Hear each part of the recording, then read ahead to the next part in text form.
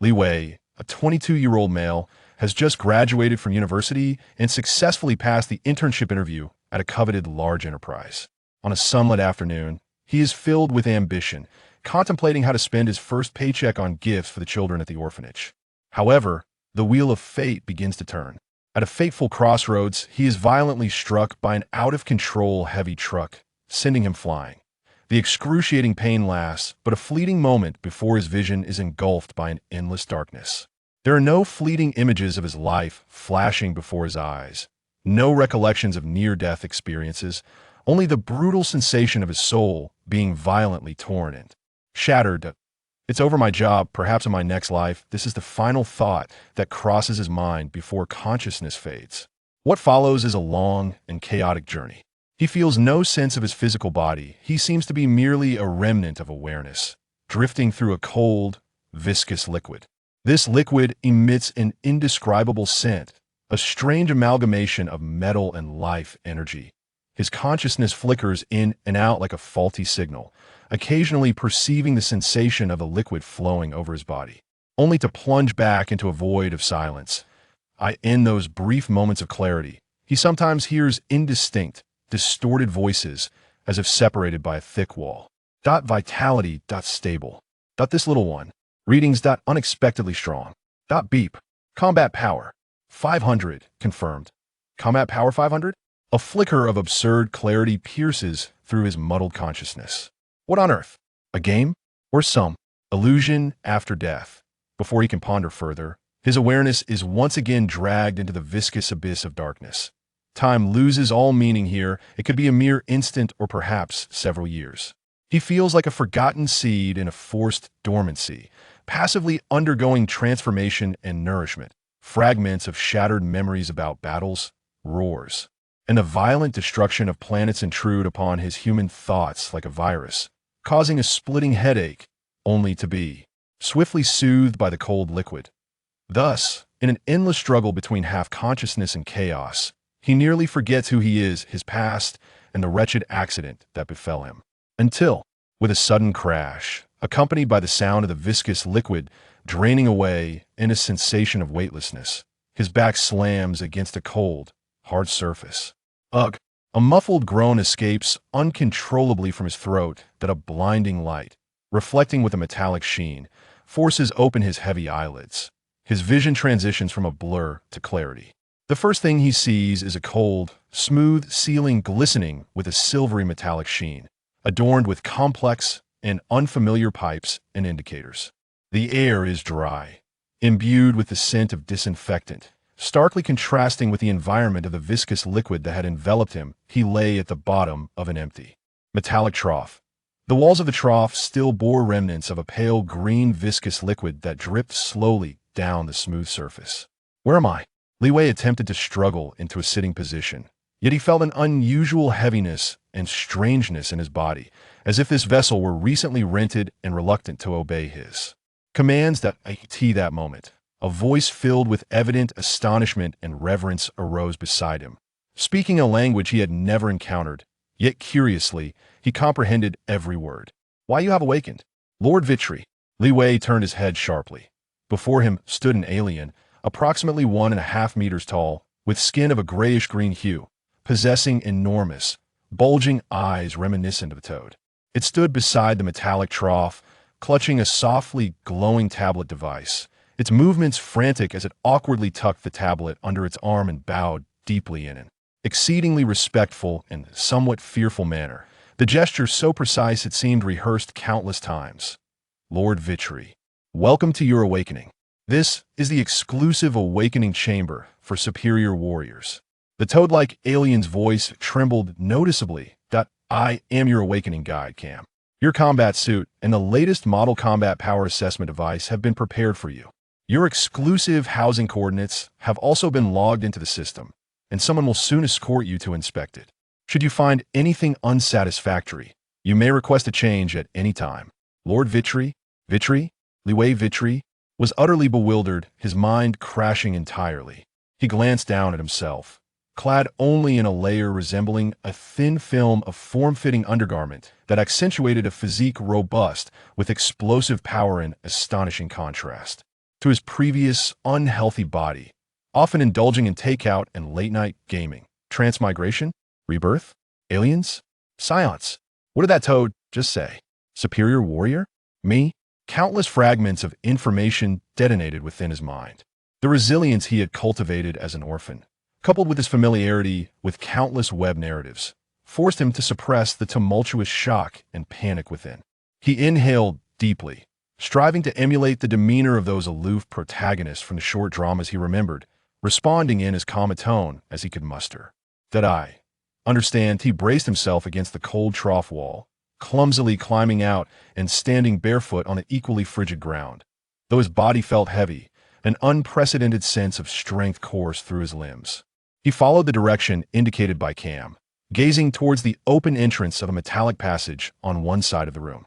Seeing that the newly awakened Lord Vitri appeared neither angry nor critical, Cam visibly relaxed, bowing deeply once more, his forehead nearly touching his knees. I bid you farewell, Lord Vitri. May your martial prowess flourish. Only when Vitri's figure vanished into the depths of the passage did Cam dare to rise.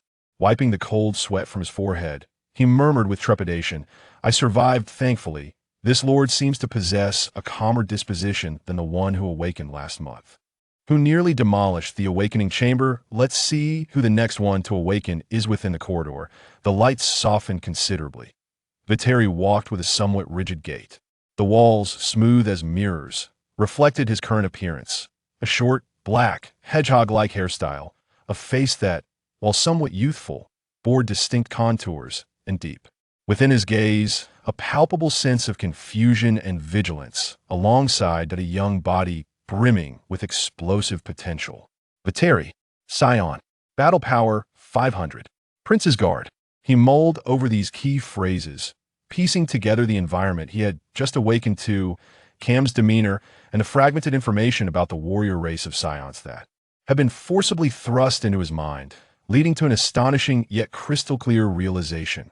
The Dragon Ball world. Planet Vegeta. I had become a Saiyan, and a so-called elite warrior at that. He halted, leaning against the cold metal wall, grappling with the magnitude of this revelation. Orphan. An orphan in both lives. Vague memories of his parents in this life surfaced. They had perished during an assault on a high-ranking planet while he was still immersed in the nutrient pod. A faint sense of familiarity with his identity washed over him, quickly supplanted by a more intense feeling of existential peril. Prince Vegeta, awakening in a year. Battle power of at least 1,000. A guard? Vitri's gaze sharpened instantly. What nonsense! Serving as a guard for that Vegeta? What's to stop him from casually crushing me, like an insect, if he's displeased? I must grow stronger before Vegeta emerges. I must find a way to surpass him. His goal crystallized with unprecedented clarity. First, to grow stronger. Then, to survive as comfortably as possible.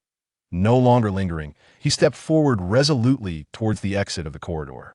Outside lay his new world as Saiyan Vitri, fraught with unknown dangers, yet brimming with infinite possibilities. The first step was to explore the home assigned to him, and then to commence rigorous training. Divider line. Vitri sat cross-legged on the cold metallic floor of the backyard, his breathing long and rhythmic. A month of uninterrupted contemplation and practice of ki had allowed him to grasp the fundamentals. The once chaotic and uncontrollable torrent of power within him had begun to be tamed, allowing for coarse guidance and compression in accordance with his will. I can unleash my rage now. Joyfully, he rose to stretch his limbs, his bones emitting soft, cracking sounds. Entering the simplistic yet ruggedly styled room assigned to him, he picked up the uniquely designed power detector. The cold touch rested against his ear and temple, a faint glow illuminating the lens. Vitri approached a massive metallic mirror on the wall, holding his breath as he gazed intently at his reflection. His short black hair stood upright like a hedgehog, his gaze sharp and penetrating, clad in a deep blue, basic combat suit, his body brimming with explosive power. With a slow exhale, he released a breath laden with tension. The numbers above the lens began to fluctuate. 510650, 800, 1150, 1480, 2002. The peak value settled at 2002, a remarkable increase of 1,500 points compared to his combat power just a month prior. A surge of indescribable excitement welled up within Vitali. This validated his chosen path. While sheer physical training could enhance his foundations, the true key to unlocking the potential of a Saiyan lay in the understanding and control of ki. He then attempted to exert reverse control, envisioning the scorching energy within him compressing inward. The numbers on the lens began to plummet. 2001, 500, 800, 554. The lowest compression reached 554 points. Success. Vitali could not contain a triumphant roar, his face breaking into the most genuine smile he had worn since his arrival in this world. Although his control was still coarse and fluctuated significantly, this was indeed the initial mastery of ki. This meant not only could he conceal his true strength, but more importantly, he had discovered a pathway towards higher realms and intricate application of energy. He had laid the groundwork for the formidable techniques found within the original narrative, even grasping the ability to sense the ki of others. This was far more significant than merely amassing combat power statistics. With this newfound confidence, Vitali set a modest target for himself. Within 1 year, he aimed to surpass Vegeta, reaching at least a combat power of 10,000 points. He could clearly envision the glimmer of hope ahead, in the days that followed. His life grew more structured, yet increasingly frenzied. Each morning, he sat in quiet contemplation in the backyard, attuning himself to the flow of ki, striving for finer control, aiming to compress it to lower, more stable levels. While attempting to guide the energy to circulate continuously within his body, he often recalled snippets of wisdom imparted by Master Roshi and King Kai to Goku regarding the understanding of ki. Occasionally, he would attempt to condense a small amount of energy at his fingertips, marveling at the faint glow flickering uncertainly in his hand. From morning to afternoon, he endured grueling physical training. The innate resilience and robust constitution of a Saiyan allowed him to bear burdens far beyond those of an Earthling. In his backyard, he set up a rudimentary yet heavy barbell, performing squats, deadlifts, and bench presses. He relentlessly executed high-intensity shuttle runs, frog jumps, push-ups, and sit-ups, pushing himself to the point of muscle tears and bone creaks, stopping only when he had drained every last ounce of energy. Sweat soaked through his training suit, forming a puddle on the ground, a customary occurrence that in the evening, after a brief respite, he resumed his ki refinement and recovery training. He discovered that after intense physical exertion, his Buddhist perception of ki became acutely heightened in the dead of night. He immersed himself in studying the combat suit and power detector that had been sent to him, striving to comprehend their principles. Though the technical aspects eluded him, this endeavor sparked thoughts on how to leverage existing conditions to enhance his training efficiency. Though the food delivered by the servants remained rather unpalatable, it was plentiful and highly nutritious. Vitri compelled himself to swallow it in large bites, feeling the sustenance transforming into a vigorous warmth that diligently nourished his fatigued body, accelerating the repair of his muscles and the accumulation of strength. As an elite warrior, such nourishment was his rightful resource. He seldom ventured beyond his abode and harbored no interest in the aggressive and plundering culture of the Saiyan society outside. Occasionally, fellow Saiyan warriors would pass by, sensing his combat power of nearly 2,000 at such a tender age, combined with his status as a prince's guard, eliciting either awe or envy in their gazes. None dared to provoke him lightly. Vitri relished the tranquility and fully embraced the art of survival. In the palace of Vegeta, King Vegeta tapped his fingers against the cold armrest of his throne. His gaze swept over the officials below him, who bowed in deference. What news of that Vitri, the child of meat and Zor? His voice, though not loud, carried an undeniable authority. The official in charge of intelligence stepped forward immediately. Your Majesty, Lord Vitri remains in his residence. According to reports from the servants who observe daily, he hardly ever ventures outside, dedicating all his time to training. Training? King Vegeta's lips curled into a cold smirk, laced with disdain. A superior warrior born with a combat power of 500 dares to seek strength through such inefficient methods reserved for lesser warriors? Preposterous.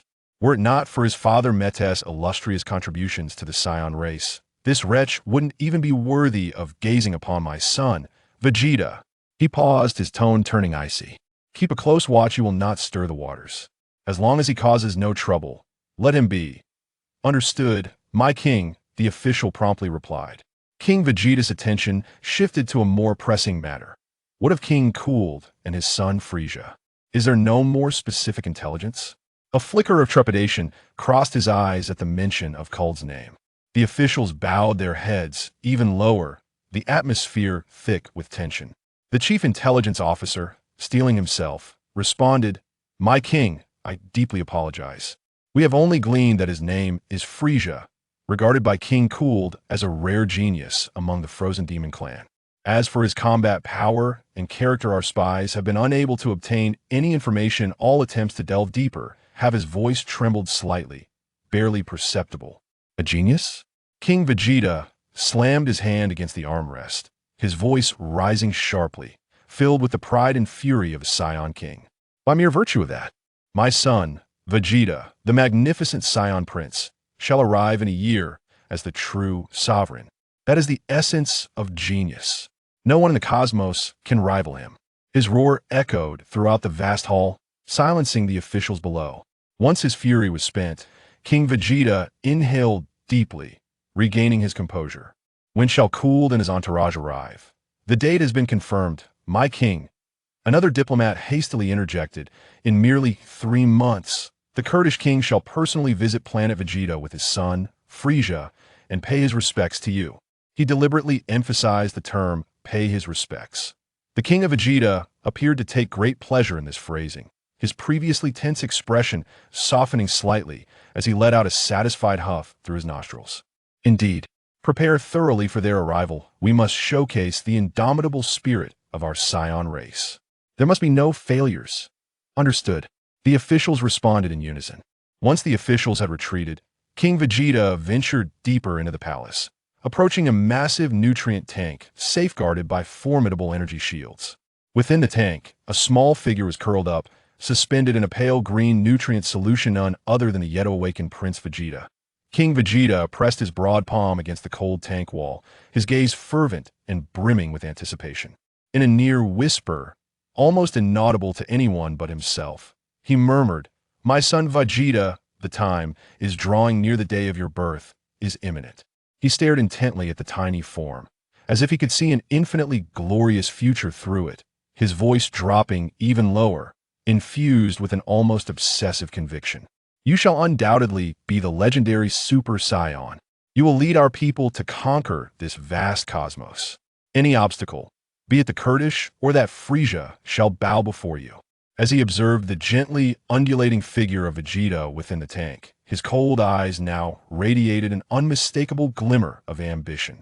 As Prince Vegeta remained in his slumber, another month of tranquility passed, and the intensity of Whis' training escalated once more. No longer content with mere foundational physical training, he enlisted the aid of several low-ranking alien engineers to construct a rudimentary gravity chamber in a corner of his backyard. Though primitive in design and limited in scope, the chamber could only affect a small area, fluctuating gravity between 1.5 to 3 times that of Planet Vegeta. Yet Whis regarded this invention as a treasure. It was far more efficient than simple weighted training. At this moment, he was training vigorously, bare-chested, under a gravity approximately 2.5 times that of his home planet. Every punch and kick was accompanied by the violent expansion and contraction of muscles, as well as the heavy sound of wind being displaced. His sweat had long since evaporated, and his skin glowed a fiery red under the intense heat, steam rising from his head. His focus was terrifyingly intense, the white breath he exhaled twisting and distorting under the unusual gravity. Not enough. I need more intensity.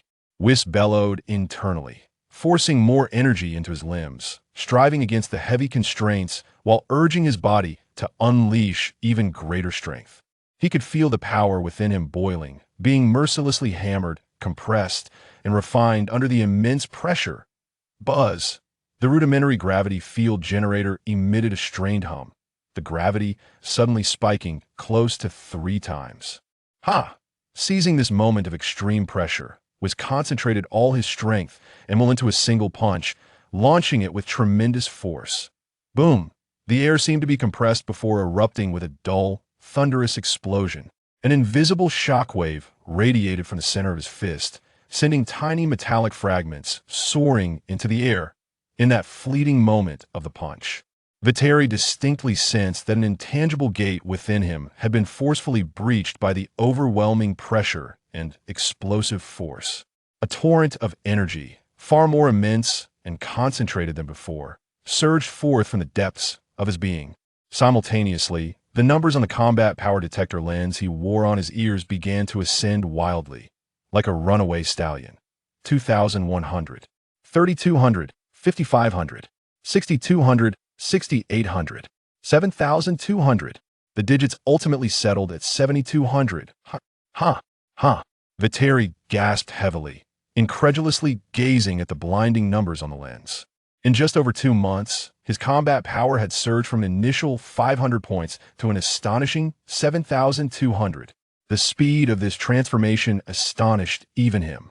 The simple gravity chamber, combined with extreme exertion and the guidance of Chi, proved to be remarkably effective.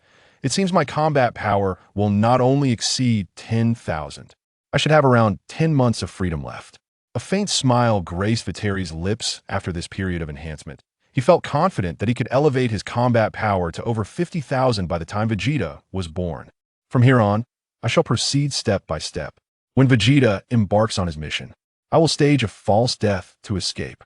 At that point, I will head straight to Earth. The martial heritage on Earth would greatly aid him, along with the brilliant scientist Bulma.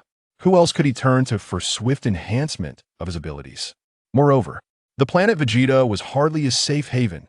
He had meticulously planned during this time, as long as he remained cautious and his plans unfolded without a hitch, he could depart from planet Vegeta before its destruction, heading to that remote planet called Earth, year 737 of the age.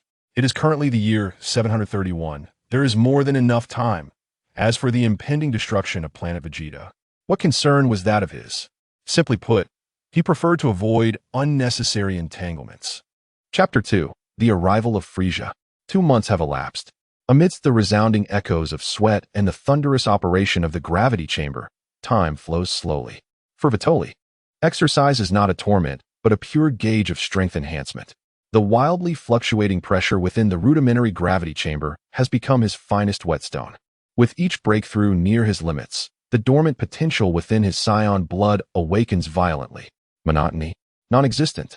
He feels the muscle fibers becoming resilient through the process of tearing and rebirth, sensing the energy within him surging, ever more concentrated and powerful. This tangible and palpable strength instills within him a morbid sense of fulfillment. Under the threefold gravity of Planet Vegeta, Vitoli's figure moves with such swiftness that it leaves behind afterimages. His heavy punches and kicks strike the specially designed alloy target, producing a thunderous roar. The target's surface is already adorned with a web of cracks and deep indentations from his blows.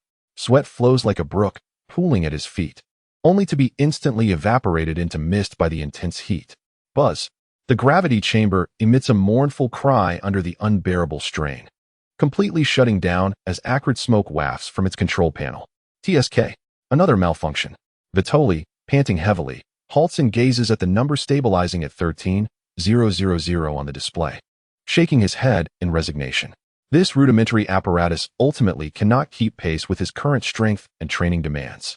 He has long since communicated his requests to the lower-ranking aliens responsible for logistics and research on Planet Vegeta to construct a mature, stable, and more powerful gravity chamber.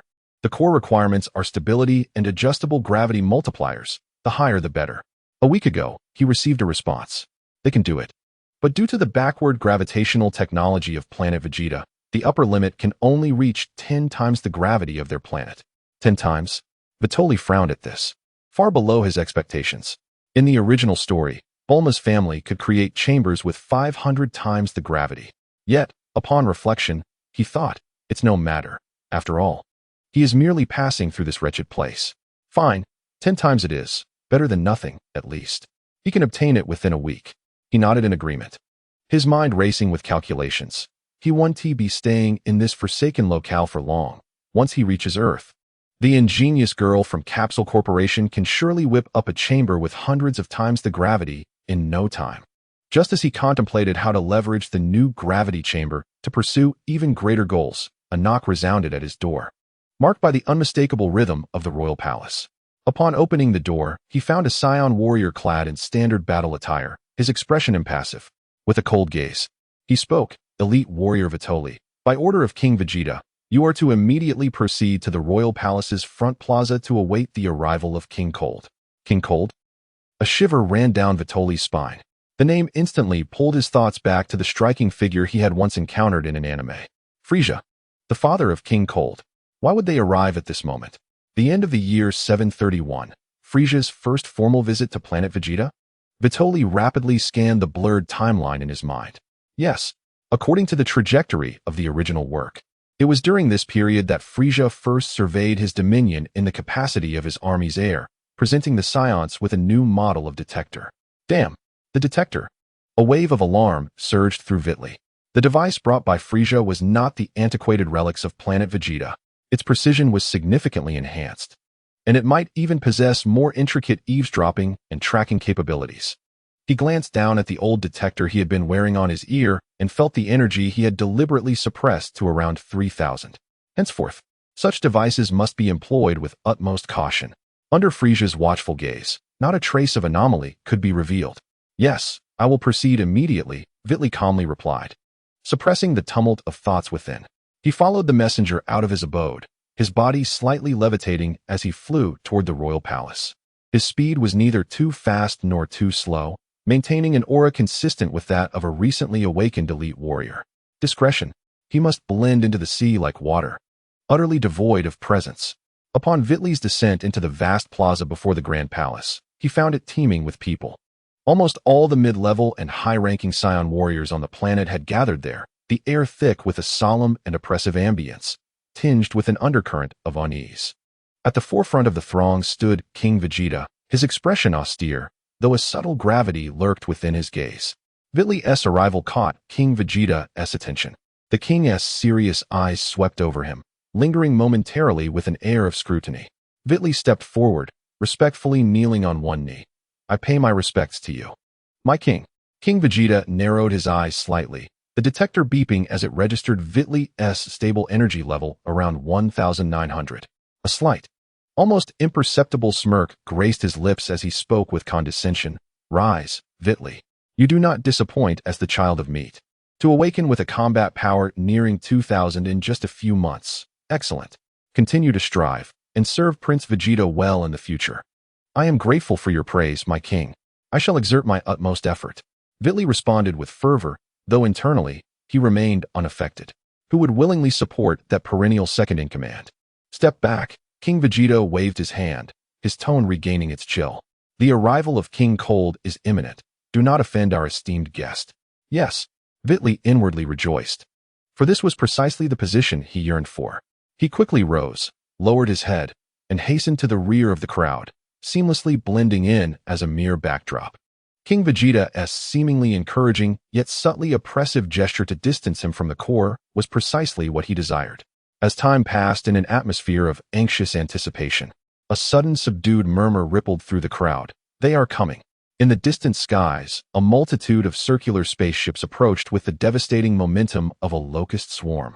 They fundamentally disregarded the architectural regulations of Planet Vegeta, their massive hulls ruthlessly demolishing the towering structures along their path. The sounds of explosions and the lamentations of collapsing buildings echoing in succession. Beneath the palace, the muffled cries and tumult of the commoners faintly echoed. Suddenly, in the square, all the Saiyans, including King Vegeta at the forefront, knelt in unison on one knee, their movements synchronized, imbued with an almost humiliating subservience. Witley immediately emulated their stance, half crouching with a slight forward lean, burying his head lower. He restrained his breath at the threshold of 2,000, attempting to render himself as inconspicuous as a mere stone. For now was not the time to attract Frieza's attention. "All hail King Cold." The deafening chorus rose to the heavens, filled with reverence and fear.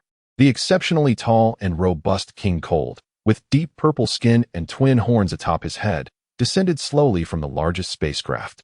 Beside him, the disproportionately diminutive figure of Frieza stood out starkly. "Ha ha, King Vegeta, it has been quite some time."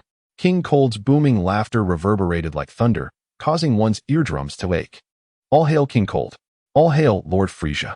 King Vegeta was the first to rise, adopting an extremely low posture, his tone dripping with respect bordering on flattery. King Cold, accompanied by Frieza, hovered downwards, just as their feet were about to touch the ground. Witley caught a glimpse from the corner of his eye of a peculiar squadron with exaggerated movements, the Ginyu Force, who had inexplicably appeared in the open space before the square, striking their signature, awkward poses that were utterly cringeworthy. Witley's mouth twitched slightly, and he quickly lowered his head, fearing he might reveal a lapse in composure. These clowns never missed an opportunity to showcase their presence, wherever they went. Oh ho ho ho, King Vegeta, there is no need for such formality. Frieza's uniquely mocking and icy voice rang out, as he scrutinized the Saiyan King before him. A seemingly diminutive figure radiating an aura that chilled the very air of the square. Yes, Lord Frieza. King Vegeta lowered himself even further. King Cold, observing with a glint of amusement, remarked, "From this day forth, your Saiyan race shall be entirely governed by my son, Frieza. The Cold Army shall henceforth be officially renamed the Frieza Force." His voice carried an undeniable authority. "You must remain vigilant, for Frieza is even more ruthless and cruel than I." No sooner had King Cold finished speaking than Frieza subtly raised his hand, interrupting his father. Leaning slightly forward, his crimson eyes scanned the sea of kneeling Saiyan warriors below, a chilling smile gracing his features. "Saiyans." His voice resonated clearly in every ear, imbued with childlike glee yet laced with a frost that could freeze souls. "From this day forth, I am your new master. Personally, I am exceedingly eager to witness your performances. I hope you shall not disappoint me." As his words fell, Frieza casually lifted a small, sleek device from a box carried by an attendant, adorning it at his ear. His crimson eyes leisurely surveyed the crowd through the lens of the device. Every Saiyan who felt the piercing gaze of Frieza instinctively lowered their bodies, as if ensnared by the gaze of a venomous serpent, too fearful to even exhale. "Oh!" Frieza suddenly uttered a frivolous inquiry, as though he had stumbled upon something amusing. He extended his slender, white finger towards the pinnacle of a towering structure behind the royal palace. It appeared that some unfriendly little insects had caught his attention. Whoosh, whoosh, whoosh. Several slender, yet exquisitely concentrated crimson energy beams erupted from his fingertips like the scythe of death. Boom, boom, boom. The sturdy alloy building was effortlessly penetrated, torn apart, and exploded as if it were mere paper. Flames soared into the sky, and thick smoke billowed forth. A few armed figures atop the structure, seemingly attempting to observe discreetly, barely managed to utter half a scream before they were reduced to cosmic dust amidst the violent explosion. The shockwave reached the edge of the square, eliciting a wave of suppressed gasps and unrest. Vegeta kept his head lowered tightly within the crowd, cursing inwardly. This wretched creature dares to assert dominance upon arrival. He cautiously lifted his gaze, glancing ahead. There, he noticed King Vegeta's head bowed even lower, his broad shoulders trembling slightly. An ironic amusement welled up within Vegeta, the king of the Saiyans. Before such overwhelming power, he is nothing more than a dog. Truly laughable. Frieza, seemingly bored by this monotonous slaughter, withdrew the smile from his face, regaining an air of aloof indifference. Casually, he tossed a state-of-the-art scouter onto the ground before King Vegeta, producing a sharp clattering sound. "Here, Saiyans, a small gift prepared for you, a latest model power scouter, 500 of them. The functionality is somewhat complex, so you'll need to figure it out yourselves." He concluded with a flippant remark, "If you need more, feel free to ask me anytime. Ho ho ho." With that, he ceased to regard anyone further and leisurely ascended back to his spaceship. King Cold followed suit, laughing heartily. The massive fleet transformed once again into a looming cloud of destruction, ruthlessly breaking through the atmosphere before vanishing into the dim horizon. Thus, a meeting rife with pressure, slaughter, and humiliation concluded in a most abrupt manner. The square fell into a deathly silence. After a prolonged moment, King Vegeta slowly rose, his face ashen and his fists clenched tightly, nails nearly embedding into his flesh. Surrounding high-ranking officials quickly gathered around, whispering amongst themselves. Vegeta had no interest in lingering. He yearned to return to his quarters and continue honing his strength. In his view, rather than indulging in impotent rage or devising strategies destined to be futile, It was far more practical to throw a few thousand punches and enhance his combat power. However, just as he turned to leave, a hurried palace official intercepted him. The official appeared anxious to report back, speaking rapidly to Vegeta. Vegeta, prepare yourself. Next month, Prince Vegeta will awaken from the incubation chamber. Your duty as the prince's guard will commence immediately. You must remain by his side at all times, without fail. What? A profound shock coursed through Vitri's mind as he blurted out. Didn't they say there was still half a year left? The official shot him an impatient glare, reprimanding him. Is the awakening time of His Highness the Prince something you can speculate upon? This is the command of King Vegeta. Return and prepare yourself. Awaiting the formal notification. With that, he disregarded the astonished Vitri and hurriedly blended into the throng returning to the palace. Vitri stood rooted in place, gazing at the retreating figure of the official, then at the oppressive silhouette of the palace, a chill creeping up his spine. Vegeta awakening 6 months early? The timing of Frieza's departure and Vegeta's premature awakening could not be mere coincidence. King Vegeta sensed an unprecedented crisis. He desperately needed his son, the hope he firmly believed in, to mature swiftly in order to confront the terrifying pressure brought by Frieza. Vitri, as a guardian, was forcibly thrust into this perilous chariot racing towards the cliff's edge. Trouble loomed. Vitri furrowed his brow. Being a guard beside Vegeta?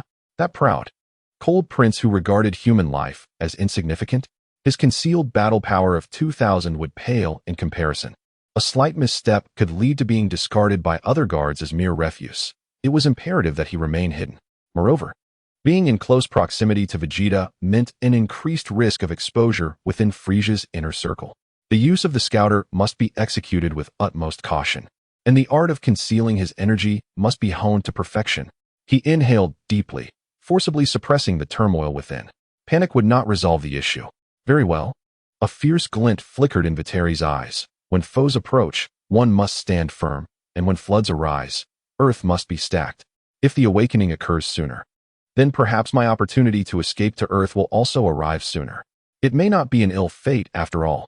As for the commands of the Vegeta royal family, the only true reliance lies in the power clenched within my fists. 13,000 is still insufficient. Far from enough. He turned away, no longer gazing at the oppressive palace, his gaze resolutely directed towards his humble abode. The new gravity chamber would be operational in a week. 10 times the gravity would mark a new beginning. It was time to return and complete 30,000 push-ups. Chapter 3. Vegeta's crushed pride. The banquet hall of the palace was ablaze with light, the atmosphere teeming with raucous celebration. The Saiyans were reveling in the festivity commemorating the birth of Prince Vegeta, the air thick with the aroma of roasted rare extraterrestrial creatures, strong spirits, and the distinct raw essence of the Saiyan race. Mid-ranking warriors exchanged toasts and laughter, their glances occasionally darting towards the exalted main seat. The 4-year-old Prince Vegeta, exuding an astonishing presence, sat atop a specially designed high chair. Despite his tender age, his face bore an expression of arrogance and a hint of impatience that belied his years. Clad in an exquisitely tailored miniature battle suit, Vegeta surveyed the bustling crowd with crossed arms. Meanwhile, King Vegeta, beaming with pride, was enthusiastically introducing his cherished son to his closest confidants. In the future, the prince's guards, Nappa and Raditz, stood nervously to the side, while Raditz, with the exception of one, observed the gluttonous sight of Vitri, who was indulging in a feast in the corner. Seemingly unfazed, to him, this Saiyan, soon to meet his demise, was hardly worth considering. He held little interest in this atmosphere rife with hypocrisy and flattery. Instead, he busied himself with a plate, akin to a genuine 4-year-old child, if one were to overlook his physique, ravenously devouring the food in the corner. Although the culinary creations of the palace chefs were rather unpalatable, the energy they contained was undeniably substantial. At this stage of his development, he needed to seize the opportunity to nourish himself well. Hmph. Vegeta observed Vitri's detached demeanor, particularly the way he merely nodded at him before returning to his meal. Feeling deeply insulted. After all, he was the prodigious Prince Vegeta, born with a battle power exceeding 1,000. How dare this insufferable guard, Vitri, treat him with such disregard? Feeling slighted, Vegeta prepared to confront Vitri. Just then, King Vegeta announced the formal commencement of the banquet, instantly igniting a more fervent atmosphere. Nappa and Raditz eagerly gathered around Vegeta, showering him with various compliments, attempting to win the favor of the young Saiyan prince. In their limited minds, winning the trust of His Highness would soon lead to an opportunity for ascension. Yet, Vegeta remained aloof, his gaze fixed on the gluttonous figure in the corner. "Hey, Raditz." Vegeta suddenly interjected, cutting through Raditz's incessant flattery. His voice, though not loud, carried an undeniable commanding tone that momentarily silenced the raucous banquet. Pointing towards Vitri, he inquired, "What is that guy's name?" Raditz, startled, quickly bowed and replied, "Your Highness, that individual is named Vitri. It is said that his parents were elite warriors who perished during a mission. Allegedly, he was born with a battle power of 500, making him a veritable elite warrior." However, Raditz paused, a hint of disdain creeping into his tone. He seems to lack ambition, spending all his time training at home and rarely challenging other warriors. "Huh, training?" Vegeta scoffed, an icy derision that belied his tender years etched on his youthful face. A battle power of only 500 at birth. An elite warrior? He let out a derisive laugh, incredulous that such a feeble power could embolden him so. As an elite warrior, he still needed to train like a lower-class fighter? How dare this pathetic creature disregard my presence? He abruptly stood, his diminutive frame exuding an astonishing aura of pressure, his sharp gaze piercing towards Vitri. "Raditz. Go inform him to meet me at the training grounds of the palace immediately after the banquet concludes. I shall ensure he truly comprehends the essence of genuine power." "Indeed, Your Highness." Raditz felt a chill in his heart and promptly obeyed, hastening towards the corner where Vitri sat. Meanwhile, Nappa, with a puzzled expression, interjected in a gruff voice, "Prince Vegeta, why complicate matters? If you find him displeasing, I could simply eliminate him right now." He cracked his knuckles, eager for a fight. "Fool." Vegeta whipped around, bellowing at Nappa, his voice resonating loudly enough to silence the entire banquet hall, drawing the attention of all who had been engaged in light-hearted conversation. Vegeta's cheeks flushed with anger as he pointed accusatorily at Nappa. "Use your brain. Utilize that detector on your face, which you treat merely as an ornament, and ascertain his current combat power." Taken aback by the outburst, Nappa instinctively adjusted his detector, aiming the lens toward Vitri in the corner. The detector emitted frantic beeps, its readings fluctuating wildly before stabilizing at a figure that caused Nappa's pupils to constrict. 2,800. 2,800 combat power. Nappa exclaimed, a sheen of cold sweat instantly covering his forehead. He gazed incredulously at the figure that appeared rather unassuming. "I am already over 20, and my battle power is merely 3,000. How can he, at the tender age of 4, possess nearly 3,000 combat power?" A wave of dread washed over him. Had he charged forward moments ago, the consequences would have been dire. His gaze towards the prince was filled with gratitude and reverence. Thankful for the prince's wisdom, Vegeta scoffed, dismissing Nappa's astonishment and fear as he returned to his seat, his expression once again icy, though a fierce battle intent ignited deep within his eyes. "Hmph. Inform him that I await him at the training grounds. Let him not entertain thoughts of escape." With that, he disregarded the ongoing festivities and strode directly out of the bustling hall, leaving Nappa and Raditz exchanging bewildered glances alongside a throng of Saiyan guests whispering in confusion. Nappa and Raditz hurriedly followed, their hearts filled with trepidation towards the silent enigma of Vitri. Yet at the same time, they were filled with anticipation for the power their prince was about to unveil. After all, a mere 3,000 combat power, which had never seen battle, was nothing more than an ant easily crushed in the face of a prince who had been challenging others since birth. As Vitri strolled leisurely into the expansive training grounds of the palace, having satisfied his hunger, Vegeta had long been waiting there. The small figure stood with his back to the entrance, arms crossed, exuding an air of superiority. Nappa and Raditz stood respectfully in the corner, not daring to make a sound. "You have arrived, Vitri." Vegeta turned, his cold gaze locking onto Vitri with a condescending scrutiny.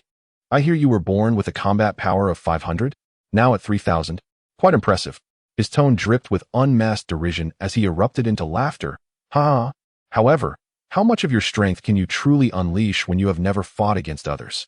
In the presence of this prince, your power does not even qualify to serve as my warm-up." With a serene gaze and a nearly expressionless face, Vitri merely nodded slightly. "Your Highness, you flatter me. May I inquire why you summoned me?" "Ah." A dangerous smile curled at the corner of Vegeta's lips. "It is quite simple. This prince desires to witness the true measure of your so-called genius as a superior warrior. Unleash your full power upon me. Let me see what absurdities your training has yielded. No sooner had the words left his mouth than Vegeta's diminutive figure vanished from sight, his speed producing a sharp sonic boom that reverberated through the air. He chose to initiate the attack, intent on shattering the dull pride of this guard who dared to underestimate him with a thunderous force. His fist, imbued with overwhelming power, tore through the air, aimed directly at Vitri's face with a terrifying whistle.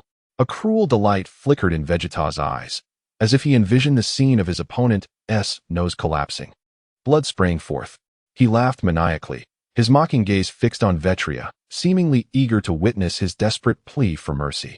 However, in the next instant, the mirth in his eyes froze.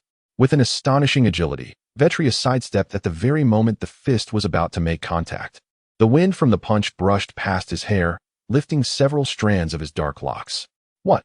A surge of alarm jolted through Vegeta's mind. Yet he did not falter. His other fist surged forth with even greater ferocity. Vitri's footwork shifted gracefully, evading the blow like a specter, each movement fluid and natural, as though he were strolling leisurely through a garden. Is dodging all you can do, you scoundrel? Vegeta was thoroughly incensed, his small frame erupting with even greater speed. His fists and feet became a blur, a tempest of fury unleashed upon Vitri. Each strike contained the terrifying power to shatter the very earth. Yet, Vitri moved like a leaf adrift in a storm, appearing to be in mortal peril, yet always managing to evade by the narrowest of margins. He controlled his movements meticulously, avoiding any hint of excess. With a precision and efficiency that conveyed an ineffable rhythm, he continued to evade the onslaught. How is this even possible? In the corner, Nappa and Raditz gaped in astonishment, their jaws nearly scraping the ground. Wasn't he the prince supposed to be effortlessly crushing his opponent? Why had the scenario transformed into the prince's frenzied assault, while Vitri appeared to toy with him?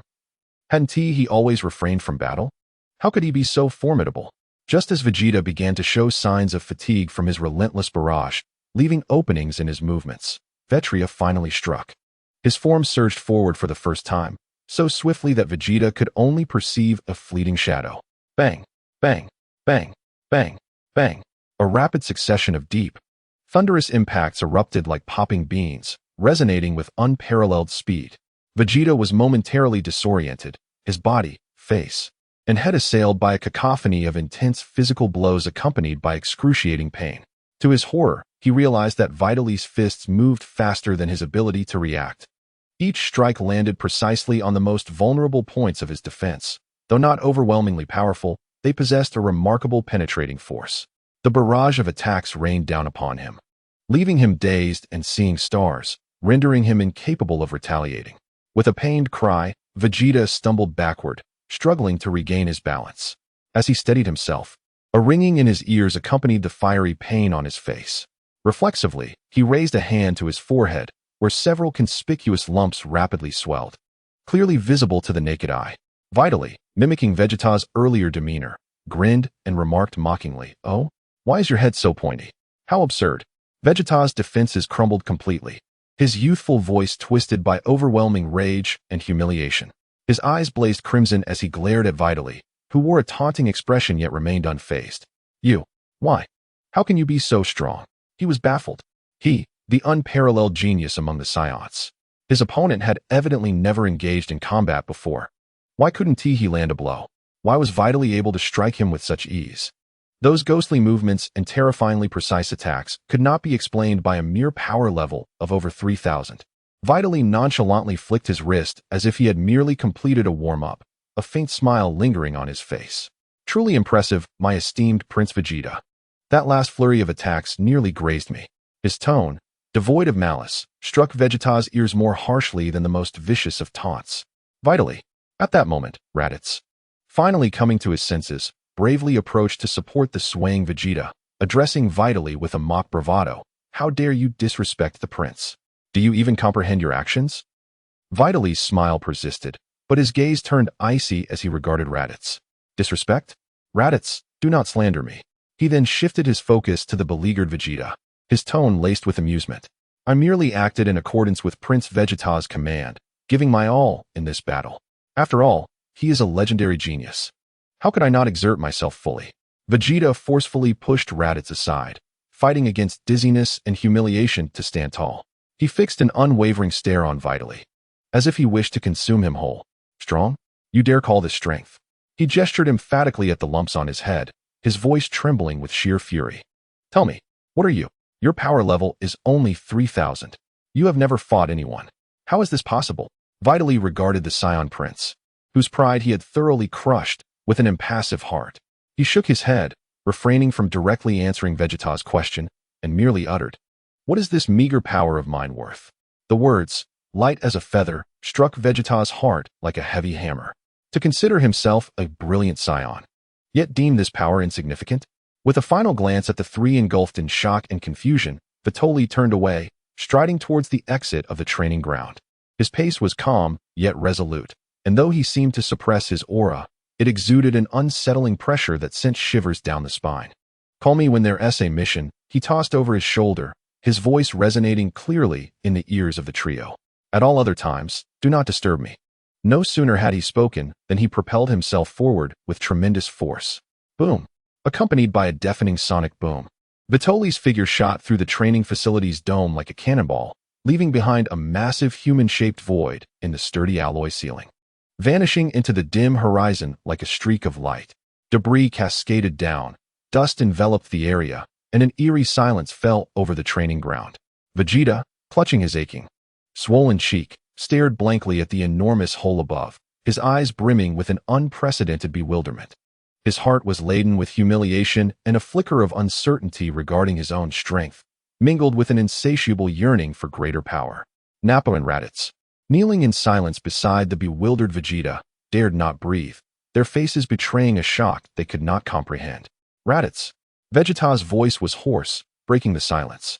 He slowly turned his head, his eyes shimmering with a complex, inscrutable light. Did you say Vitali has been training at home all this time? Why, yes, Your Highness. Raditz replied hastily, his voice quivering. Vegeta paused for a moment, his small fists clenched tightly, nails digging into his palms. The humiliation on his face gradually morphed into a near-mad obsession. Go, find out everything. Vegeta's voice was cold and resolute, laced with an undeniable command. Every detail of his training methods, locations, and equipment, leave no stone unturned.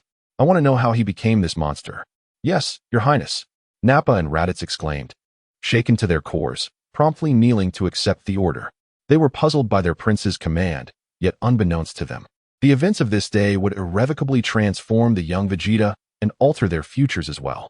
Vegeta's gaze drifted once more to the gaping hole above, as if he could pierce through the structure to glimpse the powerful figure that had already departed.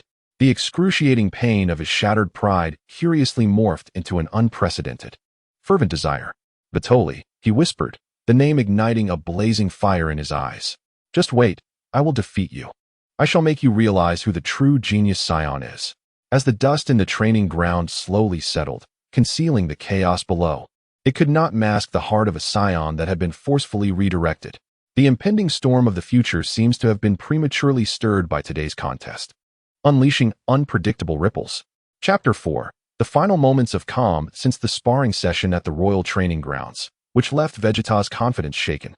The atmosphere near Vitri's residence has grown subtly charged. Strange Saiyans have begun to appear sporadically in the nearby streets, their eyes gleaming with curiosity and scrutiny. The distinctive figure of Raditz, with his broom-like long hair, has become a frequent sight around Vitri's home.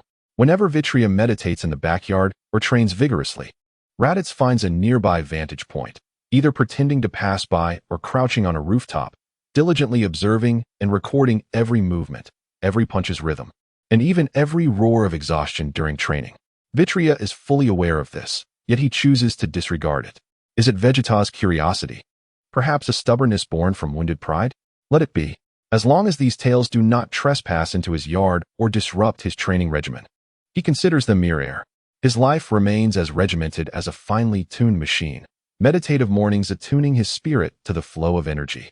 Rigorous physical training under triple gravity in the morning, afternoon sessions focusing on the finesse and explosive control of energy, and early nights to ensure ample vigor for each day.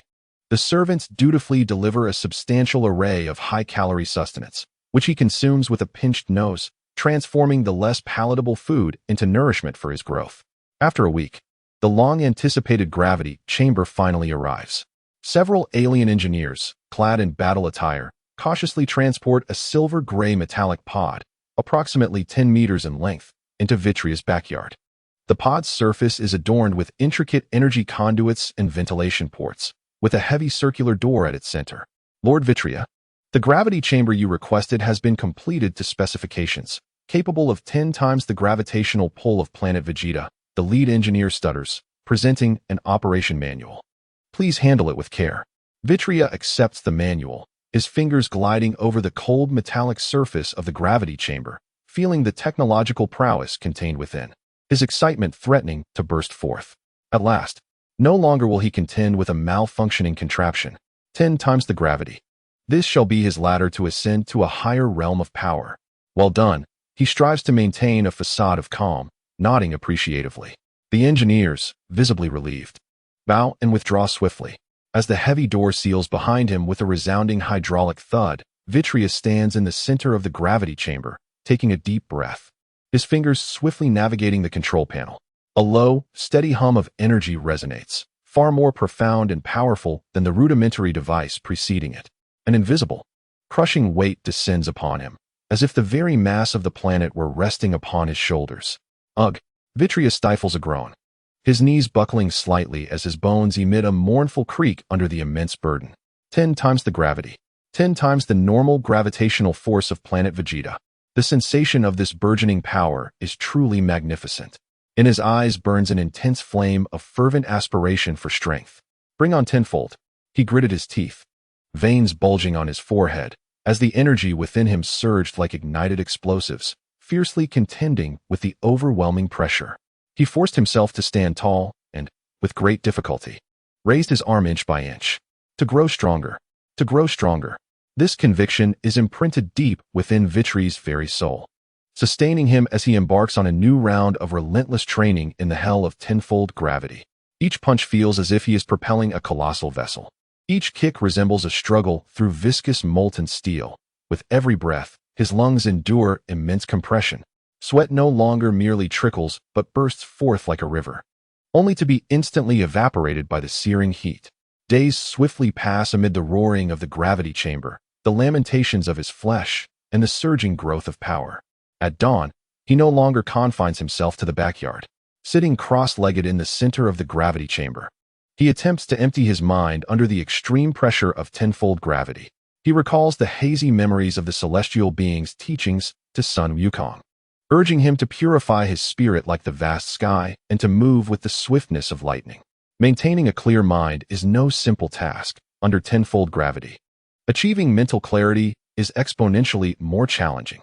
Distractions weigh heavily like mountains, yet he forces himself to shed them, striving to concentrate on his breath and the flow of energy within, attempting to touch the realms accessible only to the divine under such immense pressure. From the conclusion of his meditation until evening, he engages in physical training within the gravity chamber, under the relentless pounding of tenfold gravity. He undergoes a comprehensive regimen of endurance, speed, strength, and stamina, pushing beyond his limits. He no longer merely seeks an increase in power. He emphasizes achieving lightning-like swiftness in his movements under extreme pressure. This demands an unprecedented level of coordination and efficiency in the mobilization of muscles, bones, nerves, and even energy. In the dead of night, after a brief respite, he embarks on a profound exploration of energy, switching between inside and outside the gravity chamber. He senses the impact of fluctuating gravity on his energy, attempting to compress his breath to lower levels in normal conditions while guiding energy through more complex and intricate internal cycles and eruptions under gravity. The results are astounding.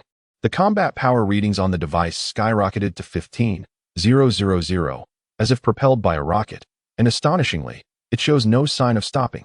In just a month, under the terrifying catalyst of tenfold gravity, his foundational combat power has directly surpassed the threshold of 50,000. Testing his combat power, the detector performed an instantaneous explosion, leaving Vitri momentarily speechless, resulting in a hasty retrieval of an old-fashioned detector. Yet, the velocity of this power enhancement leaves even him feeling a thrill of trepidation. Even more wondrous is the sensation of an indescribable transformation occurring within his body.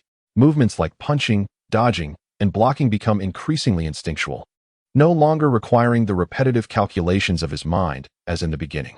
It is as if his body possesses its own wisdom, birthed from the trials of extreme pressure and limits, giving rise to an almost instinctive combat intuition, a heightened sense of control over strength, space, and one's own state. This dual metamorphosis of spirit and body fills Vitri with a joy that surpasses mere growth in combat power. He understands that this may be the nascent form of the so-called divine realm, the cornerstone to a higher echelon of strength. Meanwhile, every morning, sitting on the ground like a foolish dreamer, waiting until nearly noon to enter the gravity chamber for formal training? Hmph, what a lazy scoundrel. Deep within the palace, Vegeta listened to Raditz' detailed report, his youthful face marred by disdain, yet his eyes burned with an intense fire and an almost obsessive determination. If it were me, I would start training before the sun even rises. I would train twice as long. No, 3 times as long. Vegeta clenched his fists tightly, his small face set with fierce resolve. Next time, when we meet again, I shall shatter that smug expression off his face completely. I want to see him kneeling before me, begging for mercy. He could almost envision Vitri submitting beneath his overwhelming power, the corners of his mouth curling into a cold, confident smirk. Raditz bowed his head, not daring to breathe. He could distinctly sense the prince's near-manic obsession. Ever since being educated by Vitri, the noble Saiyan prince had begun training like a lowly warrior, and it was not merely training. It had transformed into self-mortification. Not only was the intensity doubled, but he had also sought out several elite warriors with combat power nearing 5,000 to serve as sparring partners. The results were predictable. Those unfortunate souls were now languishing in the medical bay. However, Prince Vegeta, Raditz cautiously reminded, his voice barely above a whisper, the king has arranged our first mission in a month to the planet Sofu, a medium-sized planet for gravity chamber training. Is that not? Silence. Vegeta abruptly turned, his icy gaze piercing through Raditz like a blade, interrupting his words. Are you questioning this, prince? Or doubting the king's arrangements? Raditz, terrified, fell to his knees, cold sweat instantly soaking his back. I dare not. Please, your highness, do not be angry. It is just that the mission is imminent. Hmph. A mere mission to a medium-sized planet. How much time could that possibly squander? Vegeta scoffed, his tone dripping with absolute confidence. Hurry them along to prepare the gravity chamber. A month. That is ample time. If someone as lazy as Vitri can progress so rapidly, this prince, working even harder, will only grow stronger. Begone. Inform me when it is time to depart. Do not disturb my training. Yes, your highness. Raditz, feeling as though he had been granted a reprieve, scrambled away, his resentment towards Vitri deepening. It was all that monster's fault. The prince now resembled a powder keg. A month slipped by quietly, amidst Vitri's fervent cultivation, Vegeta's frenzied self-flagellation, and Raditz's anxious surveillance. Vitri's residence seemed to have transformed into an island amidst the eye of a storm, maintaining an absolute calm. King Vegeta appeared to tacitly approve of his seclusion, while Prince Vegeta immersed himself in his pursuit plans, undisturbed by any disruption to this almost rigid daily routine. However, the tranquility was ultimately shattered. The jarring sound of the doorbell pierced the thick walls of the gravity chamber, interrupting Vitali's intense punching sprint. He slowly withdrew his fists, feeling the surging power within him. A formidable battle strength of 50,000, and frowned slightly. Wasn't it still too early for lunch? He deactivated the gravity system, and the heavy pressure receded like a tide, leaving his body feeling as light as if it might float away. Vitali opened the hatch and stepped towards the front door, steam rising from his body. Outside stood Nappa, beads of sweat glistening on his bald head. Upon seeing Vitali open the door, Nappa instinctively took a half-step back, his eyes flickering as he quickly spoke. Vitali, the mission has arrived. Assist Prince Vegeta in conquering a medium-sized planet called Sofu. Tomorrow morning, assemble at the Cosmic Port, Docking Bay 3. You had better not be late. He spoke in a rush, as if fleeing from danger, then anxiously awaited Vitali's response, fearing that a moment of displeasure might result in a punch from the towering warrior. Though both were elite fighters, Nappa was acutely aware that his combat prowess paled in comparison to the monstrous figure before him. Vitali's expression remained impassive as he nodded calmly. I understand. Thank you for the trip. He decisively shut the door, as if merely attending to a trivial matter. Outside, Nappa exhaled a long breath, wiping the cold sweat from his forehead, and wasted no time in soaring back towards the palace at full speed. After all, he was one of Prince Vegeta's sparring partners for the day. The thought of arriving late and facing the prince's icy gaze and formidable fists spurred him to fly even faster. Inside, Vitri did not immediately return to the gravity chamber. He walked to the window, gazing in the direction of the palace, his expression contemplative. It was time. Chapter 5: Departure from Planet Sofu. Dodoria approaches the morning on Planet Vegeta was shrouded in a layer of muted metallic sheen. Vitri pushed open the courtyard gate, carrying a small pack containing 2 sets of clean spare battle uniforms. He glanced back at the sturdy gravity chamber in the backyard, its silver-gray metallic shell glinting coldly in the dim light, and a fleeting sense of regret washed over him. If only he could take it with him using a universal capsule. He sighed silently. Unfortunately, Planet Vegeta lacked such wondrous space compression technology. However, on second thought, if Bulma's family on Earth could construct a gravity chamber with 300 times the force, what did this minor loss signify? He let go of his nostalgia, turned, and steadily flew towards the cosmic port. At Docking Bay 3, a massive disc-shaped spaceship, specially prepared for this mission, awaited patiently. Raditz was engaged in low conversation with an alien clad in Frieza Force attire. Vitri descended silently, not wishing to disturb them, and simply stood by, listening attentively. On the planet Sofux, a medium-sized world dominated by technological civilization, an official gestured toward the holographic projection of the planet emanating from his tablet, his tone imbued with the monotony of routine. The primary resistance was constituted by automated defense systems and combat robots.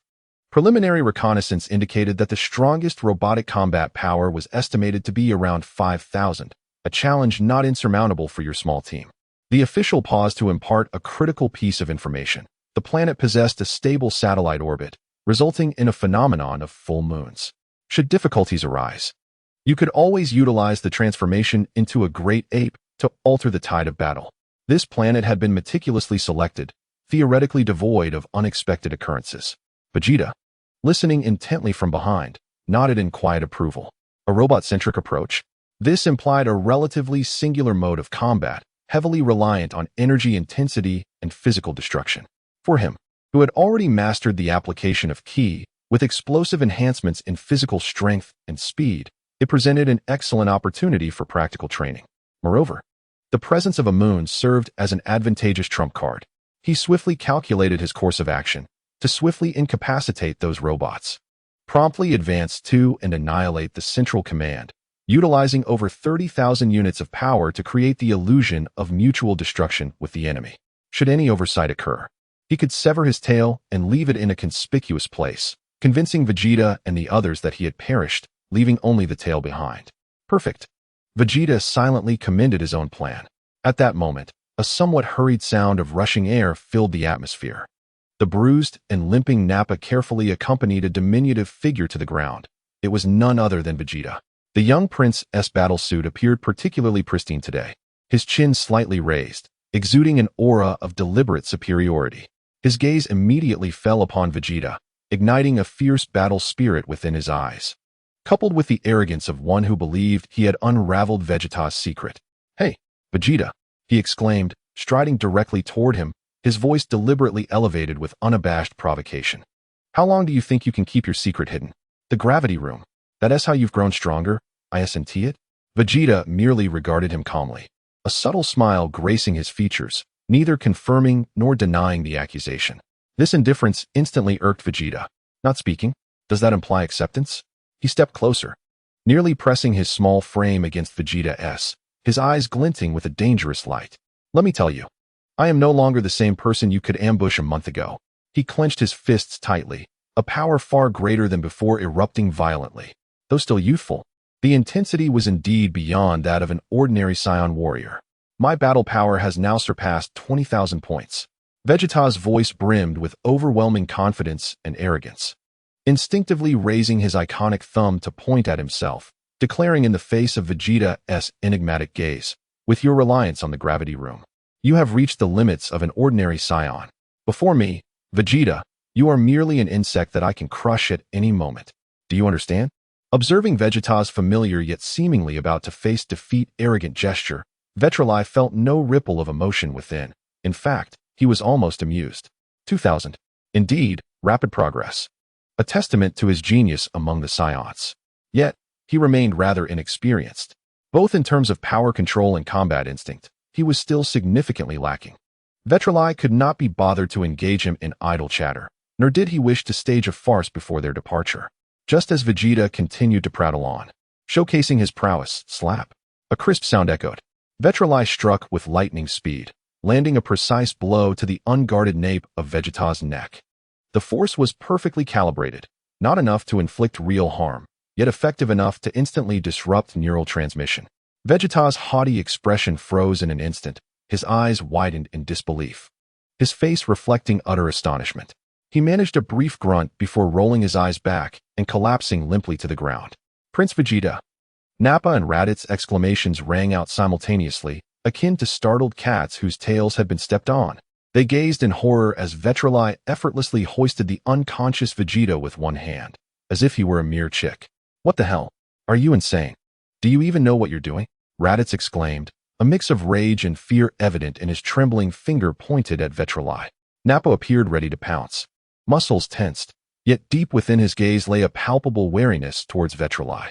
Vitri, holding Vegeta, cast an expressionless glance at the two, his cold eyes like tangible currents of ice, instantly freezing the enraged Raditz and the poised Nappa in place. Silence. Vitri's voice was not loud, yet it carried an undeniable authority, devoid of unnecessary words. Let us depart. He strode directly towards the open hatch of the ship, dragging Vegeta along. Nappa opened his mouth, eager to protest, but Vitri halted, slightly turning his head, his gaze like two icy daggers piercing into Nappa. An invisible, heavy sense of oppression enveloped Nappa entirely, rendering his breath shallow. Do you wish to die? Vitri articulated each word deliberately, his tone flat, yet laced with a chilling intent. Nappa trembled, cold sweat forming on his brow, every word caught in his throat. He had no doubt that if he uttered even a single additional word, this monster before him would not hesitate to snap his neck. He swallowed hard, humiliated, lowering his head, daring not to voice any further dissent. Raditz was nearly paralyzed with fear, almost losing control of himself. Thus, amid an eerie and oppressive atmosphere, the four of them, including the unconscious Vegeta, boarded the disc-shaped spacecraft. The hatch slowly closed, the engines emitted a deep rumble, and the massive vessel gradually ascended, tearing through the somber atmosphere of Planet Vegeta, transforming into a streak of light as it plunged into the vast, boundless sea of stars. Inside the ship, Vitri casually placed the unconscious Vegeta into a stasis pod, programming the awakening sequence for 24 hours before their destination. He then proceeded to a relatively secluded corner of the ship. He paid no heed to the complex expressions of Nappa and Raditz, who seemed poised to speak, yet fell silent. Instead, he directly plunged into the pod, the hatch sealing behind him. Soon, the hum of the hibernation chamber's energy systems filled the air. Nappa and Raditz exchanged a glance, each reflecting the profound sense of helplessness and a flicker of fear in the other's eyes. Silently, they approached their respective hibernation pods and lay down within. The frigid hibernation fluid coursed in, and their consciousness gradually faded. Thus commenced the lengthy interstellar voyage, with their destination set for planet Sofu and a journey lasting 6 months. Deep within the northern galaxy, at the headquarters of the Frieza Force, stood a colossal iron fortress suspended amidst a magnificent nebula, adorned with opulence and an air of cold austerity. Frieza reclined comfortably in his signature hovering chair, reminiscent of a cradle, his slender fingers elegantly tapping upon the armrest. A chilling smile gracing his face as he listened to the reports of his subordinates. A diminutive alien knelt respectfully before him, proclaiming, "Great Frieza, the Saiyan Prince Vegeta has departed for planet Sofu, accompanied by 3 elite Saiyan warriors to undertake their inaugural conquest." A unique, sardonic laughter erupted from Frieza, filled with malice and mockery, his crimson eyes glinting with amusement. "Ah, our young Prince Vegeta has reached the age to venture out and see the world. How delightful." His gaze shifted to his 2 trusted aides standing beside him, the tall, slender Chilled with blue skin and the rotund Dodoria with pink skin. "Chilled, Dodoria." Frieza's voice dripped with a languid, cat-and-mouse demeanor. "Do you not think, as a benevolent ruler, I ought to send someone to guide this inexperienced Saiyan prince? After all, the battlefield is perilous. It would be most unfortunate if we were to lose the precious only son of King Vegeta by mere misadventure. Heh. Chilled immediately stepped forward. A sycophantic smile plastered across his face as he bowed. Your words ring true, great Frieza. Prince Vegeta is still quite young and lacks experience. We are all your loyal subordinates, and it would be most fitting for you to send an experienced aide to assist Prince Vegeta in guiding his son. This truly reflects your meticulous care for your subordinates. Dodoria, puffing out his rotund belly, echoed in a booming voice. Chilled is right. We shall heed your every directive. Great Frieza, whoever you decide to send, we shall comply. Frieza was greatly pleased with their responses, swaying in his hovering chair. His crimson gaze flitting between Chilled and Dodoria before ultimately settling on Dodoria, a seemingly innocent yet chilling smile spreading across his face. Then, I must trouble you, Dodoria, to make this arduous journey. He deliberately emphasized the word arduous, his tone laced with a barely perceptible cruelty, for after all, guiding the youth sometimes necessitates a firm hand. Pausing momentarily, his smile unwavering, he added a light, yet blood-curdling remark. Oh, by the way, the instruction may adopt a more serious tone, allowing them to fully comprehend the harshness of the universe and the disparity of power. However, Frieza's lips curled into a broader grin, as it was preferable to spare Vegeta's life. As for the others, well, it would be unwise to eliminate them all. There must be someone to provide our little prince with a taste of the battlefield's brutal reality, while simultaneously recounting the remarkable journey of his son to King Vegeta. Wouldn't you agree, Dodoria? Dodoria knelt on one knee, bowing his massive head, a knowing grin emerging on his rugged visage. His voice resonated with respect. Yes, I understand. Rest assured, Lord Frieza, I shall diligently instruct Prince Vegeta and his guards, ensuring they never forget this experience. Frieza nodded in satisfaction and waved his hand. Dodoria rose, his imposing figure exuding a suppressed excitement and bloodthirsty yearning as he strode purposefully from the hall to prepare for his teaching expedition. Reclining in his hovering chair, Frieza contentedly closed his eyes. The adjacent, gleaming port window, capable of reflecting one's visage, mirrored the blend of innocence and cruelty etched upon his face. Chapter 6. Forward 3. Destination, Earth. The jarring alert from the spacecraft pierced through Vitali's consciousness like a cold steel needle, forcibly dragging him from a deep slumber that had lasted 6 months. The hibernation pod's lid slowly glided open, and a rush of frigid air filled with the metallic scent of the ship and its circulating fluids enveloped him. As he opened his eyes, adjusting to the dim light, his gaze first fell upon Vegeta, who was also awakening and struggling to sit up. You insufferable wretch. Vegeta's furious eyes locked onto Vitali, ablaze with suppressed rage and intense provocation that had simmered for half a year. The hibernation had evidently failed to quell the humiliation he had suffered when Vitali had knocked him unconscious prior to their departure. Yet, Vitali merely cast a disinterested glance towards him, a faint smirk playing at the corners of his mouth, as if he were observing a petulant child. He stepped out of the hibernation pod with nonchalance, unwilling to waste words. He calmly maneuvered past the still fuming Vegeta, heading directly towards the control area of the ship. Vegeta, thoroughly disregarded, let out a heavy huff, his small face flushed with anger, and his clenched fists emitted a creaking sound as the bones rubbed together. Just wait. Upon completing this mission, I shall make you pay. He roared internally, transforming his humiliation into a stronger drive for action. Inside the control chamber, Raditz was already busy at the console, the screens displaying complex atmospheric data and a myriad of defense network markers for planet Sofu. Nappa clumsily squeezed himself into a spherical single-pilot spacecraft. Prince Vegeta, Vitali, you both have awoken, Raditz exclaimed upon seeing them, his tone laced with a barely perceptible tension. The ship can only dock in a safe orbit outside Sofu's atmosphere. The planet is fortified with a powerful defense system and automated turrets. Large vessels are too conspicuous, and a forced entry would result in immediate fire. We must utilize the single-pilot craft to proceed. Vegeta furrowed his brow, clearly displeased with this clandestine approach. Can't we simply land? It's just a matter of exterminating a few insects. Must it be so complicated? Vetril also glanced curiously at the data on the screen. The Saiyans typically revered brute force, making this tactical mission quite an anomaly.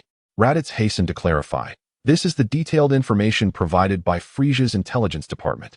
Although the individual combat power of Sofu Star is not formidable, its technological advancements, particularly in planetary defense systems, are exceptional.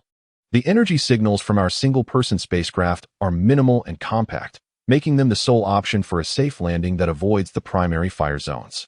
He operated the instruments, calling up several preset landing coordinates. We must act swiftly. If we delay, their defense systems may adjust their scanning parameters. Observing Raditz skillfully navigating various interfaces and analyzing data streams, Vitri raised an eyebrow and jested, "Raditz, I believe you possess quite the talent for this. If one day Vegeta no longer requires your services as a bodyguard, you might consider a career as a mechanical engineer or a tech developer. It could be more promising than being a warrior." Huh. Raditz appeared utterly bewildered, pausing his actions. "Wait, Vitri, I'm merely tinkering with the spacecraft. Are you suggesting my qualifications as a combat personnel might be revoked?" He felt an odd sense of affront. Vegeta, however, was indifferent to such banter. He merely ached to set foot on that planet and unleash his pent-up frustrations through annihilation. "Let's go? What are we dawdling for?" he barked, turning sharply towards his spherical spacecraft, the hatch sealing with a hiss. Vitri shrugged and climbed into his assigned vessel. With a slight tremor and the low rumble of engines, the four metallic spheres swiftly detached from the mothership, transforming into four streaks of light as they hurtled towards the Sofu planet, enveloped in a pale yellow atmosphere. On the surface of Sofu Star, the Planetary Defense Command Center was already in disarray. Alarm! Alarm! High-energy reaction detected. Confirming Frieza's standard single-person spacecraft has breached the outer defense net. Quantity 4. Coordinates locked. Rapid descent initiated. The shrill sound of alarms and flashing red lights filled the entire hall. The king of Sofu Star paced anxiously in his opulent, yet panic-stricken palace. As an official magnified the image of the incoming spacecraft on the screen, the king's complexion turned as pale as a ghost. "It's the Frieza army. It truly is them." The official's voice trembled with despair. "Quickly," the king shouted hoarsely, "all ground troops. Robot legions. Highest level of alert. Bring them down at all costs." As Vitri's craft pierced through the clouds and descended onto the designated open area, he was met by the already prepared Sofu Star army and the gleaming metallic sheen of the Robot Legion. A barrage of energy beams poured down like a torrential rain. Thud, thud, thud. The energy beams struck Vitri's robust form like raindrops against stone, creating only the faintest ripples, leaving not a trace behind. Is this merely a tickle? With a slight curl of his lips, Vitri's gaze remained tranquil and unwavering. He even found it unnecessary to employ intricate techniques, simply raising one hand nonchalantly, fingers splayed. Whoosh, whoosh, whoosh, whoosh. A rapid succession of white energy orbs, each the size of a ping-pong ball, erupted from his fingertips like a machine gun's relentless fire. Precise and efficient. Each orb homed in on a robot-esque core with unerring accuracy. Boom, boom, boom, boom. A conflagration of explosions erupted, instantly clearing a vast area of dozens of meters around him. Debris and charred remnants scattered in every direction. He turned his head, glancing at the nearby Vegeta trio, who were similarly embroiled in battle but were unleashing a barrage of attacks with palpable delight, their laughter resonating amidst the chaos. Calmly he spoke, his voice piercing through the cacophony of explosions. "Vegeta, splitting up will enhance our efficiency. Leave these tin cans to me, while you take care of the resistance in other areas." No sooner had the words left his lips than he raised his hand again, unleashing another flurry of energy orbs towards a more distant cluster of robots, successfully drawing a significant amount of fire. Simultaneously, he exerted force beneath his feet, transforming into a streak of blue light, racing away from Vegeta and his companions, trailed by a long line of relentless robotic pursuers. Confirming that he had diverted the majority of the chasing robots from the main battlefield and ventured deep into a labyrinthine area filled with abandoned factories, Vitri abruptly halted. He reached up and decisively removed the latest model of the Frieza Forces detector from his ear. With a firm grip, the device instantaneously ignited in a burst of flames in his hand. Thus, the plan commenced. Vitri's eyes narrowed, and his hands gradually unfolded before his chest, adopting the classic energy-gathering posture. The energy within him ignited like a dormant volcano, unleashing a formidable aura that stirred the dust from the ground. He meticulously controlled the output, stabilizing his energy level to approximately 5,000, which was precisely the peak state of his disguised combat power. Huh. Accompanied by a deep roar, an immensely thick, blinding golden energy wave surged forth from between his palms, like a golden torrent. It carried the might to annihilate all in its path, instantly engulfing every pursuing robot within sight.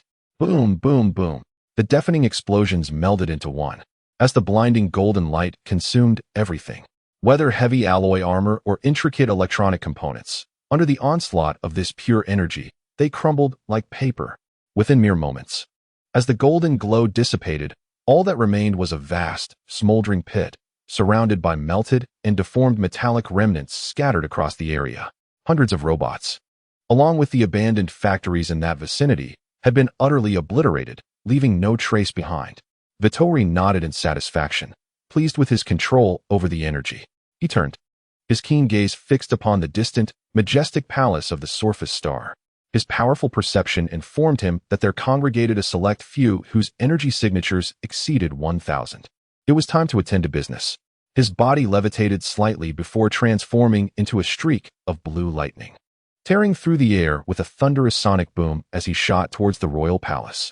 Vitri descended upon the square surrounding the palace like a deity, effortlessly swatting aside the approaching captain of the guards as one would shoo away a fly.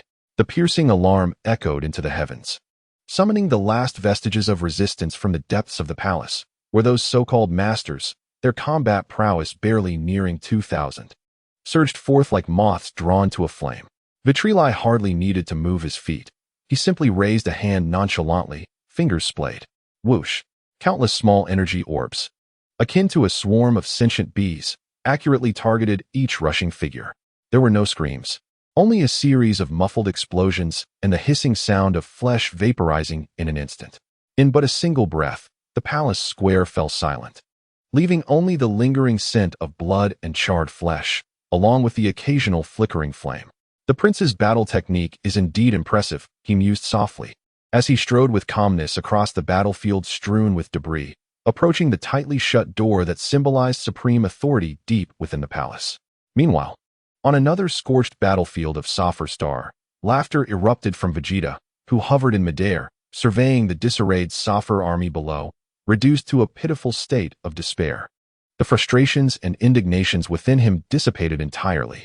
This absolute sense of dominance over his foes was precisely the treatment befitting Prince Vegeta. Nappa and Raditz trailed behind him, their faces adorned with envy as they beheld their prince in such formidable glory. The prince is truly reveling. These feeble forces can hardly mount a defense. Raditz could not help but exclaim, "Beep, beep."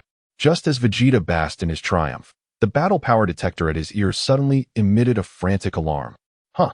The smug smile on Vegeta's face instantly froze, his expression shifting dramatically. A vivid red number on the detector's screen was wildly fluctuating, escalating. 15,000, 18,000, 21,000, 23,300. Ultimately, the number settled on a blinding 23,300.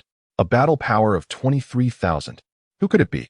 Vegeta abruptly raised his head, his crimson eyes locking onto the sky.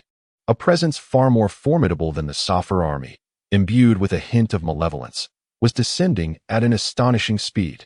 In the sky, a fireball tore through Sofu's pale yellow atmosphere, accompanied by a sharp whistle, accurately plummeting towards Vegeta's location. The shape of the fireball unmistakably resembled Frieza's standard single-pod spacecraft. Frieza's people? Vegeta furrowed his brow, momentarily halting his slaughter of the army below, as he crossed his arms and hovered in place, coldly observing the impending landing of the vessel. Nappa and Raditz immediately grew vigilant, assuming a defensive stance. With a hiss, accompanied by the sound of compressed gas being released, the spacecraft's hatch slid open. A large, corpulent figure with repulsive pink skin and an arrogant grin clumsily emerged from within. It was none other than Dodoria, Frieza's trusted subordinate. Dodoria landed, causing the ground to tremble slightly beneath him. His lewd, beady eyes scanned the three individuals poised for battle, lingering momentarily on Vegeta, before erupting into a cacophony of harsh, mocking laughter, laden with condescension. "Ah, but is that not our esteemed Prince of the Saiyans? A pleasure to make your acquaintance. I am Dodoria, the most capable, loyal, and powerful assistant to Lord Frieza." He paused, puffing out his corpulent belly. I have come at the behest of Lord Frieza to assist you in this endeavor. Vegeta's face instantly contorted with unabashed disdain and contempt, a cold snort escaping his lips. Hmph. Assist? Do I, Vegeta, require the assistance of Frieza's lackey? Return to your spacecraft. Out of respect for Frieza, I shall spare your life this time. Do not impede me. Dodoria's smile remained, yet a glint of cold malice flickered in his small eyes. Casually adjusting the lens of his scouter, he surveyed Raditz and Nappa. Ah, a worthless being with a power level barely at 1500, he sneered at Raditz, whose complexion paled as he involuntarily took a step back. And a 4300? Not impressive. His gaze finally settled on Vegeta, the scouter emitting a sharper, more insistent beep. Ha ha. As for you, Prince Vegeta. Dodoria's facade of a smile froze, swiftly replaced by profound shock and disbelief. His voice rose an octave, 20,000 power level. This is impossible. Intelligence reports indicated you were just over 3,000. How can this be? Hmph. Vegeta raised his chin higher, his face radiating the arrogance of a genius. This prince is beyond your comprehension. A mere 20,000 power level is but a starting point for me. Frieza's intelligence is outdated. Return and inform Frieza that the legendary Super Saiyan has emerged. That is I, Vegeta. With that iconic, brazen gesture and audacious declaration, Dodoria's shock was swiftly supplanted by a surge of rage. The one thing Lord Frieza detested most was the Saiyan legend of the Super Saiyan. How dare this insolent monkey provoke him so? Hee, foolish Saiyan monkey. Dodoria cackled in furious delight, his corpulent form suddenly bursting with an astonishing speed that belied his size. To dare challenge the majesty of Lord Frieza with a trifling power level of 20,000. It appears that Frieza's decision to send me to teach you a lesson was indeed sagacious. Today, I shall make you understand that there are many more powerful beings beneath Lord Frieza. No sooner had he spoken than his hefty, gloved fist, akin to a cannonball, hurtled through the air with a shriek that tore the atmosphere, crashing mercilessly against Vegeta's haughty visage. Bang! A thunderous sound resonated, enough to send shivers down one's spine. Vegeta had not anticipated such a sudden and brutish assault.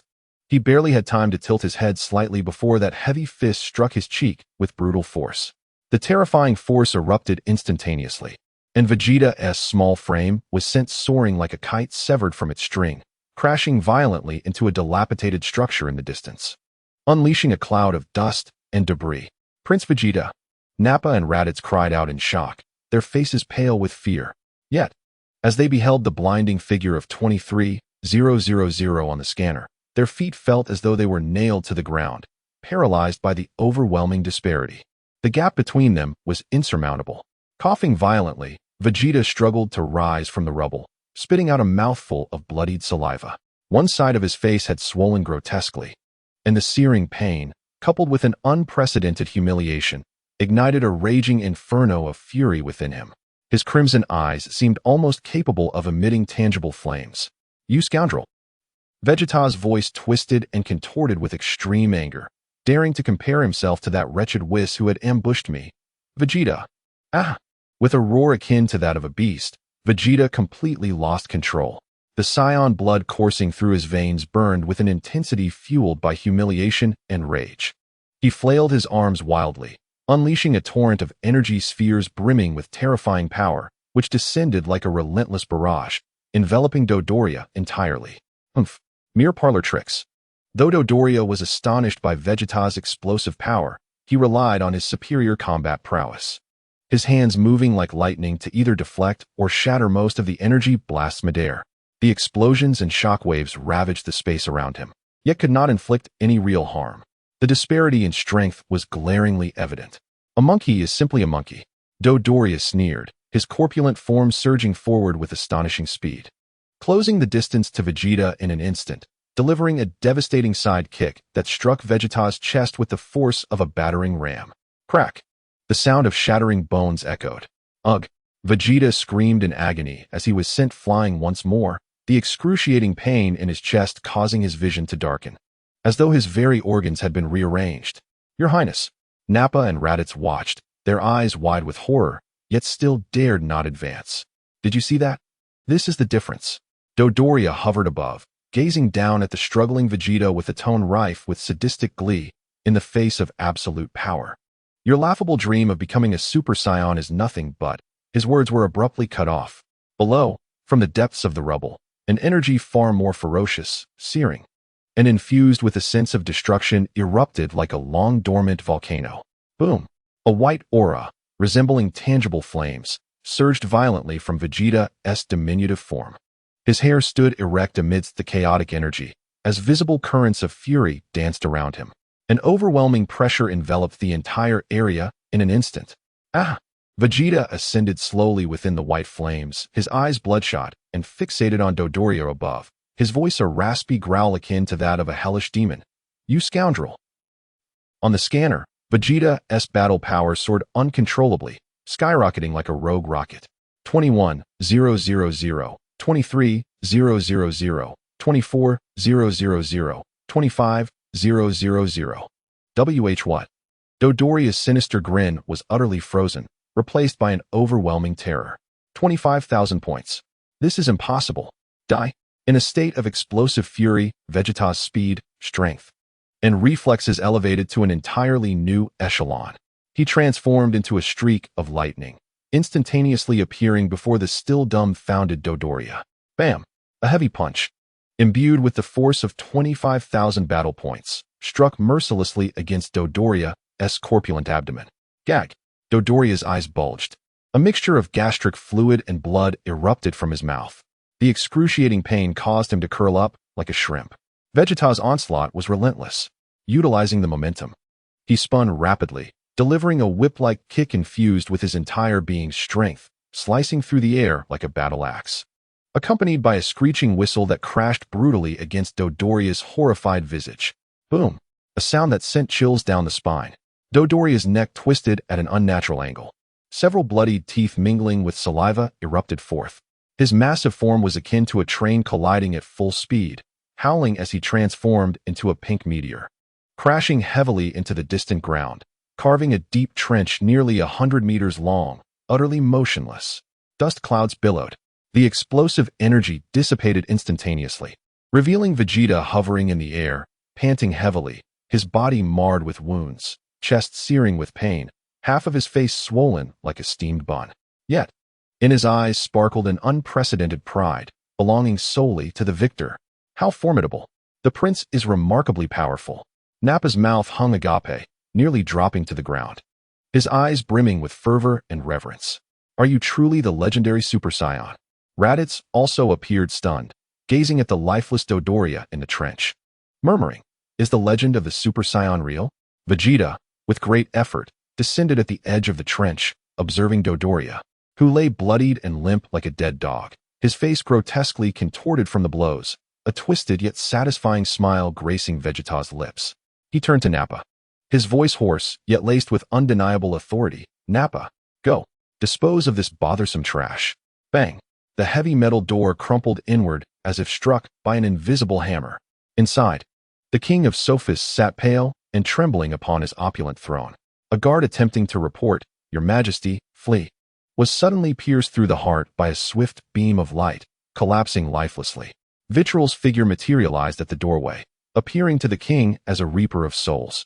He gazed at the king, who was nearly soiled with fear, displaying a smile that to the latter seemed devilish. Are you the monarch of this planet? Why, yes.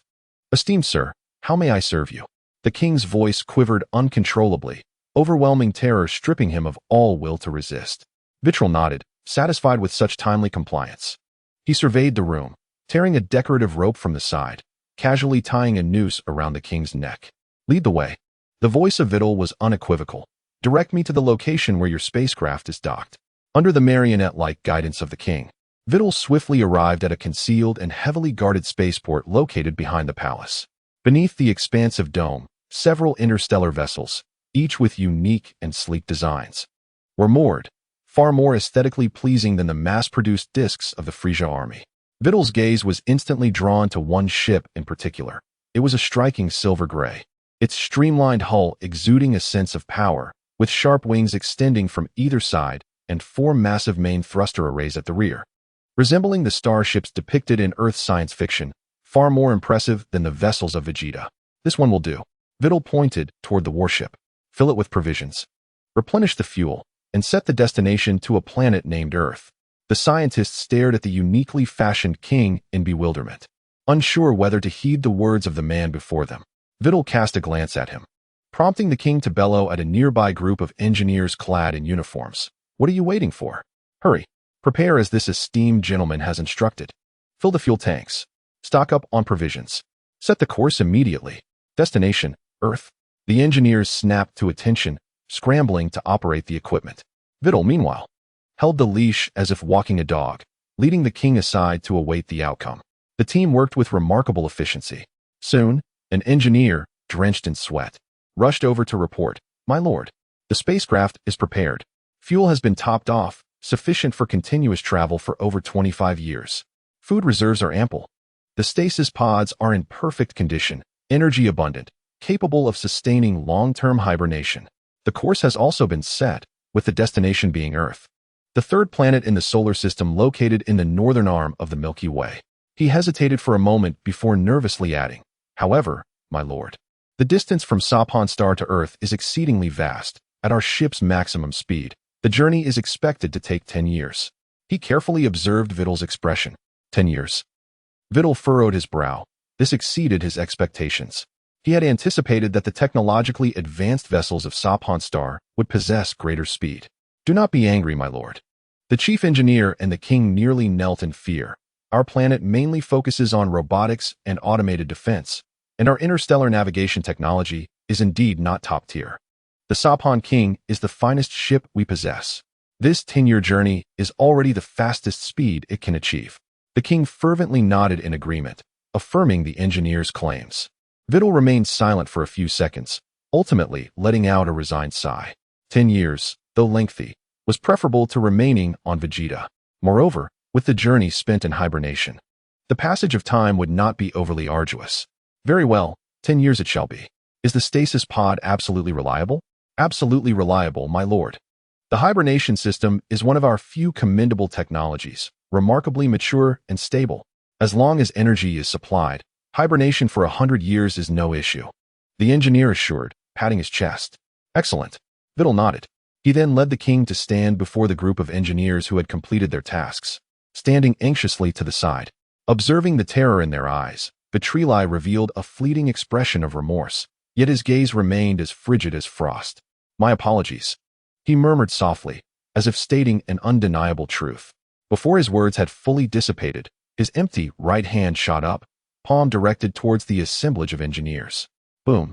A colossal wave of golden energy erupted, far more concentrated and terrifying than the one that had obliterated the robots moments prior. The blinding radiance engulfed the engineers' faces, filled with fear and despair. There were no screams, no struggles. Even the metallic ground beneath them was instantaneously vaporized, obliterated. All that remained was a vast, smooth-edged molten pit, with wisps of blue smoke curling upward. The king, witnessing this horrifying spectacle, felt his trousers dampen instantly. His legs gave way, collapsing to the ground, as he gasped helplessly. Unable to utter a plea for mercy, Vitri loosened the rope around the king's neck, looking down upon him from a lofty perch.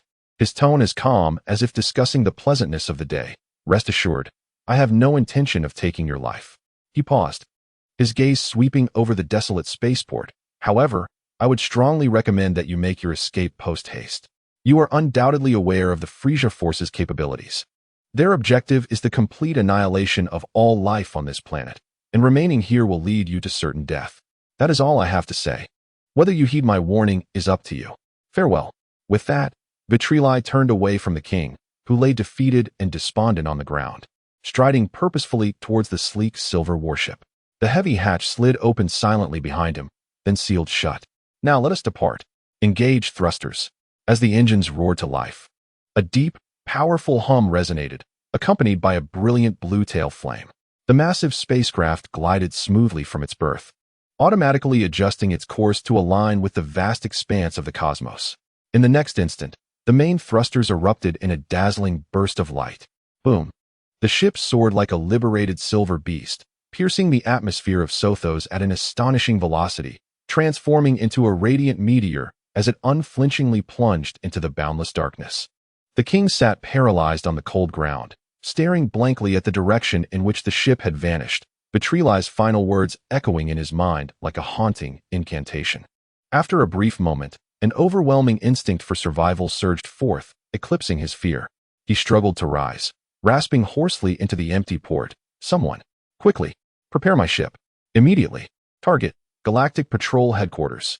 Vegeta perched upon a charred boulder, battered by energy blasts, gnawing on a peculiar yet energy-rich local delicacy scavenged from a ravaged town.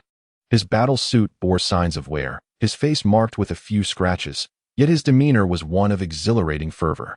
The fierce battle with Dodoria, though arduous, culminated in his victory. The moment his combat power surged to 25,000, that overwhelming sensation of strength enveloped him, intoxicating him with delight. At that moment, he was suddenly struck by an instinctive sensation, lifting his gaze sharply. His piercing eyes penetrated the thin atmosphere, locking onto a silvery speck at the horizon, nearly vanishing from sight. It was a spacecraft hastily escaping the planet's gravitational pull. Vegeta's brow furrowed slightly. A peculiar feeling washed over him, as if something familiar resided within that vessel. However, he quickly dismissed the thought. What a joke! How could that fool Vitri possibly leave alone? Ever since Nappa and Raditz initiated their widespread slaughter, countless spacecraft had taken to the skies like startled birds, desperately attempting to flee from this doomed planet. Nappa and his cohorts had casually obliterated several, but the sheer number was overwhelming. They soon lost interest in the chaos. Hmph, just another insect attempting to escape. Vegeta scoffed disdainfully, choosing to ignore it and returning to his fruit. In any case, once they had eradicated the major cities and resistance forces on the planet, that fool Vitri would inevitably reveal himself. When that time came, he would ensure a proper contest, demonstrating who the true genius was. In the profound, silent, and frigid expanse of the universe, Vitri's spacecraft glided along its predetermined course, sailing steadily towards the distant solar system. Within the vessel, the main control computer's indicator lights flickered rhythmically, recording the journey's data. Vitri lay quietly within a sleep pod filled with a pale blue nutrient solution. The transparent cover of the pod displayed a clear countdown. Awakening countdown: 9 years, 11 months, 29 days, 22 hours, 59 minutes. His breathing was calm and prolonged, his visage serene, as his body entered a profound state of physiological stasis, wrapped within the sleep system. All cellular activities had diminished to their lowest point, and time seemed to stand still around him. The spacecraft continued its smooth voyage, traversing a relatively vacant star field. Suddenly, the monitoring radar detected a faint signal, a minuscule fragment of a meteorite, insignificant on a cosmic scale, drifting towards them at a relatively slow pace along a trajectory nearly perpendicular to the spacecraft's path. The interaction of their velocities resulted in an exceedingly minute intersection, almost negligible. Thud, an exceptionally faint sound, which should not have been audible in the vacuum of space, echoed against the sturdy exterior of the ship. The impact occurred on the side of the spacecraft, near a junction of the energy supply lines for the sleep pod. The force of the collision was so slight that it left no visible dent on the superalloy shell. However, at the instant of impact, an extremely delicate circuit node responsible for receiving awakening signals within the sleep pod experienced an almost imperceptible anomaly. This disturbance was akin to a tiny speck of dust dropped onto a tranquil lake, initiating a series of chain reactions within the intricate electronic circuits. On the main control panel of the sleep pod, the consistently pulsing countdown timer abruptly halted at 9 years, 11 months, 29 days. The countdown had ceased. Within the confines of the capsule, Vitri remained enveloped in the depths of profound slumber, oblivious to the happenings beyond the hull and the passage of time. His countenance retained a serene composure, as if immersed in a lengthy and enchanting dream concerning strength and the future. The spacecraft faithfully executed its final commands, continuing its voyage towards the originally designated coordinates, the engine's luminescence steadily flickering in the eternal darkness. However, the countdown, a symbol of the return journey, remained forever frozen at the moment of departure. The vessel persistently advanced, penetrating the obscurity of the cosmic abyss. Chapter 7. The fortuitous encounter with the wealthy Bulma in the vast and boundless expanse of the universe, at the periphery of the Orion Arm within the Milky Way. A cerulean planet hung quietly among the stars, resembling a forgotten gem. Earth, marked as an insignificant and lowly planet on the star charts of cosmic opportunists, was deemed devoid of value. Yet, it was precisely this perceived worthlessness that allowed it to exist in relative tranquility amidst countless interstellar conflicts, rarely disturbed save for the occasional cosmic visitor that inadvertently fell from the heavens. In the West City, within the Capsule Corporation estate, a triumphant exclamation broke the silence. At last, it is complete. In a brightly lit laboratory, a girl with azure short hair, Bulma, jubilantly raised a peculiar device in her hands.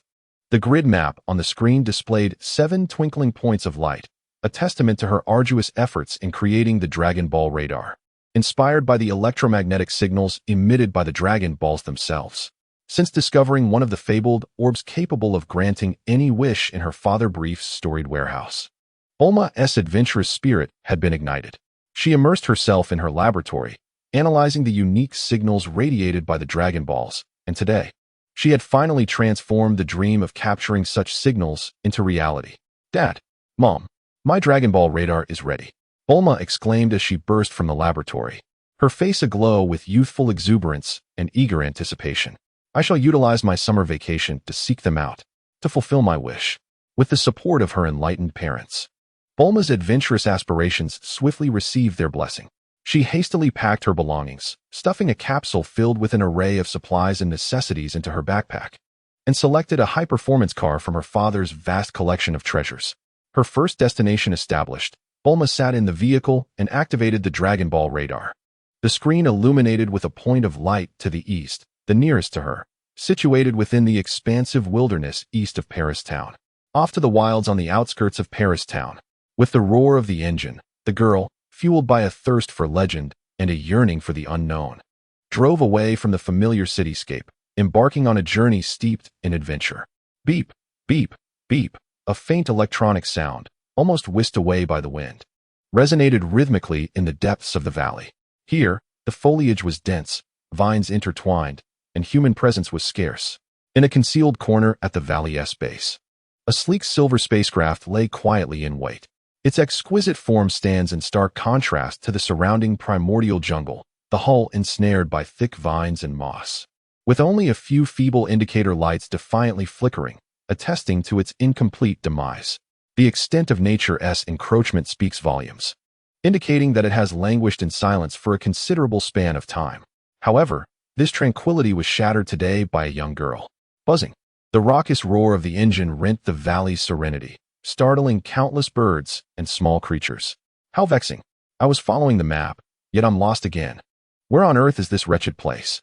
Bulma, astride her beloved off-road motorcycle, struggled to navigate the rugged, vine-choked valley.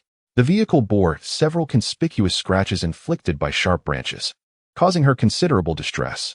"I can't go on like this. At this rate, my treasured motorcycle will be ruined." Bulma, fuming, halted the bike and turned off the engine. She retrieved her multifunctional capsule box, and with a soft thud, the motorcycle was encapsulated within. Just as she prepared to extract the capsule containing her flying device, an unexpected sound graced her ears, halting her movements.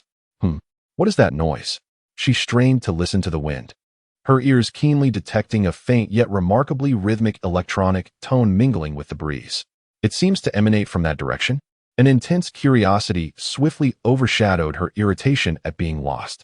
Bulma followed the sound, parting the layers of tangled vines, cautiously advancing forward. When she finally cleared away the last obstructive giant leaf, the sight before her nearly took her breath away.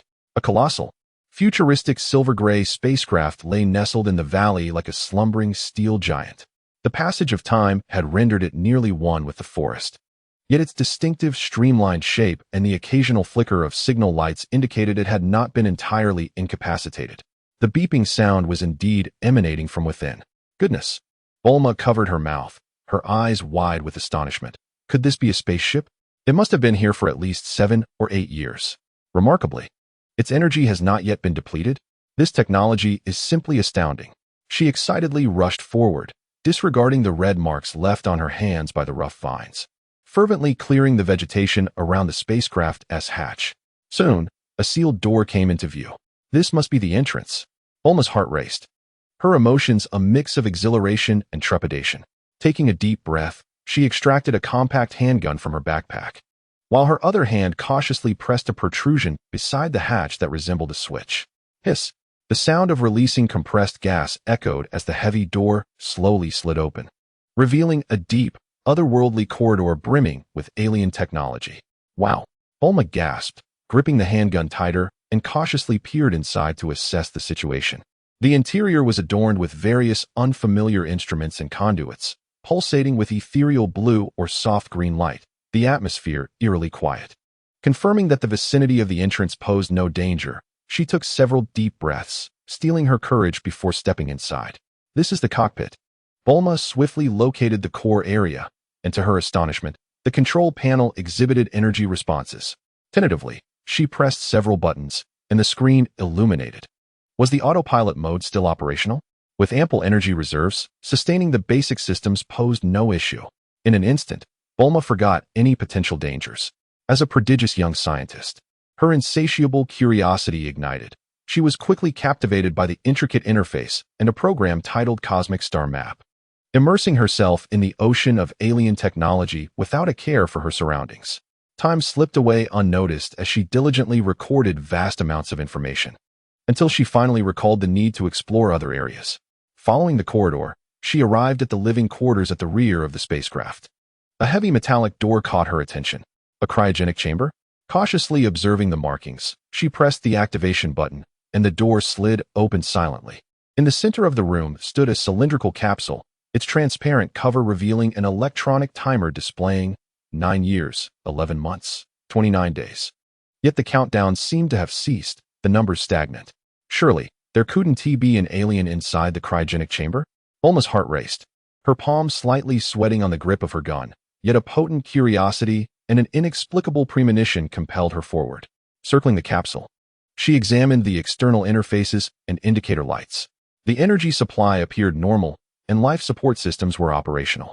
She discovered a manual release valve, gritted her teeth, and resolved to proceed. Summoning her courage, Bulma forcefully pulled the valve. With a hiss, a torrent of cold white gas erupted from the seams of the capsule, enveloping the entire room. Bulma stumbled backward, her gun nervously aimed toward the chamber. As the mist gradually dissipated, the door slid open silently. But it was empty? No. Once the fog cleared completely, Bulma beheld a figure lying within, the form of a strikingly handsome young man clad in a snug, dark combat suit. His spiky black hair framing his features. His eyes were closed, and his chest rose and fell gently, as if merely in a deep slumber. Could he truly be human? And so handsome? Bulma was momentarily entranced, nearly dropping her firearm. This utterly shattered her preconceived notions of aliens as grotesque beings. Meanwhile, Vitri felt as though he were adrift in an endless void, his consciousness hazy, and his sense of time seemingly lost. Faintly, he sensed a voice calling to him. Frowning, he attempted to grasp the ephemeral sound, but it soon faded, and his awareness sank once more. Suddenly, a gentle tremor coursed through him, accompanied by a bright, curious voice. Wake up! Are you alive? The darkness was torn asunder, and fragmented memories surged into his mind. Sofu, the departing spacecraft, the cryogenic destination, Earth? Alarm bells rang within Vitri's mind. He abruptly opened his eyes, and the weakness from prolonged slumber was instantly swept away by a torrent of vigor coursing through his veins. His muscles instinctively tensed, the breath of slumber erupting like a reawakened dragon. A powerful, invisible shockwave erupted, centered around Vitri. The nutrient fluid remaining in the dormant pod splattered everywhere, and the sturdy metal walls groaned under the pressure. Bulma, positioned nearest to the epicenter, felt an irresistible force propel her, and with a startled cry, she was violently thrown against the wall, stars dancing before her eyes, her handgun flying from her grasp. Vitri sprang from the pod like a cheetah, instantly assuming a combat stance, his sharp gaze sweeping the surroundings like a flash of lightning. Within the confines of the spacecraft, all remained secure. The only source of danger was the corner where a blue-haired girl grimaced, clutching her rear in pain. Earth? Have I arrived on Earth? Vitri's tense nerves relaxed slightly as he scrutinized the girl he had mistakenly harmed. The familiar visage of the blue-haired girl was marred by her pained exclamation. Oh, my aching backside. Bulma rubbed her sore spot, tears welling up in her eyes. Upon meeting Vitri's assessing and slightly bewildered gaze, Her fury swiftly eclipsed both her pain and admiration for his handsome features. Struggling to rise, she found herself unsuccessful after numerous attempts, ultimately pointing an accusatory finger at Vitri and exclaiming, "Hey, what is wrong with you? How can you be so barbaric? I rescued you with good intentions, and you hurl me away? Do you realize that if I hadn't discovered this rickety spacecraft, you would still be slumbering within its depths for eternity? Truly an ungrateful alien." Vitri observed the girl's explosive demeanor, particularly her iconic blue hair and vibrant expression, instantly confirming her identity. Bulma, the central figure of the Dragon Ball universe and an undisputed technological genius. Yet, the timeline appeared to have deviated somewhat. Judging by her appearance, she seemed to be 18 years old. Don't ask why 18. Was this the beginning of the original plot regarding the search for the Dragon Balls? My sincerest apologies, Vitri said, a gentle yet perplexing smile gracing his face as he stepped forward, extending his hand to Bulma, who was seated on the ground. I just awakened and was still experiencing a fight-or-flight response, mistaking you for a potential threat. I am truly sorry for your injury. His smile and apology considerably diminished Bulma's anger, especially as he offered his distinctly articulated hand. Hesitating for a moment, she ultimately blushed and grasped it, being effortlessly pulled to her feet. "Hmph, at least you possess a modicum of conscience." Bulma dusted herself off, her cheeks still flushed with indignation. Yet her gaze involuntarily wandered to Vitri's extraordinarily handsome face. Suddenly, she noticed a fluffy tail swaying gently behind him. Indeed, he was an alien, but a remarkably handsome alien. Vitri chuckled inwardly at Bulma's transition from fury to curiosity, then to a hint of infatuation. Deciding to take the initiative, he said, "Hello, my name is Vitri. I am immensely grateful for your assistance. I am at a loss for how to repay you." He paused deliberately, watching as Bulma's eyes widened in curiosity, a mischievous smile curving his lips. "What if I were to offer myself in gratitude?" "Absolutely," Bulma blurted out without a second thought. But as realization dawned upon her regarding her own words, her face instantly flushed crimson. "Why you scoundrel? Who said anything about offering yourself? Pervert, scoundrel, alien lecher." She stomped her foot in embarrassment, pointing at Vitali with a flurry of incoherent words. Yet, gazing at his handsome face, adorned with a smile devoid of malice, at least on the surface, her ire dissipated, replaced by an accelerated heartbeat. "All right, enough jesting," Vitali said, adopting a serious tone. "My name is Vitali, and I am once again grateful for your act of salvation. Ms. Bulma, may I inquire what year it is on Earth?" "How do you know my name?" Bulma replied, momentarily taken aback before her attention shifted, her chest swelling with pride. "My name is Bulma, and I am 18 years old. I am currently relishing my summer vacation. It is the year 749 of the Age of the Dragon." Speaking of repayment, she continued, a cunning glimmer flashing in her eyes. "You just mentioned wanting to repay me, correct?" Vitali nodded, his mind racing. The year 749 indeed marked the time when Bulma first ventured out to seek the Dragon Balls, encountering the young Goku. It seemed he had slumbered for more than a decade. This faulty spacecraft had drifted considerably off course. "Perfect," Bulma exclaimed, clapping her hands. "I am on a quest for the legendary 7 Dragon Balls. They are mystical orbs capable of granting any wish. This journey may be perilous. So since you wish to repay me," she scrutinized Vitali with a discerning eye, recalling the immense power that had propelled her earlier. "Why not become my bodyguard? Protect me as I seek the Dragon Balls, and that will suffice as your repayment. What do you say?" Vitali, observing the vivacious young woman before him and contemplating her future prowess in technology, nodded without hesitation. "Agreed. Bodyguard Vitali, at your service, Ms. Bulma." He bowed slightly, performing a gesture that no Saiyan would typically exhibit. It was a jest, of course. This was a long-term opportunity for sustenance and unparalleled logistical support. Only a fool would decline. "Yamcha? Who was that fool? I did not know him."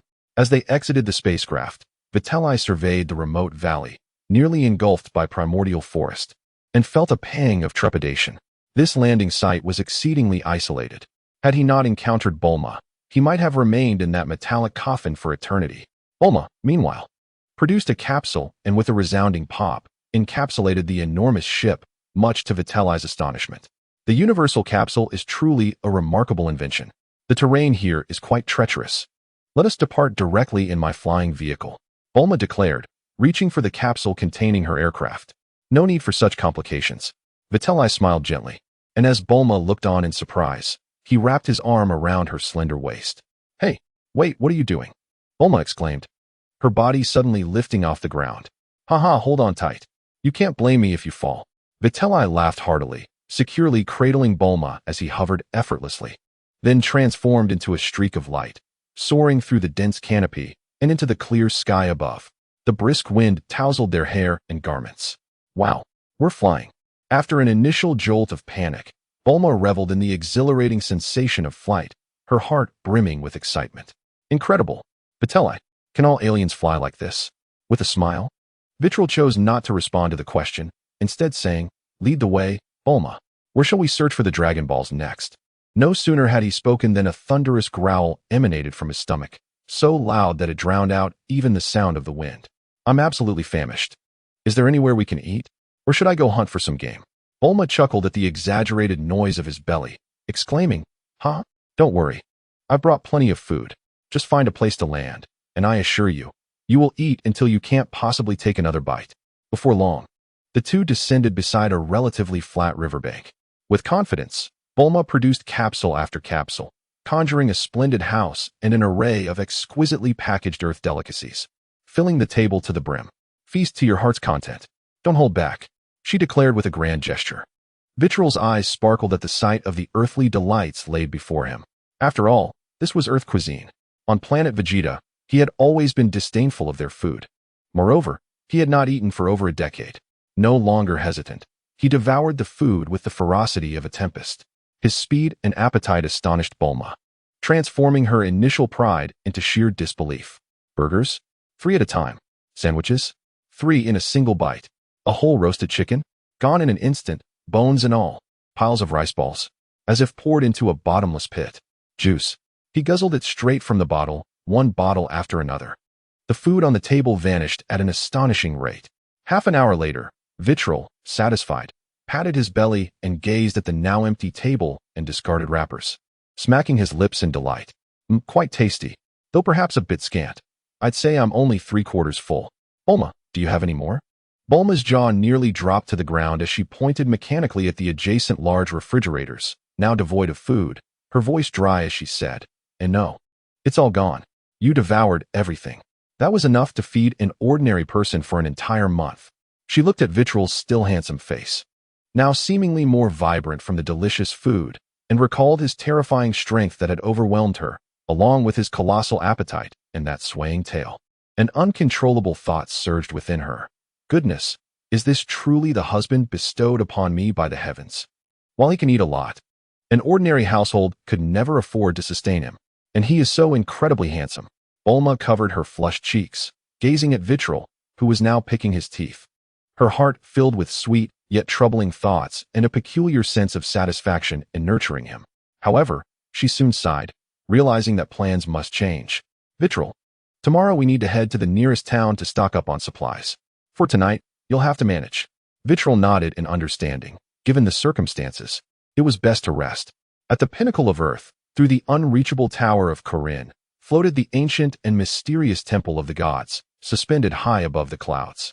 In front of the temple, on a vast white plaza, stood 2 figures, one tall and one short. The Earth God, clad in a flowing white robe with green skin, gripped his staff tightly, his expression grave as if he were a storm cloud before the tempest. His eyes, capable of perceiving the mundane world, pierced through the layers of mist, fixating intently on 2 figures in the distant wilderness below who had just concluded their evening meal. More precisely, his gaze was locked onto the young man with a tail, known as Vitri. Beside the deity, the silent attendant, Bobo, stood like a shadow, unusually displaying a grave countenance. After a prolonged silence, the divine being slowly inhaled, as if shedding a burdensome weight. He lifted his trembling hand to wipe the beads of cold sweat from his brow. It was astonishing that a being of such formidable power could exist. The deity's voice, laced with a barely perceptible dryness and shock, reverberated through the tranquil expanse of the temple square. The intensity of that unleashed aura was utterly beyond imagination. His gaze returned to the ground, observing Vitri, who was conversing with the blue-haired girl Bulma, even assisting in tidying up the refuse, his face adorned with a relaxed smile. The deity's taut nerves began to ease slightly. Thank goodness, he exhaled deeply to Bobo, his tone imbued with a sense of dread. He seemed devoid of malice, at least for the time being. Furthermore, his aura, after the initial eruption, had swiftly receded and stabilized, appearing rather serene and even somewhat casual in the company of the girl named Bulma. Bobo, with his deep, dark eyes resembling a profound abyss, also gazed downward, nodding slowly. His voice was steady as he replied, "Indeed, my lord. I too have sensed it. The youth named Vitri possesses an aura that, while overwhelming, is not malevolent. There is no brutality, no thirst for bloodshed. Rather, there is a sense of tranquility that comes from having traversed the passage of time." The deity leaned on his staff, gazing into the rolling sea of clouds in the distance, his deep-set eyes filled with concern and resignation. "Let us hope so, Bobo. Let us hope that this unexpected variable is a boon rather than a bane for Earth." He recalled the torrent of power unleashed at the moment Vitri awakened, a force so pure and potent it transcended his comprehension of earthly life. It was akin to a meteor crashing into a placid lake, shattering the equilibrium of Earth's power dynamics. Was the arrival of this extraterrestrial being mere happenstance, or was it the turning of some unknown wheel of fate? The deity sighed deeply once more, the wrinkles on his aged visage appearing to deepen. At this moment, the future of Earth seemed shrouded in an impenetrable fog. He could only place his faith in Bobo's discernment, hoping that the formidable alien guest named Vitri was indeed as benign as he outwardly appeared. The temple square once again succumbed to silence, broken only by the deity's sigh and the faint whisper of the wind below. Chapter 8. Finally enjoying the fruits of life. Amidst the roar of the engine, Bulma deftly maneuvered the car along the winding, rugged mountain roads. One hand firmly grasped the steering wheel while the other intently monitored the flickering dot on the Dragon Ball radar screen, sighing in relief once it stabilized in close proximity. Phew, finally not lost. Bulma habitually grumbled as her gaze shifted to the passenger seat. With his head tilted and breathing evenly, Vitri was enjoying a deep slumber. As sunlight filtered through the car window, casting dappled shadows upon his chiseled profile. "Hey, Vitri," Bulma grumbled, giving him a gentle push. "Wake up. Aren't you supposed to be a bodyguard? I'm the one working hard behind the wheel while you're sleeping like a baby." Vitri jolted awake from his light slumber, rubbing his bleary eyes and yawning lazily. Amidst Bulma's complaints, he glanced ahead and nonchalantly remarked, "Focus on driving. Don't look at me. Keep your eyes on the road. There's a surprise up ahead." "Surprise? What surprise?" Bulma instinctively followed his pointing finger, her pupils constricting in shock. In the middle of the narrow mountain road stood a child clad in a tattered orange martial arts uniform, struggling under the weight of a wild boar larger than himself. The boar's tusks were nearly touching the front of the car. "Whoa, get out of the way," Bulma screamed, her heart racing as she slammed the brake pedal to the floor. The screeching tires echoed throughout the valley, and the powerful inertia propelled the car forward, halting precariously less than a meter away from the child and the boar. Bulma flung herself against the steering wheel, her heart pounding uncontrollably. The child outside, startled by the sudden appearance of this metal beast, quickly leaped back, his large, glistening eyes warily fixed on the automobile, brandishing a red stick defensively. "Hey, what kind of monster are you?" he shouted, his voice tinged with curiosity. Bulma, still shaken, pounded her chest, flung open the car door, and, hands on her hips, retorted angrily, "Monster? We're not monsters. We're human. Liar." The child, Sun Wukong, pointed at Bulma, a look of certainty on his face. "You don't have a tail? How could you be human?" He proudly wiggled his own fluffy tail, which was energetically swaying behind him. "Oh, you have a tail too?"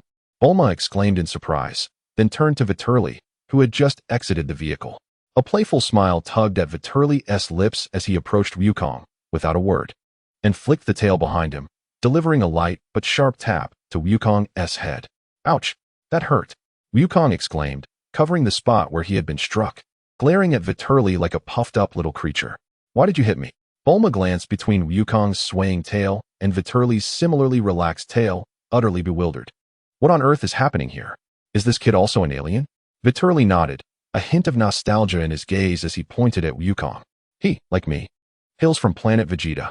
We are members of the warrior race known as Saiyans. His Saiyan name is Kakarot."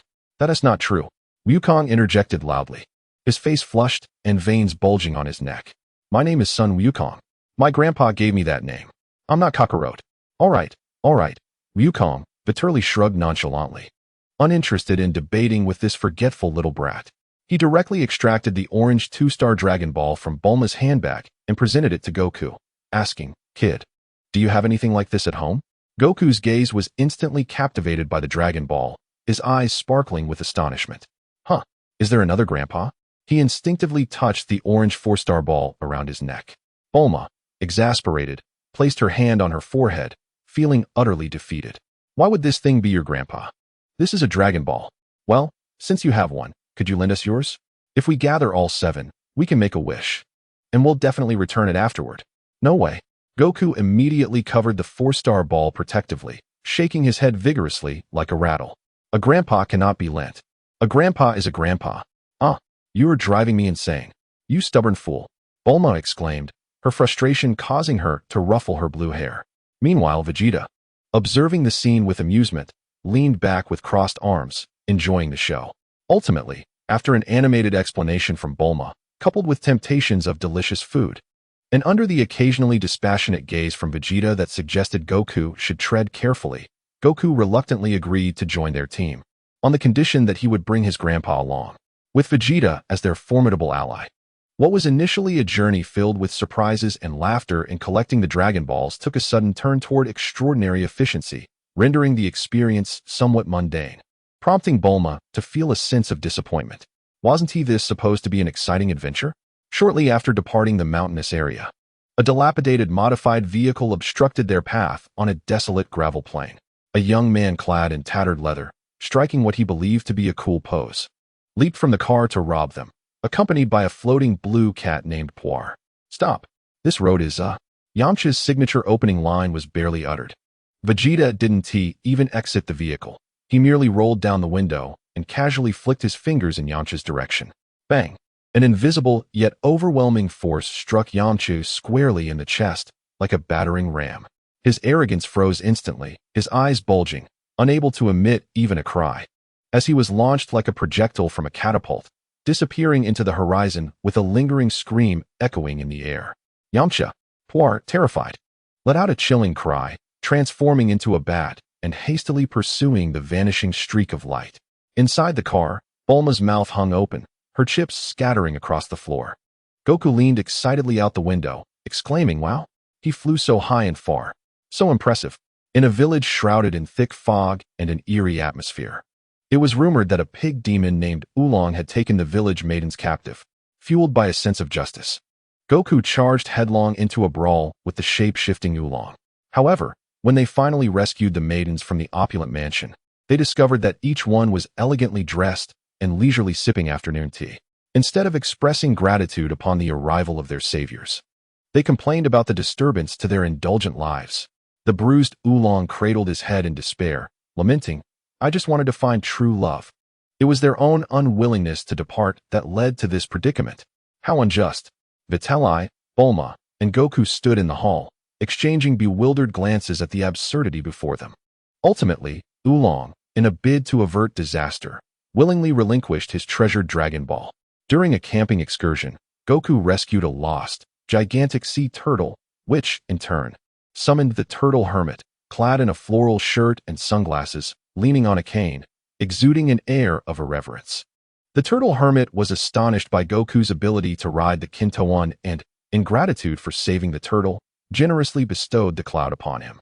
However, the hermit's eyes, concealed behind his sunglasses, continually darted toward the seemingly unremarkable Vitri, who leaned lazily against the vehicle. His centuries of martial arts intuition screamed alarm. Within this seemingly innocuous youth lay the slumbering essence of an ancient beast.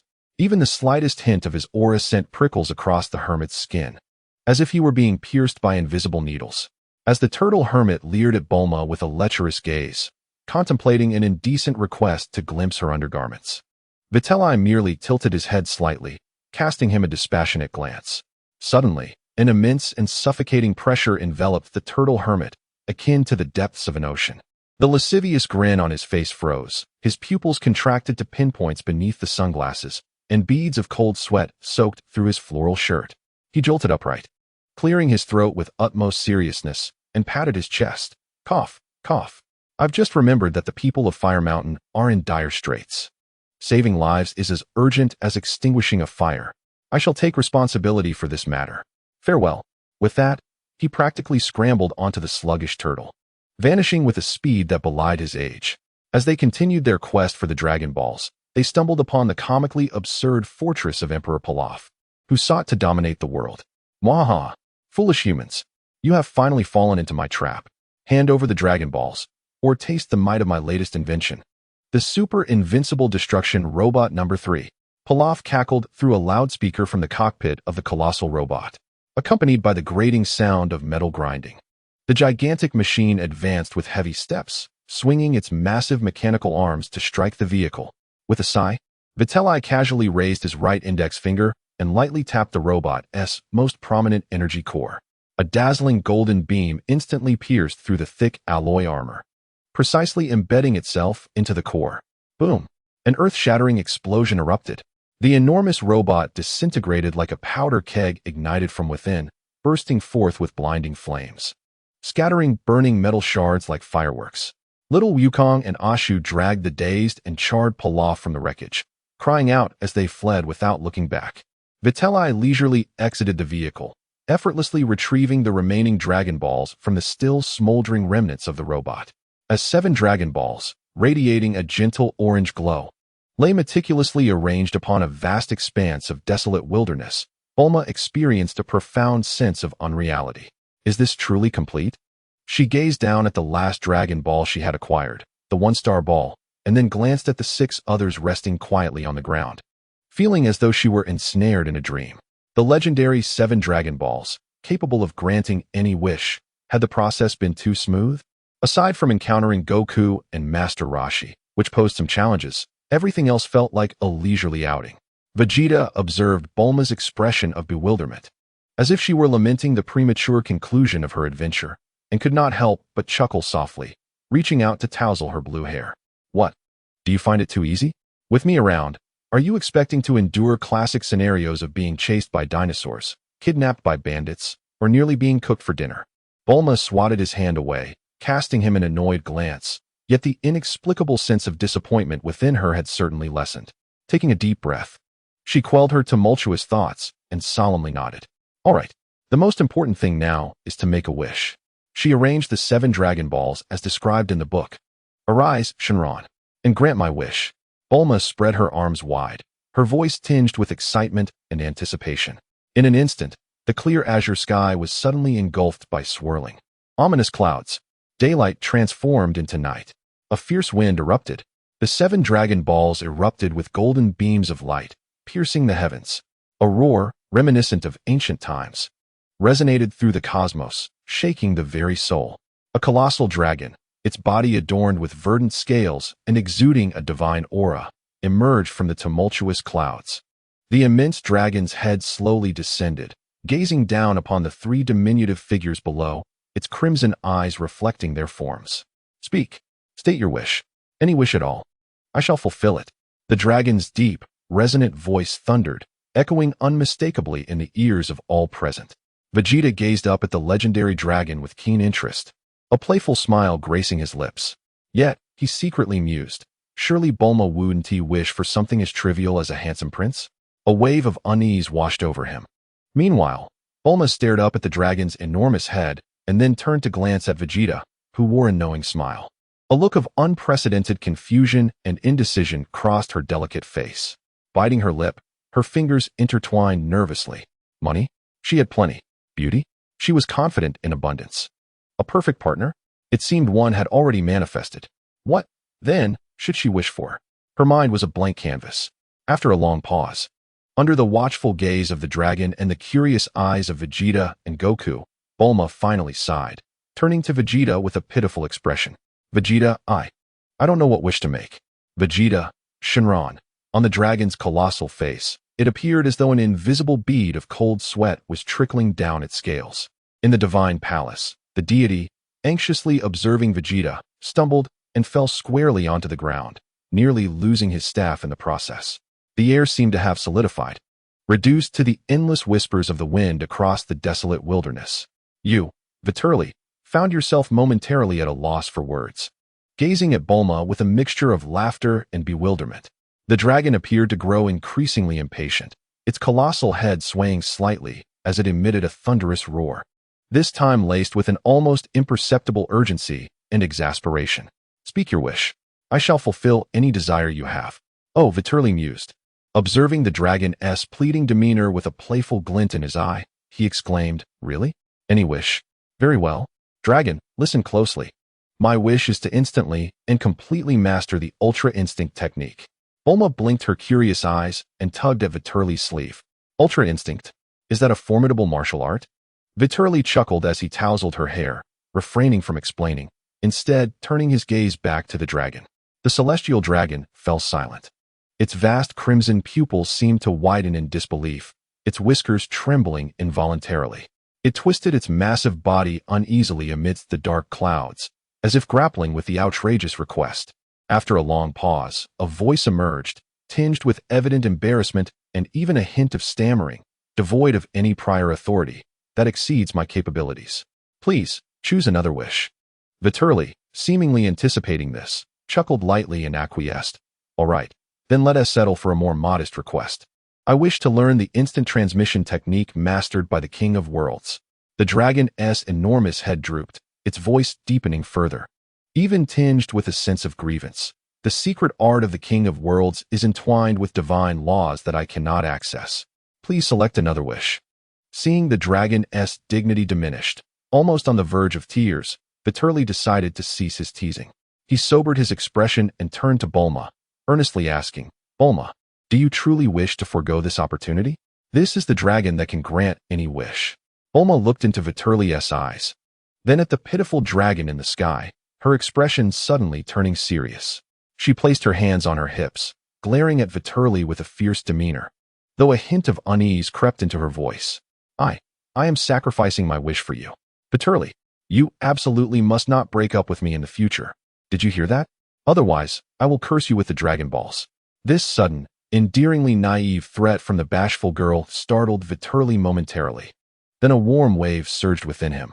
He gazed at the blue-haired girl, who was clearly shy yet feigning fierceness, and solemnly nodded, his eyes brimming with both mirth and sincerity. "Rest assured, Bulma, a girl as remarkably intelligent, stunningly beautiful, and fabulously wealthy as you, only someone utterly deranged would dare to consider breaking up."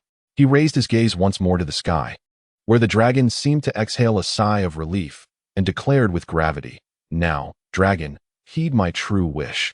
Grant me the ability to teleport across the planet Yardrat." The dragon in the heavens appeared to have finally heard the call of liberation, promptly declaring in the swiftest and loudest voice, lest Vitri change his mind, "Very simple. Your wish has been granted. Farewell." As the last words fell, the encompassing darkness that shrouded the heavens and the earth receded like a tide. The sunlight once again bathed the land. 7 radiant Dragon Balls transformed into 7 magnificent orange meteors, trailing long streaks as they shot toward the farthest corners of the world. A glimmer of brilliance flashed in Vitri's eyes, and in the blink of an eye, he vanished from his original position, reappearing several dozen meters above the ground, deftly seizing the 4-star ball that had turned to stone and was about to take flight. He landed gracefully, tossing the stone back to Goku, who was still gazing up at the meteors. "Here you go, Goku. Take good care of it. In a year, it will revert to its original form," Vitri said with a smile. Little Goku accepted the 4-star ball, grinning as he hung it back around his neck, then affectionately patted it. "Goku, do you have any important matters ahead? If not, why not join Vitri and me for a visit to my home?" Bulma suggested, subtly observing Vitri's reaction. Goku shook his head, declining Bulma's invitation, as he had already made plans with Master Roshi to train after gathering the Dragon Balls. He waved vigorously at Vitri and Bulma, shouting, "Kintown." Instantly, a golden cloud appeared in response. Leaping onto the nimbus, Goku flashed a broad smile at the two, exclaiming, "See you later, Bulma, Vitri. Next time we meet, I will surely defeat you." It seemed that Goku had been quite bullied by Vitri these past few days. After bidding farewell, the nimbus transformed into a beam of golden light, swiftly carrying him away to the edge of the blue sky. In the wilderness, only Vitri and Bulma remained. Bulma gazed at Vitri, her gem-like eyes sparkling with unspoken words, while her fair cheeks were unknowingly brushed with a faint blush. observing her bashful demeanor. Vitri took the initiative to extend his broad palm, his face adorned with a gentle smile that shone brilliantly in the sunlight. "Well then, Miss Bulma, I look forward to your kindness in the days to come," he said. Bulma looked at the hand reaching out to her, then at Vitri's sincere smile. And the last vestiges of her trepidation were instantly filled with sweetness. She beamed, like the most radiant sunshine of spring, and without hesitation, reached out her hand firmly grasping Vitri's. "Yes, Vitri, I look forward to it."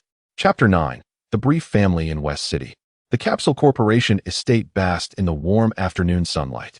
The meticulously trimmed lawns, the carefully tended flower beds, and the imposing, futuristic mansion all bore testament to the wealth and technological prowess of the Brief family. "Dad, Mom, I'm home." Bulma's cheerful voice shattered the tranquility of the courtyard. She excitedly entered the garden, her face aglow with the dual joy of newfound love and returning home. Trailing behind her was the tall and handsome Vitri. Mrs. Brief, leisurely tending to an ornamental plant in the garden, lifted her head upon hearing the sound. Her eyes instantly brightened at the sight of her daughter accompanied by the remarkably distinguished young man. She set down her gardening shears, a look of surprise and warmth gracing her face. "Allah Burma has returned. Is this your boyfriend?" Bulma immediately straightened her posture. Her chest puffed with a hint of pride as she eagerly nodded. "Yes. Mother, this is Vitri, my boyfriend. He will be staying with us for a while. His strength is truly remarkable." She emphasized the last sentence with fervor.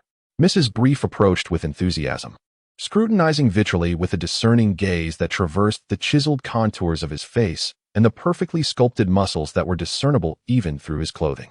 With a beaming smile, she exclaimed, "Oh, welcome to the Brief Manor, dear Vitri. Such a charming young man you are. Would you care to join me for a little outing?" "Mother!" Bulma instantly erupted, her cheeks flushing crimson as she stomped her foot indignantly. "What are you saying? Vitri is my boyfriend." Vitri, taken aback by Mrs. Brief's overly enthusiastic invitation, felt an unusual blush creep across his face. He quickly bowed politely, formally introducing himself. "Good day, Mrs. Brief. I am Vitri, Bulma's boyfriend.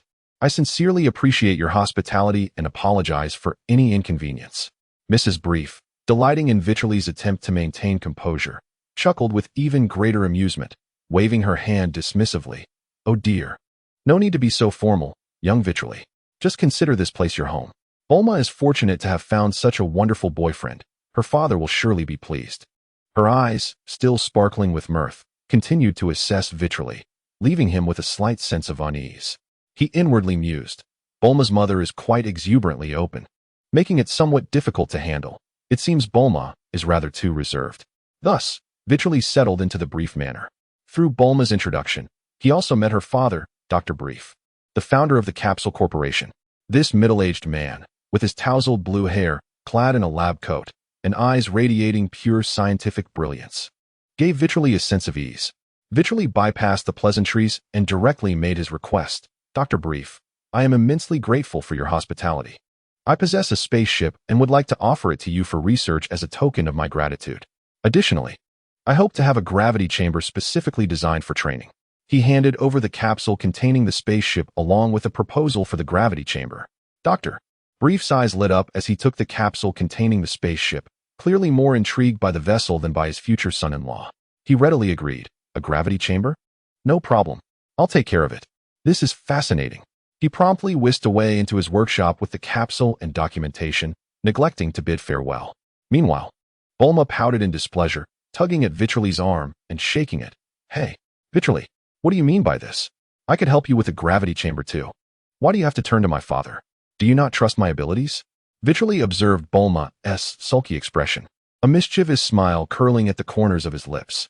Without uttering a word, he effortlessly swept Bulma into his arms, hoisting her onto his shoulder and striding purposefully towards her room. "Hey, what are you doing? Put me down, you scoundrel!" Bulma exclaimed, struggling and delivering playful punches to Vitri's back, though the force behind them was more akin to a flirtation.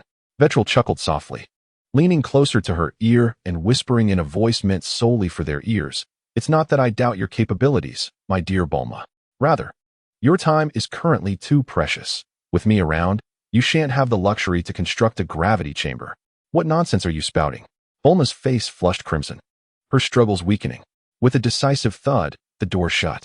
Within the room, Bulma's playful protests and gasps could be faintly heard, soon replaced by a more enchanting and rhythmic melody.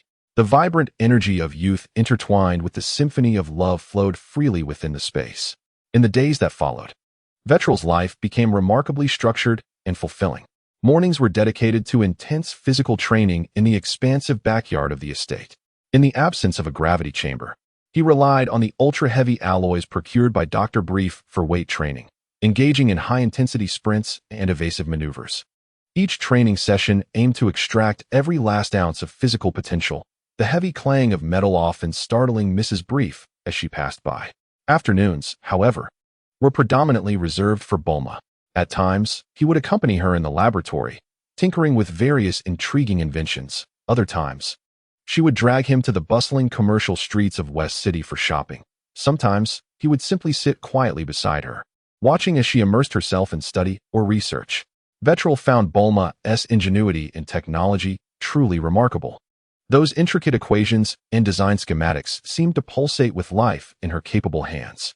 Their relationship rapidly deepened in this environment of shared moments, and Vitri increasingly cherished the tranquility of Earth and the warmth Bulma provided. However, this serene existence was abruptly interrupted by Bulma's notification of university enrollment. How exasperating! She lamented the night before classes began, sprawled across Vitri's lap. I've already mastered the knowledge taught in university. I even contributed to the textbooks.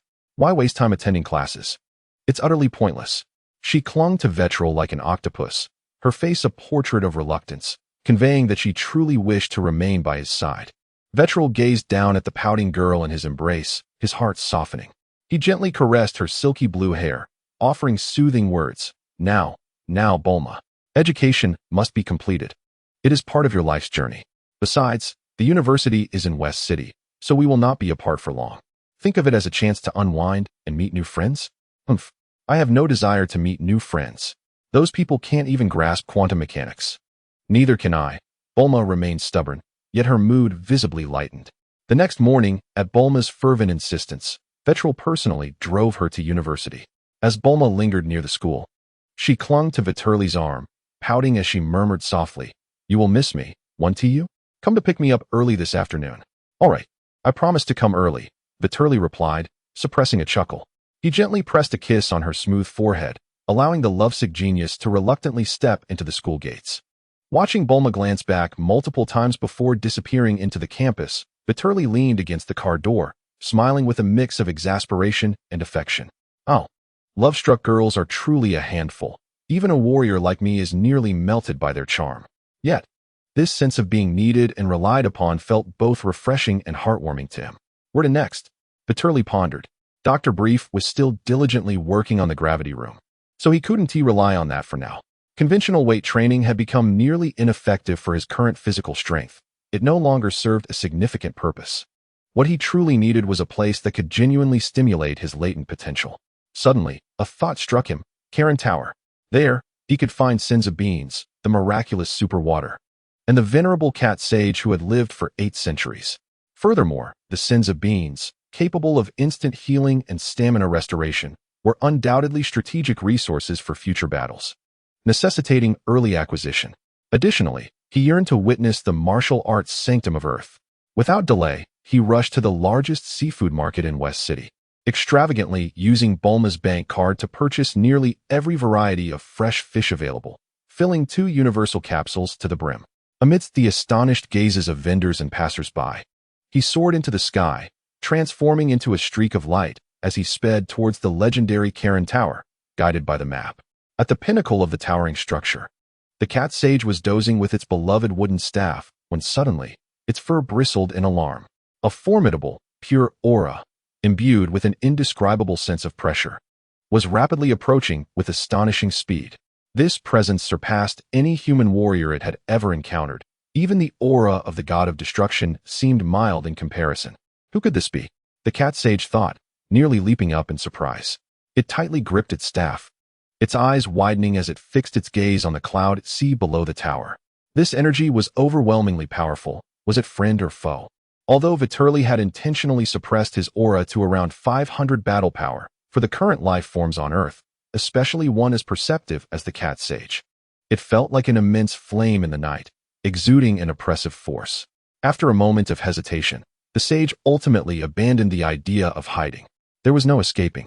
The target was evidently here, and despite the overwhelming energy, there was no discernible malice or intent to kill. The cat sage took a deep breath, striving to maintain composure. Adopting a mysterious demeanor as it stood at the platform entrance, awaiting the arrival of this unexpected visitor. Whoosh! A figure pierced through the clouds like an arrow, landing soundlessly on the floor of Karen Tower's summit.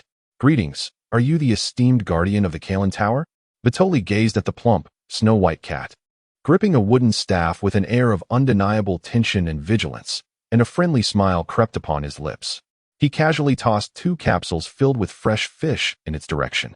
Here, a small token for our first meeting, containing an assortment of fresh seafood I gathered from the market in the West City.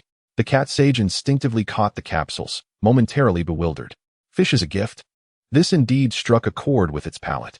However, the following proposition swiftly illuminated the true purpose of this offering. How about we exchange these fish for some celestial beans and divine water? Vitoli spoke with a casual tone, as if discussing a trifling matter. Yet, as he spoke, he sensed that the guise of his aura was insufficient to convey sincerity, or perhaps, to bolster the transaction's persuasive power, he deliberately released a fraction of his essence, allowing the cat sage to perceive the vast power lurking beneath his calm exterior, akin to an unfathomable ocean. Buzz! The cat sage felt an overwhelming, intangible pressure enveloping it, nearly rendering it breathless. Its claws tightened around the staff, trembling slightly, as the fur along its back bristled. With a wry smile, it glanced at Vitoli, its expression seemingly questioning. Can I still refuse? Of course, you may. The cat sage endeavored to steady its voice, requesting a moment's pause. It turned, moving somewhat stiffly towards the designated area below the platform where the celestial beans were stored. Retrieving a small, empty ceramic jar, it swiftly filled it to the brim with lustrous celestial beans and carefully presented it before Vitoli. Here are the celestial beans you requested. As for the divine water, I must not conceal its perilous nature. It is highly toxic. Are you certain you wish to proceed? Vitoli accepted the weighty jar with satisfaction, and upon hearing the sage's caution regarding the divine water, he pondered briefly before responding. Let us forego the divine water. He dismissed the idea, as he had no desire to suffer a viral heart condition like Kakarot. The exchange for the celestial beans proceeded even more smoothly than he had anticipated. Thank you, Kalen Sage. He weighed the jar in his hand, recalling future events, and added, by the way, I suggest that during your leisure, you cultivate as many celestial beans as possible. Trust me, they will prove invaluable in times to come. He did not elaborate on the nature of their significance, yet his tone was resolute, leaving the Kalen sage perplexed about their true utility. With that said, Vitoli did not await the sage's reaction, nor did he glance at the ethereal temple visible above the Kalen Tower. Instead, he leapt gracefully, transforming into a streak of light, swiftly racing toward the West City, vanishing into the vast expanse of clouds in the blink of an eye. The cat sage stood there, holding the 2 capsules containing fresh fish, staring blankly in the direction Vitoli had disappeared, then glanced down at its own paws, murmuring after a prolonged silence, Great utility? Who exactly is this individual? Vitoli's final words and his formidable presence filled it with a sense of confusion and an inexplicable foreboding. In the temple's plaza, the celestial deity and Bobo stood at the edge like 2 statues. The deity's eyes were tightly shut, fine beads of sweat trickling from his forehead, the knuckles of his hand gripping the divine staff turning pale from exertion. Bobo remained expressionless, yet his vacant eyes fixated intently on the direction of Kailinta below. At the moment when Vituri's aura manifested atop Kailinta, the deity abruptly opened his eyes, filled with an unprecedented gravity and a hint of dread. He has arrived at Kailinta. Though this power was deliberately restrained, its essence was astonishing, even more refined than during the awakening explosion felt in the wilderness. Bobo, I sense he is stronger than before. The deity's voice trembled subtly. Vituri's slight release of energy at the summit of Kailinta was akin to a stone cast into deep waters, creating clear ripples even within this tranquil sanctuary. Bobo nodded steadily. Indeed, my lord. His presence resembles a dormant volcano, the latent power within far exceeding our previous estimations. It seems he has struck a deal with the immortal of Kailan. The deity's heart raced, fully attuned to the stirrings below, prepared to welcome a possible visit from Vitri, even bracing for the worst. However, the anticipated scene of a swift descent to the sanctuary did not unfold. After lingering for a moment atop Kylenta, Vitri unhesitatingly turned away, hastily retreating towards the West City. He is leaving? The deity was taken aback, his taut nerves momentarily unresponsive, his wrinkled face displaying utter astonishment. He had envisioned countless possible dialogues and even conflicts, yet he had never anticipated that the other party would depart without even approaching the sanctuary. A subtle wave of relief seemed to pass over Bobo's dark visage. Yes, my lord. He has left, seemingly with no intention of disturbing the peace of the sanctuary. The deity remained rooted in place, gazing down at the now tranquil sea of clouds, his emotions complex. The formidable sense of oppression had vanished. Yet the clouds of doubt in his heart thickened. What exactly does this individual desire? Was his visit to Kylenta merely for the celestial beings? What did his final words to Kylan signify? Vitri's behavioral patterns transcended his comprehension. Could it be that he truly came to Earth merely for tourism and a life of leisure? This notion struck the deity as absurd. Yet he could conjure no more plausible explanation. Ultimately, he could only exhale a long sigh, filled with confusion, and silently return to the depths of the sanctuary alongside Bobo. Vitri's presence loomed like an unassailable sword hanging overhead, unsettling this deity who had safeguarded Earth for eons. Yet at least, should his other half break the seal, the ambition to continue ruling the world was now rendered impossible, providing him with some measure of solace.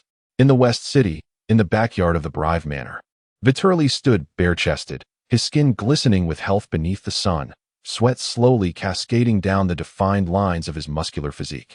Vitri effortlessly lifted a massive alloy block, estimated to weigh over 5 tons, with a single hand, performing squats as if he were merely handling a foam toy. Each descent and ascent exuded a remarkable grace of strength, while the specially crafted alloy floor beneath him trembled slightly under his might. After completing 1,000 squats, he set down the alloy block, which produced a dull thud upon striking the floor, sending a few fragments scattering. Wiping away the minimal sweat, he gazed at the metal that now felt almost weightless to him, letting out a resigned sigh. Without the constraining environment of the gravity chamber, such a routine weight training session had become nearly ineffective for him, whose combat power now approached a staggering 100,000. It scarcely even counted as a warm-up. He sensed that his growth and strength had seemingly plateaued. His gaze drifted to another corner of the yard, where Dr. Brief was busily surrounded by several robots, working on a massive metal pod that was beginning to take shape. Various intricate pipelines connected to it emitted a soft humming sound. This was the gravity chamber currently under construction. Vitri silently hoped that the doctor could hasten his efforts. He understood that Dr. Brief was doing his utmost. Constrained by the current technological limitations of Earth and his persistent urgings, this prototype gravity chamber could only achieve a gravitational force 300 times that of Earth, which was already the utmost limit. However, for the present moment, that was sufficient. After all, his combat power still had a distance to cover before reaching his aspirations. And 30 times the gravity of Vegeta would be enough to rekindle the pressure of training and the joy of progress. Moreover, this was merely a transitional phase. He was utterly convinced that in the future, Bulma would undoubtedly craft a gravity chamber with even more formidable capabilities and advanced technology. With this thought, his appreciation for the Brief family deepened. It seemed that Dr. Brief sensed his gaze. He looked up, adjusted his glasses, and was taken aback by the sight of Vitri effortlessly setting down the enormous alloy block. His mouth fell open in astonishment, nearly dropping the wrench from his hands. Oh, my heavens! Vitri, this is utterly outrageous. That's a solid alloy weighing 5.5 tons. What kind of extraterrestrial boyfriend has Bulma brought home? Dr. Brief felt his proud scientific worldview once again challenged, and he genuinely sensed that he was aging, struggling to keep pace with this rapidly advancing era. I'm back. A cheerful voice shattered the busyness of the backyard. It was Bulma, who should have been attending university classes but had returned unexpectedly at this hour. She fluttered towards Vitri, who was replenishing his energy like a joyful butterfly. With her cheeks puffed full of food, Vitri stared in surprise at the sudden appearance of Bulma. What brings you back so soon? Bulma proudly lifted her chin, hands on her hips. Hmph. With me on the case, what can't be accomplished? I've already completed all my courses for this semester ahead of time, and I've earned all my credits. The professors were all astounded by my brilliance. So, of course, I can return early. She gazed at Vetral's mouth, filled to the brim and glistening with grease, feeling both exasperated and amused. With a gentle motion, she naturally retrieved a tissue to wipe his mouth clean. And truly, one ought not to speak with their mouth full. Honestly, he behaves like a child.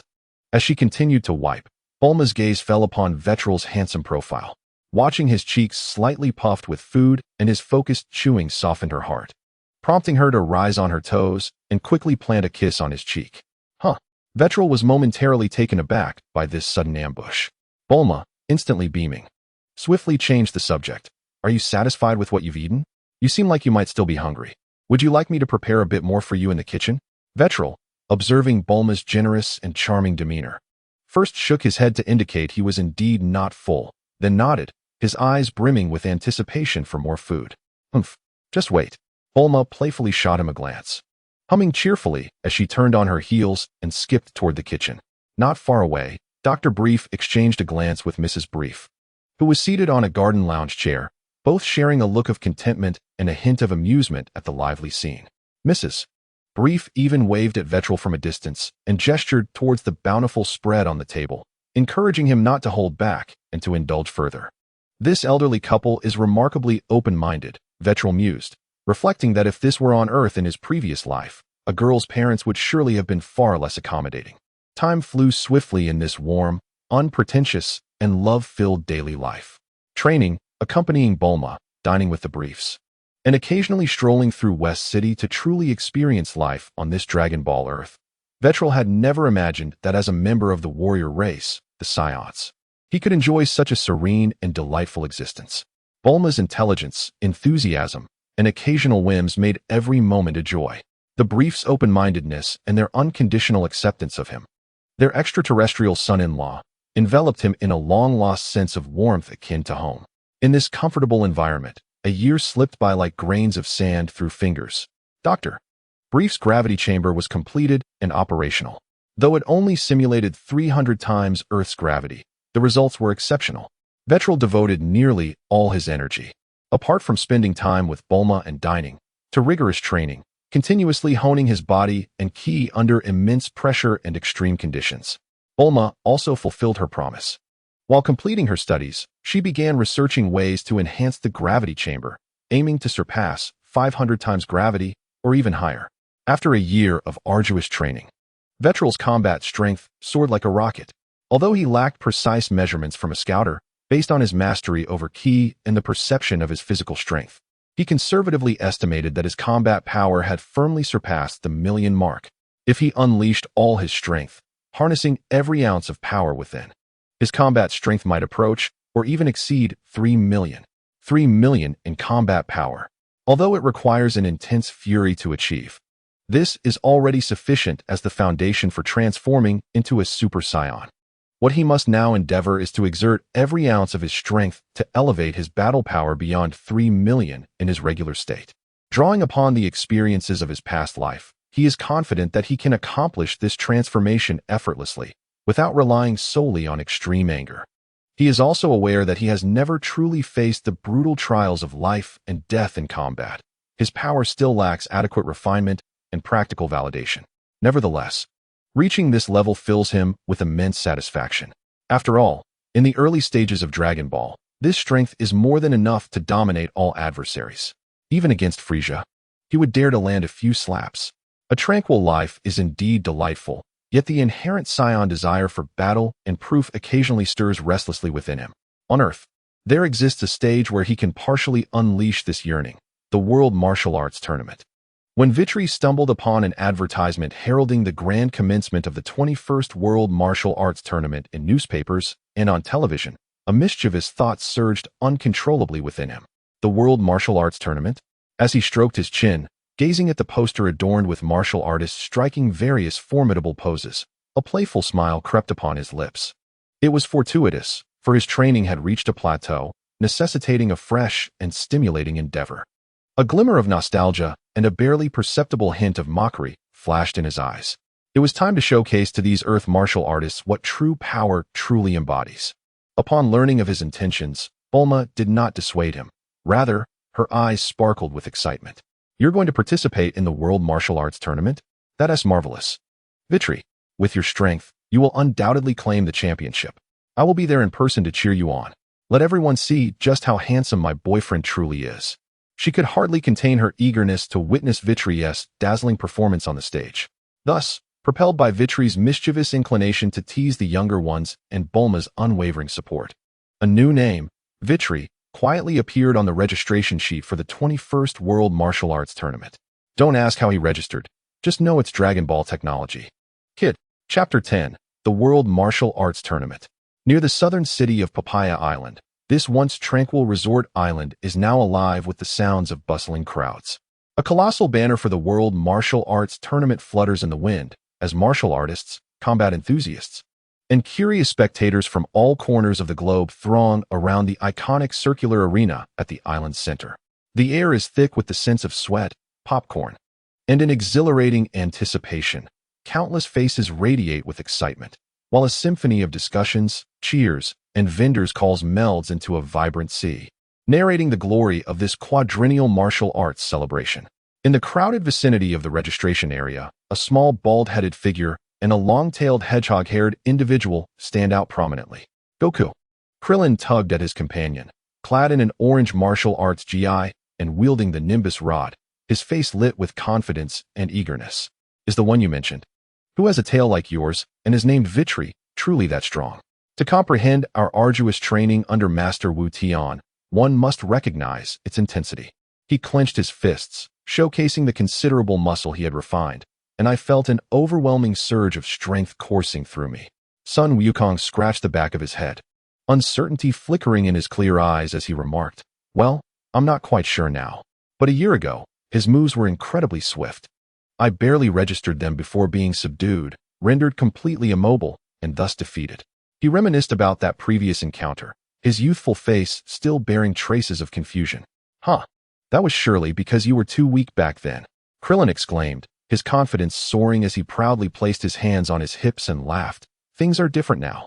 We are the esteemed disciples of Master Wu Tian. After enduring such grueling training, my strength has become formidable. If that Vitri dares to confront me, I shall make him regret it." He grinned widely, exuding an air of invincibility. "Oh," Wukong nodded, somewhat bewildered. He always perceived strength comparisons quite directly, sensing that if Krillin were to engage Vitri, he might suffer a devastating defeat. However, before he could voice his thoughts, a long, powerful hand, distinctly defined by its knuckles, unexpectedly reached out from the side, firmly pinching his chubby cheek and maliciously tugging at it. "Ouch! Ouch! Ouch!" Wukong yelped in surprise, tears nearly welling in his eyes as he vainly attempted to pry the large hand from his face. Krillin, startled, quickly focused his gaze. Standing beside them was a tall, strikingly handsome young man clad in a black combat uniform, his dark hair framing his features. A playful smirk graced his lips, and his eyes held a teasing scrutiny as they assessed both Wukong and Krillin.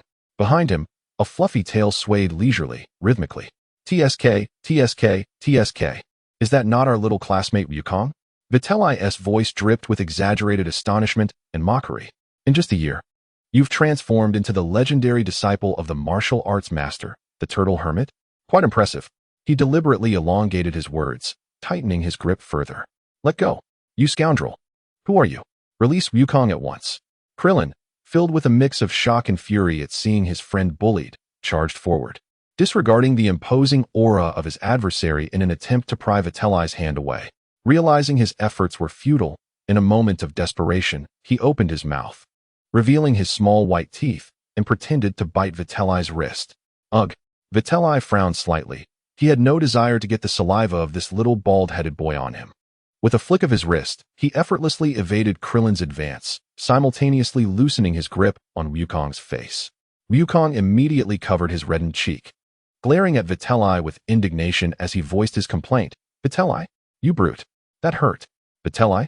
Krillin, nursing his slightly numb arm, felt his pupils constrict sharply upon hearing that name. He scrutinized the seemingly unremarkable man before him, who instinctively emanated an aura of extreme danger. "Are you the one they call Vitri? If no one else bears that name, then indeed, it is I." Vitri clapped his hands, as though merely brushing off a speck of dust. A wild smirk curled at the corners of his lips as he regarded Klin with a condescending gaze, dismissing him as nothing more than an ordinary Saiyan. Klin's competitive spirit was ignited by Vitri's arrogant demeanor. He forcibly suppressed a flicker of unease, crossing his arms and puffing out his chest, directing his nostrils, though devoid of noses, at Vitri. Hmph. What's with the mysterious act? I don't care who you are, but since you're here for the World Martial Arts Tournament, listen closely. If you encounter me and Goku in the arena, he paused dramatically, emphasizing his words. We will show no mercy. Don't come crying to me when you find yourself on the losing end. He attempted to mask his inner trepidation with a fierce tone. Vitri observed the stout little bald man before him, who was putting on a brave front, and he nearly succumbed to laughter. Stifling his amusement, he nodded earnestly, affecting a tone reminiscent of soothing a child. Yes, I understand. Thank you for the warning. I shall be cautious. At that moment, a melodious female voice pierced through the cacophony, reaching the ears of the trio. Vitri, how did you end up over here? I've been looking for you everywhere. Bulma emerged from the crowd, clutching her purse and swiftly making her way toward him, a sheen of perspiration gracing her lovely forehead. Dressed in vibrant casual attire, her short blue hair radiated vitality. Upon spotting Vitri, she naturally looped her arm through his, affectionately leaning against him. Oh, Goku? Bulma then noticed the two young companions beside Vitri, her face lighting up with surprise. You're here for the tournament too? It's Bulma, Goku exclaimed, his previous discomfort forgotten in an instant. Klin and I came with Master Roshi, but he said he wanted to go sightseeing and vanished. That old lecher, Master Roshi, is here too? Bulma's expression hardened, her eyes narrowing as a chill swept over her features. Yet upon seeing the two young boys, her demeanor brightened once more. Perfect. I've reserved the best hotel on the island. Lunchtime is approaching. Let us go eat together. My treat, she boasted, patting her bulging wallet. Really? That is fantastic. Goku's eyes sparkled at the mention of food, nearly drooling in anticipation. Klin watched as Bulma clung to Vitri's arm like a playful kitten. The sight of them together struck him as a match made in heaven, but observing Vitri's nonchalant demeanor stirred an unexpected pang of discomfort within Klin. He curled his lips, muttering in a tone he thought only he could hear. Hmph. As martial artists, we must prioritize the way of combat. Indulging in feminine allure will only hinder the swiftness of my strikes. The more he spoke, the more absurd he found his own words, though his murmurs were quite soft. To Vitoli's exceptionally keen ears, they resonated as if amplified by a loudspeaker. Vitoli raised an eyebrow, a glint of mischief flickering in his eyes. Ah, the little bald one. Pretending to be lofty? Very well, I shall remember this. In due time, I will surely fulfill your current demands. At noon, a scene unfolded in the lavish restaurant rented by Bulma that would remain etched in the memories of all the waitstaff and chefs for a lifetime. Vitoli exemplified the voracious appetite of a Saiyan. His speed of consumption was akin to lightning, with movements that, though unhurried, were astonishingly efficient. The food on his plate seemed not to be eaten, but rather devoured by some invisible force. Piles of steak, entire roasted chickens, mountains of fried rice, and an unending stream of soups and desserts vanished into his mouth, which seemed to connect to a black hole. The chefs in the back were rotating their ladles so vigorously they were nearly smoking, and the waitstaff ran about until their legs grew weary, while the plates before Vitoli continued to stack up at a terrifying pace.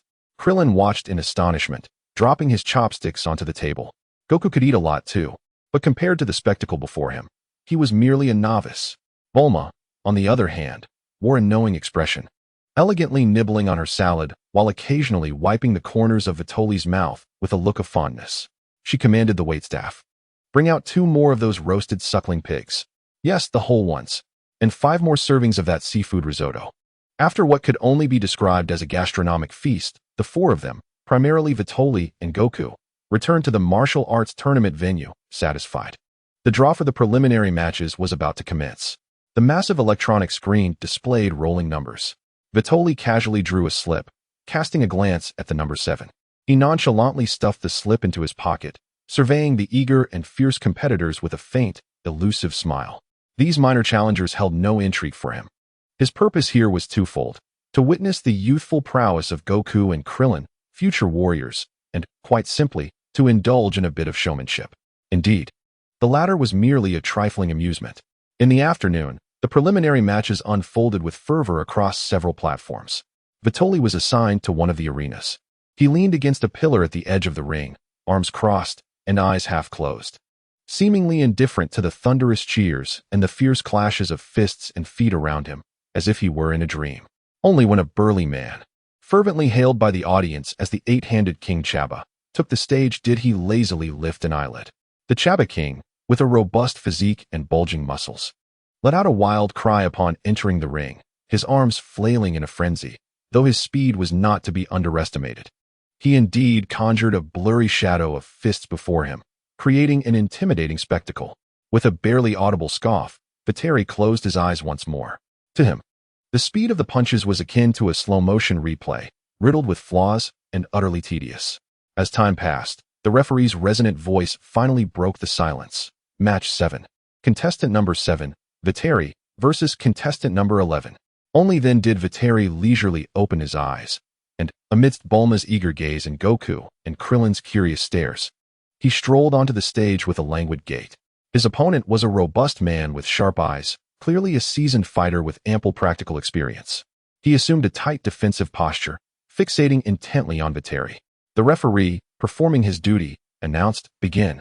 With a low growl, the opponent propelled himself forward like a cheetah, unleashing a right punch that sliced through the air, aimed squarely at Vitri's face. This blow was a culmination of his entire strength, delivered with remarkable speed and ferocity. As though he sought to transcend the bounds of time and space, at least in his own estimation. Yet, just as his fist was about to graze Vitri's nose, Vitri made his move. Without shifting his feet, he casually raised his right hand, swatting at the incoming Taribo as one might dismiss an annoying fly. Executing a nonchalant arc in the air, instead of a violent clash, an invisible yet formidable gust of wind erupted.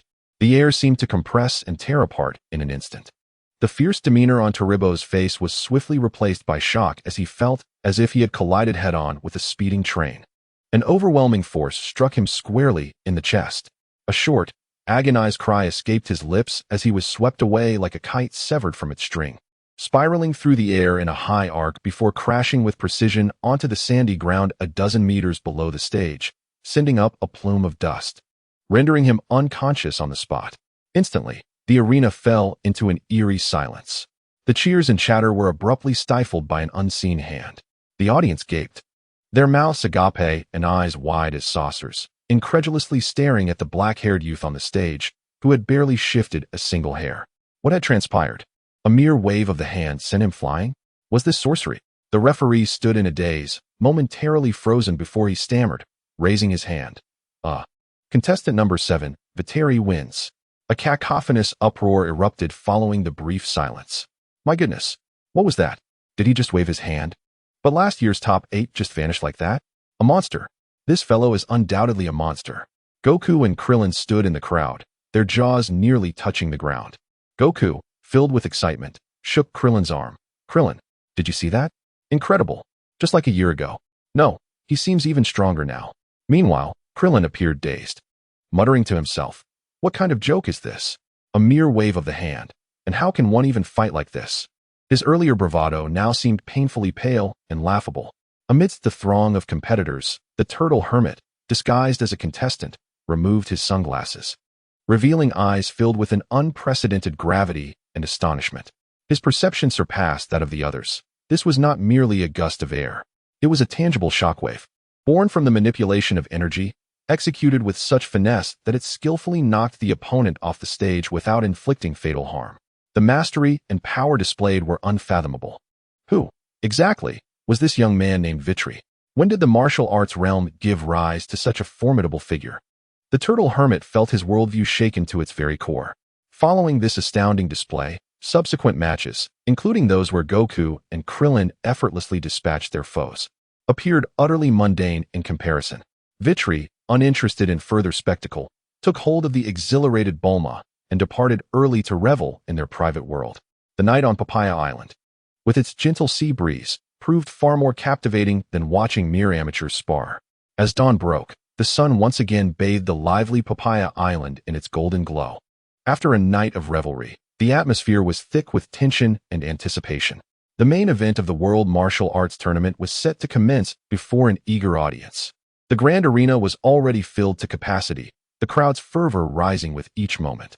In the competitors' resting area, 8 formidable warriors who had triumphed in the preliminaries stood ready. Goku and Krillin, a mix of nerves and excitement, warmed up, encouraging one another. The remaining contestants were also making their final preparations, their gazes sharp and their spirits high. Only Vitri retained an air of nonchalance, resembling a vacationer at the beach, leisurely observing the fervent atmosphere among the spectators. In the front row, Bulma waved enthusiastically at Vitri, shouting with all her might, "Vitri, go for it. You must win. Show them your prowess." Hearing her call, Vitri turned and offered her a reassuring smile, radiating absolute confidence. "Silly girl, I actually hope I get the chance to lose once." At that moment, the announcer's booming voice echoed through the arena, igniting the final spark. "Ladies and gentlemen, fighters from around the globe, thank you for your patience. The moment we've all been waiting for has finally arrived. The 21st World Martial Arts Tournament is officially underway." With the resounding clang of a gong, Papaya Island seemed to tremble in response. All eyes were instantly drawn to the colossal arena, a symbol of strength and glory. A breathtaking martial arts tournament was about to be unveiled by a Saiyan from beyond the distant stars. Chapter 11, The World's Best? Morning sunlight glistened upon the polished arena, reflecting dazzling rays. The audience, a sea of fervent supporters, was engulfed by a wave of excitement, the air thick with palpable tension. After 2 days of fierce competition, the final 4 had emerged. "Ladies and gentlemen, martial artists, thank you for your patience." The resounding voice of the host echoed throughout the arena, heralding the commencement of the Grand Martial Arts Tournament, the pinnacle of confrontations. The first match is about to begin. Entering the stage first is the formidable contender who demonstrated overwhelming prowess during the preliminaries, Witley. Accompanied by a modest applause and murmurs of curiosity, Witley ascends the platform with an air of nonchalance. Clad in his signature black combat attire, he appears languid, as though merely attending a morning exercise. He stands still, his gaze calmly directed towards the entrance. His opponent, the formidable Jabba King, renowned for his exceptional boxing skills and extensive experience, steps into the limelight. "Jabba King! Jabba King!" The crowd erupts in fervent cheers for Jabba King. The brawny figure, muscles rippling with confidence, greets the audience with a wave as he strides onto the stage with a commanding presence. Deliberately loosening his shoulders and arms, his well-defined muscles bulge like a coiling dragon. As he assumes the initial stance of the 8-handed fist, a flurry of intense wind generated by his fists elicits another roar of applause from the audience. Positioned opposite Witley, Jabba King looks upon his seemingly drowsy adversary with disdain, snorting derisively, "Hmph. Don't think that your luck in winning a few matches with your underhanded tricks yesterday can make you arrogant before me, Jabba King. You are unfortunate to encounter me. Your feeble antics are utterly insignificant against the true essence of my 8-handed fist." With his chin held high and a condescending glare, he exudes an air of assured victory. Witley, however, remains unimpressed, scarcely raising an eyelid to the vacuous pre-match banter. He maintains his relaxed posture, casually lifting his right hand, fingers clenched into a fist. Just as the referee calls out "begin," the moment hangs in the air. Witley moves. No build-up, no shouts, not even a discernible motion of force. He simply delivers a punch, as if swatting away a fly, with an effortless flick of his arm. Bam! A thunderous explosion reverberates, as if the very air had been shattered by that singular blow.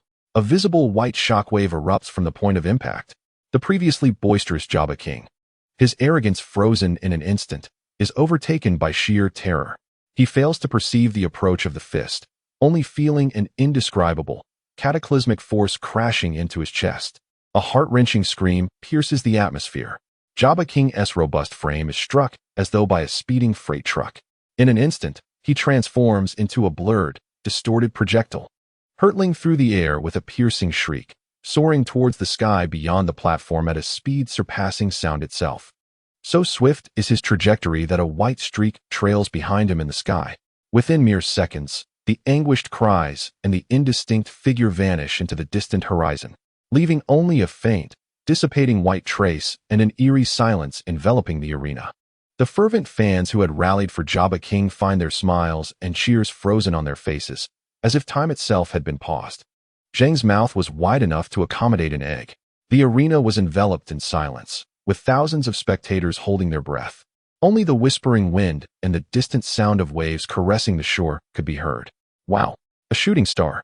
Clint was the first to shatter the stillness. Excitedly pointing towards the direction where Joppa had vanished, his hands pressed together in fervent supplication, wishing for a sudden fortune. Wukong instinctively followed suit, hoping for a daily feast of meat. The sight of the two little fellows making wishes beside the arena struck an oddly surreal and comical note amidst the profound silence. The referee's hand trembled slightly as he grasped the microphone. Swallowing hard, he summoned all his strength to suppress the tremor in his voice. The winner is Contestant Vitri. His voice was dry, as though he had exhausted every ounce of his energy. This time, there were no cheers, no applause, only countless astonished gazes, as if they were beholding a monster, fixated on the black-haired youth who slowly retracted his fist, as if he had merely accomplished a trivial task. Just one punch, merely a single strike. A contender of the top four had been sent flying like refuse into the sky. What terrifying power was this? It had entirely transcended their comprehension of martial arts. In the afternoon, the draw for the semifinals was announced. First match, Vitri vs. Jackie Chan, came Senin. Second match, Sun Wukong vs. Clint. As the matches concluded for the time being, Vitri was preparing to accompany Bulma for a late lunch. However, Bulma gently tugged at him, pointing towards Wukong and Clint, who were gazing longingly at the nearby food stalls while patting their stomachs. Shall we take them along? I heard Clint mention they didn't bring much money for the competition, and it seems the provided meals aren't quite sufficient for Wukong. Vitri glanced at the two youngsters, particularly noting Clint's facade of composure juxtaposed with his protesting stomach. Considering the camaraderie that might blossom from future battles together, he nonchalantly nodded. All right. Wow. Thank you so much. Bulma. Vitri. Upon hearing the prospect of a grand feast, Wukong immediately erupted with joy, dragging a somewhat bashful Clint along. This time, Bulma selected a luxurious seafood restaurant renowned for its delicacies. Unsurprisingly, it soon turned into a calamity that left the restaurant manager and chefs questioning their life choices. Vitri and Wukong devoured their meals with the efficiency of two food processing machines, leaving plates empty at an astonishing rate. Lobsters, king crabs, oysters, and mountains of sushi and sashimi vanished into the depths of their appetites. Clint, having learned his lesson, snatched a large plate of his favorite dishes early on and secluded himself in a corner to labor in silence. Witnessing the other two's inhuman eating speed, he once again reevaluated his understanding of consumption. With a satisfied sigh, Vitri set down the last massive crab shell, contentedly picking his teeth, while Wukong mimicked him, patting his round belly and humming in bliss. Bulma effortlessly settled the bill with her card, the lengthy series of digits making Clint's eyes widen in awe. As he internally screamed, being wealthy is wonderful. I too shall become rich. The atmosphere surrounding the main stage was thick with anticipation as the afternoon semi-final showdown was about to commence. The moment has arrived to determine the victor of the semi-finals, ultimately leading to the crowning of this season's champion. The first semi-final features Sun Wukong against Krillin. The two diminutive fighters engage in a fierce contest upon the vast arena, their agile forms darting about as they exchange rapid strikes, leaving spectators in a daze with their dazzling display of offense and defense. The solid foundation imparted by Master Roshi, coupled with a year of rigorous training, is vividly showcased in their exhilarating combat. The audience, enraptured, erupts in thunderous applause and cheers for these remarkably talented youngsters. Come on, Wukong, Krillin, don't lose. Disguised as Jackie Chan, Master Roshi blends in with the crowd, watching his two disciples with immense pride, especially as he observes Wukong, amidst the intense struggle, seizing a fleeting opportunity to swiftly retreat and create distance. His hands quickly come together at his waist, striking a familiar yet unexpected pose for the Kamehameha wave. What? Master Roshi's pupils constrict, his eyes widening behind his sunglasses. The Kamehameha wave. Impossible. I haven't taught them that yet. Could it be from that incident at Fire Mountain? He recalls the time he had utilized it to extinguish a raging inferno. Could this boy have learned it from just a single glance? Wukong's youthful yet potent voice resonates, as a blue energy sphere rapidly condenses in his palm, emanating a staggering wave of energy. Krillin, momentarily taken aback by Wukong's sudden retreat, recognizes the familiar stance, and feels the overwhelming aura of energy approaching. His face paling in an instant. He realizes it. This is Master Roshi's ultimate technique. A profound sense of impending doom envelopes him. Dodge. Too late. Block. With what? Kamehameha. Huh. Accompanied by Wukong's furious shout, a brilliant blue energy beam, akin to a roaring dragon, tears through the air, crossing the arena with devastating force and striking the unsuspecting Krillin. Krillin manages only a brief, anguished scream before being violently propelled by the surging torrent of energy, soaring through the air like a kite severed from its string, crashing heavily onto the ground outside the ring, his head drooping as he loses consciousness. The impact creates a small crater, sending dust swirling. The referee, momentarily stunned by the sheer power of the attack, regains composure and swiftly raises his hand. Out of bounds. The winner of this match is Sun Wukong. Hooray! I've won. Wukong leaps with excitement, his face alight with the joy of victory. Wow! The audience erupts in deafening astonishment, offering the warmest cheers for this spectacular and formidable strike. After a brief intermission, the host's enthusiastic voice rings out once more. Next up, the highly anticipated second semifinal, featuring the mysterious and powerful Vitri, facing off against the experienced and enigmatic Jackie Chan. Vitri and Master Roshi, Jackie Chan, simultaneously ascend the stage. Master Roshi has now removed his sunglasses, revealing his aged yet sharp-eyed visage. His expression is one of utmost seriousness, as he intently focuses on Vitri. The previous scene remains vividly etched in memory, and the pressure emanating from this young man surpasses even that felt in the face of the formidable Big Demon King. The referee announces, the match begins. Unlike his casual approach towards King Joppa, Vitri shows fundamental respect towards this martial arts deity. He adopts a simple fighting stance and intones gravely, "Come at me, Mr. Chung Long." Simultaneously, he subtly constrains his aura to a level akin to that of Master Roshi. However, he finds himself unable to suppress his physical strength and the rapidity of his neural responses. Master Roshi inhales deeply, realizing that probing is futile.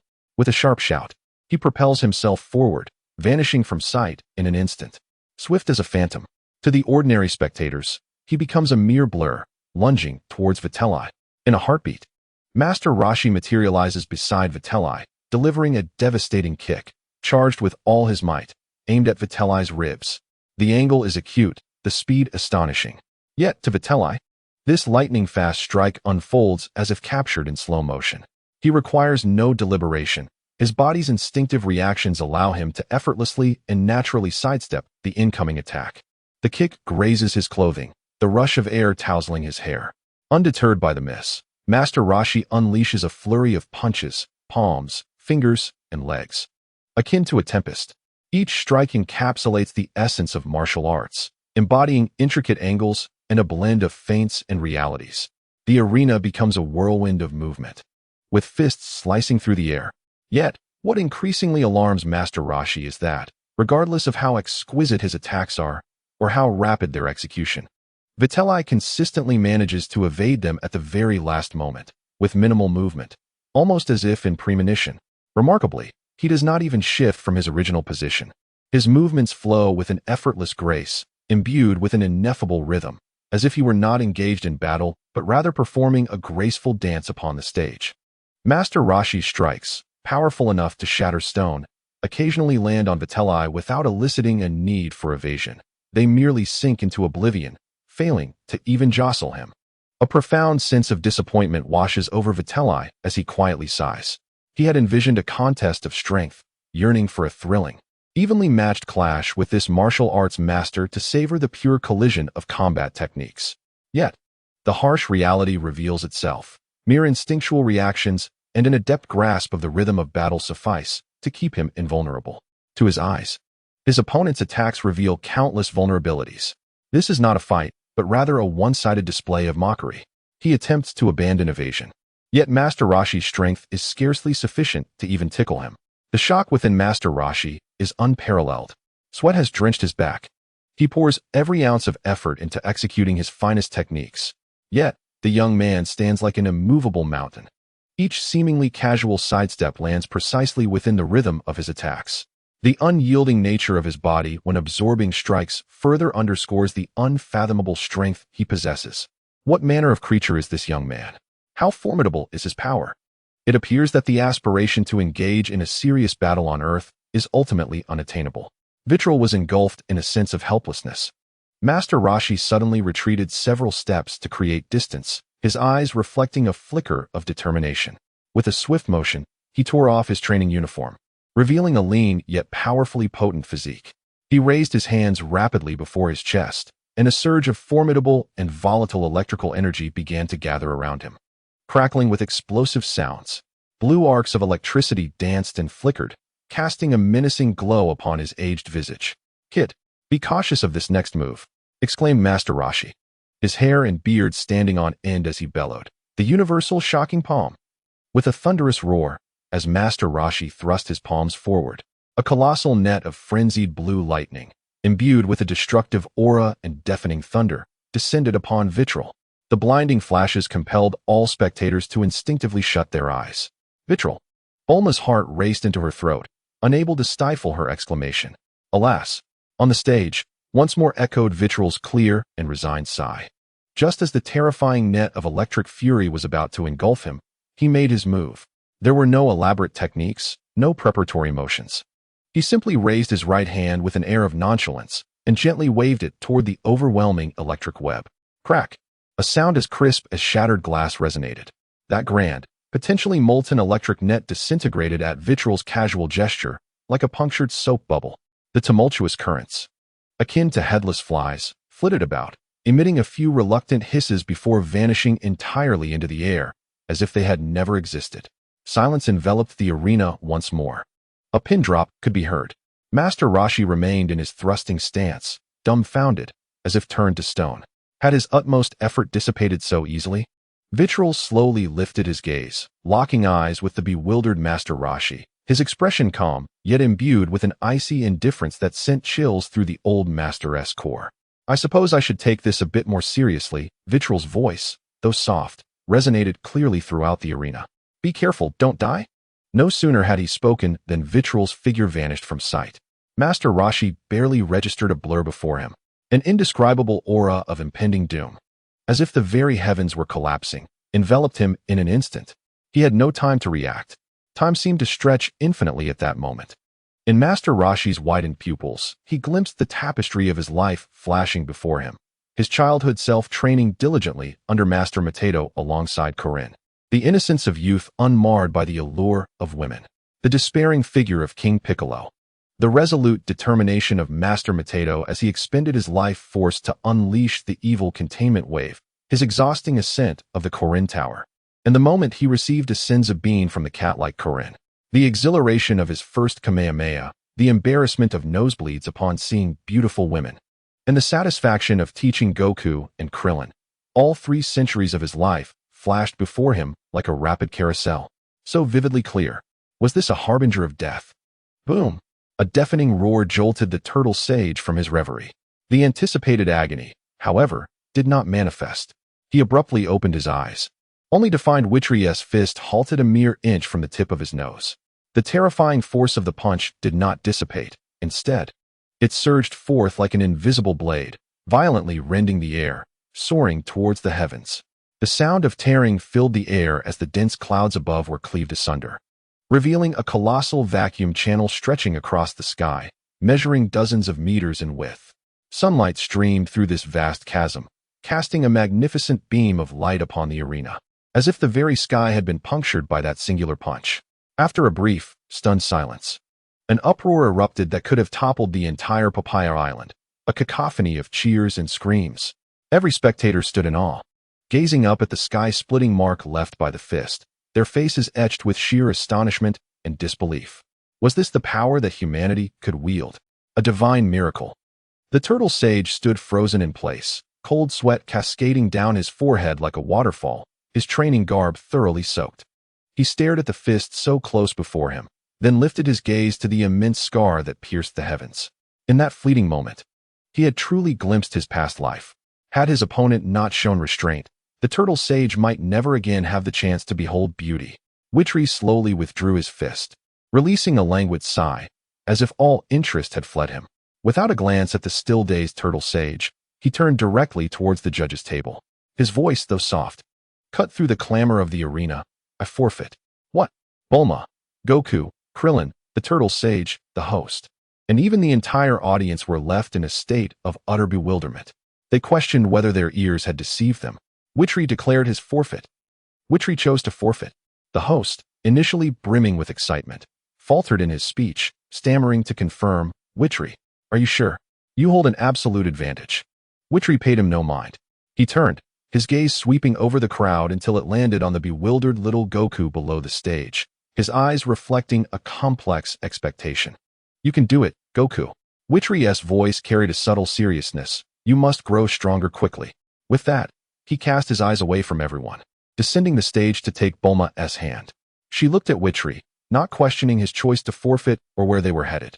Instead, she firmly grasped his broad, warm hand, lifting her face to offer him a gentle yet resolute smile. Yes, let us go. Vitri felt the warmth and trust emanating from her palm. Nodding in acknowledgement as he led Bulma away, disregarding the lingering shock and chaos of the arena behind them, ignoring the bewildered and fervent gazes of the audience. As they strolled leisurely towards the tranquil azure sea at the island's edge, sunlight bathed them, casting long shadows behind. Meanwhile, the host's voice, as if awakening from a dream, echoed through the loudspeaker, attempting to rekindle the atmosphere. Due to Vitri's forfeit, the victor of this semi-final is contestant Jackie Chan. Next, we shall witness the final showdown of the Grand Martial Arts Tournament, featuring the illustrious competitor Sun Wukong against the legendary Jackie Chan. The true champion of the world is on the verge of emerging. Chapter 12. The near-bankrupt Master Wu Tian on Papaya Island. A resort that has been bustling with excitement due to the Grand Martial Arts Tournament. Tranquility finally returns as the last batch of competitors and spectators departs. The once crowded streets and bustling beaches now echo only with the gentle rhythm of waves lapping against the shore and the melodious calls of seabirds. Sunlight pours unreservedly over the fine, white sands, reflecting a dazzling brilliance, while the air is suffused with the salty freshness of the sea breeze, as if the fervent festivities were merely a fleeting dream. However, Vitri and Bulma chose not to follow the crowd in their departure. For them, while the fervent contests may have concluded, this moment presents an exquisite opportunity to relish their time together. Casting aside the cacophony of the event, they decided to linger a while longer on this serene isle. At this moment, the sunlight is just right. On the delicate sands, Vitri and Bulma are nestled together on a spacious beach chair, savoring this rare leisure. Throughout the morning, a few enthusiastic visitors, having witnessed Vitri's astonishing performance at the tournament, eagerly approached for photographs. Vitri displayed remarkable patience, always responding with a gentle smile. Bulma watched nearby, not feeling disturbed in the least. Instead, she felt a swell of pride, thinking, this is my man, Vitri. Handsome, isn't he?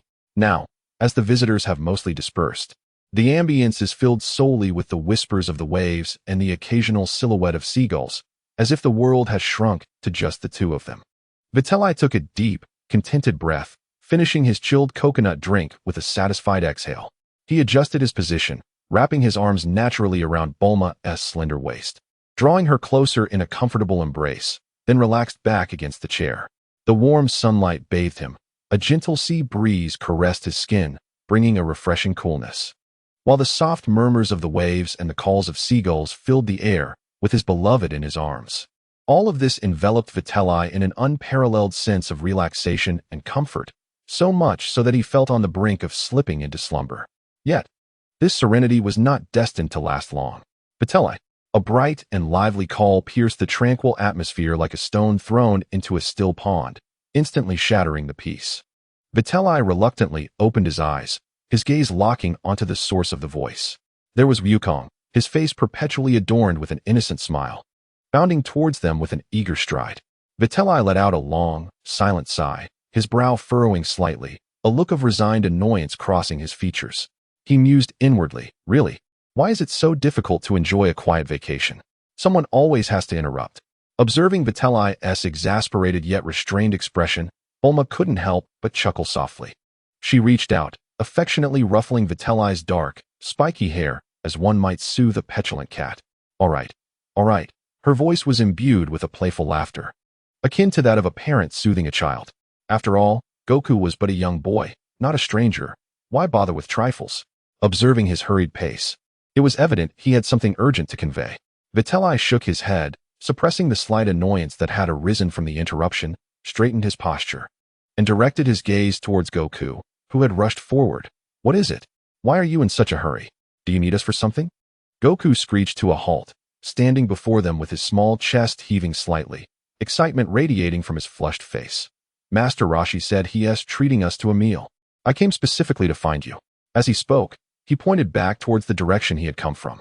Upon witnessing the pure, unblemished joy on Goku's face, especially considering that the mere mention of a meal could inspire him to run and inform both himself and Bulma, Vitri fell silent for a moment. His previous irritation swiftly replaced by a delicate sense of warmth. He extended his hand, gently pinching Goku's plump cheek, his tone softening. Thank you, Goku. It's commendable that you thought to bring us this news about the meal. Bulma, too, approached with a smile, ruffling Goku's tousled hair, praising him. Exactly. Goku is so well behaved. Oh, you too, please don't mess with my hair. Goku protested, shaking his head like a reluctant creature trying to escape their playful grasp. A gleeful expression gracing his features. Let us hurry. Master Roshi is already waiting for us at the restaurant. If we're late, the delicious food will be gone. The mere mention of the restaurant and delectable dishes lit up Goku's eyes astonishingly, his mouth watering uncontrollably, a sight that amused Vitri and Bulma immensely. Haha, all right. Let us go. Vitri and Bulma exchanged knowing glances and quickly rose to their feet. Returning to their hotel, they swiftly changed out of their swimsuits into comfortable casual attire, and then followed the eager Goku, who was incessantly urging them to hurry, to a relatively well-decorated restaurant on the island.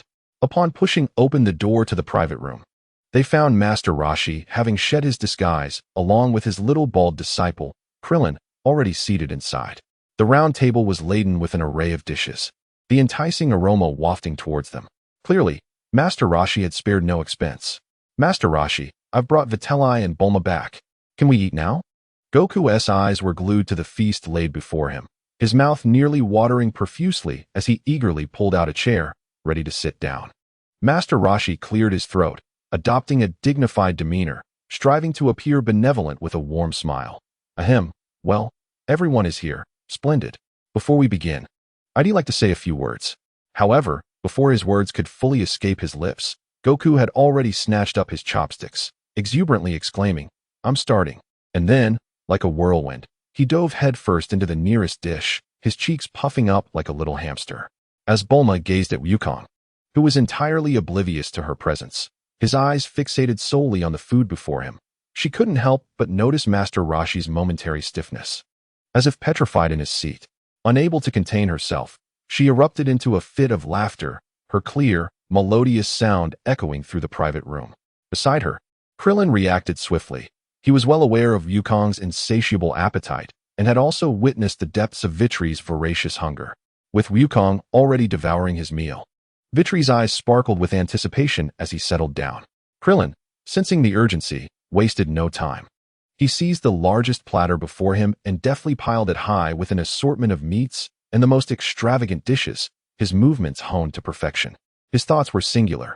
Seize the moment, for those who hesitate may miss out. If he did not act quickly, the feast would surely vanish within minutes. Master Roshi looked on in bewilderment at the chaotic scene unfolding before him.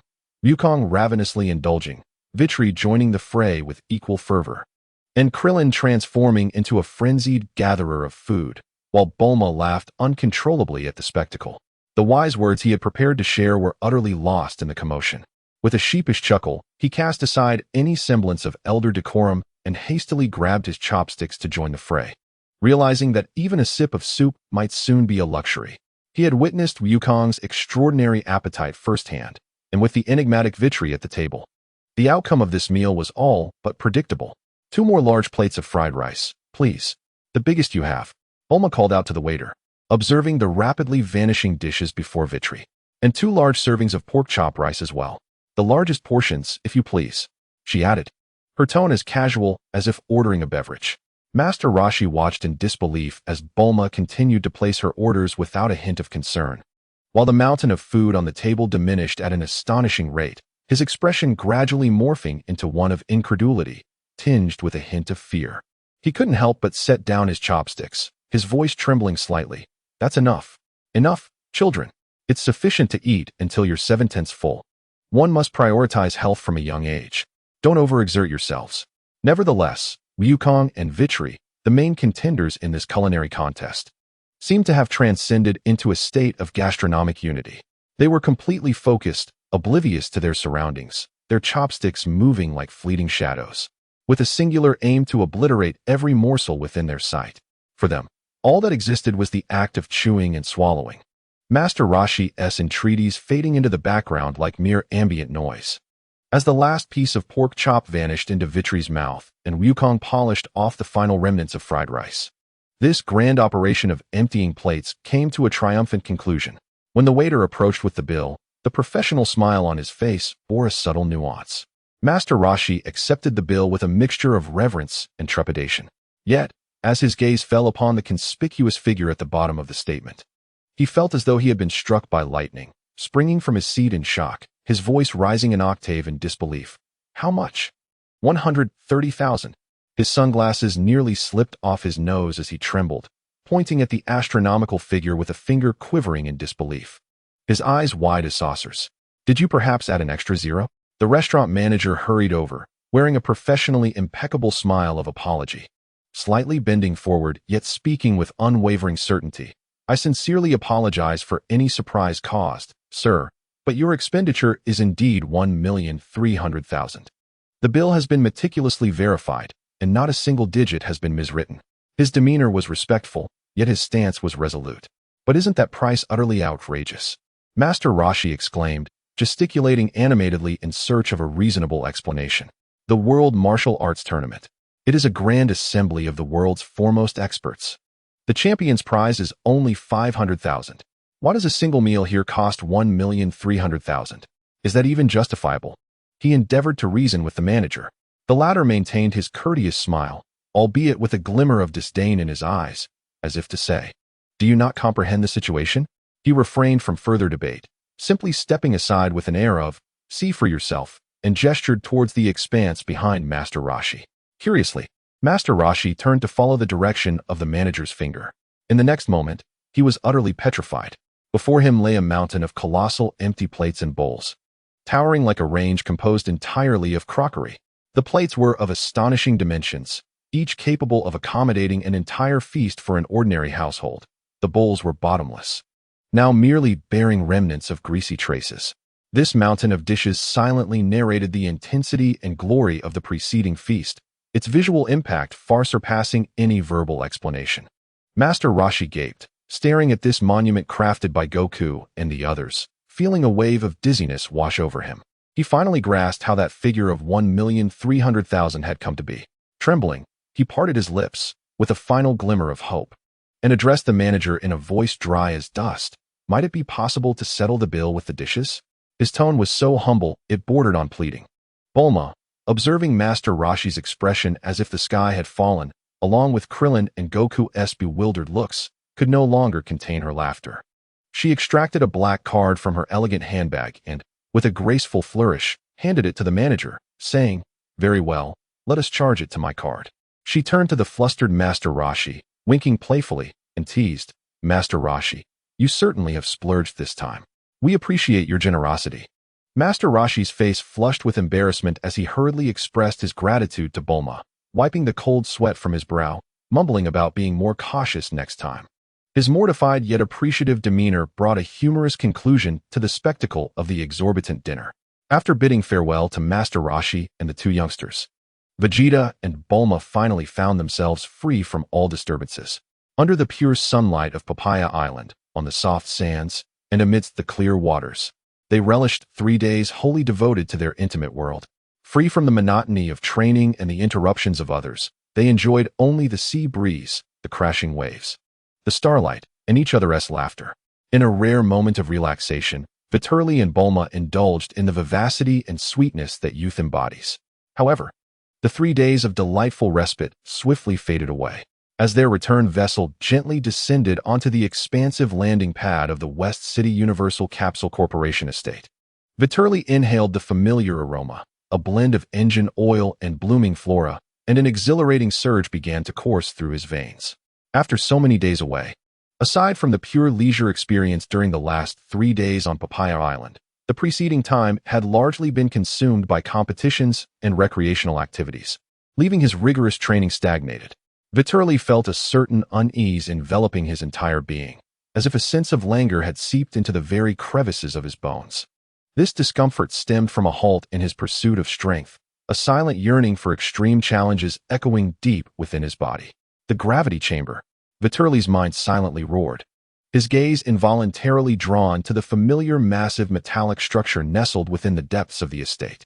How could I, Vitri, possibly thrive without you? The joy of returning home was swiftly supplanted by a fervent urgency akin to a pilgrimage. Almost as soon as his feet touched the estate's lush lawn, he found himself unable to contain his impatience. He scarcely exchanged more than a few words with the welcoming brief couple, hurriedly informing Bulma, "I'm heading over first," before his form transformed into a blur, racing eagerly towards the gravity chamber. That urgency, that focus, resembled the anticipation of a long-lost lover awaiting him just ahead. Bulma watched his swiftly departing silhouette, a mix of amusement and exasperation washing over her as she placed her hands on her hips and playfully chided the air. "Hey, Vitri, you lazy bum. Can't you even say goodbye properly? Truly a wooden-headed fool. A scoundrel." Although she feigned disdain in her tone, her eyes sparkled with understanding and indulgence. She was well aware of the significance the gravity chamber held for him. It was an integral part of his unwavering pursuit of power. Shaking her head, Bulma's mock anger swiftly transformed into a focused excitement, embodying the essence of a brilliant scientist. The vacation had concluded, and her battlefield awaited. "Hmph, you wooden-headed fool. Just watch me," she whispered to herself, turning with a light yet determined stride towards her state-of-the-art, technologically advanced laboratory. She had solemnly promised Vitri to develop a new generation of gravity chambers with even greater capabilities. This challenge ignited her passion as well. By the floor-to-ceiling window, Mrs. Brief held a delicate teacup, observing her daughter's playful complaints and the tenderness in her gaze as she watched Vitri's retreating figure, followed by her energetic rush towards the laboratory. Unable to stifle a smile, she remarked to Dr. Brief, who was also gazing outside, "Darling, look at little Bulma and little Vitri, one chasing after power, the other pursuing technology. Their fervor and clear objectives truly make them a perfect match." Dr. Brief adjusted his glasses, sensing the faint vibrations emanating from the backyard, indicative of someone's intense training, and glanced at the lights illuminating his daughter's laboratory, nodding in agreement. He took a sip of red wine and calmly remarked, "Indeed, full of vigor, quite delightful." Life at the estate swiftly returned to its unique and vibrant rhythm, with the resonant hum of the gravity chamber and the soft glow of the laboratory intertwining to create the most familiar soundscape of this home. Chapter 13. The Peculiar Transformation. Super Saiyan Vitri. Time slipped away like sand through fingers, and after several months had quietly passed, on this particular afternoon, the sun shone just right. Bulma, rarely afforded such leisure, sat in a beautifully crafted wicker chair in the courtyard, cradling a steaming cup of tea, savoring a moment of tranquility. Suddenly, the faint sound of the heavy alloy door of the gravity chamber sliding open shattered this serenity. Bulma turned in surprise, only to see Vitri stepping out, his expression a rare blend of irritation and resignation. Unlike his usual self, emanating heat and drenched in sweat from relentless training, he walked directly toward her. "Well, this is quite unusual, Vitri," Bulma exclaimed, setting down her cup, her sapphire eyes wide with astonishment. "You didn't train until dinner time today? Has the sun risen from the west? Or has the gravity chamber finally malfunctioned due to your rigorous practice?" She half joked, though a flicker of concern began to stir within her. Vitri plopped down in the vacant seat beside her, his actions tinged with a sense of defeat. He casually seized Bulma's cup of perfectly warm tea and gulped down several large sips without glancing at it, finally exhaling a long sigh, his brow furrowed as he said, "Don't even mention it. It seems I've hit a bottleneck lately." His tone was dejected, the usual vitality in his voice dulled. "Even in your gravity chamber. It feels as though I am training in a mound of cotton, My strength has nearly stagnated, and my physical resilience is stuck as well. A bottleneck. Bulma instantly straightened, the lightheartedness on her face vanishing.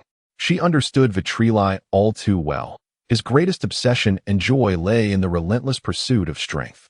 The stagnation of his power was undoubtedly a matter significant enough to affect his mood. What could be the issue? Is the design of the gravity chamber at its limits? Or is it related to your own physique? She pressed eagerly, her mind racing through various technical parameters and biological knowledge. Vitri shook his head, resting his chin in thought. His gaze became distant as he murmured to himself, "Let me think." Images from his previous life regarding various methods of enhancement in the Dragon Ball anime flickered through his mind. Training with the King Kai? The acceleration of the hyperbolic time chamber? Breakthroughs on the brink of death? Even the elder Namekian's potential development. Should I seek out the King Kai? He whispered the thought, only to dismiss it with a shake of his head, deeming it too cumbersome and ineffective for him. Or perhaps I should consult the Supreme Kai about borrowing the hyperbolic time chamber. The thought ignited a flicker of brightness in his eyes, but it quickly dimmed. No, that place was too unique. It was a trump card for a critical moment and could not be squandered on merely breaking through such a bottleneck. Observing the furrowed brow of Vitri, who was ensnared in profound contemplation, Bulma refrained from disturbing him further. She simply sat quietly beside him, her gaze gentle yet resolute. She had unwavering faith in her beloved. Regardless of the path he ultimately chose, she would be his most steadfast support, providing all the necessary assistance, be it technical expertise, resources, or unconditional trust. Time flowed silently. After a while, Vitri abruptly stood up, a glimmer of determination flashing in his eyes. He turned to Bulma and said, "I have conceived a method and must step out for a while. I may not return for dinner, so do not wait for me." Bulma nodded. "All right, be careful." Vitri spoke no more, his form soaring into the air like a streak of light, racing towards the distant Kalinta that connected heaven and earth.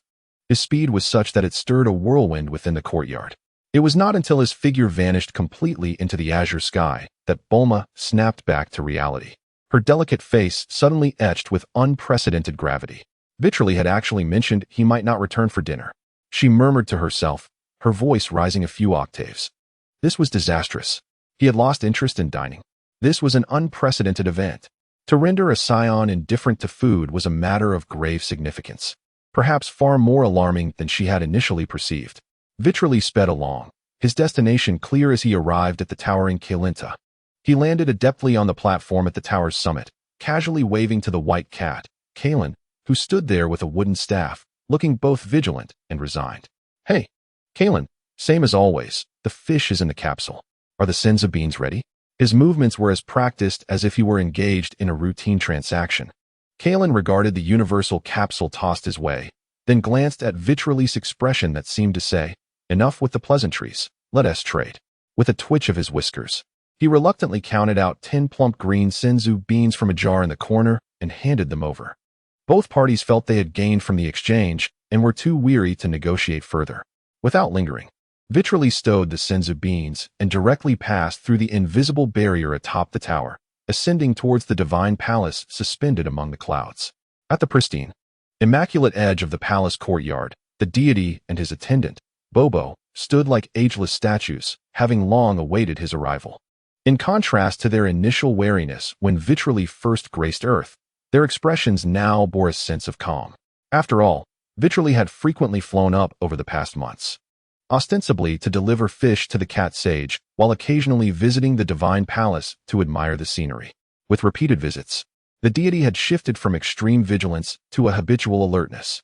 As Vitri's figure lightly touched the immaculate floor of the palace, the deity's green, wrinkled visage revealed no emotion, save for his deep-set eyes that fixed intently upon him. He asked straightforwardly, "What is your purpose in coming to Earth?"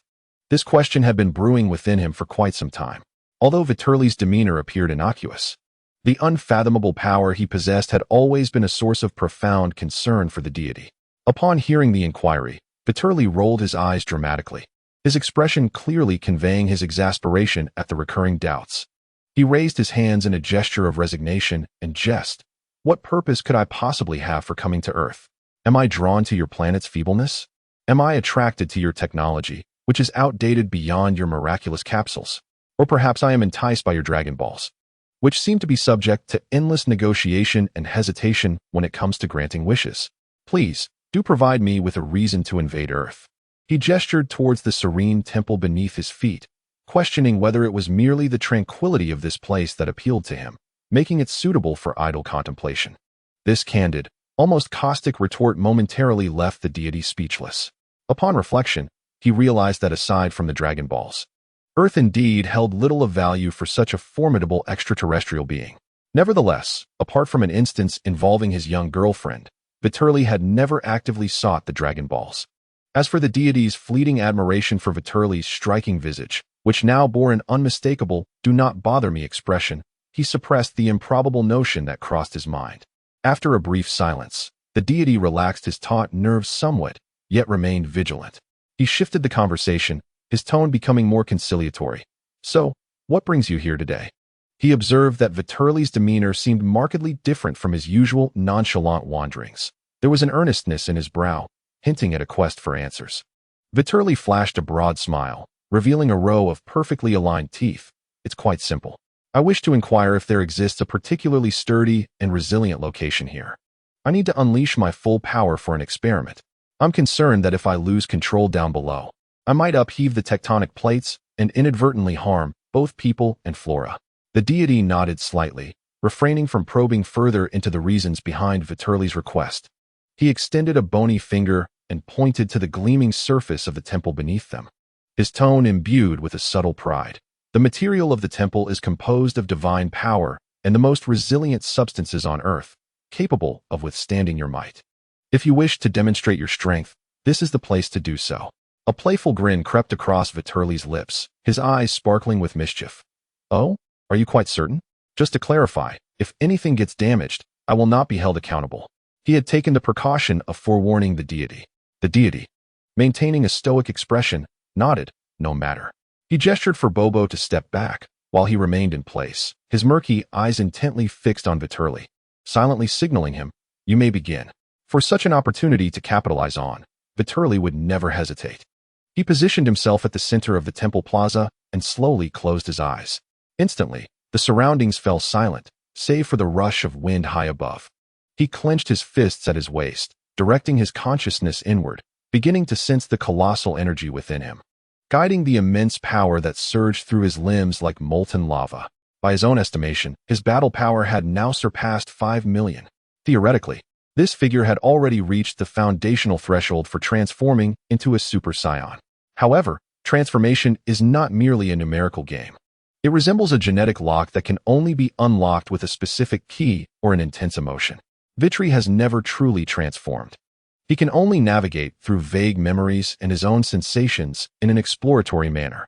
The first thought that crossed his mind was the method taught by Vegeta to another universe's Saiyan in Dragon Ball Super, which involves concentrating power at a specific point on the back, envisioning it as the source and switch of that power. He focused intently, imagining it as a switch to activate, silently repeating this thought within his mind. With heightened concentration, he attempted to direct the tempestuous energy coursing through him towards the area between his shoulder blades, as if guiding a stream into the ocean. He could feel the energy coalescing behind him, the muscles in his back warming and swelling, a formidable sense of power brewing within. Yet, it remained tantalizingly just out of reach. It was as though a gossamer yet remarkably resilient membrane obstructed him, no matter how he surged or guided his efforts. That world-shattering power could not break free from its final constraint, thus completing its metamorphosis. It was akin to water reaching the boiling point, yet lacking the final degree to achieve a complete boil. Damn it! After numerous futile attempts, Vitri could not refrain from cursing inwardly, overwhelmed by a profound sense of frustration. In the novels he had read in his past life, others traversing to the Dragon Ball world either possessed systems that enabled them to grow stronger effortlessly or were born with innate Super Saiyan bloodlines, able to transform with a mere shout. Why was it that he found himself in this predicament? Do not even mention systems. Transforming into a Super Saiyan felt as excruciatingly difficult as constipation. He had to rely on his own efforts, painstakingly honing his abilities. With a resigned sigh, he opened his eyes, exhaling deeply with a hint of resentment. Undoubtedly, the first method had ended in failure. It seemed he had to resort to the most primal and classic method, anger. Vitri's gaze sharpened as he closed his eyes once more. He began to delve deep into his memories, frantically unearthing fragments that could ignite his fury. The only milk candy snatched away by older children at the orphanage? At the time, he felt merely aggrieved, cried for a while, and then forgot about it. Now, it seemed rather absurd. The mockery from classmates during school, calling him a wild child without parents and giving him the unflattering nickname Erguzzi. Well, that guy later got so beaten up he didn't even recognize himself. And the anger had long dissipated, replaced by a sense of pride. The heartbreak from being ruthlessly dumped by his first love in college? Oh, it seemed he had only been sad for 2 days before encountering a more beautiful and interesting senior in the library, which rendered any anger futile. Being forcibly appointed as Vegeta's guardian on Planet Vegeta? Well, Vegeta himself bullied him so pitifully. How could he feel anger when he had left him to come to Earth? Damn it. The more Vitri thought about it, the more suffocated he felt, and the more suffocated he became, the angrier he grew. Yet, this anger did not stem from those distant, long-forgotten events, but rather from his current predicament. Why was it so easy for others to grow stronger? They simply signed in. Relaxed in hot springs. Why did he have to toil so hard in his training? Even transforming proved to be such an arduous task. Was this wretched transformation mechanism targeting him? Look at me. You little brat. This intense feeling of frustration from the difficulty of transformation, combined with a sense of unwillingness and self-doubt, surged forth like droplets splashing into a vat of hot oil. Boom. Without any forewarning. An unimaginable, ferocious golden aura erupted violently from Vitali's being, akin to a volcano that had lain dormant for eons suddenly erupting. The blinding golden light instantly engulfed his figure, transforming into a colossal beam that connected heaven and earth, soaring into the skies.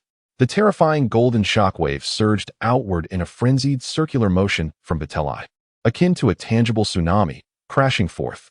The celestial deity and Bobo, standing not far away, scarcely had time to react, feeling an overwhelming force collide with them, utterly irresistible.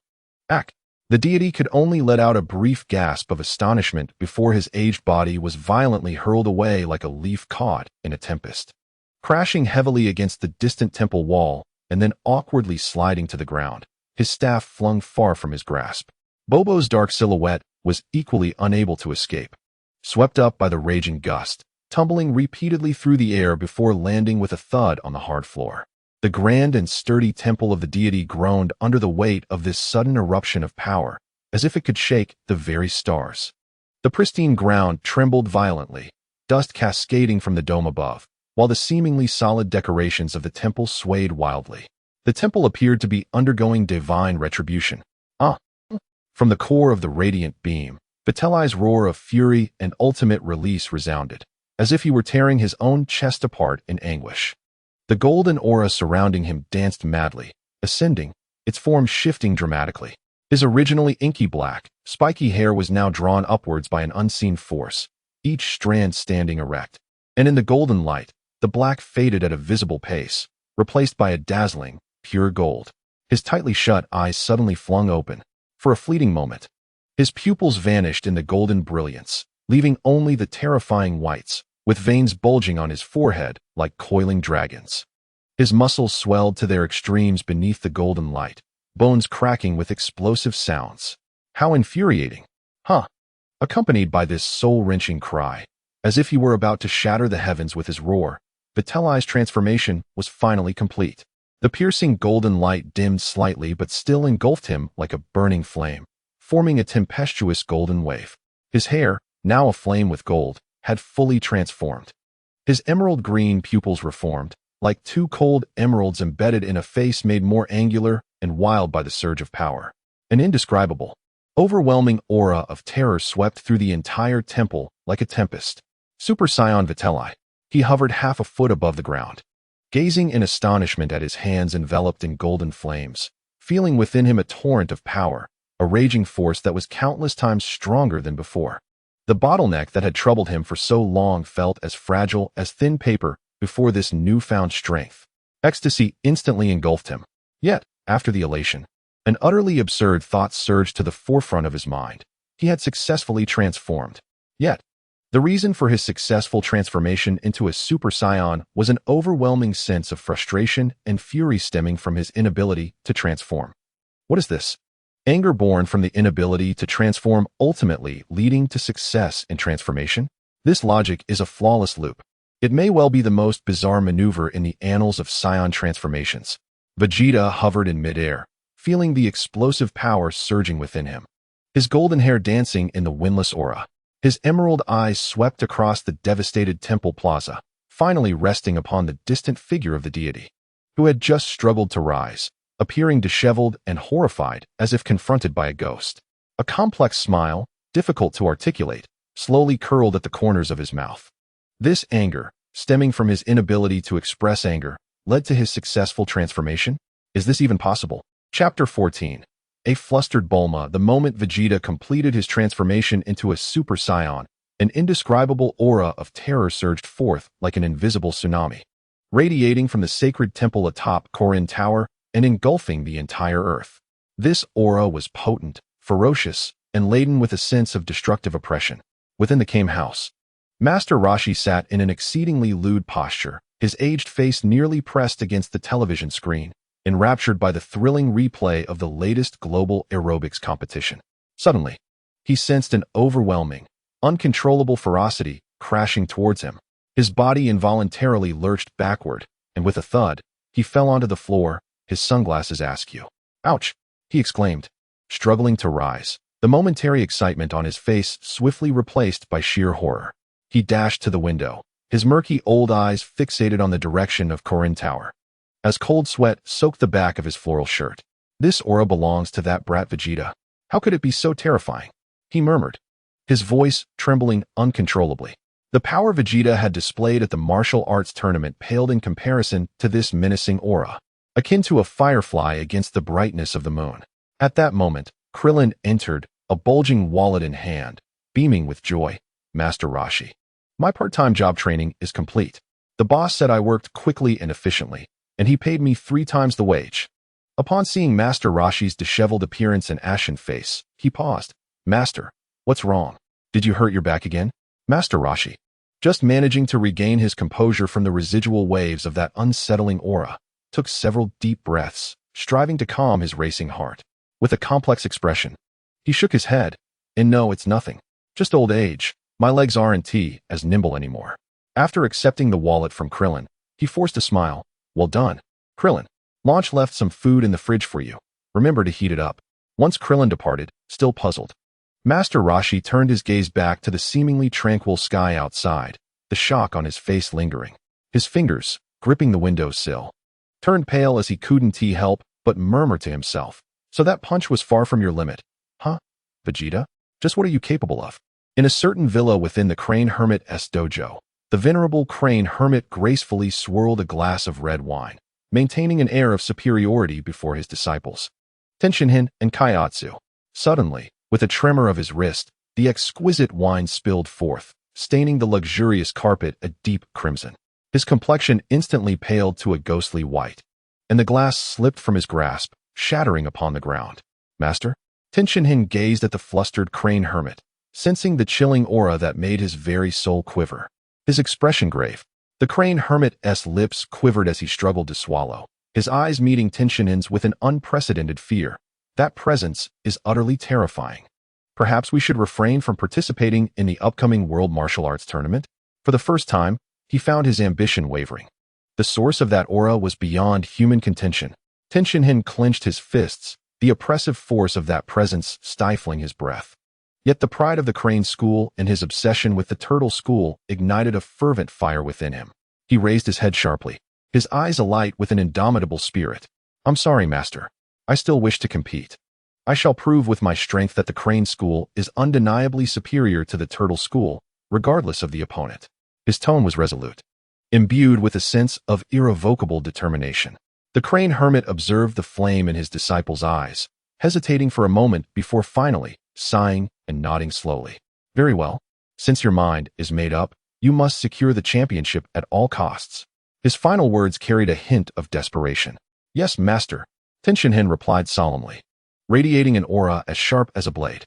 Beside him, Kaiatsu gazed up at Tenshinhan's steadfast profile, his small eyes twinkling with admiration, whispering repeatedly, "Tenshinhan is so cool." In a nearby grove close to Karinta, Goku was engaged in a fierce battle with the assassin known as Tao Pai Pai, who claimed to be the strongest in the world. Tao Pai Pai's attacks were ruthless and cunning, while Goku relied on his agility and ever-improving martial arts to hold his own. Just as Goku spotted an opening to counterattack, a violent aura struck his senses like a sledgehammer. Goku's movement abruptly halted. What an opportunity! The seasoned Tao Pai Pai would not let this fleeting chance slip away. A fierce glint flashed in his eyes as he bellowed, "Dodon Wave." The long-prepared lethal technique surged forth with a piercing sound aimed directly at Goku's vital points. In the nick of time, Goku instinctively wielded his power pole to block the incoming attack. Bang! A muffled thud echoed as Goku was jolted backward by the immense force. His arm numbed. He quickly adjusted his stance, blinking as he faced the grinning Tao Pai Pai, filled with confusion. Was that sensation from Vitali? How peculiar that I would sense Vitali at this moment. Goku had yet to learn how to perceive others' auras, but if all went well, his opportunity would soon arrive. In the temple plaza, the radiant golden light of his transformation began to gradually retract. Suspended in midair, the newly transformed Super Saiyan Vitali gazed in disbelief at his hands, enveloped in golden flames, as he felt an overwhelming surge of power coursing through him, a force exponentially greater than his usual self.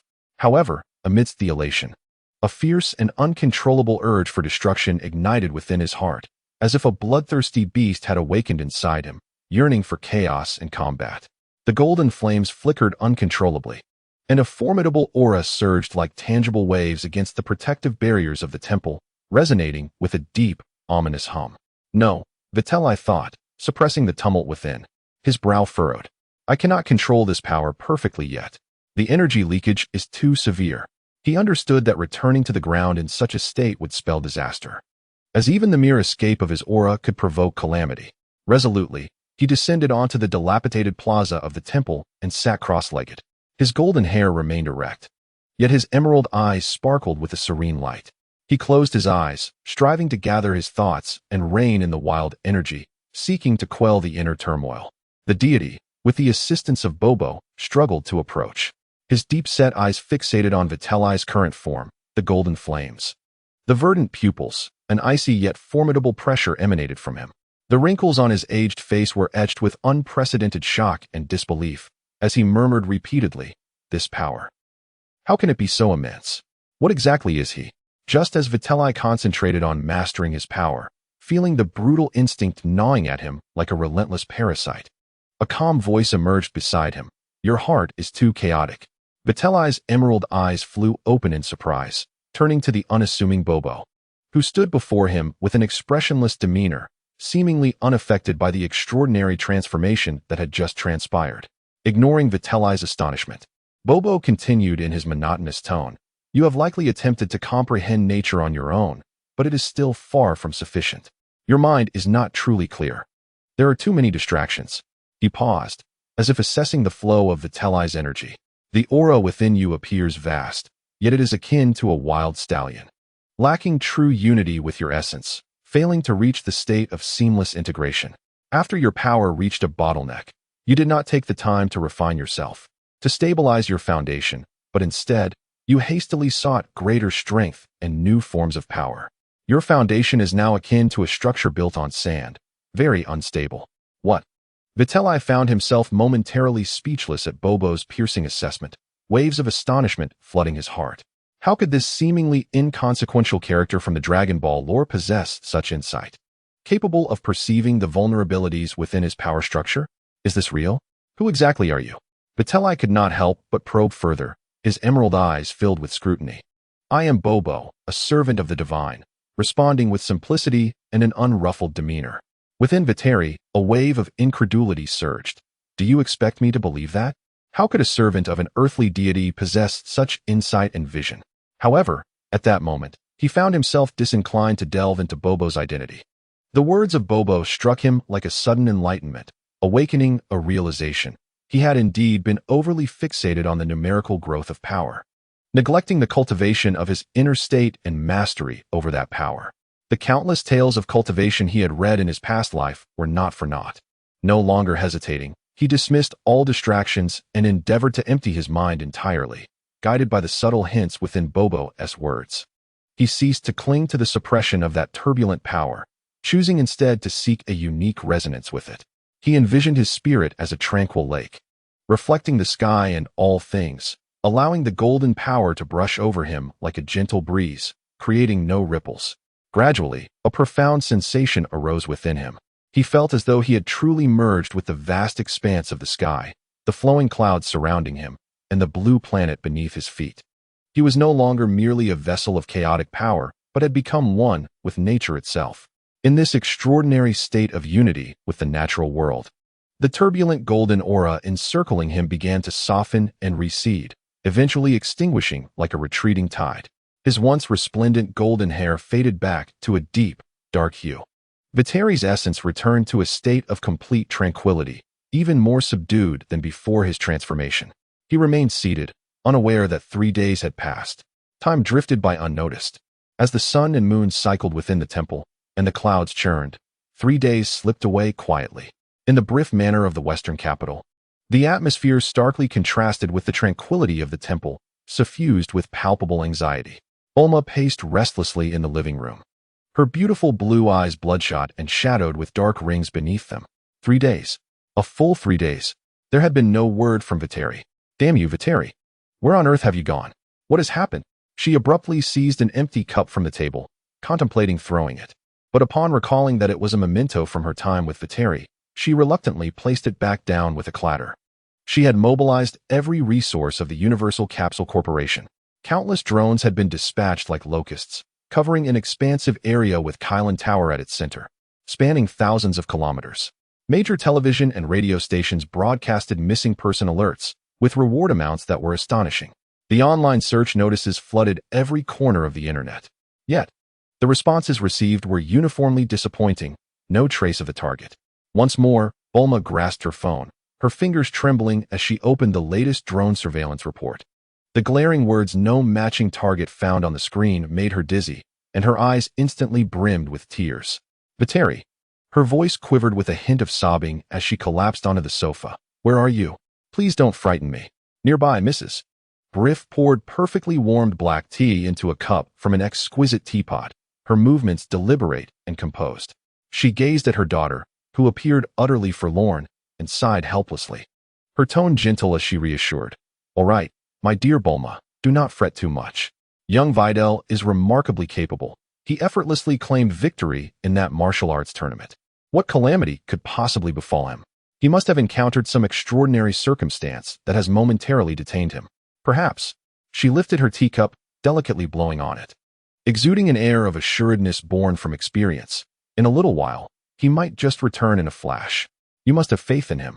Bulma lifted her head, her eyes glistening with tears as she looked at her eternally graceful and composed mother, her voice choked with emotion. How can that be, Mom? He hasn't come back for 3 days. Despite our extensive search, we have received no news. How could he suddenly return? I'm back, Bulma. Before Bulma could finish her sentence, a voice, as familiar as it was comforting, resonated above her. In the next instant, a figure descended as if transported by magic, landing gracefully on the carpet of the living room, none other than Videl, who had been missing for 3 days. Bulma was momentarily stunned, her eyes wide with disbelief as she beheld the man before her, travel-worn yet entirely unscathed. Everything around her felt surreal. The next moment, Videl. A cry filled with grievance, concern, and ecstatic joy shattered the tranquility of the living room.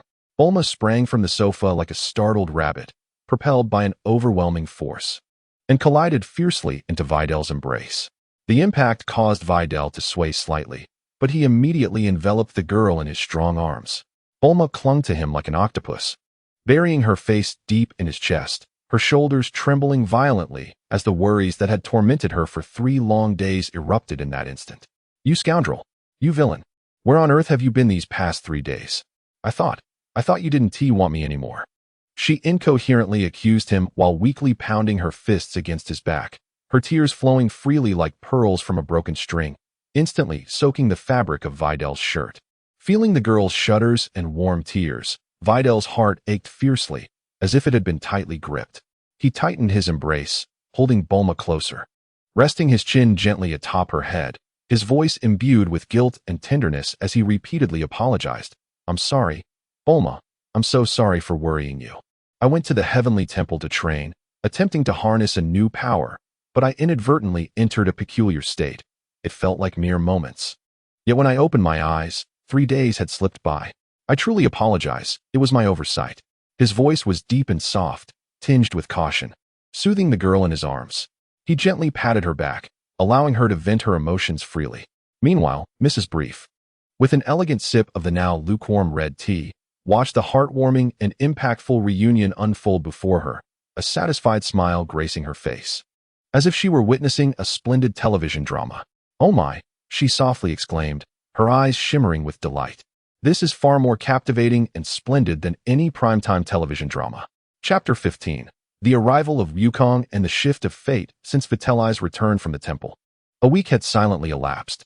During this time, the atmosphere within the Brief Manor had undergone a subtle transformation, almost imperceptibly. Vitelli seemed intent on compensating for the guilt of his previous 3-day absence, aside from his unwavering morning training in the gravity chamber. He spent nearly all his time glued to Bulma's side. They were like any ordinary couple in love, hand in hand at the cinema, watching the latest sci-fi blockbuster, exchanging thoughtfully selected gifts, and driving to picturesque mountaintops to cuddle while watching the sunrise and sunset. By nightfall, Bulma had meticulously arranged a romantic candlelit dinner on the terrace she had decorated herself, pulling Vitelli into the warmth of the moment. The sweetness was undeniable. The warmth was palpable. Yet after a week of incessant dating, coupled with the fact that Vitelli was often dragged into chores by Bulma for half the evening, one could hardly call it a respite. On a new day, Vitelli awoke early, carefully propping himself up from the warm, comfortable bed, anxious not to disturb the slumbering Bulma beside him. Her blue hair sprawled across the pillow, her sleeping face serene. He tiptoed out of bed, donned his battle suit with near-silent movements, and stealthily slipped out of the bedroom, as if he were a thief. Only after closing the bedroom door, effectively sealing off the tranquility within, did Vitelli let out a long sigh of relief, as if shedding a heavy burden. In the next moment, he dashed like a wild horse towards the gravity chamber in the backyard, his speed leaving a fleeting shadow in the morning mist. With a dull click of the lock, he secured the heavy alloy door of the gravity chamber from the inside. Training. I must train. Leaning against the cold metal door, Vitelli felt the familiar oppressive aura of the space, a relieved smile spreading across his face, tinged with the gratitude of having survived the week. Heaven knows how mentally exhausting those dates had been for a cultivation enthusiast like him. Accompanying his girlfriend on shopping trips and sightseeing felt far more taxing than performing 10,000 squats under 500 times Earth's gravity. Inside the gravity chamber, Vitelli stretched his limbs, his gaze sharpening once more. He took a deep breath, his will stirring. In an instant, a brilliant golden light erupted.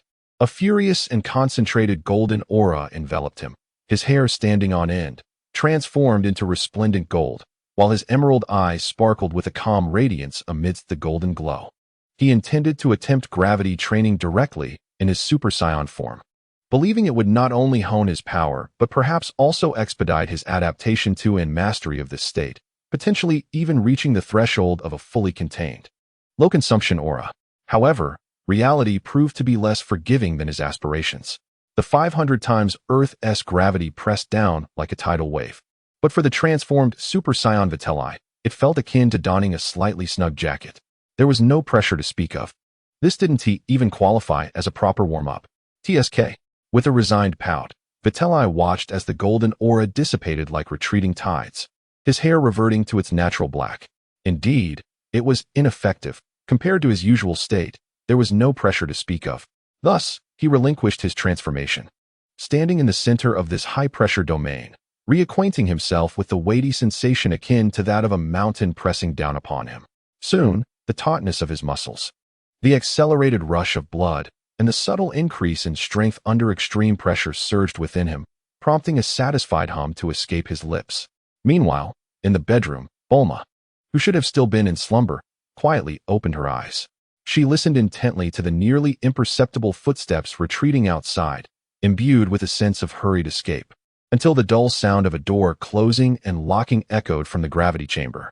Unable to contain herself, she stifled a laugh, burying her face into the soft pillow, her shoulders quivering slightly. After a considerable pause, she lifted her head and rolled her eyes dramatically at the ceiling, muttering under her breath, "Humph. Stinky man, training fanatic, stubborn blockhead."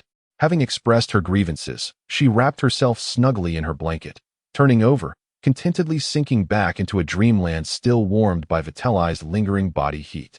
Sunlight streamed through the curtain gaps, gently illuminating the smile gracing her lips. Life seemed to return to its familiar rhythm, training, feasting, and accompanying Bulma. Yet, within Vitali's regimented trifecta of existence, a new extracurricular activity emerged: regular visits to the temple. In gratitude for Bobo's pivotal guidance on power control, Vitali had gone to great lengths this time. He sought out the foremost artisan of the two-dimensional realm in West City, meticulously crafting a lifelike dragon model from special alloys and materials, adorned with intricate details. As he presented this gift, shimmering with a mysterious luster, to Bobo in the temple square, the ever-expressionless servant's dark eyes seemed to glimmer momentarily, though he remained his usual dazed self, devoid of words. The careful manner in which he accepted the model and his gentle caress of the dragon's scaled patterns silently proclaimed his immense satisfaction. Observing Bobo's fondness for the gift, the deity cast a glance at Vitali, who stood empty-handed, devoid of any offerings for himself. The wrinkled green visage of the deity tightened slightly. With a heavy huff, he flicked his sleeve, striding away with a distinctly displeased demeanor, disappearing into the depths of the temple. What was this sudden dismissal? Vitali found himself perplexed by the deity's abrupt change in demeanor and, in confusion, turned to Bobo for clarity. Bobo, cradling the dragon model, merely shook his head in silence. Offering no explanation, Vitali chose not to press further, for he had another purpose for his visit. "Mr. Bobo, I have come to continue my training with you. I feel there is still much room for improvement in my control over power." Bobo finally lifted his head, his vacant eyes gazing at Vitali for a moment before he slowly spoke, his tone flat and devoid of emotion. "What I could teach you, I have already imparted last time. The clarity of your mind, the harmony of your power, the stability of your foundation. The remaining path is one you must traverse on your own. At this moment, I have nothing new to offer you." With that, he cradled his cherished model and turned away, departing the square to attend to his own matters. As he watched Bobo's short, stout figure, which seemed to embody some profound meaning, fade into the temple corridor, Vitali stood alone in the vastness of the temple square, feeling the sharp chill of the high-altitude wind. After a while, he let out a long sigh. It appears that the journey of cultivation ultimately relies on oneself. Time flowed by, and another tranquil yet fulfilling year had passed. On this particular afternoon, the sun shone brightly. Bulma, dressed in light summer attire, reclined comfortably beneath the large shade of a patio umbrella, flipping through the latest technology magazine. Suddenly, a vibrant voice echoed from above. "Hello, is Vitali and Bulma here?" Bulma looked up, only to see a golden cloud hovering above the estate, upon which sat the long-missed son Wukong. He had grown a little taller. His youthful innocence slightly faded, yet his eyes remained clear and bright, adorned with a familiar innocent smile. "Hey, Wukong!" Bulma exclaimed in delight. Sitting up and waving toward the sky, "What brings you here? Come down." Wukong gracefully descended on his flying nimbus, curiously surveying the exquisite estate. "Bulma, finally found you," he greeted enthusiastically, then peered around. "Is Vitali not living here? I can't sense his energy." Upon hearing that he was searching for Vitali, Bulma simply reclined back onto her beach chair, lazily raising her hand to point toward the enormous metallic structure in the backyard. "You're looking for Vitali? He has got a pretty cool new hairstyle now. His hair has turned golden. He is inside their training. Just ring the doorbell." "Golden hair?" Wukong scratched his head, intrigued as he made his way toward the gravity chamber. He rang the doorbell, the clear chime resonating distinctly in the quiet courtyard. "Vitali, are you in there?" Inside the gravity chamber, Vitali, maintaining his Super Saiyan form at full power, was floating cross-legged in midair. A golden aura enveloped him, quietly burning like a gentle flame. His presence so restrained that he almost melded with his surroundings. With his eyes closed, he was immersed in the subtle flow of power and the perfect coordination of his body. The doorbell and Wukong's familiar voice penetrated the thick alloy door, reaching his ears. "Kakarot?" Vitali slowly opened his emerald eyes, a flicker of confusion crossing his features. "What brought this fellow here?" with a slight shift of his mind. His body gracefully descended to the ground, and the golden aura surrounding him vanished in an instant. Approaching the door, he pressed it open with a soft hiss. Yukong, what brings you to seek me? Vitri gazed at the Saiyan youth at the door, who seemed to have grown taller and whose aura had become significantly more refined. The moment Goku laid eyes on Vitri, his eyes gleamed as brightly as searchlights. He acutely sensed the terrifying aura emanating from his opponent, akin to an abyss. Merely standing before Vitri caused his body to instinctively tremble, an unavoidable physiological reaction of the weak in the presence of the strong.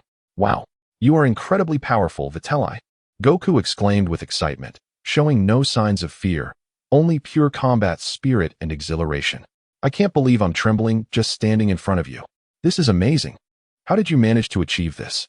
Vitri observed Goku's expression and, with a hint of annoyance, reached out to firmly pinch Goku's slightly chubby face, squeezing it lightly.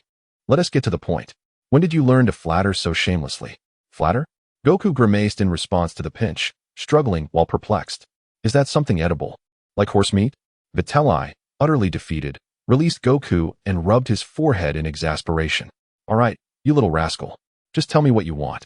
You didn't come all this way just to shower me with compliments, did you? Rubbing his reddened face, Goku grinned broadly and declared with fervor. I came to invite you to participate in the World Martial Arts Tournament. I missed the chance to fight you in the last tournament, and it was such a pity. This time, I must defeat you. His fists clenched, eyes ablaze with fighting spirit. Oh, Vitri's lips curled into a playful smirk as he scrutinized Goku. You seem quite confident. Kakarot. However, he extended a finger and lightly tapped Goku's forehead. At your current level, you still have a long way to go, you brat. He feigned another attempt to pinch Goku's face. Ah, that's infuriating. No more pinching my face. Goku agilely leaped back, protesting indignantly. Vitri chuckled lightly, retracting his hand, and stated seriously, I want to be participating in this tournament. What? Why? Goku's excitement instantly dissipated, replaced by disappointment. Well, it's because of you all, Vitri shrugged, his tone laced with a hint of teasing. You are all too weak. Do I really need to explain? It would be akin to bullying children. Seeing Goku's spirits plummet, Vitri shifted his tone, a glimmer of mischievousness in his eyes. However, since you display such ambition, I can help you grow stronger. Would you like to give it a try? Wait, I can become stronger? Goku's eyes sparkled with renewed enthusiasm. What method? Vitri turned and strode back towards the gravity room, casting a glance over his shoulder as he casually remarked, Want to know? Keep up. Hey, why did you come alone? What about Goku? In the evening, Bulma observed Vitri, who had just finished a shower, his hair still damp and his demeanor refreshed as he appeared beside her. Curiously, she inquired, Where's that little rascal Goku? Vitri plopped down onto the beach chair next to Bulma, unceremoniously gulping down a sip of her half-finished juice. That kid? He's currently pushing himself to the limit in the gravity room. Have the chef prepare extra for dinner. Let's say, 3 times my usual portion, otherwise. It definitely won't be enough for that glutton. Ah, Bulma elongated her tone, a mischievous smile gracing her lips as she teased. Now that Goku has claimed your precious gravity chamber, what will you do? Should I retrieve the first-generation gravity chamber that my father crafted for you from the warehouse? Though it's somewhat outdated, it would surely be better than having nothing, wouldn't it? Vegeta leaned comfortably against the back of his chair, gazing at the splendid twilight hues in the sky, and slowly shook his head. No need for that. His tone was calm and resolute. At this point, the presence or absence of a gravity chamber matters little to me. Bulma, ever perceptive, detected a barely perceptible pause in his words and turned to him, inquiring, What has happened? Vegeta met her concerned gaze and replied candidly, I've hit a bottleneck again. Bulma's expression shifted slightly, and she immediately sat up straight, her voice tinged with anxiety. A bottleneck? You're not planning to vanish for several days without a word again, are you? The memory of Vegeta's previous disappearance still haunted her. Seeing Bulma's sudden tension, Vegeta felt a warmth in his heart. He reached out to grasp her cool hand. That shouldn't happen, at least not for now. He smiled, attempting to reassure her, though uncertainty crept into his voice as he added, But this time, who knows? Sometimes, breaking through a bottleneck requires a stroke of opportunity. He paused, observing the lingering worry in Bulma's eyes, and revealed his plan. How about this? Tomorrow, could you assist me? Assist you with what? Gather some renowned chefs and pastry chefs to the estate. Vegeta's gaze grew earnest, even imbued with a hint of anticipation. Chefs. Bulma blinked in surprise. Quickly grasping his intention, she huffed in mild annoyance, her lips pouting slightly, as if she wanted to throw a small tantrum. This training fanatic, instead of wanting to spend time with her, was already thinking about food? Yet, upon reflecting on Vegeta's usual indulgence and tolerance towards her, her little grievances melted away into resignation and affection. With a sigh, she tightened her grip on his hand, surrendering to his request. All right. Who can resist the whims of this lady's chosen man? If you want to eat, then eat to your heart's content. Vegeta chuckled at Bulma's adorable exasperation and gently pulled her into his embrace, saying, "It's not for me to eat. I merely wish to conduct an experiment. I'll let you know once it succeeds tomorrow." Bulma playfully pouted as she nestled into his arms, both of them reclining on the spacious beach chair, gazing at the sky tinted with golden-red hues by the setting sun. Vegeta rested his chin atop Bulma's head, his emerald eyes reflecting the vibrant twilight, intermingled with a hint of contemplation and anticipation for the unknown. "I hope tomorrow goes smoothly," he murmured, his voice fading into the gentle breeze. Chapter 16. An upset Bulma. The morning at the brief estate was enveloped in tranquility, sunlight filtering through the curtain slits, casting warm patches of light upon the floor. Vegeta and Bulma lay entwined in slumber, their breaths even and deep. Uncharacteristically, Vegeta refrained from rising early to train in the gravity chamber, instead savoring this rare moment of languor. However, this serene interlude did not last long. Bang, bang, bang. Bang, bang, bang. A series of urgent and vigorous knocks echoed against the bedroom door like the crack of firecrackers. "Vegeta, are you awake? Are you up? Vegeta." Bang, bang, bang. Goku's boisterous voice, coupled with the forceful knocking, penetrated the door and directly invaded their ears. Bulma, disturbed by the ruckus, furrowed her brow in displeasure, instinctively curling closer to Vegeta, burying her face into his chest. Vegeta was jolted awake, the remnants of sleep dissipating in an instant, and the veins at his temples throbbed involuntarily. He carefully extricated the arm that Bulma had been resting upon, rising stealthily to sit up. Gazing at Bulma, who wore a bemused expression with her delicate brows knitted in confusion, he murmured, "It's all right. You can continue sleeping. I'll see what that fool wants so early in the morning." His tone was laced with irritation. Bulma, still dazed, nodded slightly, resembling a sleepy kitten, pulling the covers over her head and sinking back into slumber. Vegeta, enveloped in a cloud of low pressure, yanked the door open. Outside, Goku's face, brimming with excitement, greeted him. "Vegeta, I've gotten stronger. That iron room of yours is incredibly useful. I feel." Goku was practically bursting with eagerness to share his training achievements. Chattering incessantly, without a moment's hesitation, Vegeta struck swiftly, gripping Goku's chubby face and twisting it firmly. "Ouch!"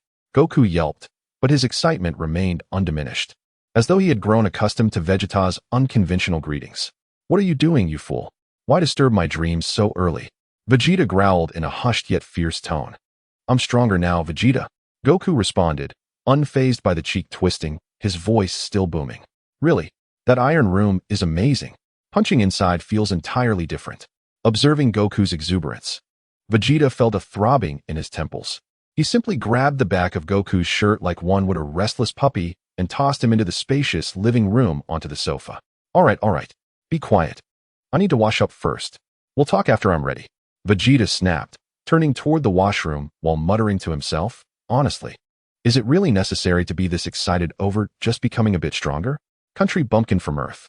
He seemed to forget the thrill he once felt when he had attained even a slight increase in strength, yearning for someone to share that joy with, but lamenting the lack of suitable companions back on Planet Vegeta. As he stepped into the washroom, Goku's voice trailed after him, "Vegeta, I'm really hungry. I haven't eaten since last night during training." Vegeta halted momentarily, rolling his eyes in exasperation, and shouted toward the living room, "I know. Just wait."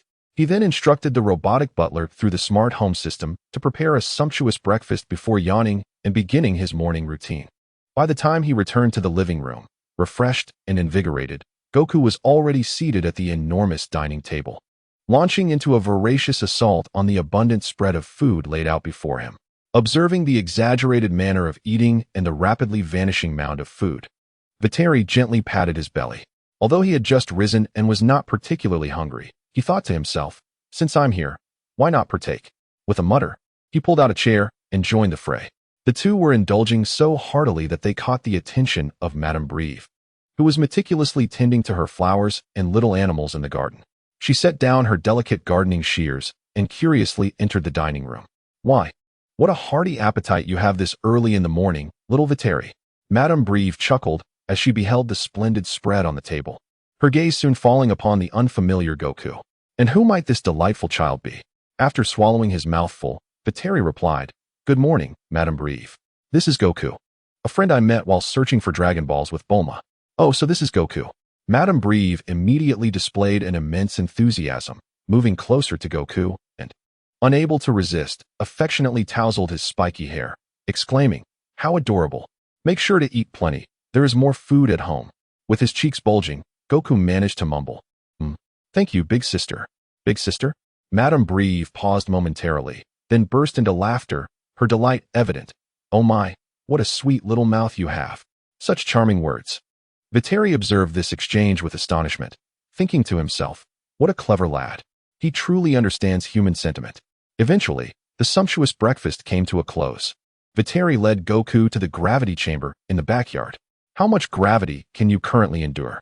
Vitri inquired. Goku, counting on his fingers with utmost seriousness, replied, 5 times. Vitri nodded, entering instructions into the control panel. With a hum, the lights inside the gravity chamber dimmed slightly, and an invisible pressure enveloped the entire space. For Vitri, this level of gravity felt like a gentle breeze. He glanced at Goku, who stood tall and composed, his breathing steady, clearly having fully acclimated to the 5-fold gravity environment. Impressive, Vitri thought, a glimmer of approval in his eyes. To stabilize under 5 times gravity in just 1 day. You truly are remarkable, Kakarot. Receiving the compliment, Goku beamed with excitement, eagerly rubbing his hands together. "Come on, Vitri, let us have a spar. I want to see how much I've improved." "Very well.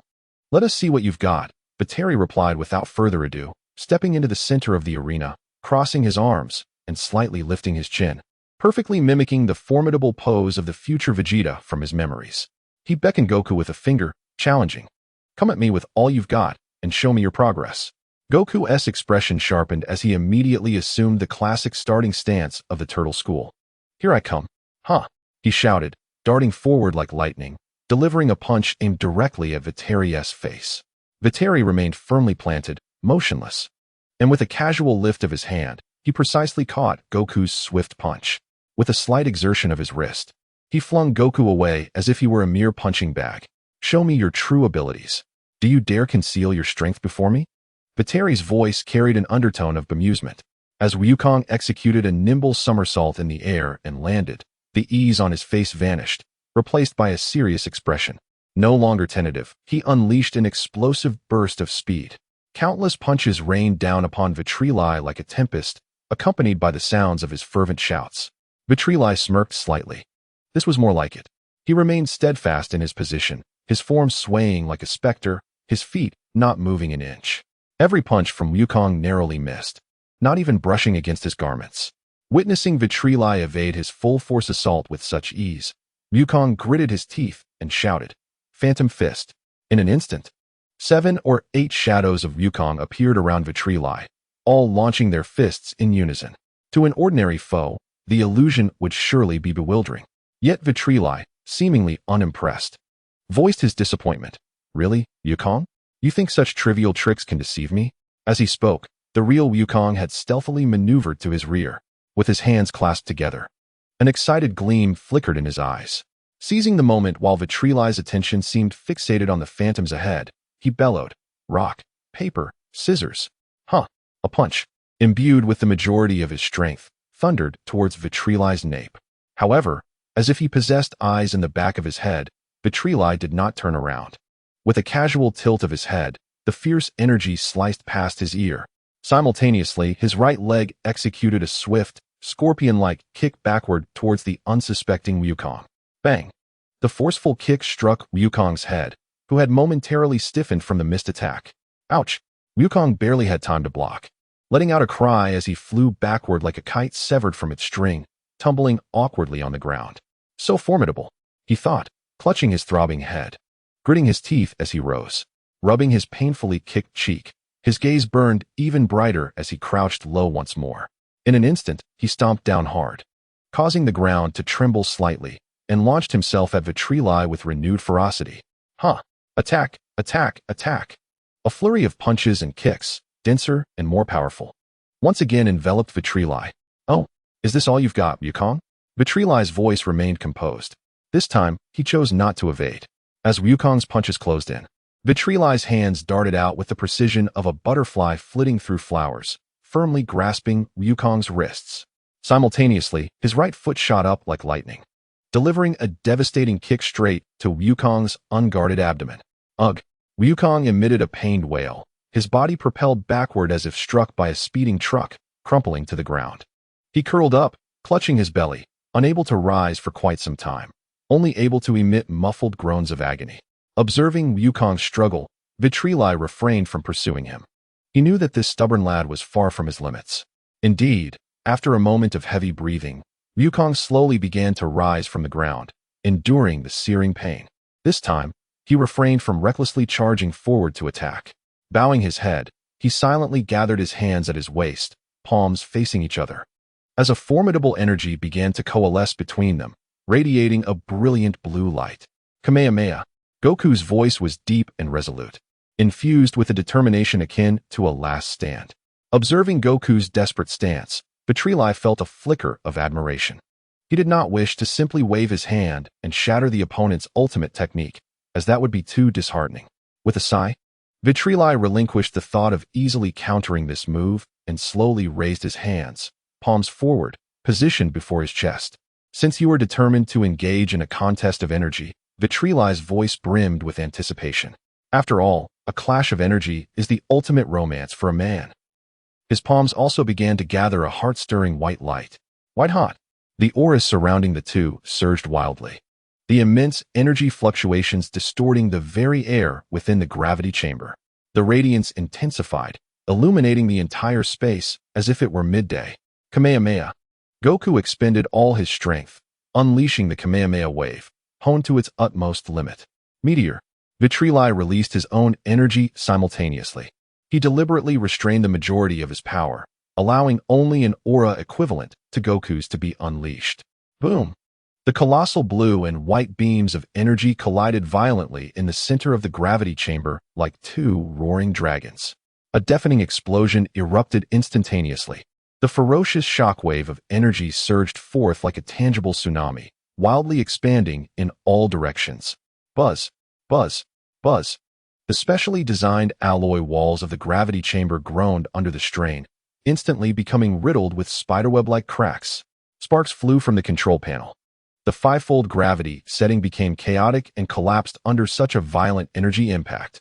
The entirety of the gravity chamber resembled a bomb that had been detonated. Rumble.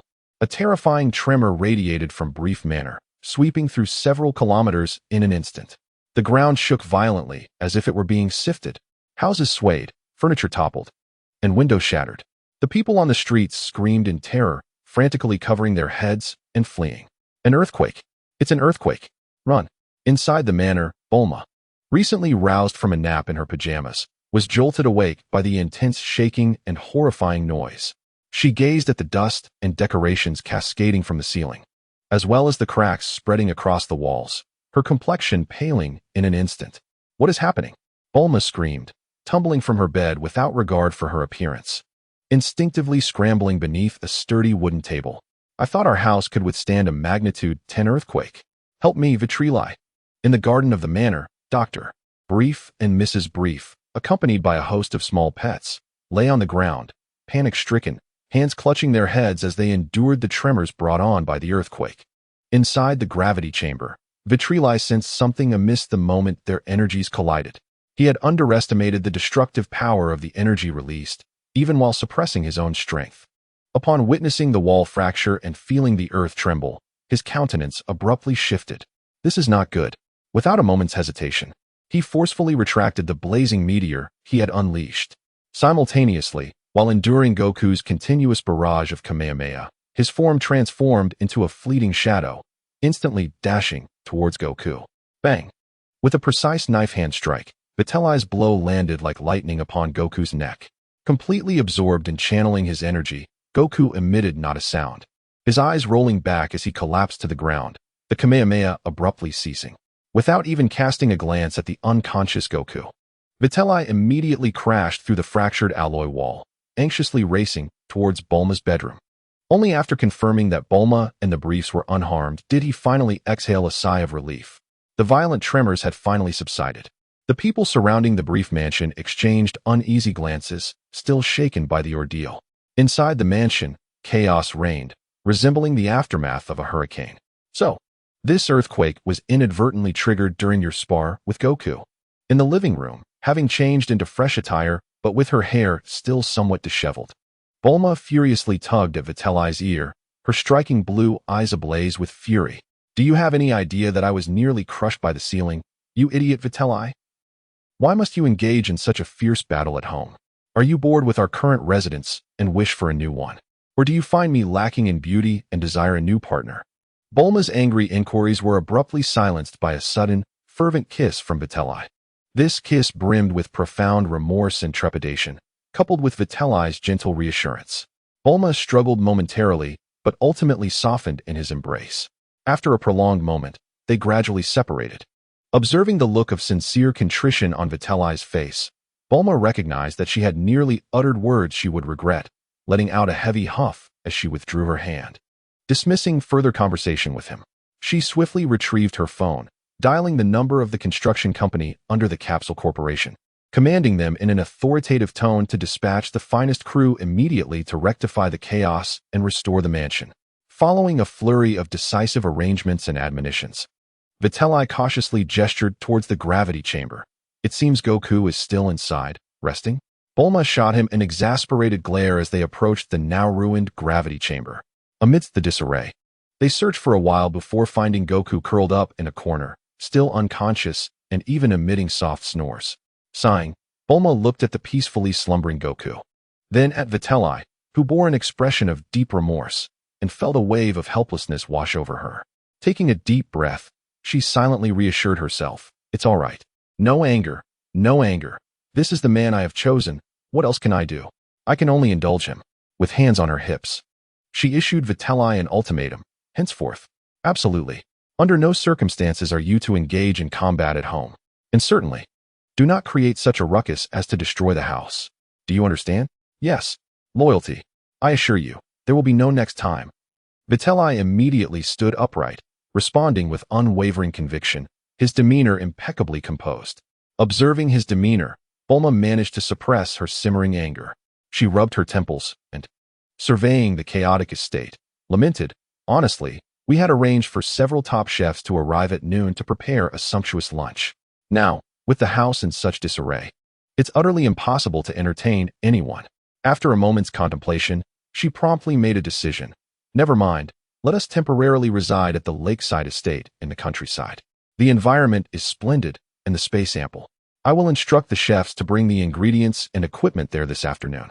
As she spoke, she deftly began sending instructions on her phone, organizing the family's relocation.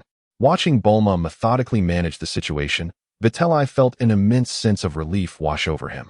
He couldn't help but silently rejoice. "Thank goodness I found someone like Bulma, a little heiress.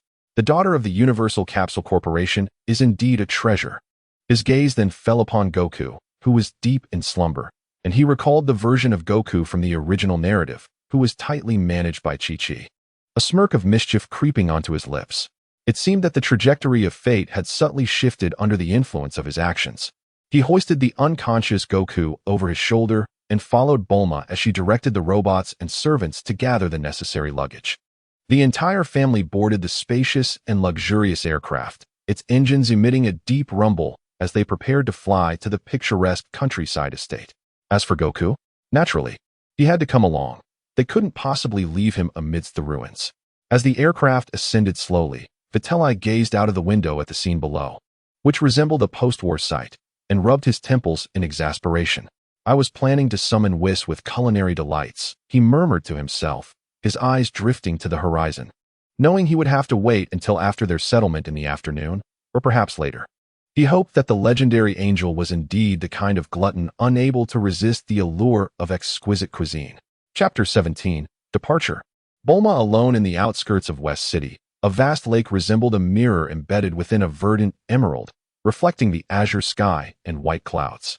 At the lakeside, an expansive estate nestled gracefully on the verdant grass, backed by lush mountains, exuding an ambience of tranquility akin to a hidden paradise. Carrying the still, slumbering Goku, Vitri descended from the aircraft, his gaze sweeping over the magnificent estate, and he couldn't help but marvel once more. Truly, the standards of Bulma's temporary residence are extravagantly impressive. Bulma directed the robotic servants to swiftly enter the estate's interior, and upon seeing Vitri carrying Goku, she waved her hand toward him. "Hey, Vitri, take Goku to the guest room and let him continue sleeping. Remember the time. Don't forget because of your training. The chefs will soon be arriving with the ingredients and equipment." "Understood. You can rest easy," Vitri nodded, carrying Goku alongside the robotic servants into the estate, where they arrived at a spacious and comfortable guest room, gently placing Goku onto the soft bed. Observing Goku, who was smacking his lips and rolling over to continue his slumber, Vitri sighed in exasperation. That mischievous little rascal certainly knows how to stir up trouble. After ensuring Goku was comfortably settled, Vitri did not immediately return to the living room to find Bulma. With ample time at his disposal, he resolved to seize the opportunity for some training. In the estate's backyard, the somewhat antiquated first-generation gravity chamber had been swiftly assembled by the robots. Vitri entered, skillfully maneuvering the control panel to set the gravity index to the machine's maximum limit of 300 times Earth's gravity. A profound, invisible pressure enveloped him instantaneously. His body sank slightly under the weight. For someone like him, whose combat prowess had reached unfathomable heights, 300 times the normal gravity served more as a catalyst to awaken his physical vitality, merely a warm-up to maintain his battle instincts. Sweat began to bead, and his muscles trembled under the extreme pressure, imparting a familiar, gratifying sense of fulfillment. Taking a deep breath, he commenced the most fundamental of push-ups, each movement executed with rapid precision, and before long, he had completed hundreds. Time slipped away amidst the perspiration. After an indeterminate period, the intercom embedded in the gravity chamber emitted a prompt sound. Ceasing his exercise, Vitri approached the control panel to connect. "Vitri," Bulma's voice resonated clearly. "The chef team you asked me to find has arrived, and the ingredients are nearly prepped. We're all in the dining room, so do come quickly." "All right. I'm on my way," Vitri replied before disconnecting. He deactivated the gravity system, and the oppressive weight lifted abruptly, leaving him with a delightful sense of lightness. He hastily showered to cleanse himself of sweat and donned a fresh, casual outfit before departing the gravity chamber, making his way to the opulently arranged dining room at the estate center. Upon entering, he was immediately greeted by the rich, enticing aromas of the feast. The immense rectangular dining table was adorned with a dazzling array of dishes, each presented like a work of art.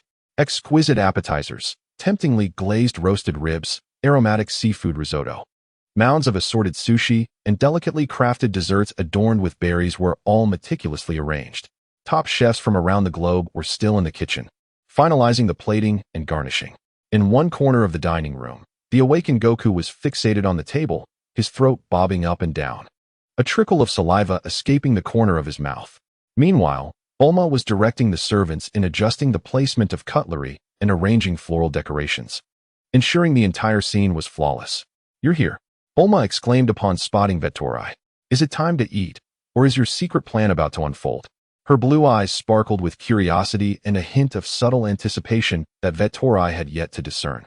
Vitri did not respond immediately, his gaze sweeping across the table with satisfaction. However, from the corner of his eye, he caught a glimpse of Goku stealthily reaching out, attempting to pilfer the nearest pork rib. "Kakarot." Vitri's voice was laced with exasperation. "You little rascal. No stealing. It's not time to eat yet." "Oh." Wukong resembled a cat whose tail had been stepped on, swiftly retracting his hand with a look of petulance, yet his eyes remained glued to the dining table. Witley, bemused, approached and unceremoniously rapped him on the head. "Ouch. That hurts, Witley," Wukong exclaimed, cradling his head. "It should hurt." Witley retorted with irritation. "This spread is of great importance. It pertains to, well, to something very significant. Once everything is settled, I assure you, You shall feast to your heart's content. For now, behave yourself. With that, he pushed the reluctant, yet submissive Wukong next to Bulma. Bulma, keep an eye on him and ensure he doesn't cause any trouble. Suppressing a laugh, Bulma seized the back of Wukong's collar. Did you hear that, Wukong? Be good, or you won't get any food later. Having managed this unpredictable element, Witley took a deep breath, lifted a platter of delectable dishes, and moved to the center of the dining hall, presenting it before him. Both Bulma and Wukong's gazes fixated on him, brimming with curiosity, Bulma wondering about the nature of his offerings, while Wukong simply pondered when he would get to eat. Witley cleared his throat, his expression growing earnest as he tilted his head slightly, as if making a call. His gaze seemed to pierce through the exquisite ceiling of the estate, reaching out to the boundless starlit sky. Whis, Mr. Whis, can you hear me? Here lies a meticulously prepared feast of the finest and most delectable delicacies in the entire universe. Mr. Whis, I possess truly scrumptious food that will make you leap with joy. As time ticked away, Witley's calls echoed through the opulent dining hall. Aside from the occasional sounds inadvertently emitted by Bulma and Wukong, his voice was the sole presence reverberating in the room. Curiosity gradually morphed into confusion on Bulma's face. She crossed her arms, her delicate brows furrowing slightly. Meanwhile, Wukong grew increasingly impatient. He discreetly tugged at Bulma's sleeve, leaning closer to her ear. Whispering in a tone he believed was hushed, Bulma, has Witley lost his mind? I heard my grandfather say that some animals in the forest, when they go mad, will incessantly call out to the sky or great trees. Witley seems just like them now. Bulma stifled a laugh at Wukong's analogy. Quickly covering her mouth and shooting him a glare, her voice lowered to a whisper, Sho, don't say such things. Perhaps he is performing some sort of special, pre-meal ritual? Even as she spoke, she found the notion somewhat absurd. Witley, of course, overheard Wukong's remarks. The vein on his temple twitched, but he persevered in his calling. Yet, half an hour passed, and not a single angel appeared. Indeed, not even a hair. Had they truly not heard? Or was this Dragon Ball universe not the main universe? Did the god of destruction and angels not exist here? Was this a divergent timeline? Or merely a parallel universe devoid of deities? Witley's heart sank gradually. If that were the case, his pursuit of a higher realm might require a change of course. Sighing, he prepared to abandon this seemingly foolish endeavor. Turning around, I helplessly addressed the eager-eyed Goku and the bemused Bulma. Well, it seems no one is responding. Just as the words "let's eat" were about to fully escape my lips, a faint yet distinct sound unexpectedly resonated through the air in the center of the dining hall. In an instant, a tall, slender figure appeared before Whis, as if summoned by some mystical force. He wielded a uniquely designed staff, his stature tall and imposing. His skin displayed an unusual bluish-green hue. But what captivated attention most was his luxuriant mop of white hair. The newcomer emitted a series of melodious and rhythmic chuckles, his voice gentle and imbued with a soothing quality.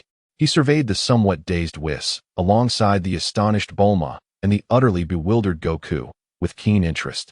How rare indeed. He began, to find a mortal in the mortal realm who remembers my name and calls upon me in such an enticing manner. This sincerity is truly irresistible. Whis's pupils constricted sharply upon recognizing the visitor.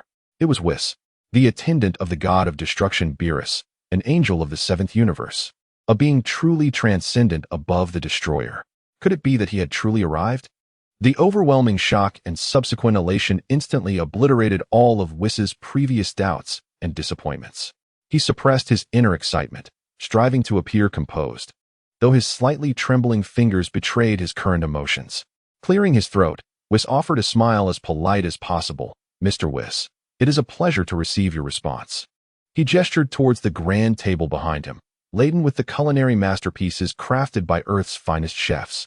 The dishes shimmered under the carefully arranged lighting, their aromas wafting through the air like a tangible essence. Shall we dine? At the moment Whis finished speaking, his gaze became fixated upon the banquet table. The curiosity in his profound eyes was swiftly replaced by an indescribable gleam of pure delight, a yearning for exquisite flavors. With another light chuckle, Whis lightly tapped his staff on the floor, producing a crisp sound. What an irresistible proposal indeed. I beg your pardon for my abruptness. Before the words had even settled, his figure vanished without a trace of air disturbance, reappearing instantly beside the head of the table. Whis felt a shiver run down his spine. gaining a more visceral understanding of the angel's power. He promptly signaled for Bulma and Goku to take their seats. Bulma, suppressing her astonishment, guided the still bewildered Goku to sit at Whis' left. Whis settled on the other side. "Mr. Whis, please make yourself comfortable." Whis gestured invitingly. Whis nodded slightly, his gaze sweeping over the array of dishes, ultimately resting on a beautifully plated steamed sea fish that exuded a soft sheen. He extended his slender fingers, gracefully picking up the knife and fork that had been elegantly arranged on the table. With an exquisite motion, he speared a delicate morsel of snow-white fish and gently brought it to his lips. The instant the fish touched his taste buds, Vis's typically languid and profound violet eyes suddenly sparkled with brilliance, as if stars had exploded within them. Time seemed to freeze for him. Even the act of chewing momentarily halted. Then, an indescribable expression of sheer delight and astonishment blossomed upon his composed face. He tilted his head slightly back, closing his eyes, as if savoring the exquisite flavors reminiscent of the universe's inception. A long, satisfied sigh, resonating with a tremor of pleasure, escaped his lips. This was astonishingly sweet. Vis opened his eyes, his violet pupils shimmering with surprise. The fish was tender, melting in his mouth as if transforming into a crystalline spring on his tongue.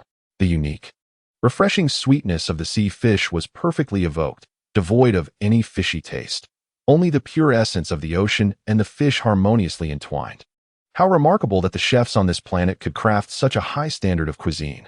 He generously bestowed the highest praise, his knife and fork once again reaching elegantly and swiftly toward the next dish. A charcoal-grilled rib, its exterior golden and crispy, while the interior remained tender and juicy, drizzled with a secret sauce. As the rib, imbued with the aroma of fruitwood smoke and rich meat, entered his mouth, Vis's expression transcended once more. He sliced and savored the dish with rapid elegance, commenting in his unique, melodic tone, "Oh, the fragrance of fat. It explodes in the mouth." The unique toughness of the meat combined with its sumptuous fat, layered with the complex flavors of the secret sauce, while the slight acidity of the fruit perfectly balanced the richness. What a rugged yet refined flavor that is utterly irresistible. He resembled the most devoted yet discerning connoisseur of cuisine, able to pinpoint the essence and the chef's dedication with each dish he tasted. His movements appeared leisurely, yet were astonishingly efficient, as the dishes on the table dwindled at a remarkable pace. Bulma watched in awe, momentarily forgetting her own salad. Finally, once Vis had savored every dish laid before him, he gracefully picked up a napkin to dab at the corners of his mouth. His profound violet eyes swept over the now empty, pristine plates on the table, revealing a pure, almost childlike satisfaction on his face. He let out a series of signature, joyful chuckles, his gaze penetrating and insightful, eventually settling on Vitri. Such meticulous preparation. Such a lavish and delectable feast for Mr. Vitri. I suspect this is not merely a simple invitation to indulge in Earth's culinary delights, is it? His voice remained soothing, yet seemed infused with a subtle power that made Vitri's heart race involuntarily. Taking a deep breath, Vitri understood the pivotal moment had arrived. He stood, his demeanor earnest, and stated, "You are correct, Mr. Vis. I do indeed have a rather delicate request." He gazed intently into Whis' eyes, articulating each word with clarity. "I yearn to grow stronger, to grasp the deeper essence of power. I humbly request your guidance in my training." Training? The satisfaction on Whis' face faded somewhat, replaced by a mix of expected concern and mild perplexity. Teaching a mortal to cultivate strength sounded rather troublesome. Whis tilted his head slightly, his tone laced with reluctance. "It requires a structured plan, ongoing progress assessments, and timely adjustments." He cast a glance at the immense aura emanating from Vitri, far surpassing that of an ordinary earthling. Guiding a Saiyan like you shall surely demand more mental exertion than instructing a mere mortal. This is not a matter to be resolved over a single meal. He gently shook his head, clearly disinterested in the request, prepared to suggest an alternative. "However, Mr. Whis," a crisp female voice interrupted. Bulma stood, her sapphire-like eyes sparkling with wisdom. She understood Vitri's fervent pursuit of power and recognized that the enigmatic figure before them possessed the strength Vitri sought. Approaching Vitri, she flashed Whis a smile laden with negotiation. "Instructing Vitri may indeed pose some inconvenience for you. Yet, if you consent to this request, I assure you that every few days, at your convenience, we shall prepare a feast that rivals today's, if not surpasses it in quality." Whatever culinary delights you desire, we shall strive to present them to you. What say you? Ho ho ho. Weiss's eyes seemed to ignite at Bulma's proposition. The languid pupils suddenly sparkled with a brilliance surpassing even that of a delectable dish. The staff in his hand trembled slightly. A feast every few days, equal to or better than today's. For the first time, there was a subtle wavering in Weiss's voice. He instinctively licked his lips, as if savoring the unforgettable flavors from earlier. Bulma, radiating confidence, knew that her bargaining chip had struck at his soft spot. Weiss's gaze flitted between Bulma and Vitri several times before he appeared to undergo a profound internal struggle, exhaling a resigned sigh. Ho ho ho. It seems I am at your mercy. Weiss shrugged, his hands raised in a gesture of acquiescence. Given this young lady's earnestness and the future, well, I shall begrudgingly accept this troublesome task. Splendid. Thank you, Weiss, Vitri exclaimed, filled with exuberance as he immediately rose to express his gratitude. Bulma's face also blossomed into a relieved smile. I wish to join as well. Weiss, I too wish to train. Goku, unable to contain his excitement, leaped up at the thought of such a formidable individual training alongside the mysterious figure. Pointing at himself, his eyes brimmed with eagerness. Weiss turned his gaze towards Goku, his purple eyes lingering on him for a moment, as if he could instantaneously perceive his essence. With a gentle shake of his head and a playful smile, Weiss displayed a hint of disdain on his face, as if to say that one trouble was already sufficient. Mr. Goku still had a long way to go. His journey had only just begun, and his foundation remained fragile. Venturing to that realm at this juncture would not be beneficial for him. Rather, he might find himself overwhelmed by the atmosphere there. His tone brooked no argument. When you reach a strength akin to that of your companion, Weiss indicated towards Vegeta with a teasing undertone, then you may reconsider this matter. Upon receiving the rejection, Goku's expression fell instantly, yet mere seconds later. He cast aside his disappointment like a fleeting shadow. He patted his rumbling stomach, and his eyes sparkled with renewed vigor. Ah, right. I haven't had enough to eat, he exclaimed, disregarding the rejection and dashing towards the kitchen like a gust of wind. The kitchen. There must be food there. Watching his exuberant retreat, Vegeta and Bulma exchanged resigned smiles. Weiss observed with keen interest, finding this innocent fellow quite amusing. With matters settled, Weiss evidently had no intention of lingering any longer. He gracefully rose, nodding slightly to Vegeta. Then, shall we depart? Just a moment, Mr. Weiss, Vegeta interjected, turning to Bulma. Her smile had faded. Her eyes filled with reluctance and a touch of grievance. She stepped forward, gently grasping Vegeta's hand. Are you really leaving? She asked, her voice tinged with melancholy. Vegeta clasped her cool hand in his other hand tenderly tousling her short blue hair, his gaze suffused with reassurance. Do not worry, Bulma. Have you forgotten my instant transmission? I will return often. You shan't wait long. Once I gauge the situation, I will take you there for a visit. And we can stay for several months. He leaned closer, lowering his voice. Bulma couldn't help but chuckle softly at his last words. Her feelings of reluctance and grievance somewhat alleviated. She sniffed, feigning fierceness as she shot him a mock glare. Hmph. If you take too long to come back, I'll make you regret it. All right, I'm off. Ultimately, she released his hand, not hindering his departure. Vegeta offered her a reassuring smile as he stepped beside Whis. Whis extended his peculiar staff, indicating for Vegeta to place his hand on his back. Taking a deep breath, Vegeta cast one last glance at Bulma and their temporary home before gently resting his hand on Whis' unusual attire. Without any grandiose display or turbulent air currents, the crystal orb atop Whis' staff shimmered softly, enveloping the two figures in a layer of radiant, gentle light. This luminescence, akin to condensed stardust, dazzled with brilliance while exuding an indescribable sense of the sacred. In the next instant, the light transformed into a slender, ethereal comet, trailing a dreamlike glow as it ascended silently into the sky. In Bulma's vision, a brilliant streak of light pierced the azure sky, vanishing in an instant into the vast, unfathomable depths of the universe, as if it had never existed. The restaurant, once filled with a semblance of liveliness, was now left with Bulma as its sole occupant.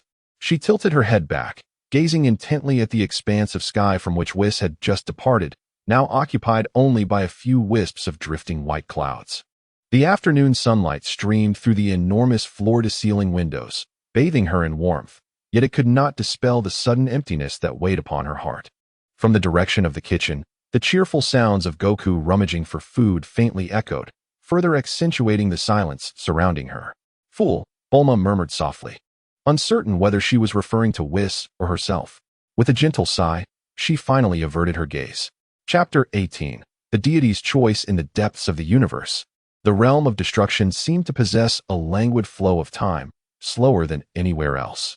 The air was imbued with an exquisite energy, making each breath feel like a soothing caress. The prophecy fish floated contentedly in its aquarium, relishing a rare moment of tranquility above a patch of grass. At that moment, it was nibbling on a hidden snack, carefully stashed away to avoid being pilfered by Whis. "How curious that annoying fellow has ventured out," the prophecy fish murmured with satisfaction, its fins lazily stirring the water.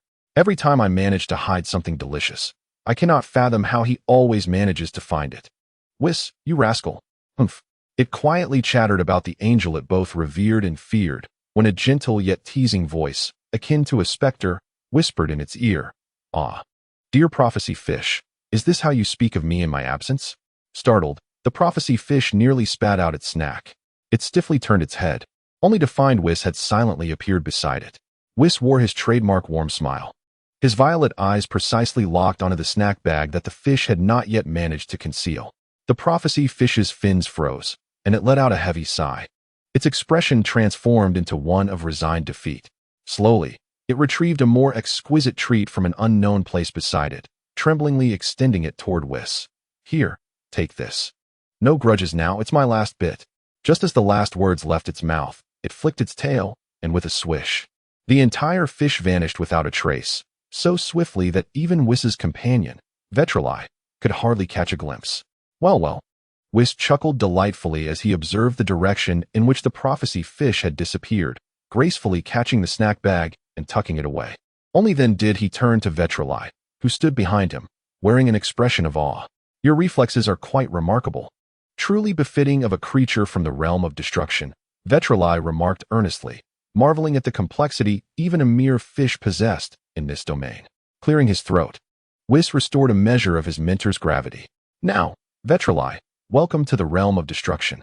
Here shall be the principal arena for your cultivation in the forthcoming period." Thus, Whis gently halted the staff in his hand, inquiring, "Are you prepared?" "Of course." Vitali's gaze sharpened instantaneously, his muscles tensing instinctively, as an exhilarating energy surged within him, ready to be unleashed. He had anticipated that Whis' training would entail a cataclysmic trial. However, Whis merely allowed a subtle smile to grace his lips, and the crystal orb atop the staff flickered faintly. Suddenly, an unimaginable and terrifying pressure descended upon Vitali without warning. This oppressive force did not emanate from the external world. Rather, it magnified the weight of every cell, every bone, and every drop of blood within him exponentially. "Ugh!" Vitali, caught off guard, emitted a muffled groan as his legs felt as though they were struck by an unseen hammer, causing his knees to buckle and his body to crash to the ground with a resounding thud. His face pressed against the grass beneath him. He found himself unable to lift even a single finger. His bones groaned under the unbearable burden. His blood felt as though it had congealed, and breathing became an arduous endeavor. The white aura surrounding him extinguished as swiftly as a candle in the wind, and maintaining his super explosive energy became a mere fantasy. This sensation was magnitudes more terrifying than the gravity chamber devised by Bulma. It was a complete dimensional obliteration. Rest assured, Whis' voice remained gentle, as if he had merely performed a trivial task. This is merely the foundational adaptation training. It is not a fixed multiplier, but is tailored to the limits your body can currently endure. With that, he pointed the staff once more, and a seemingly ordinary gray stone, roughly the size of a basin, materialized just in front of Vitali's head as he lay prostrate. "I require you to acclimate to your present state. Then lift this stone and move it freely." Whis gestured towards the stone, his tone as relaxed as if assigning a simple homework task. "You may begin now."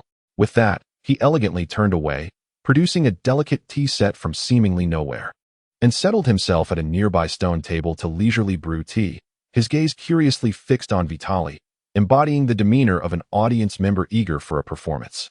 "Vitali's." Vitali struggled to muster a sound through gritted teeth, sweat cascading like a stream from his forehead, neck, and back, instantly soaking his combat uniform. "What on earth is this gravity?" I can't even move. Weiss, focused on pouring spring water into the teapot, responded casually without lifting his gaze. Multiplier? I'm not quite sure. Did I not mention? It is customized according to your limits. Do not concern yourself with such details. What matters is the outcome, dear Vitali. Ho ho ho. Internally, Vitali was frantically lamenting, yet his body was so honest that he was rapidly losing the strength to even voice his complaints. He attempted to concentrate his will, summoning even the slightest thread of power to lift the basin-sized stone before him. However, not only could he not raise it, but he could not even manage to elevate a single finger from the ground by a millimeter. To him, that stone now appeared as insurmountable as an immense mountain to an ordinary human. In a moment of desperation, Vitri relinquished the foolish notion of contending with the stone. Instead, he embarked on the most rudimentary yet, in his estimation, the most effective method, push-ups. He began with the most fundamental adaptation of his body. Gritting his teeth, Vitri poured every ounce of remaining strength into his arms and core muscles. With a suppressed roar erupting from the depths of his throat, he strained to lift his chest a mere few centimeters off the ground, his arms trembling violently. Yet, he did not surrender. Each rise, each fall was fraught with difficulty. Every descent left him gasping, while sweat gradually pooled on the grass below. Weiss sipped from a fragrant cup of tea, observing Vitri's arduous struggle with a smile of approval. Ah, Vitri, you are indeed clever, he remarked. How quickly you have discovered the right path. Just as Vitri had managed to complete a few push-ups, he lay on the ground, panting heavily, when he overheard Weiss's words, nearly choking in disbelief. He turned his head with great effort, casting a resentful glance at Weiss. Weiss, I am not a 3-year-old child. There is no need to mock me so. He felt that Weiss's words carried a tone of teasing. Oh dear. Weiss set down his teacup, waving his hands with genuine sincerity. I assure you, I am serious, Vitri. You see, long ago, when I first began training under Lord Beerus, he too contended with a stone for 3 whole days, exhausting every conceivable method, even attempting to blast it apart, yet the stone remained utterly unmoved. It was only when he collapsed in exhaustion that he realized the folly of trying to surmount an obstacle without a solid foundation. Vitri could vividly envision the scene of the irritable destroyer relentlessly assaulting a stone for 3 days. It was a rather amusing image. He chose not to speak further, instead committing Weiss's words to memory, lowering his head once more to cast aside all distractions and immerse himself in this most primal and grueling foundational training. Once, twice, 10,000 times, 30,000 times, each rise and fall accompanied by the tearing and rebirth of muscle fibers. In this moment, time lost all significance. Only the sound of dripping sweat and Vitri's labored, bellows-like breaths resonated as the dominant melody in this space. On Earth, in West City, within the brief manor. On the first day of Vitri's absence, Bulma thought of him. On the second day, she longed for him. She missed him. By the third day, she had lost count of the days. Now, she sat alone in the backyard on a wicker chair. The red tea on the small round table before her long since gone cold. Her gaze wandered, unfocused, fixated on the corner of the yard where her father, Dr. Brief, had crafted the first generation of the gravity chamber. The weathered metallic shell glimmered faintly under the setting sun. In her mind's eye, she conjured a vivid image. The heavy alloy door of the gravity chamber would suddenly emit a faint hiss before slowly sliding open. Subsequently, Vitri approached her with an invigorating aura of fresh, post-bath moisture enveloping him, a towel casually draped over his shoulder. As he wiped his damp, spiky hair, he wore that characteristic smile of his, one that was simultaneously languid and mischievous. She abruptly shook her head, casting aside this unrealistic fantasy. Fool, she muttered under her breath, unsure whether she was admonishing herself or cursing that fellow who was light years away in some distant corner of the universe. Knowing full well it was impossible. How could he return so soon after his departure? Rationality dictated that Vitri was accompanying Weiss to disrupt the Divine Realm's training, and it would be inconceivable for him to return in such a short span. Yet, the deep-seated yearning and anticipation entwined around her heart like creeping vines, preventing her from finding true tranquility. At that moment, a faint sound emanated from the gravity chamber, a soft hiss. The metallic door slid open slowly. Bulma's heart skipped a beat. She sprang from her chair, her gaze fixed intently on the entrance, overwhelming joy nearly compelling her to cry out. However, the figure emerging from within was not the one she had longed for. It was Dr. Brief, sporting a tousled mane of blue hair and wielding a hefty wrench. Dad. Bulma's expression of delight instantly froze, morphing into profound disappointment and confusion. What brings you to the gravity chamber? Dr. Brief adjusted his glasses, leisurely making his way to his daughter. He took several hearty gulps from her cup of cold red tea before exhaling deeply. Phew, this old man is exhausted. Wasn't he the new gravity chamber you designed for Vitrin damaged? He gestured towards the chamber with his wrench. I came to upgrade this old one, to see if I could increase the gravity multiplier. Otherwise, when Vitrin returns and finds no place to train, he will surely complain about the insufficient gravity. It suddenly dawned on Bulma that the gravity chamber, which had absorbed her painstaking efforts, had been completely obliterated during the bout between Vitrin and Goku, with the estate suffering collateral damage as well. A tumult of complex emotions surged within her, igniting a strong impulse as if her father's words had awakened something within.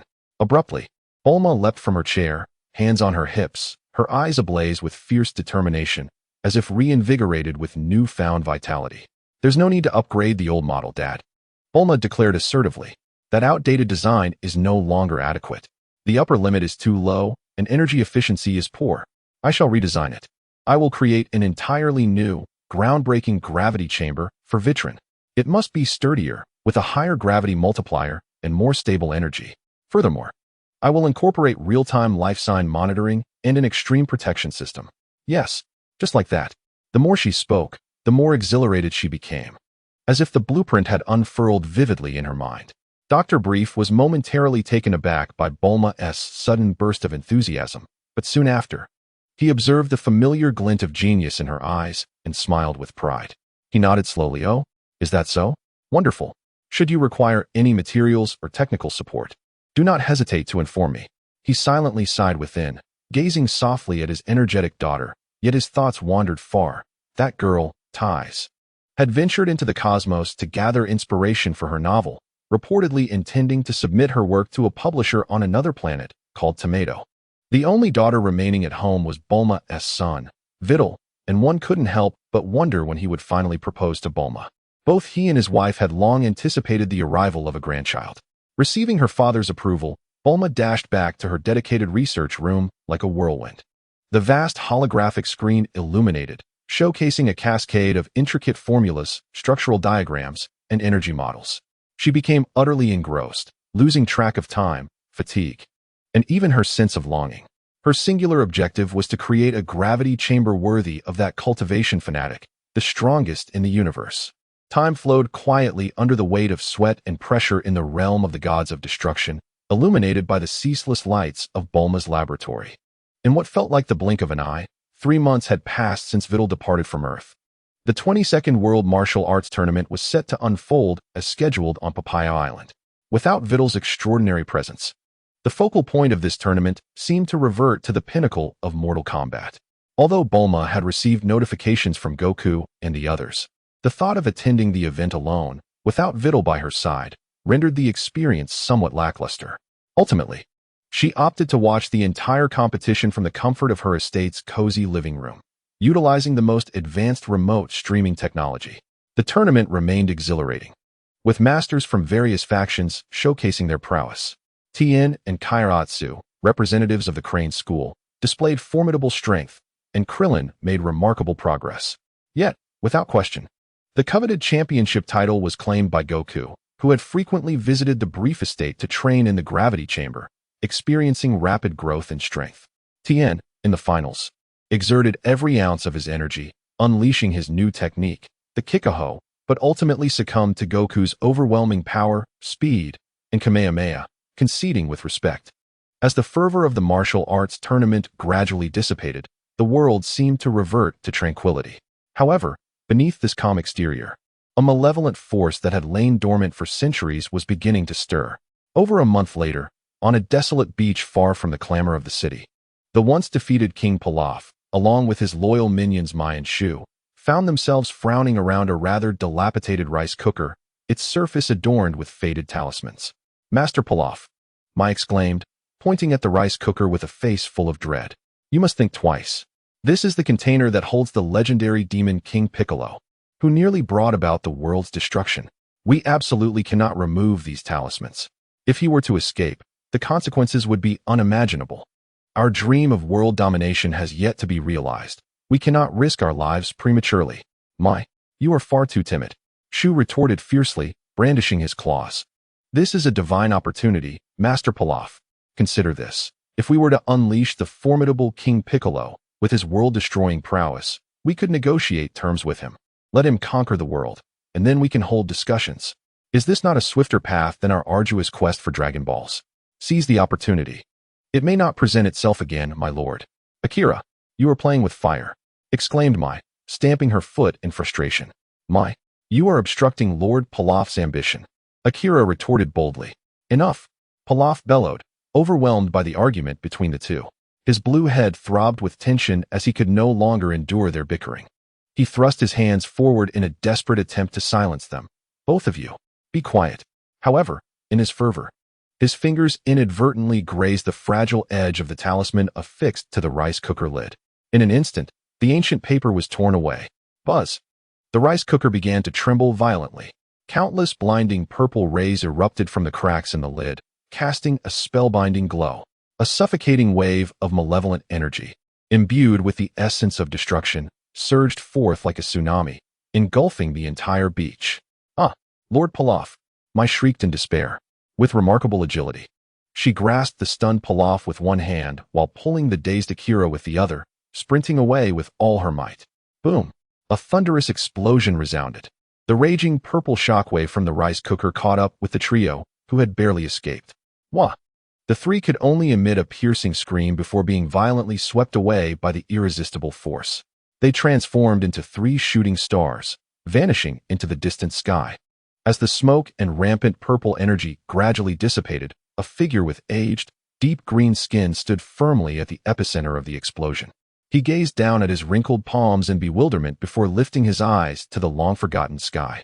After a brief moment of stupor, an indescribable ecstasy and overwhelming hatred erupted within him like a volcano. Waha! King Piccolo's thunderous laughter, filled with boundless malice and delight, echoed like rolling thunder across the beach, startling countless seagulls from the distant sea. I am free. I have finally emerged. He spread his arms wide as if to embrace the entire universe, his deep-set eyes ablaze with fervor. Master Mateto, you decrepit fool. Did you think sealing me away could eliminate me? Dream on. And you. He suddenly lifted his gaze, as if piercing through the clouds to a point high above. Coward. A coward who dares not perish alongside me. I, King Piccolo, have returned.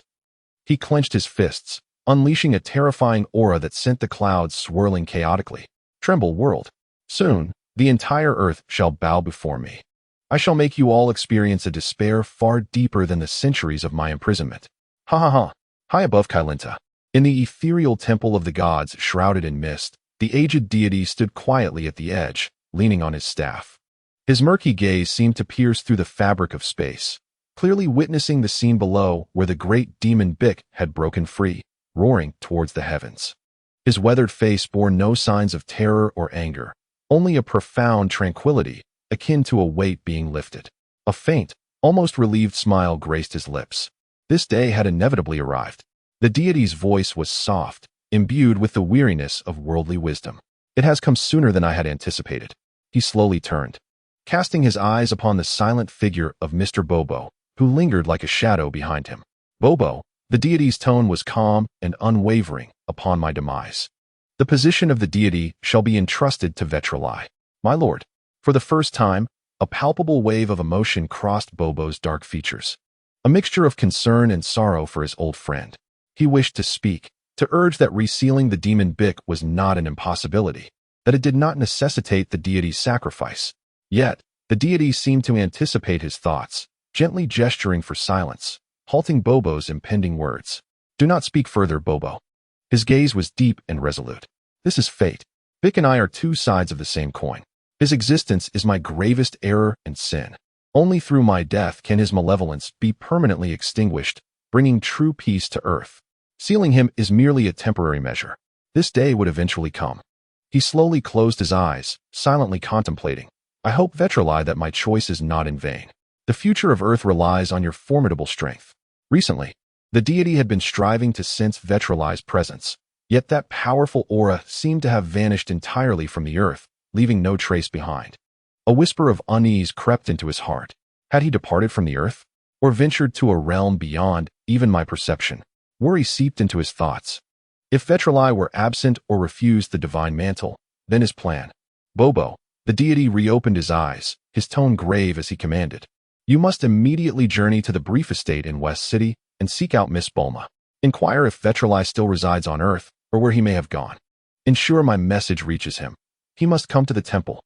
It concerns the future of Earth and his girlfriend's family. Yes, my lord. Bobo bowed deeply, refraining from further words. He turned and entered the temple, swiftly taking flight on a magic carpet, darting down Kailinta like an arrow, racing towards West City. In the realm of destruction, Vitri was intensely engaged in a spar with Whis. Yet, to call it a spar was to underestimate it. It was more akin to a rigorous exercise in extreme evasion. Whis moved like a specter, his staff seemingly casual as it poked, prodded, and swept, always managing to seal off every potential escape route for Vitri from the most devious angles. Vitri focused his energy to its utmost, his body transforming into a streak of light, navigating through the rapid, almost imperceptible movements of Whis' staff. Suddenly, achoo! Without any prior indication, Vitri let out a tremendous sneeze.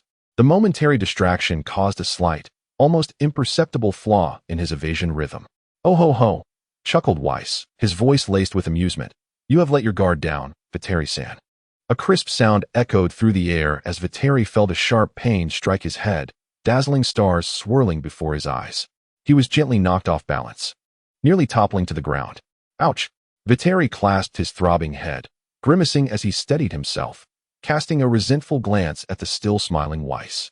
Whis, how dare you launch a sneak attack? Such a violation of martial ethics. Bullying a young man who merely sneezed. Oh dear, Whis covered his mouth, letting out a delightful laugh. Vitri-san, your words grow increasingly entertaining. It is no wonder that an exceptional woman like Bulma is utterly devoted to you. The mere mention of Bulma ignited a spark of fury within Vitri. How dare you bring that up? Whis, you must be joking. Last week, we finally returned to Earth, and we brought back so many delightful treats from Bulma.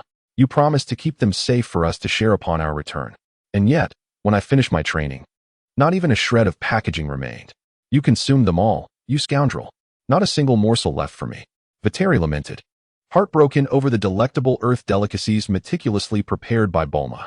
Whis' expression flickered with an unusual hint of embarrassment, his gaze momentarily drifting before returning to his customary elegant demeanor. Do not concern yourself with such trivialities, Vitri-san. You see, I teach you to train, spar with you, impart the methods for comprehending the divine realm, and in return, I merely request a slight remuneration in the form of food to cover storage and tuition fees. Is that not a fair and reasonable arrangement? Storage fees? Tuition fees? Vitri nearly rolled his eyes in frustration. This is outright theft. He waved his hand dismissively, fully aware that arguing with this seemingly gentle, yet cunningly gluttonous angel was futile. Fine, fine. Take it all. I shall suffice with the senza beans. Enough of this. Let us continue our training. He retrieved a senza bean from his waist, angrily chewing it to replenish his energy. However, Whis did not immediately resume their training. He tilted his head slightly, as if listening to something, a knowing look crossing his face. I fear it is not possible, Vitri-san. Whis smiled and shook his head, flipping his wrist to reveal the magical staff in his hand. The crystal orb atop the staff shimmered, instantly projecting a luminous screen. To Vitri's astonishment, the image revealed Bulma's face. She appeared to be in a research facility, surrounded by complex instruments and screens. Bulma? Vitri gasped, his irritation swiftly replaced by confusion. Had she missed him so soon? It had not been long since their last return to Earth. As the connection was established, Bulma, upon seeing Whis' face in the projection, quickly exclaimed, Mr. Whis, please let Vitri connect. I have some urgent matters to discuss with him. It appears that Miss Bulma is in a hurry. Whis nodded in understanding and naturally handed the staff to Vitri, saying, You may converse. With that, he leisurely turned back to the stone table to continue steeping his tea, seemingly indifferent to the affairs of Earth. Vitri accepted the staff and gazed at the charming Bulma on the screen.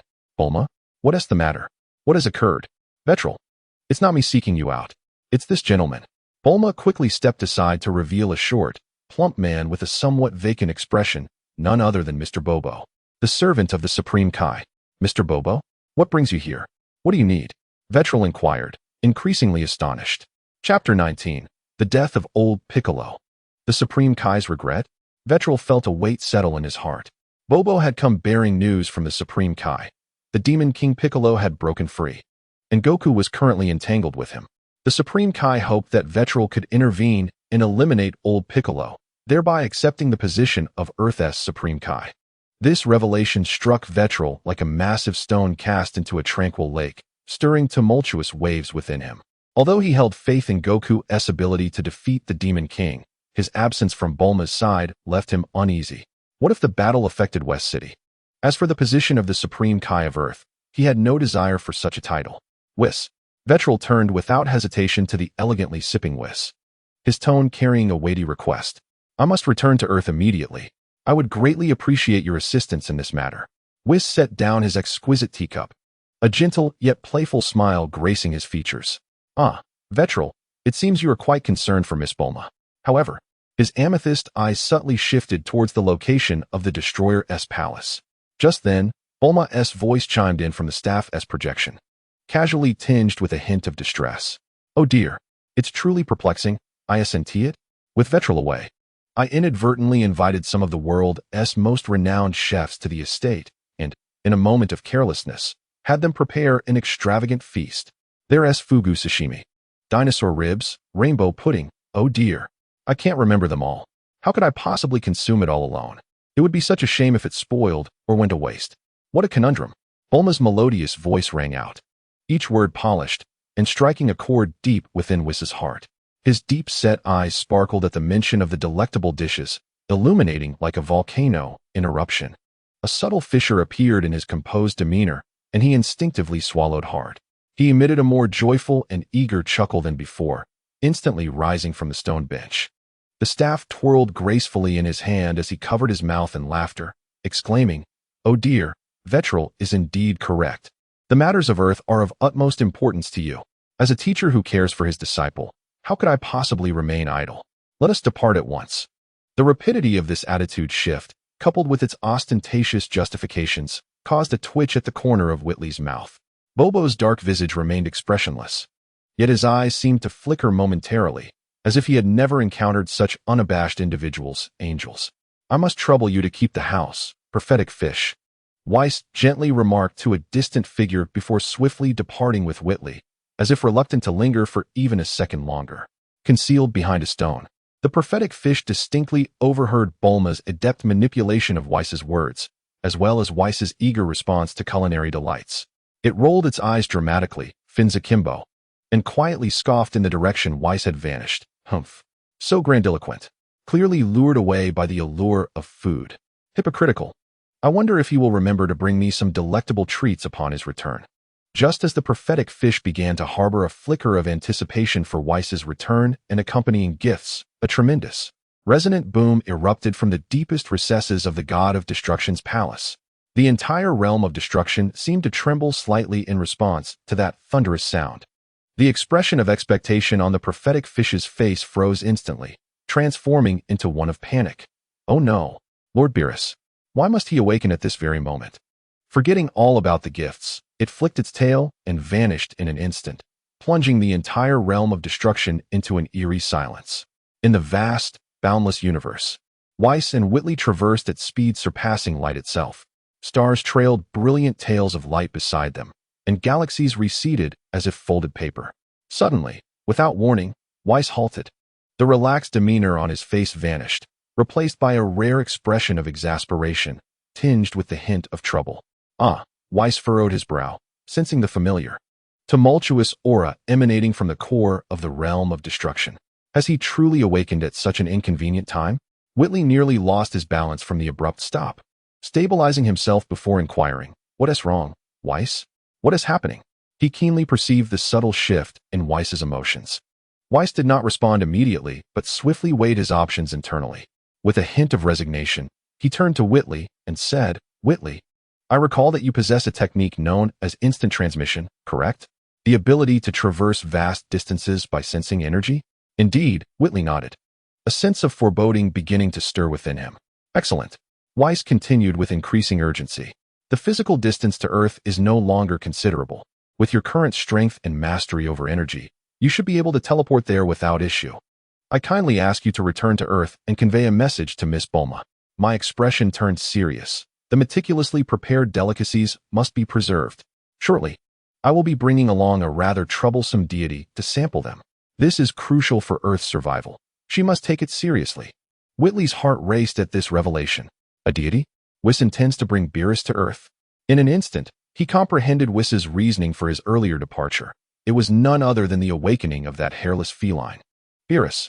Previously, he had assisted the god of destruction in changing his bed linens. I understand now. Whis.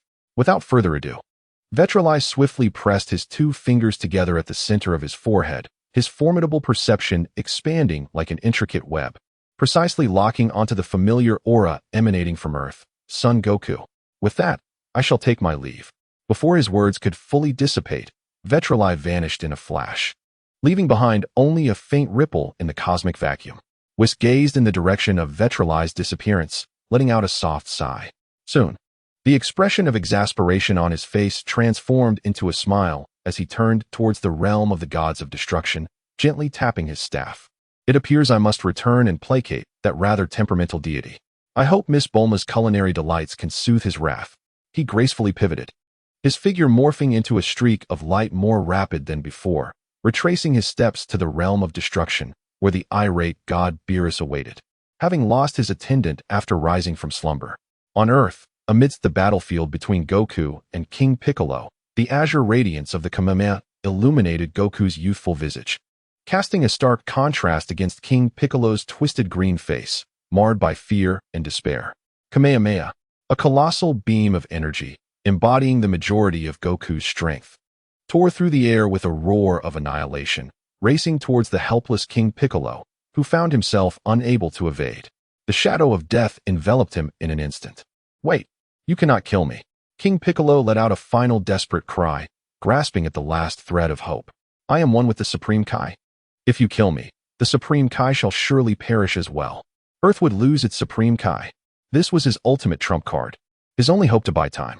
Yet, in response, he was met with Goku's pure curiosity and relentless energy output. What is a Supreme Kai? Can it be eaten? Goku inquired, but before an answer could be given, Kamehameha, the intensity of the beam surged. King Piccolo fell into utter despair. This fool. He truly does not care about the Supreme Kai's fate. Having just escaped confinement, he hadn't even had a moment to relish the air of freedom before facing annihilation at the hands of this inexplicably powerful junior. After being sealed for centuries by Mateto, now his own disciples sought to take his life? How profoundly unjust the world is to him. As the blue torrent capable of obliterating him drew near, the aged Piccolo resignedly closed his eyes. He was too old, too feeble, even unable to spawn an egg for his own vengeance. In that critical moment, a figure appeared as if conjured by a specter, without warning, standing directly in the path of the Kamehameha. The timing and position of his arrival seemed meticulously calculated, as if it were fate.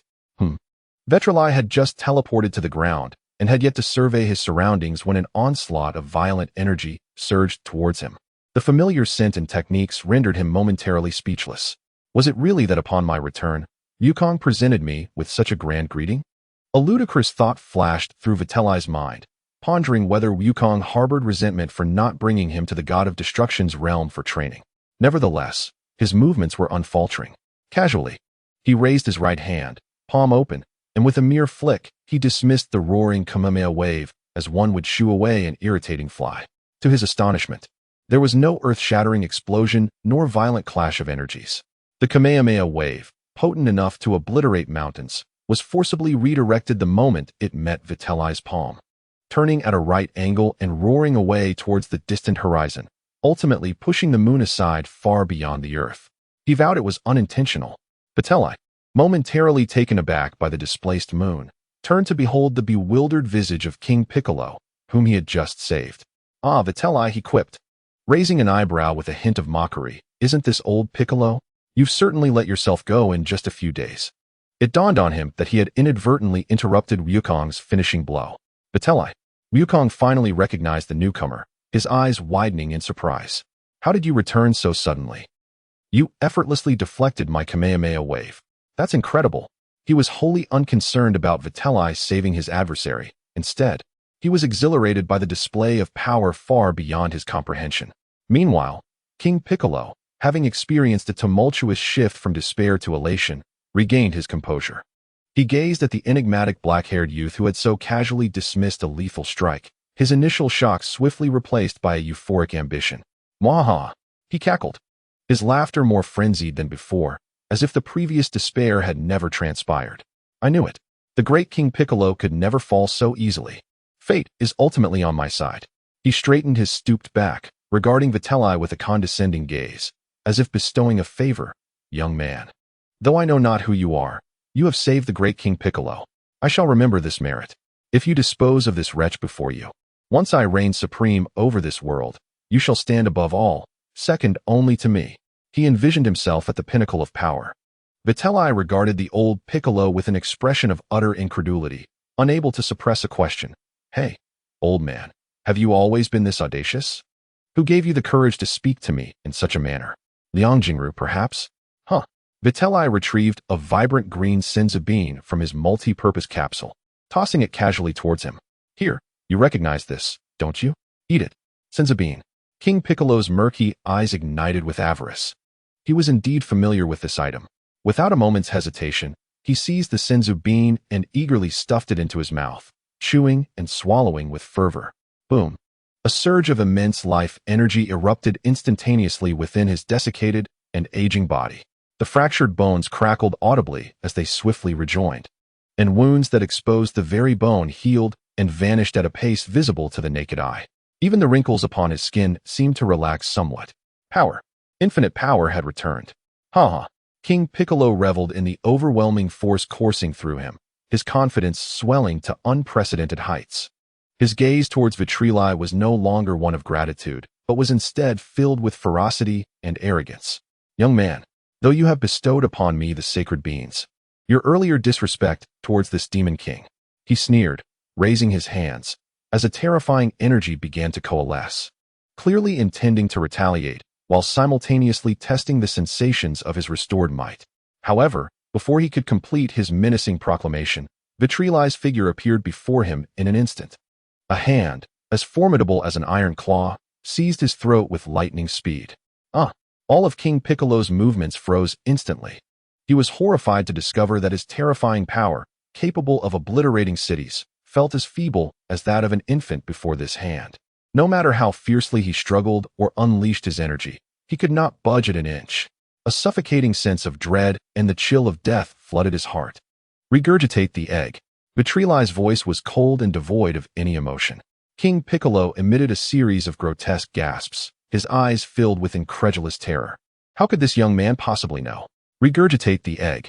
Vitri exerted a slight pressure, and King Piccolo's eyes bulged forth while his face turned a deep shade of purple. He realized this was not a negotiation. It was a command, a final ultimatum. Damn it.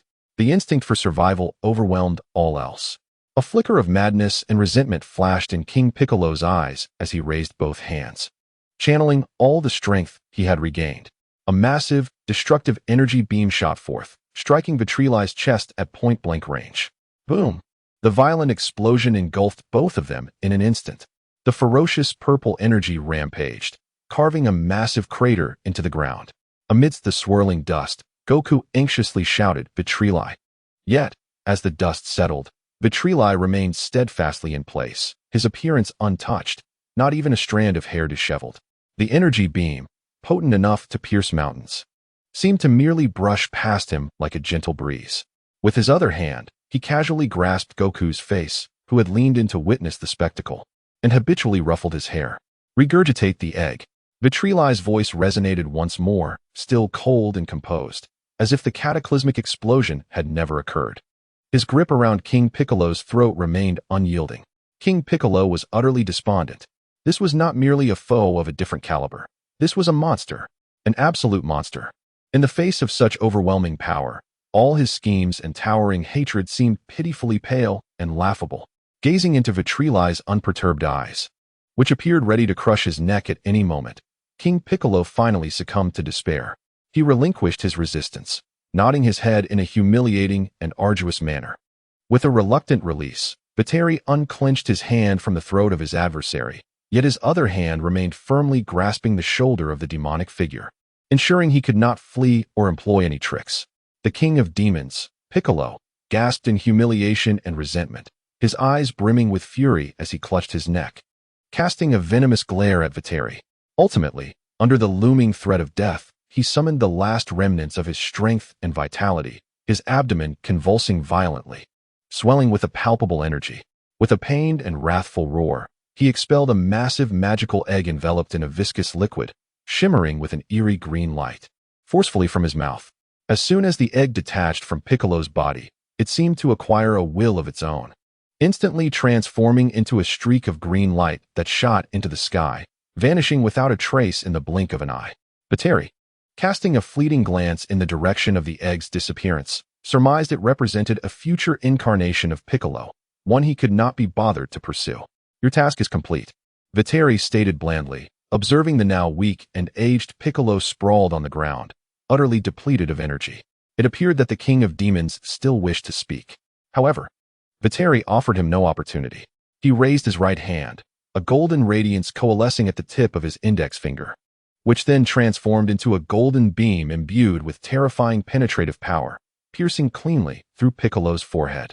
The malice, resentment, and fear in his eyes froze in an instant before fading into nothingness. The once formidable Dark Lord, who had plunged the world into despair, succumbed to an everlasting silence. Enveloped in profound humiliation and confusion, now merely a cold corpse. Vitri retracted his finger, his demeanor as tranquil as if he had merely crushed an ant. He turned to the still-dazed Goku, smiling as he said, "I must take my leave. Bulma is likely waiting for me with great urgency. What about you? Will you accompany me to West City? Bulma has prepared a feast." Goku, snapping back to reality, glanced at Piccolo's lifeless body and then at Vitri. After scratching the back of his head, he broke into a cheerful grin, replying, "No, thank you. Master Roshi and Krillin are waiting for my return. I'll come by to visit you another time. Make sure Bulma saves me some delicious food." Without further ado, he summoned the flying Nimbus, waved goodbye to Vitri, and swiftly transformed into a streak of golden light, disappearing into the sky. Vitri, too, did not linger. He ascended into the air with urgency, racing towards the direction of West City and the briefest stayed at a velocity surpassing that of the Nimbus. He had to hurry. Beerus, that troublesome deity, was approaching rapidly, and he needed to prepare with Bulma, at the very least.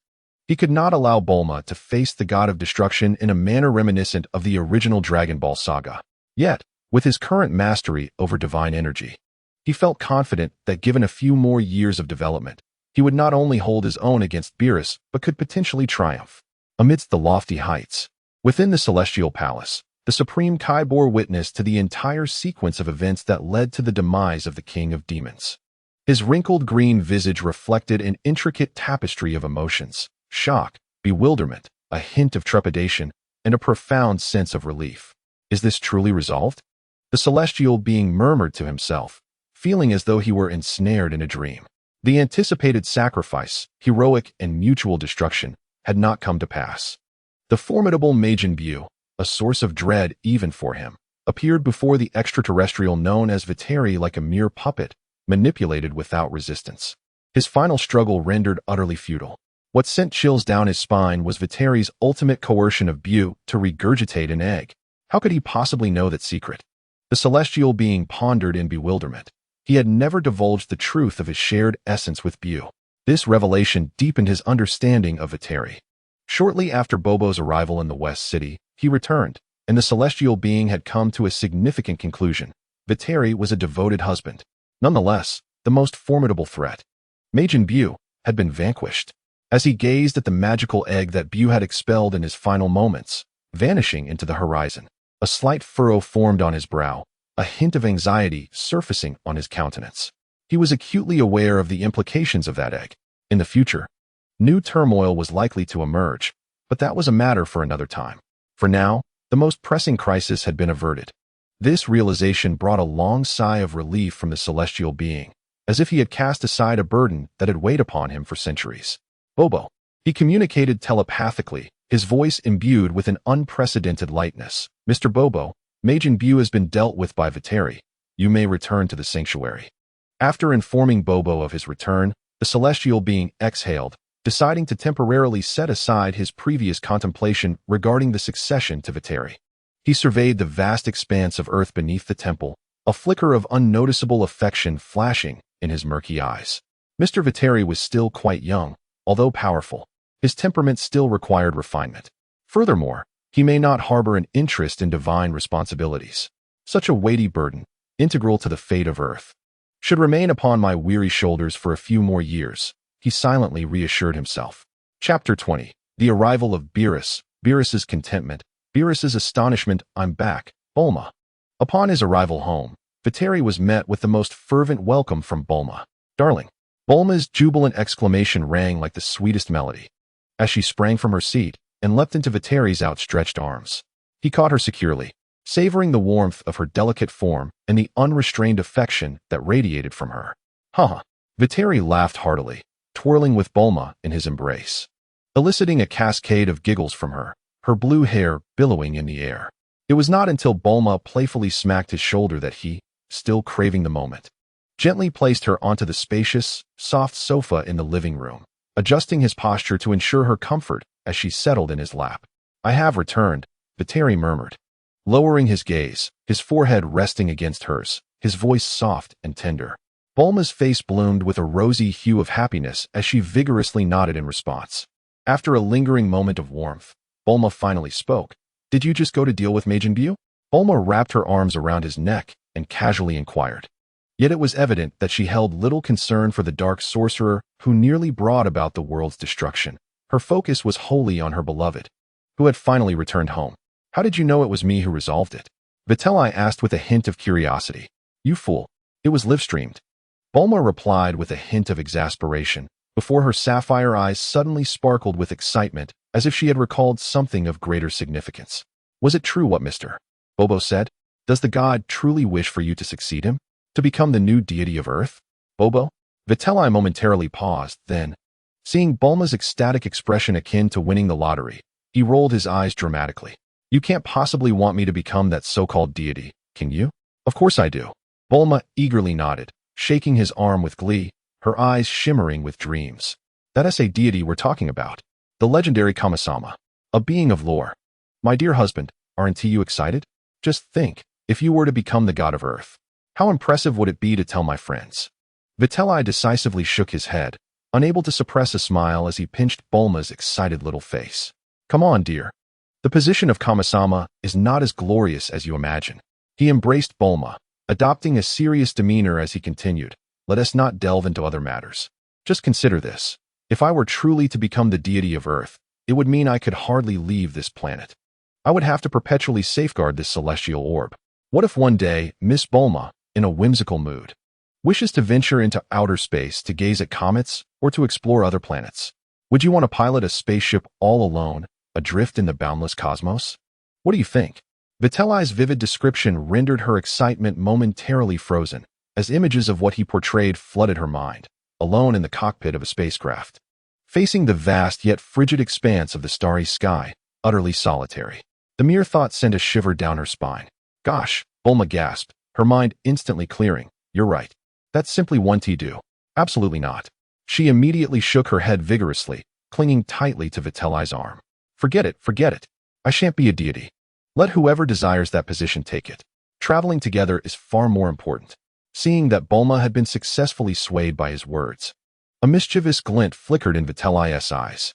He tightened his embrace around her waist and continued with a smile. Moreover, whether the current deity is even willing to uphold his previous promise to pass the position to me remains uncertain. Bulma questioned, tilting her head in confusion. Vitri's lips curled into a knowing smile. Previously, he wished to pass the mantle to me because he was aware his time was limited and intended to sacrifice himself to eliminate the Demon King Piccolo once and for all, thus requiring a formidable successor to safeguard Earth. Now, he elongated his tone, stating that he had dealt with the Demon King Piccolo, thereby temporarily averting his demise. Do you think an ancient being who has precariously survived for centuries as a deity would willingly relinquish a divine position, symbolic of authority and prestige. To an extraterrestrial whom he might find rather enigmatic, he added with a chuckle, although he himself is an alien. Bulma blinked her large eyes, processing the implications of Whis' words, gradually grasping the meaning, her lips parting slightly. Are you suggesting that the deity is an alien, and that he is likely to reconsider? Not likely, but rather highly probable. Whis shrugged, indifferent. After all, we had no interest in that. Let the old man continue his toils. We are quite content to remain at ease. Noticing Bulma still pondering over the deity's matters, Whis sought to divert her from these trivial concerns, promptly shifting the topic. By the way, there is something more pressing I must inform you about. What is it? Bulma's attention was indeed drawn back. Whis stated solemnly, please wait a moment. The god of destruction, Beerus, will be visiting us. The god of destruction? Beerus?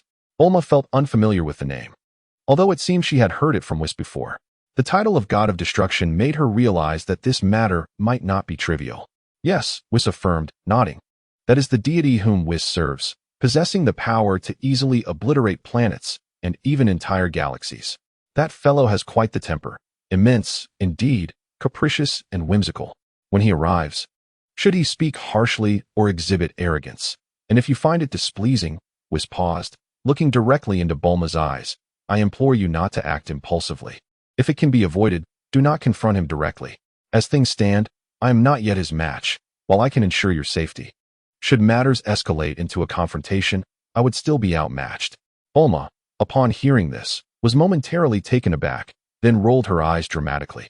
She extended her delicate finger to poke Whis' chest. Hey, do you truly perceive me as such a thoughtless and tempestuous young lady, incapable of discerning the gravity of a situation? I am not foolish. Knowing he is a formidable figure, why would I provoke him? I would rather serve him well. Though straightforward in nature, as the heiress of the Capsule Corporation, she was well aware of basic social etiquette and the nuances of relationships. Whis, however, shook his head with a smile, grasping her probing finger, his gaze suddenly turning cold and sharp. An invisible aura of menace emanated subtly. No, Bulma, you have misunderstood. I do not mean for you to endure indignities, nor should you fear him. He stared intently at Bulma, articulating each word with clarity and conviction. What I mean is, if it is a trivial matter, however, if he truly offends you, leaving you feeling slighted or wronged, you need not fear him at all. Speak your mind. If you wish to rebuke him, do so without hesitation. Why? Bulma was astonished, doubting her own hearing. Just moments ago, he mentioned being unable to match him. Yet now he encouraged her to scold him freely? In Vitelli's eyes flickered a resolute light.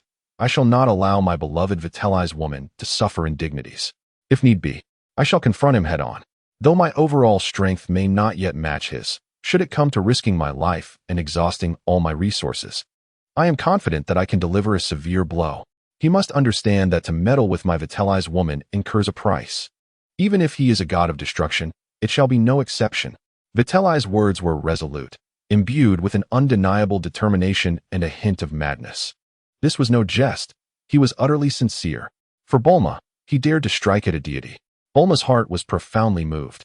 Enveloped by an indescribable warmth and sense of security, her eyes glistening with unshed tears.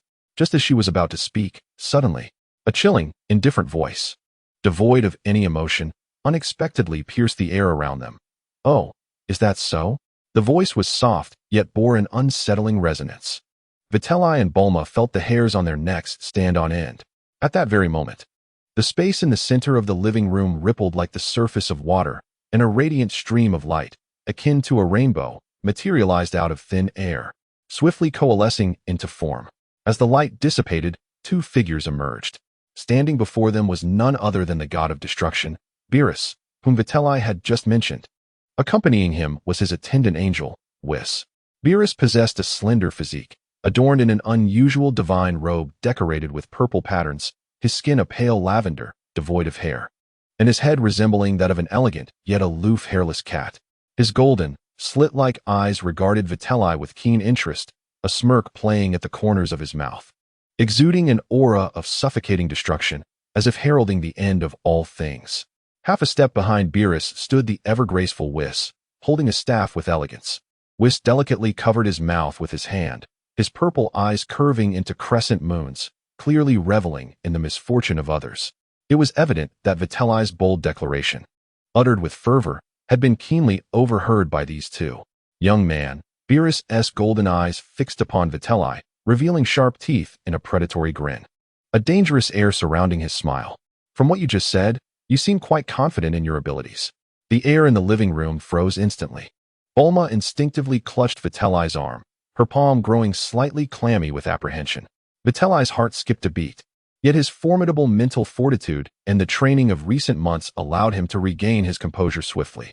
He gently patted Bulma's hand as a gesture of reassurance, then stood up with poise, donning a perfectly courteous smile. "Lord Beerus, Master Whis, welcome to the brief manor," Vitelli said with a slight bow, his movements fluid and natural, as if he had not just been caught speaking boldly. Bulma quickly caught on, rising to her feet and shifting her expression to a warm and appropriate social smile. "Welcome. Welcome. Thank you both for your arduous journey. The luncheon has been meticulously prepared, featuring the finest delicacies from Earth. How about we indulge in our meal while engaging in conversation?" She skillfully diverted the topic, shifting the focus of the conflict to the culinary delights. Beerus's golden slitted eyes swept back and forth between Whis and Bulma, the invisible pressure emanating from him seemingly causing the temperature in the living room to drop several degrees. After a prolonged silence, he emitted a heavy, disdainful scoff from his nostrils. "Hmph. Delicacies? Let me make this clear. If the taste of the food does not meet my satisfaction," Beerus's gaze traversed Whis and Bulma before finally settling on the bustling skyline of West City outside the window. His tone chillingly cold. "I will not hesitate to obliterate both you and this worthless planet." This blatant threat caused Bulma's smile to falter momentarily, but she quickly regained her composure, restoring her expression to normal. Whis, however, appeared unfazed by the threat, instead responding with a confident smile, tinged with a hint of teasing. "Fear not, Lord Beerus. As for the taste of the food, I can only say," he paused deliberately before emphatically declaring, "it's exquisite." At that moment, Bulma expertly guided the two deities toward the lavishly arranged dining room. The enormous table was already adorned with a magnificent array of culinary masterpieces. Just as Bulma had inadvertently revealed earlier, the fugu sashimi was as thin as a cicada's wing, shimmering with a pearl-like luster under the light. The dinosaur rib steak was grilled to perfection, its rich aroma mingling with the scent of fruitwood smoke that permeated the entire space. The dreamy rainbow pudding resembled a work of art, with 7 layers of color exuding an enticing sweetness. In addition, there were countless other meticulously prepared dishes, their aromas intertwining in a tantalizing symphony. Beerus's gaze fell upon the banquet, his golden slitted pupils narrowing slightly, while his nostrils subtly flared. Whis's eyes sparkled with evident anticipation. And then, the moment arrived. Once Beerus and Whis began to partake in the feast, Videl truly grasped the extraordinary speed of a deity's consumption. A perfect fusion of divine hunger and gluttony. The coldness and authority that Beerus had previously exhibited vanished. He devoured the food as if he had not eaten in centuries. His movements swift as lightning. The cutlery in his hands became mere phantoms, deftly spearing the largest piece of rib and shoving it into his mouth, bones and all, chewing merely twice before swallowing. The sashimi vanished as if swept away by a current, and the pudding disappeared spoonful by spoonful until the dish was emptied. He even disregarded basic table manners, his cheeks bulging and emitting sounds akin to a purring cat, while the crunch of the food echoed as he chewed. Whis, though maintaining an angelic grace in his movements, did not lag in speed. He consistently anticipated Beerus's next target, deftly maneuvering to secure the most delectable portions onto his plate before methodically yet efficiently savoring each bite. It was as if the two were engaged in a silent competition for the feast, the platters rapidly emptied at an astonishing pace. Observing the god of destruction quarrel fervently over mere morsels of meat, Vitri's lips twitched as he silently ridiculed the spectacle. "Really, my friends? Is this truly necessary? I ask you, is it? You are gods, after all. Could you not exhibit a modicum of divine dignity?" Nonetheless, despite his internal commentary, the sight of the swiftly vanishing delicacies spurred Vitri into action. If he tarried any longer, he feared he would be left with naught but a drop of soup. Thus, he plunged headlong into the fray, fervently shoveling food into his mouth. In that moment, the dining table resounded solely with the clattering of bowls and the sounds of chewing and swallowing, the atmosphere palpably charged. Bulma, witnessing the 3 ravenous diners, felt a mix of exasperation and amusement. She found herself unable to intervene and instead busily directed the robotic servants. Quick, bring 2 more servings of ribs. Additional fugu sashimi. Are there any dream puddings left in the kitchen? Prepare 2 more. Hurry, hurry. Like a logistics commander, she darted about, all the while ensuring that Vitri received the dishes he could not reach. After all, in the presence of the seasoned competitors, Whis and Beerus, Vitri's speed in securing food was somewhat lacking. The divine feast concluded with breathtaking rapidity, leaving a mountain of plates that attested to the ferocity of the earlier battle. Apart from the ever-busy Bulma, Vitri, Beerus, and Whis sprawled inelegantly in their plush chairs, each with a toothpick in mouth, their hands resting on their noticeably distended bellies as they contentedly belched, devoid of the energy to even lift a finger. The restaurant was suffused with the lingering aroma of food and a profoundly languid atmosphere. As Vitri savored the fullness in his stomach, he turned his head and, with a teasing smile, addressed Beerus. So, Lord Beerus, how did you find this meal? Are you satisfied? Beerus, squinting contentedly with his golden feline eyes, emitted a languid hum in response. This time, however, the sound bore none of the previous coldness or menace. Rather, it conveyed a sense of lazy satisfaction and a hint of pride, as if he had been somewhat conquered by the culinary delights. In fact, he rolled his eyes at Vitri, not out of disdain, but merely as a result of having overeaten. Time drifted by in the blissful afterglow of indulgence. Once the food had been sufficiently digested, and the heavy sensation in their bellies eased, Beerus's golden slit-like pupils reopened, rekindling with eager light. He straightened his posture, stretched his neck, producing a series of soft cracks, and fixed a sharp gaze upon Vitri. Kid, Beerus casually discarded the toothpick from his mouth, his tone laced with playful challenge. I heard you say earlier that when you get serious, you can really deliver? Now that you're well fed, it's the perfect time to stretch your legs. What do you say? Care to seize the opportunity to test yourself? At these words, a fierce spirit ignited in Vitri's eyes. He sprang from his seat with fervor, excitement radiating from his expression. I could not ask for more, Lord Beerus. He had long yearned for a genuine battle to assess the fruits of his arduous training in the realm of destruction. The prowess of Whis remains unfathomable, warranting no immediate consideration. However, the present challenge posed by Beerus undoubtedly serves as the finest litmus test for him. Let us proceed. With a grin, Beerus transformed into a streak of purple light, piercing through the restaurant's dome and ascending towards the heavens. Vitri followed closely behind, morphing into a radiant golden flash as he pursued. Hey, I want to join as well. Wait for me. Bulma hurriedly dashed into the courtyard, retrieving a universal capsule. With a resounding pop, a small flying craft emerged, into which she swiftly boarded, soaring into the sky in pursuit. Whis, in a leisurely manner, floated beside Bulma's vessel, seemingly weightless. With a casual gesture, he shielded Bulma from the tumult of battle, his countenance adorned with a relaxed smile akin to that of an onlooker. In the desolate expanse of the Gobi Desert on the outskirts of West City, Vitri and Beerus faced off, separated by several hundred meters.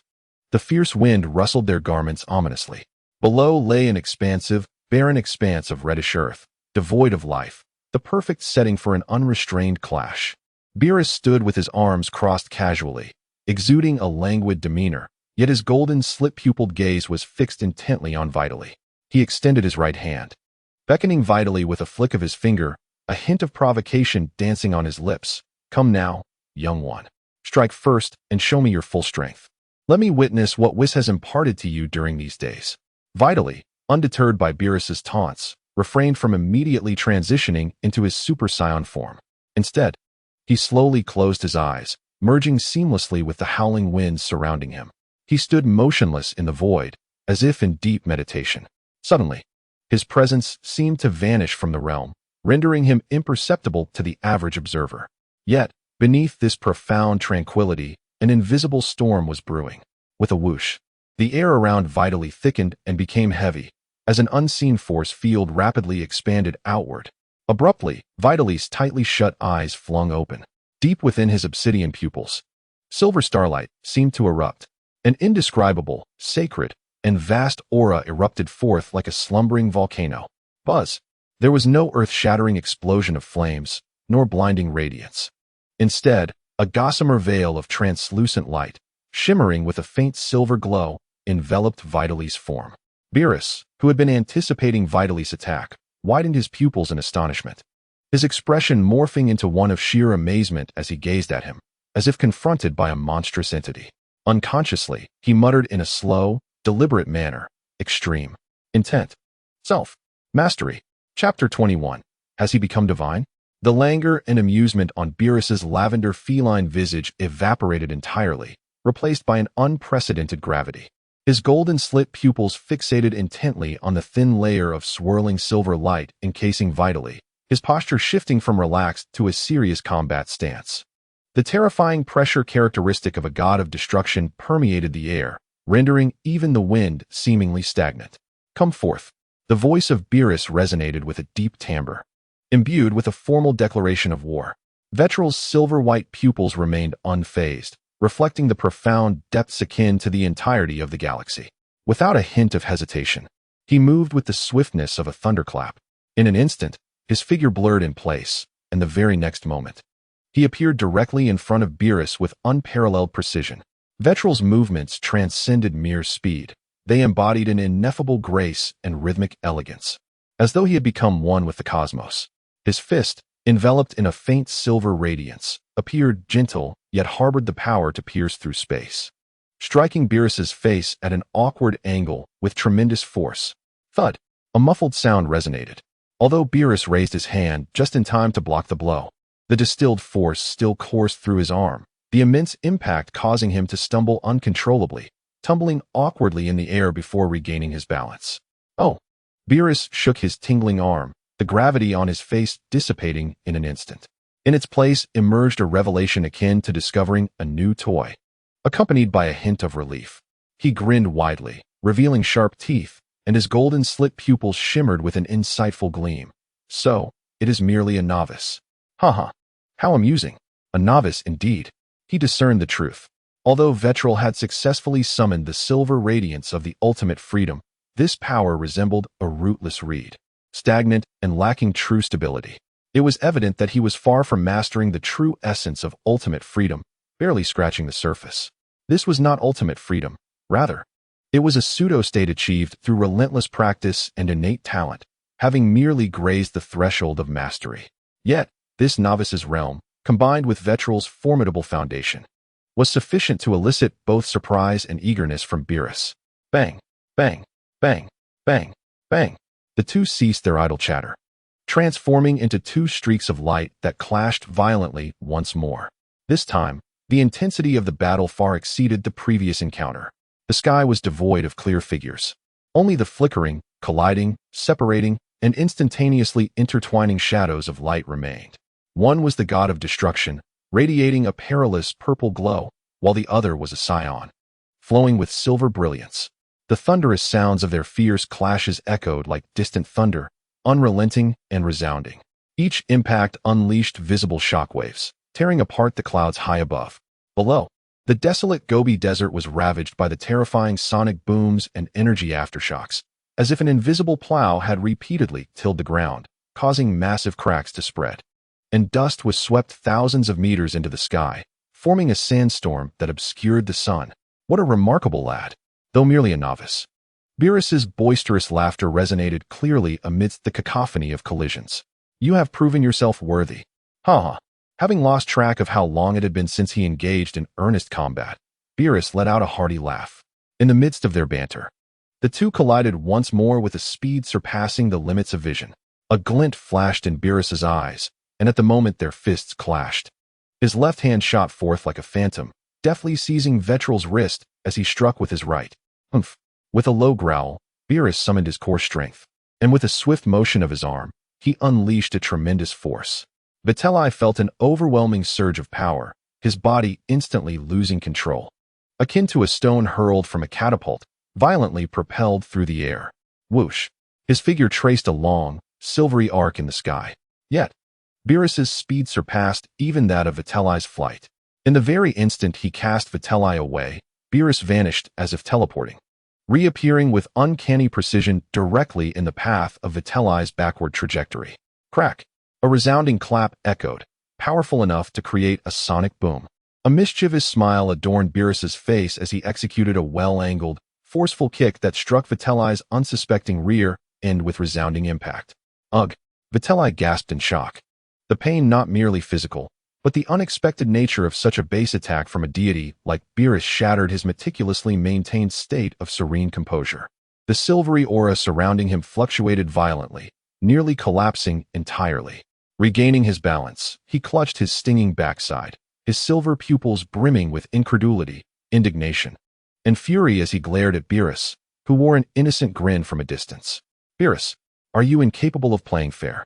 A dignified god of destruction resorting to kicking someone's backside? Roar. This is a battle. As long as I win, who says I can't kick a backside? Beerus shrugged nonchalantly, his demeanor unyielding despite the absurdity of the situation. Vitali, exasperated, ceased his futile protests. With rapid motions of his hands, he conjured countless silver energy spheres, compressed to their utmost, which rained down upon Beerus with relentless ferocity.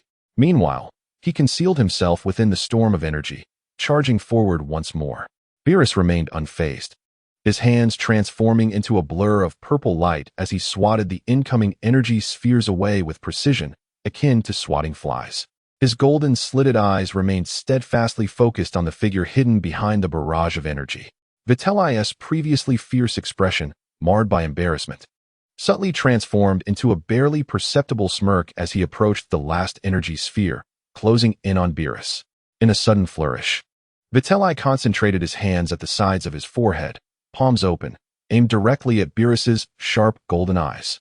Solar fist, he bellowed, the sound reverberating like thunder. Buzz! A blinding beam of golden light erupted between Vitali's palms, flooding Beerus's vision in an instant. The brilliance was so intense, it seemed to transform the very sky into a canvas of gold. Below, amidst the fierce clash, Bulma sat in her aircraft, unable to see anything. Her voice laced with frustration.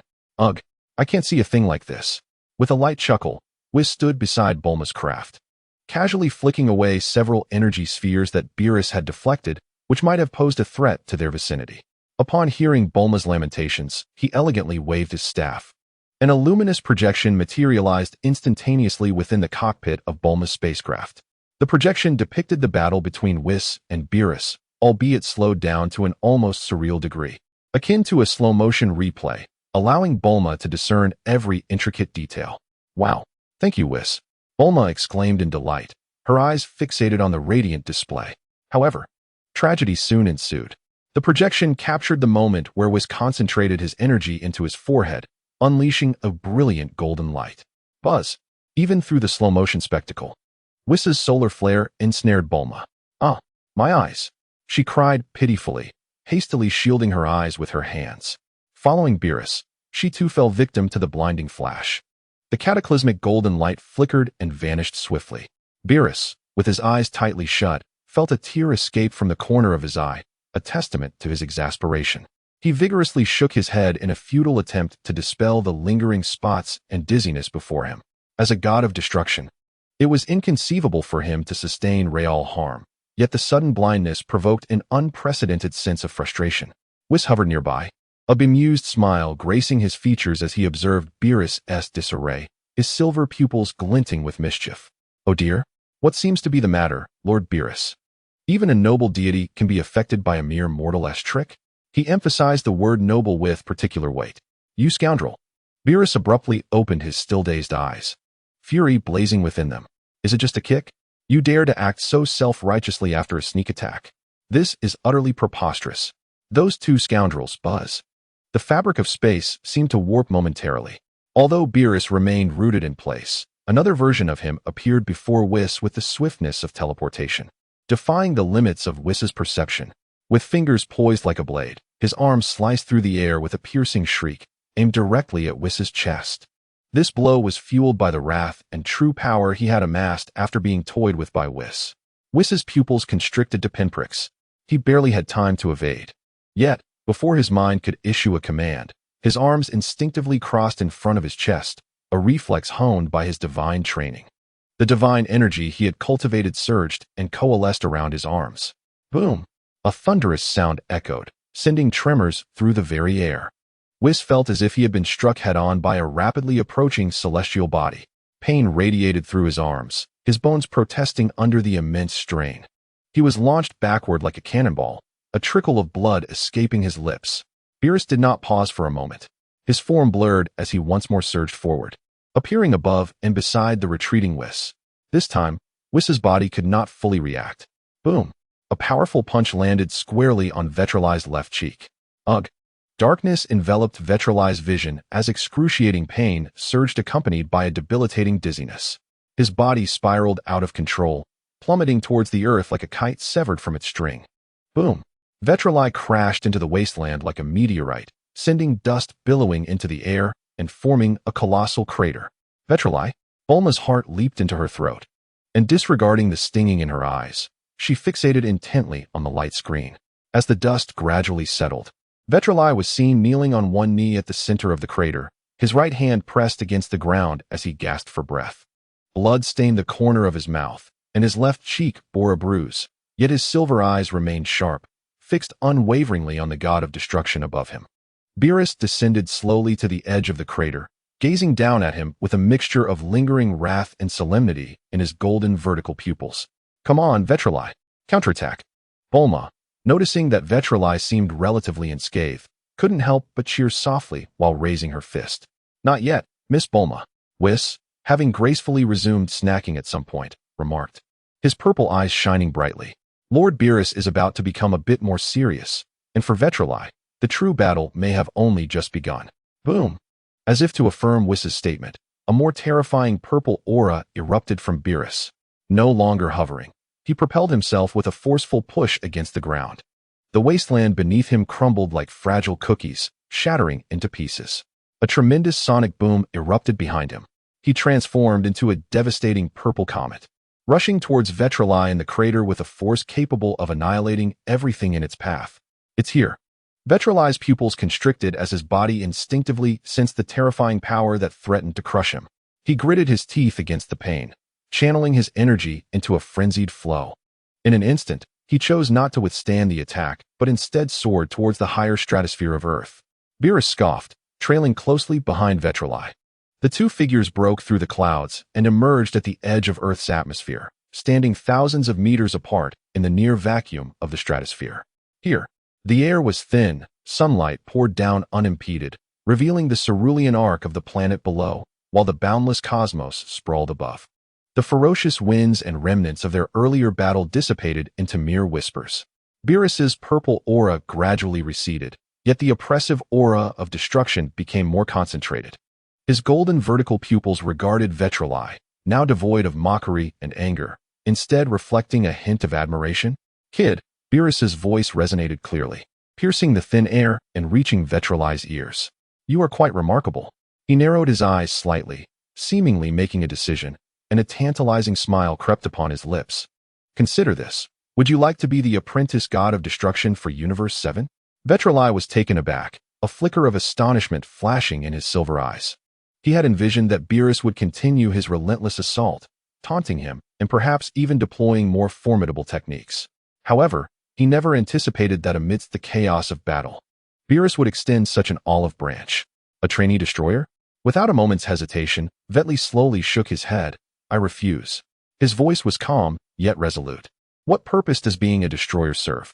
What he sought was the pinnacle of his own power. It was the elusive and profound mastery of ultimate freedom. Once he truly grasped the consummate essence of this art, what could a mere destroyer signify? Beerus seemed to foresee this answer, snorting disdainfully and falling silent. The fierce combat spirit in his golden, slit-like eyes intensified. Since you are unwilling to become a destroyer, then let your strength testify to your path. Words were unnecessary. Witley's gaze sharpened, and the silvery radiance surrounding him surged once more. This time, he took the initiative to launch an attack. His form transformed into a streak of silver lightning, ripping through space as he charged at Beerus. Beerus, enveloped in a resplendent purple aura, likewise morphed into a beam of destructive violet light to meet the onslaught. Boom, boom, boom, boom, boom. This battle had truly reached a fever pitch. Neither combatant held back any longer. The stratosphere erupted as if countless nuclear bombs had detonated. Each clash of fists and feet unleashed a tempest of energy tenfold more terrifying than before. Enormous shockwaves spread out like tangible rings, rampaging into the vastness of space and the atmosphere below. The earth groaned. People screamed. Even from dozens of kilometers away, the cities below felt the intense tremors. Glass windows shattered. Buildings swayed incessantly. Countless terrified souls fled to open areas, instinctively gazing skyward. Above, the clouds were churned by fearsome power, forming vast voids, with blinding light flickering within, as if the apocalypse had arrived. In the core of their collision, space fractured like fragile glass, leaving intricate web-like cracks. These were the marks of torn reality. A fierce gale swept down from the heights, manifesting a terrifying superstorm at the surface. Finally, after yet another earth-shattering clash, both warriors were propelled backward, standing thousands of meters apart in a tense standoff. Their auras were somewhat disordered, yet their fighting spirit blazed at its zenith. "Kid."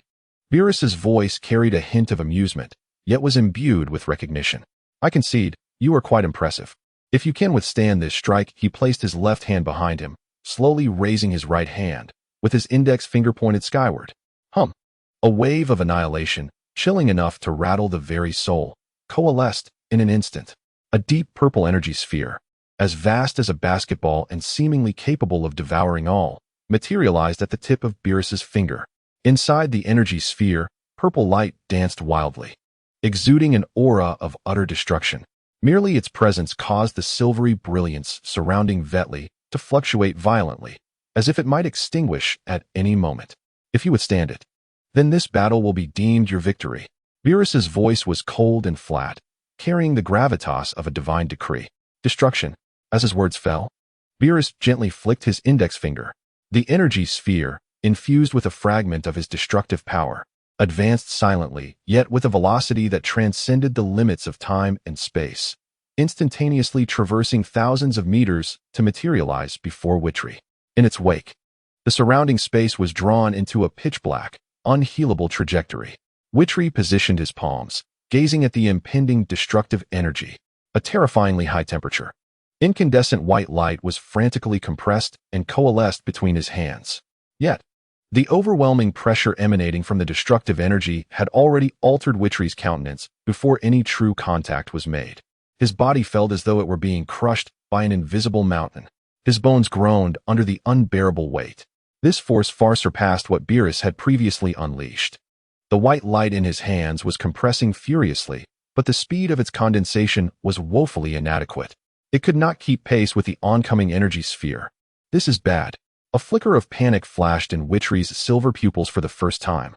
There was insufficient time to harness enough power to withstand this strike. Was he truly destined to perish? To be reduced to ashes by this final blow? No. An intense and profound sense of defiance and fury, rooted deep within his Saiyan bloodline, erupted within Vitri like a volcanic explosion. "I refuse to concede. A mere destroyer cannot possibly defeat me." In this precarious moment of life and death, Buzz, the once sluggish and dim silver radiance enveloping Vitri, surged forth, suddenly dazzling like a supernova. The silver hue that had merely graced the edges of his pupils expanded to its utmost limit. The deep black receded like a tide, transforming his entire gaze into a pure silver that seemed to reflect the truths of the universe. An indescribable sensation flooded Vitri's being in an instant. Time appeared to slow at that moment. His thoughts became clearer than ever before. Every cell in his body rejoiced. He felt it. The faintest movements of the high-altitude breeze. The vibrant pulsations of the planet beneath his feet. The profound tranquility of the cosmic void above. He even sensed the internal energy flow of the destructive energy sphere, perceiving every node within it. It was as if he was no longer a mere combatant, but had become a part of all existence. He transformed into the flowing breeze, the pulsating earth, the serene void. Even the heavens and earth seemed to cheer him on. No need for thought, no need for control. His body moved freely. His will guided his actions effortlessly. Was this the true essence of ultimate freedom? In this moment of enlightenment, the white-hot flash in Vitri's hand, which required charging, accelerated exponentially under the clarity of his insight into the essence of energy. Compression, condensation, and sublimation occurred in one fluid motion. His movements underwent an astonishing transformation. Faced with the imminent destructive energy sphere, Vitri's stance, initially poised to harness power with both hands, naturally shifted to extend a single hand forward. Fingers spread wide. Palm facing the purple sphere imbued with annihilation. His movements flowed like water, effortlessly graceful, devoid of any trace of earthly triviality, yet imbued with a remarkable rhythm. Just as the destructive energy sphere was about to engulf him, the pure silver pupils of Vitri reflected the annihilating purple light, his gaze serene and unwavering.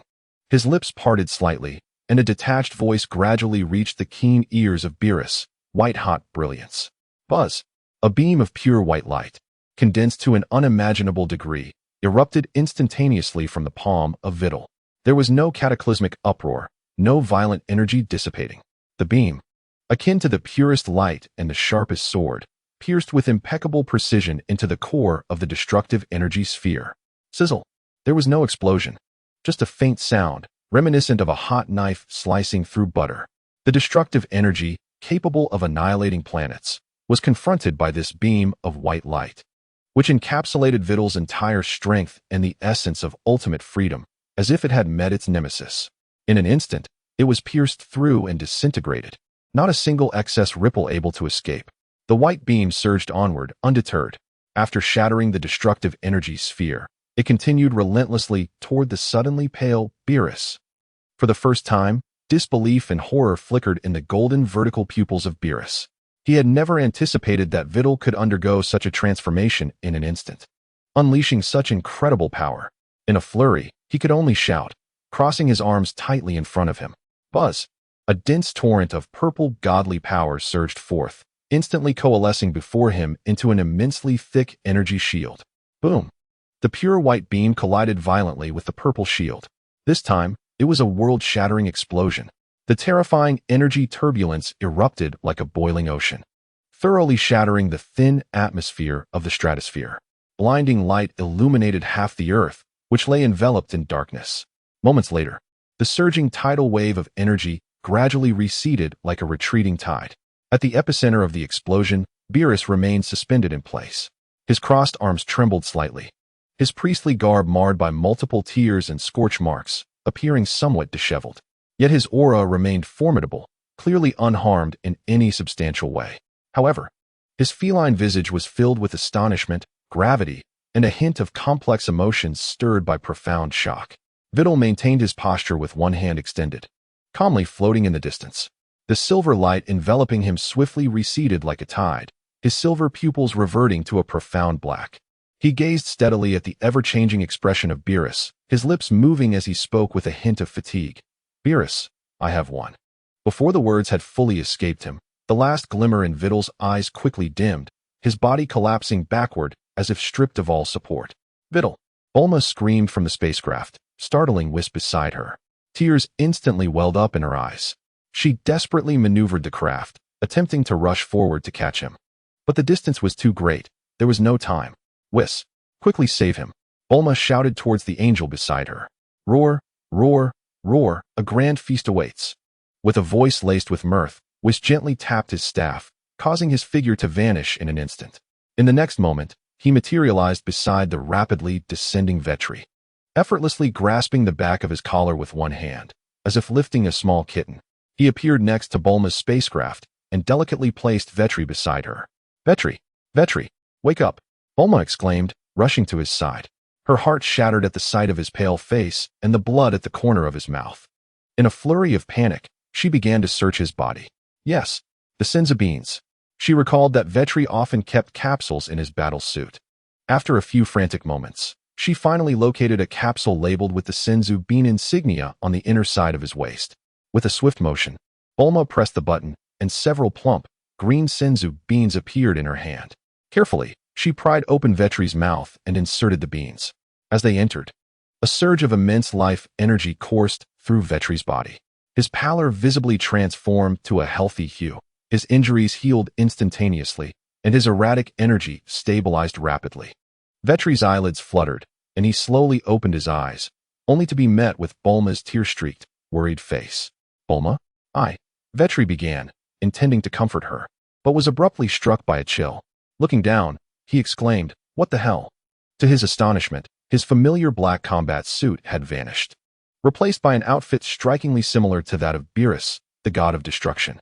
The deep blue attire featured intricate purple patterns and golden trims, albeit with slight simplifications and a darker hue. Vitri was instantly incensed. He shot a furious glare at Beerus and Whis, who were leisurely descending beside the spacecraft. Who changed my clothes? What do you want? Beerus, arms crossed, regarded the fuming Vitri from a superior height, a hint of smugness and undeniable authority gleaming in his golden-slit eyes. He swiftly flicked Vitri's forehead, producing a resounding thump. Ouch! Vitri clutched his forehead, glaring back. Enjoying yourself, are you, kid? Beerus scoffed, a smirk of triumph adorning his face. In all these millennia, I have never sought out a novice god of destruction. You, Vitri, are the first. Consider it an honor.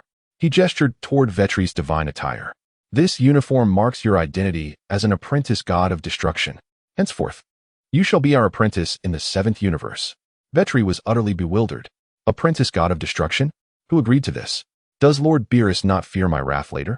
Whis, covering his mouth, inquired with a smile, are you afraid of him? Afraid of him? Beerus scoffed, his golden eyes dismissively surveying Vitri, exuding the arrogance unique to a god of destruction. Do I, Beerus, need to fear his brilliance? Turning his gaze from the indignant Vitri to Bulma, he continued, just now, I heard you promised to treat Whis to a meal. When does this commence?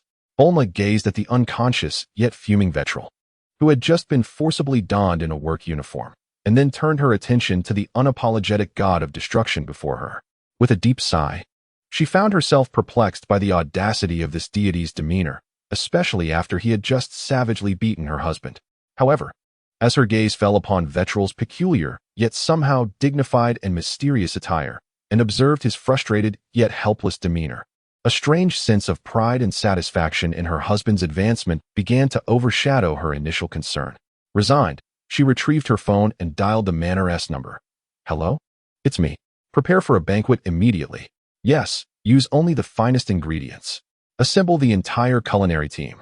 She paused, glancing at Vitri, who was engaged in a fierce stare-down with Beerus, her lips curving into a faint smile. Let us consider this a celebration for Vitri's promotion, she reassured herself. The lady of the apprentice god of destruction? Although it sounds a bit peculiar, at least I am the wife of a deity. Not a bad deal. Miss Bulma's husband is a god. How impressive this would sound when shared with my friends. Despite the fact that this god appeared quite eager to deliver a beating to his superior, Vitri watched Bulma as she began arranging the banquet, then caught sight of Beerus sporting a smug expression, coupled with Whis' delightfully mischievous grin. Ultimately, he could only scratch his head in frustration.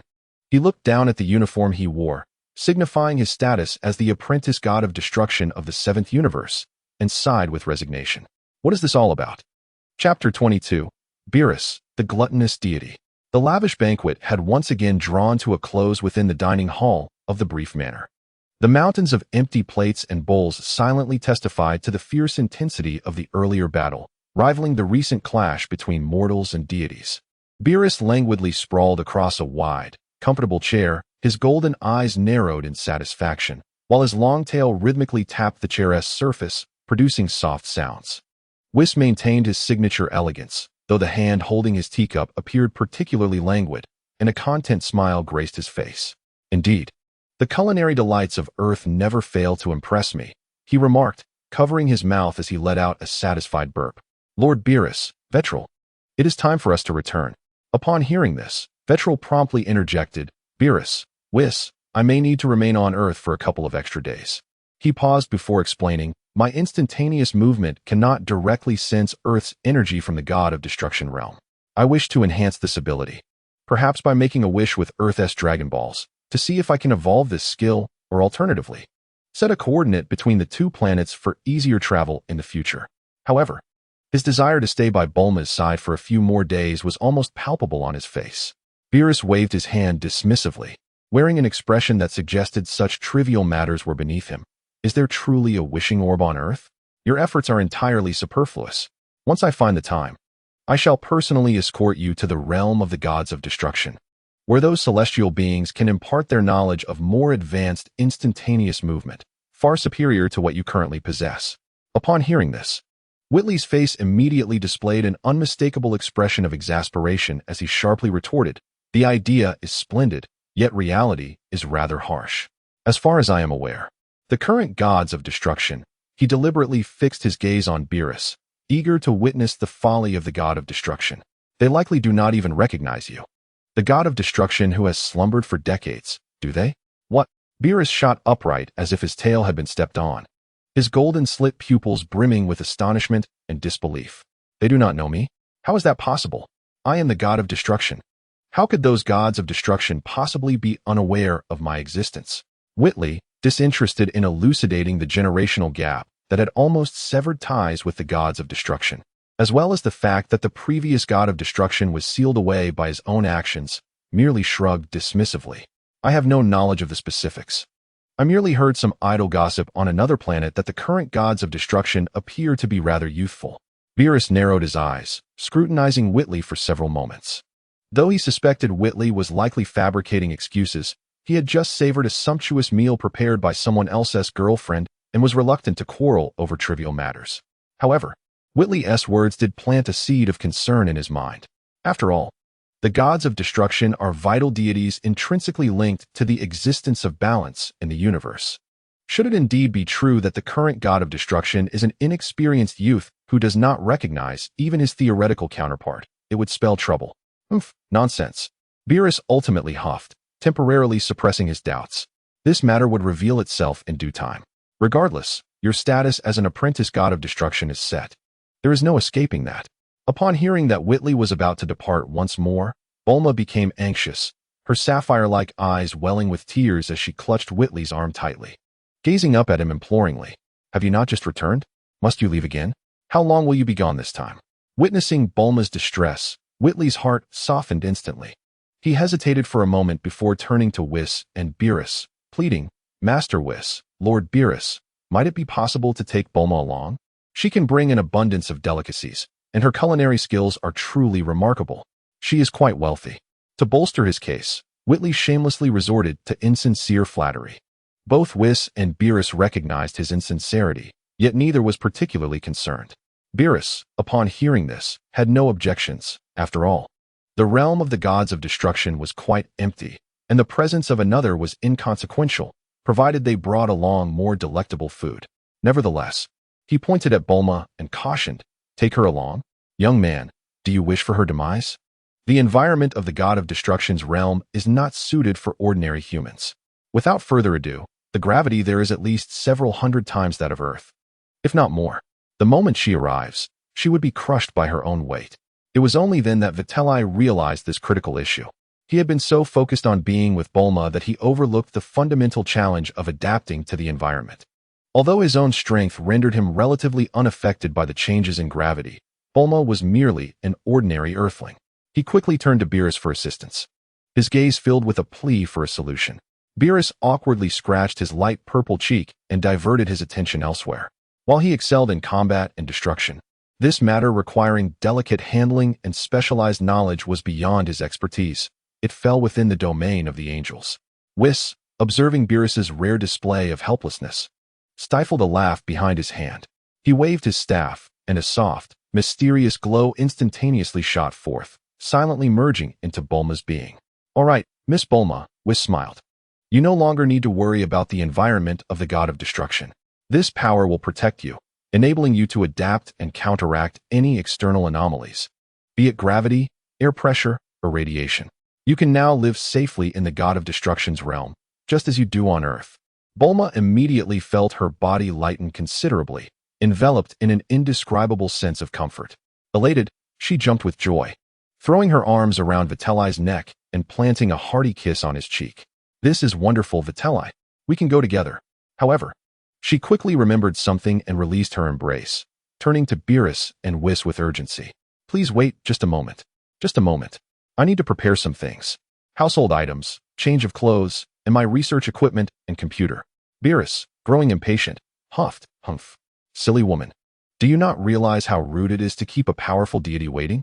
Whis, immediately, before he could finish, Bulma, as if just recalling it, added, "Oh, right.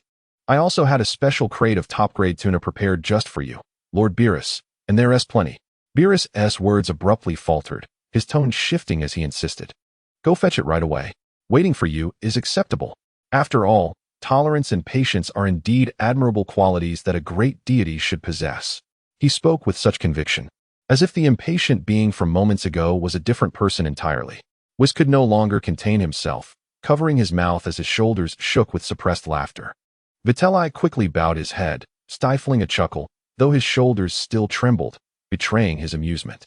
Beerus cast a disdainful glance at the two behind him, crossing his arms and attempting to maintain an air of authority, though the slight twitch of his nostrils and his involuntary gaze toward the kitchen revealed his true feelings.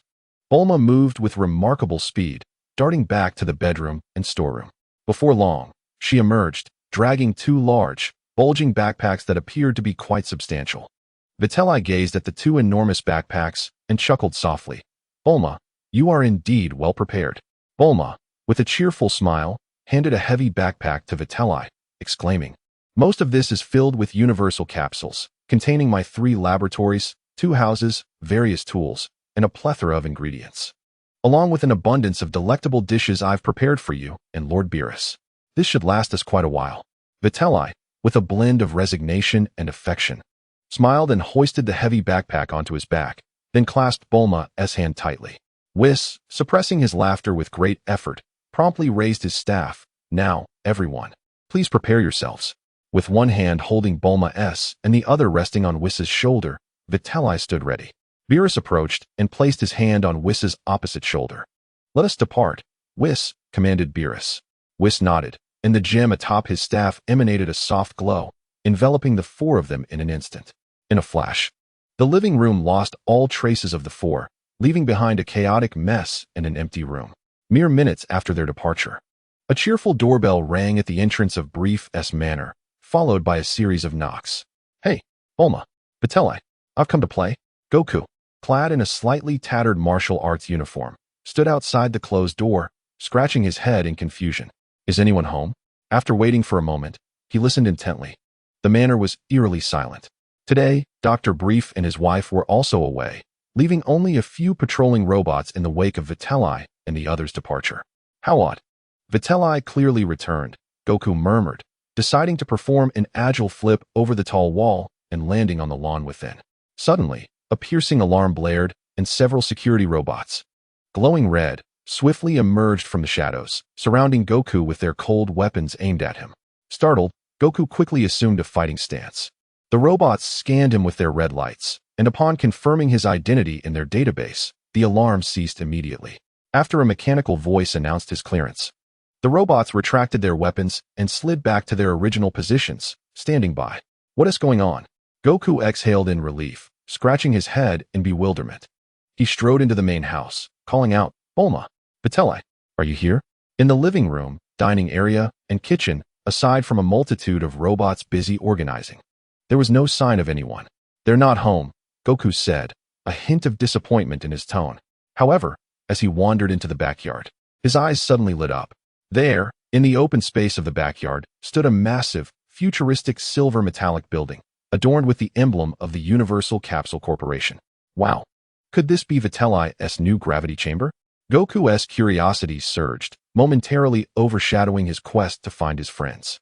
Excited, he rubbed his hands together and located the switch on the door, pressing it eagerly. With a hiss, the airtight door slowly slid open, revealing a spacious training area brimming with advanced technology. Let me give it a try." In a flash, Wukong darted inside, and the airlock door slowly closed behind him.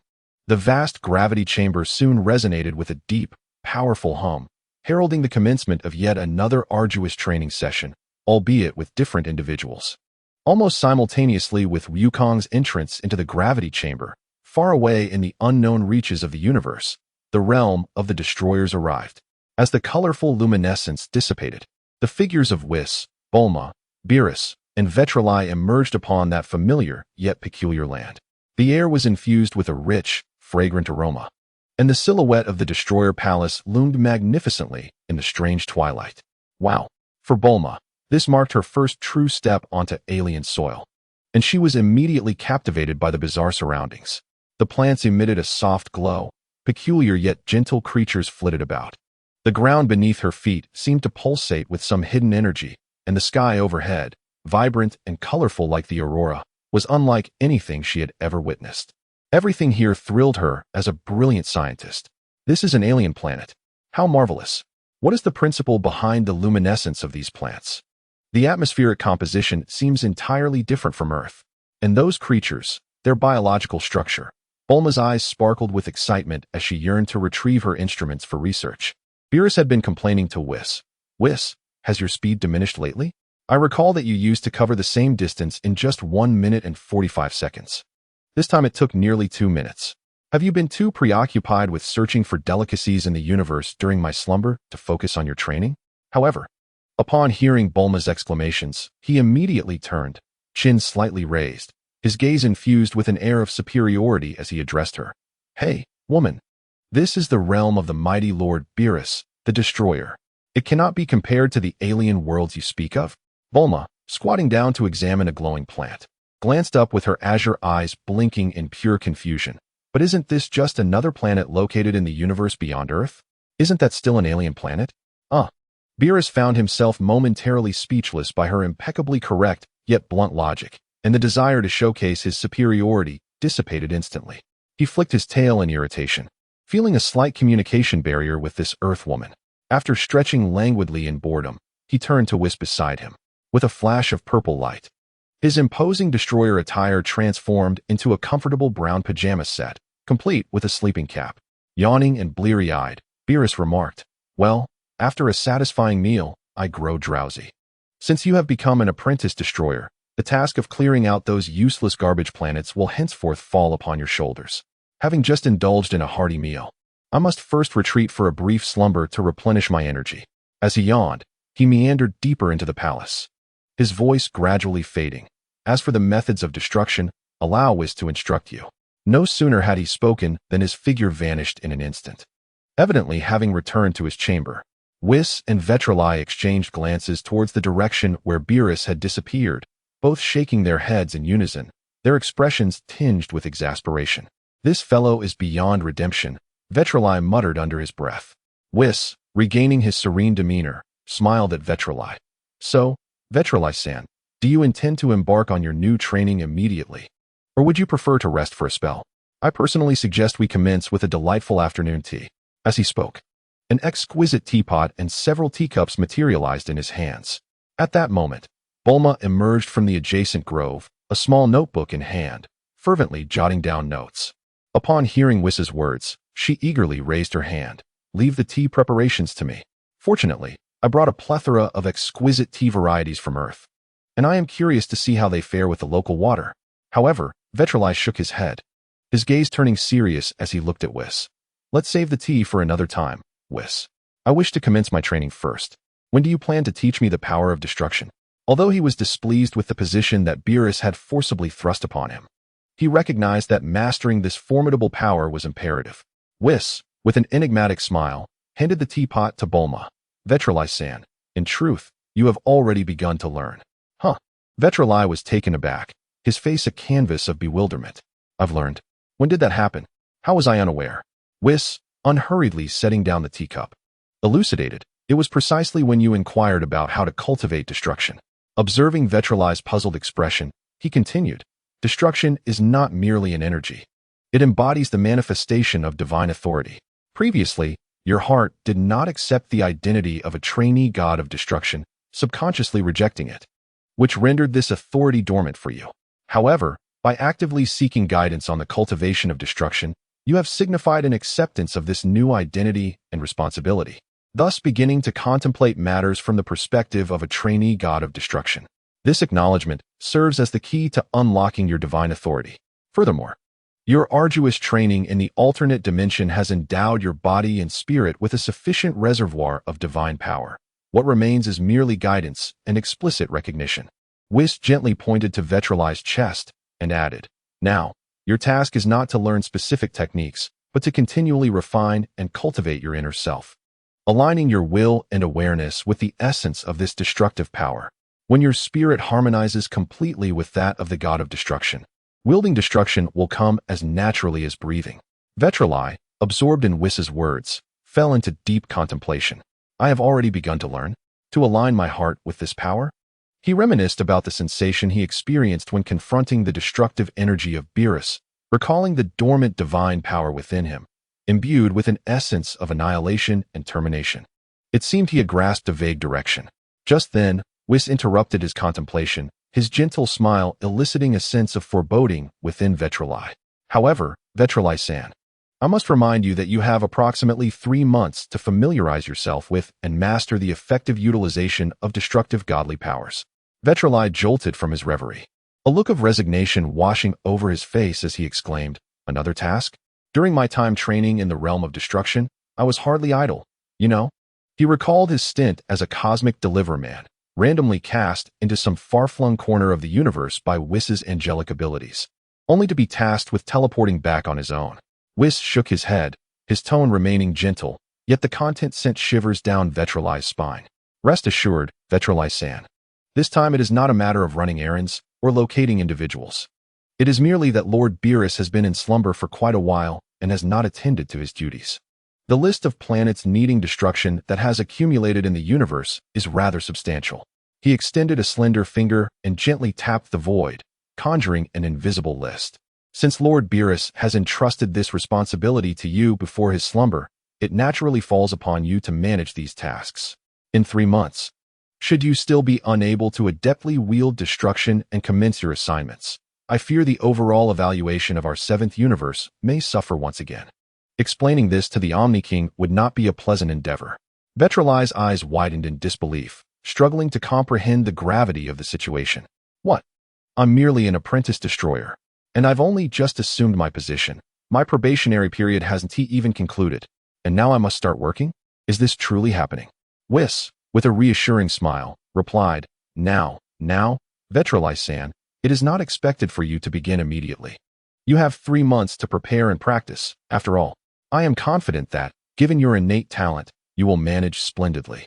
Vitri gazed at Whis's encouraging expression, then at the towering list of planets awaiting destruction, and finally let out a deep, existential sigh.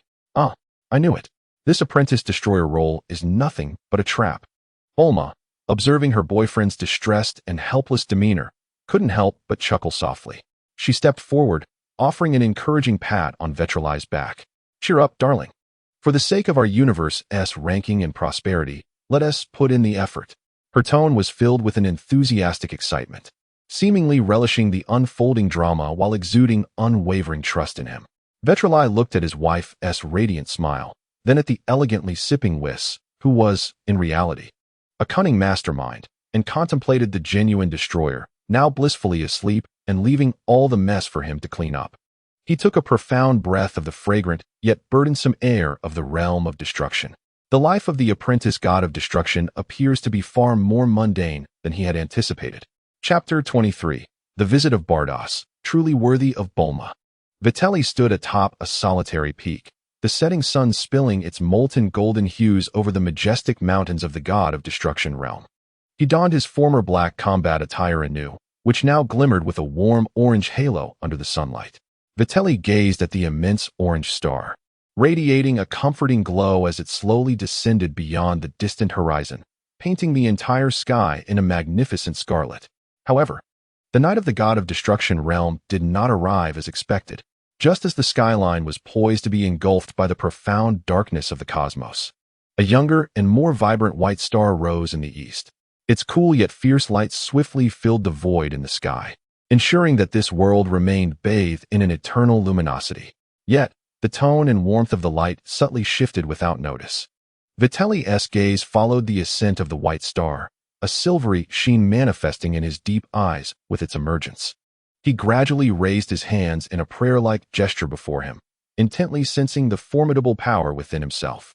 After a moment, his joined hands began to part slowly, as if burdened by an immense weight.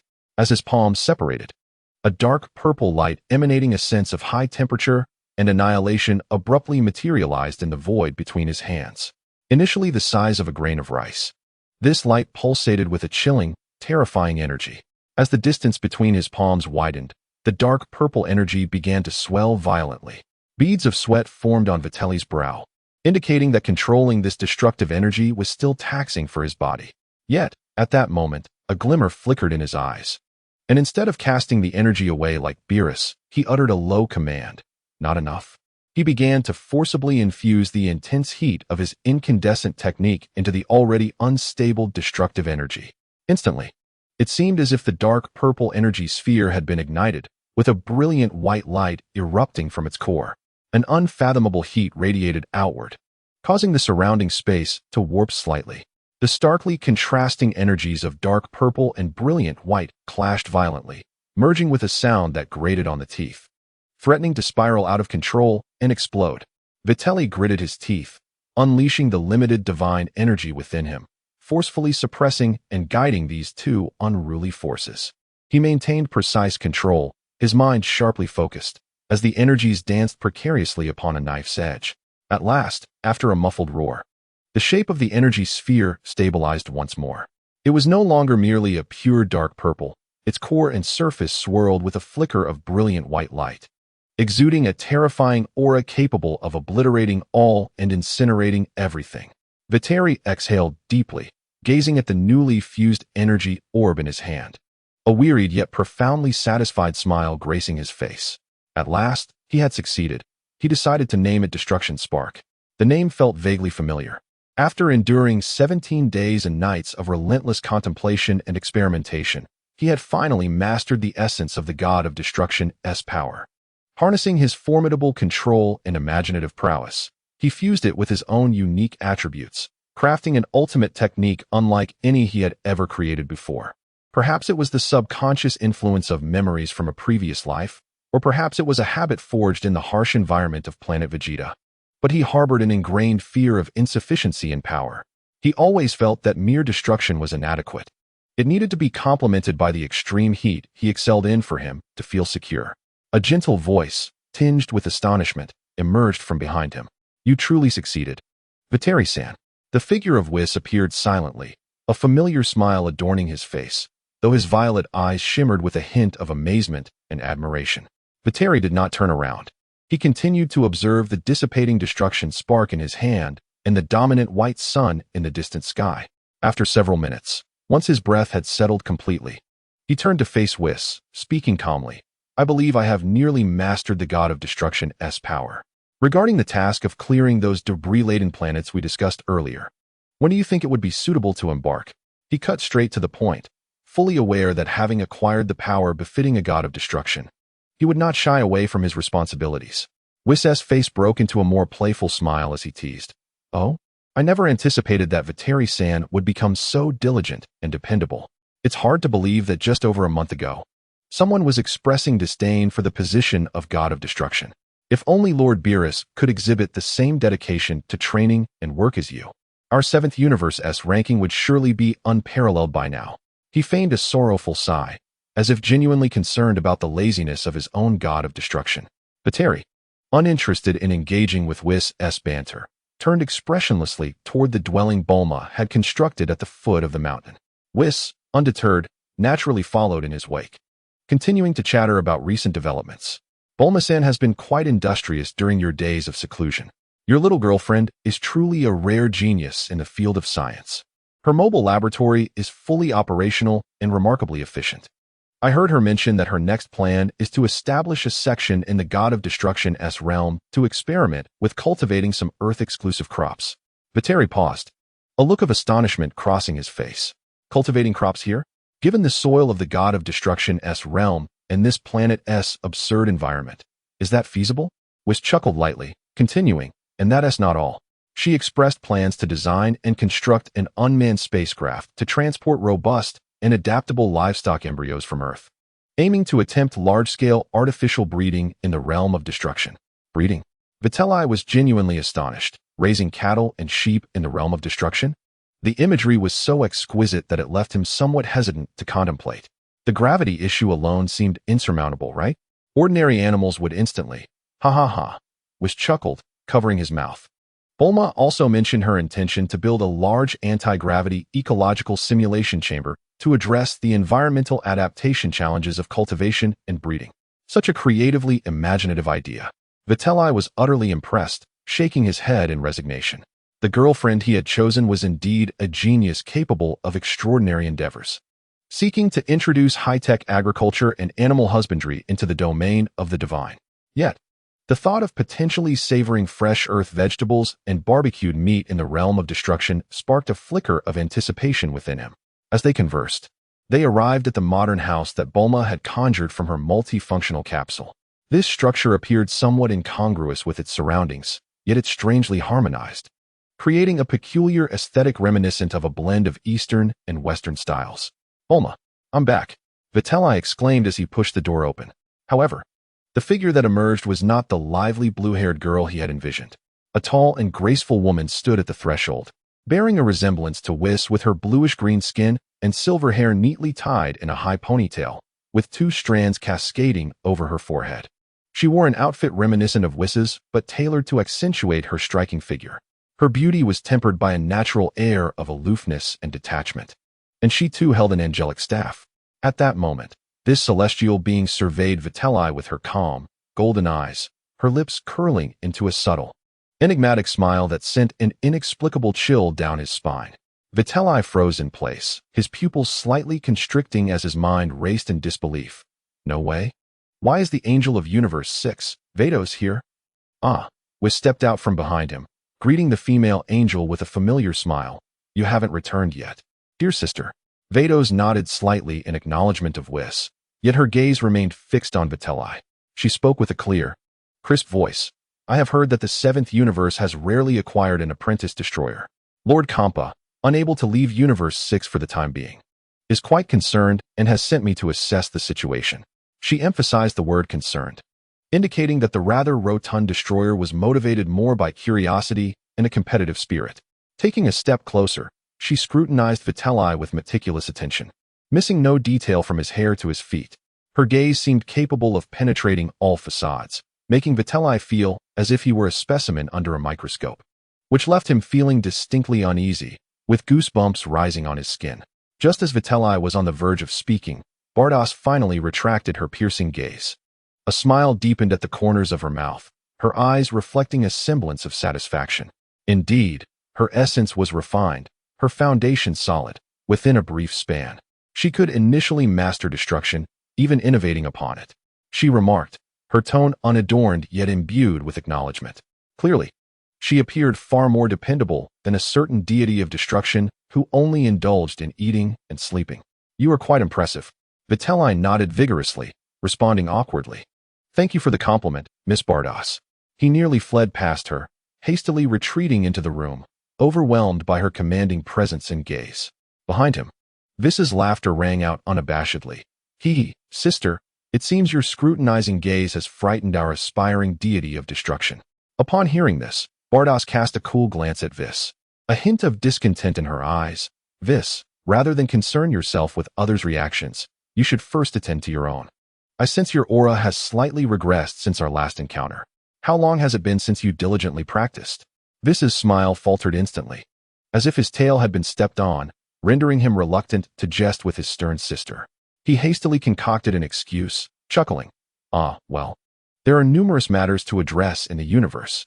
As he spoke, he swiftly slipped into the room to find Vitri and Bulma. Bardos watched her brother's hasty retreat with a resigned sigh.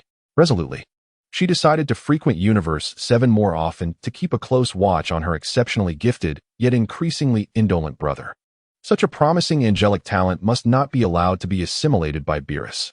Vitri found Bulma in the studio on the 2nd floor. The room was cluttered with various instruments and design blueprints. Bulma was seated before a massive computer, her fingers dancing swiftly across the keyboard. The screen displayed intricate 3-dimensional schematics and an unending stream of data, her expression focused, completely unaware of Vitri's entrance. "Did you miss me, Bulma?" Vitri said softly, smiling. Startled, Bulma snapped back to reality, her face lighting up with delight upon seeing him at the door. Like a joyful bird, she sprang from her chair and leapt into his embrace. "Darling, you've finally finished your training. Did you succeed?" Vitri laughed heartily, securely catching her, wrapping his arms around her soft form, and planting several kisses on her smooth cheeks and forehead, only releasing her when she playfully complained with sweetness. He settled into the chair before the computer, allowing her to comfortably perch on his lap. Curiously, he glanced at the peculiar design of a spacecraft on the screen. Everything went smoothly. "What are you working on? Is this the unmanned transport ship Vis mentioned?" "Indeed," Bulma responded enthusiastically, her blue eyes sparkling with intelligence and fervor. I have essentially perfected the anti-gravity technology module. And now my primary focus lies in overcoming the challenges of miniaturizing the hyperspace engine and ensuring the durability of the energy core. Once these issues are resolved, I will be able to establish a regular unmanned cargo route from Earth to this location. At that time, not only will I be able to transport various seeds and livestock embryos, but I shall also bring over an abundance of delectable and useful items from Earth. As she spoke with increasing enthusiasm, she animatedly gestured with her hands. Then I can cultivate a vast array of vegetables and fruits in the anti-gravity ecological simulation chamber and raise various creatures akin to cows, chickens, and fish. This way, you will no longer have to subsist solely on unpalatable alien food or the limited stock of Earth provisions. You will have access to the freshest delicacies from Earth at any time. What do you think? I am rather impressive, aren't I? Listening to his girlfriend's fervent exposition of her ambitious transformation plans for the destruction deity realm, Vitri felt a swell of emotion and pride as he observed the spark of confidence and tenderness in her eyes. He embraced Bulma tightly once more, burying his face in her fragrant blue locks, his voice muffled yet brimming with genuine feeling. Thank you, Bulma. I am truly grateful for all that you do for me. How fortunate he was to encounter such a beautiful and intelligent woman who willingly employed her brilliant intellect to nurture both his heart and appetite. Sensing the shift in his emotions, Bulma gently returned the embrace, her voice soft and affectionate. Silly, you are the man of my life. Who else should I consider if not you? After they savored the warmth of their embrace for a moment, Bulma gently pushed him away, pointing to the computer screen. All right. You should head downstairs for a meal. The robot you brought should be ready by now. I just need to finalize a few parameters, and I'll be done shortly. Once I finish, I will come find you. Vitri, chuckling, playfully insisted. It can wait until after we eat. Let us do it together. Be obedient. It'll be quick. Bulma insisted, gently pulling him from the chair and ushering him toward the door. Hurry. After such a long period of training, you must be famished. Unable to resist her, Vitri chuckled and complied, descending the stairs. As he heard his footsteps fade at the stairwell, Bulma's gentle smile transformed into a sly and triumphant grin. Like a cat that had successfully snatched a treat, she playfully shook her fist at the air, whispering to herself in a tone only she could hear. Hmph, our dear Vitri, so engrossed in his training. Now he is even more reliant on me. Hee, little Vitri. So easily managed. Unable to contain her amusement, she burst into laughter before contentedly returning to her computer, humming a cheerful tune as she immersed herself in her interstellar logistics endeavor. For her, ensuring the happiness of her beloved was the ultimate pursuit worthy of her dedication. Chapter 24. Cleanup Operations. Unexpected discovery on Namek. In the vastness of the cosmos, distant stars twinkled incessantly, yet here, silence remained the eternal theme. However, this profound stillness was abruptly shattered today by the sudden emergence of a brilliant stream of light. As the fleeting light dissipated, the silhouettes of two figures emerged, Vitri clad in a black combat uniform and the Angel of Universe 7, Whis. Vitri had chosen not to don the garb of an apprentice destroyer, feeling it rather unappealing. Fortunately, Whis had informed him that there were no stringent regulations regarding attire. One could dress as they pleased. The other destroyers merely wore distinctive outfits to minimize unnecessary disturbances, and Vitri, of course, preferred to forego such attire. As for any disturbances, he could handle those with ease. The location they occupied was exceptionally unique. Before them loomed a colossal black hole, its gravitational force warping the surrounding space and light, creating an abyss that relentlessly devoured everything in its path. Strikingly, a dimly lit planet stubbornly orbited near this cosmic graveyard. Vitri gazed at this paradoxical and magnificent spectacle, reflecting on the wonders of the universe. It was astonishing that a planet could exist near a black hole, a harbinger of annihilation. And even harbor life, such resilience was beyond imagination. Whis, sensing his thoughts, offered an elegant smile and remarked casually, "This is hardly remarkable, Vitri. Lord Beerus and I once visited a planet orbiting a neutron star, where the life forms were truly peculiar, composed entirely of a crystalline structure that thrived by absorbing radiation. Thus, your exposure to the cosmos remains rather limited. You need more experiences."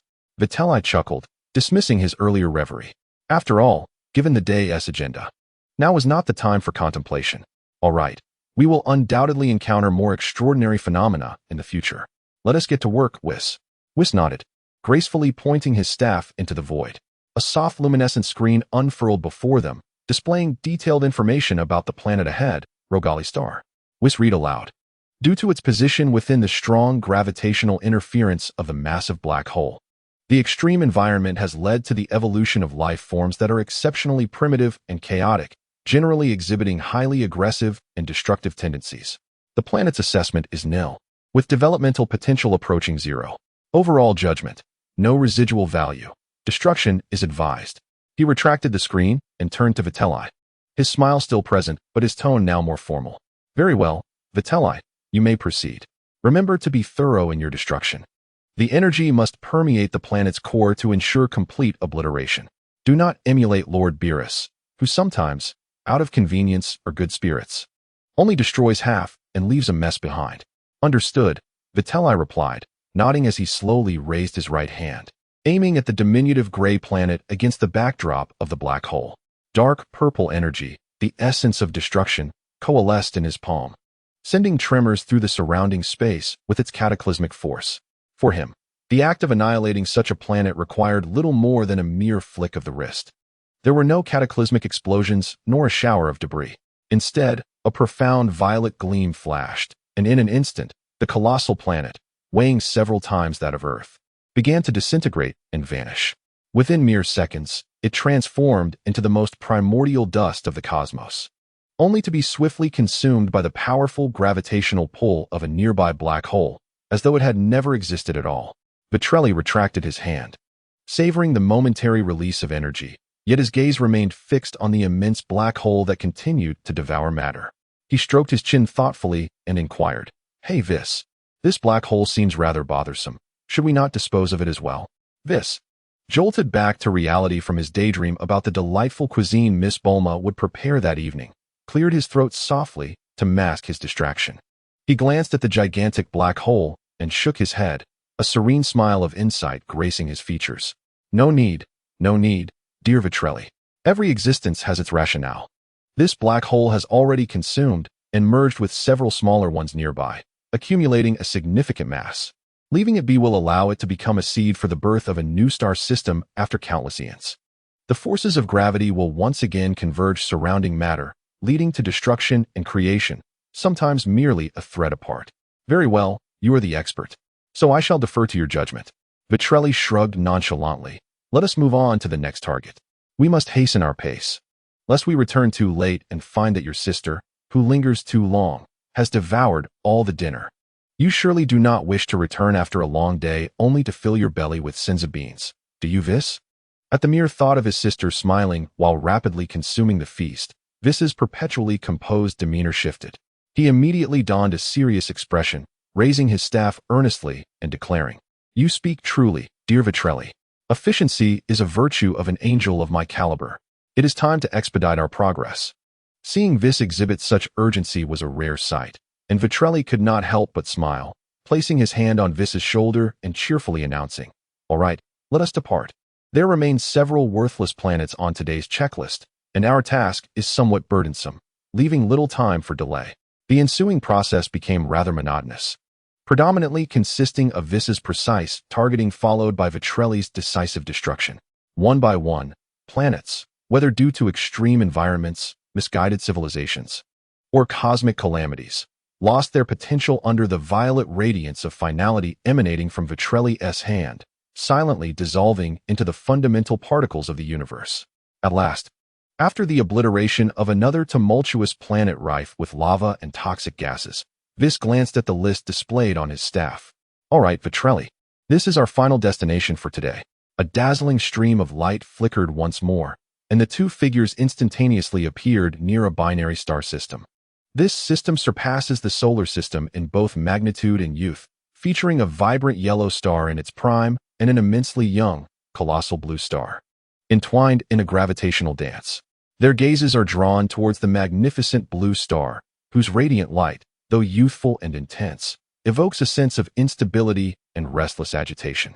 The staff of Vis casts a luminous veil once more, revealing the giant blue supergiant known as Hmph.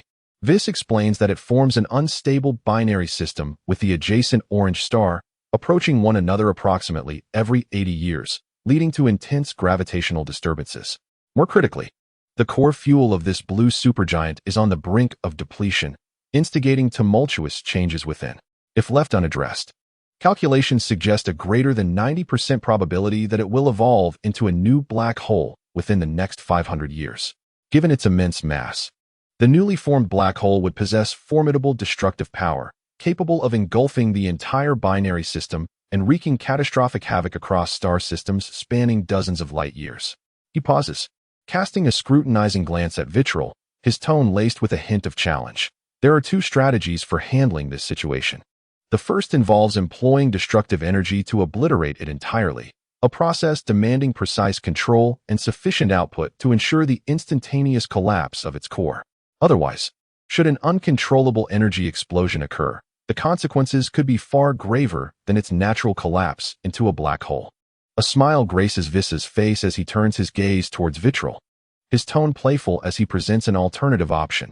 If you feel uncertain about the ability to destroy it in one fell swoop, you may also opt to use powerful energy to divert it from its current trajectory, exiling it to the desolate voids of the universe, allowing it to evolve on its own.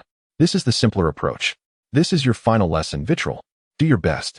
Vitri gazes at the colossal, tumultuous blue star before him, instantly feeling a headache wash over him. From his recent crash course in the Destruction Deity's manual, he learned that dealing with such enormous celestial bodies is particularly troublesome.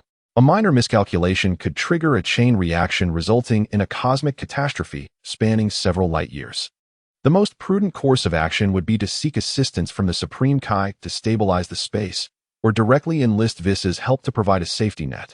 However, a glance at Vis, who appeared nonchalant and seemingly uninterested, confirmed that he was determined not to intervene.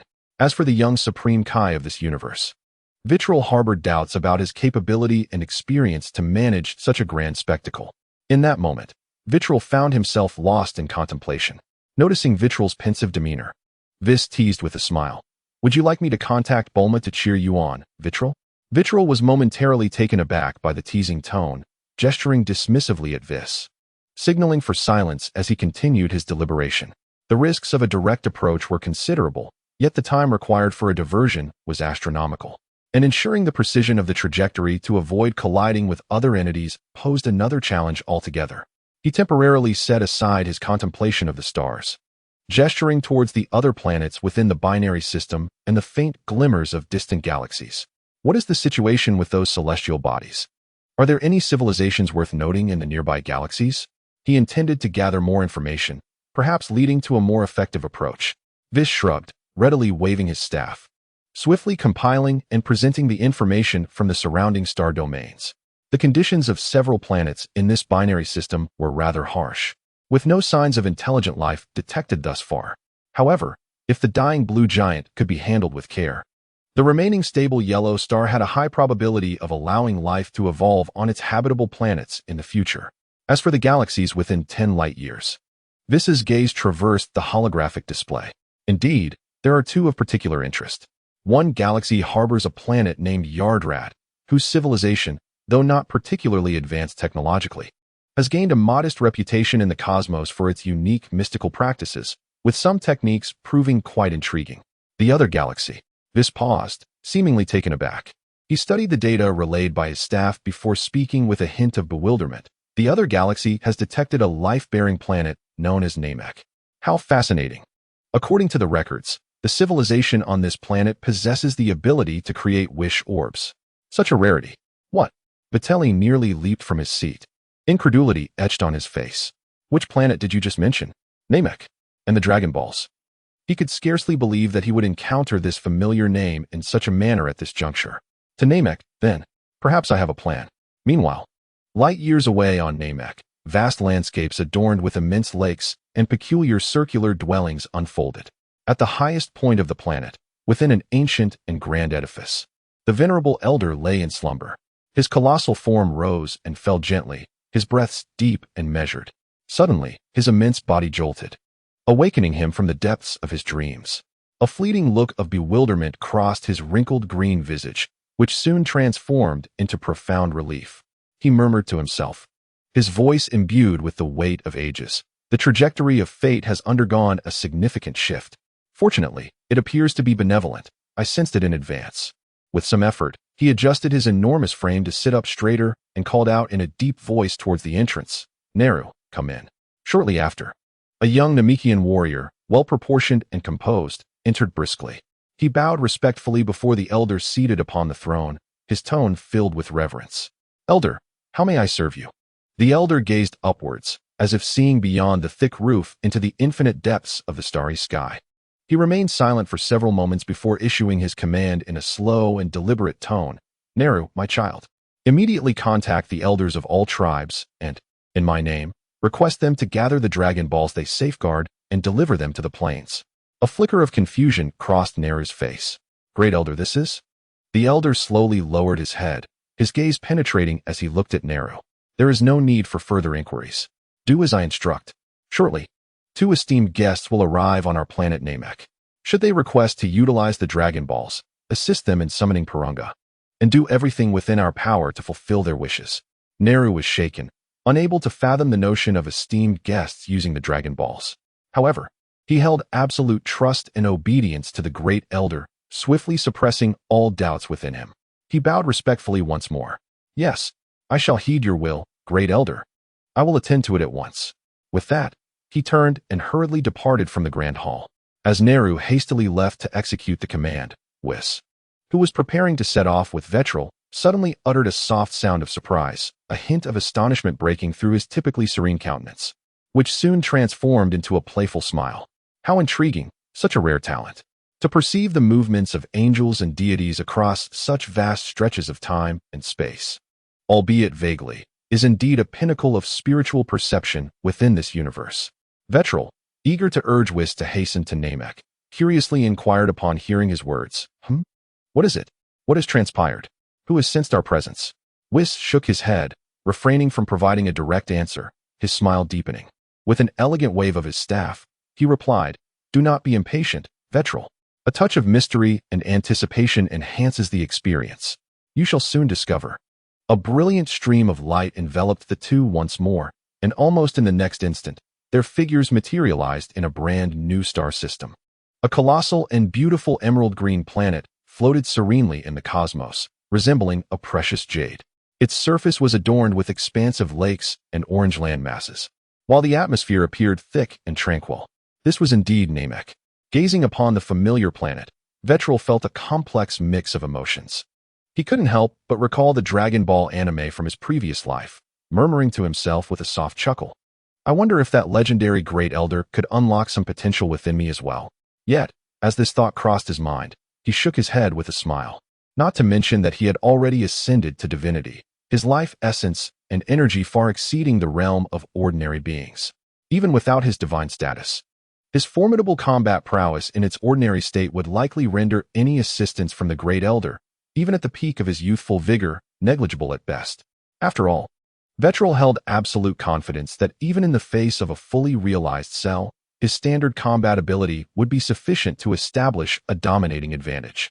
Meanwhile, on a vast plain of Namek, Naru had swiftly gathered all 7 enormous Dragon Balls with the authority of the Great Elder and his own efficiency. They were meticulously arranged upon the ground, each Dragon Ball adorned with a varying number of star markings. Naru stood beside the Dragon Balls, his posture as rigid as that of a statue, his keen gaze unwaveringly fixed upon the cerulean sky, his heart brimming with vigilance and uncertainty. The elder's prior instructions and that gaze directed at the heavens led him to surmise that the anticipated guests likely hailed from beyond the stars. This thought stirred a sense of anxiety within him. Could it be an insurmountable adversary? At that moment, a calm voice unexpectedly resonated behind him. "Is it possible? The Dragon Balls have been collected in advance. So neatly arranged. Could it be that you were waiting for us here?" Naru was instantly taken aback. With his combat prowess, he had entirely failed to perceive anyone approaching. Moreover, he had not sensed any presence nearby. Almost instinctively, he whirled around, his muscles taut, his energy surging to its peak as he assumed a combat stance, warily directing his gaze toward the source of the voice. Before him, 2 figures had silently materialized. The foremost was a remarkably youthful man with black hair, donned in a simple black combat suit. his striking features complemented by sharp eyes that held a hint of curiosity and mischief as he scrutinized both Nairu and the Dragon Balls on the ground. Behind him stood a tall, slender individual with skin of a bluish-green hue, wielding a staff, his face adorned with a gentle smile that seemed to possess an all-knowing quality, exuding an aura of profound mystery. The newcomers were none other than the apprentice destroyer of Universe 7, Vitri, and the angel, Whis. Observing Nairu's tense demeanor, Vitri flashed a grin and remarked, "No need to be anxious. I am not a villain." His smile only heightened Nairu's wariness. Large beads of cold sweat trickled down Nairu's forehead. In this tense situation, he instinctively prepared to engage the two. Whis, unwilling to remain a bystander, stoked the flames further. "Vitri, it seems this Namekian wishes to spar with you. Are you not going to show him some respect?" Witnessing the scene, Vitri shot a disapproving glare at Whis, signaling him to refrain from speaking, as it was evident that Nairu was already on edge. Chapter 25. The Existential Doubts of Xian, A Beautiful Desire. Vitri, observing Nairu's escalating tension, cast another exasperated glance at the still-smiling Whis before shaking his head with a mixture of amusement and frustration. "Do not worry. We are not the antagonists." I almost let slip a villainous line there. He quickly corrected himself with a cough. "We are not bad people. Our arrival on Namek is merely coincidental. I trust the Elder has informed you of our presence?" Gazing upon the 7 Dragon Balls, which were already prepared, coupled with Whis' earlier mention of being sensed, Vitri needed no further contemplation. It was evident that the Elder of Namek, possessing extraordinary abilities, had foreseen and orchestrated this entire scenario. Upon hearing Vitri's words, the wariness on Nairu's face diminished slightly. He hesitated for a moment, yet ultimately retracted his combat-ready stance. As he approached the two individuals, poised to speak, Nairu suddenly appeared as if he had received some communication, standing frozen in place for several seconds. Subsequently, his expression swiftly transformed into one of reverence as he deeply bowed to Vitri, stating, "I have the honor of meeting you, Lord Destroyer. I am Nairu, the warrior of the Grand Elder of Namek's Guardians." Vitri, perceiving the situation, realized that the Grand Elder must have been relaying information to him from afar. He nodded thoughtfully and replied in a composed tone, "There is no need for such formalities. I am merely an apprentice destroyer. I encountered some difficulties while dealing with a colossal star on the verge of destruction and unexpectedly discovered its proximity to your Namek. Hence my visit to request the use of the Dragon Balls." He gently placed a hand on Nairu's shoulder and added, "I regret having to trouble you with this matter." Nairu maintained his respectful demeanor and quickly responded, "No, it is our privilege as Namekians to assist you, Lord Destroyer." Meanwhile, Whis observed the 7 magnificent, radiant orange Dragon Balls on the ground with keen interest. Upon hearing Vitri's intention to borrow the Dragon Balls, Whis interjected with his characteristic smile, which appeared gentle yet hinted at his penchant for mischief. "Oh dear, Vitri.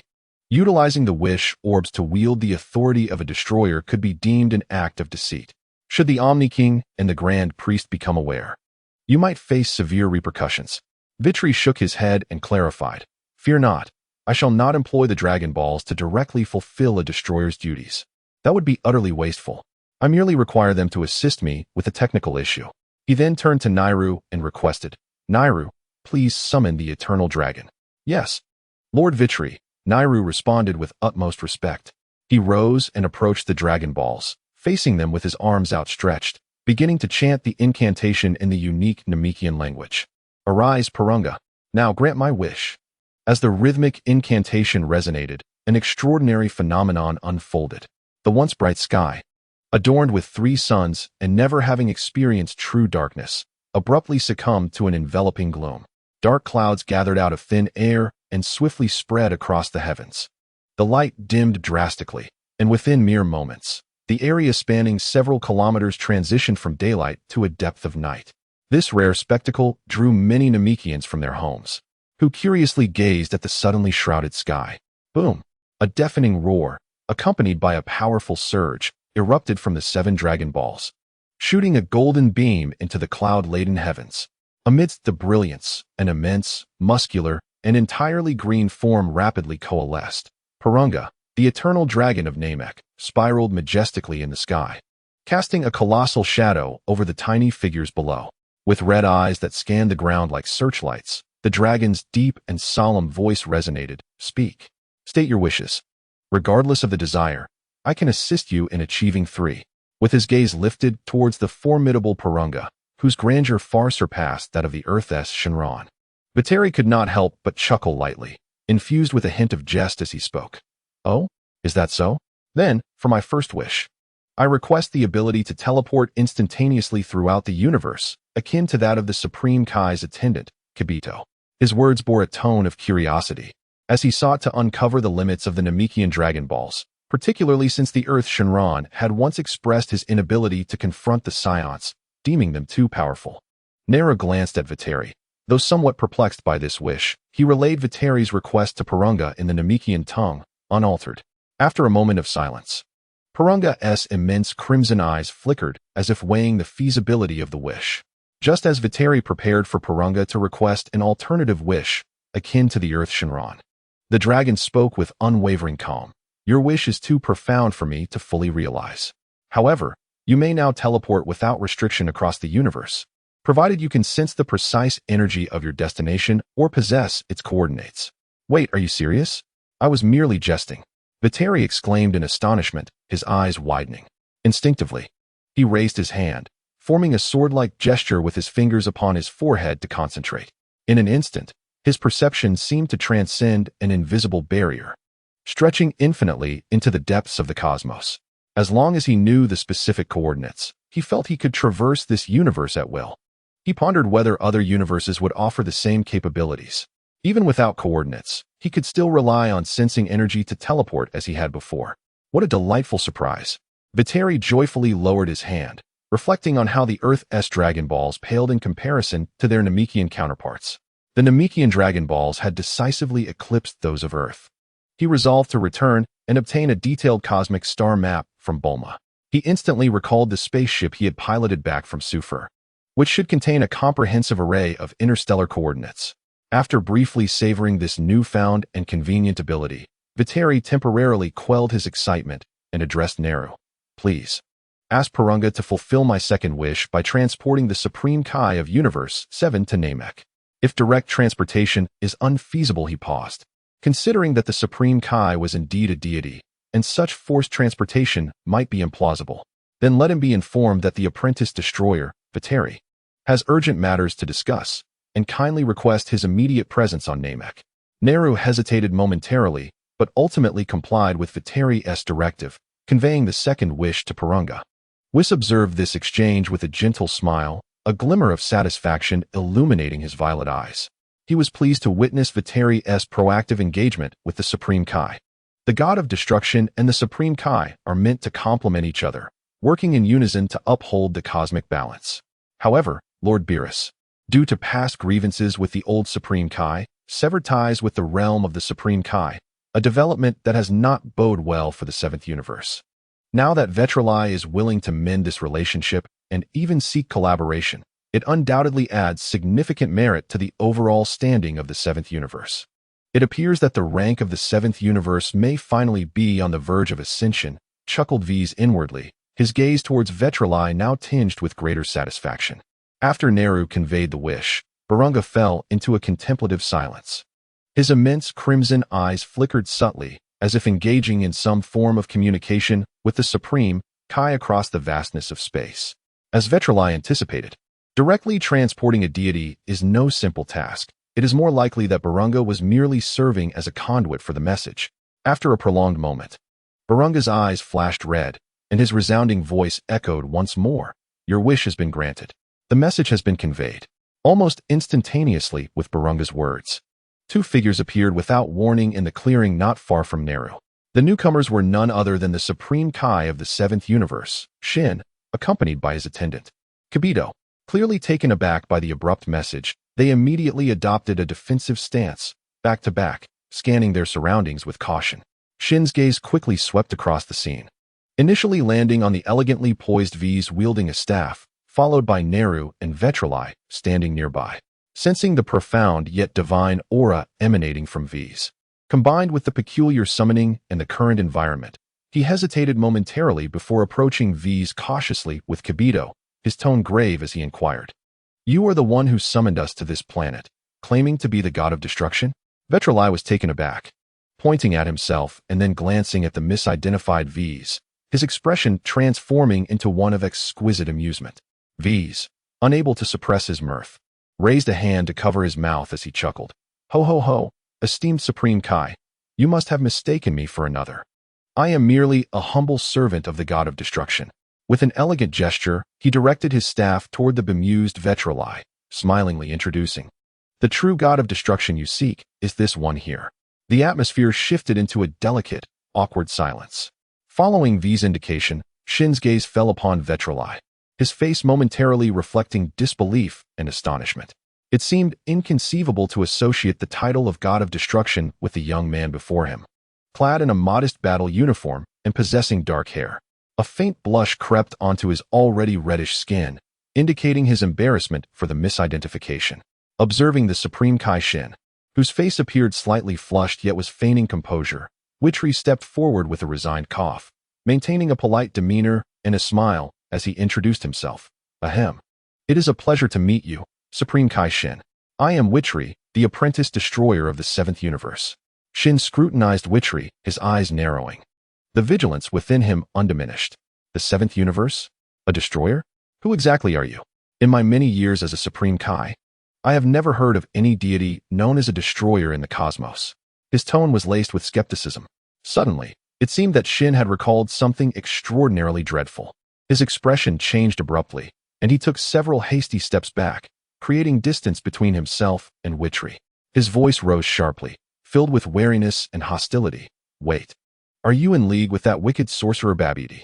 Has he ensnared me with this unheard-of title to lure me here? Jebbit, prepare for battle. Jebbit immediately responded, unleashing his aura and adopting a combat stance, his gaze fixed menacingly on Vitri.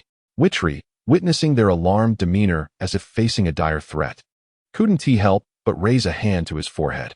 He let out a deep sigh, feeling a wave of fatigue wash over him. I ask you, are you both fools? What is Babidi really? It is utterly exasperating. Even if Majin Buu stood before me, with a mere flick of my wrist, I could compel him to plead for his life. Have you truly heard nothing of the rumors in history regarding the destroyers? Is there not a single record in the Supreme Kai realm? Did your predecessors leave behind no accounts at all? Upon hearing this, Shin smirked coldly, seemingly seizing upon Vitri's vulnerability. Hmph. Even Majin Buu is known, yet you claim not to be Babidi's accomplice. Do you think you can deceive us with sweet words? Jebbit, attack. Yes, Supreme Kai. Jebbit complied, instantly surging forth in a flash of light towards Vitri. Simultaneously, Shin raised his hand, seemingly preparing to employ some form of Supreme Kai technique to assist in the assault. Ah, truly a case of playing the lute to a cow. Vitri thought, shaking his head, feeling disheartened by their inability to communicate without resorting to violence. He didn't even change his stance, simply speaking to Whis beside him. Whis, please seal off this space to prevent this Mr. Jebbit from escaping with instant transmission.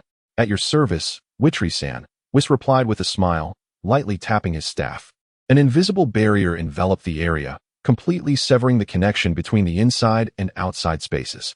Having accomplished this, he leisurely encouraged Vitri. Do your best, Vitri-san. It would be entirely understandable to choose to evade confrontation if things get too intense. Vitri felt his nose flare with irritation. Me? Vitri. In need of evading the feeble threats of those two? Whis, you perpetually delight in being sardonic. He was utterly exasperated by this angel who thrived on the chaos of the spectacle. At that moment, Jebbit charged forward, his fist, imbued with immense power, aimed squarely at Vitri's face. Meanwhile, the Supreme Kai, Shin, behind him, gathered a peculiar energy orb in his hand. Vitri, not even transforming into a Super Saiyan, simply raised his right hand casually. Slap, slap. The crisp, resounding sounds of two slaps echoed almost simultaneously. Jebbit was sent flying back at an even greater speed than he had approached, spinning several times in the air before crashing awkwardly to the ground. A clear handprint rapidly swelling on his face. As Shin prepared to unleash his technique, he found himself momentarily blinded, failing to catch the action, and felt a solid hit on his cheek that nearly caused him to stumble. The energy he had gathered dissipated instantly. Both were stunned, overwhelmed by an unfathomable speed and strength, collapsing to the ground with their hands over their faces, their eyes filled with shock and confusion. Vitri shrugged off his hands as if merely swatting away two flies. He approached the two, looking down at them from his elevated position, unable to restrain himself from lecturing them. I say, did you not hear a single word I just said? I attempted to reason with you, stating that the Supreme Kai realm should have records, yet you firmly believe I am merely Babiti's subordinate? Let me assure you, it took just one slap for me, a god of destruction, to deal with Majin Buu, to prove my identity and strength. Yet all you seem to remember are those 4 words, Majin Buu, correct? Speak. Vitri was genuinely infuriated. How could a Supreme Kai seem so lacking in intellect and experience? Why was he acting like a mindless fool? He gazed at Xing and Jebet, who were on the ground, bewildered and fearful, feeling utterly exhausted. As he observed the 2 Supreme Kais, bruised and questioning their existence, Whis finally grew tired of the spectacle. He cleared his throat gently and stepped forward, elegantly positioning himself between Vitri and the Supreme Kai, attempting to mediate. All right, Vitri, please calm down. With an impeccable smile and a gentle tone, he continued, our Supreme Kai lost his family at a young age and grew up almost entirely alone. Being an orphan, he had little opportunity to learn about the god of destruction. It is only natural for him to lack understanding. Please, show some grace and forgive this uninformed deity. Upon hearing this, Vitri looked at Whis with astonished admiration. Truly, it was you, Whis. He internally mused. Your eloquence is remarkable.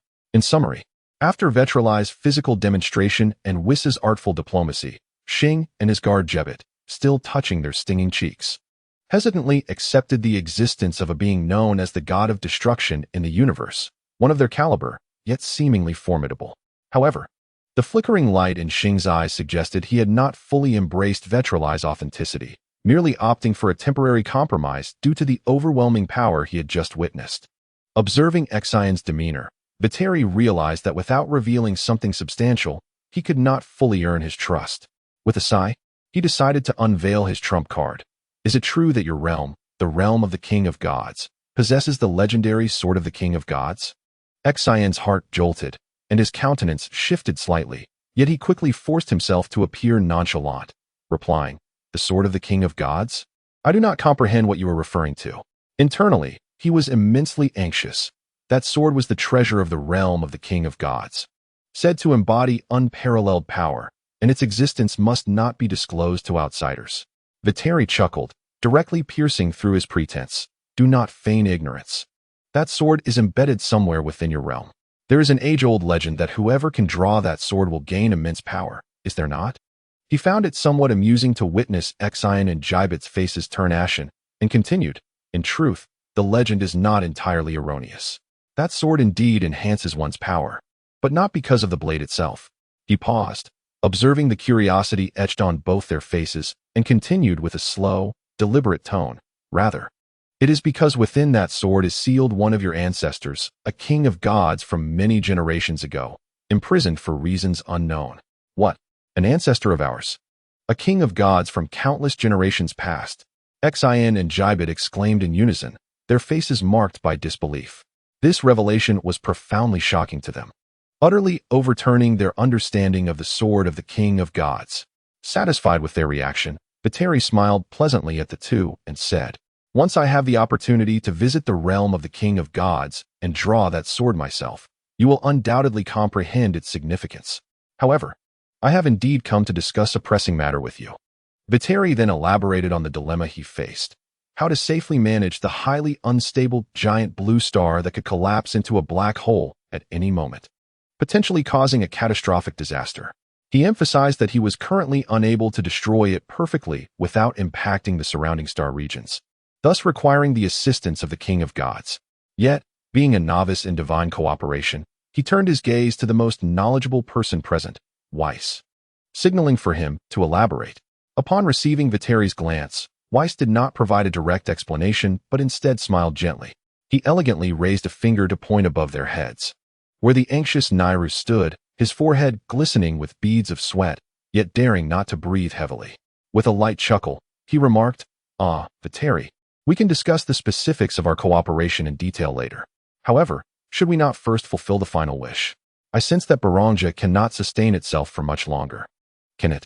At Whis's reminder, Vitri suddenly realized the urgency. He looked up to see the massive Baranja, still maintaining its majestic form. But its immense green body appeared to tremble slightly. The crimson glow in the eyes appeared less stable than before, and a hint of strained anxiety was evident on his face. My apologies.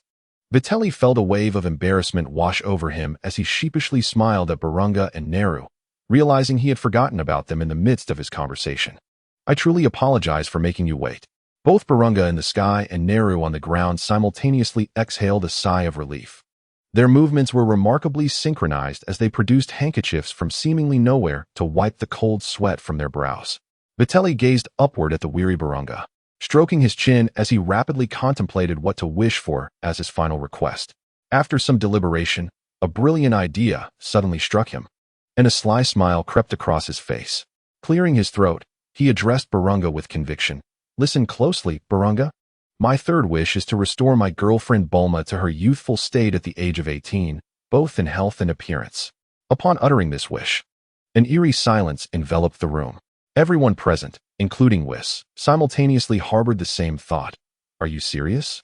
Vitri observed the bewildered expression on the face of King Kai and the look of relief on Borglin, who seemed ready to clock out. At that moment, his only desire was to complete the task at hand and return home immediately. Chapter 26. The Heart of Martial Arts, a surprised Bulma on the vast plains of Namek. The phenomenon brought forth by Borglin had long since dissipated, and the sky had returned to its usual brilliance, adorned with 3 shining stars. King Kai and his attendant Jebet stood nearby, the imprints of handprints on their faces still faintly visible, their expressions lingering with shock and a subtle hint of reverence. Neru stood respectfully to the side, awaiting Vitri's instructions. Having completed his initial communication with King Kai, Vitri had no intention of lingering in that place any longer. The restless blue giant star, Lisf, awaited his attention, and he glanced at Whis, who seemed to be drifting off into his thoughts, likely preoccupied with dinner. Sighing internally, he realized that if he didn't hurry back, he might miss out on the leftover feast. Though Bardas's appetite appeared modest, when she truly indulged, she had no reservations about devouring everything in sight. Turning to the ever-patient Neru, he spoke in a calm tone. Well then, we shall be taking our leave. Neru, please convey my regards to your elder. Neru immediately bowed in response, saying, Yes, Lord Vitri. I will certainly relay your message. Vitri nodded, turning to approach Whis, preparing to escort the 2 deities away. However, as he took just a couple of steps, Neru's voice, tinged with urgency and tension, called out from behind, Please wait a moment, Lord Vitri. Vitri paused, turning back to see Neru, whose expression seemed to struggle before settling into a determined demeanor. What is it? Is there something else? Neru took a deep breath and stepped forward, bowing deeply to Vitri with a warrior's unwavering determination. Might I request a duel with the esteemed god of destruction? I wish to ascertain whether I possess even the slightest capacity to resist against a deity such as yourself. I yearn to truly experience the chasm that separates me from a genuine powerhouse. Just as Vitri prepared to depart, Vis abruptly halted his movements, producing a beautifully packaged snack from seemingly nowhere. Vitri, isn't that the snack for the prophetic fish? A look of amusement graced his face, embodying a leisurely demeanor that indicated he was not about to miss this unexpected spectacle. Vitri raised an eyebrow in surprise, observing the Namek warrior before him, who suddenly burst into laughter. You dare challenge a deity? It seems you are indeed a most earnest warrior, Neru. He cast a glance at Vis, who was munching away at his snack. Vis shrugged, maintaining his cheerful expression as he casually remarked, There is still a bit of time. But let us not delay too long. It would be unfortunate if Vitri-san missed dinner. Vitri nodded in understanding and turned to Neru, who had already assumed a combat stance. His aura coalescing. With a casual wave of his hand, he said, You heard that, right? I'm pressed for time, so come at me with all your might. Huh. Neru let out a low growl, his white aura erupting in an instant.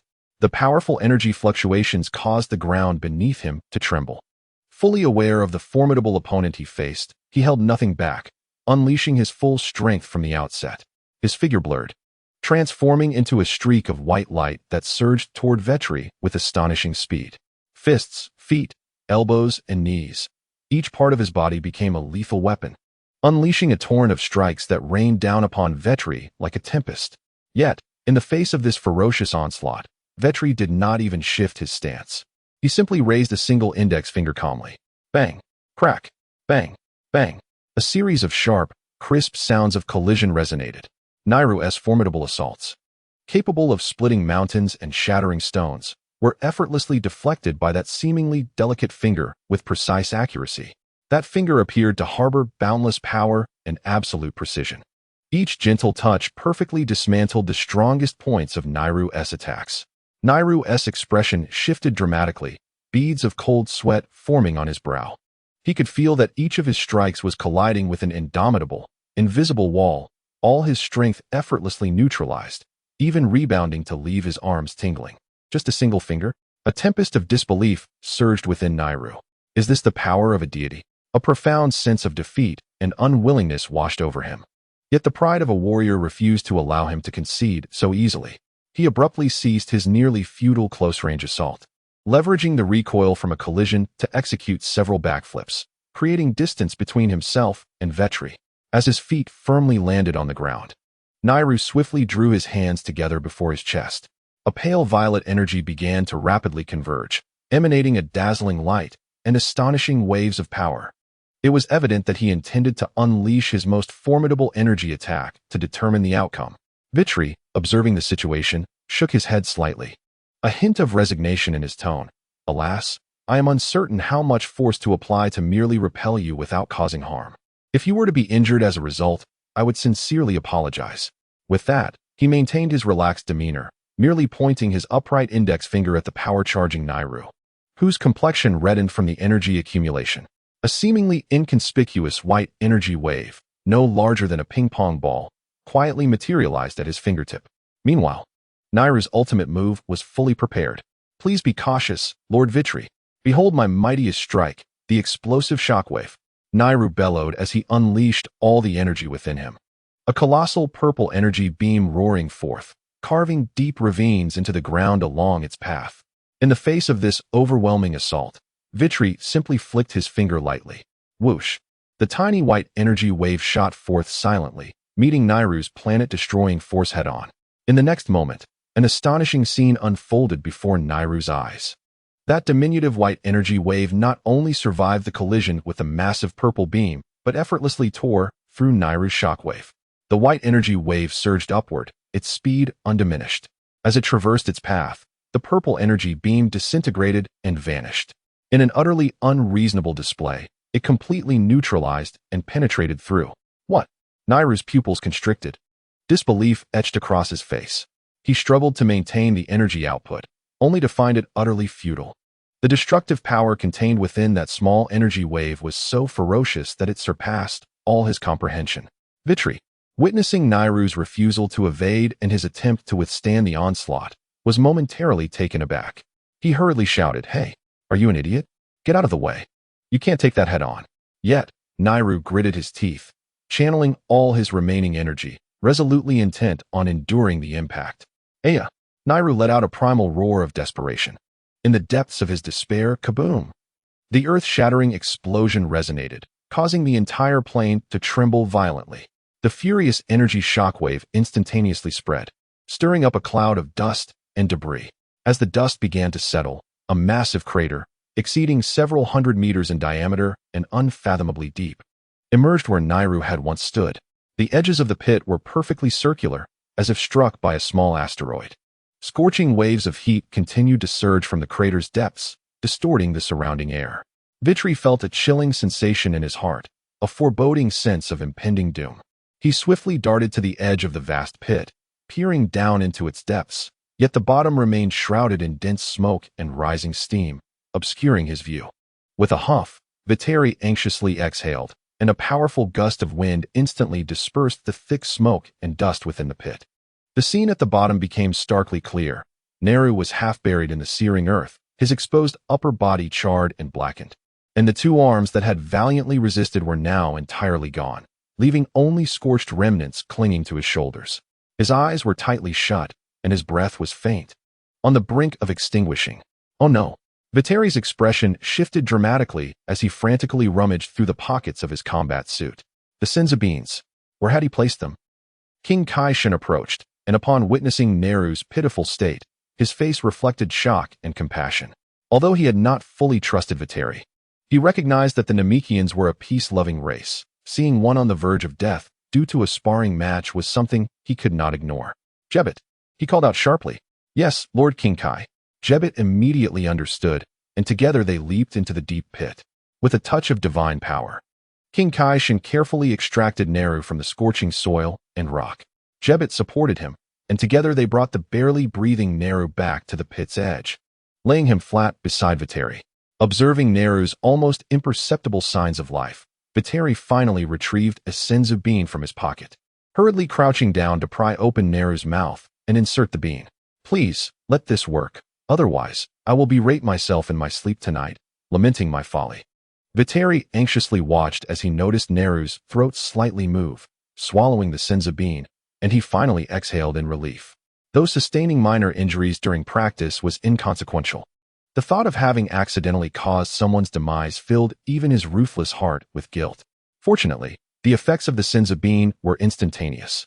Naru's severe injuries began to heal at a visible rate, the charred skin rapidly sloughing off and regenerating. Remarkably, the flesh at the site of his severed shoulders writhed vigorously, and within mere moments, 2 brand new arms sprouted forth, restoring him to his prime condition. Coughing violently, Naru opened his eyes and instinctively performed a fish leap. Springing upright from the ground, he flexed his newly formed arms, his face a canvas of astonishment and confusion.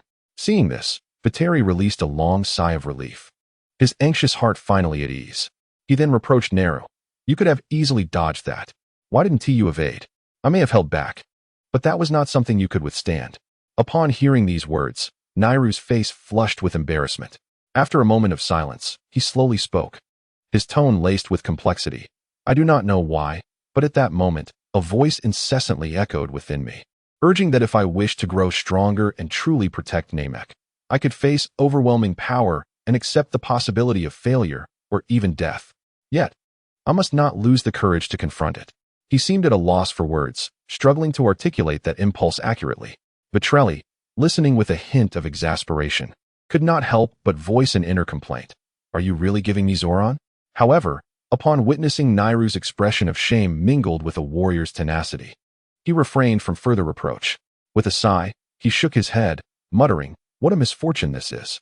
He hurriedly approached Vis, who was still engrossed in the spectacle while snacking, and addressed the Supreme Kai Shin and the Guardian Jebbit. "Come here, place your hands on Vis's shoulder. It is time for us to depart." Shin, seemingly lost in contemplation from Naru's earlier discourse on strength and guardianship, wore a thoughtful expression. Observing this, Jebbit promptly leaned in to discreetly remind him, "Supreme Kai." Shin snapped back to reality, casting a complex glance at Naru and then at Vitri, before stepping forward with Jebbit to place his hand on Vis's shoulder. Finally, Vitri turned to Naru, who appeared to be still savoring the recent, brief yet impactful battle. "This time, consider it a favor owed to you. Should you ever face an insurmountable foe on Namek in the future, you may call upon Vis's name loudly. He will notify me. When that time comes, I shall lend you my assistance."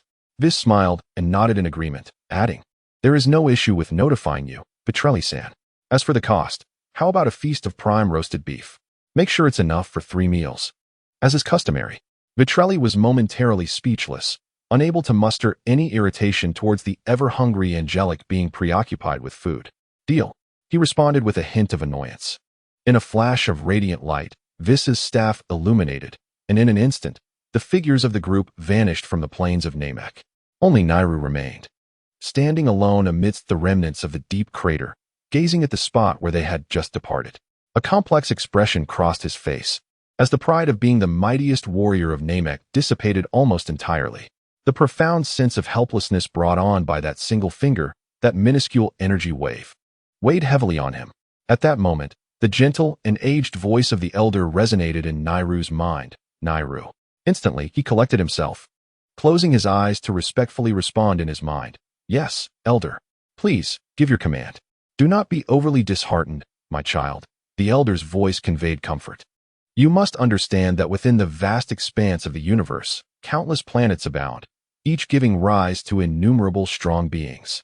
You are still young, and the path ahead is long. With diligent practice and the continuous pursuit of self-improvement, you will one day become even stronger than you are now. Neru opened his eyes.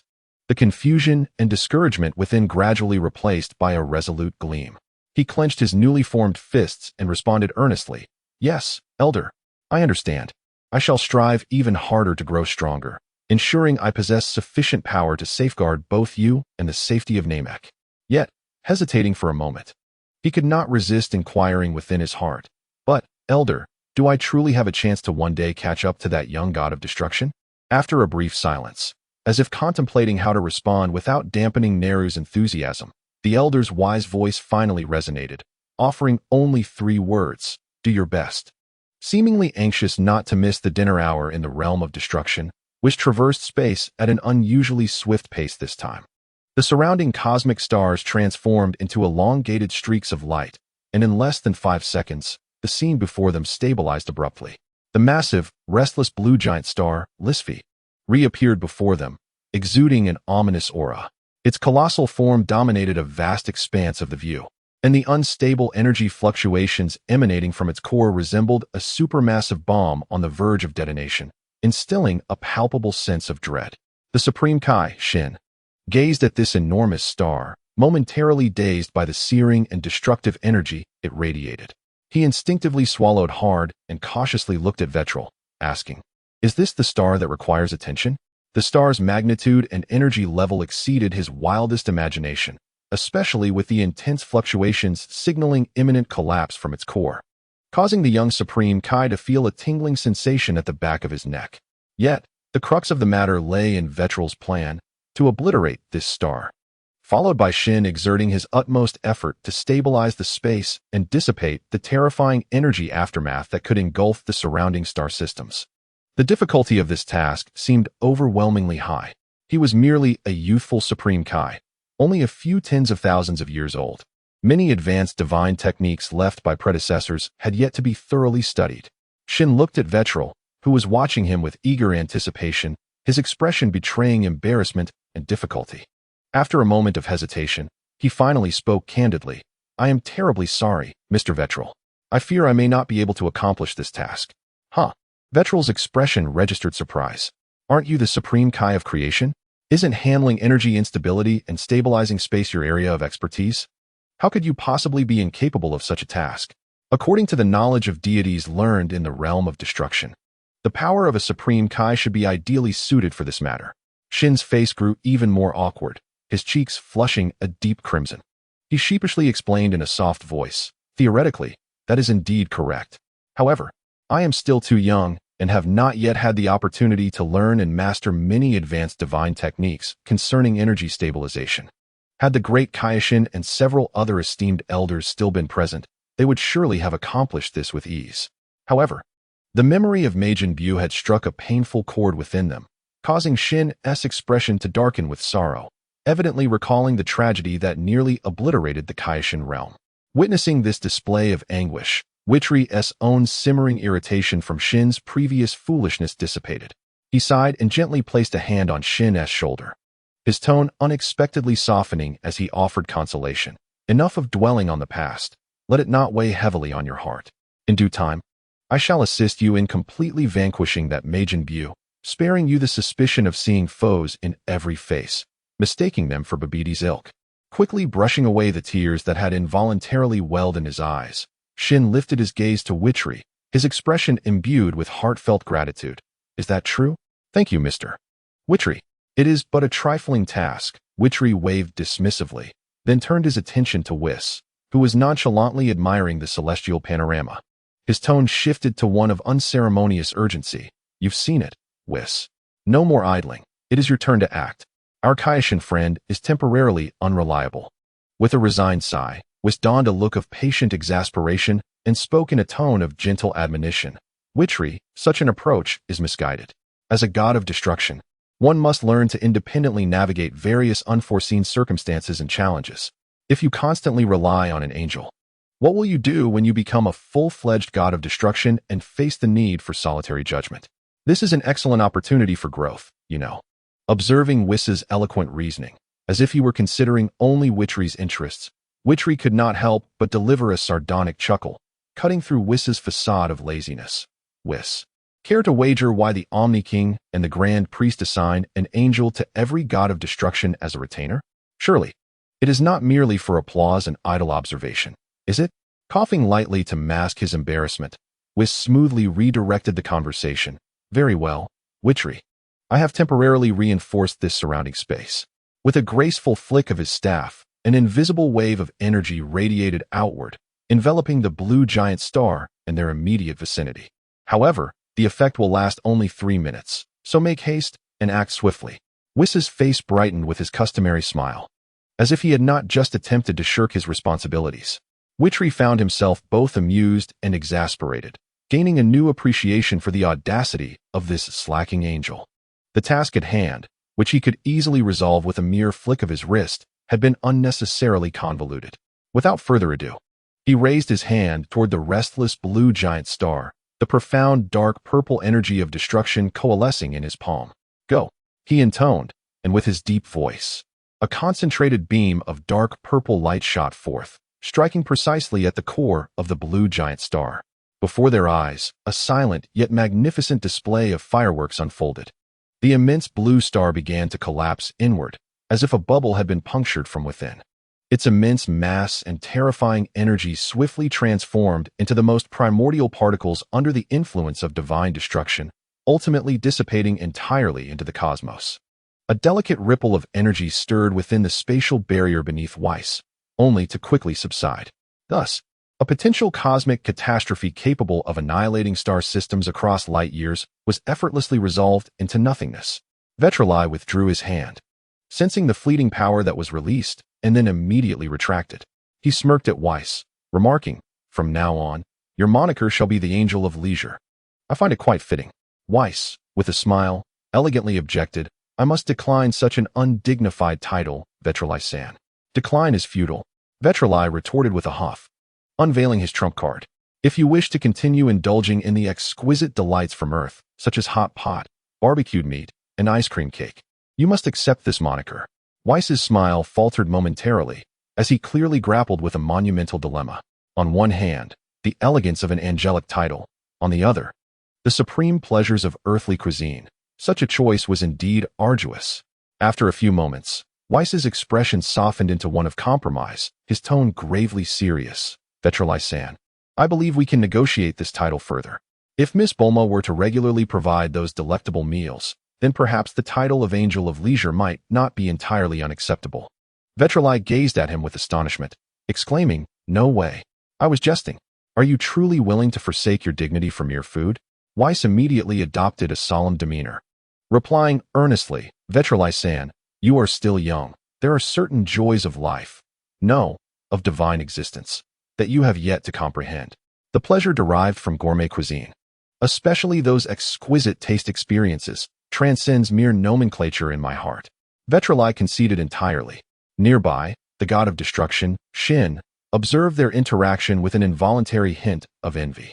Though he was often accompanied by Jebet, the latter maintained an unwavering respect towards him, never daring to jest or banter as Whis did with Vitri. This relaxed and harmonious rapport was something he had not experienced in a long time. He couldn't help but express with a tinge of nostalgia, "Your bond is truly remarkable." Both Vitri and Whis turned to him in unison, almost in chorus, responding, "Shin, are you serious? Are you truly sincere, god of destruction?" After their exchange, they shot each other a disdainful glare. "Ha ha ha." Shin chuckled awkwardly, realizing he may have misspoken. The two before him appeared to have a relationship so amicable that it could erupt into bickering at any moment. After resolving the stellar crisis, Shin and Jebet took their leave, returning to the realm of the gods of destruction, needing time to digest the vast amount of information they had received today. Meanwhile, Vitri and Whis, amidst their customary bickering and mutual teasing, transformed into beams of light, returning to the realm of destruction. In the realm of destruction, within the modern abode constructed by Bulma using her multifunctional capsules, a sudden, thunderous scream echoed from the upstairs bedroom, startling Vitri, who had just stepped into the living room. There stood Bulma, clutching a small mirror, her cerulean eyes wide with disbelief. Her face was a canvas of astonishment as she examined herself in the mirror, turning this way and that. Darling, I've shrunk." Upon seeing Vitri return, She bounded towards him like a startled rabbit, the mirror held aloft as her voice trembled with excitement and confusion. Vitri was momentarily taken aback, but a wicked grin soon spread across his face. Skillfully, he wrapped his arms around Bulma's waist, his other hand playfully wandering, misinterpreting her words as he teased. Where have you shrunk? Let me see. You look just as alluring as ever. Pervert, where are your thoughts wandering? Bulma's cheeks flushed crimson as she swatted away his roving hand, pouting, I meant my age. My age. You foolish husband with your unhealthy thoughts. Why is it that after just a nap, I've become so youthful? My skin looks so much better. It's even better than when I was 18. Suddenly, a thought struck her, and she regarded Vitri with a gleam of excitement in her eyes. Did you do this, darling? Is it true? With a proud smirk. Vitri nodded vigorously, indeed.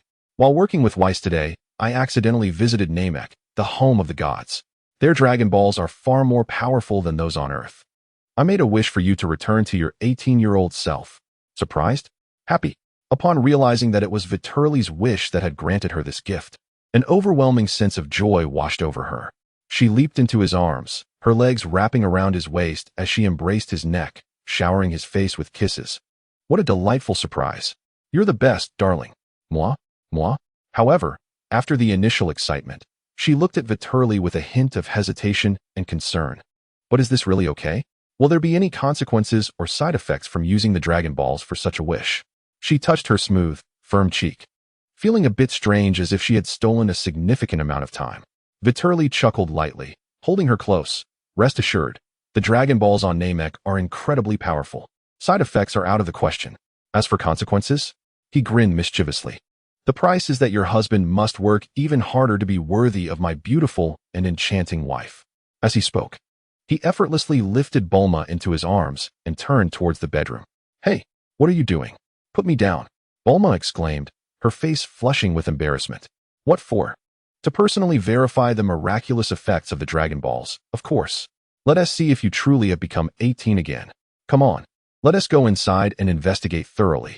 With a mischievous grin adorning his face, Vitri embraced the giggling Bulma, whose figure swiftly vanished around the corner of the staircase. Meanwhile, in the dining room of the neighboring house, a different scene of fervent competition unfolded. Whis and his sister, Bardos, were engaged in a silent yet rapid battle over a freshly roasted beef that emanated an irresistible aroma. The chopsticks clashed in midair, moving with such swiftness that they left behind mere afterimages. Dear Bardos, I spotted this exquisite piece of snowflake beef first, exclaimed Whis. Ah, Vitri, there is no room for modesty when it comes to culinary delights. Let us rely on our own prowess, she retorted with a playful smirk. Evidently, for the angels, the enjoyment of fine cuisine always held the highest priority. After all, not everyone could be like Vitri, who could restore all his energy with just a single magical bean. Chapter 27. The competitive spirit of Beerus in the realm of the gods of destruction. Eternal light cascaded gently, as if bestowing a divine radiance upon this sacred abode. Vitri stood outside, instinctively raising a hand to massage his lower back, recalling the unusually intense reprisal triggered by Bulma's slight grievance the previous night. A blend of helplessness and affection tugged at the corners of his mouth, forming a tender smile. During this period, in his quest to swiftly acclimate to the duties of a god of destruction, he found himself traversing the cosmos daily alongside Whis, continuously clearing celestial bodies deemed worthless or harmful. At times, they even had to linger on peculiar planets for several days to conduct thorough assessments. This relentless schedule had inadvertently led to some neglect of Bulma, resulting in her piercing blue eyes, filled with a hint of grievance, yet predominantly mischief, fixating on him the moment he returned home, almost dragging him into the bedroom. They engaged in several hours of fervent interaction, leaving even this exceptionally vigorous Saiyan feeling somewhat fatigued and in need of a brief respite. Yet Bulma, seemingly charged with energy, sprang up and dove back into her laboratory, continuing her endeavors on the logistics and cultivation plans for the realm of destruction. The sheer vitality she exhibited filled Vitri with both amusement and admiration. Good morning, Vitri-san, whispered Whis, appearing as silently as ever, his face graced with that eternally gentle smile. Vitri glanced behind him, noticing that Whis was alone, prompting him to inquire with mild curiosity, Whis, where is your sister? Is she still asleep? By the way, do angels need sleep? This had always intrigued him. Whis gently shook his head and explained, "Not at all, Vitri-san. Angels do not require sleep like mortals to restore their energy. We typically engage in deep meditation to regulate our state, which is far more effective than slumber. As for Sister Bardas," he paused, casting a glance towards the direction of Beerus's resting palace with a smile. "She has already returned to the sixth universe. It seems Lord Kampa has finished some matters at hand and is persistently insisting on visiting Lord Beerus. Sister has gone back to negotiate and persuade him." With a skeptical glance, Vitali precisely remarked, "You were definitely about to say training, weren't you? At last, your little group of dark angels has revealed its true colors." Weiss's smile faltered slightly, his eyes drifting elsewhere, yet he elegantly retorted, "That is not the case, Vitali-san. It must be your ears that are malfunctioning. What are your plans for today? Are you intending to finish the remaining work, or shall you continue your training?" Vitali smirked and cast a silent, exasperated look at Weiss. Work? Nonsense. He had already toiled for countless days, and if he completed all his tasks, what would he have left to do that rivaled Rouse? Training was the way to go. He could not afford to halt his practice, especially after his recent spar with Weiss, which had granted him fresh insights into the realm of effortless mastery. Work could wait until Rouse retired. For now, training was paramount. A glimmer of silver sparkled in Vitali's eyes as his fighting spirit surged with excitement. "Come on, Weiss. Let us engage in combat training." Weiss stood there, grinning amiably, casually waving his staff as he replied, "As you wish, let us begin, Vitali-san." Unlike before, when he would recklessly charge in, Vitali was acutely aware of Weiss's profound strength. He knew that relying solely on brute force and speed would not lead to victory. He might struggle to even graze Weiss's attire. Taking a deep breath, he closed his eyes, striving to center his thoughts and eliminate distractions. A powerful aura began to circulate within him, flowing naturally and smoothly, while a silvery energy shimmered like mercury on his surface. In the next moment, he abruptly opened his eyes. His pupils and hair instantly transformed into a dazzling silver hue, exuding an ethereal yet formidable presence. "I am coming." Before the words could fully escape his lips, his body vanished from sight like a specter, not merely propelled by speed, but seemingly merging with the surrounding air currents. In an instant, he appeared before Weiss, launching a seemingly casual yet lightning-fast straight punch aimed squarely at Weiss's face. Weiss maintained his relaxed smile, sidestepping with the slightest of movements, narrowly evading the fierce strike. His motions were so graceful that they resembled a dance rather than a fight. Unfazed by the missed attack, Vitali pressed on, unleashing a relentless wave of strikes. His assault was unpredictable and erratic, entirely guided by the instincts of battle. Yet Weiss kept his hands behind his back, evading each of Vitali's tempestuous blows with the most subtle shifts of his form and footwork. The two of them accelerated, eventually transforming into two indistinct streaks of light on the expansive lawn, continuously moving at high speed. Their fists and feet collided with Weiss's staff, only to part again swiftly. If someone were fortunate enough to witness the battle, they would find it nearly impossible to capture with the naked eye, as even the very essence of the struggle eluded perception. Only the occasional sound of fists and feet colliding in the air bore witness to this extraordinary conflict, one that transcended the imagination of mere mortals. Indeed.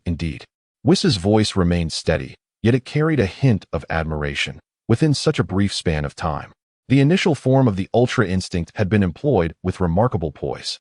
His instincts for evasion and defense had become exceptionally refined, seamlessly integrated into his very being. As he effortlessly dodged attacks, he also managed to point out the flaws in Vitali's offense with his staff, compelling him to make continuous adjustments. "Vitali, when you strike, let it be more natural.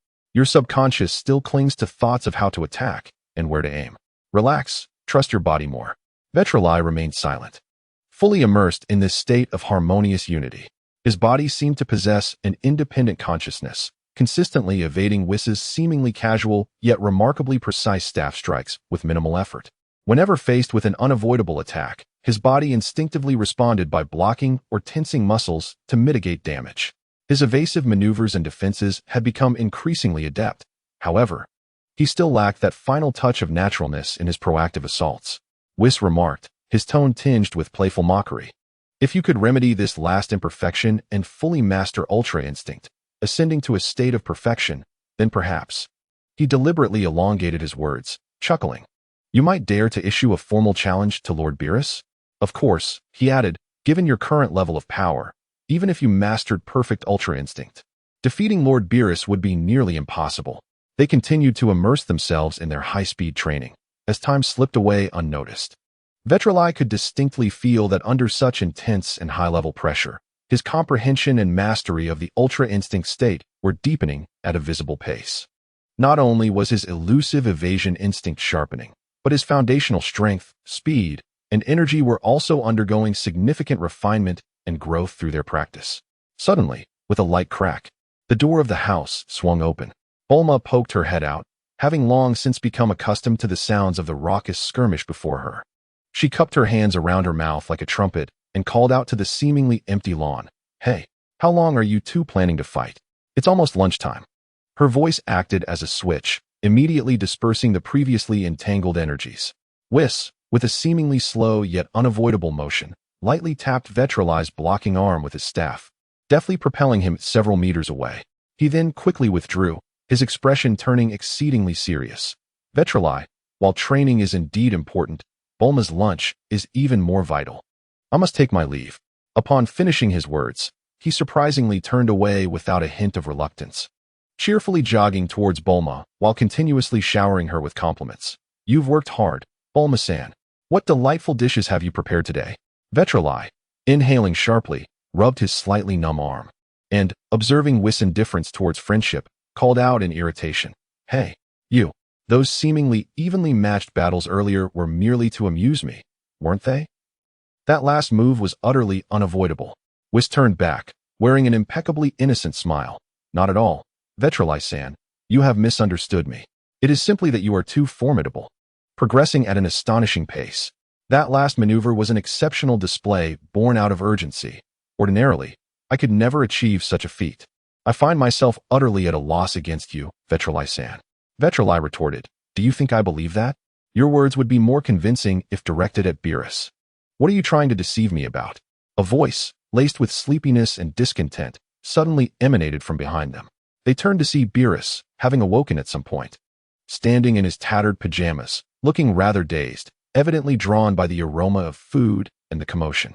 "How rare to see you awake, Lord Beerus."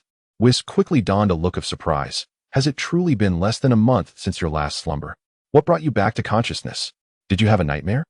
Beerus stifled a large yawn, ignoring Whis' teasing. Vitri, unable to resist, chimed in, "I must ask, Beerus, can you not change into a different set of pajamas? Just how long have you been wearing those tattered ones? As a deity, you ought to maintain some semblance of dignity." Hearing this, Beerus glanced down at his pajamas, letting out a disgruntled grunt. A faint glow emanated from him, and in an instant, his shabby pajamas transformed into the attire of a destroyer. He was too disinterested in engaging in banter with the two to respond, instead taking a deep sniff of the air, his eyes suddenly brightening. "I smell it. It truly is the aroma of grilled fish." Without sparing a glance at Vitri and Whis, he strode purposefully towards the dining hall. Vitri and Whis exchanged knowing glances, shrugging in unison before hastening to follow. Dining with Beerus necessitated swift actions to avoid the pangs of hunger.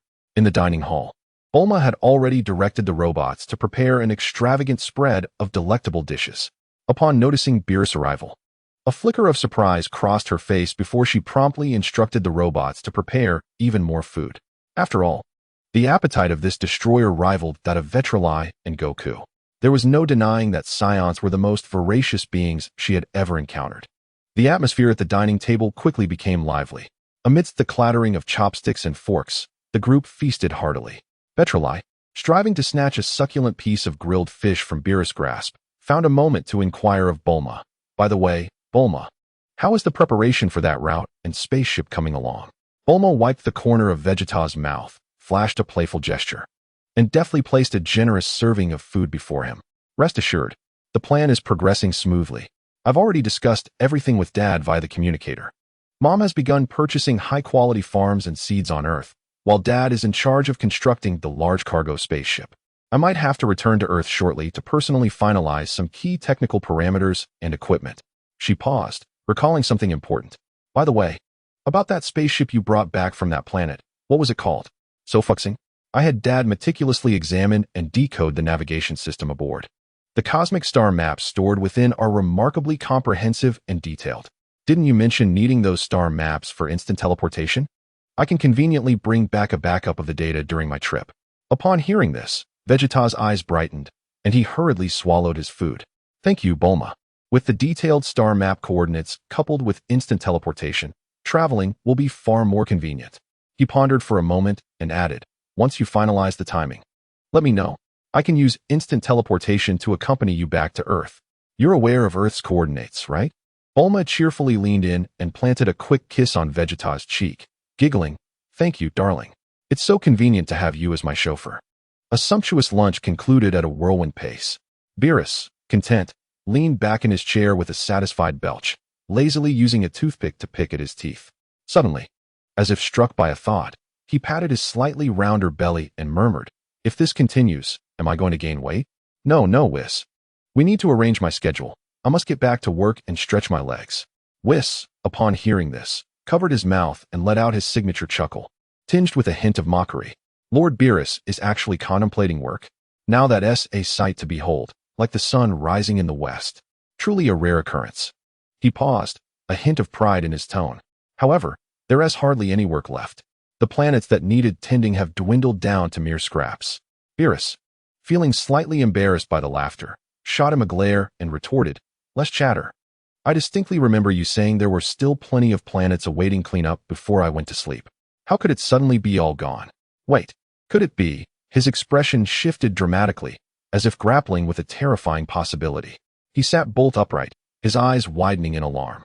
Has the Grand Minister sent someone to clear everything away? Am I being reprimanded for not working hard enough? With plans to erase me and appoint someone else in my stead? He couldn't ignore the fact that Vegeta's learning speed was astonishing. Having even grasped the threshold of Ultra Instinct, could it be that they genuinely wished to replace him? Whis observed Beerus scaring himself, his complexion growing pale, and finally ceased the teasing. With a gentle chuckle, he clarified, where are your thoughts wandering, Lord Beerus? During your slumber. Both Vegeta and I have efficiently cleared nearly all the backlog of work. Now, only a few targets remain scattered in the corners of the universe, their impact negligible, and they can be observed for a while longer. The central star regions have been meticulously cleared by myself and Whis. Beerus let out a deep sigh of relief, exclaiming, it turns out I merely had to complete the task. You startled me. Yet, in the next moment, he abruptly realized the implications, his voice rising in incredulity as he gazed at Whis, who was leisurely savoring red tea like a true master. What? You, young man, assisted me in the cleanup? Wait, have you already mastered destruction to such an extent? Whis calmly set down his teacup, his tone serene as if discussing a trivial matter. Indeed, I have grasped the essence of divine destruction. While I cannot claim perfection just yet, it suffices for the purpose of this cleanup. Mastery is not far off. The expression on Beerus's face was a tapestry of emotions, astonishment, frustration, and a hint of incredulous bitterness. He reminisced about the arduous journey he undertook to master this destructive energy, enduring countless hardships over several centuries. How long had this young one been training? Less than a year, perhaps? And yet, he was nearly catching up to Beerus's years of diligent effort. This simply could not continue. A profound sense of crisis welled up within Beerus. If he remained complacent, he might indeed be surpassed by this young lad. Where would that leave his pride? With a furtive glance, he suddenly clutched his stomach, a pained expression crossing his face. Ahem. Well, since there is nothing pressing that requires my immediate attention, I shall return to rest for a while. I feel I ate too hastily and am slightly indigested. Whis, you are still young, and the road ahead is long. Remember to remain humble and diligent in your training. I shall undoubtedly pass on the mantle of God of Destruction to you in the future, but not just yet, he silently added. Without waiting for a response from either of them, he vanished in a flash, retreating to his chamber at the utmost speed. He needed to search for those auxiliary tools he had used during his training years. He must get back to it. Whis watched as Beerus nearly fled in disarray, turning to him with a bemused expression. Will he really not gain weight with such a lifestyle of eating and sleeping, and occasionally overindulging when he awakens? Does a god of destruction not face metabolic issues? Whis, perceiving Beerus's underlying concerns, merely smiled gently without addressing them directly. Rest assured, young Whis. Lord Beerus knows his own limits. After lunch, Whis accompanied Bulma for a brief respite. Upon awakening, he sought out Whis once more. immersing himself in the practice of Ultra Instinct. He could distinctly feel that he was mere layers away from achieving a more perfect state. Each battle with Whis was gradually thinning that barrier. If he continued this methodical training, in due time, he would undoubtedly master Ultra Instinct entirely. At that point, he would enhance his foundational strength and possess the power to engage directly with Beerus. Vitri was filled with confidence. During dinner, the atmosphere became relatively calm. At the table, Vitri and Whis began to discuss their upcoming itinerary. Whis, I wish to visit the Kaishin realm tomorrow, Vitri stated. Oh, is this related to the promise made to Kaishin-san? Whis replied, understanding immediately. Indeed, Vitri nodded, recalling his commitment to resolve the issue with Majin Buu. He could not afford to be untrustworthy. Moreover, it would also provide an opportunity to rescue the old Kaishin sealed within the Kaishin sword. He stroked his chin, a glimmer of interest flashing in his eyes. I have heard that the old Kaishin possesses the ability to unlock potential. It might be worth exploring if he could assist me in my development. Perhaps I could also unlock some mysterious form? His curiosity piqued. He was eager to investigate whether this so-called mysterious form was indeed connected to his assumptions. Perhaps a simplified or truncated version of the Ultra Instinct. Regardless, a visit could prove beneficial. Vitri concluded. Whis elegantly dabbed his mouth in agreement. A splendid arrangement, Vitri-san. Repairing relations with the Kaishin realm will undoubtedly benefit the future of the 7th universe. I shall prepare the itinerary for you. After a day of cultivation, Vitri felt both his body and mind thoroughly satisfied. He intended to enjoy a restful night's sleep to rejuvenate himself for the forthcoming journey to the Kaishin realm. However, just as he embraced Bulma and began to drift into slumber, she suddenly became restless. A pair of soft hands began to gently trace circles on his body, her warm breath caressing his neck with a tantalizing allure. But we have important matters to attend to tomorrow. Vitri closed his eyes, attempting to maintain his composure. Important matters? What could possibly be more important than me? Bulma's voice carried a hint of playful dissatisfaction, and her actions grew bolder. You disappear for over 10 days and expect to make up for it in just one night? Vitri felt a surge of heat rising within him. He had intended to enjoy a peaceful night, yet this mischievous sprite clearly had other plans. Impish creature. Vitri suddenly flipped over, pinning Bulma beneath him, his eyes gleaming with a dangerous and fiery intensity. In that case, do not blame me for being ungracious. Tonight, you shall witness the prowess of a monk. I require your assistance in my training. Bulma gasped, then erupted into a fit of playful laughter. Rather than fear, she eagerly responded, Who is afraid of whom? Watch how I handle you. Thus commenced a harmonious and delightful moment of repose. Chapter 28. A Visit to the Kaishin Realm. The Essence of Old Friends. The Kaishin Realm. A magnificent and mysterious planet amidst the vast cosmos filled with countless stars. On this planet resided deities known as Kaishin, who wielded the extraordinary power of creation.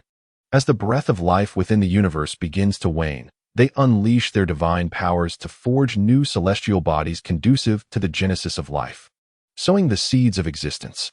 The subsequent trajectory of life, whether it flourishes or strays into darkness, largely lies beyond their immediate intervention, although exceptions do occasionally arise, such as the emergence of a certain dark figure in the future.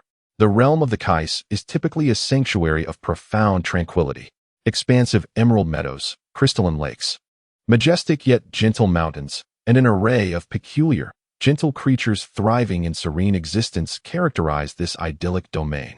The Kais often immerse themselves in this serenity, sharing companionship with these small beings, collectively basking in the peaceful ambience. However, today, this long-cherished tranquility is unexpectedly disrupted by a lively commotion. It's happening. Vitri is moving, exclaimed Shin, pointing at Vitri with astonishment, his tone reminiscent of a child weighing 100 pounds. Vitri, straining to draw his sword, was startled by Shin's sudden outburst, nearly losing his breath and almost straining his back. He shot a disgruntled glare at Shin and retorted, Be quiet. What do you mean I'm moving? It's the sword that's moving. Can't you articulate properly? How could this fellow, a Kai, consistently exude such an unreliable aura? Shrinking back from the reprimand, Shin sheepishly rubbed the back of his head and apologized. My sincere apologies. I was overly excited. Please, continue, Vitri. Meanwhile, Whis maintained his signature elegant smile, seemingly detached from the unfolding events. He had produced a delicate snack from somewhere, happily munching away, embodying a leisurely observer of the spectacle. Vitri, disinterested in the antics of the two, refocused his energy, gripping the hilt of the Kai's sword with renewed determination. Drawing a deep breath, a powerful aura erupted from within him, his muscles taut as he channeled his strength. Now, Vitri intoned with a low grunt. To his surprise, the seemingly ordinary sword was astonishingly heavy, as if it were intricately bound to the very earth of the Kai realm. Utilizing nearly 80% of his strength, he slowly began to extract the blade from the ground, each inch painstakingly liberated from its confines. Why is it so heavy? Vitri pondered in astonishment. It shouldn't be. Given my current strength, could it possibly rival Gohan's transformation into Super Saiyan 2? This realization deepened his understanding of the sword's uniqueness. At last, with a resonant, melodious sound, the Kai sword was fully drawn from the earth, revealing its complete form, imbued with an ancient and enigmatic aura. Exhaling a long sigh of relief, Vitri set the weighty sword down with a clang upon the grass before stretching his sore wrists. Vitri, the king of gods, Xian, cautiously approached, his gaze flitting between Vitri and the sword upon the ground, his expression a mixture of anticipation and trepidation. What of the ancestor? Did you not claim that merely drawing this sword would summon the sealed ancestor? His eyes, filled with inquiry, beseeched Vitri, fearful that his hopes might be dashed. Vitri chuckled softly, bending to retrieve the king of gods' sword, weighing it casually in his hand, appreciating its extraordinary heft. Patience, Xian. If I recall correctly, your kind possesses the ability to conjure materials from thin air, do you not? Why not summon forth a piece of the universe's hardest metal first? Confusion clouded Xian's face. I can, but what purpose do you have for such metal? Are you intending to craft a sheath for this divine sword? I could simply conjure a perfect sheath instead. In his view, the divine sword meant to seal the ancestor warranted a more solemn approach. With a sigh of exasperation, Vitri waved his hand dismissively. Do not concern yourself with the details, just summon it. I have use for it. Despite his myriad questions, Xian complied, extending his hand towards the empty space before him and gently tapping it. In an instant, light coalesced in the air, and a massive block of metal, gleaming with a dark metallic sheen, crashed heavily onto the soft grass, causing the ground to tremble slightly upon impact. This is the hardest alloy currently known in the universe. With remarkable stability and strength, he began, but before he could finish, the ensuing spectacle left both him and the nearby Jebbet wide-eyed, their jaws nearly grazing the ground. Without warning, Vitri swung the king of gods' sword with the casual ease of wielding a stick, carving a powerful arc as he struck the so-called hardest metal block. Vitri-san, what are you doing? Xian clasped his hands over his face, emitting a shrill cry. A sharp crack echoed through the air. The sword, having withstood countless ages and appearing indestructible, shattered into two pieces upon striking the metal. The upper half of the blade spiraled away, clattering onto the grass, not far off. An eerie silence enveloped the scene. Xian stood frozen, his expression one of shock as he stared at the severed sword on the ground, color draining from his face. Trembling, he dropped to his knees as though the sky had fallen, frantically attempting to cast a restoration spell to mend the sword, his voice tinged with desperation. The divine sword, the king of gods' sword, is broken. How can the ancestor be gone? Observing Xian's apocalyptic demeanor, Vitri could only manage a resigned smile. Hey, might you want to glance behind you? At that moment, Xian was deaf to Vitri's words, his heart seemingly bleeding. His mind was consumed with thoughts of having destroyed the sacred artifact, feeling like a sinner unworthy before the ancestors. Ignoring Vitri entirely, he was solely focused on desperately trying to piece together the shattered sword. Though his guard, Jebbet, was also engulfed in profound astonishment, he still managed to heed Vitri's words. With great difficulty, he turned his stiff neck, directing his gaze towards the space behind Sin. Upon doing so, his eyes widened to an extraordinary extent, resembling copper bells, and his mouth gaped as if it could accommodate a light bulb. Stammering as he pointed in the direction behind Sin, his voice trembled as he exclaimed, Lord Supreme Kai, why you behind you? Quick, look behind. Sin was finally pulled back from the brink of despair by Jebbet's unusual reaction, regaining a sliver of rationality. He lifted his head, his tear-filled eyes meeting the astonished face of Jebbet, and inquired, What is it, Jebbet? Behind me, isn't it just Weiss? As he spoke, he instinctively turned his head. To his astonishment, he beheld an elderly figure clad in the attire of a Supreme Kai, adorned with peculiar earrings, standing not far behind him on the grass. The elder, with his hands clasped behind his back, surveyed the scene with a blend of solemnity and curiosity. Clearing his throat, he deliberately coughed to capture Sin's attention and began his self-introduction in a voice that exuded an air of antiquity.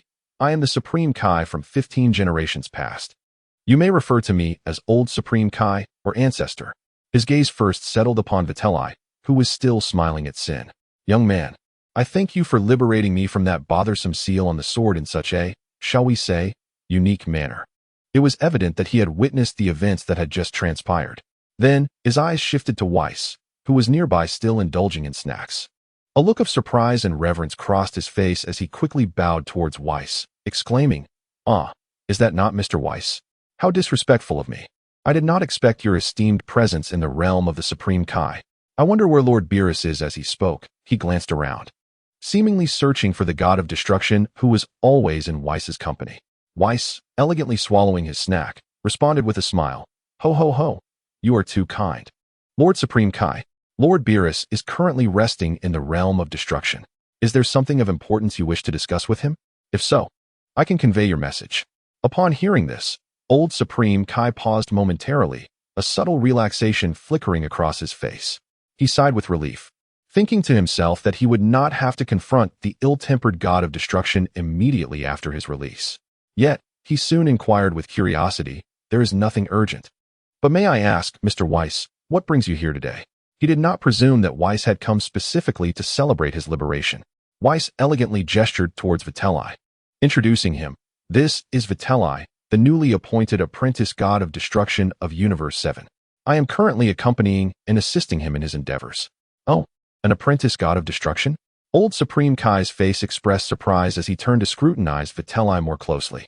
His gaze seemed to possess a penetrating quality, making Vitri feel somewhat uneasy. After a moment, he slowly nodded, a look of admiration dawning upon his face. Quite impressive indeed, with firm foundations and a refined essence. An extraordinary transformation has occurred in the realm of life. What is even more remarkable is that he suddenly inhaled sharply, a spark of brilliance flashing in his eyes, as he realized he had touched the threshold of the realm of supreme freedom, not merely glimpsing it, but having attained a profound state of understanding. Who would have thought that in our 7th universe, such an exceptionally gifted individual could emerge? At this moment, having finally emerged from his shock, Xian hurriedly crawled to the old Kaioshin, speaking in a disjointed manner. "Great ancestor, you truly have emerged from the sword. When Vitri told me, I actually doubted he was deceiving me. How foolish I was." His face was clouded with regret and self-reproach as he recalled his previous skepticism regarding Vitri's motives, feeling overwhelming shame. The old Kaioshin looked at this younger Kaioshin with a mix of disappointment and concern. After a sigh, he spoke in a didactic tone. "You younger generation, I have been sealed within that broken sword for countless millennia, always hoping for a sufficiently exceptional Kaioshin to uncover the secrets within and break the seal. I never imagined that after all this time, each generation would be less capable than the last. By the time your generation is on the brink of extinction, it would take an outsider to discover the solution. Thankfully, this destruction god has appeared. Otherwise, if any major trouble were to arise in the universe, our 7th universe would truly face dire straits." After speaking, he turned to Vitri and bowed earnestly. "In any case, I sincerely thank you, Destruction God. I shall remember this kindness." Vitri waved his hand dismissively, indicating there was no need for such formality. It was merely a small effort. There is no need for the old Kaioshin to be concerned. Actually, my visit to the Kaioshin realm, aside from fulfilling my promise to Xian, is also to seek your assistance. "Oh, do go on," the old Kaioshin replied readily. "I have heard that you possess a unique ability to awaken the dormant potential within individuals," Vitri stated directly. "I hope you can help me unlock the hidden potential within myself and fully awaken it." Upon hearing Vitri's request, the old Kaioshin shook his head with a hint of regret. He explained, "Logically, you are my benefactor, and I should not refuse such a request. However," he shifted his tone, pointing at Vitri, "you have already embarked on the path of supreme freedom, not merely skimming the surface, but having truly entered its depths, reaching the completion of the realm of understanding. You are but a hair's breadth away from the perfect state of ultimate freedom." He made a gesture that would provoke outrage among certain nations and continued. Do you understand? The essence of supreme freedom is the deepest excavation and release of one's potential.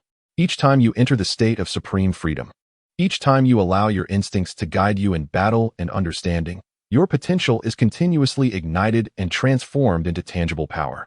Did you not sense that since you commenced your cultivation of the supreme freedom, your rate of power enhancement has been remarkably swifter than during your previous, mere physical training? Upon hearing this, Vitri fell into deep contemplation. He meticulously reflected on his recent training and realized that this indeed seemed to be the case. Initially, he believed it was due to his extraordinary talent or the advantages bestowed upon him after becoming a trainee destroyer. Little did he expect the root of it all to lie here. The supreme freedom itself is a tremendous catalyst for potential development. I understand now, Vitri nodded in enlightenment. It appears I have been rather greedy. However, the old Kai intervened once more, halting him. Wait, young Vitri, do not be in such a rush. Vitri cast a puzzled glance at him. The old Kai stroked his long beard, revealing a cryptic smile. Although I can no longer assist you in unlocking your potential through that ritual, I may offer you some modest guidance regarding the comprehension of the realm of supreme freedom. Oh, Vitri was genuinely astonished this time. You can even provide insights on the supreme freedom? This old fellow is indeed extraordinary. No wonder he has been sealed within the sword for so long, without perishing. I know a thing or two. The old Kai appeared humble, yet a glimmer of confidence sparkled in his eyes. After all, having lived such a long life, he surely possessed some hidden wisdom. Come, young one, follow me. Under the guidance of the old Kai, Vitri arrived at a breathtaking cliff that overlooked vast plains. Here, a gentle breeze caressed the air, accompanied by the melodious chirping of birds and the fragrance of flowers. The atmosphere was pure and tranquil.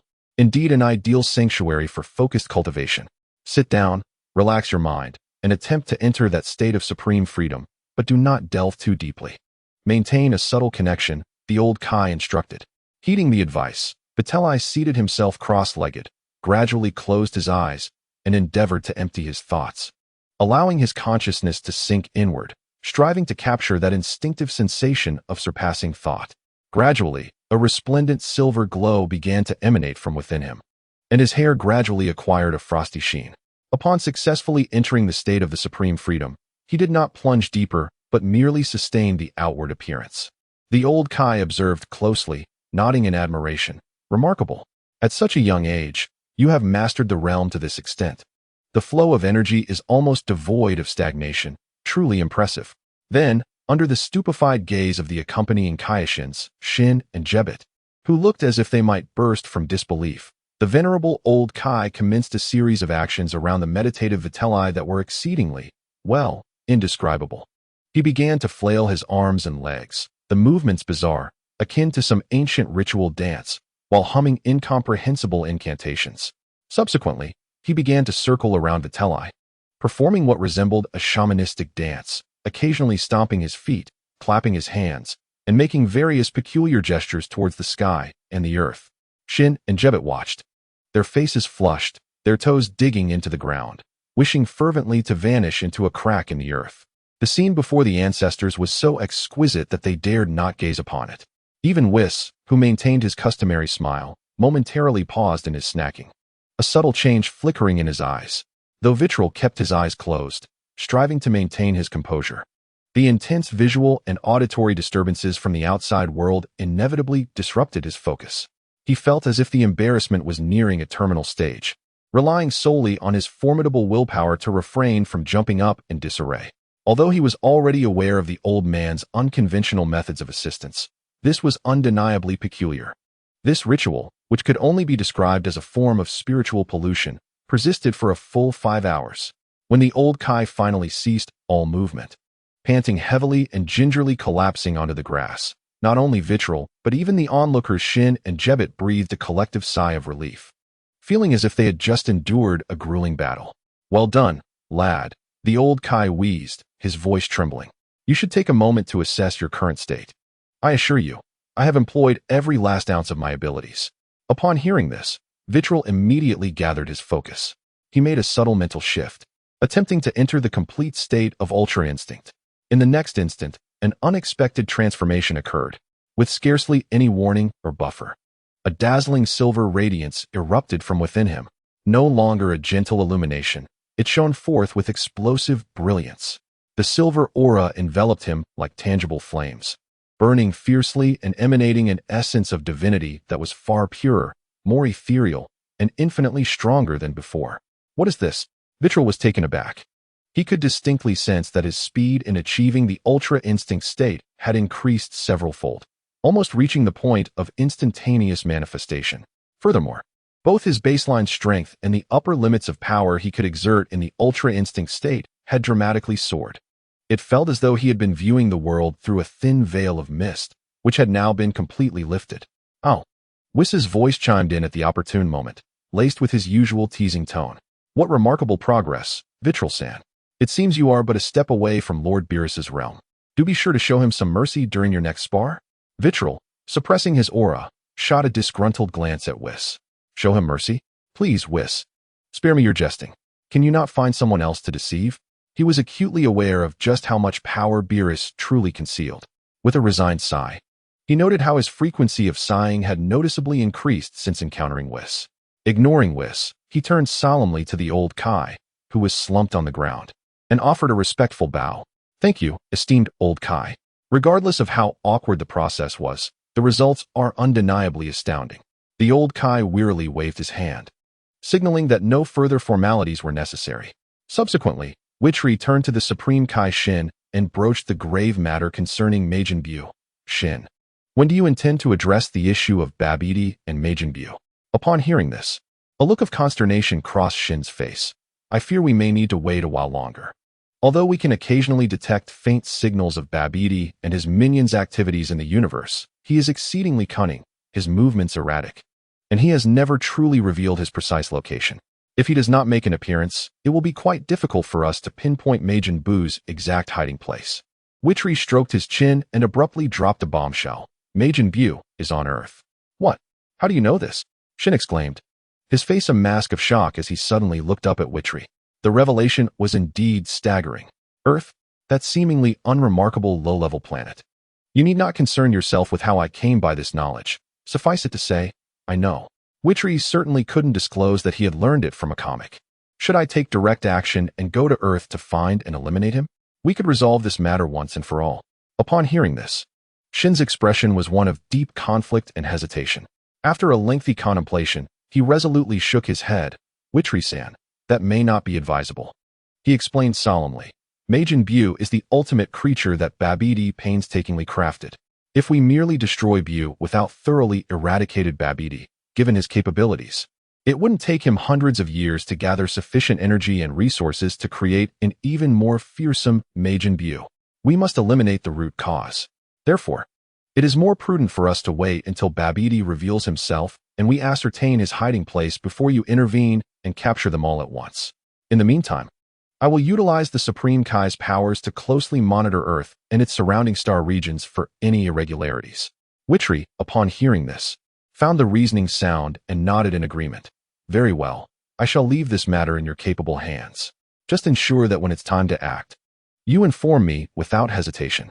In his view, sometimes it is more effective to confront challenges head-on rather than meticulously scheming. A direct approach is often more decisive. This exemplified the quintessential Saiyan, or traveler, mentality. Vitri then expressed his gratitude once more to the old Supreme Kai and bid farewell to Supreme Kai Shin and Jebit, preparing to return to the realm of the god of destruction. Whis waved his staff, and a radiant light enveloped the two, instantly transporting them beyond the speed of light. However, midway through their journey, as they traversed several star systems, Vitri's formidable senses suddenly detected an extremely familiar energy signature in the distant cosmos. Whis, hold on a moment. Vitri suddenly interjected. Whis immediately halted their movement, and the two hovered in the desolate vacuum of space. Whis, with a hint of curiosity, looked at Vitri. What is it? Vitri-san, have you suddenly remembered to ask the two Supreme Kais for a reward? It is not too late to return now. With a mix of amusement and disbelief, Vitri remarked, what kind of gratitude do you seek? It was merely a small favor. Furthermore, wasn't he the old Kai already grateful to me in a rather unique manner? Although he had grown stronger, the haunting memories of that 5-hour mental ordeal lingered on. His gaze drifted toward a distant point in the starry expanse, as if piercing through countless light years. A mischievous smile gradually spread across his lips. Weiss, you may return to the God of Destruction realm by yourself. I believe I have sensed the presence of an old friend not far beyond a few star systems. I shall greet them and should return before dinner. Upon hearing this, Weiss paused momentarily, his staff hovering in the void, before vanishing in a flash of light, leaving behind a parting remark. In truth, even if you return after dinner, it poses no problem at all. I shall explain to Miss Bulma that you were engaged in vital neighborly visits. Vitri paid no mind to the cunning angel. He raised his hand, bringing his index and middle fingers together, gently pressing them against his forehead, concentrating on locating that familiar presence. It has indeed been a long time. He murmured to himself, a smile of ill intent growing on his face. Prince Vegeta. In an instant, his figure vanished from the cold vacuum of space, leaving only the distant stars twinkling incessantly. Chapter 29. I am indeed Vegeta. In the North Galaxy, upon a desolate planet characterized by harsh conditions, red rocks, and swirling dust. Night had just fallen, and a biting wind swept through, carrying with it grains of sand. A campfire burned defiantly beneath a wind-sheltered rock face, serving as the sole source of warmth on this barren world. Over the fire was a peculiar extraterrestrial creature, sizzling and oozing fat, its rich aroma wafting through the frigid air. Seated around the fire were 3 Saiyan warriors, Vegeta, Nappa, and Raditz. Raditz, watching the flickering flames, was filled with unease and trepidation. He swallowed hard, his voice trembling as he reiterated, Prince Vegeta, are you truly resolved to confront King Frieza? This is far too perilous. Nappa, upon hearing this, shot him a scornful glance and bellowed, Raditz, you coward, are you backing down? Faced with an enemy, you hesitate to strike? Do you even deserve to be called a Saiyan? Raditz recoiled under the force of Nappa's words, wanting to defend himself, but unsure where to begin. Suddenly, Vegeta raised a hand, halting Nappa's tirade. He slowly turned his head, his sharp eyes appearing particularly profound in the firelight. He directed his gaze at Raditz, his tone cold and imbued with undeniable authority. Raditz, I recall that you have a brother who was sent to another planet just before the destruction of Planet Vegeta, correct? Raditz felt a tightening in his heart, initially fearing that Vegeta would confront him about his apprehensions. Upon hearing the question posed, he let out a subtle sigh of relief and nodded in response. Indeed, Your Highness Vegeta. Years ago, my father Bardock sent my younger brother Kakarot aboard a small spacecraft just before the planet's destruction. If my memory serves me correctly, he was dispatched to a low-level planet known as Earth. Earth? Vegeta murmured, echoing the name softly, his eyes narrowing slightly as his thoughts seemed to drift far away. He recalled the moment from many years ago when he first departed Planet Vegeta for a world called Sofu to undertake a conquest mission. That particular endeavor had proceeded with remarkable ease, as the Sofu inhabitants offered no resistance. Yet it was there that he suffered the loss of a formidable warrior named Vitri, who had once bested him. That individual possessed a power level significantly lower than Vegeta's, and his combat experience and skills appeared unremarkable. Nevertheless, he effortlessly defeated the proud Saiyan, leaving a lingering humiliation etched deep within Vegeta's psyche. Later, as he shot down the magnificent ship belonging to the king of Sofu, the opponent seemed to murmur something about that distant planet with the long tail, Earth, before meeting his demise. A cold, cruel smile crept across Vegeta's lips. Ah, Vitri, you fled to that remote planet out of fear of my vengeance, didn't you? How laughable. He abruptly rose to his feet, the glow of the campfire elongating his diminutive yet powerful silhouette. He decisively issued commands to Nappa and Raditz. It is settled. We shall disregard that scoundrel Frieza. We are to prepare for immediate departure to Earth. To Earth? Right now, Raditz exclaimed, alarmed and momentarily shedding his fear as he hurriedly attempted to dissuade him.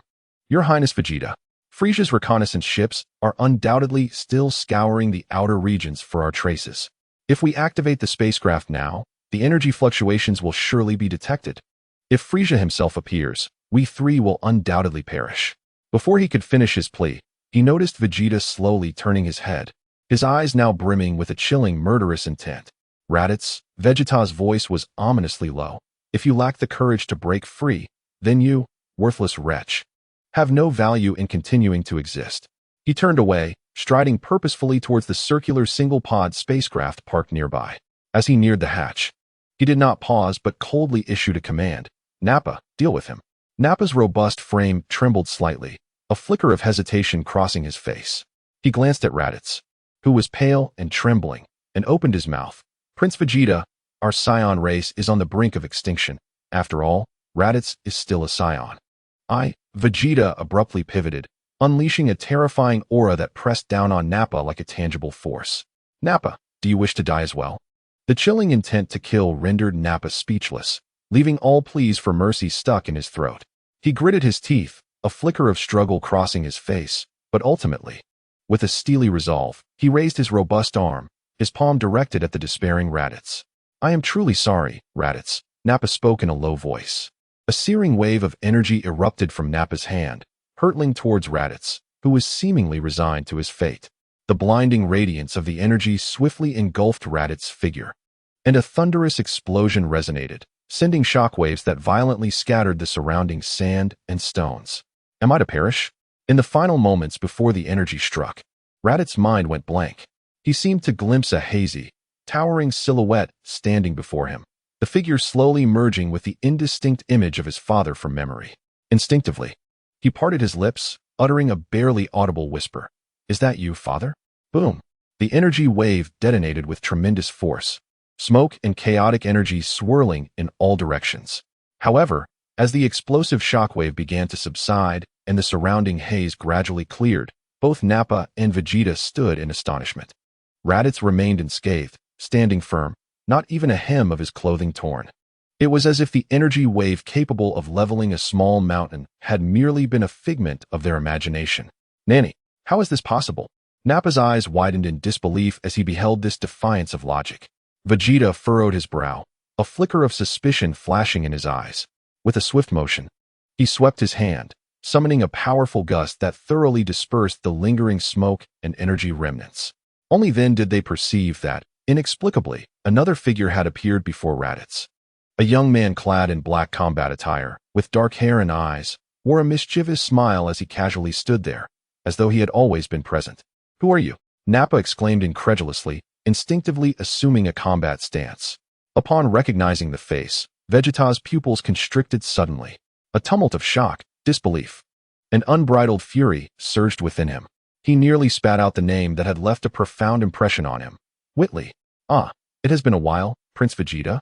Witley greeted with a casual smile, as if nothing were amiss. His gaze swept over the dazed Nappa, finally resting on Raditz, who was still trying to comprehend the situation, staring vacantly at Witley's back. With a mocking smile directed at Raditz, Witley teased, I must say, Raditz, after such a long absence, your tastes have become rather peculiar. Have you begun to refer to those who save you as father?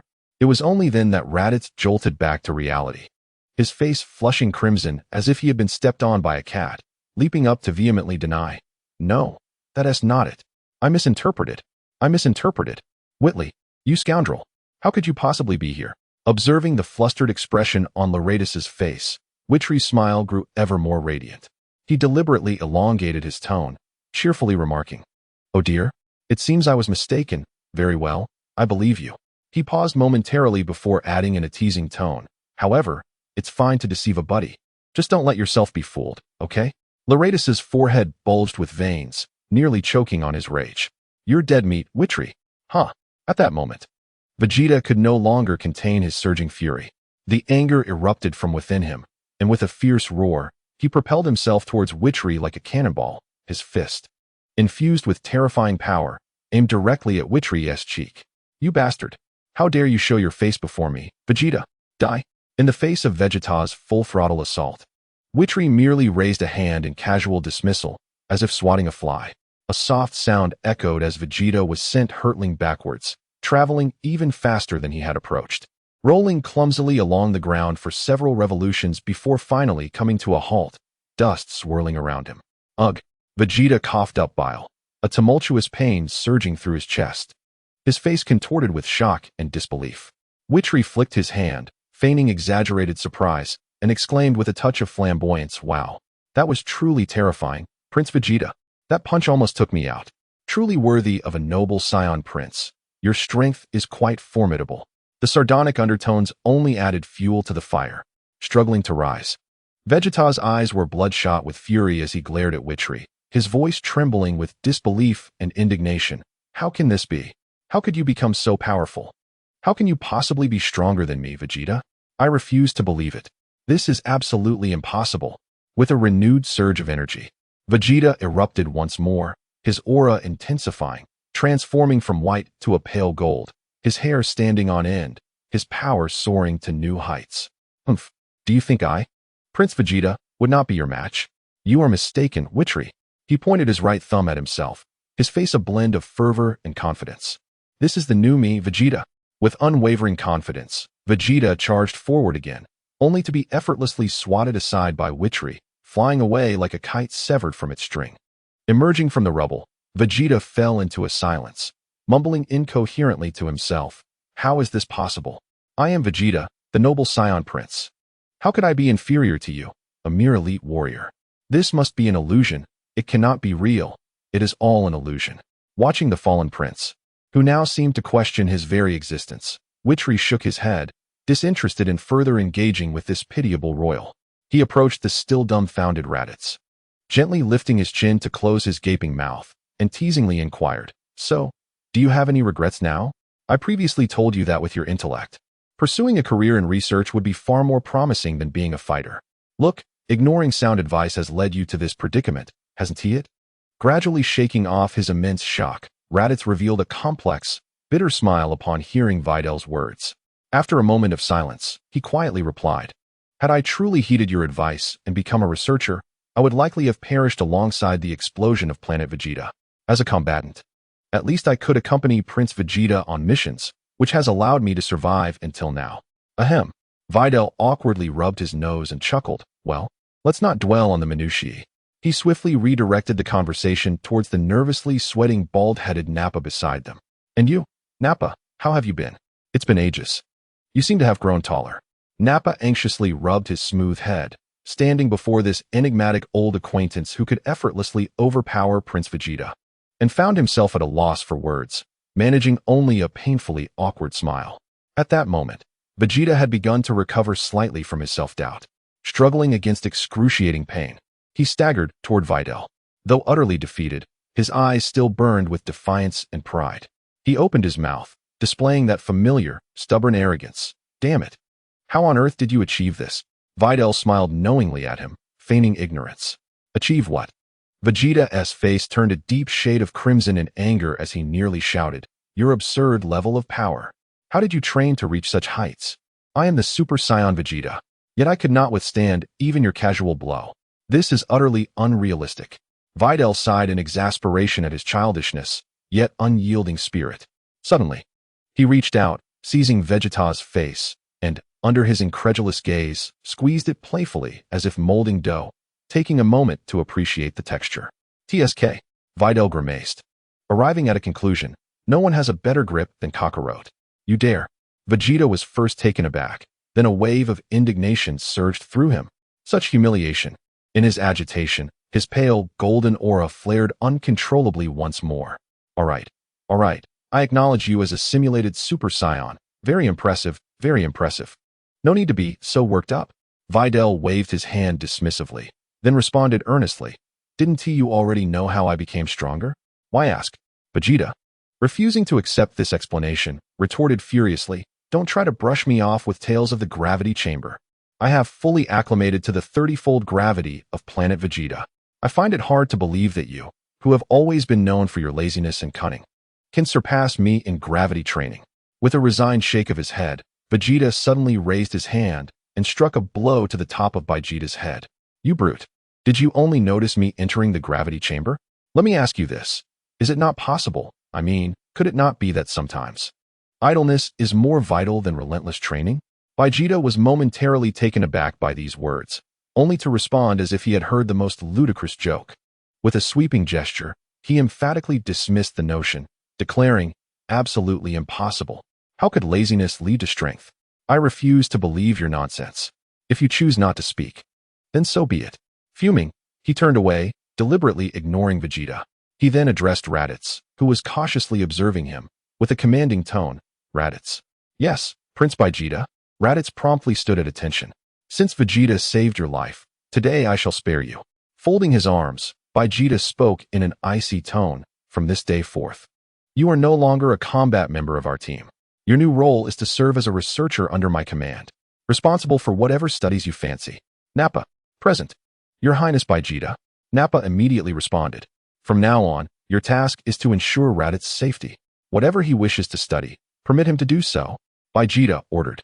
Both Nappa and Raditz were momentarily stunned, then promptly knelt on one knee in respectful acknowledgement. Yes, we shall obey your command, Prince Vegeta. They understood that this might be Vegeta's awkward way of showing respect to Vegeta. Vegeta could not help but smile at this scene. He turned to Vegeta, who seemed to be wrestling with conflicting thoughts yet stubbornly maintained an air of arrogance, and inquired, You mentioned wanting to go to Earth. Vegeta scoffed, raising his chin defiantly. And what of it? As the prince of the Saiyan race, do I need to report to you while searching for my scattered subjects? His tone remained brusque. Vegeta, however, was unperturbed, leisurely responding, But I currently reside on Earth. This statement struck like thunder, causing Vegeta's expression to shift dramatically. He swung around furiously, glaring at Vegeta as if he had found an outlet for his anger. I knew it. Back on Sofa Star. That wretched king babbled nonsense before his demise, claiming you had gone toward Earth. I scoffed at the time.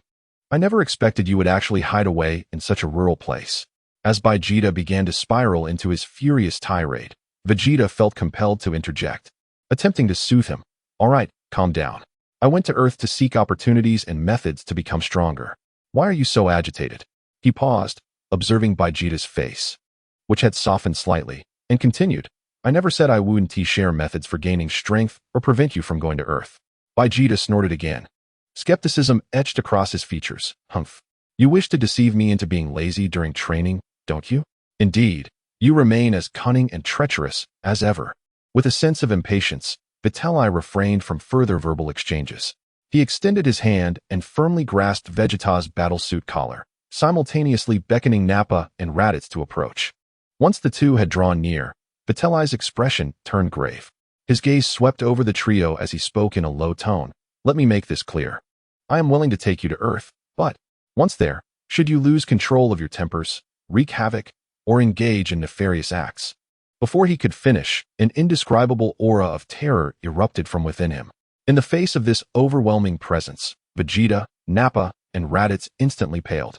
Vegeta managed to remain standing, yet his body involuntarily began to tremble, beads of cold sweat forming on his forehead. Nappa's legs weakened, nearly causing him to kneel. Meanwhile, the weakest, Raditz, collapsed to the ground, utterly crushed by the invisible force, struggling to breathe. I will ensure your demise is without a grave. Vitri's chilling voice resonated in their ears like a final judgment. Do you all comprehend? The formidable pressure receded like a tide.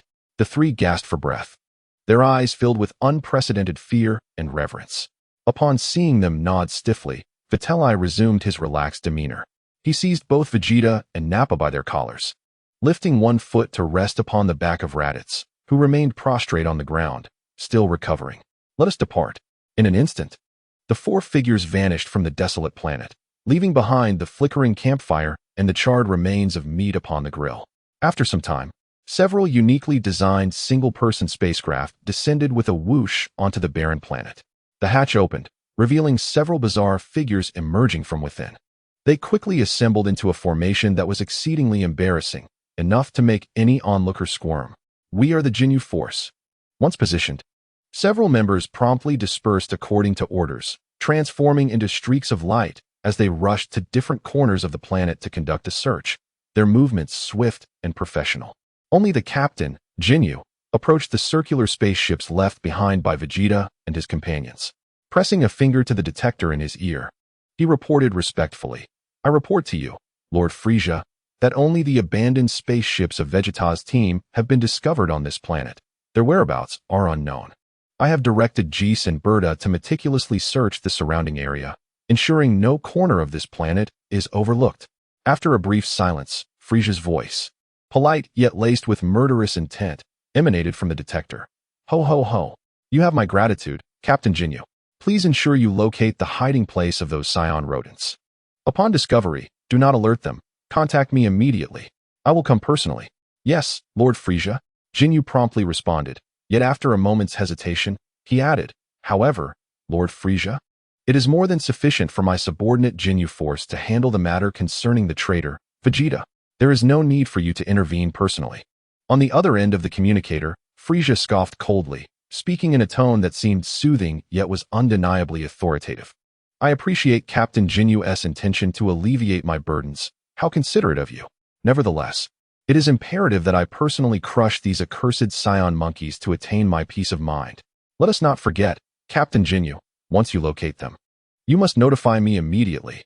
The deliberate emphasis on immediately caused a slight shiver in Jinyu's heart, and he bowed respectfully, replying, "Yes, I understand. I shall absolutely obey your command, Lord Frieza." While the Ginyu Force continued their diligent search, on Earth, Vegeta and the others, brought by Whis, embarked on their first task, dining. Gazing at the towering stacks of plates and the robots struggling to keep up with the rapid service, all steaming and on the verge of malfunctioning, Dr. Brief adjusted his glasses and remarked with a hint of admiration, "Truly, friends brought by Whis are just as insatiable as he is." Chapter 30. The birth of super warriors beneath benevolent lies in the realm of the gods of destruction. The unchanging gentle sunlight cascaded warmly upon the modern abode. Bulma had meticulously organized her intricate research instruments, designed blueprints, and various personal belongings. Satisfied, she clapped her hands and retrieved a capsule labeled miscellaneous from her multifunctional capsule box, tossing it lightly forward. With a pop, a cloud of white smoke enveloped the area, and the once towering pile of items vanished in an instant, all contained within that petite capsule. Observing from the side, Whis marveled. "No matter how many times I witness it, this device is astonishingly convenient. The advancements in spatial technology are truly remarkable." Bulma, with a proud lift of her chin, declared, "Of course, this is our Capsule Corporation's greatest invention, bar none." However, her tone shifted, her eyes sparkling with confidence. "In the future, I shall surpass this technology and develop inventions that will astonish everyone."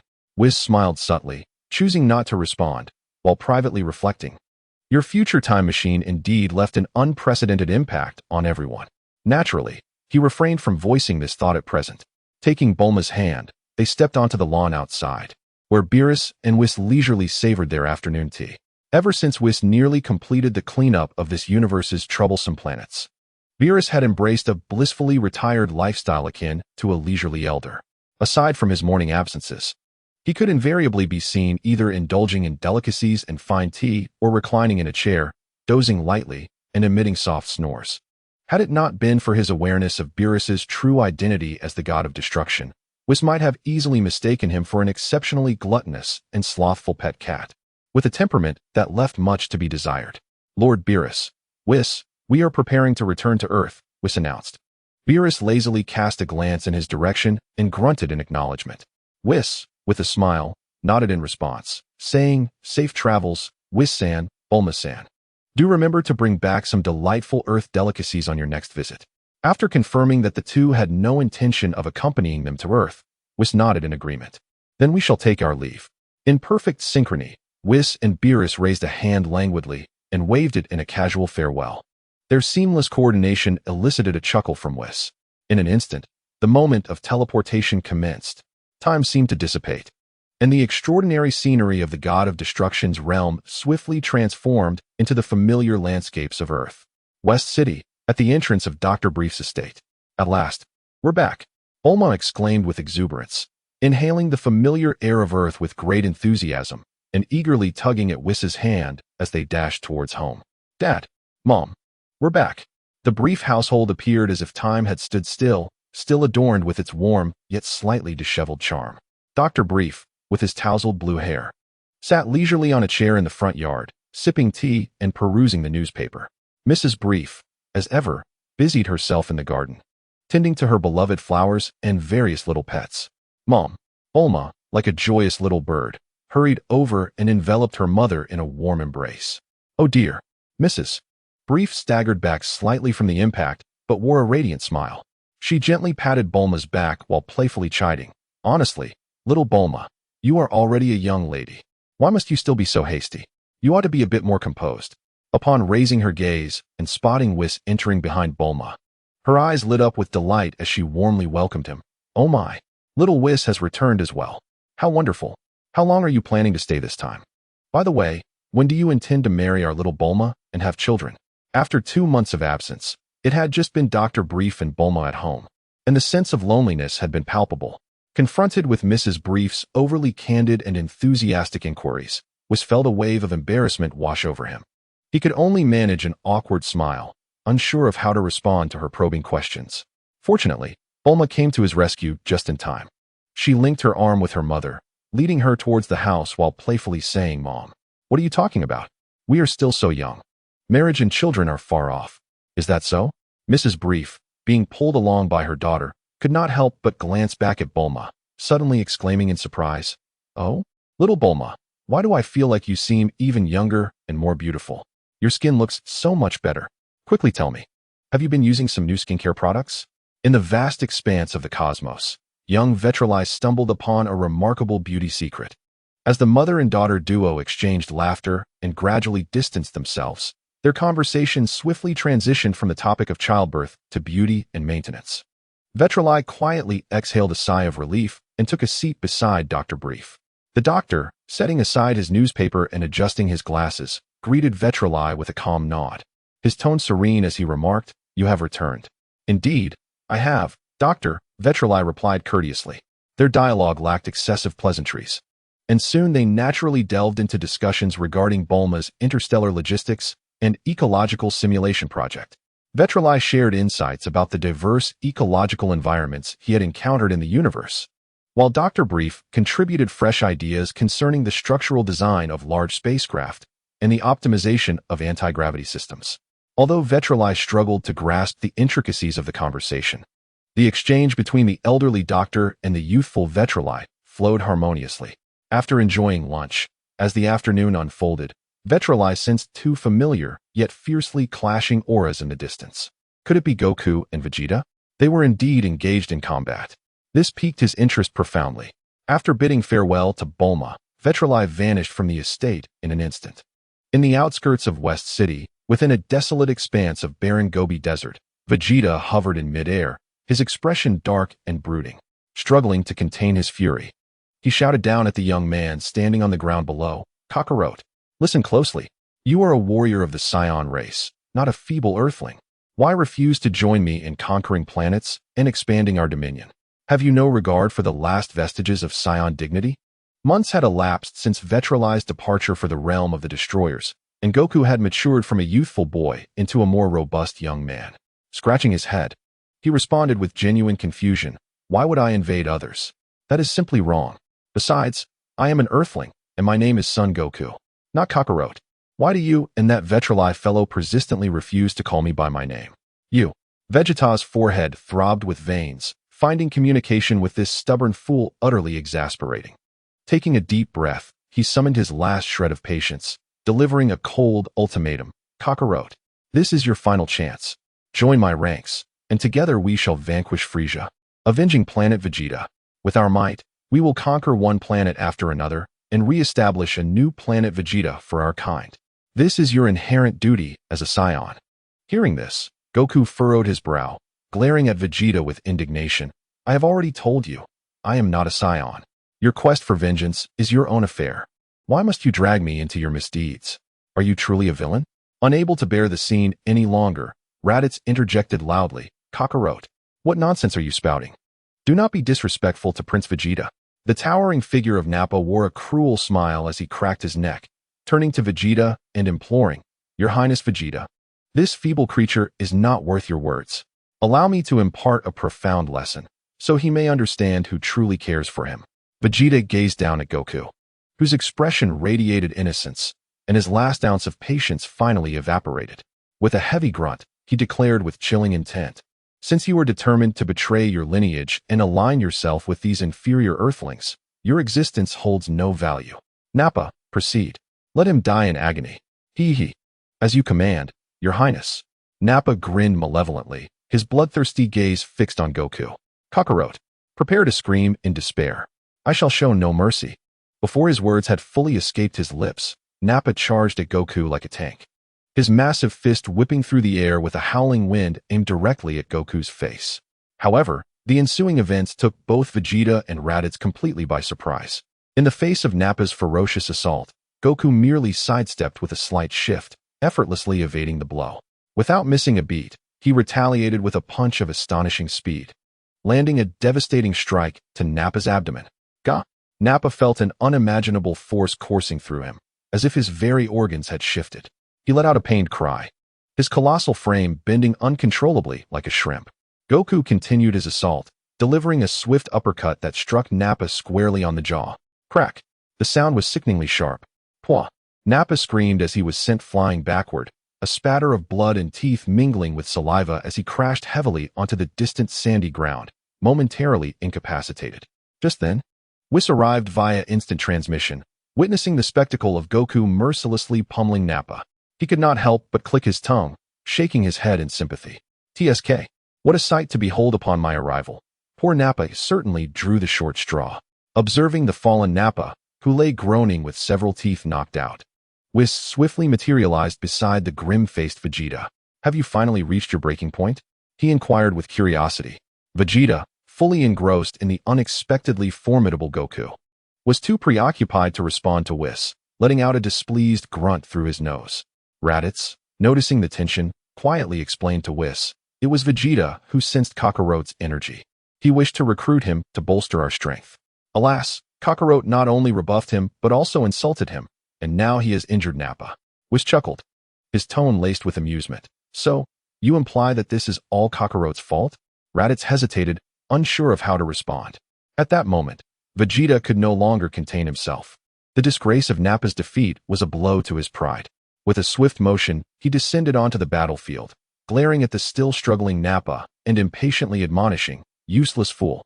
Get out of the way. Do not embarrass yourself further. With a swift kick, Nappa was sent sprawling aside, and Vegeta cast his icy gaze upon the already prepared Goku, emanating a dangerous aura. Kakarot, do not presume that defeating the worthless Nappa grants you the audacity to act arrogantly before me.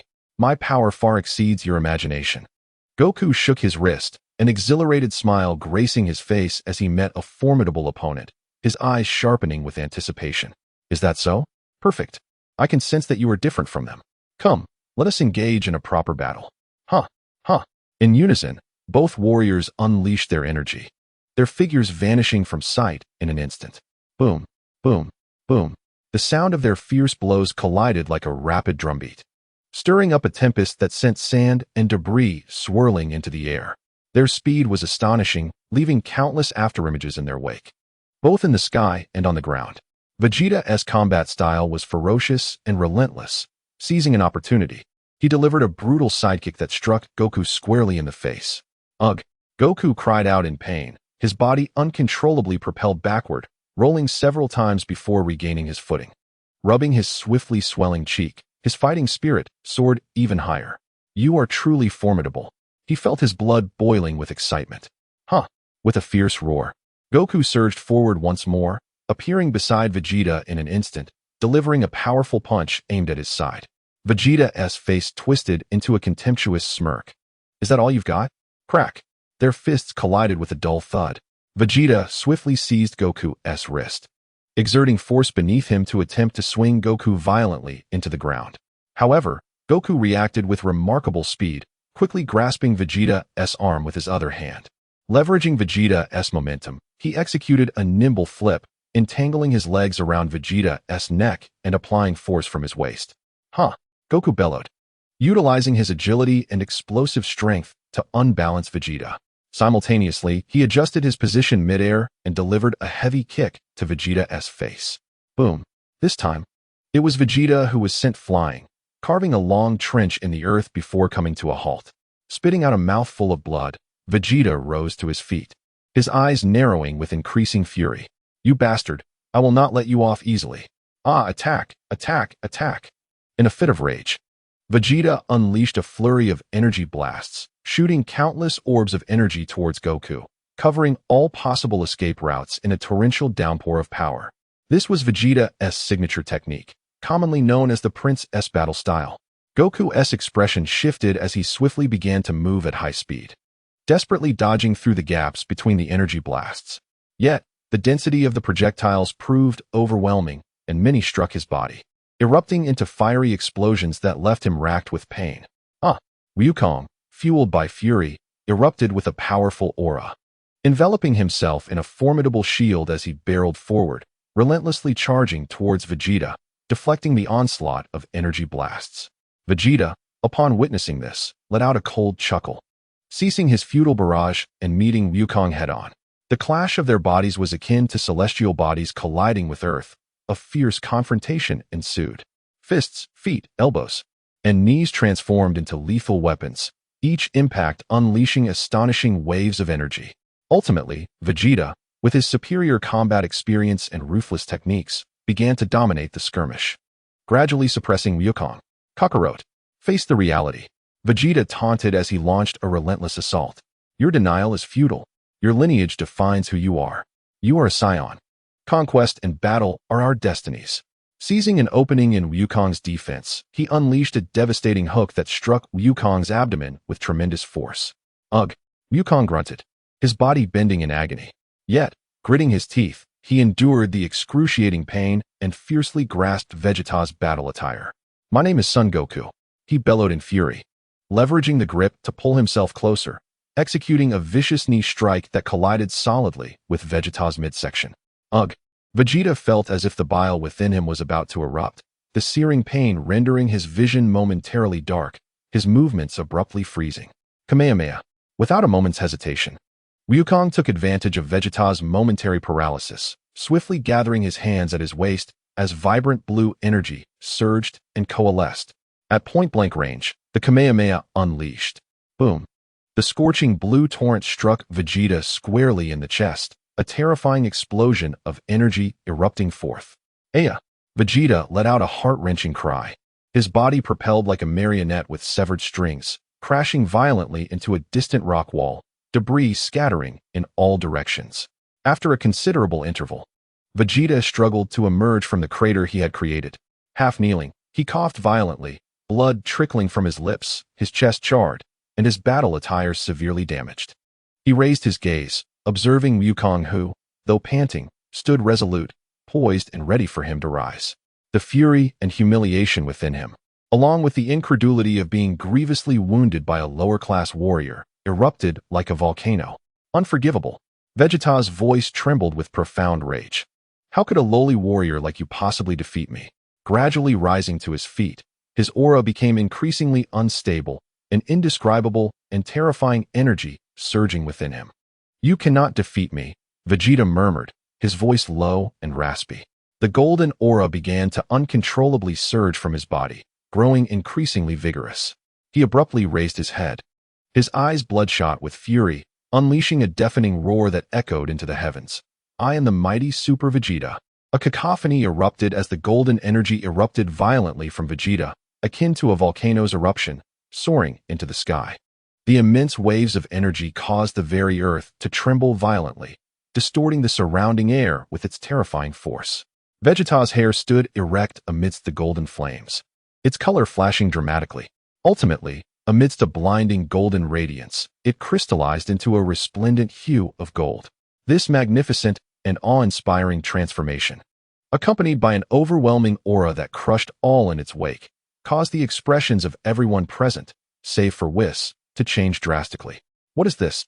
Goku's pupils constricted sharply, his face betraying an unprecedented shock and disbelief.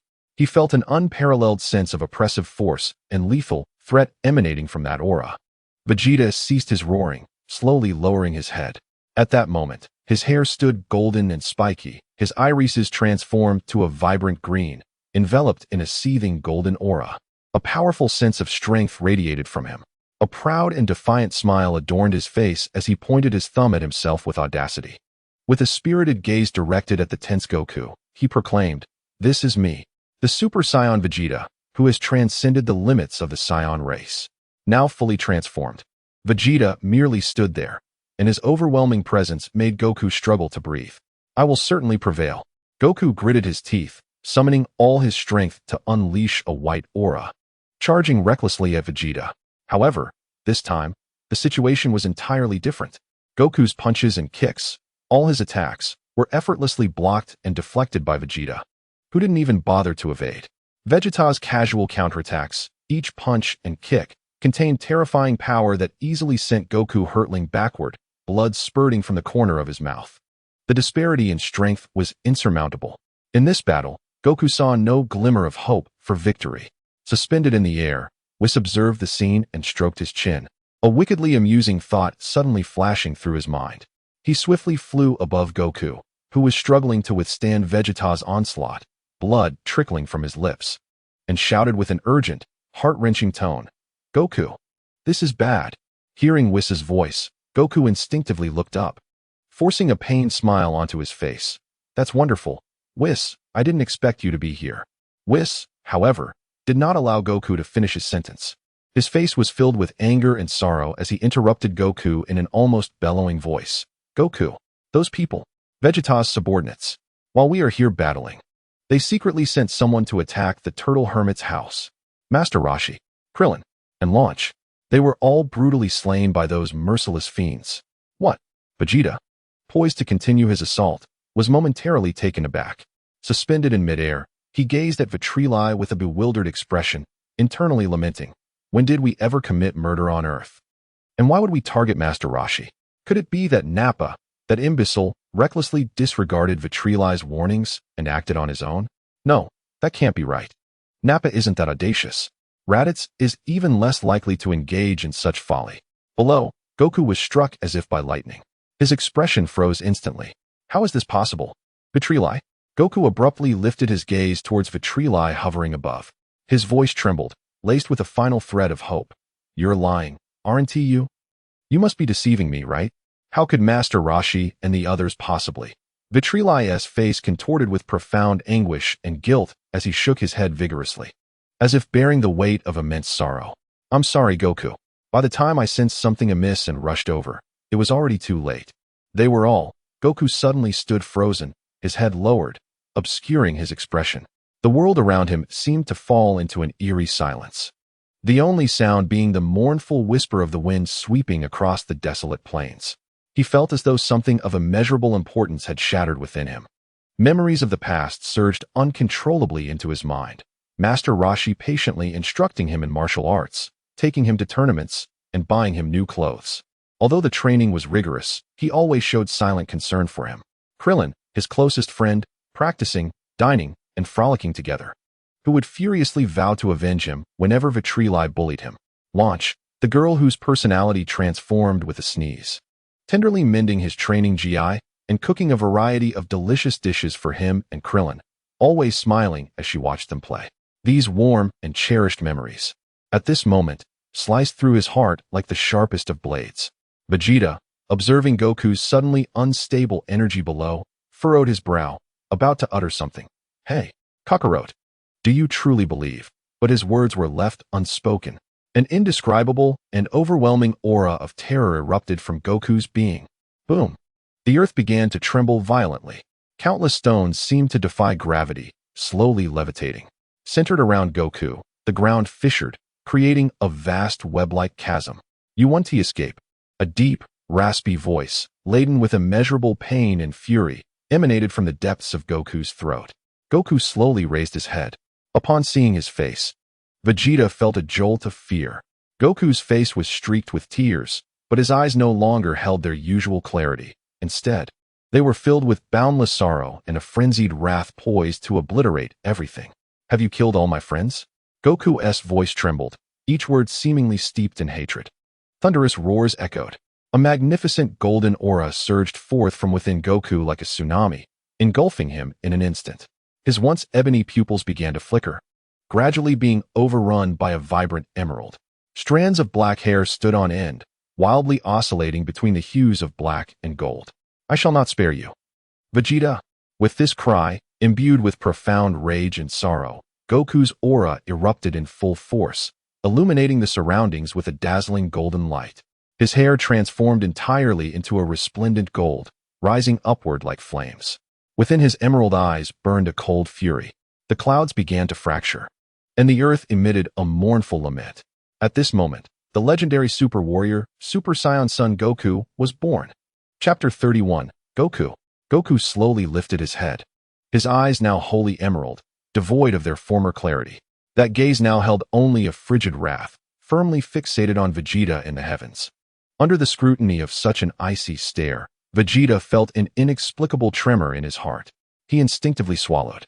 Yet, an overwhelming sense of humiliation surged from within, swiftly drowning out any trace of fear. He, Vegeta, the noble prince of the Saiyans, a genius among Saiyans. How could he possibly feel fear before the eyes of a lower-class warrior? What absurdity is this? Kakarot, Vegeta bellowed in fury, attempting to dispel the turmoil within through his voice. Even if you have transformed into a Super Saiyan, what of it? I am the mightiest Super Saiyan. I am Super Vegeta. With a roar, Vegeta summoned the energy within him, causing his golden aura to swell once more. In an instant, he appeared before Goku like a golden meteor. His fist, imbued with terrifying power, tore through the air as it descended upon Goku. Yet, in the face of this fierce strike, Goku merely shifted slightly to the side. His arm rose, as if foreseeing the inevitable, and precisely blocked Vegeta's fist along its path. Crack! The sound of the block rang clear. Moreover, in that instant of deflection, Goku's body naturally adjusted to the optimal stance for counterattack. The elbow of his other hand drove forcefully into Vegeta's chest, harnessing the momentum of Vegeta's advance. Gasp! Vegeta felt an immense force surge through him. His breath caught in his chest, as his body was uncontrollably propelled backward. Witnessing this scene from the sidelines, Whis' eyes lit up. He murmured to himself, "Oh, this is rather intriguing. It seems Goku has indeed received guidance from Mr. Popo at the temple. On Earth, I can think of no other who could hone Goku's reflexes and combat instincts to such a degree other than that enigmatic Mr. Popo." "Goku!" Goku shouted, instantly pursuing the airborne Vegeta. With a swift and precise side kick, he struck fiercely at Vegeta's abdomen. The tremendous force sending Vegeta soaring into the sky like a mere ball. Vegeta executed several somersaults in the air before barely stabilizing his form, his internal energy surging tumultuously. Yet, before he could catch his breath, a piercing sound of slicing air from behind caused his expression to change drastically. It was Goku. Unbeknownst to him, Goku had already appeared at a higher altitude behind him, his fingers interlaced and raised like a hammer, wielding immense downward force akin to a colossal axe poised to strike. Boom. Vegeta had no time to evade, and the weighty blow landed squarely on his back, a searing pain radiating throughout his entire body. Bang! A thunderous sound erupted, sending dust soaring into the sky. Vegeta's body crashed heavily onto the ground, creating a vast, deep crater.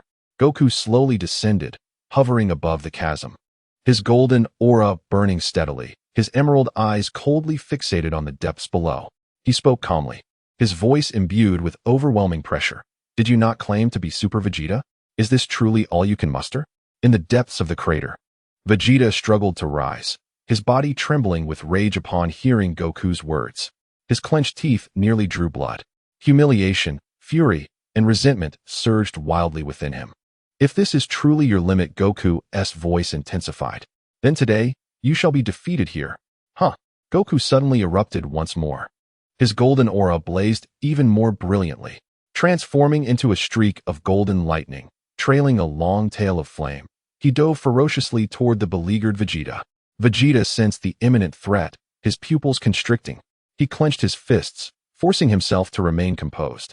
"Kakarot, to think you could defeat me, Vegeta, is a grave underestimation." Vegeta bellowed defiantly, his hands rapidly waving as he unleashed dozens of energy blasts towards the descending Goku, attempting to disrupt his trajectory.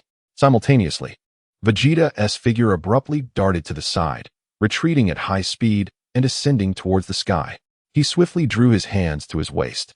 His body coiling as energy began to gather at an unprecedented pace in his palms.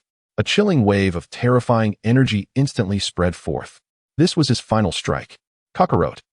Vegeta's voice twisted with intensity as an enormous, ominous purple energy began to coalesce between his hands. Seeing this, Goku immediately halted his pursuit, landing swiftly atop a towering peak.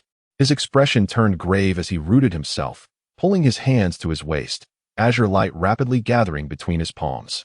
"It's coming. It's coming." A classic moment.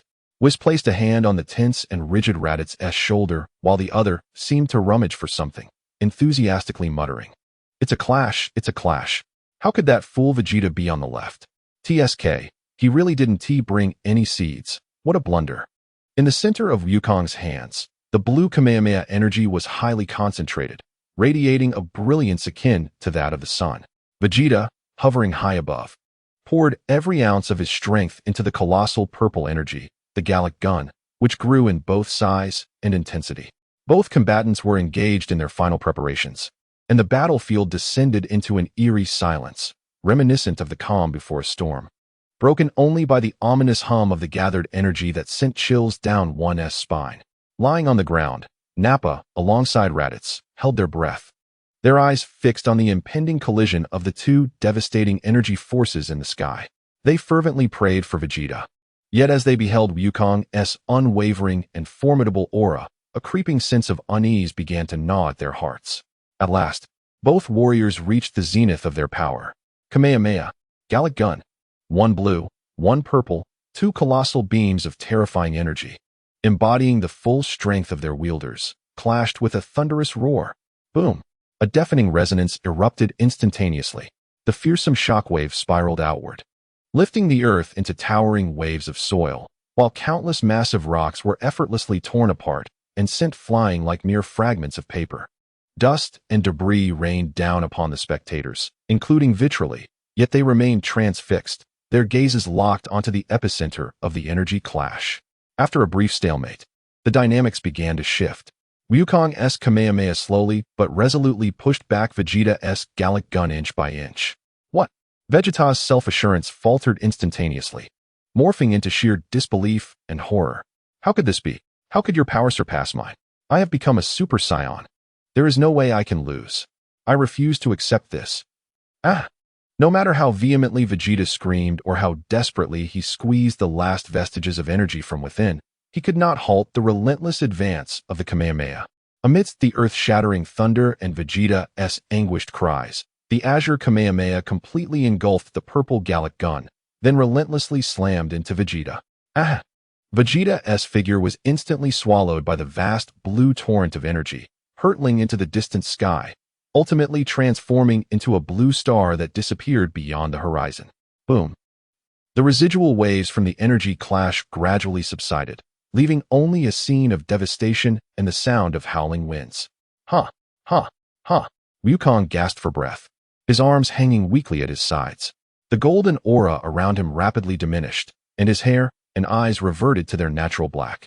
He gazed in the direction where Vegeta had vanished, and though weary, a joyful smile crept onto his lips. I have won this battle. In an instant, Vegeta's figure appeared beside Goku, laughing heartily as he patted Goku on the shoulder. Well done, my boy. You truly are remarkable, Goku. Initially, Goku intended to respond with a smile upon recognizing Vegeta, but suddenly, as if recalling something, the mirth vanished from his face, replaced by an overwhelming sense of sorrow. He lifted his gaze towards Vegeta and, with a voice tinged with melancholy, inquired, Vegeta, is it true that Master Roshi, Krillin, and Launch have all been killed by the people sent by Vegeta? A flicker of hope lingered in his eyes as he fixated on Vegeta, yearning to hear a denial. While he was aware that the Dragon Balls could resurrect them, the mere thought of his friends enduring the agony of death weighed heavily on his heart. Observing Goku's demeanor, Vegeta's smile faded as well. He sighed, adopting a somber and serious expression, and firmly patted Goku's shoulder, speaking in a profoundly sorrowful tone. I was merely jesting. Goku instinctively nodded, maintaining his sorrowful expression as he murmured, I'm fine, and there's the Dragon Balls, right? In the next moment, he froze, as if his mind had momentarily shut down, slowly turning to gaze blankly at Vegeta. After a prolonged silence, he managed to utter a dry, hesitant syllable. Huh? Vegeta, unable to contain his amusement at Goku's bewildered expression, burst into laughter and quickly stifled it, saying, that was just a joke. You need not thank me. I merely assisted you since you've struggled with your transformation for so long. No need for excessive gratitude. Just remember to treat me to a few good meals in the future. Goku blinked in confusion, still processing the immense revelation. Tentatively, he sought confirmation. So, you mean to say that Krillin and the others are actually unharmed? They're all fine now. Vegeta refrained from answering, merely turning away and shaking his shoulders, clearly suppressing laughter, before taking steps to make his escape. Goku's expression shifted from bewilderment to anger, his eyes widening and brows furrowing as a wave of indignation surged within him. "Vegeta!" he shouted furiously, rushing forward to seize Vegeta's clothing. "I have always trusted you. How could you deceive me, especially with matters concerning everyone's safety?" "Ha ha ha. My apologies, Goku. Just a little prank." Vegeta laughed heartily, evading Goku's grasp and vanishing into the distance in a flash. "Forgive me, Goku. I assure you, this is the last time. I do not believe your deceitful words." "You trickster, Vegeta. Stop right there," Goku yelled, disregarding his fatigue, and charged after him in a fit of rage. The two engaged in a chase, their figures swiftly disappearing over the horizon, leaving only Goku's furious shouts and Vegeta's raucous laughter echoing across the desolate plains. Meanwhile, Raditz and Nappa, who had just managed to rise to their feet, exchanged bewildered glances. As they both raised their heads simultaneously, they gazed at the empty sky where Vegeta had vanished. Raditz hesitated for a moment before addressing Nappa. "Why don't you fly up and check on Prince Vegeta?" Upon hearing this, Nappa shook his bald head vigorously, as if it were a rattle, and in a lowered voice replied to Raditz, "I may be foolish, but I'm not stupid. If I go up there and see the prince in a pitiful state, once he recovers, he will undoubtedly kill me to silence me." "Are you trying to get me killed?" After pondering Vegeta's temperament, Raditz found Nappa's reasoning quite sensible. Thus, the two Saiyans remained stationary, staring blankly at the sky, their hearts silently praying, "Prince Vegeta, may you be safe and sound, and please, hurry back down. Standing here with our heads raised is truly foolish." Chapter 32. The power to fulfill any wish. Laughter. The atmosphere in the living room of the brief residence was somewhat peculiar. Goku wore a look of indignation, much like a child reporting a grievance, as he recounted to Bulma how Whis had deceived him. Bulma, initially taken aback, raised an eyebrow in surprise, then shot a disapproving glare at Whis, who was attempting to feign interest in the scenery. After listening to Goku's complaint, she promptly instructed the robot butler, "Prepare a lavish feast, and make sure to include plenty of meat." Then, she extended her hand and accurately pinched Whis' ear, twisting it with force. "Ouch, that hurts. Be gentle, darling." Whis immediately responded, grinning in submission. "I can't believe you. Goku is so naive. And you take advantage of him like this? Are you pleased to see him upset?" Bulma scolded. "If you're truly bored, why not come and help me with some chores?" Faced with his wife's demands, Whis had no choice but to nod repeatedly, smiling as he agreed. Yes, my mistake. I'll help with the chores, no problem. You can count on me." Before long, an extravagant feast, replete with an array of tantalizing dishes, was laid out on the table by the robot servants. A perfectly roasted lamb, succulent dinosaur meat, and an assortment of exquisite delicacies left Goku completely forgetting his grievances. Nearly drooling as he beheld the spread, his eyes sparkled with delight, yearning to dive in immediately. However, Whis suddenly interjected, "Let us wait a moment before we dig in. I'll call that Vegeta fellow over. He's actually not bad, just a bit prideful, a tad foul-mouthed, somewhat short, and a bit stubborn. In short, you might end up becoming good friends in the future." Upon hearing this, Goku ceased his drooling over the food and nodded in agreement. "Well, since it was you, Whis, who deceived me about the previous matter, and Vegeta didn't send anyone to kill us, then he isn't a bad person." Whis chuckled softly, unable to resist murmuring under his breath, "He was just about to eliminate you, and yet he's not a bad person? Truly, you never cease to amaze me. You scoundrel, Goku." After uttering this perplexing remark that left Wukong bewildered, Vitri's figure flickered and vanished instantaneously from the restaurant, atop a snow-capped mountain somewhere on Earth. The frigid winds howled as Vegeta stood solitary at the peak, arms crossed. His tattered battle attire rustled ominously in the biting breeze. The scars inflicted during his confrontation with Wukong had yet to heal, with several minute wounds still subtly oozing blood. His expression dark. He gazed into the rolling sea of clouds, lost in contemplation, emanating an aura that discouraged any approach. Suddenly, Vitri appeared behind him without warning. "Ah, Vegeta," Vitri greeted cheerfully. "Shall we dine? I have prepared an abundance of exquisite delicacies at my home." Vegeta's body tensed momentarily, yet he refrained from turning around, merely emitting a frigid snort through his nose. Hmph. In his heart, he seethed at Vitri, the scoundrel who had maliciously spread rumors to provoke that fool Kakarot into transforming and, like him, becoming a Super Saiyan, ultimately leading to his defeat at Kakarot's hands.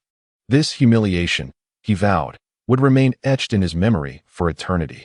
Vitri, unfazed by Vegeta's cold demeanor, approached with a broad smile and casually draped an arm over Vegeta's shoulders. This gesture caused Vegeta to stiffen once more. Vitri instinctively compared their heights, noting that Vegeta barely reached his chest. Unable to contain himself, Vitri burst into laughter. Vegeta whipped around, his fiery gaze fixed on Vitri, fury simmering within. "What are you laughing at, you fool?" Vitri quickly raised his hands in a mock apology, his face devoid of sincerity. My apologies, my apologies. I simply couldn't help it. It's your fault for being so short. By the way, Kakarot and I have been growing taller these past few years. While it seems you haven't made any progress at all. Stunted growth, perhaps? Currently, Vitri stood at a height of precisely 1.8 meters, with Wukong measuring around 1.75 meters, while Vegeta, by estimation, barely reached 1.65 meters. Vegeta's face flushed crimson, veins bulging on his forehead, resembling a creature cornered. He nearly shouted in retort, "I am a Saiyan, the noble prince of the warrior race, the Saiyans. My height may be modest, but my combat prowess is unparalleled. Vitri, you scoundrel, do not laugh." With that, he launched a furious punch towards Vitri's face. Observing Vegeta's complete breakdown, his exasperated demeanor only fueled Vitri's amusement. Vitri shrugged off the punch, which was of little consequence to him, and laughed heartily. "Ha ha ha, I'm truly sorry, but it's just too funny." Vegeta's expression darkened, as if he were staring at the murderer of his father. If glares could kill, Vitri would have already met his demise. After finally satiating his laughter, Vitri rubbed the tears from his eyes and patted Vegeta's shoulder. Half-jokingly, yet with a semblance of seriousness, he remarked, "So, Vegeta, who do you measure your fighting prowess against? Goku? He just bested you. Or do you believe you could triumph over me?" He paused deliberately, adding in a teasing tone, "Shall I refrain from defending myself and simply stand here for you to unleash your full assault for 10 minutes? Let us see if you can breach my defenses." Vegeta's complexion, which had just begun to soften, instantly flushed with fury. He huffed and puffed, struggling to articulate through gritted teeth. "Kakarot's victory was utterly unfair. You interfered in my battle with him. Otherwise, I would never have lost." Vitali shrugged nonchalantly. All right. It's all my fault. Is that sufficient? Now, esteemed Prince Vegeta, will you join us for a meal or not? If you decline, Kakarot and I will start without you. With such an abundance of delectable food, are you truly certain you wish to abstain?" A profound struggle and conflict flickered across Vegeta's face. On one hand, he despised conceding any semblance of goodwill to the insufferable Vitali. Yet on the other, after enduring an intense battle, his stomach was audibly protesting, and he had developed a newfound appreciation for the exquisite flavors of earthly cuisine. Ultimately, hunger triumphed over pride. He let out a heavy huff, turned his head, and with a tone befitting a warrior proclaimed, "Hmph. Of course I shall go. It's the perfect opportunity for you to witness my prowess. While I may not be your equal in combat now, at the dining table, you shall certainly find yourself no match for me, Vegeta." Vitali inwardly scoffed. What an odd sense of rivalry. "Very well, Prince of the dining table. Let us be on our way." He placed a hand on Vegeta's shoulder.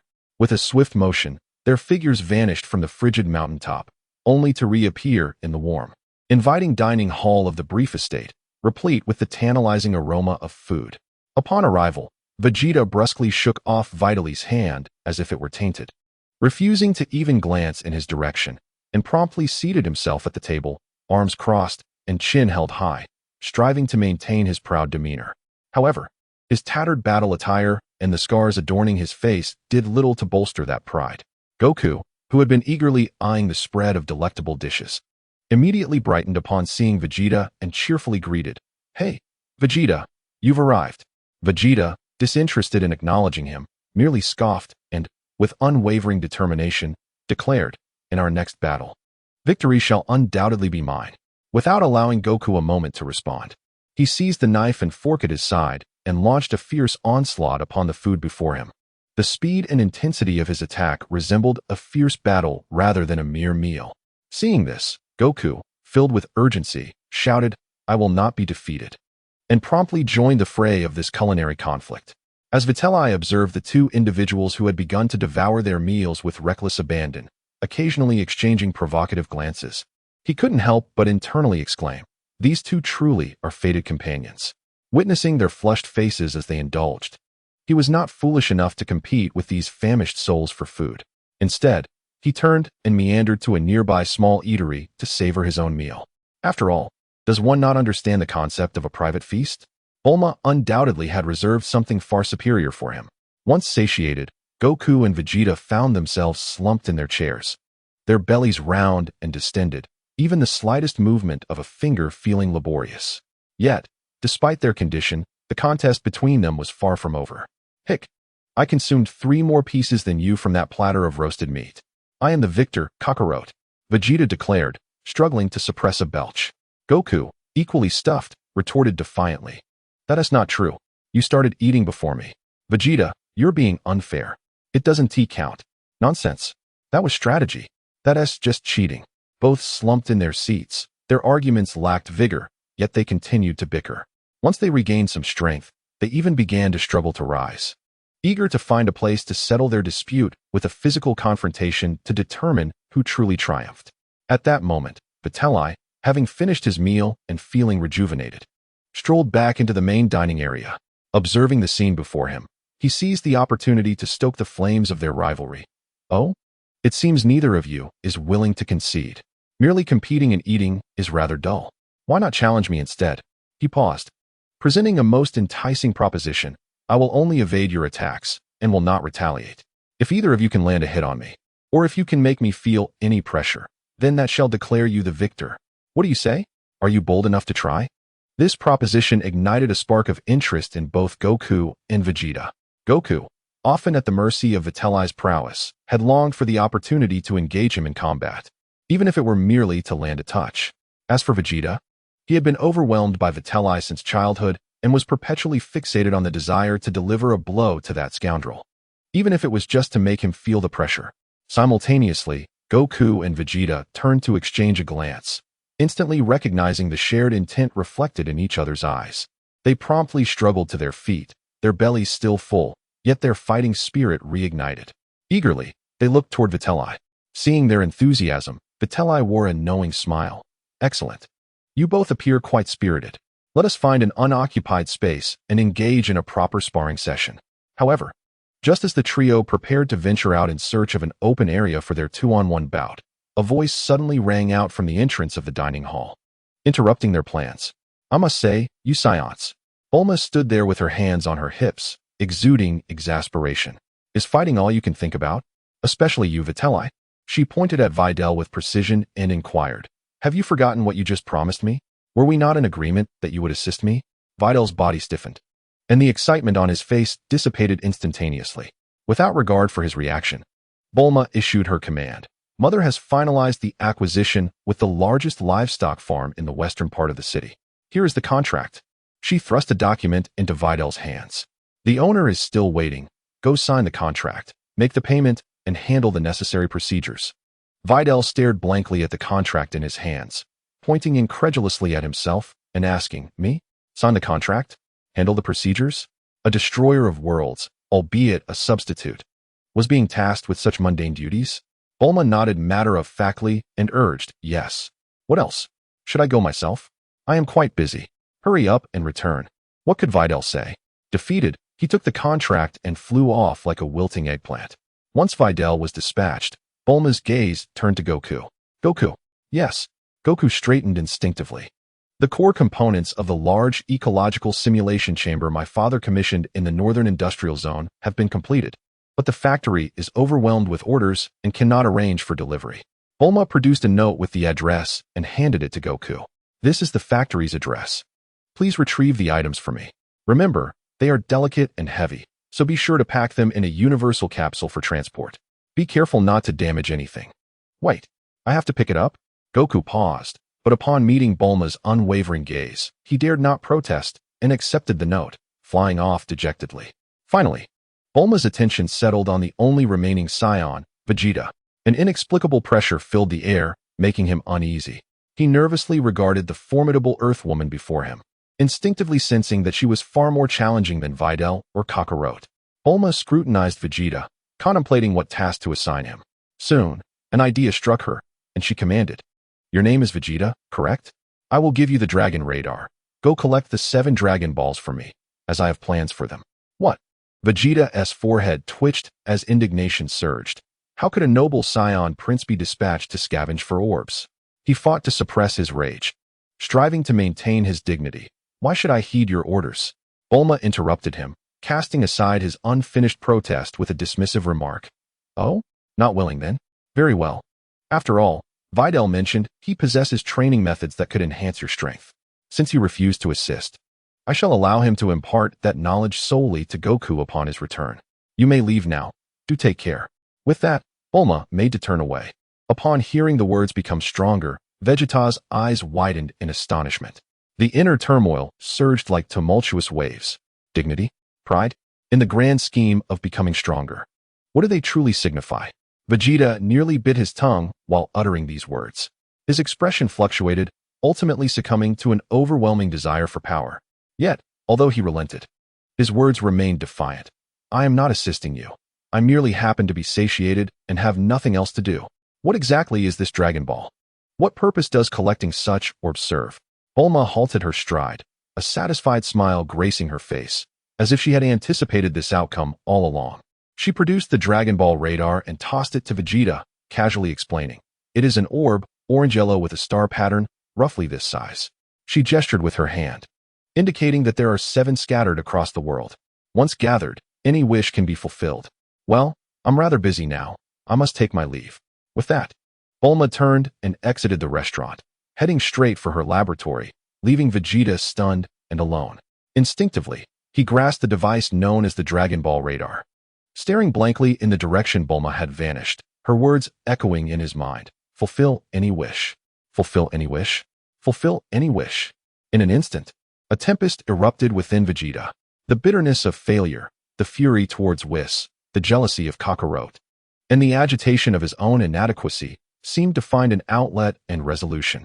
His breath grew heavy, his eyes gleaming with intense excitement and ambition. "Fulfill any wish," he murmured, his hand clutching the Dragon Ball radar, trembling with exhilaration. If this were true, then he, Vegeta, could. Chapter 33. Perhaps it isn't so bad after all? At this moment, Whis was in an office imbued with the subtle scent of hay and livestock. Seated across from a jovial, portly ranch owner, he was currently assisting Bulma in discussions regarding an acquisition. However, rather than a negotiation, it was more akin to the rotund owner enthusiastically presenting information, while Whis mostly listened in silence, occasionally nodding. "So, Mr. Whis, this contract essentially encompasses these terms. The ownership of all livestock, equipment, land, and all employee contracts are to be transferred. And the price has already been settled with the Capsule Corporation." The plump owner rubbed his hands together, wearing the shrewd smile characteristic of a businessman. The details of the contract were swiftly confirmed. The owner appeared to be in high spirits and eagerly offered to accompany Whis on a tour of the expansive ranch. The two strolled across the pasture, observing herds of cattle and sheep leisurely grazing, with distant fences and modern barns dotting the landscape. The portly proprietor gazed wistfully at the expanse of land he had cultivated for many years, a subtle hint of nostalgia flickering in his eyes. He began to recount the illustrious history of his family's stewardship over the ranch, narrating how it had blossomed from a modest establishment into its current grandeur. Vitri, perceptive to the melancholy that had crept into the man's demeanor, curiously inquired, "Given your deep attachment to this ranch, why have you decided to part with it?" At this, the proprietor's smile waned, transforming into a soft sigh. His tone turned somewhat wistful as he replied, There are 2 primary reasons." He raised 2 plump fingers towards Vitri and continued, "The first is for my daughter." A blend of helplessness and affection graced his features. She has grown up, developed her own aspirations, and is reluctant to inherit this legacy, finding little joy in the daily interactions with cattle and sheep. After graduating from university, she ventured to the vicinity of the Eastern capital, taking a position as a teacher at a place called, Orange Star High School. She is quite occupied with work and lives far away, making it rare for her to return to the Western capital. My wife and I miss her dearly. Thus, we thought it best to sell the ranch, purchase a home in the Eastern capital, and be closer to her, allowing us to see her more often. Vitri nodded, understanding the warmth behind this reason. "And what of the second reason?" Upon mentioning the second rationale, the proprietor's melancholy dissipated in an instant. He bashfully rubbed his nose, his eyes narrowing into joyful slits as he lowered his voice conspiratorially. The second reason is simply that the Universal Capsule Group has offered an amount I cannot refuse. Vitri nearly stumbled in disbelief.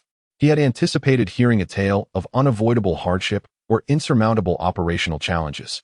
Yet this was the crux of it? A doting father, swayed by an excessive offer, choosing to divest his estate in pursuit of familial reunion? The absurdity of it left him both amused and perplexed. After touring the ranch, Vitri prepared to take his leave. He smiled at the affectionate patriarch and bid farewell, now that the contract has been finalized. There are merely a few formalities to attend to. I shall not impose any longer. Ah, very well. Safe travels, Mr. Vitri. Please extend my regards to Mrs. Briff. The proprietor warmly escorted him to the ranch's entrance.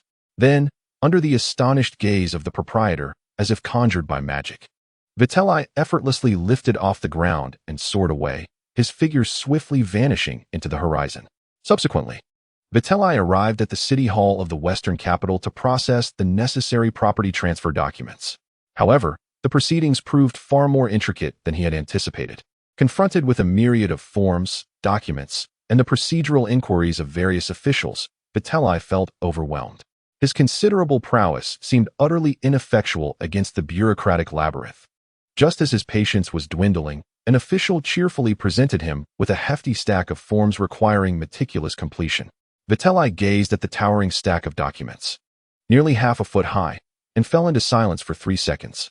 Then, with resolute determination, he cast all the papers onto the desk and addressed the still smiling official, saying, "I take my leave." Without waiting for a response, he turned on his heel and departed, his speed far exceeding that of his arrival. These troublesome procedures would be better entrusted to the omnipotent Bulma, who could arrange for professionals to handle them, he muttered to himself. Meanwhile, on the other side of the earth, Vegeta was soaring through the sky at breakneck speed, clutching the Dragon Ball radar. The screen glimmered with points of light, signifying the proximity of the Dragon Balls. This is the place. Vegeta abruptly halted, hovering in midair. He gazed downward, where an endless expanse of azure ocean unfolded beneath him. The source of the Dragon Ball signal lay beneath those deep waters. Without a moment's hesitation, he took a deep breath and plunged into the frigid sea, swiftly descending to the position indicated by the radar. As the light gradually dimmed and the water pressure increased, these challenges posed no threat to Vegeta. Guided by the radar, he navigated through a vibrant coral reef and eventually discovered an orange-yellow sphere half buried in the sand, adorned with 3 red stars. Found it. Vegeta's heart surged with joy as he quickly retrieved the orb. At last, all 7 Dragon Balls were gathered. He could hardly contain his excitement as he burst forth from the ocean's surface, soaring back into the sky. Water dripped from his body, but he paid it no heed, fixated on the newly found Dragon Ball in his grasp. After the initial exhilaration, Vegeta's gaze turned distant as he contemplated the orb. Memories flooded back of a recent time when he, alongside Nappa and Raditz, had been relentlessly pursued by Frieza's forces, their situation dire. Despite the peril, his heart had brimmed with pride, convinced that even the formidable Frieza could not bring about his demise. His successful escape was a testament to his strength. Yet, all that self-assurance was shattered upon encountering Vitri. That fleeting yet despairing skirmish had unveiled the depth of Vitri's unfathomable power, making him acutely aware of his own helplessness for the first time. A mere elite warrior. How could this be? Ha! Vegeta suddenly erupted into uncontrollable laughter, his voice echoing across the vast sea, filled with a complex and obscure emotion. He fixed his gaze on the Dragon Ball, as if it held the answer. So that is how it is. This is the path to strength. Vitri. Vegeta muttered to the air, his expression shifting dramatically. A mere elite warrior. No wonder I am no match for you. So, you have harnessed the power of this. The method of becoming stronger that foolish woman spoke of? This must be it. Ha! This is your way of growing stronger. He vocally expressed his excitement and the thrill of uncovering the truth, gradually calming down after a long while. At this juncture, Vegeta's gaze sharpened significantly. He resolved to find a concealed location and make his wish without delay. With determination, his form transformed into a streak of light, skimming across the ocean's surface, his eyes scanning the horizon like a hawk in search of an uninhabited island. Just as Vegeta's emotions surged intensely, At Kame House, Master Rashi, leisurely perusing the latest swimsuit magazine while lounging on a beach chair, suddenly tumbled to the ground with a thud. Ignoring the magazine, he sprang upright, his expression frozen in shock as he stared in the general direction of Vegeta. Disbelief etched on his face. Master Rashi. Krillin rushed out of the house, a look of palpable fear on his countenance as he followed the direction of Master Rashi's gaze, his voice trembling. What is this? The one who fought Goku last time? Such overwhelming energy. His fright rendered him nearly incoherent, seeking solace from the martial arts master. Master Rashi's face bore an exceedingly complex expression, which ultimately transformed into a long sigh as he softly shook his head, murmuring, I am truly getting old. These young ones are all so powerful, like monsters. I can hardly comprehend this world anymore. Krillin swallowed hard, barely managing to speak in a hushed tone. Could it be that Goku lost the previous battle? Vegeta dismissed the faint, nearly imperceptible energies of the two in the distance, his entire focus fixated on his wish. His figure darted swiftly over the ocean, and soon, a desolate island appeared before him, lush with greenery but devoid of any signs of human activity. This is the place. Vegeta descended rapidly onto the sandy beach of the uninhabited isle. With a heart brimming with excitement and reverence, he carefully arranged the 7 Dragon Balls upon the sand. After steadying his breathing, he faced the Dragon Balls and, with all his might and fervent desire, shouted, I want to become stronger than Videl. Silence enveloped the surroundings. The only sounds were the rustling of the sea breeze through the palm trees and the gentle lapping of waves against the shore. The Dragon Balls lay quietly in the sand, unresponsive. A seagull, startled by Vegeta's sudden exclamation, let out a flurry of frantic cries, flapping its wings in a hasty retreat. Vegeta's expression of excitement and anticipation froze instantly. Could that Earth woman have deceived me? His brow furrowed, but he quickly dismissed the thought. No. She had no reason to deceive me. There must be something amiss. He snapped his fingers, believing he had uncovered the key. Of course. It must be the arrangement or the posture for the wish. This is no challenge for me, Vegeta. He promptly set to work, meticulously rearranging the 7 Dragon Balls with utmost seriousness, this time forming them into a precise configuration. Taking a deep breath once more, he shouted with an even more powerful voice, I want to become stronger than Videl. Vegeta's forehead began to bead with exertion. He remained undeterred and once again set to work, this time arranging the Dragon Balls in a straight line. Meanwhile, within the Celestial Temple, the god of heaven and Popo were observing the industrious figure of Vegeta on a deserted island. The god of heaven wore a frown, his lips twitching as he turned to Popo and remarked, Mr. Popo, do you think this Saiyan prince is a bit unhinged? He gestured towards his head. Popo, still expressionless and seemingly lost in thought, silently watched Vegeta persist in adjusting the arrangement of the Dragon Balls. After a moment of contemplation, he nodded affirmatively and replied in his usual calm voice, the god of heaven speaks true. In West City, within the brief residence, Bulma sat in her room, exasperated as she gazed at the mountain of paperwork brought back by Whis, feeling overwhelmed. With a sigh, she muttered under her breath, what a fool. He can't even manage to fill out a dozen forms. If he dares propose without preparing 99 roses, She paused, seemingly recalling Whis's troublesome nature, and casually amended, no, 9 roses. If he doesn't prepare 9 roses and a romantic proposal, I want to marry him. She selectively overlooked the fact that roses were abundant on Earth, easily obtainable. After all, judging by her understanding of Whis' emotional intelligence, it was likely she would have to secretly procure the roses herself and then hand them to him, prompting him to kneel and present them. In order to achieve that romantic ceremony, lost in her thoughts, Bulma began to envision her future with Whis, imagining their daily life with children, momentarily forgetting the paperwork that required her attention. Just as she was daydreaming about the future, a sudden, thunderous sonic boom erupted from the sky, causing the windows to rattle. Startled by the unexpected noise, Bulma was jolted back to reality. Frowning, she rose and approached the window. Outside, she spotted a figure descending rapidly from the heavens, crashing onto the estate's lawn and sending up a cloud of grass and dust. It was Vegeta, returning from his quest for the Dragon Balls. Honestly, Bulma exclaimed as she flung open the window, addressing Vegeta with irritation. Can you be a little quieter when you land? You nearly scared me to death. Have you gathered the Dragon Balls? Hand them over. She reached out through the window, signaling for Vegeta to give her the Dragon Balls. Vegeta scoffed. And instead of relinquishing the orbs, he instinctively clutched them tighter. Suppressing his anger, he demanded in a brusque tone, "Cut the chatter, woman. Tell me, how does one make a wish with these Dragon Balls?" Bulma was momentarily taken aback by his question, quickly realizing his intention to claim the Dragon Balls for himself. Just as she was about to respond, a breeze swept by, and Whis appeared beside her with a warm smile. He naturally wrapped his arm around Bulma, pulling her closer into his embrace. With a smile, he turned to the visibly displeased Vegeta, casually inquiring, "From your tone, it seems you intend to utilize the Dragon Balls for yourself?" Vegeta's countenance was icy, exuding an air of haughty certainty as he proclaimed, "So what if I do? I have uncovered your secret, Whis. You have become so powerful by wishing upon this orb, haven't you? Otherwise, how could a mere elite warrior surpass me? The esteemed prince of all Saiyans, Vegeta? It simply does not add up."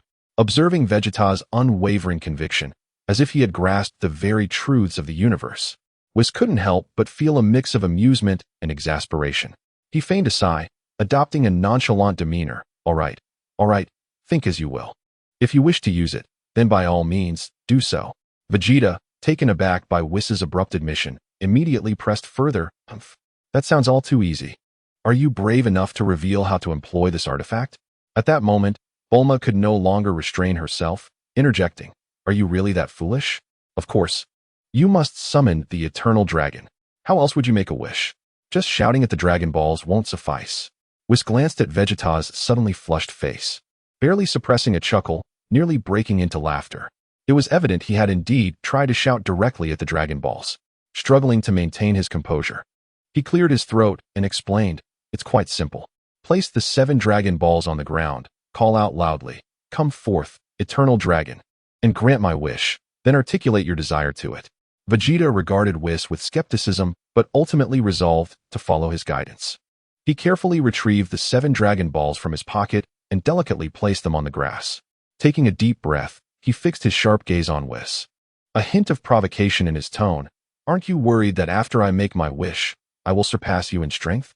Whis and Bulma exchanged glances, displaying a remarkable marital harmony as they simultaneously shrugged and declared in unison, "Be my guest." They even synchronized a gesture inviting him to proceed with his performance. Vegeta found their dismissive attitude infuriating, reminding himself that making the wish was paramount. He forced his focus onto the Dragon Balls, casting a lingering glance at Whis. As if etching his arrogant visage into memory, he then turned towards the Dragon Balls, summoning all his strength to shout, "Arise. Eternal Dragon, grant my wish." Buzz. As if in response to his summons, the 7 Dragon Balls erupted in a dazzling golden radiance. The sky above West City was abruptly engulfed in an eerie darkness, as if night had fallen prematurely. The brilliance of the 7 Dragon Balls intensified, culminating in a golden beam shooting skyward. A resounding roar of the dragon echoed through the heavens. A magnificent emerald dragon, radiating an aura of infinite majesty, materialized from the light. Its colossal form coiled through the ominous clouds, and after a moment, it lowered its head, its enormous crimson eyes surveying the diminutive humans below. In a deep, resounding voice, the dragon intoned, "He who has summoned me, speak forth your wish. Regardless of the wish, I can, Just as the words were halfway spoken, the majestic gaze of the dragon swept over the esteemed deity, Vitri, causing its colossal form to freeze abruptly. The originally grandiose tone underwent a complete transformation, shifting to one of utmost humility as it said, "To think it is the esteemed god of destruction, Lord Vitri. May I inquire what summons you have for the young dragon?"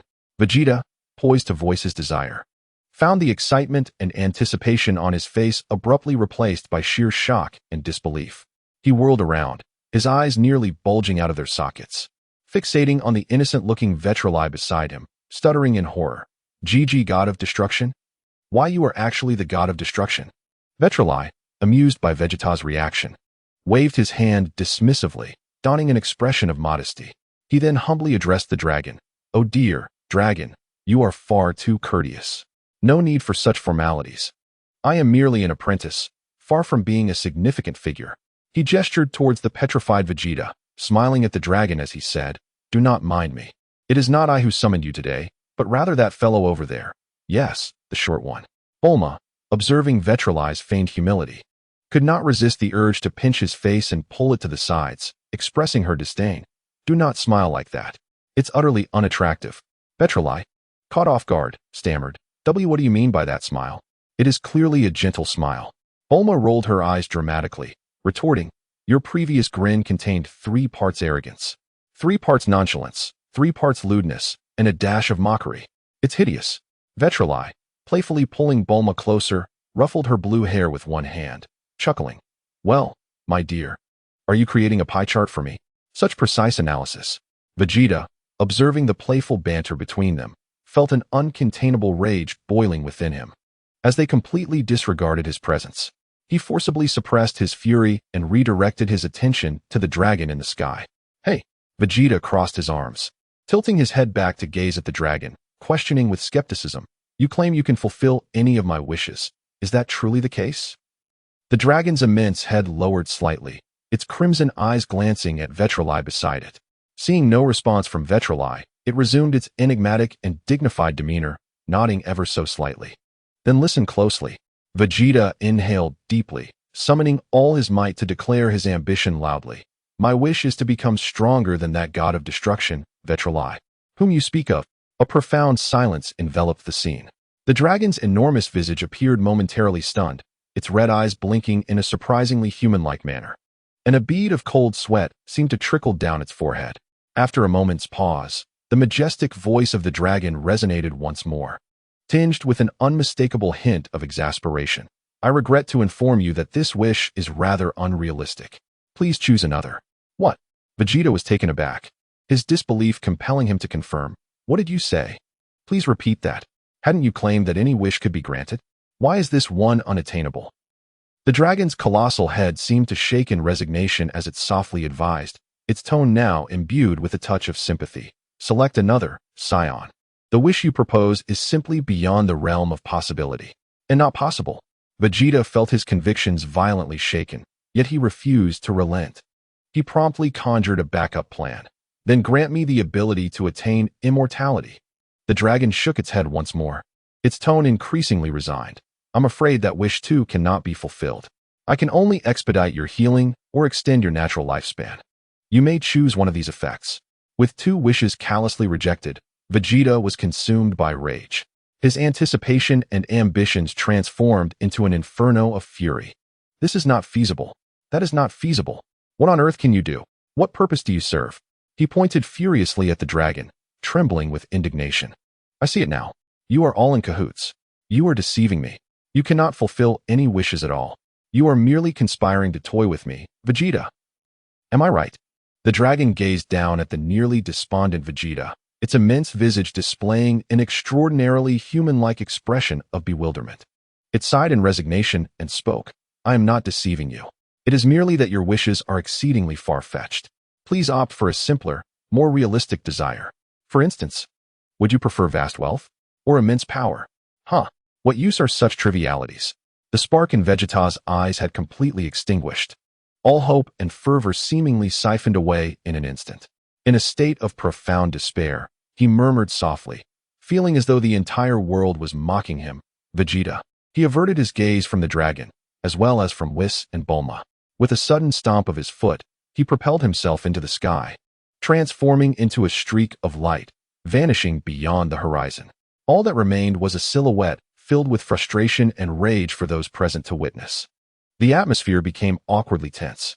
Whis regarded the direction where Vegeta had disappeared, stroking his chin, and suddenly addressed the dragon in the sky. Dragon, you can still grant wishes, correct? Then let that fellow who just flew away grow 6 centimeters taller.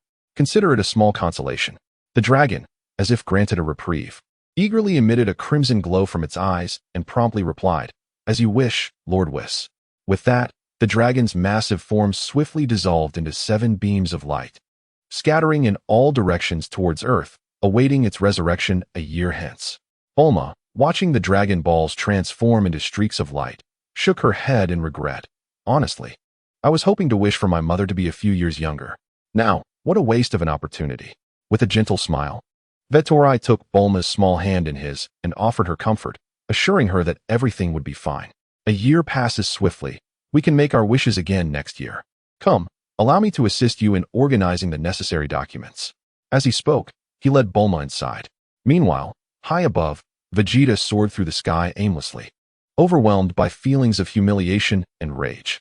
Suddenly, he sensed a peculiar warmth coursing through his body. He distinctly felt a gentle tug on his limbs and torso, as if an invisible force were pulling at him. To his astonishment, he perceived that his vantage point had elevated slightly. Vegeta paused abruptly, instinctively glancing down at his hands and feet, measuring his height. Could it be that he had indeed grown a bit taller? With a dismissive snort, he attempted to cast aside this strange development. Closing his eyes, he concentrated on the auras of Nappa and Raditz, preparing to reunite with them. Yet, a subtle smile betrayed the usually stern expression on his face, the corners of his lips curling upwards ever so slightly, forming a minuscule arc, akin to a pixelated curve. Chapter 34. Why on earth is there a wild destroyer? In the backyard of the Brief Estate in West City, the gravity chamber hummed under the strain of an intense battle. Inside, Goku wore a serious expression, his body enveloped in a white aura as he unleashed a barrage of punches from various angles toward Vitri, who remained effortlessly relaxed in his stance. Hey, strike, strike, strike. Goku's every assault was executed with remarkable speed, his voice a constant murmur as his hands flew in a relentless flurry of attacks. Yet, Vitri merely tilted his body slightly, or raised a hand with minimal effort to block, effortlessly neutralizing each swift and fierce onslaught. His feet remained planted within a small circle on the ground, unmoved since the onset of their duel.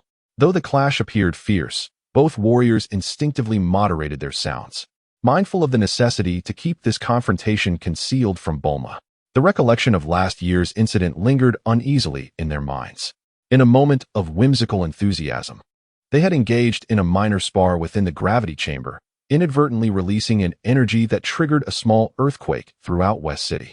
While no casualties resulted, the panic among the citizens and the near mishap involving the Brief family had incited rare fury from Bulma. Vitri had expended considerable effort to placate her, offering apologies and assurances to quell her anger. Had it not been for Whis' timely arrival, summoned by Vitri, diverting Bulma's attention, one could only imagine how long she might have continued to berate him. Since that incident, Vitri had approached his activities on Earth with utmost caution, instinctively avoiding Bulma even during training. Thus, today's contest is less a battle and more a one-sided guidance from Vitri to Goku. Goku is the only one attacking with full force, while Vitri remains entirely focused on evasion and defense. Whoosh! Goku delivers a swift straight punch aimed at Vitri's face, only for the latter to deftly deflect it with a gentle lift of his hand. In a fluid motion, Vitri flicks his fingers, landing a light but precise tap on Goku's forehead. Thud! A delightful sound for a good strike. Ouch! Goku instantly crouches down, clutching his suddenly reddened forehead, grimacing as he gasps for air in pain. Vitri, you truly are formidable. I can't even land a touch on you at my current level. Vitri, suppressing his aura, smirks teasingly. Are you up for it, Goku? I barely exerted any effort, and you're already in agony? Goku lifts his head, determination burning in his eyes.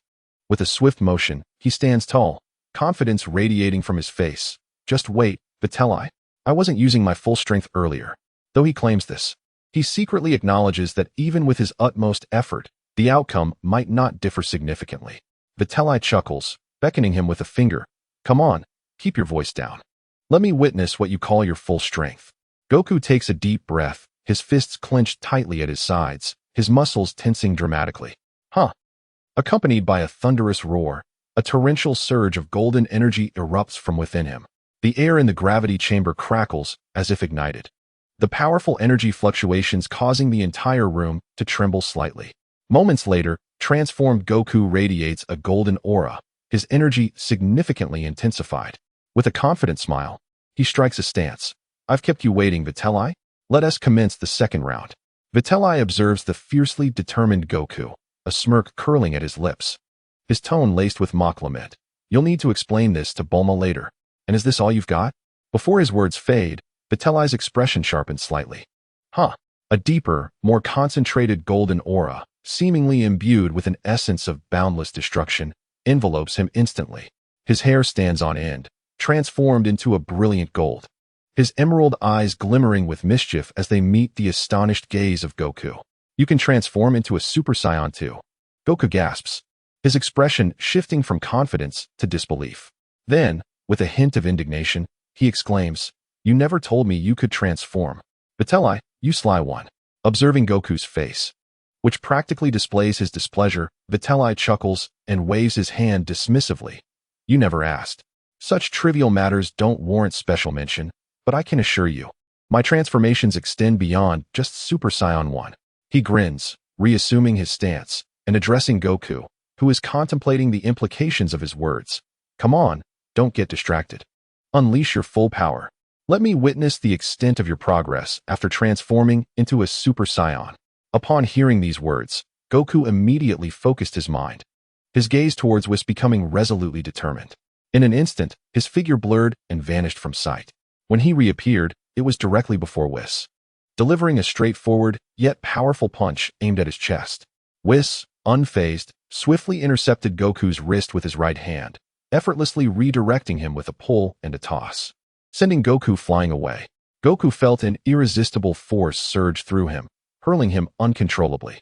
He crashed violently against the alloy wall of the gravity chamber, producing a heavy thud, leaving a massive dent in the wall. Again, with unyielding spirit, Goku shouted defiantly, disappearing once more, reappearing at Whis's back in a swift motion. He executed a fierce roundhouse kick, slicing through the air towards Whis' cheek.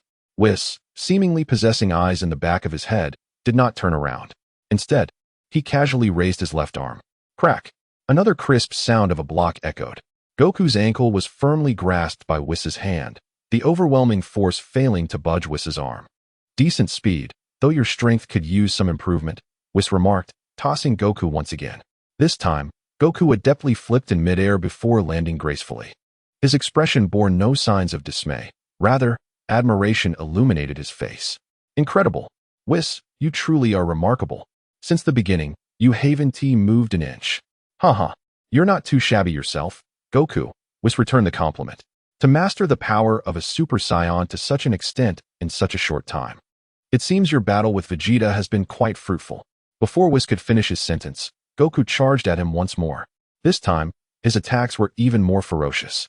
He was moving faster, and his punches were infused with greater strength.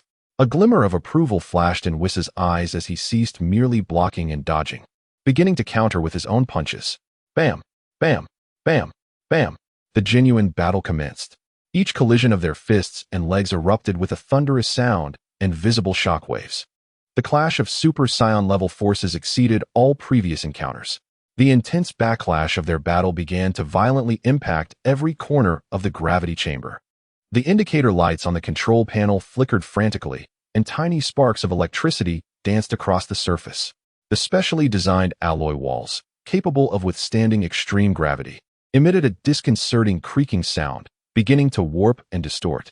Noticing the changes in their surroundings, Whis's expression shifted dramatically as he quickly reined in his aura.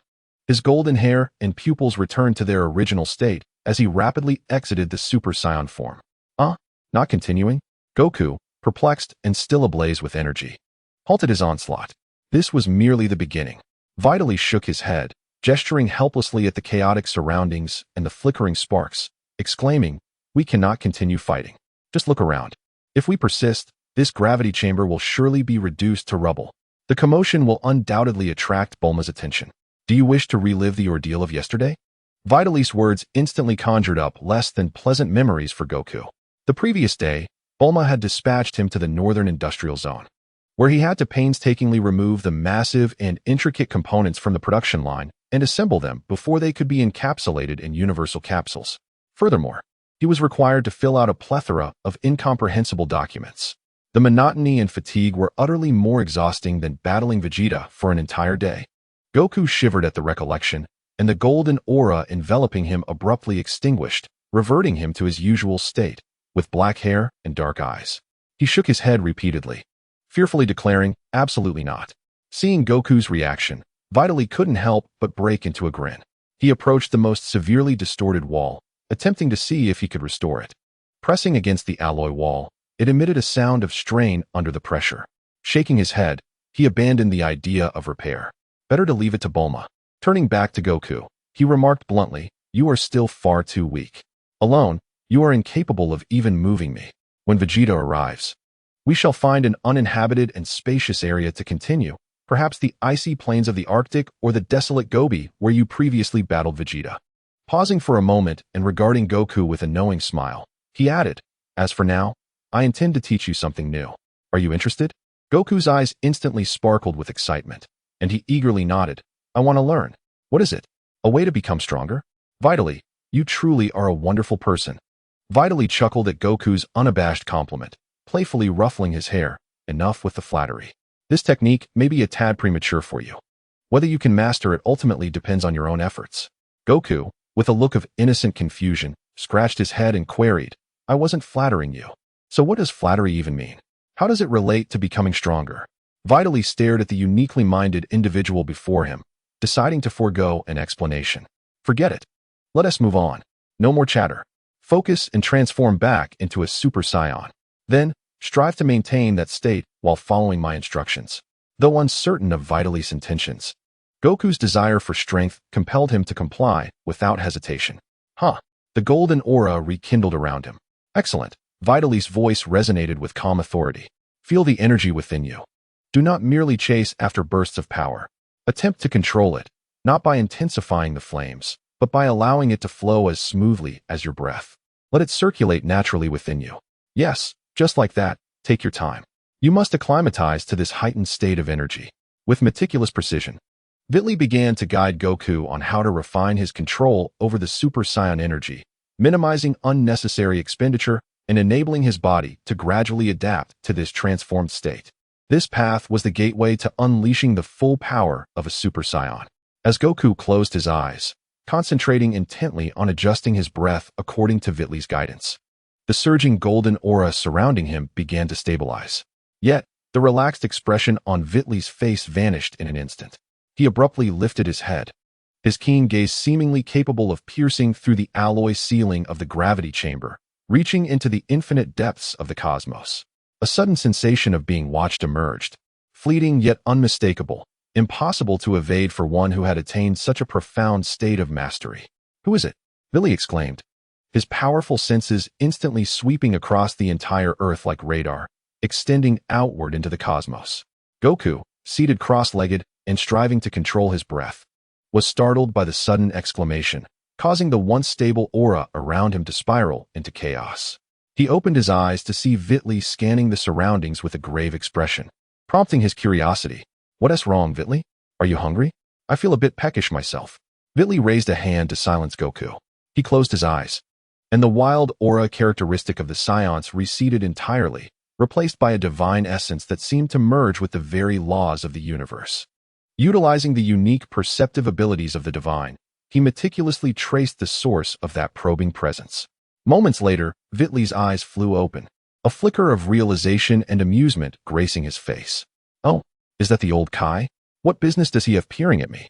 Meanwhile, in the underworld's Huangquan, on a minuscule planet connected only by a long serpentine path, the Kai adjusted his small sunglasses, his chubby face etched with worry. At that moment, he sat in his vintage automobile, using his abilities to observe the situation in the North Galaxy. Alas, he sighed heavily, his rotund form curling in despair. Frieza's actions were alarmingly swift. It was hard to believe that in just a week, over a dozen planets had been completely seized by his army. His gaze swept over the fallen worlds, witnessing scorched earth and countless weeping souls. The brutal methods employed by Frieza's forces chilled him to the core. They frequently conducted thorough purges of the indigenous populations, and when faced with fierce resistance, Frieza would personally intervene, annihilating entire planets without hesitation. This predicament has become rather troublesome. The king of the other world wiped the sweat from his brow, muttering to himself in distress. The underworld is on the verge of being overwhelmed by souls. Yesterday, King Yinluo lamented to me that he is so busy he scarcely has time to sip tea. If this continues, the Order of the Yellow Springs will surely descend into chaos. He furrowed his brow, contemplating possible solutions. Should I seek assistance from the Galactic Patrol? No. Those fellows can handle ordinary cosmic pirates, but against a monster like Frieza, they would merely be courting death. Is there truly no one capable of subduing him? His gaze involuntarily drifted through the annals of history in the Northern Galaxy, hoping to uncover a glimmer of insight. He witnessed the emergence of Frieza, observed King Cold presenting the Saiyans as gifts to the young Frieza, beheld the glorious explosion of Planet Vegeta as it was reduced to cosmic dust, and noted how Vegeta and others narrowly escaped Frieza's clutches. This Saiyan prince, the king of the other world, took note of Vegeta. His strength was indeed formidable, yet his aura was steeped in malevolence, only slightly inferior to that of Frieza. Were all Saiyans truly nothing more than madmen obsessed with combat and destruction? A wave of disappointment washed over him. Yet the ancient legend of the Super Saiyan kindled a flicker of hope within him. Was there truly no kind-hearted Saiyan among them? Embracing a sense of curiosity, he continued his search through the history of the Northern Galaxy. In the course of his exploration, he even witnessed a Saiyan valiantly resisting Frieza before their home world was annihilated, only to be effortlessly extinguished due to the vast disparity in power. He distinctly heard the words the Saiyan shouted in his final moments. Kakarot? Who is that? Just as he was on the verge of abandoning his quest, a faint yet remarkably pure aura captured his attention. This essence was entirely distinct from all the Saiyans he had sensed before. He traced the trajectory of this aura, which ultimately led to a cerulean planet, Earth. How peculiar, the king of the other world pondered. Why did the visual of Earth in the past timeline appear so blurred? It seemed as if some force had deliberately interfered. In a fleeting glimpse, it appeared he saw the phantom of a scepter flash by. Never mind, he thought. I shall focus on the present. He directed his gaze to the current moment on Earth, meticulously searching for the source of that pure aura. In the next instant, the king of the northern realm's eyes widened in astonishment, his mouth agape, as if it could accommodate a light bulb. That is. In his line of sight, within a certain room on Earth, two colossal and suffocating surges of golden energy were clashing violently. One energy was wild and untamed, while the other was deeper, more reserved, yet emanated a soul-stirring majesty. The source of that pure aura was none other than the young man with golden hair and blue eyes, relentlessly attacking a stronger opponent, a super-duper Saiyan. And two at once. The king of the other world was nearly thrown from his small vehicle in shock. Oh, how delightful. Following the initial astonishment came overwhelming joy, and he wept tears of happiness as he exclaimed, how remarkably pure, how genuinely kind. There are indeed good people among the Saiyans. This is truly extraordinary. The Northern Galaxy is saved. He was so overwhelmed with excitement that he couldn't help but dance with joy, concentrating his attention further to observe more closely. He was utterly oblivious to the enigmatic blonde man, who seemed to have sensed something amiss. Inside the gravity chamber, Vitri wore a knowing smile. He gently patted Goku, who was still striving to control his breath, awakening him with the words, "Hey, Goku, stop practicing for now." Goku opened his eyes, looking at him in confusion. What's the matter? I feel like I'm starting to get the hang of it. I'm taking you to a wonderful place. Let us go have some fun. Vitri grinned, as if he were about to orchestrate a playful prank. Hold on to me. Wait. Fun. Is it time to eat? Goku's face was a mixture of bewilderment, yet he instinctively grasped Vitri's arm. Without further ado, Vitri activated his teleportation with a thought. In an instant, their figures vanished from the gravity chamber. The next moment, they appeared in a place of strikingly different scenery. The air was fresh and invigorating, with lush green grass, ancient architecture, and towering trees in the distance, creating a tranquil and serene environment. Wow, where's this? Goku curiously looked around, sensing a peculiar energy within the very air. The King Kai's realm, Vitri replied succinctly, then called out in a booming voice, Shin. Old King Kai, are you there? His voice echoed across the vast expanse of the divine realm. Shortly after, a figure rushed out from the distant temple like a whirlwind, his face alight with relief and excitement. None other than Shin, the recently frazzled King Kai. Vitri-san, you have finally arrived. Shin was nearly in tears of joy.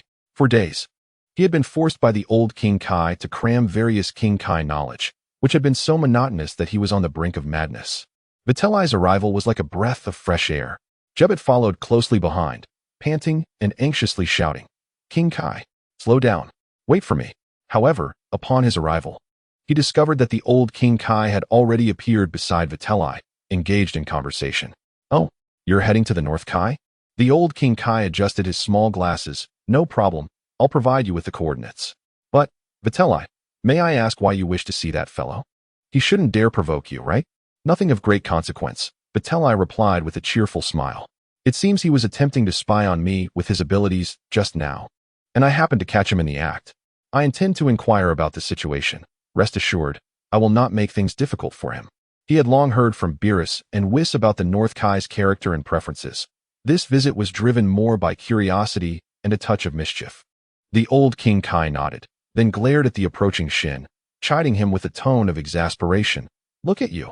What a disgraceful appearance. Is it so difficult to focus on your studies? You sprinted faster than a rabbit at the mere sound of Vitellai's voice. Shin immediately lowered his head like a child who had misbehaved. I am truly sorry, esteemed ancestor. I merely assumed that Vetricin had something of great importance to discuss. Vetricin, observing Exion's eager demeanor, found it somewhat amusing. He waved his hand dismissively at Exion and comfortingly said, Exion, I have matters to attend to this time. Perhaps we can play together another day. Without allowing Exion the chance to protest, he seized the opportunity to examine the old Kaioshin and the curious Goku. In a flash, the two figures vanished once more. Watching Vetricin depart, Exion's hopes were abruptly dashed. He sighed, and under the increasingly disapproving gaze of the old Kaioshin, he reluctantly followed his ancestor back to the temple, continuing what seemed to be an interminable cycle of study. In the underworld, within the Yama King's grand office, he was busily overwhelmed with work behind a colossal desk when he suddenly felt a peculiar sensation and lifted his gaze towards the outside. He sensed two living souls, distinctly not belonging to the underworld, fleeting the pass by at an astonishing speed. Closing his eyes to concentrate, he perceived the presence more acutely. His massive frame shuddered slightly, and he abruptly opened his eyes, murmuring softly, could it be that newly appointed candidate for the god of destruction? And another is a Saiyan? What business do they have in the afterlife? It appears they are seeking the North Kai. He shook his enormous head, deciding to prioritize self-preservation. Not my concern. Not my concern. I know nothing. I have seen nothing. Having muttered this, he immediately buried himself in the towering stack of documents, intensifying his efforts to approve them, feigning ignorance of the events that had transpired. On the diminutive Kaioshin planet, the North Kai had long since lost the excitement and exhilaration he felt upon discovering the Super Saiyan. The Kaioshin had already informed him that a god of destruction was inquiring about him due to his earlier indiscretion. Now, he paced back and forth on his small planet like an ant on a hot skillet, beads of cold sweat dotting his forehead. This is disastrous. This is terrible, he muttered anxiously, his voice rife with panic. How could a god of destruction arise from such a remote planet as Earth? And I dared to spy on him. And he caught me. I'm surely doomed. Will my Kaioshin planet shrink again? After several agitated laps, he suddenly halted, a glimmer of cleverness flashing in his small eyes. I shall hide. He clapped his hands in excitement, exclaiming, perhaps I can seek refuge with the South Kai? No, that fellow is too chatty. What about the West Kai? Although his singing is unbearable, at least he is loyal, resolute in his decision. He turned to return to his modest dwelling to gather a few belongings, intending to bring along his two pets, Babarusu and Gurigurii, for an impromptu escape. However, just as he took a step forward, two figures appeared before him without warning, blocking his path. Preoccupied with his plans for evasion, the Kaioshin did not notice them and unexpectedly collided with one of the figures. Ouch! He exclaimed, feeling as though he had run into a solid wall, his rotund body losing balance, and with a thud, he fell to the ground, stars dancing before his eyes. As Wukong gazed at the small plump boy he had accidentally knocked over, he quickly extended a friendly hand, grasping the fabric of his clothing and gently placing him back on the ground with a hint of apology gracing his features. I sincerely apologize. Vitellai's speed is truly remarkable. I didn't notice you there. Are you all right? The King of the North had become utterly stiff in his movements. Trembling, he adjusted his misaligned sunglasses and glanced at the seemingly harmless Wukong before slowly turning his head to the side, where a dark-haired youth stood, grinning mischievously. He swallowed hard, feeling his throat dry as his mind raced, ultimately deciding to feign ignorance and navigate the situation with caution. Clearing his throat a couple of times, he smoothed out the wrinkles in his clothing that Wukong had inadvertently created, striving to project an air of authority and composure. First, he nodded at Wukong, signaling that he was fine, then turned to Vitellai and, in the calmest tone he could muster, remarked, "Ah, what a rare guest indeed. I never expected a visit from the esteemed god of destruction here on my humble King's planet. Might I inquire if there is something of great importance that brings you to my realm?" Vitellai observed the King of the North, who was clearly trembling with anxiety, yet attempting to maintain a facade of poise. His eyes narrowed playfully, and his smile widened with delight, mimicking the king's demeanor. He replied in a light-hearted, casual tone, "Oh, it's nothing. Just wandering about." The expression on the King of the North's face instantly froze. Chapter 35. How could the Dragon Rider possibly lose? Regret consumed the King of the North, a deep longing for the past, wishing he could turn back time. The peculiar god of destruction, upon arriving at his minuscule planet, exhibited neither wrath nor the formidable presence akin to Beerus. Instead, he greeted him with a jovial demeanor, cheerfully stating, "My dear king, Wukong and I haven't had lunch yet. We're feeling a bit peckish. Would you be so kind as to host us for a meal? Of course, we shall not dine for free." As he spoke, Vitri produced a complete set of universal capsules from his coat, selecting one with great care and cheerfully presenting it to the bewildered King of the North. "Consider this a gift for your hospitality." At that moment, Wukong, who had been curiously surveying the surroundings, perked up at the mention of food, his eyes sparkling with excitement as his stomach audibly growled in agreement. He immediately directed his full attention to the King of the North, his mind racing with thoughts about the meal to come. Though he had not entirely grasped the nature of the relationship between Vitri and the bespectacled king, the promise of food was more than sufficient. Finally, was a meal about to be served? Wukong's face radiated the pure, unadulterated joy characteristic of a true foodie. The King of the North swallowed hard, his heart racing with uncertainty. He was utterly perplexed by the intentions of this god of destruction. Tentatively, he reached out to accept the small capsule, examining it from various angles before hesitating momentarily and pressing the button on the capsule. Boom! A plume of white smoke erupted suddenly, revealing a delicately crafted dome-shaped cottage that materialized on the open ground of the North Galaxy, effectively enveloping the North Kai, who stood helplessly beneath it, leaving only his short legs flailing in despair. "Oh dear!" Vitri exclaimed, his face contorted in exaggerated astonishment. He slapped his forehead and, with a tone lacking sincerity, apologized.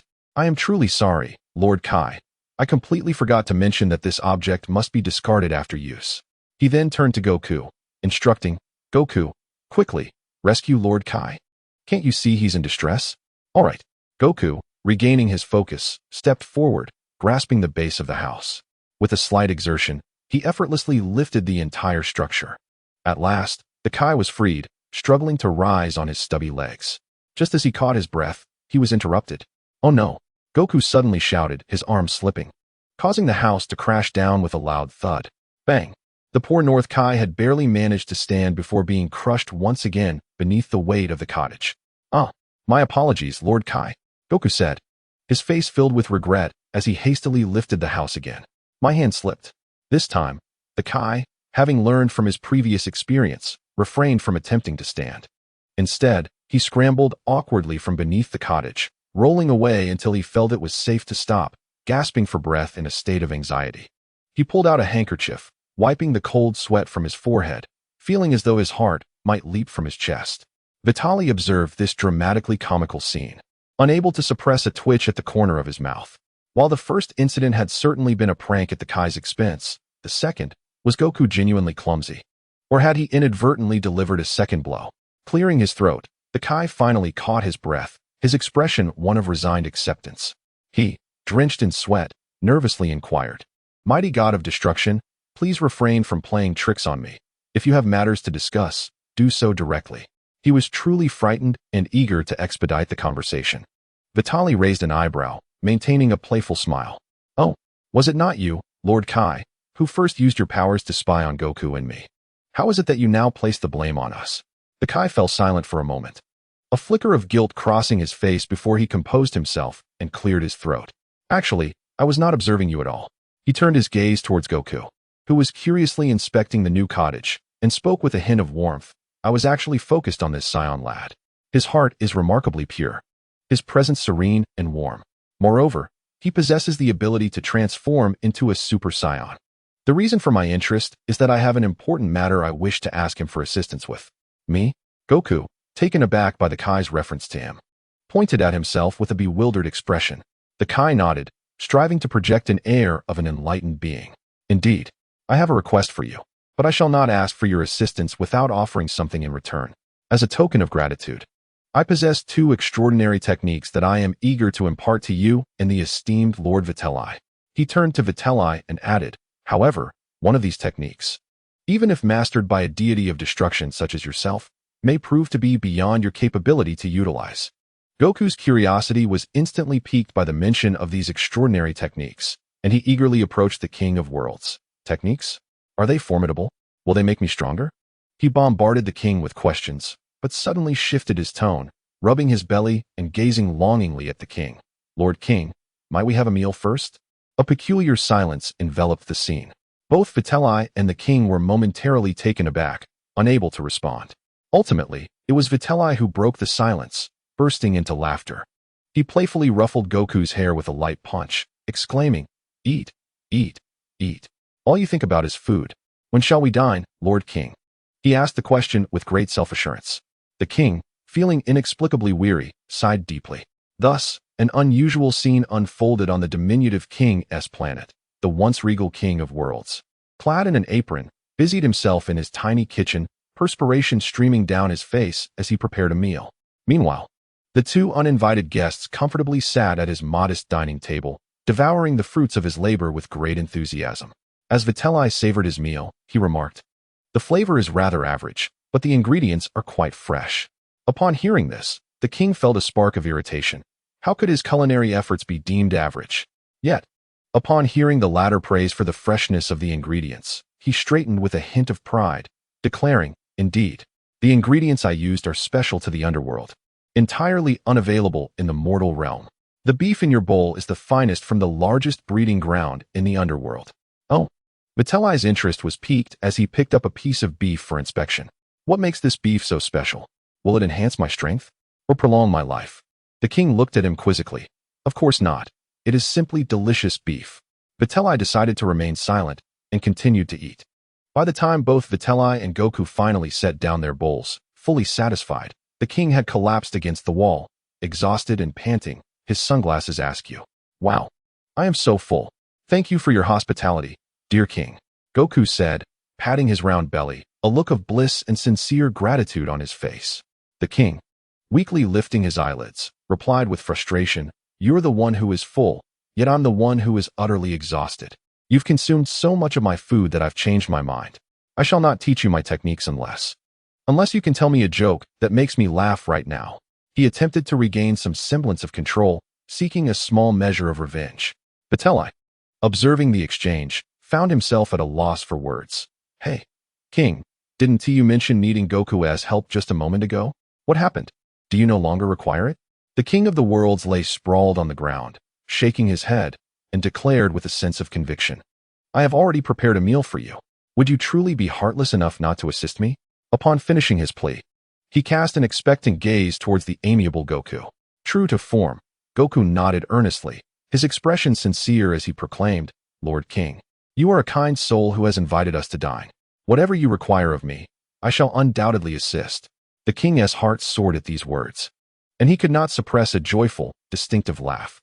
Yet, at that moment, Vitri interjected with a calm demeanor, stating, "Ah, king, you are laughing now. It seems Goku's jest has been quite successful." He had long recognized the king's amusing nature, and it was evident that teasing him was indeed entertaining.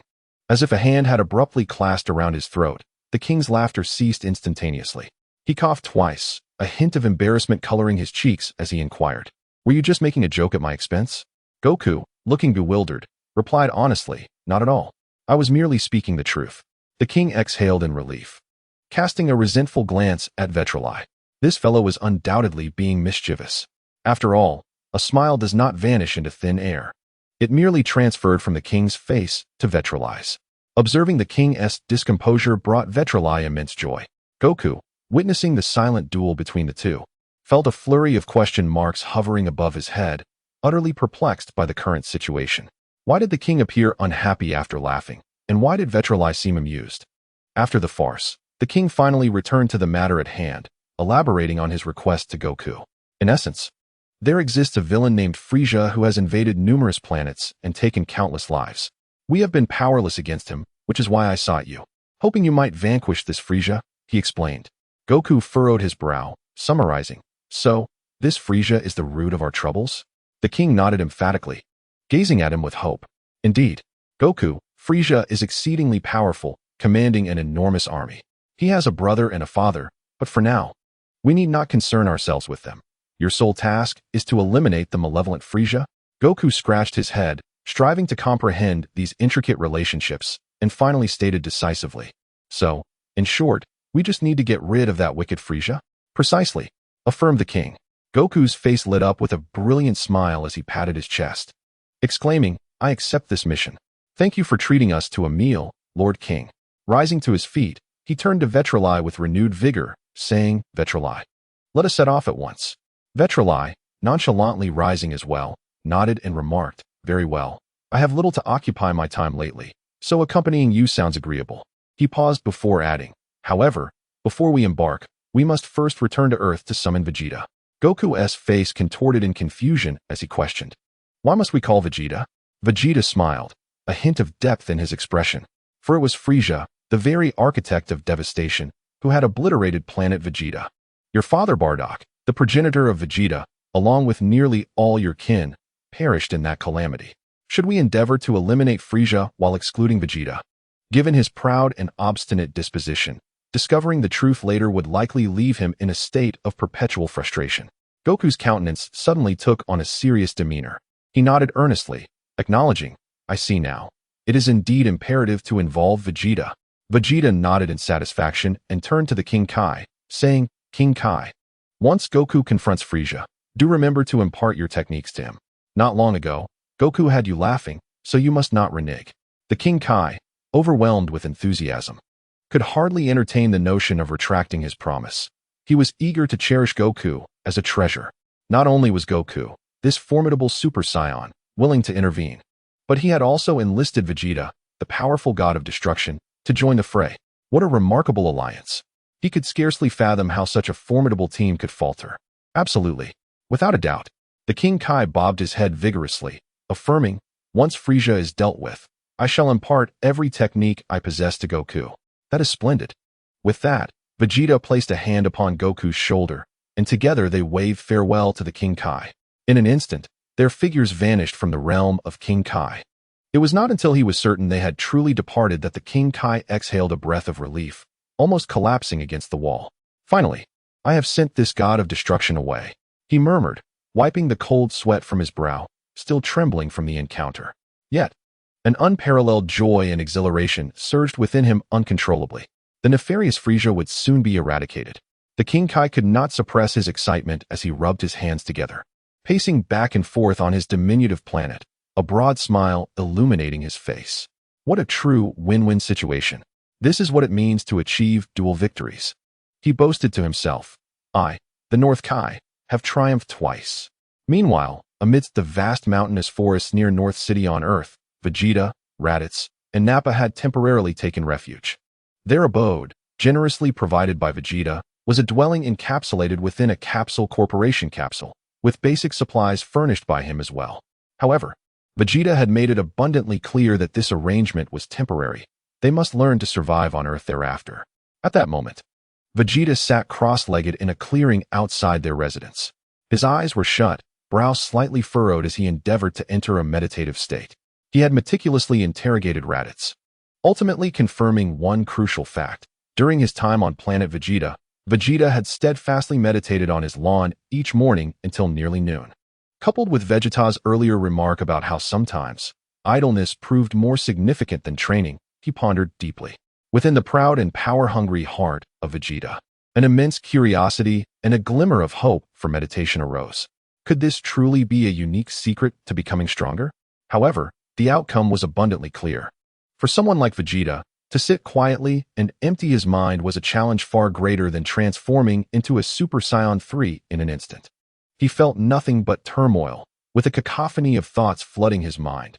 Jealousy towards Whis' power, anxiety over Goku surpassing him, the humiliation of past failures, and the uncertainty of the future. All these matters rendered him incapable of finding peace.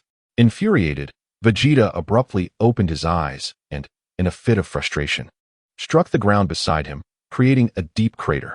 Anger surged within him as he stood, ready to soar towards the icy expanse of the northern plains, where he intended to unleash his pent-up frustration through relentless training and destruction.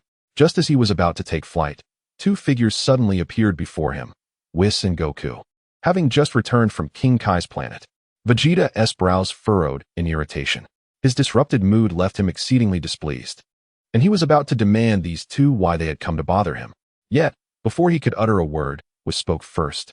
Wearing that infuriatingly calm smile that always vexed Vegeta, in a relaxed tone, he inquired, "Vegeta, do you wish for revenge?" Taken aback, Vegeta found all his irritation and questions caught in his throat by this unexpected query. Whis, still smiling, leisurely added the latter part of his statement, each word resonating heavily within Vegeta's heart. "If you desire it, I can take you there immediately." Chapter 36. A storm approaches. Deep within the northern galaxy, a colossal fleet, resembling a moving fortress, silently floated amidst the cold cosmos, formed from countless warships. At the core of the fleet, in the largest and most opulent command room of the flagship, Frieza reclined languidly on his uniquely designed hover chair, his slender fingers tapping idly on the armrest, his crimson eyes revealing a trace of ennui. Below him, his three most trusted subordinates, Kyu, Jikono, and Sabo, stood respectfully with bowed heads, reporting on the recent affairs of the Legion. In summary, Lord Frieza, your Legion's expansion plans in the northern galaxy have been progressing exceptionally well. Kyu stepped forward, wearing a sycophantic smile, stating, "3 resource-rich planets have expressed their willingness to submit voluntarily. With but a command from you, they can be seamlessly integrated into your domain." Ha ha ha. Frieza let out a peculiar laugh, his lips curling into a smile, clearly in high spirits. "Kyu, you have done well. From this day forth, you shall be promoted to one of the highest ranks in my Frieza force, just like Sabo." Overjoyed by the news, Kyu immediately knelt, his voice trembling with excitement. "Thank you immensely, Lord Frieza. The successful completion of our tasks is entirely due to your esteemed reputation." Upon hearing your name, those planets dared not offer even the slightest resistance. Ho ho ho ho, Frieza seemed to revel in the flattery, his laughter becoming even more delightful. However, this light-hearted atmosphere did not last long. After a moment's hesitation, Sabo stepped forward, his expression slightly grave as he spoke. "Your Majesty Frieza, there is one matter that requires your attention." Frieza's smile waned slightly, his gaze shifting to Sabo, an imperceptible pressure lacing his tone. "Oh? What else does Sabo have to report? Speak freely." Sabo glanced at Chio-E beside him and the silent Jikono. Taking a deep breath, "It concerns the mission to locate the whereabouts of Vegeta's team. The Ginyu Force completed their preliminary reconnaissance of all nearby star systems yesterday. Yet we have yet to find any definitive trace of Vegeta's team." Frieza's countenance darkened instantaneously, a chilling intent pervading the command room. He spoke slowly, his patience wearing thin. "Sabo, you are somewhat disappointing me. 3 mere Saiyan monkeys, one of whom is an inferior warrior, and you have yet to track them down?" Feeling the icy pressure, Sabo's forehead beaded with sweat, and he hastily added, "Please forgive me. However, Your Majesty, during our reconnaissance, we unexpectedly discovered a remarkable planet." Frieza's interest was piqued, his brow arching. "Oh, remarkable?" "Indeed." Sabo quickly elaborated. "The planet is named Namek, and according to the fragmented intelligence we gathered and the testimonies from the indigenous inhabitants we captured, these Namekians seem to possess a wondrous power that allows them to create a very peculiar orb." "Orb?" Frieza's curiosity was somewhat ignited. "What orb? What purpose does it serve?" "Sabo, my patience is limited." Sabo, not daring to keep him in suspense, quickened his pace. "It is said that these orbs, known as Dragon Balls, are scattered across their planet, totaling 7. Once all are gathered, they can grant any wish." "Any wish?" Frieza's fingers, which had been tapping the armrest, suddenly stilled as he meticulously repeated those 4 words. Moments later, he leaned forward slightly, a dangerous glimmer flashing in his crimson eyes. "Sabo, are you certain you speak of any wish?" He abruptly rose from his seat, his diminutive form erupting with a terrifying aura. Sabo and the others felt a wave of trepidation wash over them. He strode before Sabo, his cold voice laced with menace. "Sabo, you must understand. If you deceive me in this matter, or if the intelligence is erroneous," he cast a glance at the trembling Sabo, continuing, "your fate will be 1,000 times more tragic than those damned Saiyan monkeys." Terrified, Sabo immediately knelt, his forehead striking the floor heavily, his voice quaking as he proclaimed, I absolutely would not deceive Your Majesty Frieza." At this moment, the members of the Ginyu Force are converging towards planet Namek for further confirmation. Once they arrive, Your Majesty, you shall personally inquire and discern the veracity of this intelligence. Frieza cast a piercing gaze upon the prostrate Sabo for a few moments, before the coldness etched upon his visage suddenly melted away, transforming into an expression of seemingly harmless mirth. Oh dear Sabo, there is no need for such trepidation. Please rise. I, Frieza, have always been a paragon of reason. My earlier jest was but a trifling amusement, he proclaimed with a chuckle. Sabo, trembling, finally stood, his battlesuit thoroughly drenched in cold sweat.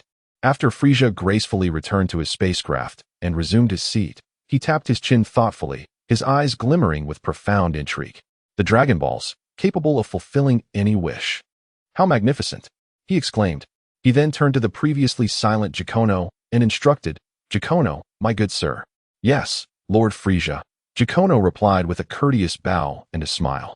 Relay the order. The entire fleet is to change course. Destination Namek. I wish to reach that planet in the shortest possible time. Frieza commanded with an unassailable tone. As you wish, Lord Frieza. Jacono affirmed with a smile, turning to exit the command room and heading towards the communications center to convey the directive. The vast Frieza army stirred to life like a slumbering giant awakening. Countless starship engines ignited simultaneously, adjusting their trajectories to form a colossal formation, hastening towards the direction of Namek. Chio-E and Sabo exchanged glances, each perceiving a flicker of excitement and awe in the other's eyes. They understood that the cosmic order might soon be reshaped by Frieza's newfound ambitions. Meanwhile, far across countless light years, atop a mountain on Namek, an immense chamber resembling a conch shell housed the aged Grand Elder, who was reclining in a deep slumber upon his grand chair. Suddenly, his wrinkled eyelids fluttered slightly before gradually opening. A glimmer of unease flashed within his murky, yet wise gaze. The Grand Elder lifted his heavy arm, seemingly attempting to summon his guardian Nairu, yet halted midway. He gazed out at the tranquil, verdant sky, ultimately releasing a long, heavy sigh. In a barely audible whisper, he murmured, "A great evil approaches. I hope you arrive in time." With that, he slowly closed his eyes once more, as if he had never awakened, though the lingering worry etched upon his brow attested to the reality of his sudden awakening. On Earth, in the frigid woodlands near the northern capital, snowflakes began to drift down from the sky, accompanied by a biting wind that whistled through the bare branches. The temperature here was exceedingly harsh for ordinary folk. Yet for the Saiyans, with their formidable physique, such weather posed little challenge. At this moment, Vegeta felt a tremendous heat surging within him, an unsettling warmth that seemed on the verge of bursting forth from his chest. He fixed his gaze upon the relaxed and smiling Vitri, his fists clenching involuntarily, his tone laden with an uncontainable mix of impatience and fury.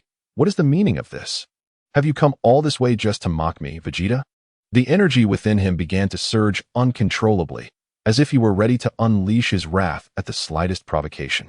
Although he was well aware that he was no match for Vitri, should the latter dare to jest about such matters, Vegeta would risk everything to retaliate fiercely. Vitri observed Vegeta's agitated demeanor and shook his head without providing a direct answer.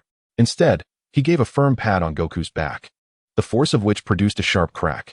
What was that for? Ouch! Goku stumbled forward, rubbing his back as he voiced his complaint. You should explain it to him. Vitri gestured toward Vegeta.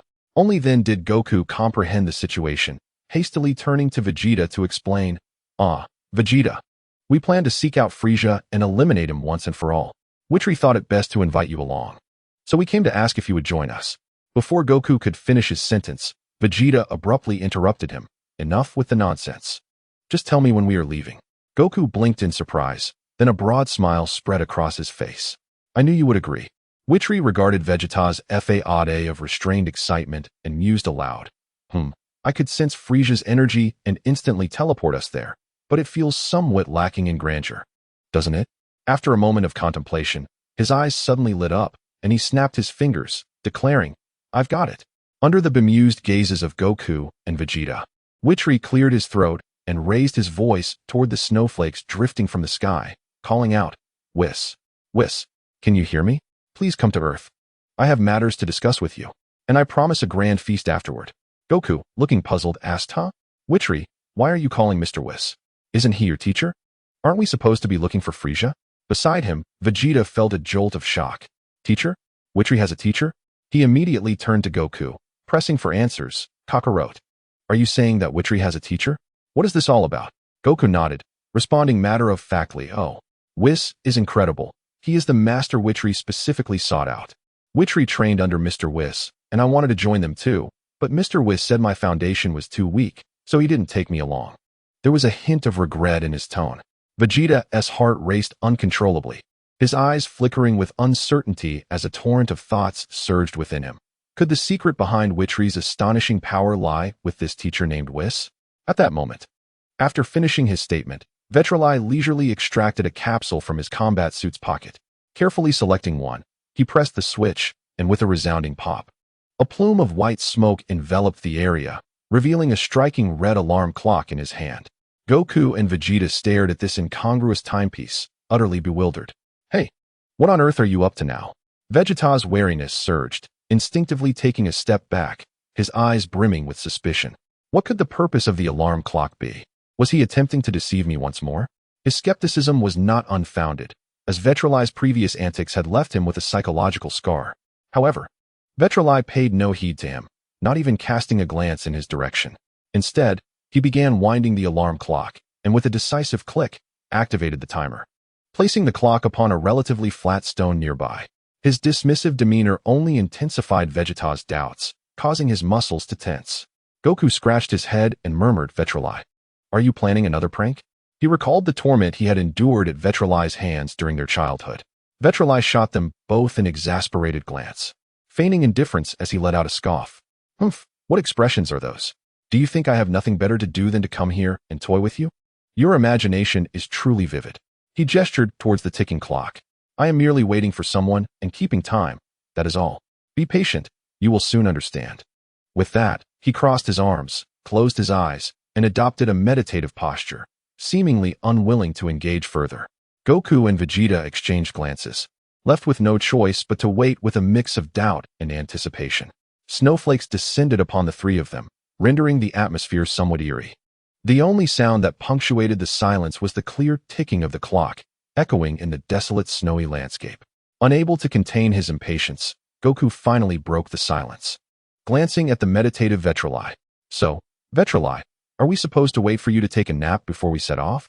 Vitri offered no response. Just as Vegeta's patience was wearing thin, preparing to voice his frustrations once more, Vitri's tightly shut eyes suddenly flew open. He swiftly turned around, his gaze piercing like lightning towards the empty space behind Goku and Vegeta, a smirk gracing his lips.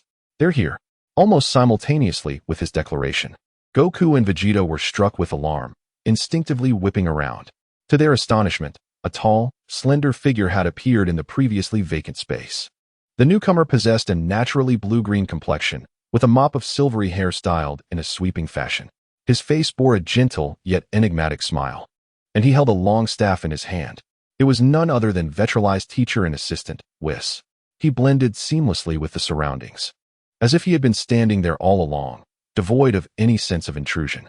The profound serenity emanating from him enveloped Goku and Vegeta, instilling an indescribable sense of pressure in an instant. Alas, Vitri, Whis spoke with a gentle tone, imbued with a unique cadence. What a rarity it is for you to summon me unprompted. Have you finally exhausted your leisure and prepared to resume your responsibilities as the prospective destroyer? Vitri shot Whis a disgruntled glance, exclaiming, why the rush to spur me into action? Does Lord Beerus intend to retire early, relinquishing his position to me? He paused, gesturing to a nearby clock. Moreover, Whis, your current speed has indeed seen a decline. It took you a full 2 minutes to arrive on Earth after my call. Have you indulged in too many delightful treats lately, affecting your performance? Whis chuckled softly behind his sleeve, his eyes glinting with playful mockery. My slight delay was due to an intriguing discovery made prior to my arrival, all thanks to Lord Beerus.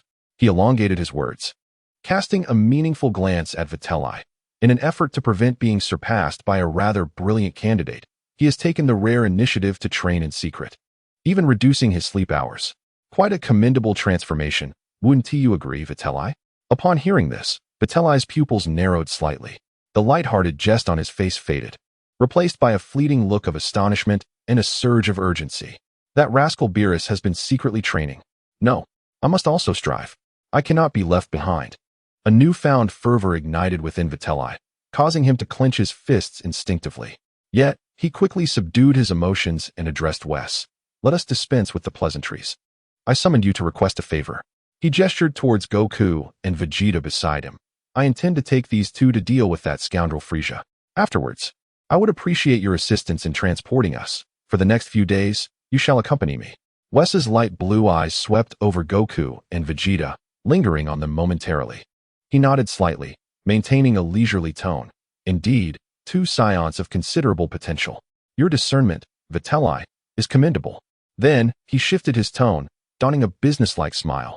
However, Vitri, transporting you alone differs significantly in energy expenditure and service fees compared to bringing along two additional individuals. Vitri's expression darkened, and he twitched at the corners of his mouth. I suspected as much. Fine, fine. The usual arrangement applies. After our task, you may choose the menu. Will that suffice? Wes's smile brightened considerably at this, nodding in satisfaction. How generous of you, Vitri. So, when shall we depart? If your resolution is swift enough, may I contact Bulma in advance to arrange the menu? I hear she has recently discovered many new culinary delights. Vitri retorted. You wish to place your order ahead of time? Not a chance. Enough of this chatter. Let us get to work. He interrupted with irritation, placing his hand firmly on Wes's shoulder. Then, addressing the still-dazed Goku and Vegeta, he called out, You two, what are you standing there for? Come over and lend a hand. Although Goku was somewhat perplexed about the connection between service fees and ordering dishes, he nonetheless responded with a simple "oh" and approached, placing his hand on Wes's shoulder in imitation of Vitri. Vegeta, however, appeared hesitant and cautious. He glanced at the inscrutable Wes, then at the impatient Vitri, and ultimately gritted his teeth, stepping forward to place his hand on as well. Wes, do you require me to inform you of Frieza's current location? Vitri inquired. Wes elegantly shook his head. There is no need to trouble you, Vitri-san. Locating such trivial matters is my specialty. No sooner had he spoken than a soft radiance erupted from the tip of his staff, enveloping the four of them entirely. In the next moment, they soared into the sky, transforming into a brilliant beam of light that swiftly pierced through the Earth's atmosphere, vanishing into the vast expanse of the cosmos. Their speed surpassed even the wildest imaginations of Goku and Vegeta. Almost simultaneously with the departure of Vitri and the others from Earth, news spread like an unforeseen tempest throughout the northern galaxy that Frieza's forces had changed course, setting sail directly for Namek. Countless factions, both large and small, received reports from their scouts, leading them into a state of profound panic and chaos. Frieza's notorious reputation was enough to make any civilization in the northern galaxy tremble. What was the purpose of such an overt display of military action? Was he instigating a new invasion? Or was he purging a disobedient faction? The answers remained elusive. Yet an atmosphere of suspicion and dread swiftly permeated the universe. The Galactic Patrol headquarters braced itself for the impending storm, with the Galactic King issuing urgent orders to mobilize all available reconnaissance ships, sparing no expense to monitor Frieza's movements and attempt to deduce his ultimate aims. Even far beyond the northern galaxy, within the depths of a distant and shadowy star system, Frieza's father, King Cold, received this startling news. He sat upon his grand throne, his icy gaze flickering with confusion and contemplation. What was Frieza up to, creating such a commotion? His low voice echoed through the vast hall. Was it possible that he could no longer contain himself and intended to take action against his brother, Cooler? Yet he quickly dismissed this notion. No. If Cooler were the target, Frieza would not be so brazen. It was not in his nature.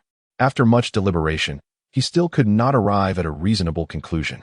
Finally, in frustration, he waved his hand and ordered his subordinates, who stood respectfully at attention below, immediately contact Cooler and inform him that his brother Frieza is making significant moves.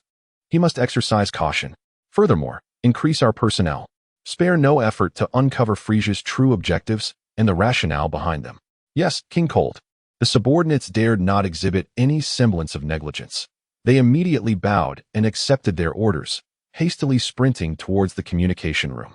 Within the grand hall, only King Kurd remained seated upon his throne, shrouded in shadows that enveloped his imposing figure.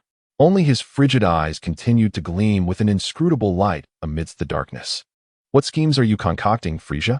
The curtain slowly rises. The wheels of fate commence their inexorable turn. Chapter 37. Arrival on Namek, ever more abstract V's Namek. A planet bathed in the gentle luminescence of multiple stars. Here, there are no bustling metropolises, no clamor of civilization, only vast green plains and lakes scattered like stars. The inhabitants of Namek require no sustenance, surviving solely on fresh water and sunlight. They are inherently peaceful, devoid of conflict, and their societal structure is simple and serene, resembling a forgotten paradise in the cosmos. However, this enduring tranquility, which had prevailed for countless ages, was today irrevocably shattered. Harsh screams and the thunderous roars of explosions supplanted the former serenity, as billowing smoke rose from distant villages. These anguished cries and the thick smoke marred the beauty of this verdant planet, akin to unsightly scars. The root of this devastation lay in the fabled Dragon Balls, said to grant any wish. "Hey, you little brat," boomed the exaggeratedly muscled Raikou, clad in Frieza's army uniform, as he blocked the path of a young Namekian. "Do you have any of those orange-yellow orbs adorned with stars? If you do, hand them over to Lord Raikou. Otherwise, if I fail to retrieve the Dragon Balls, Captain Jinyu will have my head." The frightened young Namekian trembled, tears welling in his eyes as he stammered. I don't have any. I don't know." "Oh, none. Huh." Raikou tilted his head, seemingly convinced by the boy's words, and without warning, unleashed an energy blast. Boom. The diminutive figure was instantly engulfed by the explosion. Raikou scratched his peculiar hairstyle, his face reflecting a naive bewilderment. "Why haven't I found a single Dragon Ball after traversing so many villages? Have Bart or Geese already gotten to them first? This is quite vexing." Muttering to himself, he pressed the detector on his ear, which promptly displayed another energy response nearby. "The next one is this way." His robust physique abruptly soared into the air, a cruelly innocent expression gracing his features as he continued his quest for collection. Meanwhile, in another region of the planet, "Hey, Guldo, there's a village over there still exhibiting life signs." On the other side, the red-skinned geese shouted at the squat and portly Guldo. "King Frieza will soon be arriving. No slacking off. Hurry and gather the Dragon Balls." After urging, he transformed into a streak of light, swiftly darting towards the next target pinpointed by the detector. Guldo scoffed disdainfully, but, under Geese's oppressive presence, reluctantly turned and flew toward the distant village. At this moment, the entire Jinyu force was infused with a fervor akin to that of a battle high, rampaging mercilessly across the desolate landscape of Namek. They raced against time, relentlessly gathering Dragon Balls, yet their motives transcended mere obedience to orders, as they harbored ambitions of collecting the orbs before the arrival of King Frieza, eager to present their bounty and seize the glory for themselves. The process of collection was inevitably accompanied by indiscriminate slaughter and coercion against the Namekians. In a slightly elevated rocky terrain, a fierce clash unfolded. Nairu, the mightiest of the Namekian warriors, was engaged in a fierce duel with Berta, a member of the Jinyu force renowned for his unparalleled speed. Their forms intertwined in the air, exchanging powerful blows that resonated with thunderous impacts. Amidst their combat, they hurled energy blasts at one another, unleashing formidable projectiles that cratered the surrounding earth. Nairu's expression was grave as he summoned every ounce of his strength, launching rapid and precise assaults that momentarily subdued Berta, who was typically celebrated for his swiftness. Concealed behind a massive boulder, the young dandy peered anxiously at the aerial skirmish. As he observed Nairu gaining the upper hand, relief washed over him. He clasped his small hands tightly against his chest, silently praying for Nairu's victory. "Hmph, not too shabby, Namekian." Berta steadied himself in the air, wiping the blood from the corner of his mouth, his demeanor shifting to one of seriousness. "But this is where it ends. Allow me to demonstrate what true cosmic speed is." Blue Hurricane. Before the words faded, Berta's figure blurred, as if he had fragmented into countless afterimages. "What?" Nairu's pupils constricted. The movements he had previously tracked were now indistinguishable. Bang, bang, bang, bang. A relentless barrage of strikes rained down upon Nairu like a torrential downpour. He scarcely had time to mount an effective defense, relying solely on his instinct to withstand the onslaught. Yet Berta's strikes came from all directions, a speed that instilled despair. Nairu's injuries multiplied rapidly, green blood seeping from the corners of his mouth. "Nairu!" Dandy gasped in horror as he witnessed this scene, his heart clenching tightly in fear. However, his exclamation inadvertently revealed his position. Berta's movements faltered slightly, his crimson eyes locking onto Dandy behind the boulder. So there's a little brat hiding here? Huh. You're of no use to me. Just ask the kid about the Dragon Balls. Die. Witness my comet flash fist. In an instant, Berta vanished, reappearing before Nairu with almost supernatural speed. His right fist, charged with a terrifying energy, glimmered ominously as it descended upon Nairu's chest with a velocity beyond his visual perception. If that punch lands, it would be the end. Panic surged through Nairu as his pupils contracted. He had no time to evade. Hastily crossing his arms in front of his chest in a desperate attempt to brace for the impact. Boom! The cataclysmic force erupted instantaneously. Nairu felt a searing pain radiate from his shattered arms, as if his very essence had been effortlessly torn apart. It was as though he had been struck head-on by a meteor, sending him hurtling through the air, and an uncontrollable spurt of green blood erupted from his mouth. Nairu! Dandy cried out in alarm, sprinting from behind the rocks with his short legs, desperately rushing towards the direction in which Nairu had fallen. Nairu crashed heavily to the ground, tumbling several times before coming to a halt. His body ached agonizingly, and his breath began to fade rapidly. Nairu, are you all right? Dandy rushed to his side, his small face etched with worry and fear as he gazed upon Nairu's grievous wounds. Yet, he bravely suppressed his terror and pressed his tiny hands against Nairu's mangled chest. Hold on, I will help you. A gentle yet vibrant white glow emanated from Dandy's hands, and Nairu felt a warm energy flowing into his body, alleviating the excruciating pain and causing his wounds to mend at a visible pace. Thank you, Dandy, Nairu managed to utter with great difficulty, a flicker of hope igniting in his heart. However, an ominous shadow suddenly enveloped him. Oh, this little brat possesses such rapid healing abilities? A cold, mocking voice resounded above him. What a splendid skill. Soon, you shall become my captive, Bart. You will serve our Ginyu Force from now on. Nairu abruptly lifted his head, locking eyes with Bart's sinister grin. You. Fury surged through Nairu as he strained to rise, positioning himself protectively behind Dandy. He could not allow this fiend to take Dandy away. With a fierce roar, he unleashed the remnants of his strength, charging recklessly towards Bart, prepared to fight to the bitter end. He had begun to adapt to Bart's speed. He just needed to hold on a little longer. Then, suddenly, his thoughts were violently interrupted by an excruciating pain. Ugh! Nairu's movements froze as he incredulously looked down.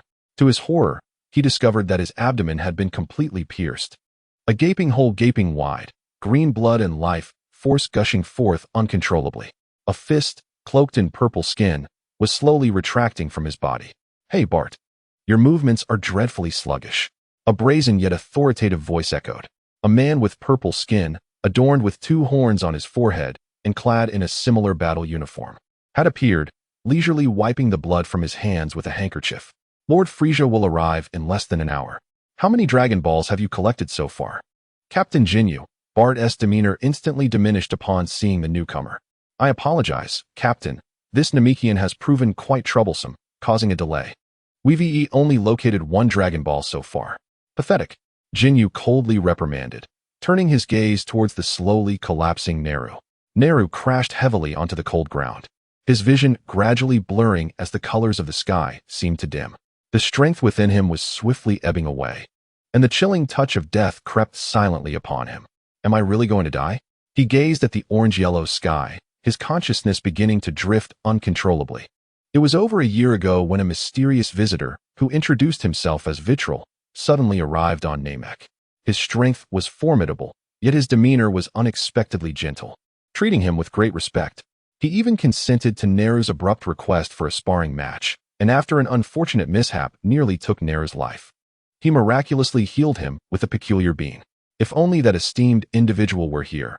A thought flickered like a final spark in Nairu's waning awareness. If he were on Namek, the people would undoubtedly. He recalled Vitri's promise upon his departure. When your Namek faces insurmountable foes in the future, you may call for me, and I shall be notified. Call for what? Ah, that name. As if illuminated by a fleeting light, Nairu felt an inexplicable surge of strength welling up within him. He took a deep breath, extracting the last vestiges of life from within, and released a faint yet clear cry towards the heavens. Ves. After uttering those 2 syllables, the light in his eyes dimmed completely, and his arms fell limply to the ground. Ginyu looked down at the now silent Nairu, raising an eyebrow, a comical expression of mockery crossing his face. What nonsense are you shouting before your demise? Do you truly believe that merely calling a name will summon aid? How absurd. His words abruptly ceased. A youthful voice, tinged with a hint of jest, unexpectedly resonated from behind him. Oh? How do you know that no one can save him? At first, Jinyu did not grasp the situation, instinctively responding, of course, because I, Captain Jinyu, am here. Who would dare to? He abruptly realized something was amiss. He swiftly turned around. To his astonishment, he beheld 4 individuals standing silently not far behind him. At the forefront stood a young man with black hair and eyes, clad in a black combat suit, wearing a languid smile. Beside him was another young man, also with black hair, his gaze filled with curious clarity. Slightly further back stood none other than Vegeta, who had long been sought by their master Frieza. And lastly, there was a man with a silver mop of hair, dressed in peculiar attire, holding a staff and surveying the surroundings with a cheerful grin. The one who had just spoken was the black-haired youth at the forefront. Vegeta, how dare you appear before me?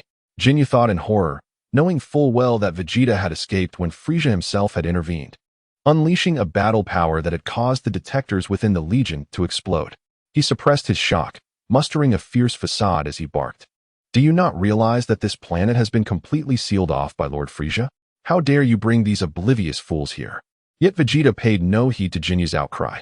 Vitri merely glanced at the lifeless Naru on the ground and casually gestured to Goku and Vegeta beside him. You may handle these Frieza soldiers. Hasten your actions, lest the casualties among the Namekians escalate beyond measure. Splendid. At last, I can stretch my limbs. Goku, unable to contain his excitement any longer, eagerly cracked his neck, his fervent gaze locking onto Jinyu, his body instinctively adopting a combat stance. Vegeta, with a disdainful snort, his crimson eyes glinting with a cruel and violent light, declared, "Hmph. This trash is yours to handle. As for the others, including Frieza, you are forbidden from contesting with me." No sooner had he spoken than a surge of energy erupted around him, his figure transforming into a streak of light as he darted towards the densely packed members of Frieza's army. He was in desperate need of an outlet to release the pent-up fury and humiliation that had long burdened his heart. Hey, Vegeta, I promised King Kai that I would eradicate Frieza, Goku called out in a flurry, but seeing that Vegeta had already sprinted far ahead, he reluctantly redirected his focus back to Jinyu. Then I shall dispatch you swiftly. Jinyu seethed with rage at being completely disregarded, veins throbbing on his forehead. You bastards. You and Vegeta dare to underestimate Captain Jinyu. You will both regret this. Meanwhile, Videl approached Nail, crouching beside him to check for signs of life beneath his nose and gently probing the artery in his neck. Thankfully, he was not yet beyond salvation. He murmured to himself, casting his gaze towards a massive rock not far away. Hey, kid behind that rock, stop hiding. Can you save him? If not, I shall take matters into my own hands. Dandy, peeping out fearfully from behind the rock, glanced from the dying Nail to the seemingly benevolent Videl. Summoning his courage, he finally emerged, placing his small hands on Nail's grievous wound, summoning all his miraculous healing abilities. Videl stood up, surveying the war-torn and sorrowful green planet. He observed Goku engaged in combat with Jinyu, clearly suppressing his strength as though indulging in a playful skirmish, and could not help but sigh. What a troublesome situation. Rubbing his temples, an exceedingly convenient thought struck him. Why not simply drop a destruction sphere on Frieza and be done with it? Beside him, Whis appeared to read his thoughts, elegantly tapping his staff and teasingly remarked, "Oh dear, Videl, you ought to exert yourself a bit more. It would be best if you resolve these matters within 3 minutes." By the way, he switched topics, a look of eager anticipation gracing his face. "May I contact Bulma to place an order in advance? After such a lengthy flight, even I find myself a tad hungry." "You must be joking," Videl retorted, though inwardly he relinquished the tempting notion of slacking off. "Never mind. Whis, do you have any snacks? Share a bit to calm my nerves." Whis adopted a serious demeanor, feigning gravitas as he cleared his throat. "Videl, such behavior is inappropriate. The Namekians are currently engulfed in turmoil, suffering greatly.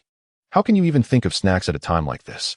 This certainly undermines your dignity as a prospective god of destruction." Upon hearing this, Witley cast a severely disdainful glance and inquired, "What are you engaged in now?" Unbeknownst to him, Vis had conjured a splendid set of tables and chairs along with an exquisite tea set using his staff. The teapot emitted steam from its spout, and beside it lay several delectable delicacies sourced from Earth. With graceful movements, Vis seated himself, poured a cup of red tea, and savored a sip with a contented sigh. He then turned to Link, confidently affirming, "Ho ho ho.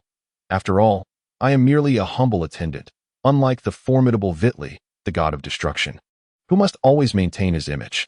Thus, it is entirely reasonable for me to indulge in a delightful afternoon tea after a vigorous journey." Witley felt a twitch at the corner of his eye. Meanwhile, Nehru, recently revived from the brink of death by Dandy's efforts, awoke to a scene that was utterly surreal. As he blinked, his mind was engulfed in confusion. Why was the powerful, gentle, and respectful god of destruction Witley exhibiting such behavior? He began to deeply doubt whether he had sustained a head injury from an adversary, resulting in a distortion of his memories.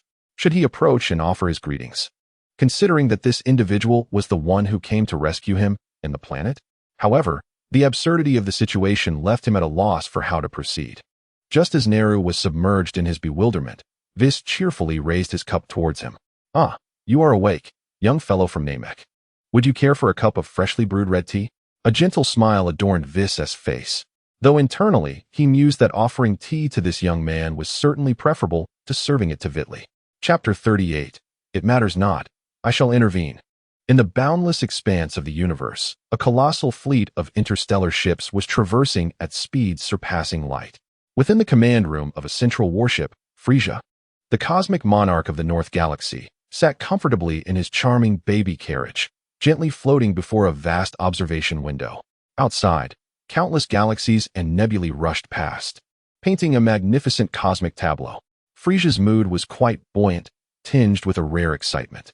After all, this journey to Namek carried with it a crucial dream that transcended even his ambition to rule the universe. He let out his characteristic, sinister laughter, continuously envisioning the exhilaration that would accompany the fulfillment of his wishes. The Ginyu Force had arrived at Namek ahead of schedule and confirmed the existence of the remarkable orbs known as Dragon Balls. Once he gathered all 7, his long-desired wish would be realized: to rule the universe. For Frieza, that was merely a task that required a modicum of seriousness and had long since lost its challenge. Yet one matter remained a thorn in his side, a regret that could not be resolved through sheer strength: his height.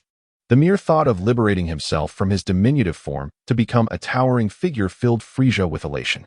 He began to indulge in fanciful daydreams of how his subordinates, who had once whispered behind his back, would display expressions of dread and reverence upon witnessing his ideal stature. However, while he was lost in this delightful reverie, a sudden flurry of hurried and frantic footsteps echoed through the corridor outside the command room. A panicked cry drew nearer to his ears.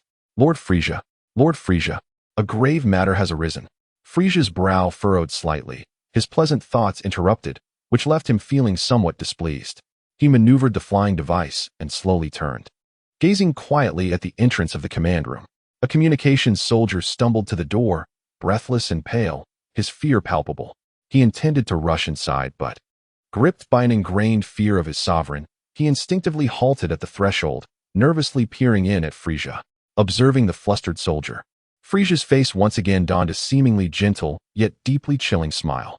He elegantly raised a hand and spoke in a calm voice. Come in, come in. There is no need for such tension. I grant you permission." What urgent matter requires such haste in reporting? The soldier felt as though a great weight had been lifted. Yet his expression of terror did not diminish significantly. He staggered into the command room, kneeling on one knee as his voice trembled with panic. "I bring news to Lord Frieza. We have just received the latest intelligence from the front lines of Namek." "Oh." Frieza's brow arched, his earlier annoyance slightly alleviated. "Has Ginyu and his team gathered all the Dragon Balls?" "Remarkably efficient." "And no, not that." The soldier shook his head vigorously, cold sweat trickling down his forehead. "It is the Saiyan Vegeta. He has appeared on Namek." "And Vegeta?" Frieza's smile vanished in an instant, his brow furrowing deeply as a shadow crept into his heart. That accursed Saiyan, not only failing to hide on a remote planet, but daring to show himself on his target planet? And what else? Speak. His voice took on a chilling edge. The soldier, sensing the shift in Frieza's tone, trembled even more violently, his speech faltering. "And not just Vegeta. Not just one. Not just one." Frieza's voice turned icier still. "Who else? Raditz? Nappa? What could those worthless fools accomplish together?" I thought Vegeta was accompanied by his two inept subordinates. And no, my lord. The soldier dared to glance at Frieza's increasingly darkening expression, his heart racing. But he felt compelled to continue. In total, 4 individuals have appeared on Namek. Among them, one Saiyan has already defeated Captain Ginyu. Nanny. Frieza abruptly straightened his posture in the spacecraft, an expression of incredulity gracing his countenance for the first time. He was acutely aware of Jinyu's prowess. Although it paled in comparison to his own first form, it nonetheless ranked among the elite in the universe. How could a mere Saiyan possibly vanquish him so easily? A palpable fury surged within him, his gaze fixated on the trembling soldier, whose face had turned a ghastly shade. The communications officer, nearly paralyzed by Frieza's unleashed wrath, mustered the strength to continue his report, his words tumbling forth in a frantic haste. Moreover, all the other members of the Ginyu force have been eliminated by Vegeta. Nanny? A cataclysmic aura erupted uncontrollably from Frieza, instantly saturating the command room. Instruments and decor within the chamber were sent scattering in disarray by the sheer force of his presence. The oppressive pressure rendered the kneeling communications officer nearly breathless. On the verge of fainting, Frieza's visage flushed crimson with rage. He slammed his fist against the armrest of the spacecraft, bellowing, "Vegeta, you wretched wild monkey! How dare you do this?" In a fit of fury, he turned his gaze towards the quaking communications officer, his voice low and laced with malice. "Speak. What exactly transpired?" "I distinctly remember issuing orders that upon detecting Vegeta's whereabouts, no one was to engage him without my express permission, and that they must contact me immediately. How dare Ginyu and the others defy my commands?"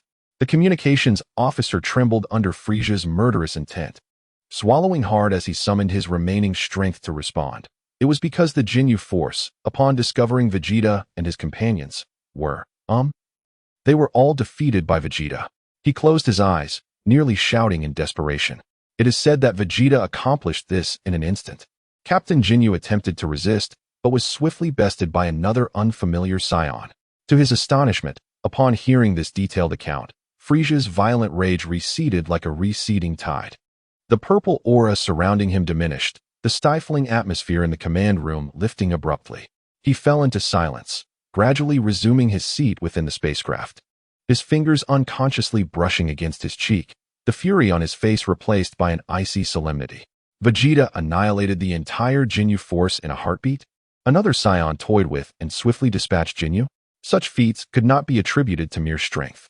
Frieza was well aware of the Ginyu force's capabilities, aside from Ginyu himself, whose battle power hovered around 150,000. The remaining members were all above 40,000. The ease with which they were dispatched indicated that Vegeta and the other Saiyan possessed extraordinary power. Could the legends be true? The fabled Super Saiyan, thought to exist only in stories? Frieza's gaze turned deep and perilous as he regarded the communications officer, still trembling in the aftermath of his narrow escape. In a tone devoid of emotion, he stated, "I see. You may leave now." "Yes. Thank you, Lord Frieza." Upon hearing the words, the communications soldier's face erupted with unrestrained joy, as if he had been resurrected from the depths of hell back to the realm of the living. He hastily bowed, scrambling to rise and exit the command room. Just as he turned around, one foot crossing the threshold of the door, a subtle yet lethal purple beam silently shot from Frieza's fingertip, piercing the soldier's heart with deadly precision. The ecstasy on the soldier's face froze in an instant. His body stiffened abruptly before he toppled forward, crashing to the ground with a dull thud. His life extinguished in that fleeting moment, leaving only a glimmer of disbelief lingering in his wide eyes. The guards stationed at the entrance of the command room seemed unfazed, swiftly advancing with impassive expressions to drag the corpse away and meticulously cleanse the floor as if nothing had transpired. The door to the command room closed once more, leaving Frieza alone in the oppressive silence. Frieza maneuvered his spacecraft to hover before the observation window, his gaze dark and brooding as he watched the stars race by, his countenance shifting in contemplation. After a moment's pause, he finally spoke. "Come in." The door to the command room swung open again, and a messenger hurried in, kneeling on one knee. "Your command, Lord Frieza," he intoned. Without turning, Frieza continued to stare out the window, his tone measured and cool. "Immediately contact my father, King Cold, and my brother, Cooler, via encrypted channel. Inform them to hasten to Namek in the northern galaxy at the utmost speed." Pause. He intensified his tone slightly. Convey to them that there exists a miraculous artifact capable of granting any wish. Additionally, the legendary Super Saiyan may have truly manifested. Yes, the messenger trembled slightly. Clearly taken aback by the news, yet he did not hesitate to comply, swiftly exiting the command room. Once again, Frieza found himself alone. He floated in silence, the uncertainty on his face gradually fading. Ultimately, a smile resurfaced, one that blended excitement, cruelty, and absolute confidence. Super Saiyan, he chuckled softly, savoring the weight of the term. I concede, Vegeta, perhaps you and your companion have indeed caught me off guard. However, his grin morphed into a sinister expression brimming with ambition. I, Frieza, shall undoubtedly be the strongest. No matter who the opponent may be, the ultimate victor will always be me, Frieza. Meanwhile, on Namek, Vegeta looked on helplessly as Goku engaged in a back-and-forth battle with Jinyu, or more accurately, Goku was relishing the thrill of combat, while Jinyu exerted himself to the utmost, yet could not even graze Goku's clothing. I just don't understand, Vegeta lamented, holding his forehead in exasperation. Why is it that this being, who could effortlessly be defeated, always manages to enjoy himself so thoroughly? Despite his complaints, a knowing smile flickered in the depths of his eyes. This may very well be Wukong, a being born solely for the sheer enjoyment of battle. However, in a precautionary measure, Vitri cast his gaze around, swiftly spotting an alien frog nearby, croaking loudly by a muddy puddle. A smirk played on his lips as he approached and casually seized the creature in his hand. With renewed enthusiasm, he turned his attention back to the battlefield, appearing as though he awaited the commencement of a grand spectacle. Indeed, upon realizing the staggering disparity in strength between the two sides, a sinister grin crept across Jinyu's face. Reminiscent of a cornered beast. You wretched Saiyan, you have forced my hand, he exclaimed, leaping back to create distance, yet a peculiar smile lingered on his visage.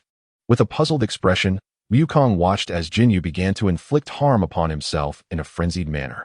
He struck his own chest and abdomen with ferocity, leaving his body battered and bloodied, his aura rapidly dwindling.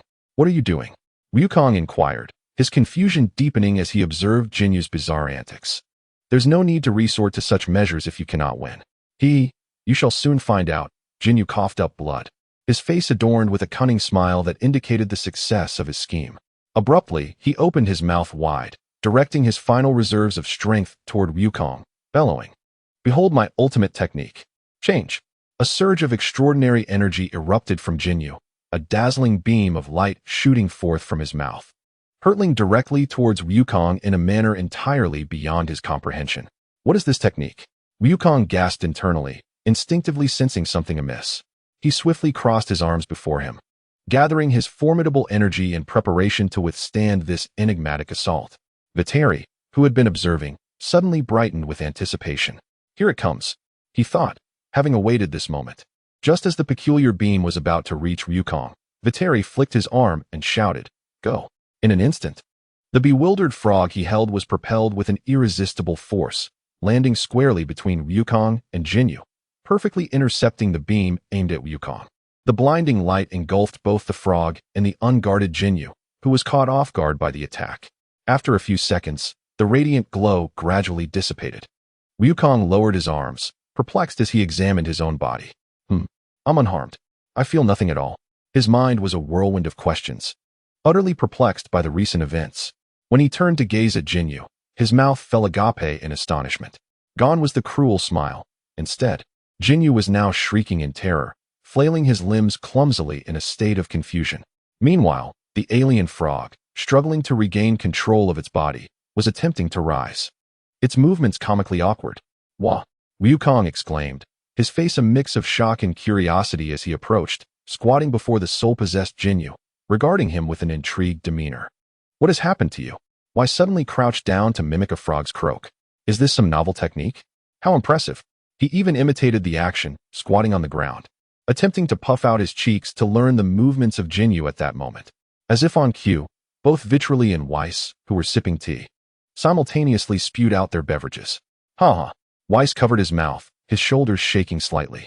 What a wonderfully imaginative response. Vitri, Dandy, observing from the side, was left speechless, while Nairu, who had just recovered, wore an awkward expression. He had witnessed the entire scene where Vitri intervened with the frog.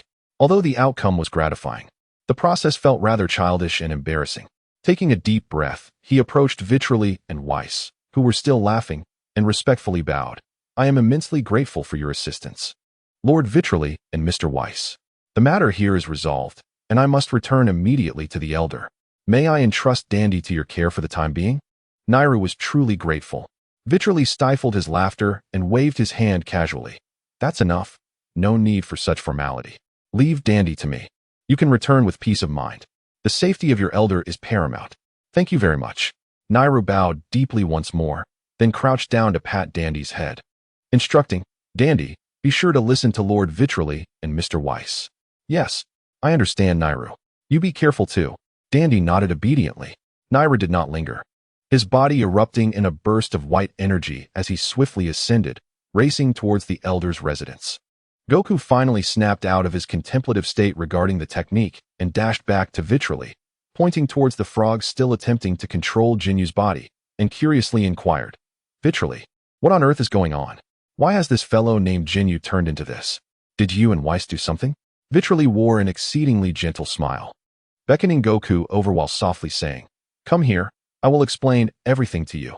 However, upon seeing that smile, Goku instantly became wary, leaping back a step with his hands covering his face, exclaiming, I'm not going over there. Your smile is so strange. You must be planning to pinch my cheeks again. You always smiled like that when you wanted to pinch my cheeks when I was younger. Vitri's smile faltered, and he found himself at a loss for words.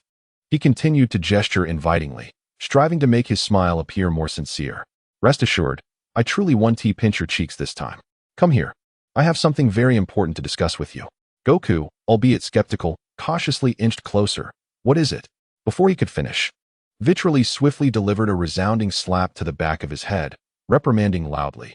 Can't you take battles seriously? Do you realize that the beam he emitted from his mouth was a sinister tactic prepared to swap bodies with you? You fool. How can you still be so careless at your age? Do you want to spend the rest of your life in Jinyu's body if you fall for it? As Wukong recoiled, cradling his head with a look of indignation, he muttered, Alas. Is it truly a body swap? But how could I have known? Who could foresee that fellow employing such peculiar and insidious tactics? Beside him, Vitri observed their interaction, leisurely munching on snacks, his face alight with mirth. Suddenly, a deafening sonic boom echoed from the sky, and a streak of light raced from afar, stirring up clouds of dust upon landing. It was none other than Vegeta, who had just finished dispatching the minor foes. Upon alighting, he spotted Vitri reprimanding Wukong. Witnessing Wukong's pitiful expression, a fleeting smile crept onto his lips, only to be swiftly suppressed as he steeled his countenance. He approached with a tone laced with dissatisfaction, demanding, Hey, I've cleared out the Jinyu force and the riffraff. Why hasn't Frieza shown up yet? Did you not assure me he would appear promptly? Are you fooling me again? Vitri cast a sidelong glance at him before ignoring his inquiry, redirecting his admonishment toward Wukong. Do you see? Look how deftly Vegeta operates. While you are still languidly finishing off one opponent, he has already dispatched a whole group. You must learn from Vegeta in future battles, understood? Efficiency is key. Wukong, bewildered, glanced between Vegeta and Vitri, innocently inquiring, Am I to emulate Vegeta? Does that mean I must stand with my arms crossed, speaking extensively before each battle? And after finishing, must I utter a dismissive of trash? Vitri, utterly despaired by Wukong's naive and perplexed expression, lamented, This child's reasoning is beyond salvation. Kakarot, you fool. Vegeta's face turned a furious crimson, veins bulging on his forehead, his golden aura nearly bursting forth uncontrollably. Such foolish words incited a rage more intense than direct mockery. Vitri, witnessing their camaraderie, could not suppress a satisfied smile. Heh, you two share quite the bond. Nonsense. Wukong immediately retorted loudly. Hmph, what absurdity are you spouting? Vegeta simultaneously turned to Vitri, angrily chastising him. Their synchronized reactions only brightened Vitri's grin further.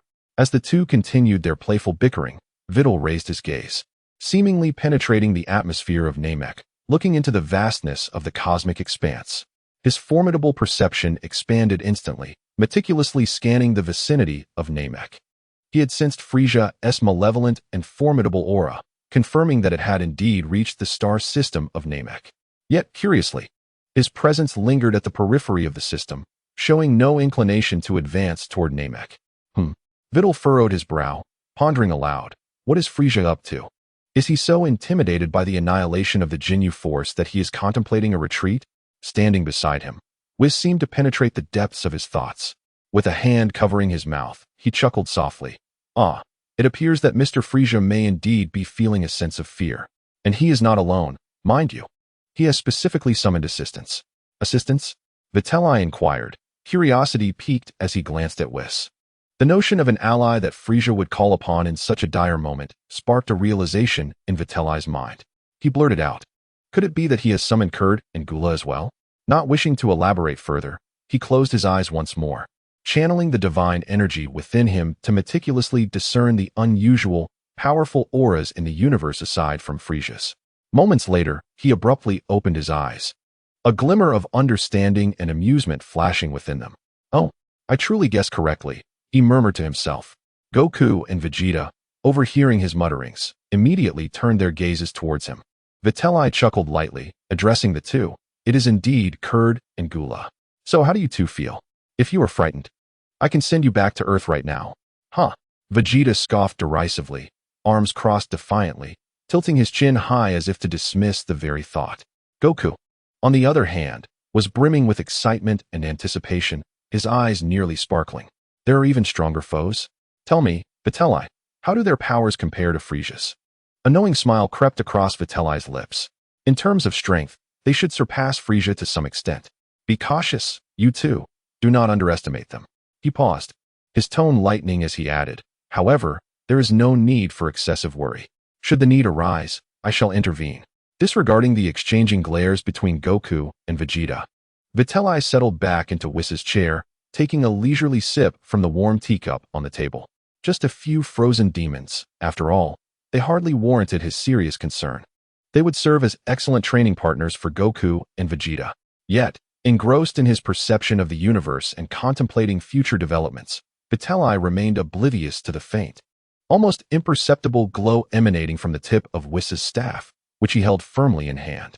Within the minuscule light cast by the staff, an image materialized, the interior of the brief residence, where Bulma was pouting unhappily, hastily cramming a multitude of belongings into a universal capsule. Then, waving her arms, she declared loudly, Whis, you can come to pick me up now? Whis took a sip of tea and suddenly smiled. Oh dear, my apologies, Vitali-san. Lord Beerus has summoned me for an urgent matter. However, please rest assured, I shall return in just a few minutes. Vitali nodded indifferently, signaling Whis not to concern himself with him, as he could manage just fine. After all, even if Whis did not come to fetch them, his instant transmission was certainly not idle.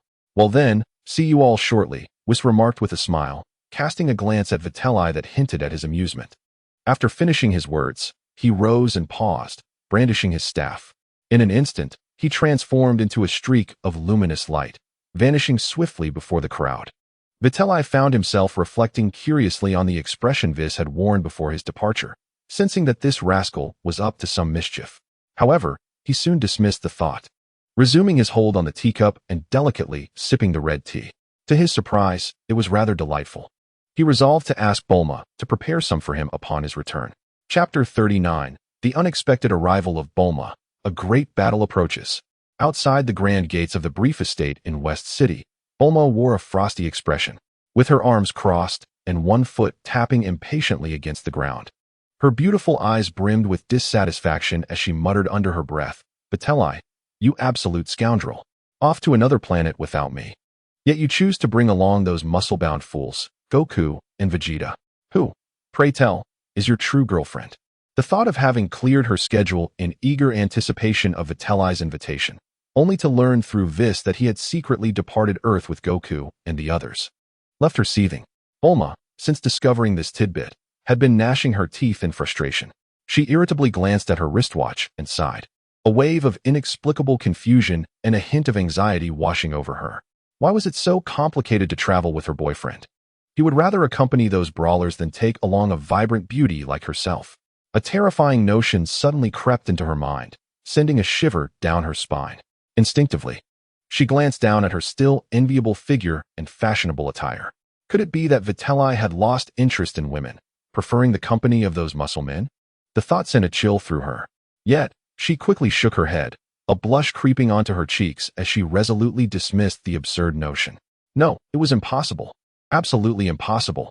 She recalled the previous nights, when Vitri had been fervently devoted to her, his passion unmistakable. Bah! Two insignificant men thought they could vie for her husband? Not a chance. Suddenly, a vibrant flash of light appeared before her, dissipating to reveal Vis's elegant figure. Ah, good afternoon, Bulma-san, Vis greeted, his trademark gentle smile gracing his face as he nodded in acknowledgement. Seeing Vis, Bulma let out a breath of relief and began to complain.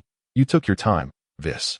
With an apologetic demeanor, Vis smiled broadly and extended his palm, saying, Oh, I arrived as swiftly as I could, Bulma-san. As per our agreement, here I am. Thus, Bulma-san must first render payment. Bulma, exhibiting remarkable decisiveness, promptly retrieved a specially crafted capsule adorned with culinary motifs from her small bag and cheerfully handed it to Whis. She explained, This capsule contains a selection of exquisite dishes meticulously prepared by 10 of Earth's finest chefs, encompassing both Eastern and Western cuisines, desserts, and snacks, sufficient to sustain you for an entire month without repetition. How does that please you?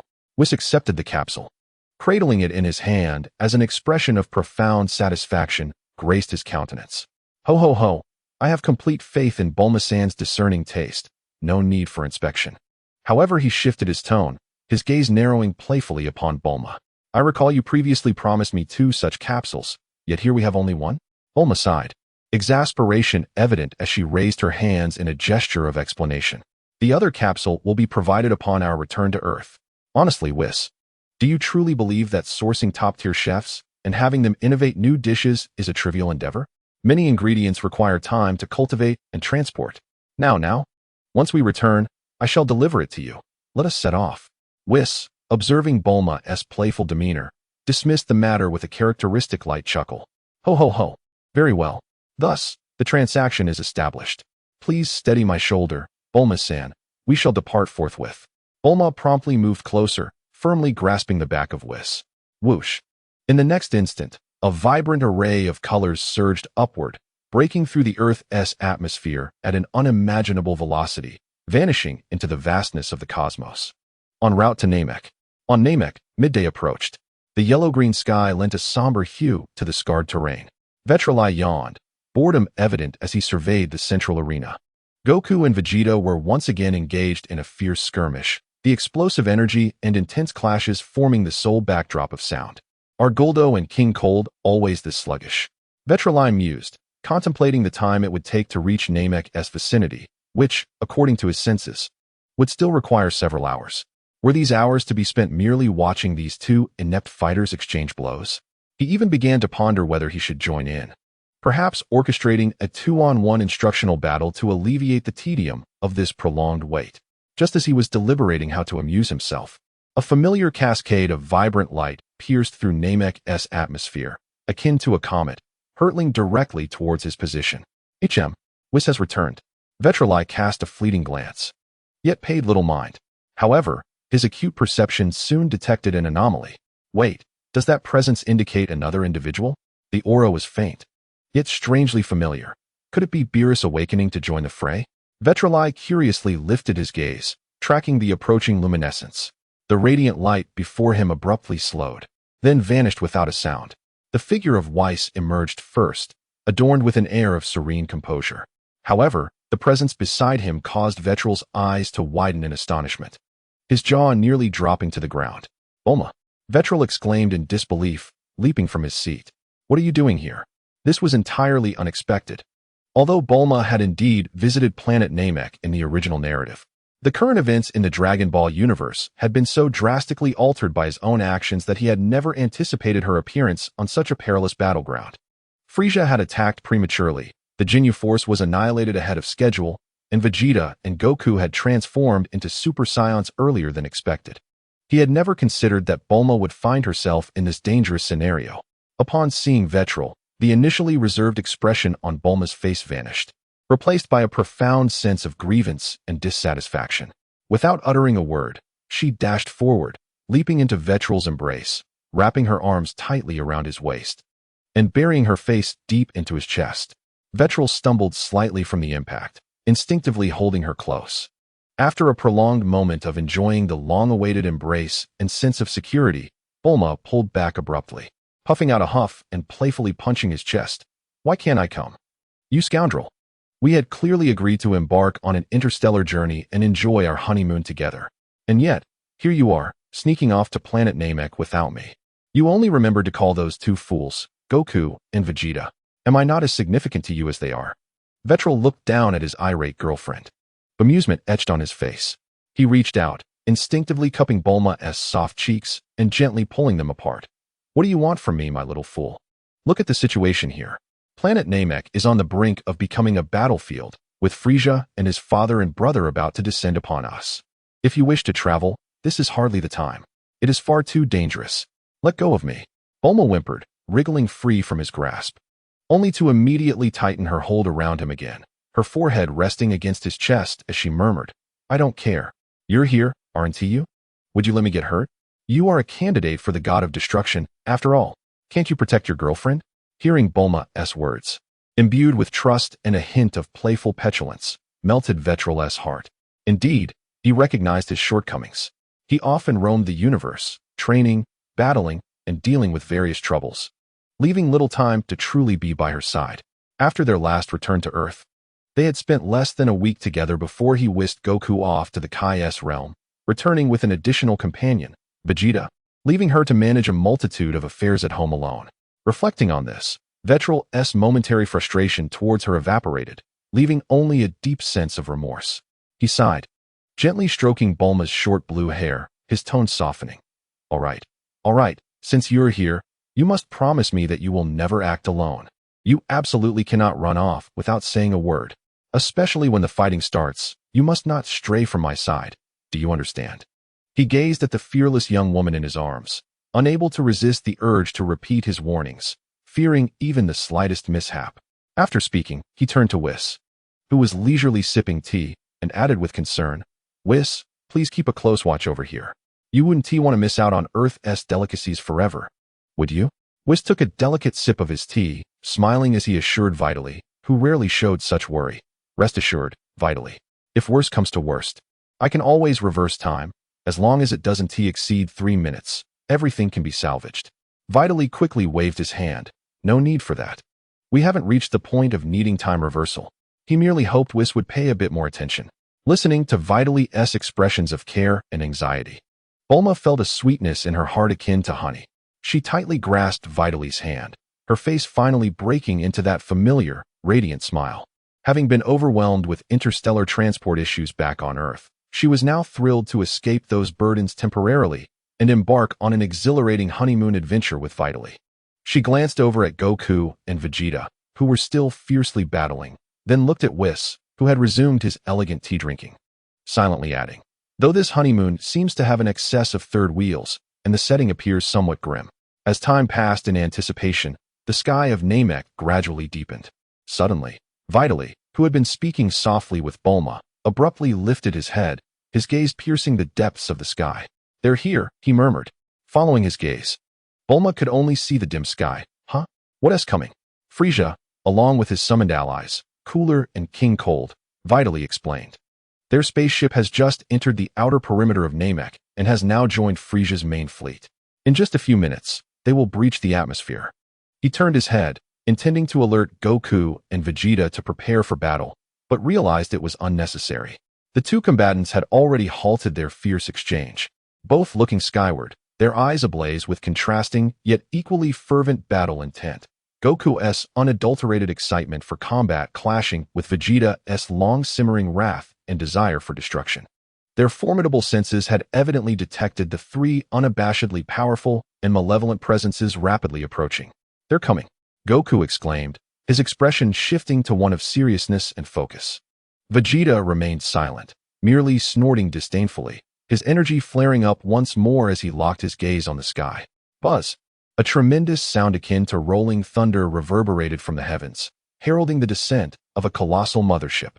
Following this, an immense fleet of warships, resembling gargantuan flying saucers, brazenly tore through the atmosphere of Namek, descending with an overwhelming sense of oppression.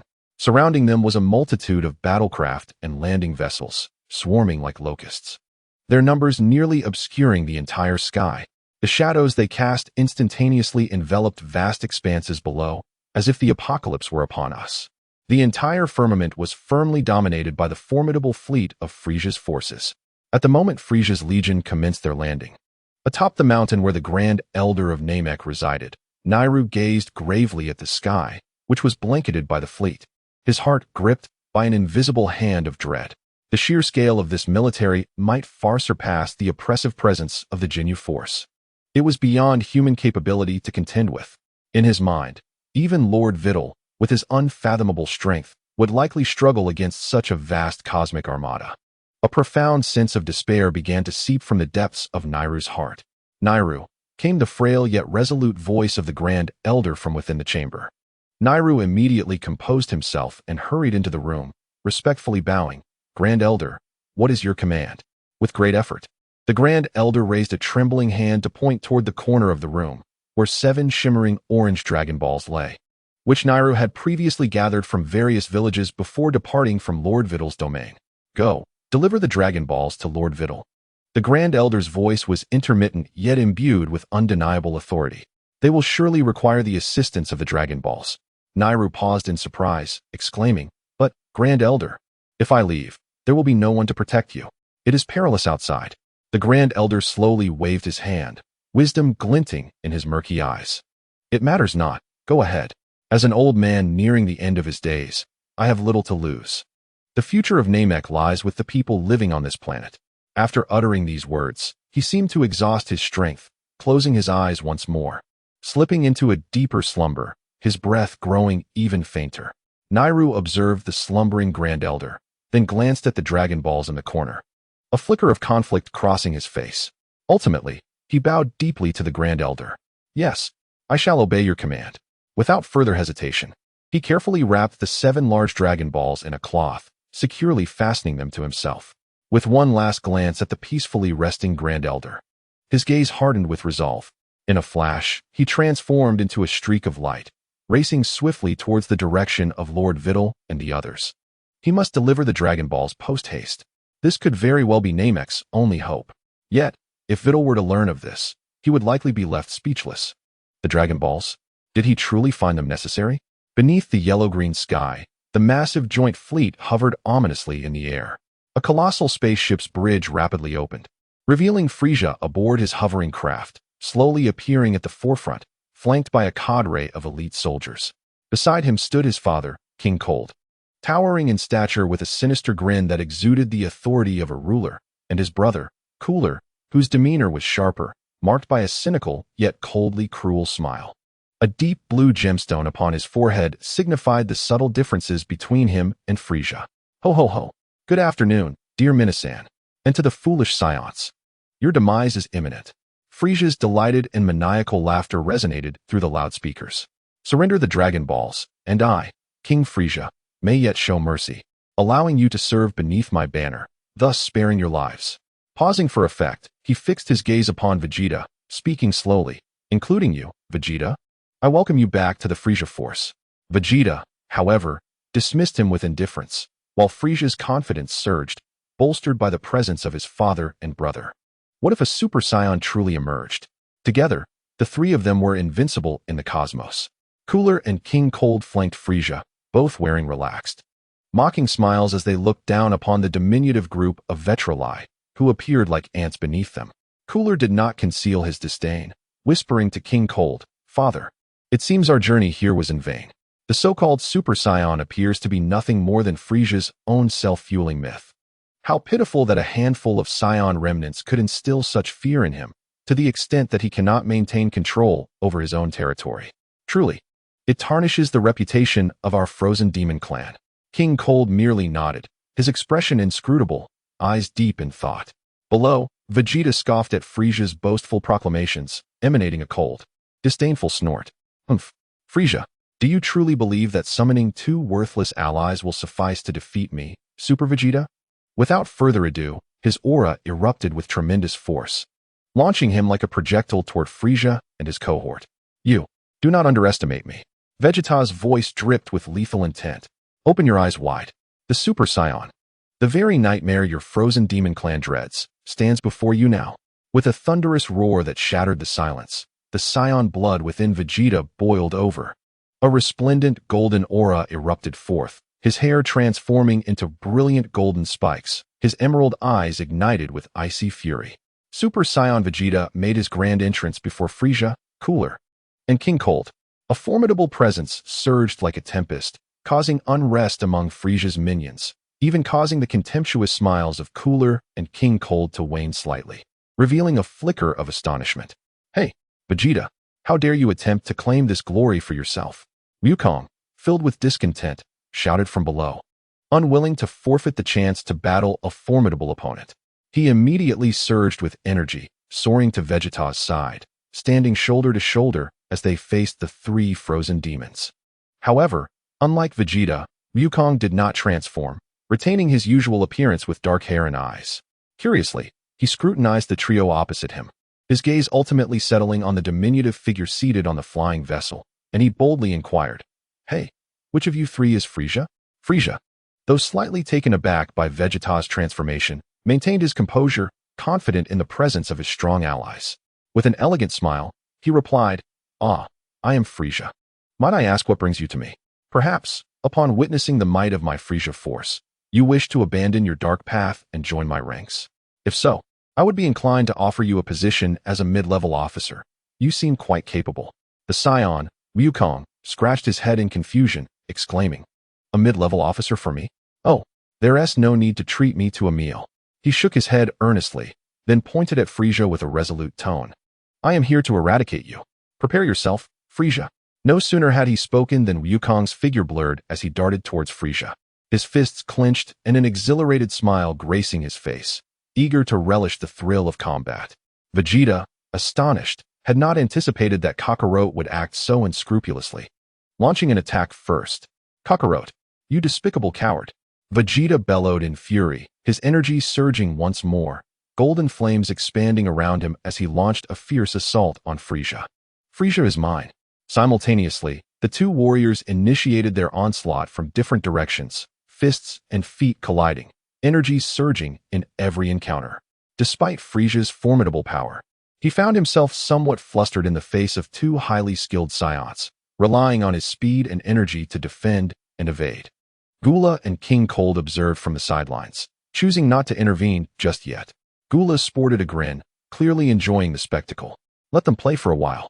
Once Frieza is on the brink of collapse, my father and I will step in," he remarked casually, arms crossed. King Cold silently concurred. Below, Vitri embraced Bulma, while they, alongside Whis, had inexplicably procured a table and refreshments, adopting the air of spectators at an outdoor event.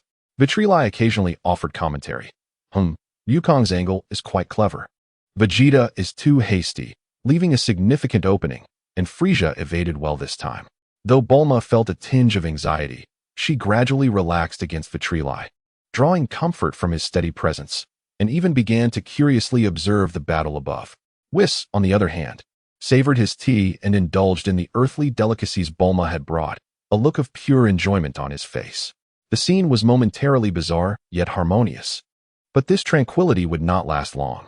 A streak of emerald light surged swiftly from the distance, heralding the return of Neru, who bore the Dragon Balls with him. Just moments ago, Gulda and King Cold, who were engrossed in the spectacle, suddenly fixed their gaze with intensity upon the approaching Neru and the alluringly radiant Dragon Balls cradled in his arms.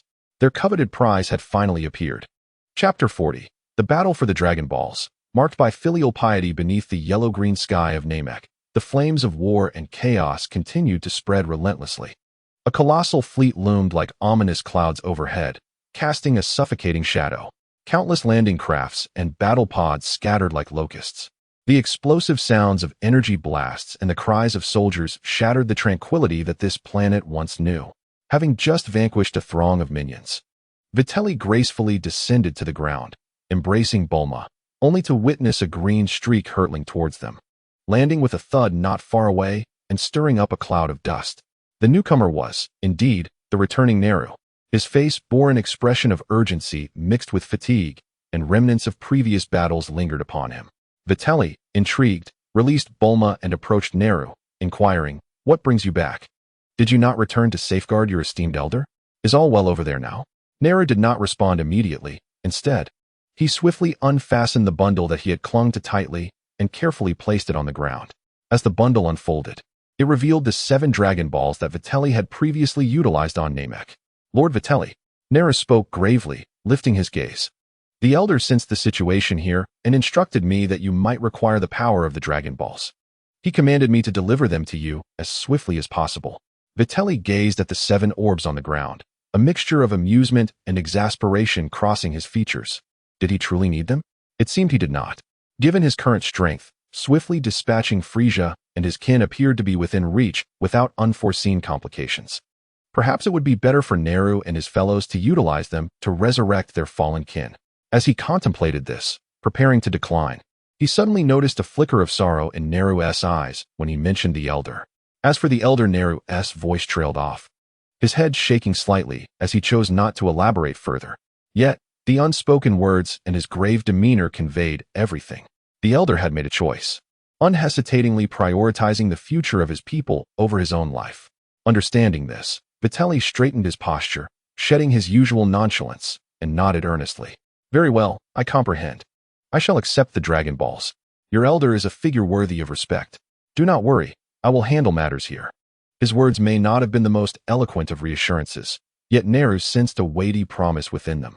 He solemnly bowed to Vitri and spoke with gravitas. I entrust everything to you, Lord Vitri. At that moment, Dandy, who had been hiding behind Whis, spotted the familiar Naru and scampered over, grabbing hold of Naru's clothing with a face full of dependence and concern. The solemnity on Naru's face momentarily transformed into gentleness as he crouched down to stroke Dandy's small head, whispering soft words of comfort. A smile broke through Dandy's previously tense expression, a testament to Naru's soothing presence. Yet, tender moments on the battlefield are fleeting. Both Gula and King Cooled noticed the Dragon Balls on the ground almost simultaneously. The alluring radiance shimmered in their eyes, more dazzling than any treasure. Dragon Balls. A glimmer of greed flashed in Gula's eyes as he unhesitatingly commanded, all troops, heed my orders. Target those glowing orbs. We must seize them. Although King Cooled did not vocalize his intent immediately, the flicker in his eyes betrayed his ambitions. In an instant, the united forces, armed with a clear directive, surged forth with an almost frenzied vigor. Countless minor leaders led their soldiers like a tidal wave towards the position of Vitri and his companions. A torrential downpour of energy blasts rained down, instantly engulfing the entire area. Ah, they're coming again. Bulma, who had been thoroughly entertained moments before, let out a scream at the indiscriminate barrage, instinctively clutching Vitri's arm tightly. Now you know fear? Where were you earlier?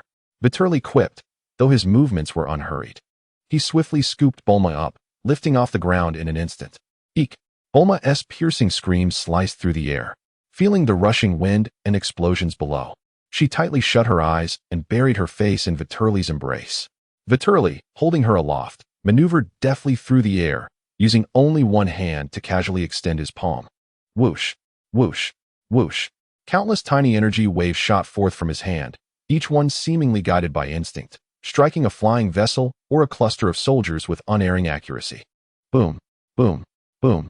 Explosions erupted in the sky, the vicious cosmic soldiers shrieking like mosquitoes struck by an electric swatter, plummeting from the air in droves, enveloped in billowing smoke. Regret it now? Vitri glanced down at the trembling Bulma, unable to suppress a teasing remark. I told you not to rush over here. Now you understand the danger, huh? If it were a vacation, why would I not bring you? Honestly, he lowered his gaze to check if Bulma had been frightened to tears, only to find her eyes wide open, sparkling with exhilaration. Somewhere along the way, she had shed her fear, replaced by thrill and excitement. This is exhilarating. She wrapped her arms around Vitri's neck, unafraid, and instead shouted with enthusiasm. Left, left. Careful, darling. Wow, you hit it. So impressive. Here comes another one. Quick, shoot. Vitri sighed. Well, I worried for nothing. What kind of nerves does this woman have? He shook his head in resignation. Yet, despite the internal grievances, he remained steadfast in his actions. With a casual wave of his hand, another formidable energy wave surged forth, obliterating a distant large combat vessel into fragments, while the soldiers within plummeted to the ground, shrieking like dumplings. Ha ha! How impressive, my dear husband! Bulma exclaimed, her eyes sparkling with excitement. Perceiving this as a real-life interstellar shooting game. On the ground, Neru pushed Dandy back toward Whis, his expression resolute as he gazed at the approaching foes in the sky. Dandy, stay close to Mr. Whis and don't wander off. After uttering this command, he let out a fierce shout, instantly unleashing his power and soaring into the air to confront the ragtag soldiers who had regrouped after being knocked down by Vitali, now recklessly charging toward the Dragon Balls. The Dragon Balls are right behind that Namekian, a frog-faced minor leader bellowed hoarsely, driven by greed for promotion and wealth. Completely disregarding the disparity in strength between the two sides, Neru's countenance remained grim as he employed both fists and feet, unleashing a barrage of green energy waves that repelled the soldiers one by one.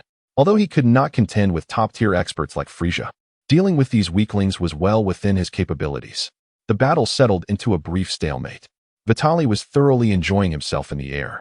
With Bulma's cheers and commands ringing incessantly, on the ground, Neru established a defensive line, preventing the soldiers from approaching the Dragon Balls and Dandy. Meanwhile, Whis remained comfortably seated, leisurely sipping his tea, as if the surrounding explosions and cries of battle were merely inconsequential background noise. However, new troubles soon emerged. A squadron, evidently more elite than the common soldiers, suddenly breached Vitali's hastily constructed firepower net, appearing before Neru, clad in matching uniforms. The leader sported golden hair reminiscent of a Super Saiyan, his expression twisted with malice. It's the mech unit under King Cooler. One of the soldiers recognized them and exclaimed loudly. The golden-haired captain, Saviza, smirked coldly, his gaze bypassing the beleaguered Neru and fixating on the glimmering Dragon Balls behind him. Nizu Dre, you two take care of that Namekian, while the other eliminates that pesky Mop Top and the kid beside him. I'll retrieve the Dragon Balls. Nizu and Dre exchanged a glance, their expressions darkening instantly. They, too, had their own ambitions regarding the Dragon Balls. However, after a moment's hesitation, they dared not defy their captain's orders and respectfully replied, "Yes, Captain Saviza." No sooner had the words left their lips than they sprang into action. Nizu darted forward, directly charging at a tea-sipping Whis and the trembling Dandy, simultaneously conjuring a massive energy blast, clearly intent on a lethal strike. Dre roared, delivering a powerful punch aimed at the engaged Neru. "Mr. Whis, be careful." Neru sensed the impending danger and quickly warned Whis, while he barely managed to raise his hand to block Dre's heavy blow, only to be shaken by the aftershock, finding himself at a disadvantage. On the other side, the energy projectile from Nizi soared towards Whis with a fierce whistle. No, Whis, run away." Dandy screamed in terror, closing his eyes, his dazed face awash with despair. He seemed to envision the horrific scene of Whis and himself being obliterated. However, in the face of this sudden attack, Whis merely emitted his signature light chuckle. Ho ho ho. Really, I'm just an innocent bystander. He didn't even glance at the lethal energy blast, his hand holding the teacup pausing ever so slightly. What transpired next left Dandy, who had cautiously opened his eyes to assess the situation, utterly astonished. Just as the energy blast was about to strike Whis, both Nizi, the elite member, and Captain Shaviza, who was hurtling towards the Dragon Balls, vanished as if erased from existence by an eraser, gone in an instant without any warning. There was no explosion, no sound, not even a ripple of energy remained. The energy projectile aimed at Whis quietly dissipated midair, as if it had never existed at all. A gentle breeze ruffled Whis's silvery hair as he continued to sit elegantly in his chair, leisurely sipping his red tea, as though nothing had transpired. Dandy's mouth fell agape, his eyes wide with disbelief, rendering him speechless. He glanced at the empty space before him and then at the serene Whis, his mind completely in disarray. Rest assured, Whis finally set down his teacup and offered a gentle smile to the dumbfounded Dandy. After all, I promised Vitali and Bulma that I would look out for you a bit. Dandy struggled to swallow, finally regaining his voice. He stammered, "That was incredible, Whis. Where did those two just go?" Whis picked up a small pastry, his tone as calm as if discussing the weather. "I merely sent them to a nearby star to reflect for a while. The temperature there is more conducive to contemplating life." Having said that, he disregarded the astonished Dandy and continued to indulge in his afternoon tea. Meanwhile, Dre, engaged in a fierce battle with Neru, noticed the unusual occurrence. He had been relentlessly pummeling Neru, taunting, "Give it up, Namekian. See, our captain has gone to retrieve the Dragon Balls. You better not resist." Just let me finish you off. His words abruptly ceased, for he discovered that not only Nizi had vanished, but Captain Frieza had also completely disappeared without a trace. This bizarre scene sent chills down his spine, causing his attack to falter, his gaze towards Weiss filled with suspicion and dread. Naru, battered and gasping for breath, seized the moment of Dre's distraction to force him back a step, then turned to follow his gaze. He expected to witness Weiss and Dandy in peril and, filled with despair, shouted, "Dandy! Weiss!" However, what met his gaze was Vizzy still leisurely sipping tea, while Dandy excitedly waved his small fists in encouragement. "Go, Naru, Naru." He blinked in bewilderment and glanced at the perplexed expression on Dre's face, instinctively asking, "Were you just playing with me? Were those words merely fabricated to disturb my mind?" "Dre, what do you mean, playing with you? My teammates and captain are gone. I'm in a state of sheer panic." High above, the observing King Cooled and Gula naturally witnessed this bizarre scene. King Cooled's brow furrowed, casting a suspicious glance at Gula.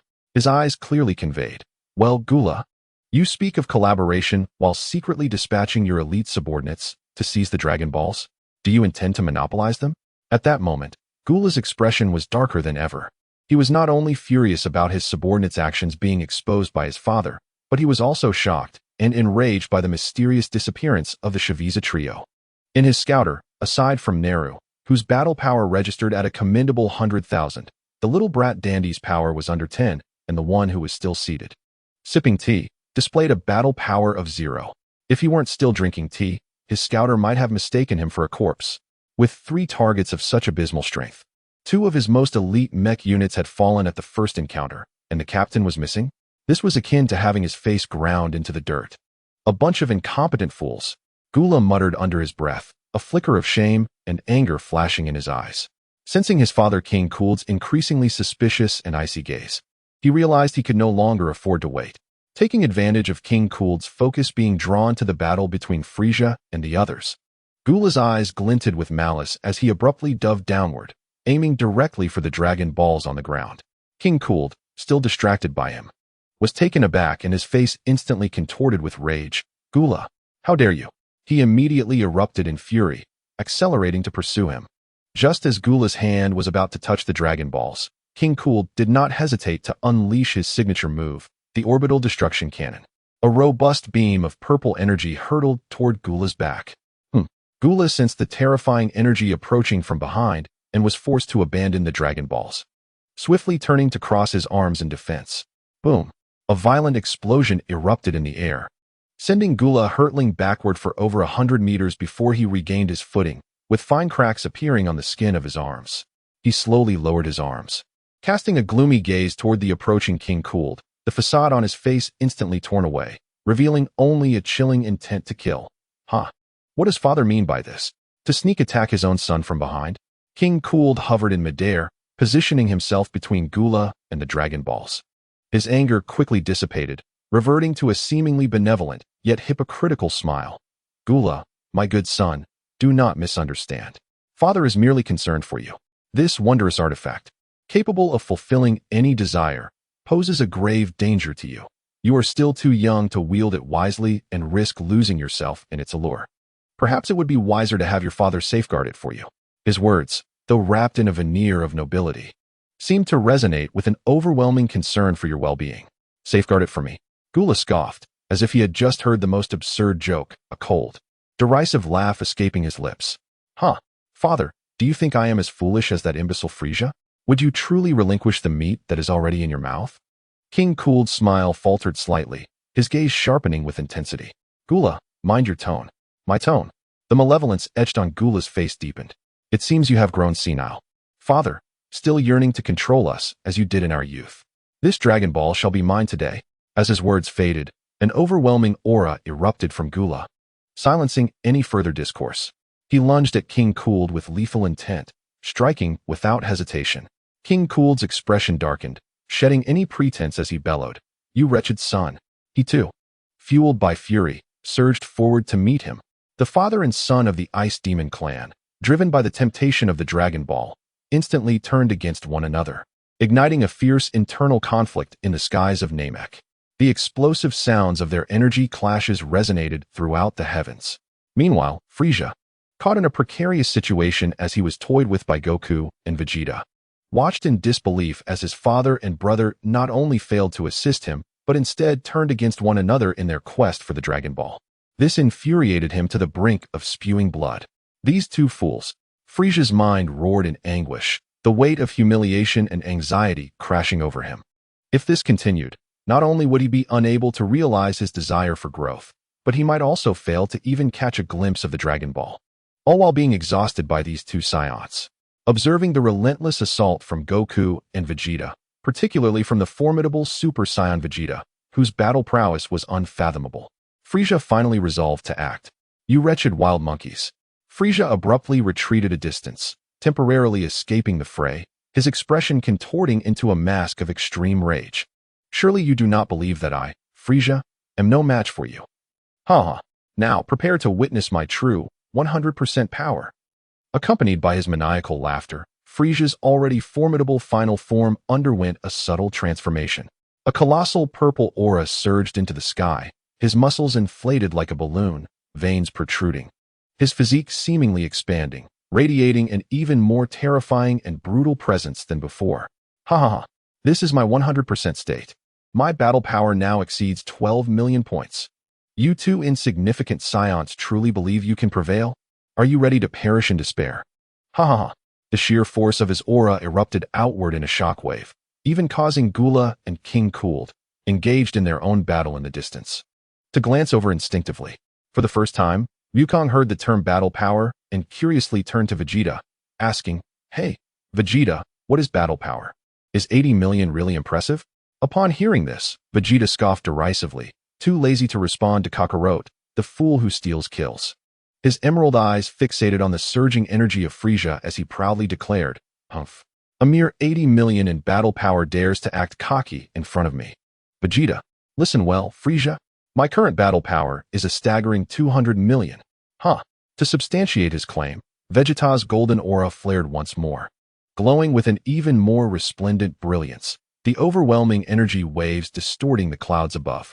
With a mighty roar, he charged aggressively towards Frieza, who was at full power. And the clash of golden and purple auras ignited an intense and heated battle. 200 million. Frieza felt Vegeta's palpable strength, which not only matched but subtly surpassed his own, causing his arrogant laughter to abruptly cease. For the first time, disbelief and a hint of panic crossed his face. How is this possible? How has he grown so powerful? Wukong scratched his head, observing the fierce clash between Vegeta and Frieza, feeling rather out of place. Bored. He glanced around, and was soon captivated by the more vibrant battlefield nearby, where Gula and King Cold were locked in fierce combat, energy blasts flying wildly. Seemingly more entertaining than the struggle with Frieza. Oh, that looks even more interesting. Wukong's eyes lit up, instantly dismissing Frieza from his mind. In a flash, he dashed eagerly towards the fray of Gula and King Cold. Hey, you two look strong. Why not have a match with me? Thus, a comical scene unfolded.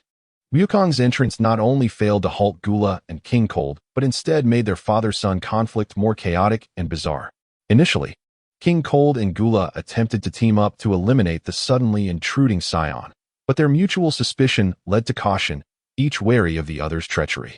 As the battle progressed, it often morphed into King Cold trying to assist Wukong against Gula, or Gula attempting to aid Wukong against King Cold, both sides wishing to eliminate their respective father or son first. Wukong found himself bewildered by their overly enthusiastic assistance, feeling frustrated. All he sought was a worthy opponent for a straightforward fight. What was the matter with these two? Did they even want to battle properly? Meanwhile, the myriad of minor soldiers in the sky had been largely dealt with by Vitri. With a casual sweep of his hand, he unleashed a massive energy wave that cleared a substantial area like a broom. After a dozen such strikes, the previously darkened sky had brightened considerably, leaving only a few scattered remnants of luckier or more evasive survivors. TSK, it seems the King of Hell will be working overtime now, Vitri remarked as he descended slowly with Bulma, observing the significantly cleared sky. Bulma, though not fully grasping the intricate details, was nonetheless captivated by her husband's striking display of power as he effortlessly vanquished their foes. As her initial excitement began to wane, her thoughts shifted to the upcoming honeymoon with Vegeta. She wrapped her arms around his, playfully whined, Darling, why not hold me and take a spin? Look up there. Goku and Vegeta can handle it, and Whis is present too. It's perfectly safe. Vegeta cast a glance at the battle unfolding above, hesitating momentarily before concluding that perhaps his intervention was indeed unnecessary. Gently tousling Bulma's hair, he nodded and affectionately replied, "Very well, since we have some time to spare. Let us descend and greet Whis and inquire if Nappa requires assistance in transporting Dandy elsewhere. After all, this place is not entirely secure." Upon hearing Vegeta's agreement, Bulma's face lit up with joy. She rose on her tiptoes and planted a quick kiss on his cheek, her voice dripping with sweetness as she exclaimed, "Thank you, darling. You're simply wonderful." Vegeta shuddered at her deliberately high-pitched tone, hastily waving his hands. "No, no, no. Please, revert to your usual tone. This pitch sends shivers down my spine. I cannot endure it." Bulma's expression soured instantly, her brows knitting in irritation. With a playful yet firm twist at the soft flesh around Vegeta's waist, she retorted, "Hmph. You ungrateful man. You can't appreciate a little kindness." "Ow." Vegeta chuckled in spite of himself. "Ah, yes, that's the spirit. I much prefer your fiery demeanor. That's truly you." As they exchanged banter, they approached Whis.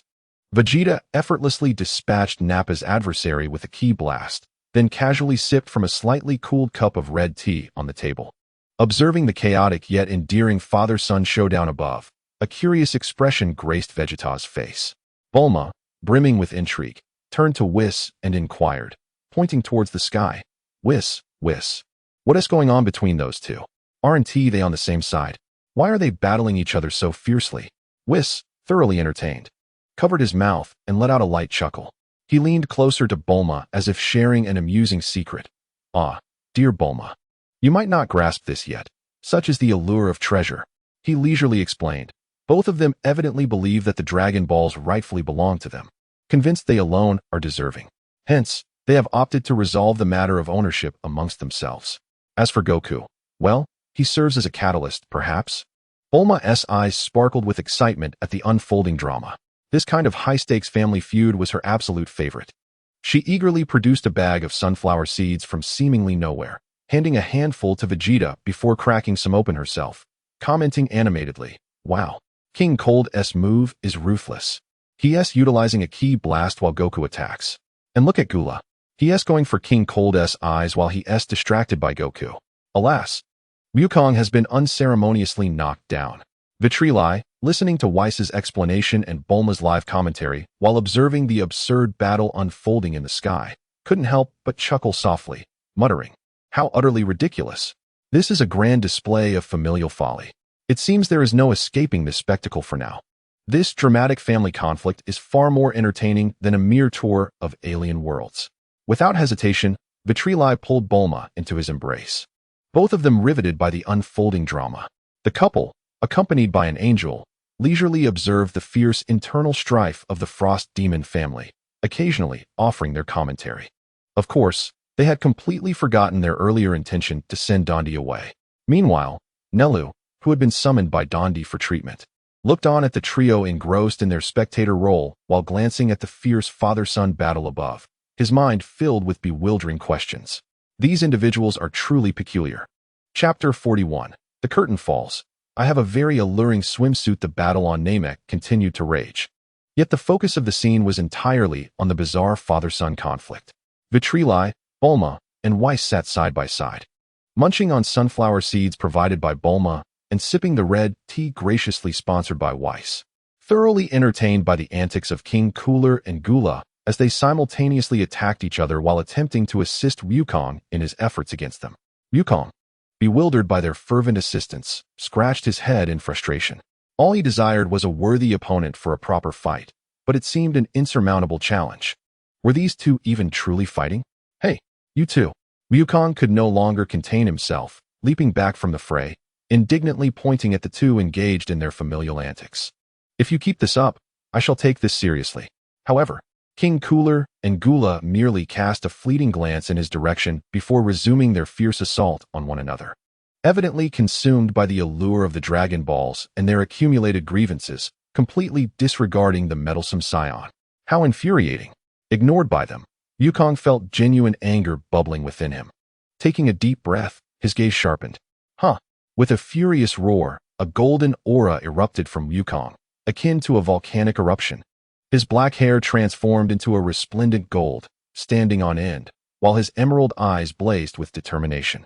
Yet, unlike Vegeta's ferocious demeanor, Wukong's aura, upon reaching its zenith, began to retract gently, resembling a tranquil sea concealing unfathomable power. The energy he exuded became exceedingly refined and stable, devoid of any waste. Observing this transformation, Vitri raised an eyebrow in astonishment, a smile of approval spreading across his face. He called out to the sky, "Not bad at all, my boy. Have you truly mastered full power without my knowledge? It appears you haven't been slacking off since our last lesson." Upon hearing Vitali's praise, Wukong bashfully scratched the back of his head and chuckled sheepishly. "Oh, it's nothing. It's all thanks to the methods you taught me for controlling my energy. I gradually transformed on my own." This sudden transformation of Wukong, coupled with his nonchalant conversation with Vitali, finally compelled the fiercely engaged King Cooled and Kula to pause momentarily. The king, panting heavily, cast a wary gaze at the unfathomable energy of Wukong, then glanced at Kula, who seemed to still possess some strength, and inwardly gasped, "Another Super Saiyan. And this scoundrel, Kula." Kula, shaking his slightly numb arm, directed a mocking glance at his father. "Hmph, father. It seems age has truly caught up with you. Is this the extent of your endurance?" His gaze shifted to Wukong, his crimson eyes filled with both gravity and a hint of excitement. "I never expected you to be a Super Saiyan as well. How intriguing. It appears I need no longer conceal my true power." "What?" King Cooled exclaimed, his expression one of disbelief as he looked at Kula. "Is your current strength not your full power? Have you been deceiving me all along?" "Deceiving you?" Kula let out a low, mocking laughter, cracking his neck as the sounds of his bones echoed. "Father, perhaps you are unaware, but I am not like that worthless Frieza. I possess an additional transformation beyond his." With a thunderous roar, Kula unleashed a bone-rattling scream that reverberated through the air. A dark red, viscous aura erupted from his body, instantly engulfing his former energy signature. Amidst this terrifying crimson flame, Kula underwent a remarkable transformation. His skin was swiftly enveloped by a layer of pale, bone-like armor that shimmered with a metallic sheen. His form appeared to grow taller and more fearsome. Most strikingly, 3 sharp, twisted, ivory horns suddenly jutted upward from the sides of his forehead. His eyes turned entirely blood-red, devoid of any whites, leaving only an expression of pure savagery and a thirst for destruction. An aura, far more terrifying and malevolent than Frieza at full power, or even Wukong at this moment, swept across the entire Namekian planet like a tsunami. The earth began to moan, and the sky seemed to be tainted with a faint blood hue. Far away on the opposite end of the planet, within a mountaintop chamber, the ailing Grand Elder was abruptly awakened by this surge of overwhelming evil energy. He struggled to lift his murky gaze toward the ceiling, as if he could pierce through the rock to see the source of that dreadful power. His cracked lips trembled slightly, emitting an almost inaudible sigh. Such terrifying evil. "It seems the Dragon Balls can no longer aid you.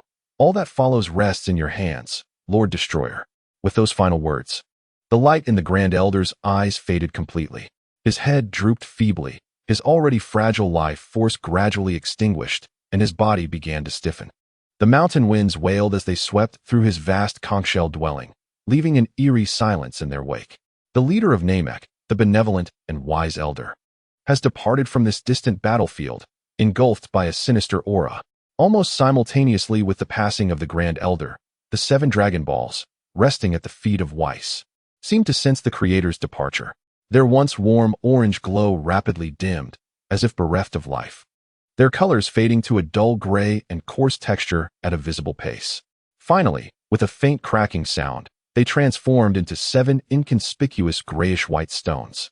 Naru, who was about to rush to Goku's aid, abruptly halted in disbelief, staring at the lifeless stones, his pupils constricting in shock. "What is this?" A tremor coursed through him, as if all his strength had been instantaneously drained, and he collapsed to the ground. A profound sorrow surged within him, eliciting a heart-wrenching cry. "Grand Elder!" Beside him, Dandy also beheld the petrified Dragon Balls, his small face turning pale as tears cascaded down like pearls from a broken string. He sobbed, his voice filled with helplessness and grief. "Grand Elder, oh Grand Elder." Vitali gazed at the 7 stones, letting out a gentle sigh. He understood all too well what this signified. The esteemed elder of Namek had, at last, passed away. His gaze turned skyward, towards the figure of Gula, who had achieved his ultimate transformation, exuding an aura that demanded attention, alongside the astonished King Cooled, who seemed to truly recognize his son for the first time. Embracing the unprecedented power that surged within him, Gula erupted into boisterous laughter. Ha ha ha. Do you feel it, father? This is my true strength. My combat power has now surpassed 470 million. That waste Frieza is unworthy even to be my subordinate. His blood-red eyes locked onto the calm presence of Goku, a sinister grin spreading across his face. Super Saiyan, let us see how long you can last beneath my might. Before his words could settle, his bizarre form propelled forward with a series of sonic booms, appearing instantaneously before Goku. His gauntlet-clad fist descended with a speed that defied perception. Goku's expression shifted, crossing his arms in defense. Bang! With a dull thud, Goku was sent hurtling backwards, as if struck by a meteor. Flying over 100 meters, his arms numbing from the impact. What immense power! Shaking off the shock, Goku's gaze intensified. He immediately unleashed his energy and charged back, engaging Gula in a fierce battle. Yet this time, the tide had turned. Goku found himself at a distinct disadvantage, relying solely on his agility and endurance in full power mode to barely keep pace, each clash proving extraordinarily arduous. Meanwhile, Vegeta's battle with Frieza approached its conclusion. Mastering the power of the Super Saiyan, Vegeta fought with increasing fervor, his golden aura raging wildly, forcing Frieza, at full power, into a defensive position, utterly incapable of retaliation. Victory seemingly within reach. Vitri surveyed the chaotic battlefield once more, sighing deeply as he affectionately patted Bulma's small head beside him. Bulma lifted her head, gazing at him with a look of bewilderment. What's wrong? Without a word, Vegeta slowly rose from his chair. In an instant, he vanished from sight, only to reappear high in the air, precisely blocking Vegeta's lethal strike aimed at Frieza. With a soft snap, Vegeta's hand deftly grasped Vegeta's wrist, which was poised to strike. Vegeta, what do you think you're doing? The prince's attack was abruptly interrupted, igniting his fury as his golden aura surged violently. He struggled to free himself from Vegeta's grip, thrashing his wrist in vain. Vegeta shook his head, his other hand's fingers curling slightly as he gently flicked Vegeta's forehead. A dull thud resonated, and Vegeta felt an irresistible force thrust him backward several meters, nearly sending him plummeting from the sky, his aura dissipating under the impact. Vegeta, both shocked and enraged, steadied himself and prepared to unleash a torrent of curses, but Vegeta had already turned his attention elsewhere. In Frieza's horrified gaze, Vegeta's hand seemed to transcend both space and distance, firmly pressing against Frieza's head. In the blink of an eye, Vegeta's form became indistinct once more, teleporting with Frieza in tow to stand before Goku, who was being overwhelmed by Gula. With effortless ease, he seized Gula's menacing wrist that was aimed at Goku, rendering Gula incapable of attacking. What? A flicker of disbelief passed through Gula's blood-red eyes as he attempted to struggle, only to find that his planet-destroying power was utterly ineffective against Vegeta's seemingly casual grip. With a mere sweep of his arm, Vegeta hurled Gula and the still-dazed Frieza toward King Cold, who was watching from a distance. With a thunderous crash, the two were helplessly sent crashing into King Cold like cannonballs. Startled, King Cold instinctively tried to evade, but the two collided clumsily, sending the trio into a chaotic tumble through the air. Finally stabilizing themselves, their faces were etched with uncertainty. Vegeta turned to Goku, who was panting heavily and drenched in sweat, and nodded reassuringly. Are you all right? Goku wiped his brow, struggling yet unwavering, his eyes still shining bright. I'm fine. He's incredibly strong, but I will definitely win. Observing Goku's indomitable spirit, Vegeta chuckled lightly. At that moment, an enraged Vegeta flew over, almost pointing a finger at Vegeta as he shouted, What do you intend to do? Was it not agreed that Frieza was mine to defeat? How dare you steal my opponent, Prince Vegeta? Vegeta raised a hand to silence his outburst, his gaze sweeping over Goku and Vegeta as he calmly replied. Leave the rest to me. This farce ends here.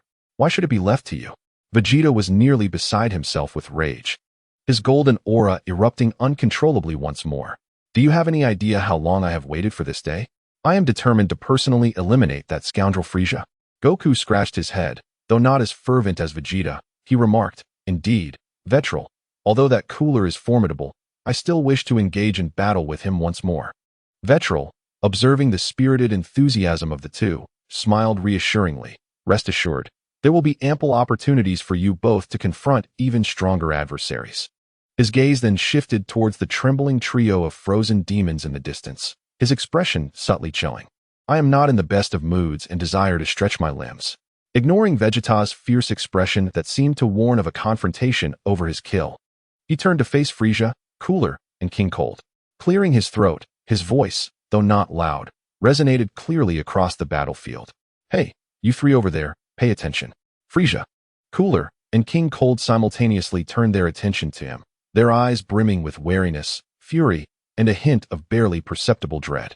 Vitri's earlier display of effortlessly subduing Cooler and Frieza was indeed chilling.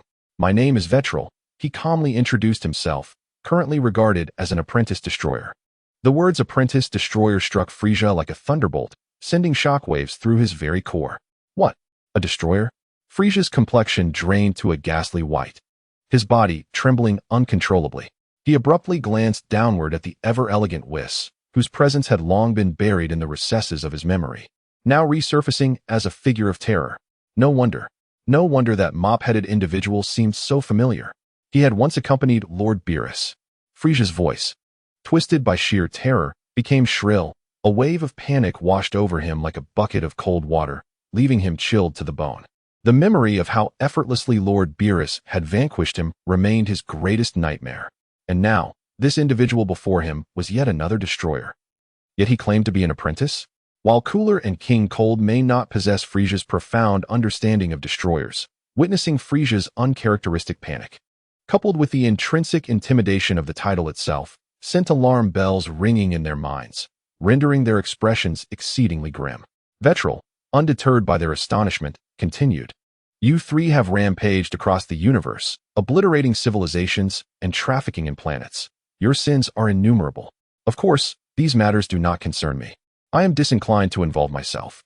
He shifted his tone, a semblance of a seemingly gentle yet chilling smile gracing his lips. "However, I find myself rather displeased with you at present, and I feel an urge to engage in some physical activity." Thus, he raised his hand, pointing at the now pallid trio of frozen demons, declaring in clear, deliberate tones, "You three, brace yourselves." "Huh." As if to validate his declaration, an indescribable wave of terrifying energy erupted from within Vitri. The golden aura no longer resembled the dazzling brilliance of Goku and Vegeta. Instead, it manifested a deeper, more ferocious essence, as if it harbored an infinite capacity for destruction, soaring skyward and seemingly connecting heaven and earth. The entire Namekian planet trembled violently. The ground split apart wildly, enormous fissures spreading like gaping abysses. Distant mountains collapsed in great swathes, the ocean recoiled, and the sky darkened with ominous clouds, flashing with lightning and rumbling thunder, as though the apocalypse had arrived. Vegeta stood in stunned silence, gazing at this moment's Vitri, feeling a terrifying aura that transcended the limits of his comprehension, his mind a blank slate. He even forgot his anger over the stolen enemy, replaced only by boundless astonishment. What kind of power is this? How could a Super Saiyan be capable of such strength? Goku also appeared astonished, yet his expression was more one of excitement and admiration. His eyes gleamed as he exclaimed, "Wow, incredible, Vitri. You have been hiding such immense power." Below them, Whis shook his head slightly, a trace of helplessness flickering in his eyes. "Ho ho ho, perhaps you've gone a tad overboard, Vitri-san." As Vitri's destructive golden aura gradually receded, his new form was unveiled before all. His once black hair had vanished, replaced by long, fierce locks cascading down to his waist, shimmering with a golden sheen. His eyebrows disappeared, his brow pronounced, and a subtle dark shadow emerged around his eyes, transforming his entire demeanor into one of overwhelming dominance, cold and ruthless. No longer did he exude an ordinary presence. Instead, he radiated an almost tangible, suffocating ferocity. He slowly lifted his gaze, his icy stare sweeping over the trembling Frieza and his companions, and in an unmistakably calm yet assertive tone, he declared, "You three, come at me together. If you lack the courage to engage or fail to amuse me," his voice turned suddenly frigid, then your deaths will be excruciating. Frieza, Cooler, and King Cold were already paralyzed with terror, their bodies shaking uncontrollably. In the face of this calamity-like power, their once proud combat prowess seemed like a mere jest. Frieza quivered, his voice nearly breaking as he shrieked, who are you? What did you mean by God of Destruction? This power of yours is not that of a Super Saiyan. Hearing this, Vitli's lips curled into a disdainful sneer. As I stand now, I am no God of Destruction. He paused, casting a glance back at the equally astonished Vegeta and Goku, as if to explain, or perhaps to declare slowly, I am now Super Saiyan 3 Vitli. Huh. That final shout resonated like a thunderclap. In an instant, Vitli's figure vanished from sight. Cooler and King Cold had scarcely a moment to react before they felt an irresistible force strike them fiercely in the abdomen. Poof!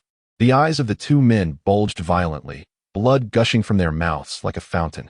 An intense agony enveloped their entire beings, as if their very organs had been shattered by the impact. Boom! Boom! Two thunderous sounds erupted almost simultaneously, as Gula and King Cold fell from the heights like meteors, crashing into the ground and creating two enormous craters. Thick clouds of dust billowed into the sky, leaving their fates uncertain. Instant annihilation. A true moment of obliteration. Frieza watched in horror as his father and brother were vanquished with such ease, his last psychological defenses crumbling entirely. An overwhelming dread and profound humiliation engulfed him. No, it's impossible, impossible.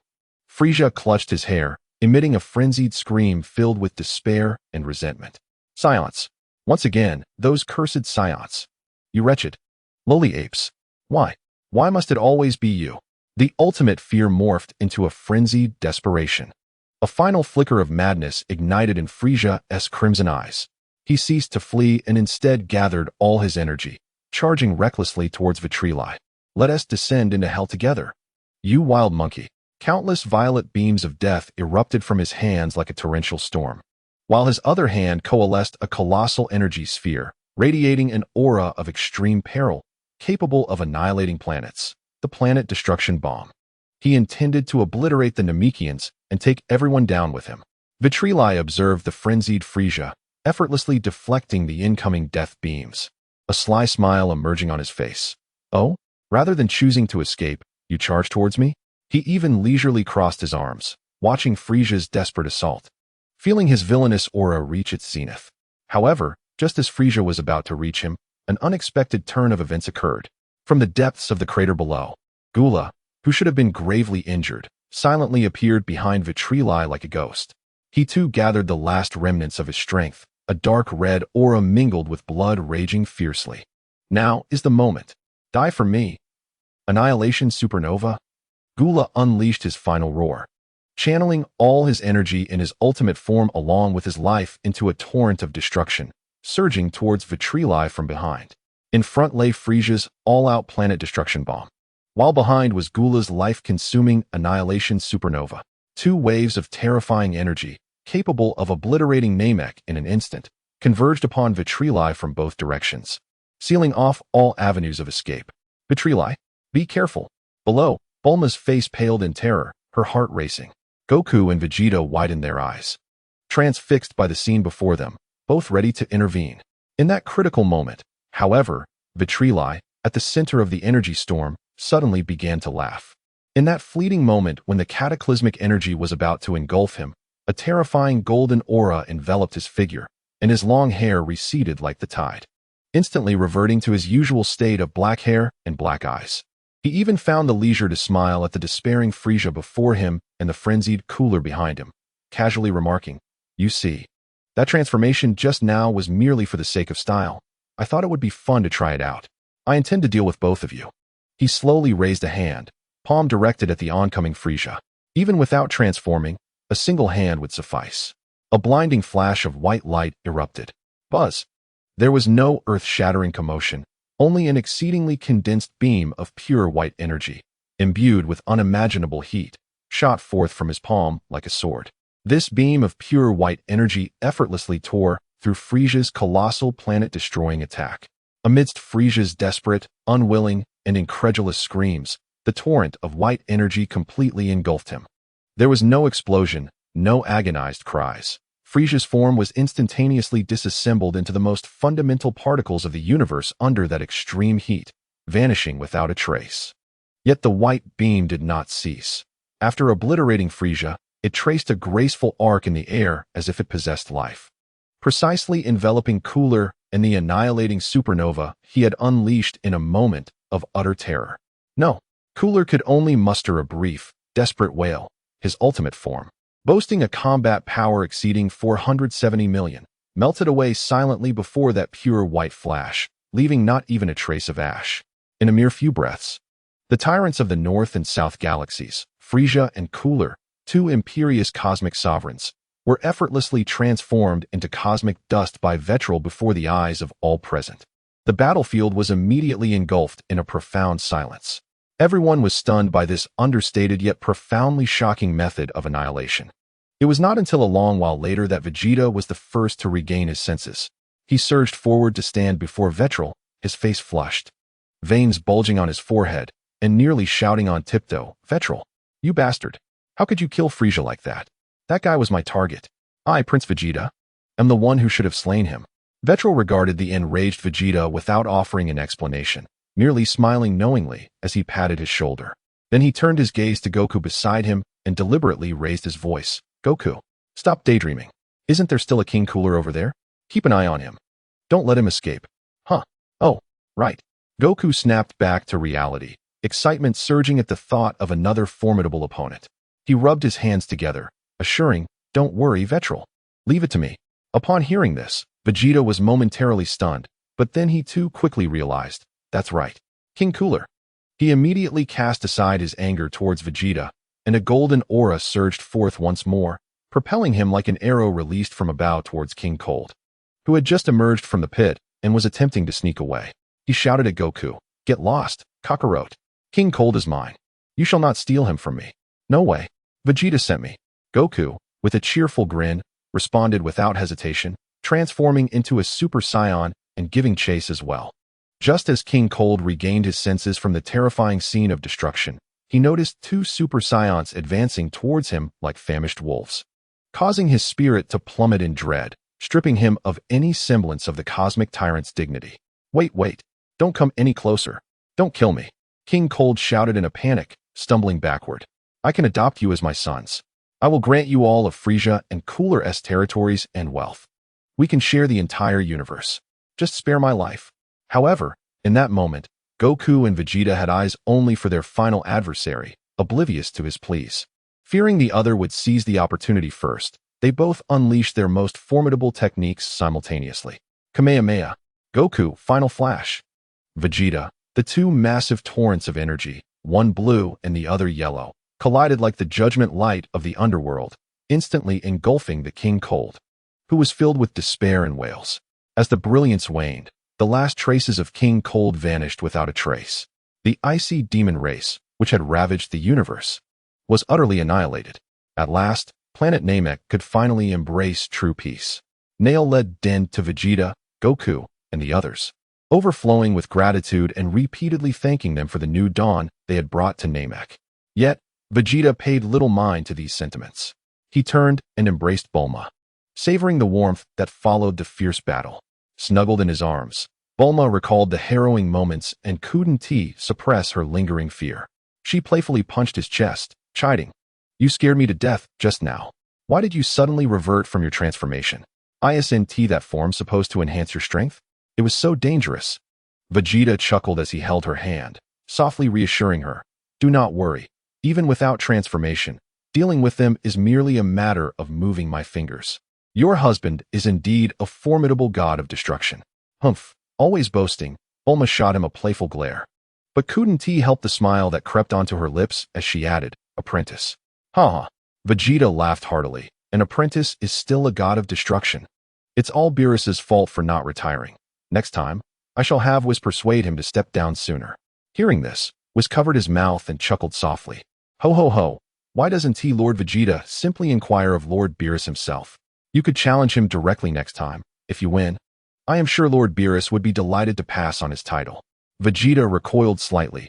He wasn't falling for that. He knew that despite his rapid progress, he was still a step behind Beerus, who had been secretly honing his skills. Upon returning, it seems that I must double my training. With this thought in mind, he turned to Bulma in his arms and quietly inquired, "By the way, Bulma, are you able to construct a gravity chamber capable of 1,000 times Earth's gravity?" Bulma tilted her head in contemplation before affirmatively nodding. "Yes. Theoretically, it should be feasible. The sample of the so-called hardest metal in the universe that you brought back from the Kaishin realm has been analyzed, and I have successfully replicated the synthesis method of that metal, even optimizing its structure. The newly forged alloy surpasses diamond in hardness and should withstand the pressure of 1,000 times gravity with ease." After rescuing the old Kaishin from the Kaishin realm, Vitri had opportunely taken the hardest metal in the universe back to Earth to present to Bulma for research. He had not anticipated its swift application. Hearing this, Vitri felt an overwhelming joy and embraced Bulma a little tighter, gently resting his chin on her forehead as he tenderly expressed, "Thank you, Bulma. I'm grateful to have you by my side." Bulma softly responded with a hum, a blush of happiness gracing her cheeks. Suddenly, she lifted her head, her eyes sparkling with mischief and allure. Leaning close to Vitri's ear, she whispered in a tone only they could hear, "A mere thank you won't suffice. I secretly purchased a particularly alluring swimsuit before coming over." That instant, Vitri's eyes widened in surprise, as all thoughts of training and strengthening were momentarily cast aside. All that remained in his mind was a singular thought. They must return to Earth immediately. Chapter 42. Back to Earth, the God of Destruction's Challenge. Beneath the yellow-green sky of Namek, the land once shrouded in war and fear now welcomed a moment of tranquility and peace. The thin clouds drifted lazily, as if tenderly soothing this battle-worn planet. After vanquishing the remaining members of Frieza's army, faint cheers began to echo across the silent planet. Initially subtle, the voices quickly coalesced into a resounding chorus. The surviving Namekians' jubilant exclamations reverberated through the heavens. "We won. We triumphed. The demon has been defeated. Peace has returned."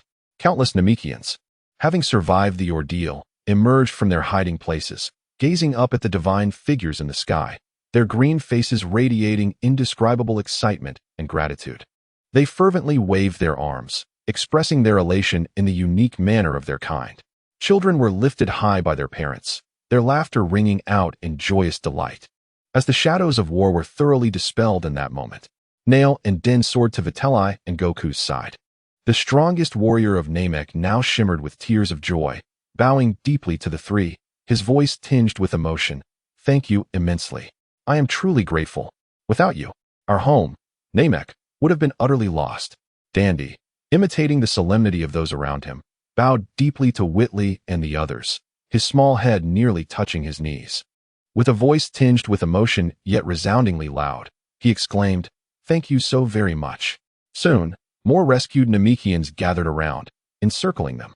Although their numbers were far fewer than before the calamity, the faces of those who had survived were etched with the most sincere gratitude. Cheers and expressions of thanks filled the air, their heartfelt tones truly moving. After a brief discussion among a few elder Namekians, a respected individual, temporarily appointed as the acting elder, stepped forward. His face bore a deep sense of remorse as he spoke with utmost sincerity. "Esteemed guests, you are the benefactors of our entire clan. We genuinely wish to host you properly and express our deepest appreciation." He glanced around at the devastated village and barren land, shaking his head in bitter resignation. "However, we Namekians can survive solely on fresh water. We possess no delectable food, nor do we even know how to cook. It is truly shameful that we cannot present anything worthy to honor our benefactors. I am profoundly sorry." Upon hearing this, Goku waved his hand dismissively, grinning broadly as he replied, "It's perfectly fine. You need not concern yourselves with that. To be honest, we primarily came to eliminate Frieza at the behest of Lord Kai. Helping you was merely incidental. There's really no need for special hospitality." His bluntness caused even Vegeta to roll his eyes, while Nalu wore an awkward smile. Witley quickly elbowed Goku to silence him and offered the elder a gentle smile. "You are far too courteous. To witness Namek return to peace is the greatest reward for us. There's truly no need to worry about hospitality." The new elder, seeing their understanding, felt an even deeper sense of regret. After a moment of contemplation, he resolutely spoke. "We Namekians are unable to repay your kindness. Therefore, I shall attempt to communicate with the Dragon Balls later to awaken Purunga once more. Although the powers of the Dragon Balls may have altered since the passing of the Elder, they can still grant wishes. He cast a sincere gaze upon Witley, Goku, and Vegeta, earnestly declaring, "In the name of the Elder, I promise that from this day forth, you shall be our most esteemed friends. Whenever you require the Dragon Balls, you are always welcome to return to Namek. This, perhaps, was the only fitting gift we could offer in return for your kindness."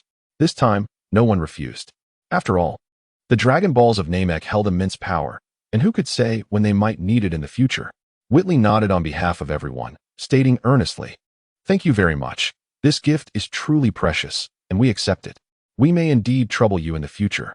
With the serious matters concluded, Witley, eager to return, cast a knowing smile at Bulma, immediately wishing to teleport back to Earth with her.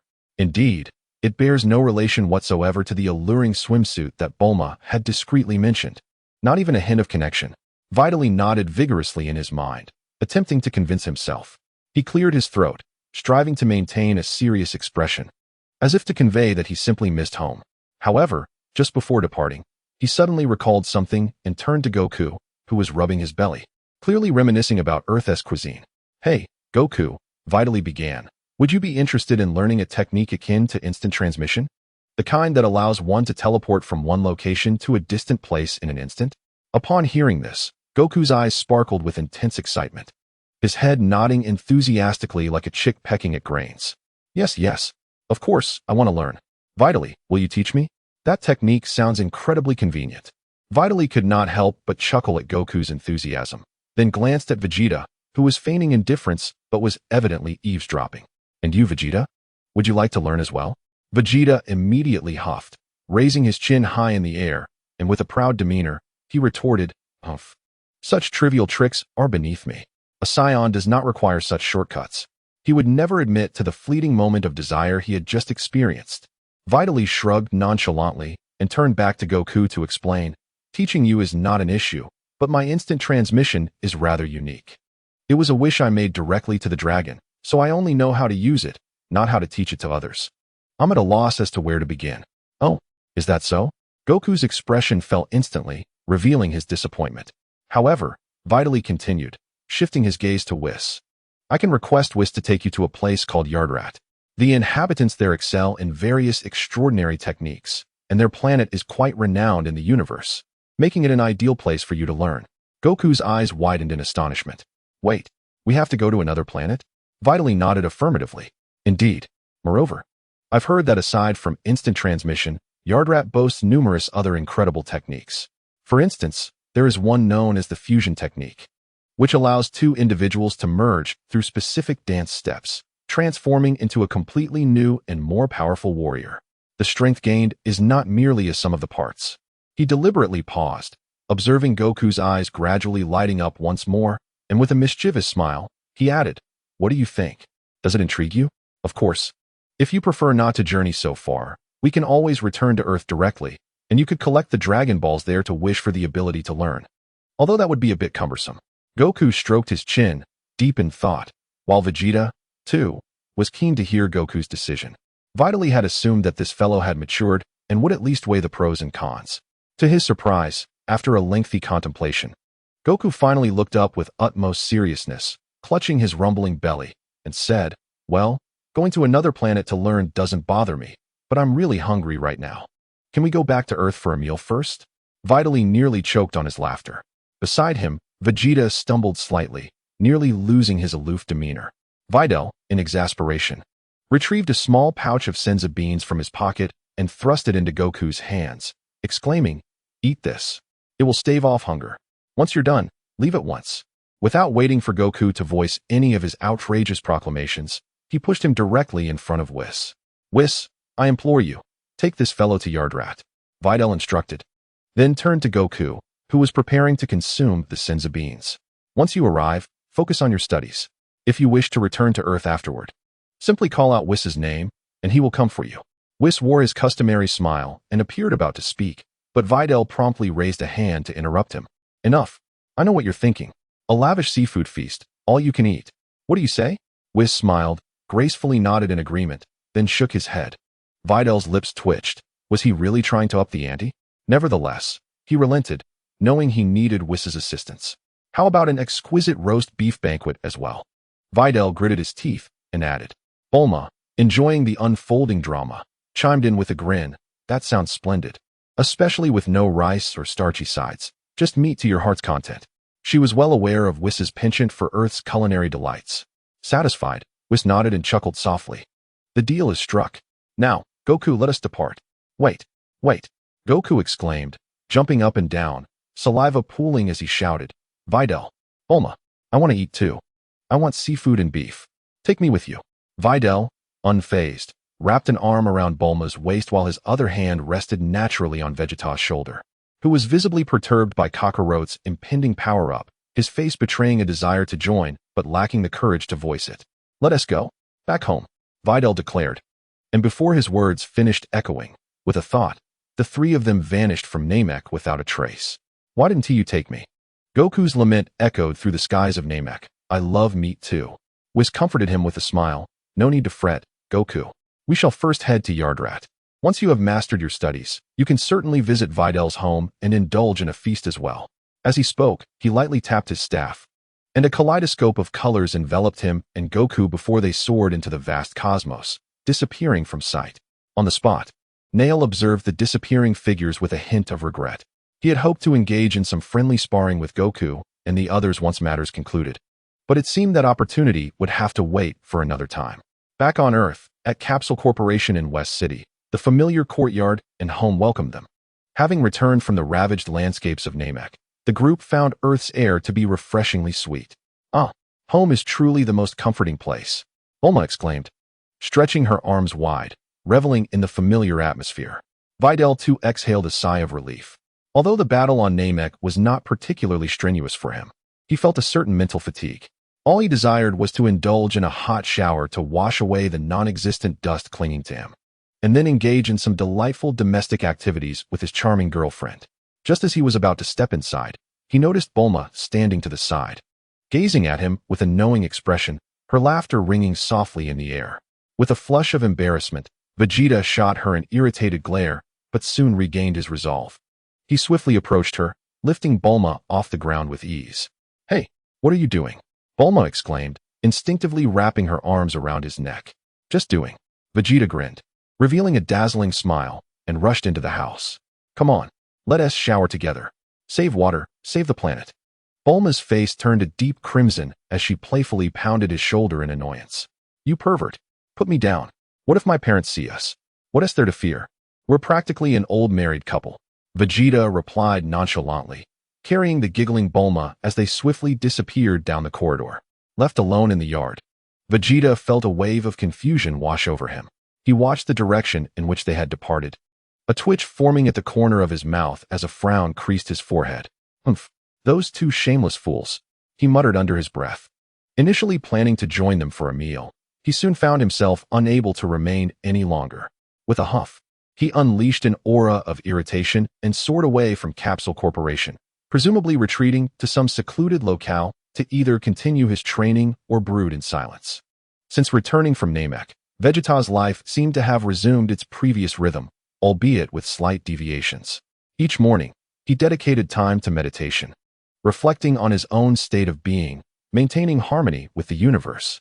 After lunch, he would promptly enter the latest gravity chamber, specially designed by Bulma for his training. This new gravity chamber, utilizing technology derived from the King Kai's realm, could simulate an astonishing environment of up to 1,000 times Earth's gravity. Occasionally, Vegeta would swallow his pride and come to utilize the gravity chamber for his own training. However, when he discovered that Vegeta could move effortlessly under 1,000 times gravity, even engaging in high-intensity training, while he struggled to endure even an hour in such conditions, a surge of humiliation and competitiveness ignited within him. Damn it, how could I be so far behind? Vegeta gritted his teeth, glaring at the relaxed figure within the chamber, his sense of humiliation and rivalry rekindled. From that moment on, he intensified his training regimen, pushing himself relentlessly, often foregoing sleep. He frequently issued challenges to Vegeta, who welcomed the competition with enthusiasm. Vegeta established a straightforward rule for their encounters. Once Vegeta transformed into a Super Saiyan, he would unleash his full power in an attack, while Vegeta would close his eyes.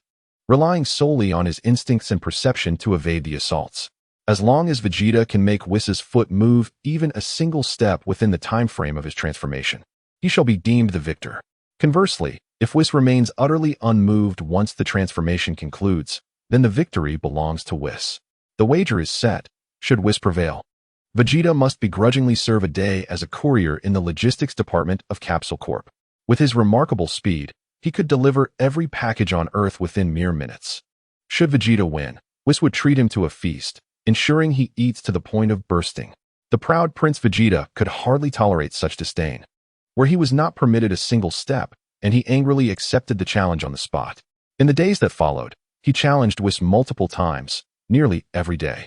Alas, despite Vegeta's rapid progress, his increasingly fierce attacks, and a comprehensive enhancement of his physical prowess, he had yet to succeed even once. Each of his strikes was effortlessly dodged by Whis by the narrowest of margins, and the frustration of exerting all his strength only to graze the edges was nearly enough to drive Vegeta to the brink of despair. Consequently, Capsule Corp's customers recently discovered a delightful surprise. Their logistics speed had become astonishingly swift.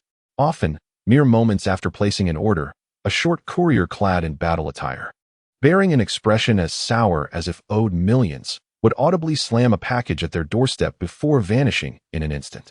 This astonishing service catapulted the positive ratings of Capsule Corp's online store to new heights. Even Bulma recognized the opportunity, half-jokingly suggesting on multiple occasions the establishment of a super-fast logistics company, with Vegeta as the brand ambassador and chief courier. I've even thought of the slogan, Prince Logistics, delivering worldwide in a flash. What do you think? Upon hearing this while delivering a package, Vegeta's face darkened like the bottom of a pot, his teeth grinding audibly, and his golden aura nearly erupted uncontrollably. Say that again. He spat out through clenched teeth, his gaze fierce enough to kill. Had Whis not been nearby, chuckling at the scene, Vegeta might have unleashed a powerful energy wave to obliterate both the Capsule Corp headquarters and that insufferable woman. Naturally, he flatly refused the proposal. However, this intense and humiliating training bore remarkable results. Vegeta could distinctly feel his foundational strength growing at an astonishing rate, and his mastery over Ki becoming increasingly refined. He even sensed that he was on the cusp of transcending the Super Saiyan form into the new realm of Super Saiyan 2, as mentioned by Whis, with only a thin veil separating him from that transformation. This realization further fueled his relentless dedication to training. Meanwhile, Whis also reaped significant rewards. Approximately a month after returning from Planet Namek, through tireless contemplation and sparring with Vegeta, he effortlessly mastered the foundational form of perfected Ultra Instinct. Now, he not only evades with sheer instinct, but even his attacks seamlessly integrate into a state of pure thoughtlessness. He has truly achieved a harmonious blend of offense and defense, with his mind flowing freely. Although he has yet to maintain this state at the full power of Ultra Instinct for an extended period, he has undoubtedly crossed the most critical threshold. Even Whis, who occasionally drops by for a meal, nodded in approval after witnessing Vitri's demonstration. Ho ho ho! Congratulations, Vitri-san. From this moment on, you can be considered a true initiate. Upon hearing this, Vitri nearly lost his balance. What? An initiate? After all this time, enduring so many hardships and training tirelessly, I'm merely an initiate. Meanwhile, Vegeta, who was fervently training, remarked, "You call that hard training? Are you joking with me?" Whis chuckled softly, covering his mouth. Indeed, the realm of perfect Ultra Instinct is profoundly intricate. You have merely grasped the correct method and have stepped through the threshold. However, he shifted his tone, infused with admiration. If we disregard foundational strength and focus solely on the realm, Vitri-san, you now stand proud among the gods of destruction. To my knowledge, no other god of destruction from other universes has attained your current level. Even Lord Beerus is still a tad behind in this regard. Upon hearing this, Vitri felt a slight sense of equilibrium within himself. Yet, Whis immediately doused him with cold water. Thus, Vitri-san, the most crucial thing for you now is to remain humble and composed, continuing to solidify your foundation. Gradually refine your foundational strength to the true level of a god of destruction. Otherwise, even if you master Ultra Instinct, if your attacks cannot penetrate your opponent's defenses or your body cannot keep pace with their speed, it will be a futile endeavor. What could Vitri say in response? He resolved to train relentlessly. He would practice until he could no longer continue. After all, the journey was still long ahead. Time passed quietly, and in the blink of an eye, Goku had been studying on Yardrat for nearly a month. One day, the sky above Capsule Corporation suddenly lit up with a familiar rainbow of colors. As the brilliance faded, Whis gracefully descended to the ground with Goku. "Hey everyone, I'm back," Goku exclaimed excitedly upon landing, taking a deep breath. "Ah, it smells like food," Whis, with a smile on his face, let his gaze drift toward the dining hall and spoke in a light-hearted tone. "It seems we have arrived just in time." Vitri and Bulma emerged from the house upon hearing the commotion. Just as Vitri was about to greet them, he caught sight of the purple figure trailing behind Whis. Arms crossed, wearing a nonchalant expression, the god of destruction, Beerus. Vitri couldn't help but chuckle. He deliberately elongated his voice, teasingly saying, "Oh dear, is that not our esteemed, magnificent, and the universe's strongest, Lord Beerus? What brings you to my humble abode?" Upon arriving on Earth, you head straight for the dining hall. Could it be that the recently industrious Lord Beerus has been neglecting his meals in the realm of destruction and is now famished? Oh dear, this simply won't do. Starvation is indeed a grave matter. Beerus, initially reclining with his eyes half closed, inhaled the faint aroma of food wafting through the air. His mood quite agreeable. However, upon hearing Whis' sarcastic remarks insinuating his poverty, his eyelids snapped open, revealing his crimson eyes narrowing dangerously, while his tail flicked irritably from side to side. "Whis," Beerus's voice carried a hint of frost, "I find your words most displeasing, extremely displeasing." He extended a sharp claw towards Whis, asserting, "After our meal, I shall thoroughly assess whether your recent prowess has indeed matched the audacity of your tongue." Whis, unperturbed, bore a radiant smile that Beerus found exceedingly infuriating. "Absolutely. I'm at your service. As luck would have it, I've just made some progress with my perfect instincts and was seeking a worthy opponent to test my skills." "Hmph, mere progress? Perfect instincts?" Beerus's expression turned to one of sheer disbelief, his eyes wide and mouth agape, as if confronted by a ghost. Whirling around to glance at Whis, he was filled with an eager anticipation that begged for confirmation of Whis' disbelief. Whis maintained his elegant demeanor, gently nodding to affirm the veracity of Whis' claims. "Indeed, Lord Beerus, Mr. Whis has indeed taken his first steps into perfect instincts. One might say he has truly begun his journey." Begun his journey? Beerus felt as though he had been struck by lightning, his entire being petrified. He shifted his gaze between Whis and the self-satisfied, albeit clumsily concealed, Whis. A wave of envy and disbelief surged within him, filling his heart with conflicting emotions. Why should this insufferable brat, who has barely trained for a fraction of the time I have, reach such heights? Is talent truly capable of such outrageous extremes? Beerus felt a tightening in his chest, his irritation growing as he glared at Whis' smiling face. Suddenly, he lashed his tail and commanded Whis. Whis bowed slightly. "How may I serve you, Lord Beerus?"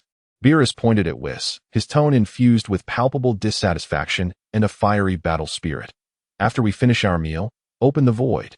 I intend to unleash my full strength and engage in a proper duel with this brat. I must personally verify the weight of his so-called entry into mastery." Whis nodded with a smile. "Understood, Lord Beerus." Finally feeling a semblance of relief, Beerus huffed and strode with an air of defiance towards the restaurant, where the enticing aroma beckoned. He was determined to transform his frustration into appetite, planning to settle the score with Whis at the dining table. Whis observed Beerus's retreating figure, excitement igniting within his own gaze. At last, he would face off against the god of destruction in earnest. Clenching his fists to suppress his exhilaration, he hastened to follow, reminding himself that a meal still awaited. Moreover, contending with Beerus for food is, in itself, a battle. Bulma observed the two, their gazes nearly igniting sparks in the air as they stood in opposition, and with a resigned shake of her head, she turned to Whis and remarked, "Goodness! Must men always resort to fighting at the slightest disagreement? Why do these two behave like children?" She could hardly grasp that for beings like Vegeta and Beerus, the pursuit of strength in combat was merely an eternal pastime. Men, after all, remain youthful till death. Goku, meanwhile, was utterly famished. Although he was intrigued by the concept of ultimate freedom, the aroma of food quickly overshadowed his thoughts. With a jubilant shout, he dashed towards the dining hall exclaiming, "It's time to eat." He exuberantly joined the fray for food. Within the dining hall of Capsule Corporation, an imminent skirmish over culinary delights and dignity was about to commence. The true contest, however, would be reserved for after the meal. Simultaneously, a bewildered blue-haired youth clad in Capsule Corporation attire emerged from a shell-like machine, gazing into the desolate expanse before him, lost in contemplation. Father, why aren't Gohan and the others here? Did I choose the wrong time? Chapter 43, The Eve of Battle, Astonished Trunks, a lengthy chapter in the desolate outskirts. The wind whipped up dust, sweeping across the silent wasteland. Trunks, the blue-haired boy, hovered in midair with a furrowed brow. Anxiety coursed through him as he clenched his fists, repeatedly scanning the surroundings. There was nothing. No fierce battlefield as anticipated, no suffocating aura of Frieza, no Uncle Goku returning to Earth, no Gohan standing guard before him. And certainly no father, both familiar and alien. How could this be? Trunks muttered to himself, his voice tinged with a barely perceptible tremor. He vividly remembered his mother Bulma, the indomitable woman who single-handedly sustained a shattered laboratory in a future world, her eyes perpetually ablaze with determination as she repeatedly admonished him. Trunks, listen carefully. In the year 764, at this desolate expanse on Earth, Son Goku will return from planet Yardrat on that very day. Simultaneously, Frieza and his father King Cold will descend upon Earth seeking vengeance. That is a pivotal moment in history, your greatest opportunity to alter the future. Yet now he had arrived, aboard the time machine painstakingly crafted by his mother, traversing 2 decades of despair, only to find himself in a void of emptiness. I clearly set the destination for the year 764. I verified it countless times. He vigorously shook his head, attempting to dispel the confusion clouding his mind. Could the time machine have malfunctioned? Or was it a miscalculation on my part? If history has already changed, if my timing is entirely erroneous, what significance remains in all my efforts? Is that doomed future, where androids 17 and 18 toyed with existence, truly unchangeable? He took a deep breath, forcing himself to regain composure. Now was not the time for panic. He sensed the current atmosphere of Earth, where several formidable energies existed, one of which bore an unsettling yet familiar ferocity. Another presence felt serene yet powerful, reminiscent of the future Gohan, but seemingly even stronger. Trunks gazed towards the bustling metropolis in the distance, deciding that he must venture there. His mother, at this time, surely possessed some knowledge. With a swift motion, he transformed into a streak of light and soared towards West City. Merely a few minutes later, Trunks arrived above West City, profoundly astonished by the spectacle before him. Towering skyscrapers filled the urban landscape, while vehicles traversed the aerial lanes, and floating billboards incessantly flashed vibrant neon lights. The streets teemed with people, their faces adorned with cheerful smiles. Children frolicked about, and joyous music emanated from the shops. This was an image he had never witnessed in the future. In his era, cities lay in ruins, the sky perpetually shrouded in gray, with survivors lurking in corners, their expressions marked by numbness and fear. The vibrant vitality surrounding him nearly brought him to tears. What a magnificent era! He descended onto a bustling commercial street, wandering amidst the crowd, feeling like an ordinary outsider lost in this city, continuously observing his surroundings with a mix of novelty and strangeness. However, as he passed by a massive shopping mall, a colossal 3D screen in the window captured his full attention, displaying news and advertisements. Today's date, year 762 of the A.E. Year 762. Trunks felt as if struck by lightning, his body freezing in place as his pupils dilated in shock. 762? Why is it 762? He murmured, his mind racing blankly. I clearly set it for 764. Have I arrived 2 years early? The overwhelming shock rendered him momentarily incapable of thought. A 2-year discrepancy signified what? It meant that Frieza and his father had not yet arrived, nor had Uncle Goku journeyed to Namek. Even his own father, all his plans, all his carefully prepared statements, lost their significance in that instant. He stood there, nearly submerged by intense frustration and helplessness. How could he have made such a grave error? His mother had sacrificed so much to send him back, and yet after a long pause, he slowly raised his gaze towards the familiar, yet foreign expanse of Capsule Corporation. The only course of action now was to seek his mother. He took a deep breath, suppressing the tumult of emotions within, determined to unravel what had transpired in this world. In an instant, he vanished into the throng, hastening towards the place he theoretically called home. At this moment, in the front yard of Capsule Corporation, the afternoon sun cast a warm and languid glow, filtering through sparse clouds and creating dappled shadows on the ground. The autumn breeze carried a hint of chill into the courtyard, yet it could not dispel the leisurely and pleasant atmosphere that enveloped the space. An afternoon tea is being elegantly served here before an impending battle. Whis gracefully maneuvers the teapot, pouring steaming black tea into exquisite porcelain cups.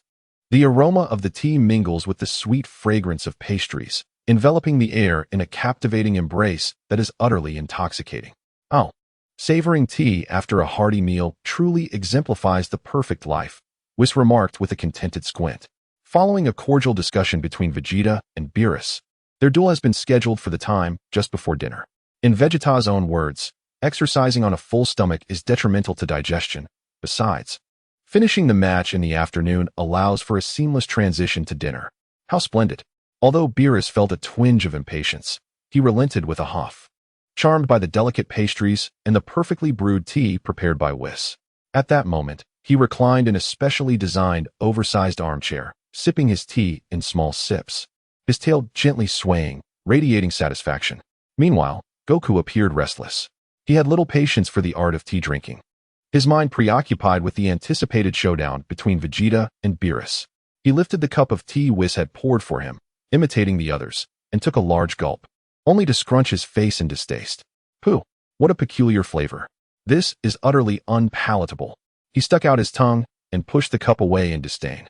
Whis cast a sidelong glance at him and, gracefully retracting the teapot, smiled. It seems that Goku-san has yet to appreciate the wonders of black tea. What a pity. Bulma, lounging against Vegeta, appeared drowsy. She neither supported nor opposed her husband's bout with the god of destruction. After all, her husband's interests were limited to either eating or fighting. As long as he didn't demolish their home, she was willing to let him be. Naturally, she would still voice her complaints when warranted. At that moment, she half closed her eyes and murmured softly, "Honestly, you two are about to create a ruckus again. Thankfully, you will be fighting elsewhere. Otherwise, our neighbors would surely file complaints." Vegeta understood that her remarks were not genuine objections, but rather a playful display of affection. He adjusted his posture to allow Bulma to rest more comfortably, casually tucking a strand of her blue hair behind her ear, leaning down to bestow a gentle kiss upon her smooth forehead. Just as his lips were about to make contact, a young voice, filled with shock and anger, thundered from the front gate, "Stop!" Huh. Vegeta halted his movement, turning towards the direction of the voice. He had sensed an approaching presence, one that bore a hint of Vegeta's own energy, leading him to believe it was the proud prince seeking access to the gravity chamber. So he had paid little heed. Who would have expected that an unfamiliar individual would arrive? And why did this person seem increasingly familiar? At that moment, the shout pressed the mute button on the gathering, and every gaze in the courtyard promptly converged on the source of the commotion. Bulma, startled, shook off her afternoon drowsiness. Instantly wide awake from the sudden outburst, she lifted her head from Vitri's embrace, gazing at the unfamiliar blue-haired youth at the doorway with a mixture of curiosity and suspicion. The young man stared back, his eyes wide with shock and indignation.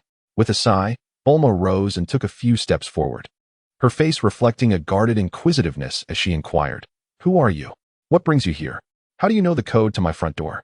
Trunks found himself momentarily speechless, captivated by the youthful vigor of his mother, who appeared significantly younger than he remembered.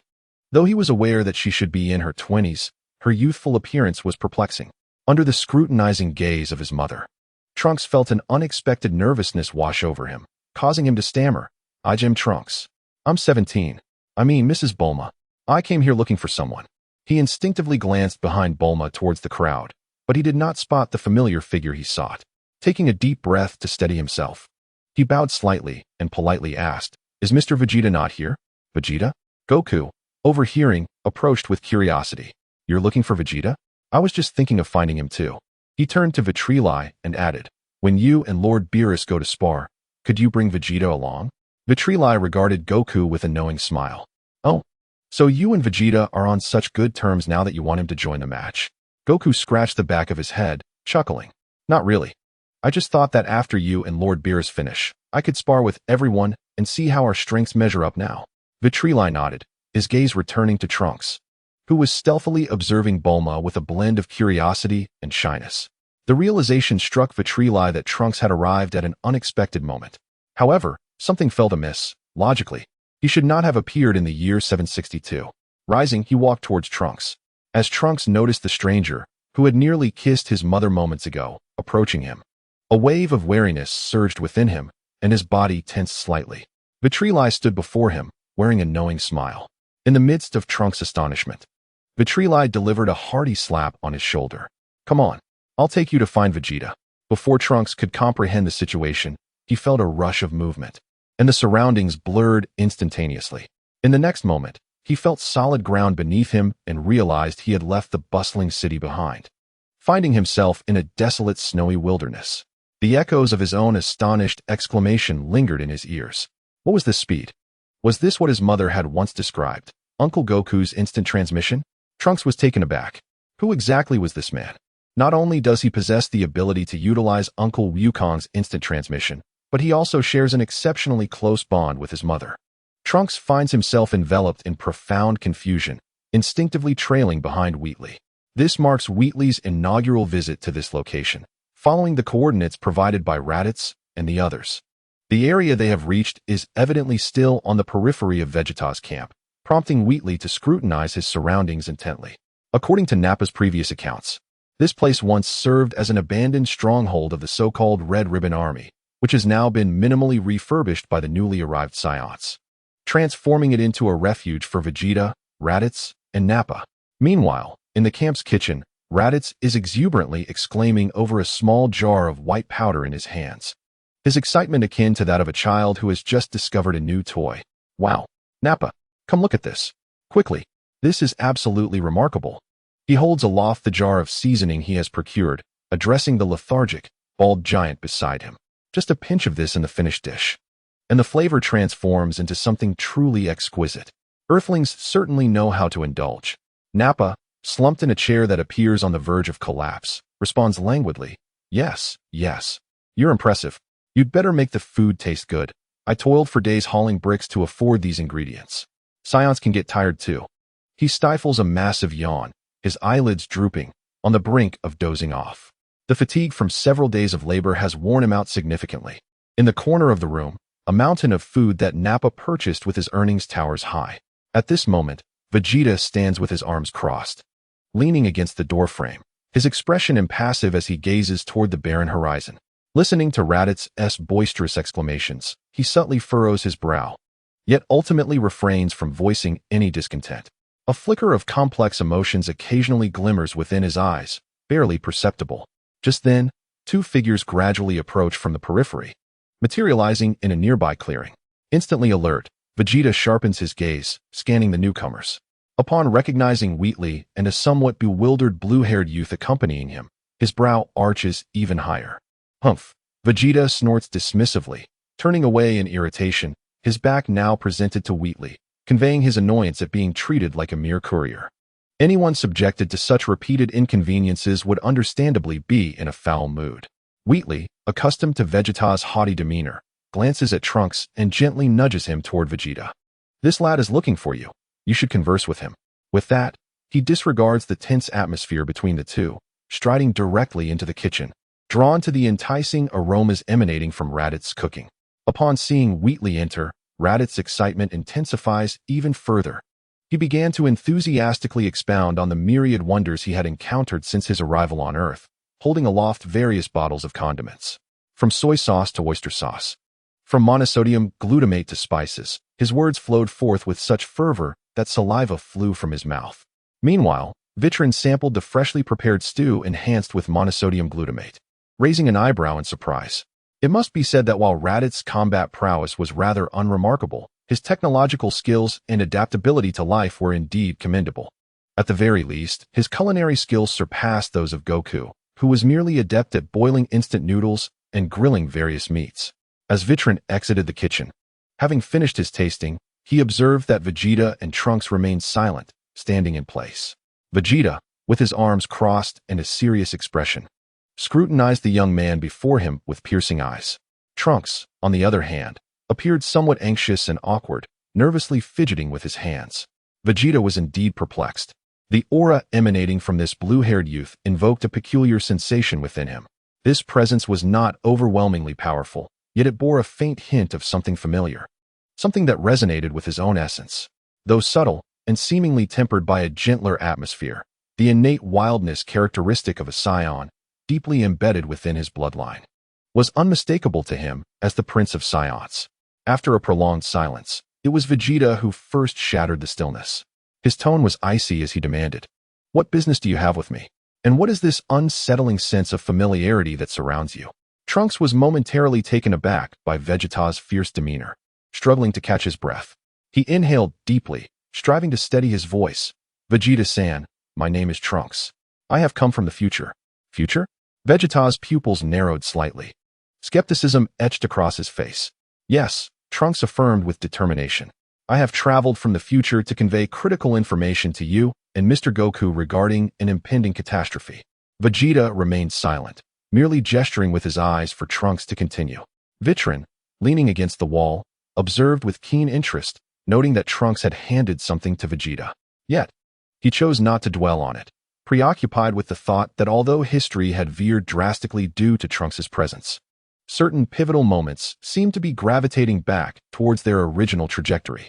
After a while, sensing that their conversation was drawing to a close, Vitri approached and inquired, "Is that all?" Vegeta's expression remained grave. He cast a brief glance at Vitri and snorted in acknowledgement. Unfazed, Vitri continued, "I am about to engage in a formal match against the god of destruction, Beerus. Would you care to observe?" "The god of destruction, Beerus?" A look of astonishment crossed Vegeta's face for the first time. "You are now capable of confronting such a formidable being directly?" Though he recognized Vitri's exceptional strength, powerful enough to bewilder him, the god of destruction was, after all, a legendary figure regarded as the mightiest deity in the universe. In his youth, he had an unexpected encounter with the god of destruction at the royal palace of Planet Vegeta. At that moment, his formidable father was humbled beneath the foot of the deity, leaving an indelible psychological scar deep within him. Vitali stroked his chin and mused. "In terms of foundational strength and energy intensity, I still have quite a distance to cover compared to him. Yet, I am not entirely devoid of the capability to engage in battle." A smile graced his lips, imbued with a hint of confidence. "I possess strengths that surpass his." Vegeta scrutinized Vitali as if he were truly seeing him for the first time. After a prolonged moment, he nodded with a complex expression. Indeed. His gaze sharpened, and a fervor for battle ignited within him. "Now that Kakarot has returned, once you're finished with your fight, I too shall engage him in a worthy contest." A proud, self-assured smile illuminated his face. Let him understand what true power is, what it means to transcend even the might of a Super Saiyan. "Oh," Vitali was genuinely taken aback. "You have already mastered it?" Vegeta proudly lifted his chin, the quintessential arrogance of a Saiyan prince radiating from him. "Of course. I am Vegeta." Vitali couldn't help but chuckle at Vegeta's demeanor. The two of them, Goku and Vegeta, resembled a pair of joyous rivals, each relentlessly pursuing the other. Whenever one achieved a breakthrough, the other would soon exert every effort to catch up, if not surpass. Previously, Goku had attained full power in Super Saiyan form, establishing a significant lead over Vegeta. Now, from the tone of Vegeta, it seemed he had grasped an even greater power. One could only wonder what latent potential Goku would unleash upon returning from planet Yardrat, spurred by the recent challenges. Suddenly, Vegeta seemed to recall something. He retrieved a small vial from the pocket of his battle suit and, without a glance, tossed it towards Vitali. Instinctively, Vitali caught it and looked down to find a petite glass bottle containing a potion, prominently labeled as a miraculous remedy. "What is this?" Vitali inquired, puzzled, glancing towards Vegeta. Vegeta turned away, presenting the back of his head, and spoke with a curt tone. "It's a miraculous remedy for heart disease. You shall deliver it to that worthless Kakarot." He paused, his voice laced with disdain and mockery. To perish from heart disease as a Saiyan? Truly laughable. A lower-class warrior is indeed a lower-class warrior. To be defeated by a virus like refuse. Vitali immediately understood.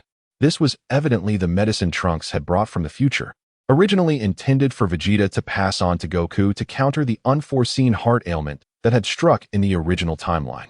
However, the proud Vegeta clearly did not wish to engage in such a menial task of delivering a message or medication, so he had simply tossed it to Vitali. "Very well. I comprehend, Vitali replied, accepting the vial with a nod. Although history has undoubtedly altered, it is highly improbable that Wukong will experience a sudden affliction as depicted in the original narrative.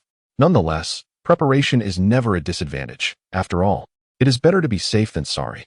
Thus, let us embark on our journey. Vitali beckoned to Trunks, saying, "You too, come here and grasp my shoulders." Having witnessed Vitali's astounding instantaneous movement, Trunks obediently stepped forward and grasped Vitali's shoulders. However, Vegeta merely snorted disdainfully, unleashing a powerful aura that erupted around him. Propelling himself skyward without hesitation, racing towards West City, leaving behind a chilling remark that lingered in the air, "I can fly by myself." Vitali observed Vegeta's figure swiftly disappearing into the horizon, stifling a laugh in disbelief. Surely, there must be limits to this arrogance? He shook his head in resignation and shrugged at Trunks, saying, "Well, it appears that His Highness the Prince is too proud to accept our ride.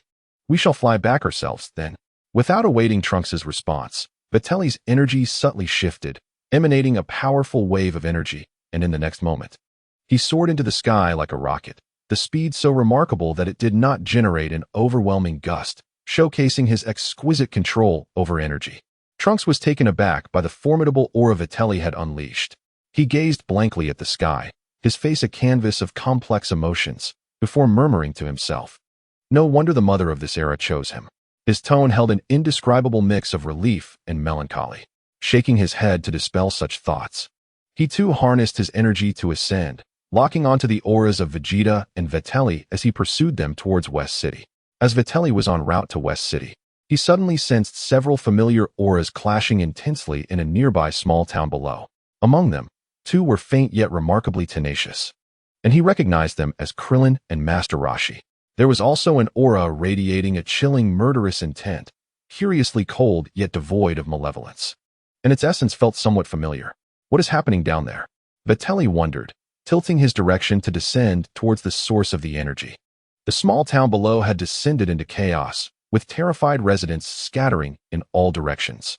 In the center of the town square, Krillin was on one knee, panting heavily. His martial arts uniform was tattered, and numerous wounds were oozing blood, displaying a visage of exhaustion. Meanwhile, Master Roshi was exerting every ounce of his strength, employing his ultimate technique, the universal shockwave. A brilliant energy enveloped the tall green figure, striving to subdue it. The figure being restrained was none other than the Demon King Piccolo. "Piccolo." Vitali landed beside Krillin, astonished as he exclaimed, "How did this guy escape? And why is he fighting you?" "Vitali." Krillin was initially startled by the arrival, but his face quickly erupted with joy. "It's you. Thank goodness. Please help Master Roshi. The Demon King Piccolo has been resurrected. Moreover, he has grown stronger than ever." Vitri cast a glance at the drenched in sweat Master Roshi, clearly exhausted from sustaining the formidable universal shockwave. It seemed he was on the brink of collapse. Meanwhile, although Piccolo was temporarily ensnared, he was relentlessly struggling. The icy aura he emanated continually assaulting Master Roshi's energy bindings. It became evident that he had emerged to cause chaos. Vitri suddenly comprehended that the flutter of his butterfly wings predominantly influenced the upper echelon of their combat power in the extraterrestrial invasion line, while the historical events within Earth continued unabated. Speaking of which, he almost forgot about this future warrior. He nodded at Krillin and reassured him, "No worries. Just a minor issue." Nonchalantly, he extended his hand towards Piccolo's direction and grasped. Suddenly, Piccolo, who was desperately fighting against his restraints, felt an overwhelming invisible force envelop him, rendering all his struggles futile. He was lifted into the air like a kitten by the scruff of its neck, brought directly before Vitri. Who is it?" Piccolo exclaimed in a mix of shock and fury, flailing his limbs helplessly in the air. When he recognized that his captor was Vitri, his anger swiftly morphed into disbelief and terror. "You, this detestable fiend." He vividly recalled that it was this very person who had effortlessly dispatched his once mighty father as if swatting a fly. Vitri, uninterested in engaging in idle chatter, raised his other hand and delivered a precise chop to Piccolo's neck. Piccolo let out a muffled grunt, the spark in his eyes fading rapidly, and his struggles ceased instantly. Master Roshi was finally liberated. He collapsed onto the ground, gasping for breath. I am saved. Thank you, Vitri. Just a trivial effort." Vitri waved his hand dismissively. Are you all right? Would you like to join us in West City? Goku has just returned from another planet. We have an exciting event planned for this afternoon, and you are welcome to join if you are interested. Goku is back, Krillin exclaimed, suddenly invigorated as if his injuries had vanished. Let us go. Of course, I want to see Goku after such a long time. Master Roshi, having regained his composure, adjusted his sunglasses and after a moment's thought, nodded. In that case, I shall join the festivities as well. While Vitri and Master Roshi conversed, Krillin unexpectedly waved towards a half-collapsed building adjacent to the square and called out loudly, "Launch! It's all clear. You can come out now." Only then did Vitri notice the blue-haired Launch hiding inside. She timidly peeked out, and upon seeing that Piccolo had been subdued, she sighed in relief and cautiously navigated around the debris to emerge. "Launch, would you like to join us in West City?" Vitri inquired. Launch smiled gently, nodding as she softly replied, "Yes, I haven't seen Goku in quite a while either."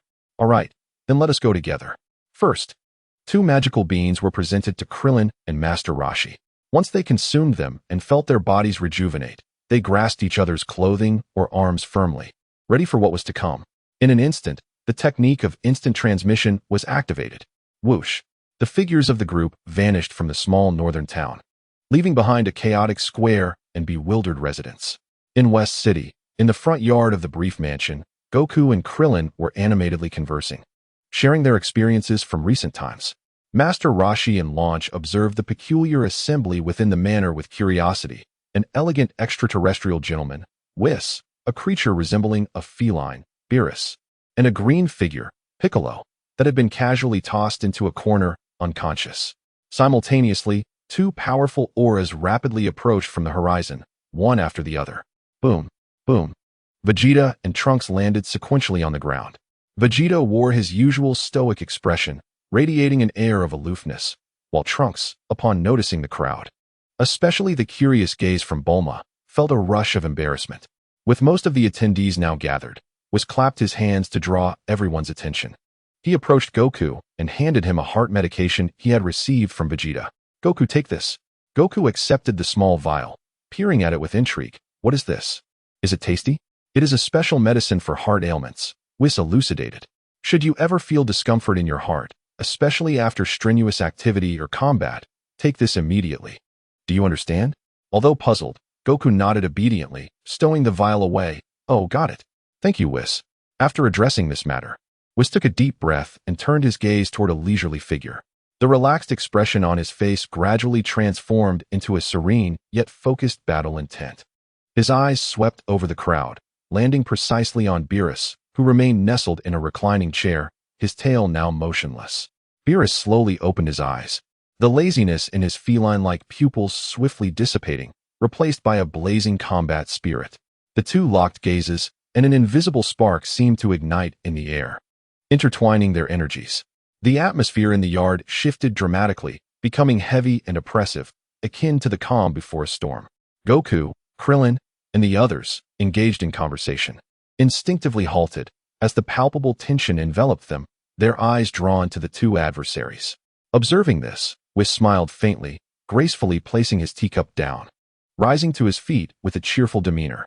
Well then, his gentle voice resonated clearly in everyone's ears. It appears that the impending clash between Lord Whis and Lord Beerus, the god of destruction, is about to commence. With a slight tap of his staff against the ground, a hum filled the air.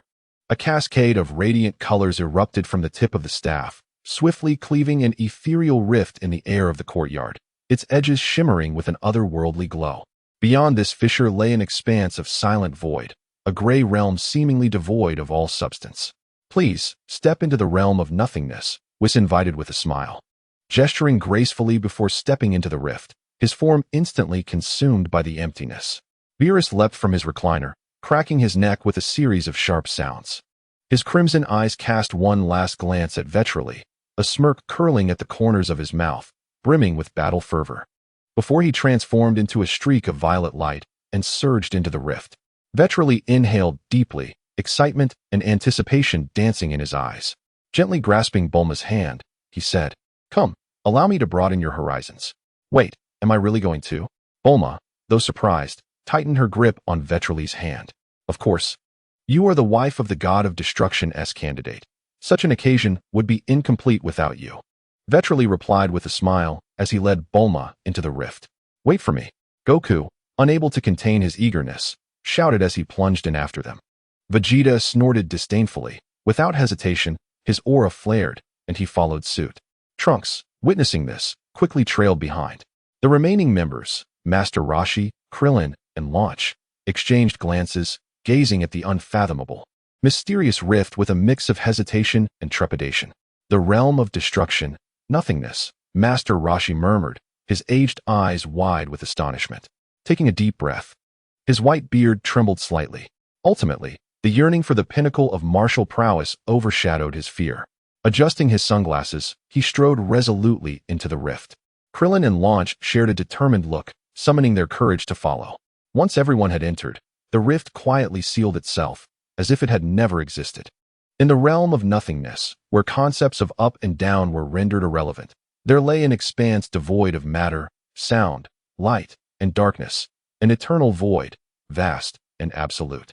Within this peculiar dimension, the apprentice god of destruction from Universe 7, Vitri, and the official god of destruction, Beerus, stood in distant yet seemingly intimate opposition, poised for a divine confrontation that surpassed mortal imagination. Whis stood a short distance away, his staff emanating a gentle glow that formed a protective barrier, enveloping Bulma, Goku, Vegeta, Trunks, Master Roshi, Krillin, and Launch. Please remain close to me, Whis kindly reminded them. This space can be perilous for those lacking divine power. All held their breath, their gazes fixated on the two figures amidst the void. In Goku and Vegeta's eyes burned an intense flame, a fervent yearning for strength and glory. Trunks was utterly astounded by the scene before him and the palpable aura of terror that enveloped the atmosphere. He finally comprehended the extraordinary realm into which he had stepped. Bulma, a mixture of anxiety and exhilaration, gazed at her partner in the distance, unable to restrain herself from cheering him on with fervent enthusiasm. Under the watchful eyes of the crowd, Beerus gradually assumed his stance, a purplish haze beginning to shimmer around him. Whis took a deep breath, his gaze sharpening instantaneously with unwavering focus. The perfected ultra instinct that he had mastered began to operate quietly within him. The battle was on the verge of ignition. Chapter 44, The Clash of Deities. In the void known as the Null Realm, a space where even concepts seemed dauntingly unclear, two distinct yet equally terrifying divine presences filled the atmosphere. Whis, with piercing intensity, locked his gaze onto Beerus, who stood not far away. His eyes were sharp, ignited by pure combat fervor and an uncontrollable thrill. At last, he was about to engage in a duel with Beerus at full force. Suppressing his excitement, he lowered his body slightly, sinking his center of gravity into a preparatory stance. Beerus mirrored this, appearing casual yet with muscles taut and ready, entering an optimal combat state. His slender tail swayed unconsciously, resembling a hunter fixated on its prey. Then, they moved. Almost simultaneously, both figures sprang into action. Initially, their speed remained within the realm visible to the naked eye, akin to two distant comets gradually approaching one another. However, this slow pace lasted for less than half a second. In the next moment, their velocity surged dramatically. Like pressing a fast-forward button, their forms became blurred and elongated. They transformed into two streaks of light, one silver and the other deep purple, tearing through space as they hurtled towards each other. Boom! An earth-shattering sound erupted within the stillness of the Null Realm. A terrifying shockwave expanded visibly, crashing violently against the protective barrier beneath Whis, creating ripples across its surface. Within the barrier, while Whis maintained his serene smile, the others, including Goku and Vegeta, paled in response to the mere aftershocks of their initial clash, instinctively retreating a step. It's unclear. Krillin rubbed his eyes vigorously, disbelief escaping his lips in a gasp. Master Roshi adjusted his glasses, nearly dislodged by the force, and hoarsely remarked, "Is this what a battle between gods looks like?"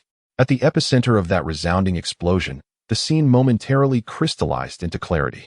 Whis had executed an exquisitely intricate sidestep, narrowly evading Beerus's devastating punch imbued with a sense of annihilation. Simultaneously, his body seemed to possess an autonomous consciousness, exploiting the slightest opening and rigidity that followed Beerus's exertion, delivering a swift and fierce elbow strike directly aimed at Beerus's face. Beerus emitted a cryptic chuckle. swiftly raising his other hand to deftly block the fierce elbow strike.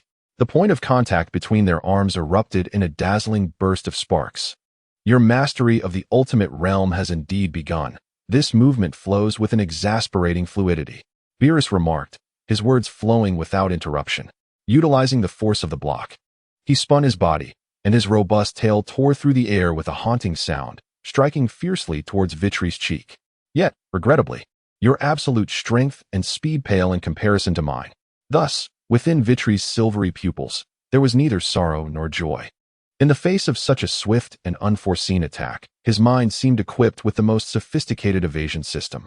In a split second, he leaned back sharply, the lethal tip of the tail barely grazing the bridge of his nose. Simultaneously, his right hand shot out like lightning, precisely seizing the tail that Beerus had yet to retract. The smile on Beerus's face abruptly froze, a flicker of astonishment flashing in his eyes. This boy actually managed to grasp his tail. Though my foundational strength may not match yours. Vitri's voice remained calm and unwavering, yet imbued with unparalleled confidence. Regrettably, Beerus, your attack stands no chance of striking me in this state. No sooner had he spoken than he exerted force with the arm that grasped Beerus's tail. A blinding silver aura erupted from Vitri, akin to a supernova explosion, illuminating vast expanses of the void. His body transformed into a streak of pure incandescent lightning, swinging Beerus's tail like a meteor hammer, hurling it with tremendous force into the distance. Whoosh! Beerus's figure soared through the void like a purple comet, tracing a lengthy arc before barely stabilizing himself at an extreme distance. His face etched with bewilderment and a hint of indignation. Without a moment's pause, Vitri's form blurred once more, initiating a pursuit. Beerus shook his head, casting aside the remnants of his earlier disarray. As he gazed at the oncoming Vitri, he did not express anger. Instead, he closed his eyes. What is he attempting to do? Trunks instinctively inquired, filled with uncertainty. Whis smiled gently and explained, Lord Beerus has sensed the pressure emanating from Vitri. He seeks to use this opportunity to compel himself to achieve a breakthrough in his realm. What? Goku gasped in disbelief. He*s using Vitri as a sharpening stone? How impressive. In that moment, Vitri understood Beerus's intention. His attacks fell upon Beerus like a torrential storm, producing a series of muffled thuds. Beerus stood firm, unflinching, relying on his instincts and formidable physical prowess to withstand the assault, his entire focus directed toward discerning the profound intricacies of the realm. The purple aura enveloping him flickering uncertainly, seemingly touched by something profound. With a fierce glare, Vitri delivered a final, forceful side kick that struck fiercely against Beerus' crossed arms, sending him hurtling backwards once more. You dare to treat me as a mere training partner and sharpening stone? Vitri chuckled in disbelief, astonished at being so exploited. From a distance, Beerus paused, slowly opening his eyes, a flicker of regret dancing within them. He was still a step away from breaking through. Without uttering much, he provocatively beckoned Vitri with a slight curl of his finger, clearly inviting him to continue. Very well, as you wish. Vitri's gaze sharpened, no longer holding back. A radiant silver light enveloped him, amplifying his speed and strength once again. A torrential storm of attacks surged towards Beerus, each strike imbued with the terrifying power capable of easily shattering the earth. Beerus, now fully serious, realized that should he continue to immerse himself in contemplation without defense, he might very well sustain significant injuries. He abruptly opened his eyes, his crimson pupils ablaze with battle intent, and charged forward with unmatched ferocity. Boom, boom, boom, boom, boom. The two abandoned evasion entirely, engaging in a primal and ferocious clash. Each collision of fists and feet erupted with deafening roars and destructive energy shockwaves. The eternal silence of the void transformed into a primeval battlefield, filled with continuous explosions and flashes of light. Vitri began to feel the pressure. His mastery of the ultimate freedom allowed him to perfectly perceive and evade the majority of attacks, while accurately identifying openings for counterattacks. However, Beerus' reckless strategy of sacrificing defense for offense drastically constrained his reaction space. His absolute speed and strength, though formidable, paled in comparison, and his margin for error was considerably lower than that of Beerus. It was time for a change in strategy. Transitioning from a relentless assault to a more cautious approach of blocking and maneuvering, Vitri moved like a specter, weaving through Beerus' frenzied purple storm, only striking with cataclysmic force when the fleeting moment of opportunity arose. Bang! After yet another masterful evasion, Vitri seized upon the slightest moment of rigidity following Beerus' missed heavy punch, landing a precise uppercut that struck Beerus' jaw before he could react. Ugh! Beerus let out a muffled grunt, his body uncontrollably tilting backwards. An opportunity. Vitri swiftly unleashed a flurry of thousands of energy spheres, each brimming with terrifying power, which materialized like a tempest. The densely packed energy spheres filled vast expanses of space. Then, as if possessed by life, bombarded the unsteady Beerus relentlessly. Hmph! Merely a tactic that relies on sheer quantity of energy spheres. Inside the protective barrier, Vegeta, though deeply astonished, maintained a tone of disdain as he remarked, "Did you see that, Vegeta? Vitri is incredible. That Lord Beerus is actually at a disadvantage." Goku exclaimed with excitement, dancing around while enthusiastically shaking Vegeta. Vegeta was completely enthralled, even forgetting to shake off Goku's hand resting on his shoulder. Bills, having been locked onto by countless energy blasts, finally relinquished his last remnants of disdain. He crossed his arms in front of him, and a purple aura erupted around him like a volcanic explosion, deflecting or shattering the incoming energy blasts, engulfing him in a blaze of fiery light. The incessant roar of explosions reverberated throughout the void, shaking the very fabric of existence. As the residual waves of the explosions began to dissipate, revealing Bills in a slightly disheveled state, both warriors instinctively halted their actions, breathing heavily as they gazed at one another. Following the cataclysmic exchange of attacks, their auras had not diminished. Instead, they had solidified like tempered steel. The deep purple energy of the god of destruction clashed with the silvery white essence of ultra instinct in the void, pressing against each other fiercely, reminiscent of two ancient behemoths poised to strike. Having sufficiently warmed up, Bills cracked his neck, producing a series of audible pops, and stubbornly remarked, "Ah, I too have just begun to stretch." A smirk of disdain curled at the corner of Whis' mouth. Was it merely bravado? In the next instant, their figures vanished once more. This time, their battle ascended to an entirely new dimension. No longer was it a clash of brute force, but rather a contest of unparalleled speed and exquisite technique. Their movements were so swift that they left behind only a blur, each encounter transpiring within the blink of an eye, yet the danger was far greater than before. In an intense close-quarters struggle, Whis feigned a strike, unleashing a searing energy wave that shot towards Bills. Bills casually swatted it aside. Just as the energy wave veered off course, Whis' figure inexplicably vanished. The next moment, he reappeared behind Bills, in a blind spot, hands crossed over his chest. The intensely concentrated, radiant white energy was poised and ready, silently aiming for the back of Bills' heart. Had he succeeded? Krillin exclaimed in delight. However, at that critical moment, Bills reacted instantaneously. His body spun at an incredible angle, flowing like water, as his left hand, suffused with thick purple destructive energy, seized the lethal white light with precision. "You are far too naive, Whis." Bills laughed heartily, while his other hand, already charged with a deep purple energy sphere, unhesitatingly pressed towards the now vulnerable Whis. Whis' pupils constricted in alarm, realizing he had forgotten that Bills was, in fact, a cat. He instantly abandoned his captured maneuver, instinctively arching backward in a precarious bridge, narrowly avoiding the destructive energy sphere that grazed past him. Yet, he did not retreat. Instead, harnessing the momentum of his backward lean, he propelled himself upward like an arrow released from a bow, shooting towards Bills. "Huh, you think you can escape?" Bills growled, immediately pursuing him. The two raced deeper into the abyss, one in front of the other.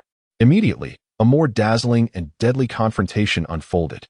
Countless purple destructive energy blasts and silvery ki waves poured forth from the hands of the two combatants like a torrential downpour, crashing and exploding in a frenzy.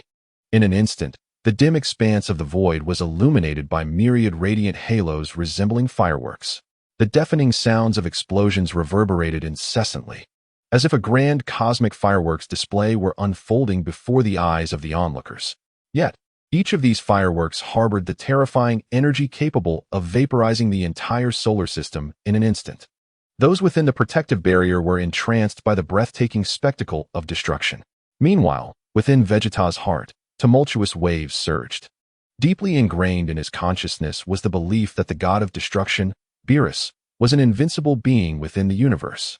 Yet today, he bore witness to this supreme entity seemingly matched in battle against another Saiyan. Reluctant to acknowledge it, the shock was nonetheless palpable. Finally, he regained his composure and disdainfully shrugged off Goku, who was excitedly shaking him. Enough already, Kakarot. Let go of me. At that moment, a tremendous energy impact from another fierce clash between Whis and Beerus transformed into a gust of wind, sweeping over the crowd after being diminished by Whis's barrier. Achu, nearby, Launch was caught off guard by the strong breeze, causing her to sneeze. In the next instant, amidst the terrified gazes of Krillin and the others, her once smooth blue hair transformed into a dazzling golden hue. Her demeanor shifted from gentle timidity to fierce sharpness.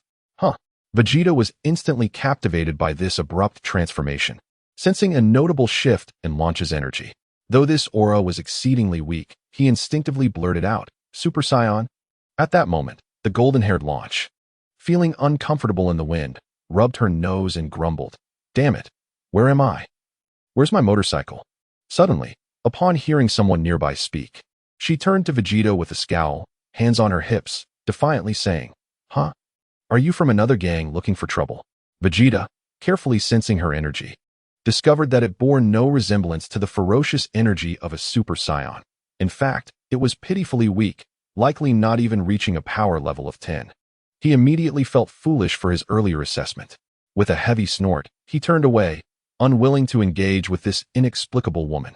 This was truly embarrassing. However, golden-haired Launch found herself intrigued by the arrogant little figure before her. She scrutinized Vegeta from head to toe and suddenly stepped closer, a teasing smile on her face. Hey, what's with you, shorty? Just a huff and that's it? Are you shy because you find me too pretty?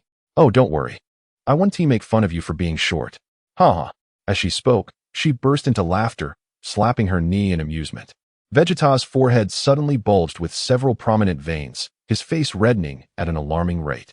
When had the Prince of the Saiyans, Vegeta, ever endured such humiliation? Especially being mocked for his height by a mere Earth woman with a fighting power in the single digits. He struggled to suppress the urge to lash out, his teeth grinding audibly. Yet, Launch's unabashed laughter echoed like a haunting melody, incessantly testing his fragile nerves. At last, with a resounding snap, the thread of reason within him frayed completely. Die! Vegeta roared, spinning around to glare at the blonde Launch, one hand aimed at her, a dangerous golden energy wave coalescing in his palm. Hey, Vegeta, calm down, Goku exclaimed in shock, rushing forward in an attempt to intervene. But in his fury, Vegeta moved with blinding speed, the energy wave poised to be unleashed. At that critical moment, Goku seized Vegeta's wrist and yanked it upward. Whoosh! The golden energy wave grazed Launch's hair, narrowly missing her, and shot towards the protective barrier above, causing a slight ripple to spread across it. Only then did Krillin and Master Roshi realize the peril they had almost faced, cold sweat pouring down their brows. They had nearly been caught in the crossfire of Launch's careless words and Vegeta's tempestuous anger. Calm down, Vegeta. Do you want to kill her? You know Whis will be furious. Goku urged, gripping Vegeta's wrist tightly, his face a mask of concern. Vegeta forcefully shook off Goku's hand, icy malice locking onto him as he spoke in a chilling tone. If you wish to prevent me from killing that foolish woman, Kakarot, then let me see if you possess the capability to stop me. Before the last word left his lips, a brilliant golden aura erupted from him, instantly transforming him into a Super Saiyan. He charged out of Whis' protective barrier, hovering in the void, beckoning Goku with a flick of his fingers. Come, Kakarot. Let me see what you've truly learned on that wretched planet. Goku hesitated for a moment. Then his face lit up with exhilaration and fierce determination. All right, I too wish to know how much stronger you've become.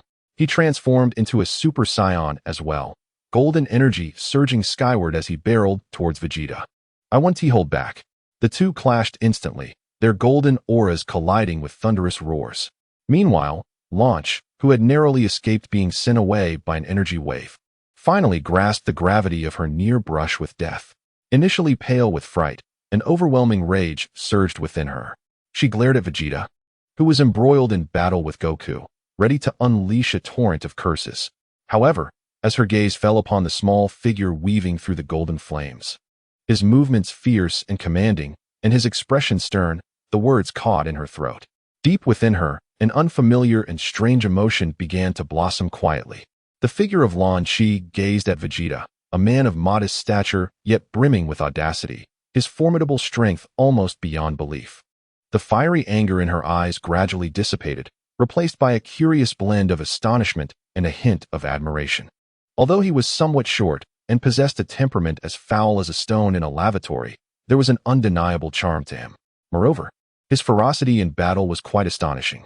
At this moment, Trunks observed his youthful father with a complex expression, his thoughts also drawn to the golden-haired girl who directed such a gaze at his father.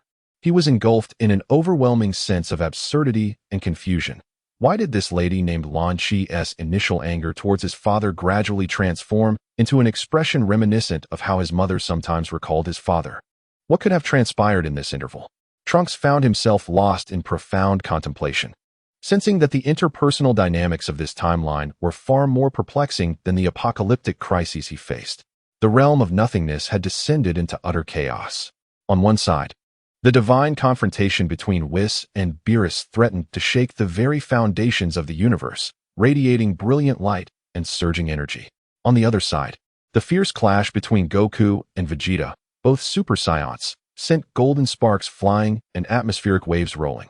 Amidst this, the onlookers within the protective barrier displayed a myriad of expressions and thoughts, creating an atmosphere of extraordinary excitement. After landing a powerful punch that sent Beerus staggering back several dozen meters, Whis himself found it increasingly difficult to catch his breath. Sustaining the Ultra Instinct for such an extended period while engaging in such an intense battle was a tremendous drain on both his physical and mental reserves. The silvery aura enveloping him appeared to dim slightly.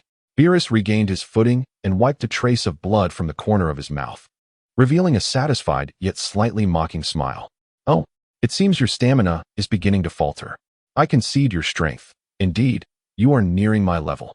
He slowly raised his hand, and a deep, dark purple destructive energy began to coalesce wildly within his palm, emanating a despairing aura reminiscent of a black hole.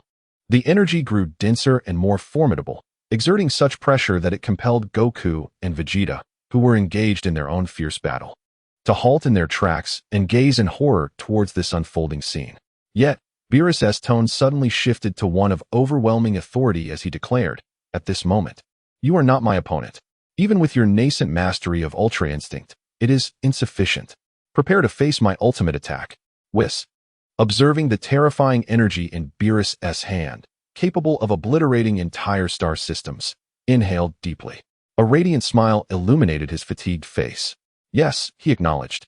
He was indeed not yet a match for Beerus. With that acceptance, he slowly drew his hands back to his front. The silvery aura around his arms intertwined with strands of dark purple destructive energy, ultimately coalescing into a rapidly spinning core of energy between his palms. In stark contrast to Beerus's pure and all-consuming deep purple destructive energy, the essence of Vitri's destructive power pulsated with an intensely condensed, fiery white light that seemed capable of igniting everything. "Since you have unleashed true destructive energy," Vitri's voice resonated through the roar of energy, "I shall respond in kind with this technique infused with destructive energy." Beerus, observing the peculiar interplay of white and purple energy in Vitri's hand, felt a flicker of doubt and profound curiosity. "What an unusual form of destructive energy you possess." Just as he pondered this, an opening presented itself. Vitri's eyes gleamed with fierce determination as he suddenly shouted, "Solar Fist." A resonating hum echoed as if a sun had abruptly risen in the void. A blinding golden radiance erupted from behind Vitri's head, so sudden and fierce that the unprepared Beerus, engrossed in scrutinizing Vitri's extraordinary energy, was instantly engulfed by its brilliance. "Ah, my eyes! You scoundrel!" Beerus cried out in exasperation, tears streaming down his face. Instinctively, he shut his eyes tight, momentarily altering the movement of his hands. "You dare to use this trick again on our first meeting? You despicable cur!" Though his vision was obscured, his battle instincts remained intact. Sensing the immense energy in his grasp threatening to spiral out of control, he relied on intuition and his connection to Vitri's aura, forcefully propelling the colossal, deep, purple destructive energy sphere towards Vitri. "Die, you little brat. Destruction. Haha. All's fair in war." Vitri stifled a chuckle, standing resolute against the overwhelming torrent of destructive energy surging towards him. He unleashed the shockwave of his core's fiery white energy, enveloped in purple destructive energy. With all his might, destructive flash. The clash of deep purple and white purple energies resembled two roaring celestial beasts colliding in the heart of the void. A sound erupted that defied description, threatening to rupture eardrums, while an indescribable light consumed everything in its path.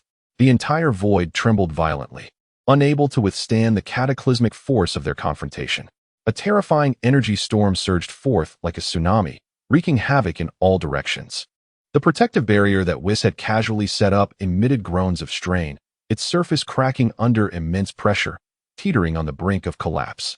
Alas, Whis chuckled lightly, raising his staff once more, a gentle glow enveloping the crumbling barrier, stabilizing it instantaneously. Fortunately, they were sparring in the void. Had this taken place in any galaxy within the 7th universe, the Lord of the Kais might very well have been on the verge of tears at this moment. Within the protective shield, all present were rendered speechless, awestruck by a cataclysmic spectacle reminiscent of the cosmos's genesis. They gaped, transfixed, at the ocean of light birthed from an explosion of energy capable of annihilating all. Even Goku and Vegeta, who had been locked in a fierce battle moments before, felt their insignificance in the face of such divine power and instinctively ceased their conflict. Goku, recovering from the shock, swiftly grasped Vegeta and teleported back within the shield. His heart racing as he exclaimed, "That was close. I nearly met my end." Vegeta, however, remained silent, his gaze fixed intently on the epicenter of the clash. His fists subconsciously clenched. The pride that belonged to the Prince of Saiyans was, in that instant, shattered by the unimaginable force before him. He, Vegeta, was still far from the prowess of the two combatants.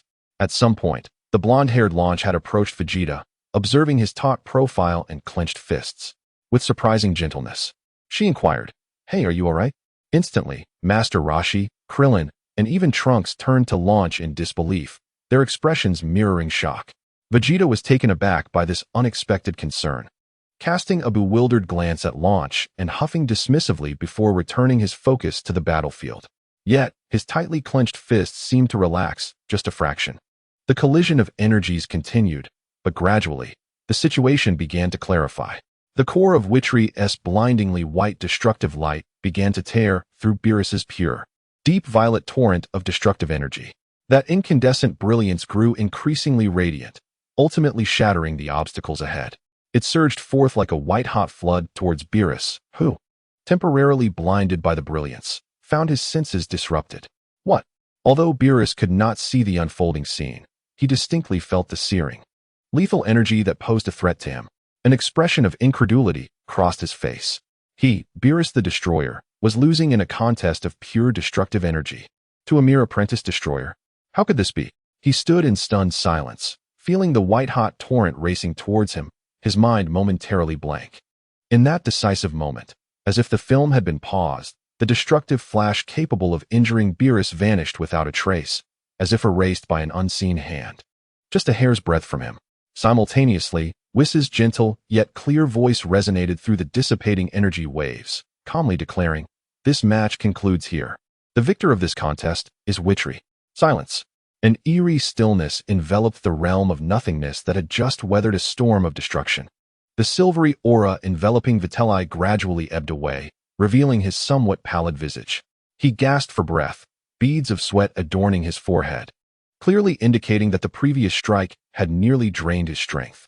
Yet, a radiant smile, brimming with a sense of accomplishment, slowly blossomed upon his face. He had triumphed. He had finally emerged victorious.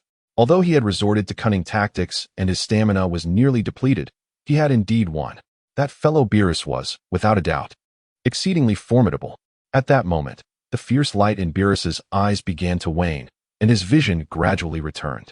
He stood motionless, staring blankly into the void before him, then glanced down at his hands, which had just unleashed an attack, his expression filled with bewilderment and disbelief.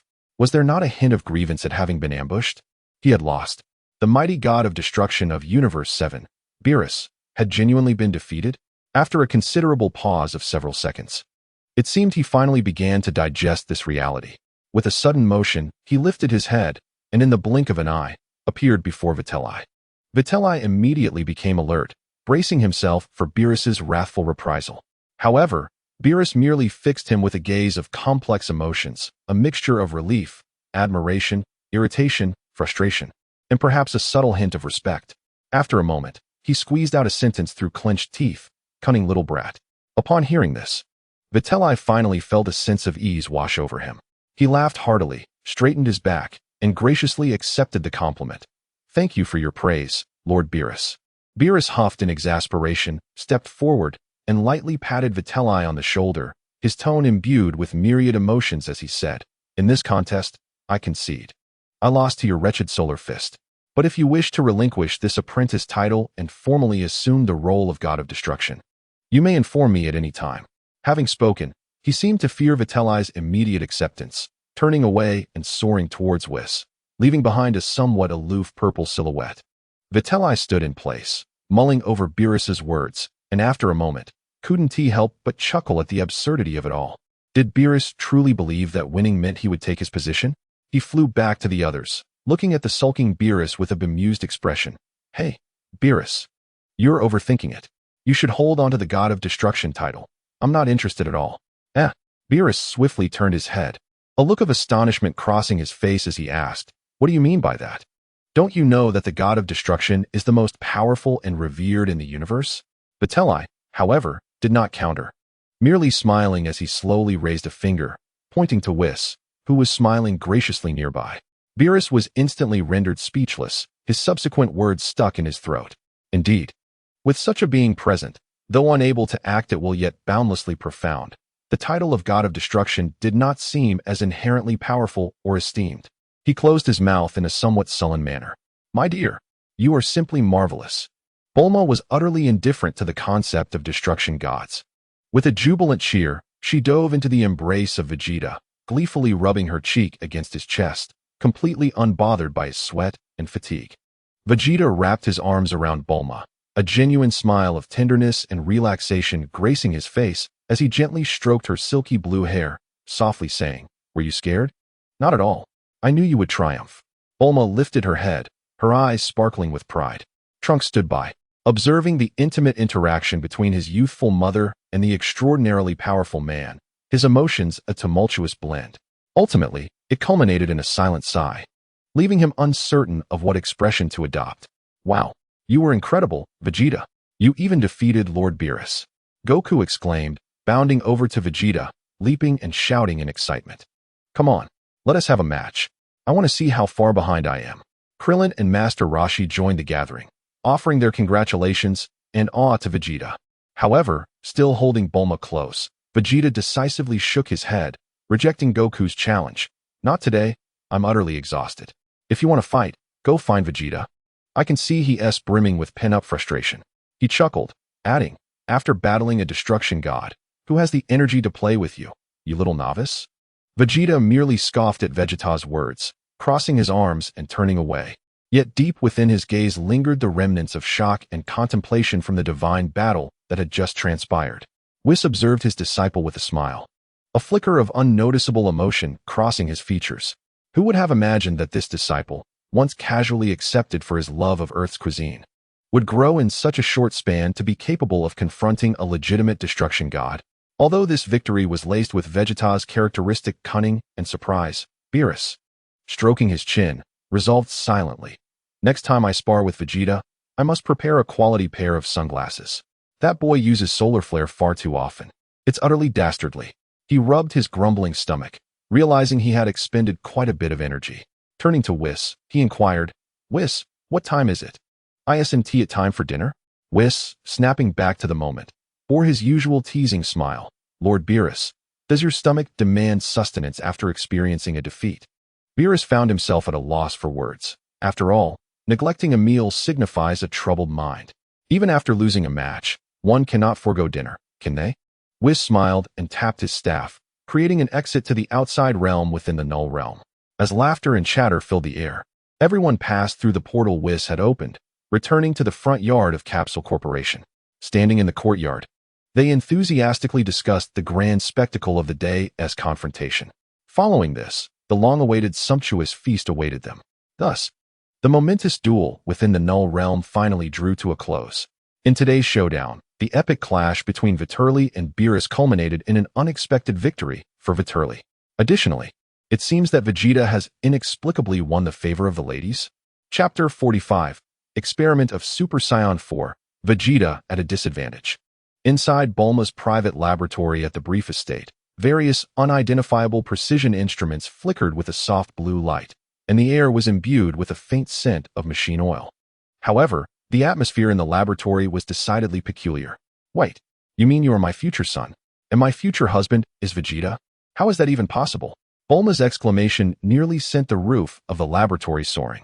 Her beautiful eyes widened in astonishment as she trembled, pointing at the blue-haired youth before her, who claimed to be from the future and named Trunks. Her expression conveyed a sense of absurdity, as if she were thinking, "You must be joking." She scrutinized Trunks from top to bottom, left to right, searching for even the slightest resemblance to herself or Vegeta. His hair color bears some similarity to mine, and his facial features somewhat resemble those of a haughty Vegeta, but this is utterly nonsensical.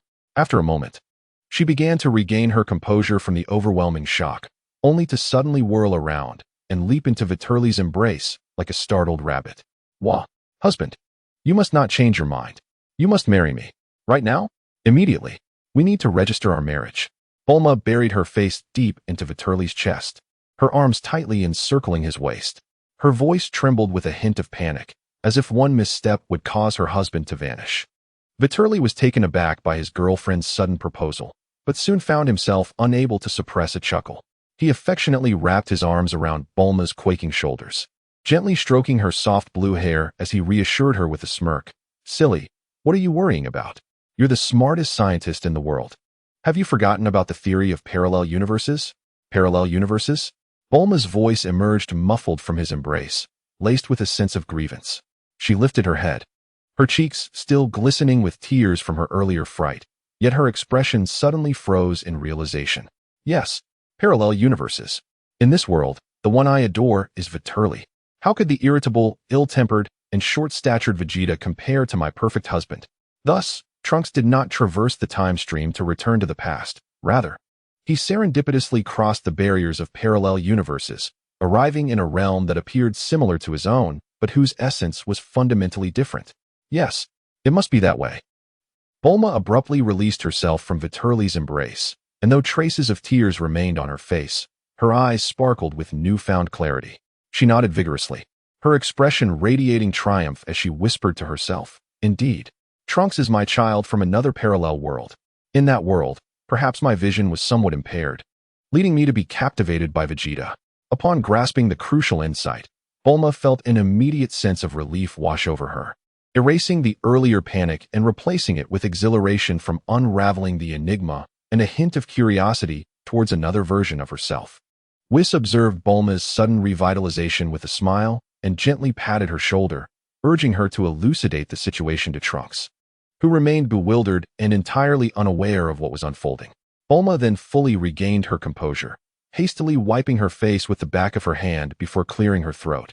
Striving to adopt the demeanor of an elder sister, she began to explicate to Trunks the concept of parallel universes, explaining that he was likely not situated within the original timeline, but had instead arrived in a parallel world that had developed in a distinctly different manner.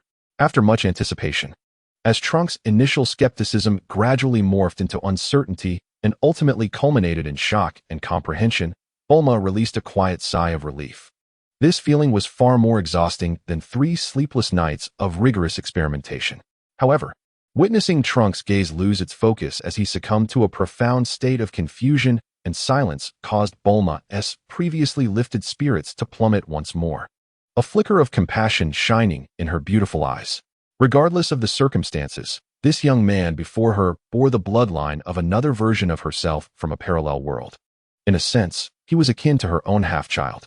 Contemplating the dismal future that Trunks had briefly described, ravaged by terrifying androids, steeped in despair and death, Bulma felt a heaviness settle in her heart. She glanced around and suddenly seized Whis' arm, her enchanting figure pressing against him as she began to shake him energetically. Her voice sweetly elongated as she playfully pleaded, "Darling, look, The Bulma from Trunks' world is living such a miserable life, constantly on edge, barely able to eat, and being pursued by dreadful androids. You are the magnificent and omnipotent god of destruction. Please help them, one to you? I beg you. As she spoke, her wide, glistening eyes filled with hope gazed up at Whis, shaking his arm with increasing fervor, as if she would continue until the end of time should he refuse her request. Whis found himself slightly dazed by Bulma's unexpected display of affection, and upon seeing her expression that suggested tears would soon follow if he did not acquiesce. His resolve softened. With a resigned smile, he glanced at Trunks, who seemed somewhat flustered and flushed due to Bulma's antics. After a moment of contemplation, he nodded and said, all right, enough of the shaking. If you keep this up, my bones will fall apart." He pinched Bulma's adorably pouted cheek and turned to Trunks, saying, "Come along with me." Bulma's face instantly lit up with a triumphant smile, and she made a playful face at Whis' retreating figure. She knew her partner could never resist her charms. He always indulged her in such ways. After the two departed from the laboratory, she lowered her head, redirecting her attention to the incessantly flickering screen on her workstation. In merely a week, the first fleet of transport ships would embark on their journey to the realm of destruction, and numerous details required her personal finalization. Moreover, she needed to establish another communication with Whis, requesting him to keep a watchful eye on the unmanned transport vessels, lest they lose their way in the interstellar pathways or fall prey to the indiscriminate cosmic pirates. Meanwhile, Vitri guided the somewhat perplexed Trunks, who still grappled with the complexities of parallel universes, to the gravity chamber located in the manor's backyard. The high-intensity alloy walls glimmered with a cold sheen under the lights, while the spacious central area and the scattered training equipment around them revealed the extraordinary nature of the place. Observing Trunks, who appeared somewhat reserved and bewildered, Vitri chuckled softly, attempting to ease the tension. "There's no need to be so anxious. As Bulma mentioned, this world indeed does not share the same timeline as yours. Therefore, you need not worry about causing any unforeseen incidents." Pausing for a moment, his tone grew serious. "I will guide you in your training, teaching you how to become stronger. Thus, upon your return, you should possess sufficient power to eradicate those androids." At these words, Trunks abruptly lifted his head, his eyes alight with incredulity and immense delight. After a brief hesitation, he deeply bowed to Vitri, his voice brimming with excitement. "Is it true? Truly? I cannot thank you enough, Vitri-san." "There's no need for thanks." Vitri waved his hand dismissively, moving to the central control console of the gravity chamber. As he deftly operated the controls, he continued, "Let me first assess your current capabilities." Before he finished speaking, he pressed the activation button. Buzz! An immense, invisible pressure descended upon the room instantaneously. The air within felt thick and heavy. Trunks felt as if he had been suddenly encased in layers of oppressive weight. His breathing involuntarily quickened, and his knees slightly buckled, but he swiftly regained his composure, bolstered by his exceptional physical prowess. "Oh, it seems your foundation is reasonably solid, though it appears you have not undergone gravity training before, have you?" Vitri observed his reaction, nodding. "Then we shall proceed step by step. First, let us begin with 10,000 push-ups for warm-up." 10,000 push-ups. Warm-up. Trunks' eyes widened in disbelief, his voice rising in pitch with excitement. "You must be joking, Vitri-san. 10,000 push-ups? Under several times the normal gravity? Is this truly warm-up and not a direct path to demise?" Seeing the astonishment etched on his face, Vitri suddenly felt playful. Mimicking Vegeta's usual haughty and infuriating demeanor, he crossed his arms, lifted his chin slightly, and let out a cold huff. "What? Can't even endure this minimal training? Hmph. It seems that spending too long in a garbage environment has softened your bones." He deliberately employed provocation, his tone replete with disdain. "If you cannot even accomplish this, then so be it. You might as well take the time machine back and fetch another Bulma from a different world to live here. Henceforth, you may reside in this realm, allowing that wretched world to perish." His words struck Trunks' heart like a sharp needle, piercing deep within. The ghastly images of innocent civilians, cruelly slaughtered by the androids 17 and 18, flashed before his mind. The figure of Gohan, battered yet ever protective, who ultimately sacrificed himself for the sake of others, loomed large in his thoughts. "No!" Trunks bellowed, his final vestige of hesitation and retreat instantly supplanted by a fierce determination. He uttered not another word. His gaze transformed into one of unwavering resolve, and without further ado, he collapsed to the ground. Gritting his teeth, he commenced the arduous task of performing 10,000 push-ups under the crushing weight of gravity. Vegeta observed the boy's sudden surge of fighting spirit, a barely perceptible smile curling at the corners of his mouth.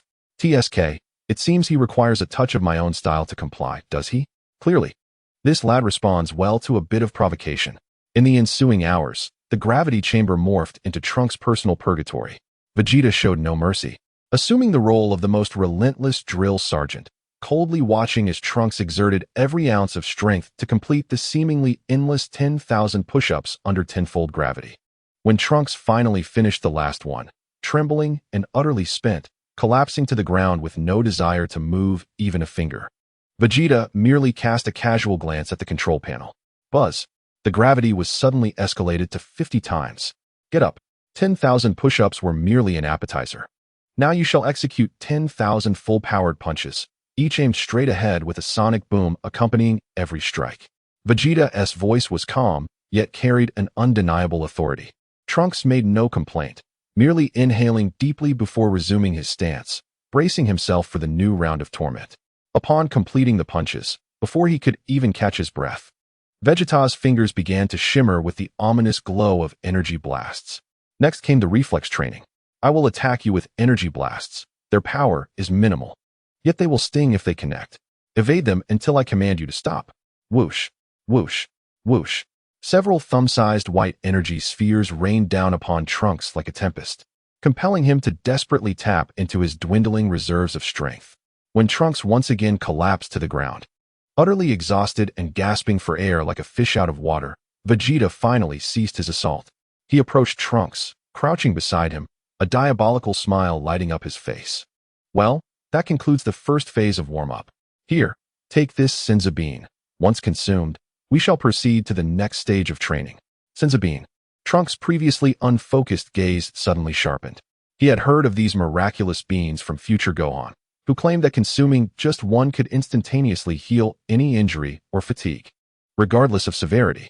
Unfortunately, in his world, the Kaoa's Tower and the God Temple had long been reduced to ruins by the androids, rendering the mystical beans mere legends. With great effort, he lifted his arm to accept the small green bean that Videl offered him, hesitatingly placing it in his mouth and cautiously chewing before swallowing it. In the next moment, an unbelievable transformation occurred. A surge of vitality coursed through his limbs. All traces of exhaustion, muscle soreness, and the scars from the energy blasts vanished in the blink of an eye. He even felt invigorated beyond his state prior to training, and he could distinctly sense that his physical strength had visibly improved through the hellish training he had just endured. Was this what it meant to grow stronger? An overwhelming joy and fierce fighting spirit flooded Trunks' heart. He sprang from the ground, feeling the renewed power within him, and eagerly turned to Videl, his eyes sparkling with determination. Videl, shall we continue the training we started? Videl raised an eyebrow in surprise at Trunks' sudden revival and heightened enthusiasm. A gentle smile spread across his face. Yes, let us continue the training. However, he elongated his tone, watching Trunks' eager expression, and said leisurely, we need to alter our approach a bit to add some excitement. Over the following time, Trunks truly experienced the depths of hardship and the essence of devilish training. One-handed handstand push-ups, 30,000. Rapid punches at full force, 50,000 times. The speed had to exceed that of before. Yet, the most daunting aspect was the reaction training. The number of energy blasts Videl unleashed transformed from a sparse 4 or 5 to a dense barrage that nearly blocked all avenues of escape. Moreover, the intensity of the blasts had clearly escalated. Trunks could feel that even a slight graze would instantly render him incapacitated. Don't worry, after all, you have the magic bean, which can restore you in an instant, Videl said leisurely while controlling the storm of energy blasts, uttering words that sent chills down Trunks' spine. If it comes to worst, there's always the Dragon Balls. Even if you were to be accidentally killed, resurrection would be a simple matter. Train boldly, Trunks. Is this truly a reassuring situation? Videl, is your teaching method a tad too wild? But he had no time for complaints. The relentless barrage of energy blasts compelled him to exhaust every ounce of potential to evade them, requiring utmost concentration. Any moment of distraction could lead to a fatal experience. Meanwhile, Videl continually adjusted the gravity, ramping it up from 50 times to 70, then from 70 to a sudden 90-fold increase. Once Trunks had adjusted to the intense training, he promptly increased the gravity to 100 times. During this grueling period, Trunks struggled valiantly under the oppressive training regimen. His physical limits were shattered time and again. Yet his battered body swiftly recovered and grew stronger, thanks to the miraculous effects of the Senzu beans. Meanwhile, both Vegeta and Goku visited the gravity chamber at different times. Upon entering, Vegeta witnessed was training Trunks. His cold, indifferent gaze flickered momentarily as he stood silently, observing for a while. To Whis' surprise, this proud prince chose to remain without uttering a word, ultimately training alongside Trunks for 2 days. Seizing the opportunity while Whis was away for a meal, Vegeta, with an ostensibly impassive demeanor yet considerable patience, imparted advanced techniques regarding the manipulation of energy and power application to Trunks. In summary, when Whis returned leisurely to the gravity chamber after his meal, he immediately sensed a notable improvement in Trunks' training efficiency, and there appeared to be a genuine smile gracing his face. Curious, Whis glanced at Trunks and then at Vegeta, who feigned diligence while eavesdropping, and teased. It seems that a certain prince has secretly taken the time to give you a little extra training in my absence. What new techniques have you learned that bring you such joy? Trunks' lips involuntarily curled upwards, his voice tinged with excitement and gratitude as he replied, "Father, no. Vegeta-san has taught me numerous efficient techniques for harnessing energy." Moreover, he paused, casting a glance at Vegeta, and upon seeing no objection, continued. He also imparted to me the method for creating an artificial moon. Vegeta-san said it is a secret technique reserved for the royal Saiyan lineage. An artificial moon? Whis' eyes sparkled with interest at this revelation. He stroked his chin and turned to the seemingly focused yet eavesdropping Vegeta, inquiring, "Hey, Vegeta, this technique sounds intriguing. Would you be willing to teach me as well? I've suddenly been inspired with a unique idea, and once I perfect my research, I could share this new technique with you."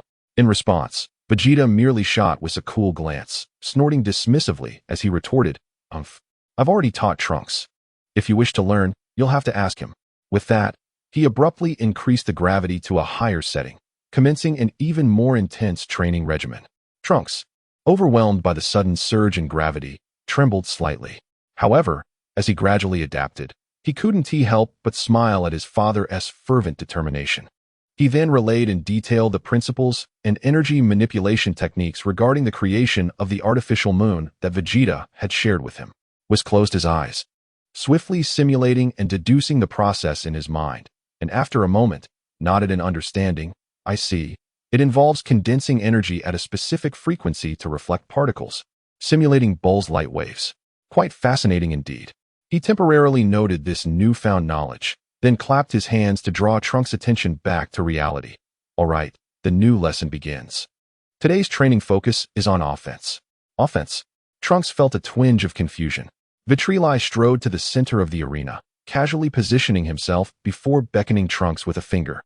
"Attack me with everything you can muster. Fists, feet, energy blasts, even throwing objects are permissible, as long as any of your attacks lands on my body. You will have succeeded." Trunks took a deep breath, his gaze sharpening. He had previously witnessed Vitri's stance during his battle with the god of destruction and understood the difficulty behind what seemed like a straightforward request. The next moment, he let out a low growl and shot forward, unleashing a frenzied assault on Vitri with all his might. Unfortunately, regardless of how swift his strikes were or how cunningly angled they became, eventually even transforming into a Super Saiyan with a golden aura surging violently, amplifying his speed and power exponentially, he still failed to graze even the hem of Vitri's clothing. Vitri effortlessly evaded at the last possible moment with minimal movement, a relaxed smile gracing his face.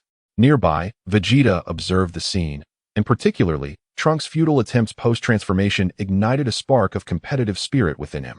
Vitri, keenly perceptive, caught Vegeta's gaze and cheerfully called out, "Hey, Vegeta, watching this is rather dull. Why not join in?" At this, Vegeta instinctively crossed his arms, letting out a disdainful huff. "Hmph. I have no interest in cooperating with others."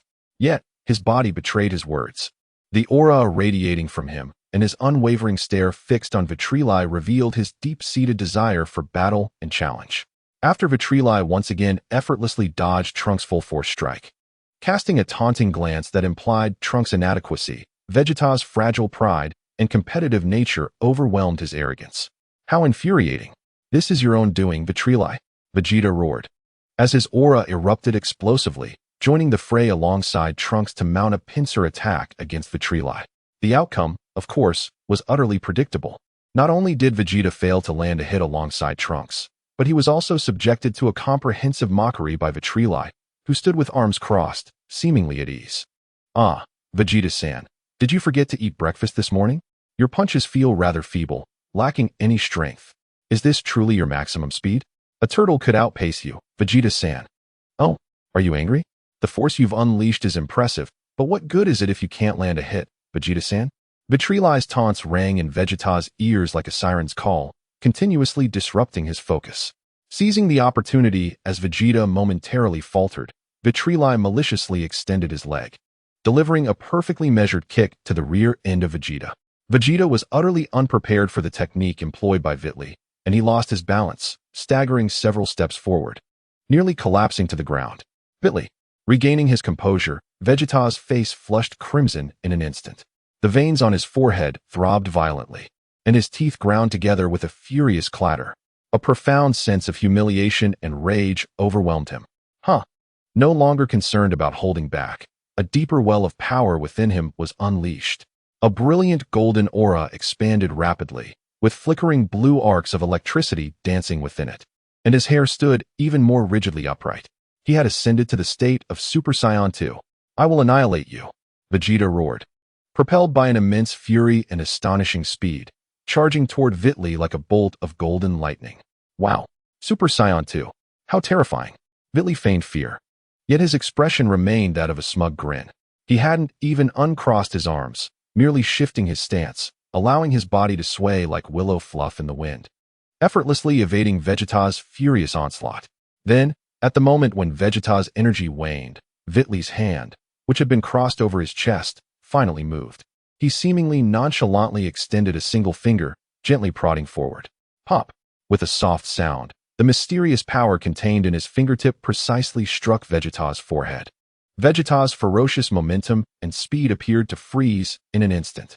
He was horrified to discover that his body was entirely unresponsive, his forward momentum effortlessly neutralized by an unfathomable force. Witley's finger then pressed down slightly. Bang! Vegeta found himself utterly defenseless, pinned to the ground by an incomprehensible might, his cheek making intimate contact with the cold, hard alloy floor. But that was not the end. Witley's finger remained, pressing against Vegeta's head, beginning to rub it from side to side. Yes, just like an eraser removing pencil marks, he humiliatingly rubbed Vegeta's head back and forth on the ground several times. A physical manifestation of friction. Ah, let go of me, you bastard. I will kill you. Vegeta's anguished and furious cries were muffled by the floor, sounding indistinct yet filled with despair. Nearby, Trunks, in his Super Saiyan form, stood frozen in shock, his fist poised in midair, mouth agape as if one could fit an egg inside. Ultimately, when Witley finally grew bored and released his hold, Vegeta sprang up from the ground like a coiled spring. His face was as dark as a soot-covered pot, hair disheveled, with clear red marks and a bit of dust from the floor on his forehead and cheeks. He glared fiercely at Witley, his chest heaving violently, the fire in his eyes seemingly ready to consume him. Yet, he uttered not a word, merely emitted a heavy grunt with all his might, and, with an explosive surge of energy, stormed out of the gravity chamber, slamming the door behind him with a resounding crash. The silhouette, no matter how one looks at it, exudes an air of profound indignation and a sense of desolation. Trunks, with concern etched on his face, gazed in the direction where Vegeta had vanished, unable to restrain himself from softly inquiring of Whis beside him. Isn't this a bit too harsh on Father, Mr. Whis? He appears exceedingly enraged. Whis, however, shook his head while observing Vegeta's retreating figure, offering Trunks a knowing smile. You underestimate Vegeta's resilience. His tenacity is far greater than you can imagine. This little setback might just fuel his determination to grow stronger. After all, he is the indomitable Vegeta. With that, Whis appeared to dismiss the previous incident, clapping his hands to redirect Trunks' attention. Now, let us not dwell on that proud warrior. We have yet to complete our training session. Trunks, captivated by Whis' amiable smile, swallowed hard, momentarily casting aside his sympathy for his father, and plunged back into the grueling training with renewed focus. Meanwhile, Vegeta stormed back to the Saiyan camp located in the desolate northern wilderness, enveloped in a cloud of fury and palpable tension. With a resounding bang, he kicked open the rudimentary metal door to his room and slammed it shut with such force that it echoed throughout the space. Raditz, who was experimenting with new recipes in the kitchen, and Nappa, lounging on the newly acquired sofa, were startled into silence. They exchanged apprehensive glances, refraining from provoking the evidently furious Vegeta. Inside his room, Vegeta sat brooding with his arms crossed, his countenance dark enough to reign. The humiliation of defeat, the anger of being mocked, and the deep-seated feeling of inadequacy gnawed at him like a venomous serpent.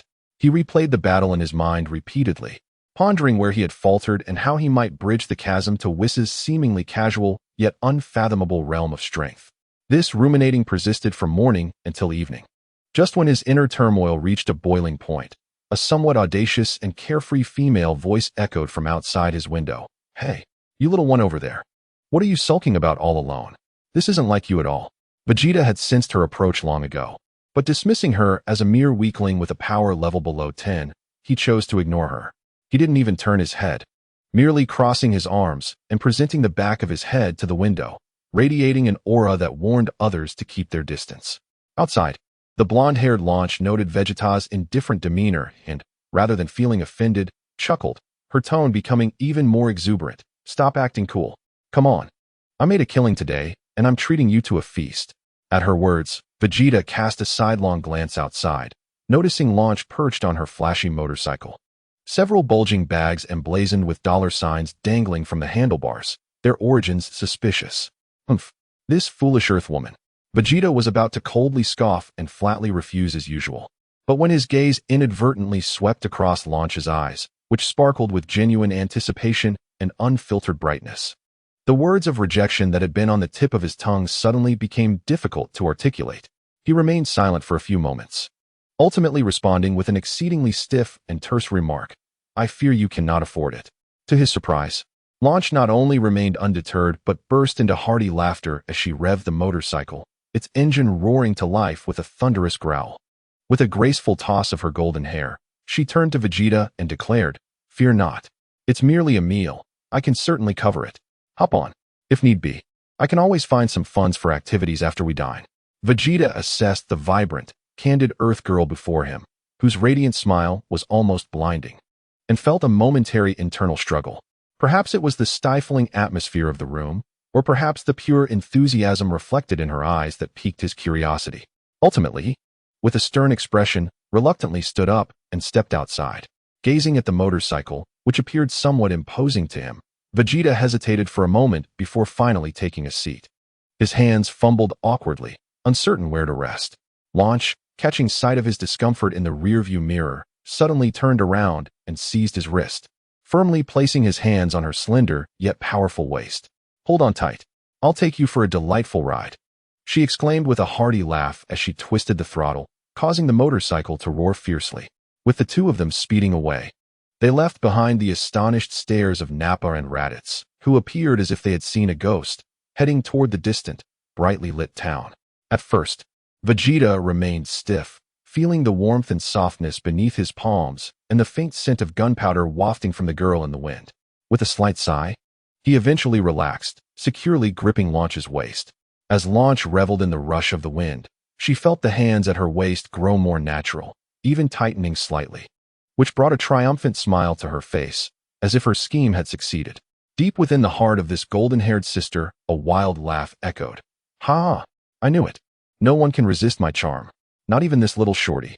Meanwhile, in the gravity chamber of Brief's estate, Whis observed Trunks, who lay exhausted on the ground. Having been revived by a senzu bean, his gaze somewhat vacant, he deemed that the training for the day had reached its limit. Just then, the door to the gravity chamber swung open, and Goku entered, rubbing his stomach while greeting Whis. "Hey, Whis, is Trunks still training? Bulma said dinner is almost ready, and she mentioned there would be an enormous feast of barbecue." Upon seeing Goku, Whis' eyes brightened. He pulled Goku closer and pointed at the panting Trunks, saying, "You arrived just in time.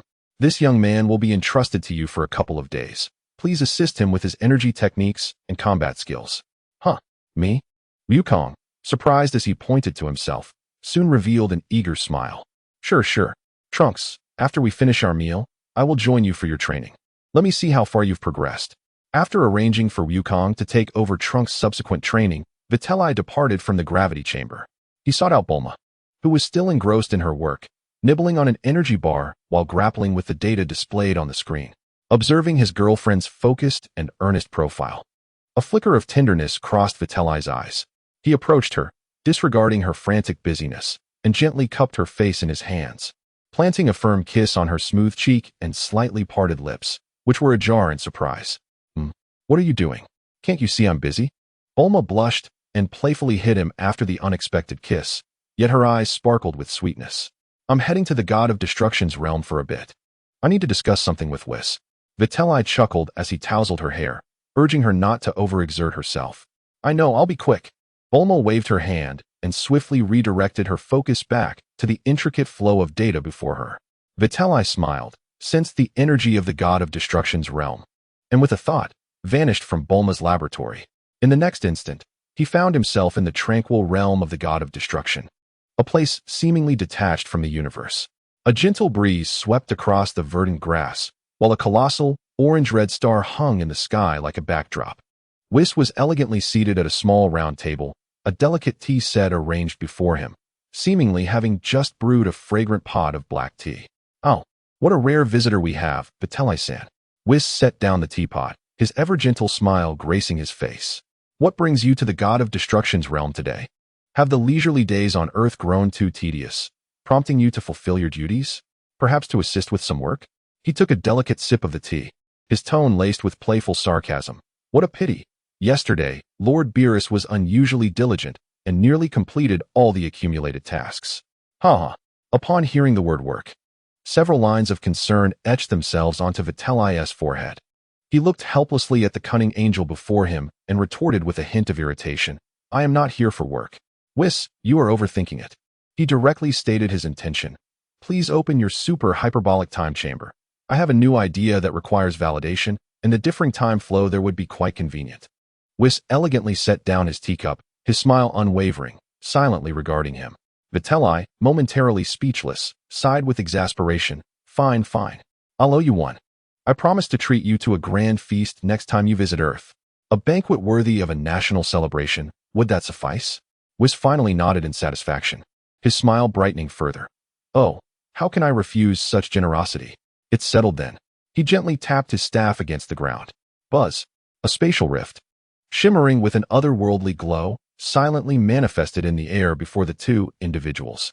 Beyond the rift lay the dimension that Vitri had once entered and where he had practiced. Without hesitation, Vitri darted inside, eager to ascertain whether the form of Super Saiyan 4, which existed solely in his imagination and the vague memories of his past life, could materialize in this world. His tale had always been present.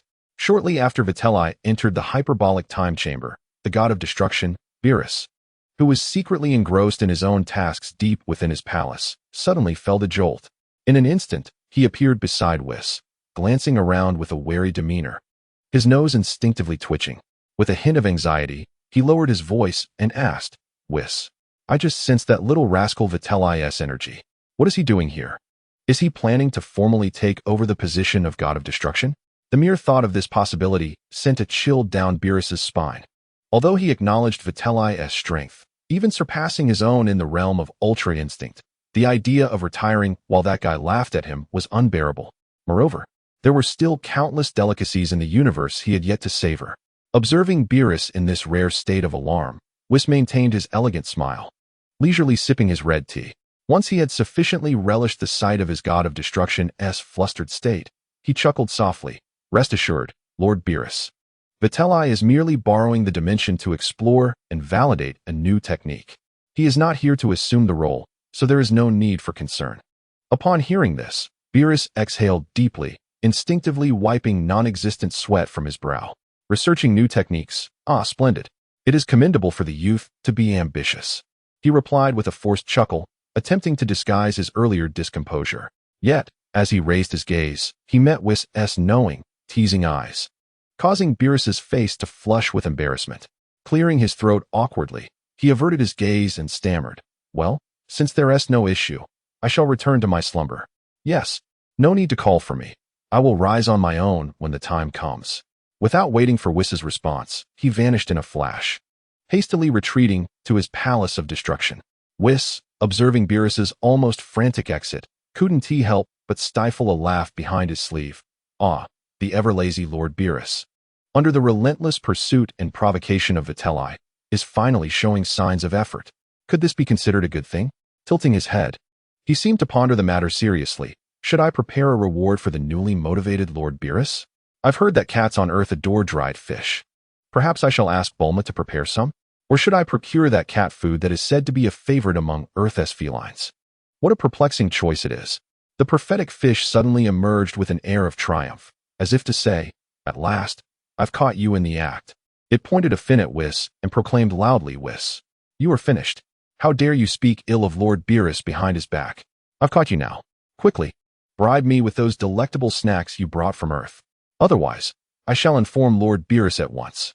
Yet, the smile on Whis' face remained unchanged. He slowly turned his head, his calm eyes gazing at the self-satisfied prophetic fish in the fishbowl, silently observing without uttering a word. "Ah, I had forgotten that Whis is, after all, Lord Beerus's teacher." The prophetic fish quickly recalled this fact, and its earlier bravado evaporated, replaced by a hint of trepidation. I was just joking," it stammered, attempting to sneak away with the fishbowl. Prophetic fish," Whis suddenly spoke, his tone as gentle as a spring breeze. The prophetic fish froze in place. Whis smiled and gently lifted the fishbowl, placing it on a small round table beside him. His voice was soft yet imbued with an undeniable authority. "Just so happens, I've recently felt that the flavor of the brewed red tea has been a tad lacking. Since you have some free time, I would greatly appreciate your assistance in brewing tea over the next few days." The prophetic fish exclaimed in disbelief, "Me? I'm a fish." "Whis, look closely. I am a fish. I don't even have hands. How can I brew tea for you? You're clearly putting me in a difficult position." Whis maintained his harmlessly elegant smile and gently shook his head. "I understand that this poses a significant challenge for you, prophetic fish. However, I kindly ask you to overcome it. I believe that with your wisdom and abilities, you will certainly find a way, won't you?" Observing Whis scrutinizing him, the prophetic fish felt as though refusal would lead to being cooked on a whim. "I will do it." Chapter 46. Born for Battle, Super Saiyan 4. The approaching breakthrough of Beerus within the dimensional space, the concept of time became indistinct compared to the outside world. Vitri, or rather a massive golden ape covered in dazzling fur, was currently pacing restlessly. Each thundering step sent dull echoes resonating through the void. The swirling golden aura surrounding him burned like an intense flame, emitting terrifying and brutal energy fluctuations. A deep growl rolled from his throat, the incomprehensible roar tinged with evident frustration. Above him, an artificial moon, meticulously constructed by him, radiated soft light waves to maintain his giant ape form. Successfully transforming into a golden giant ape while preserving his sanity was merely the first step of this experiment, which he found quite effortless. However, the challenge lay in the subsequent steps. Transforming from the powerful golden giant ape form back to his human shape and maintaining that transformation felt akin to colliding with an invisible wall. No matter how he endeavored, he was always just a fraction shy of that crucial sensation. It was utterly exasperating. What was hindering this transformation? The colossal ape, embodied by Vitri, scratched his head with its enormous paws, covered in golden fur. This gesture rendered him both fierce and somewhat endearing, reminiscent of an oversized golden monkey attempting to charm. The energy was ample, his mind was clear, and his control was intact, yet he remained unable to revert. He could distinctly sense the vast, oceanic power within him. This force was wilder, more primal, and significantly stronger than the Super Saiyan 3 transformation he had previously attained. Yet, paradoxically, this power felt as though he were imprisoned within a constricted cage. He possessed astonishing explosive strength, but could not discover the means to unlock the cage, leaving him in a state of profound frustration. After pacing back and forth for dozens of circles, Vitri's patience dwindled to nothing. A glint of ferocity flickered in his enormous, crimson ape eyes. Enough. No more gentle approaches. His inner voice began to roar. If the gentle method failed, then he would unleash something more forceful. He would ignite the power of this giant ape form to its absolute zenith. He refused to be deterred. With unwavering resolve, Vitri initiated the release of the inherent ferocity within his giant ape form. A thunderous roar erupted, reverberating through the entirety of the alternate dimension. The sound waves expanded like a tangible shockwave. This bellow carried the immense power of his giant ape incarnation, causing even the stable space around him to ripple with the force of its intensity. Following this roar, the already boiling power within Vitri was completely ignited. The golden aura exploded outward like the Big Bang, its volume swelling exponentially.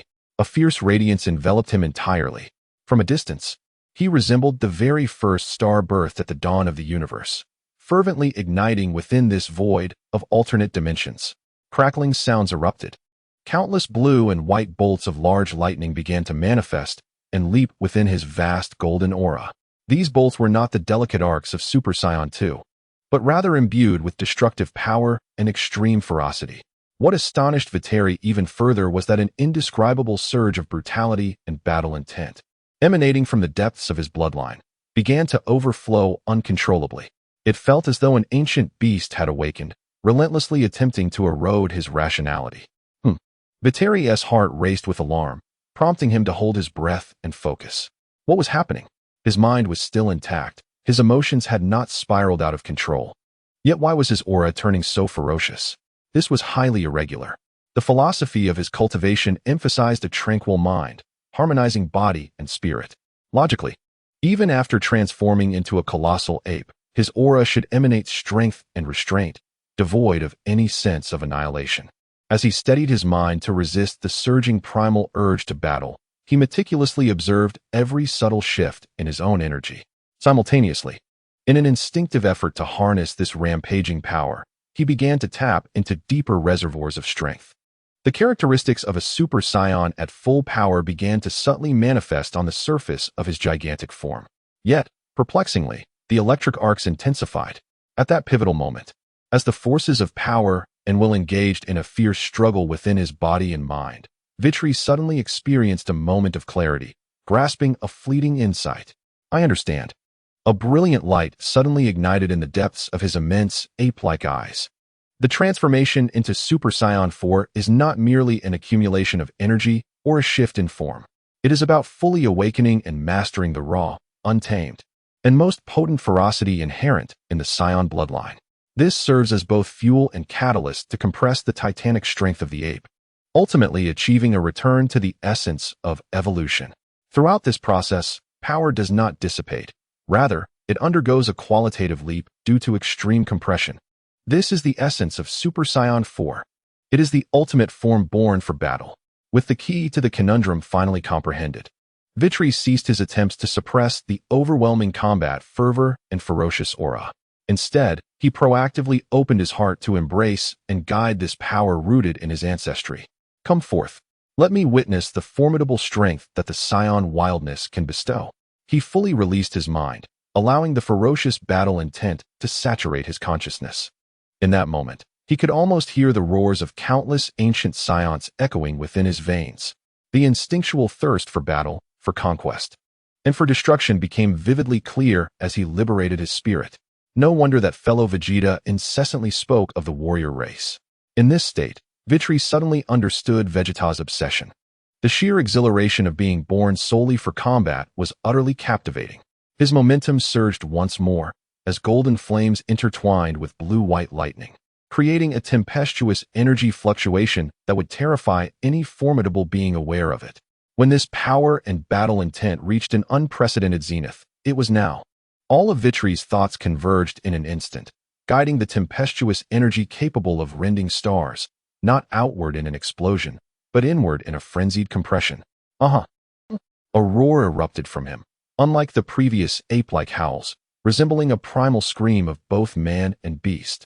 A blinding light enveloped his colossal ape form, cocooning it in a radiant chrysalis. Within mere seconds, the cocoon began to shrink rapidly, the internal structure transforming in a monumental upheaval. As the radiance gradually dissipated, a completely new figure stood tall in the other dimension. The once spiky black hair of Vitri had vanished, replaced by a wild and untamed mane of thick black hair cascading down to his waist, the roots glowing with a fiery crimson hue, as if they were flowing with molten lava. His upper body was adorned with a vibrant layer of red fur, resembling a natural crimson battle attire, exuding an overwhelming sense of primal strength. The striking red eyeshadow encircling his eyes added an air of both allure and authority. His lower half was clad in black trousers, rustling ominously under the weight of his formidable aura. A robust tail thrashed about erratically behind him, enveloped in golden flames interwoven with tendrils of red light. His presence no longer embodied mere tranquility or fury, but instead radiated an intense power capable of tearing asunder all rules. The ultimate manifestation of strength. Super Saiyan 4 Vitri had officially made his entrance.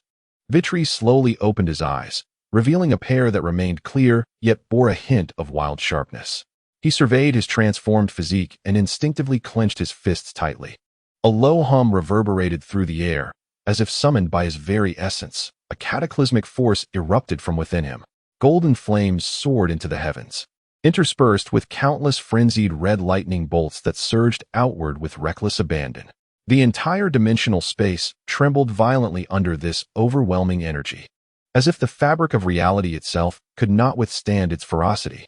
In that moment, Vitri felt an intoxicating illusion of invincibility, as though with a mere flick of his wrist he could shatter the void, and a full-force strike would obliterate the universe. Was this the power of Super Saiyan 4? He gazed down at his hands, sensing the boundless energy coursing through him, far surpassing any form aside from Ultra Instinct. And a smile involuntarily crept upon his lips. This sensation is truly exhilarating.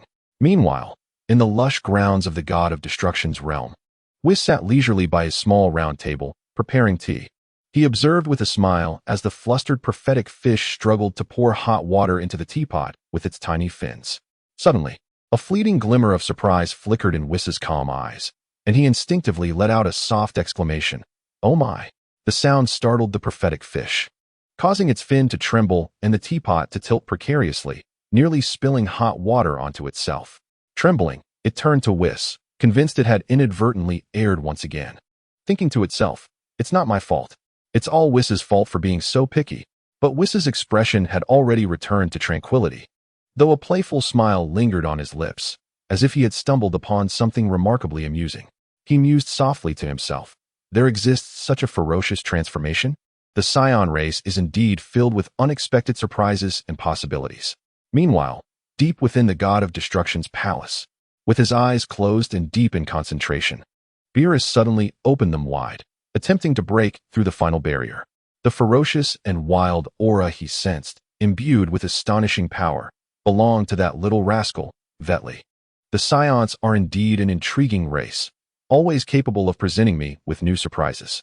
A flicker of astonishment and curiosity flashed in his feline, vertically slit pupils as he instinctively stroked his chin, murmuring to himself, "I never expected that fellow to grow stronger.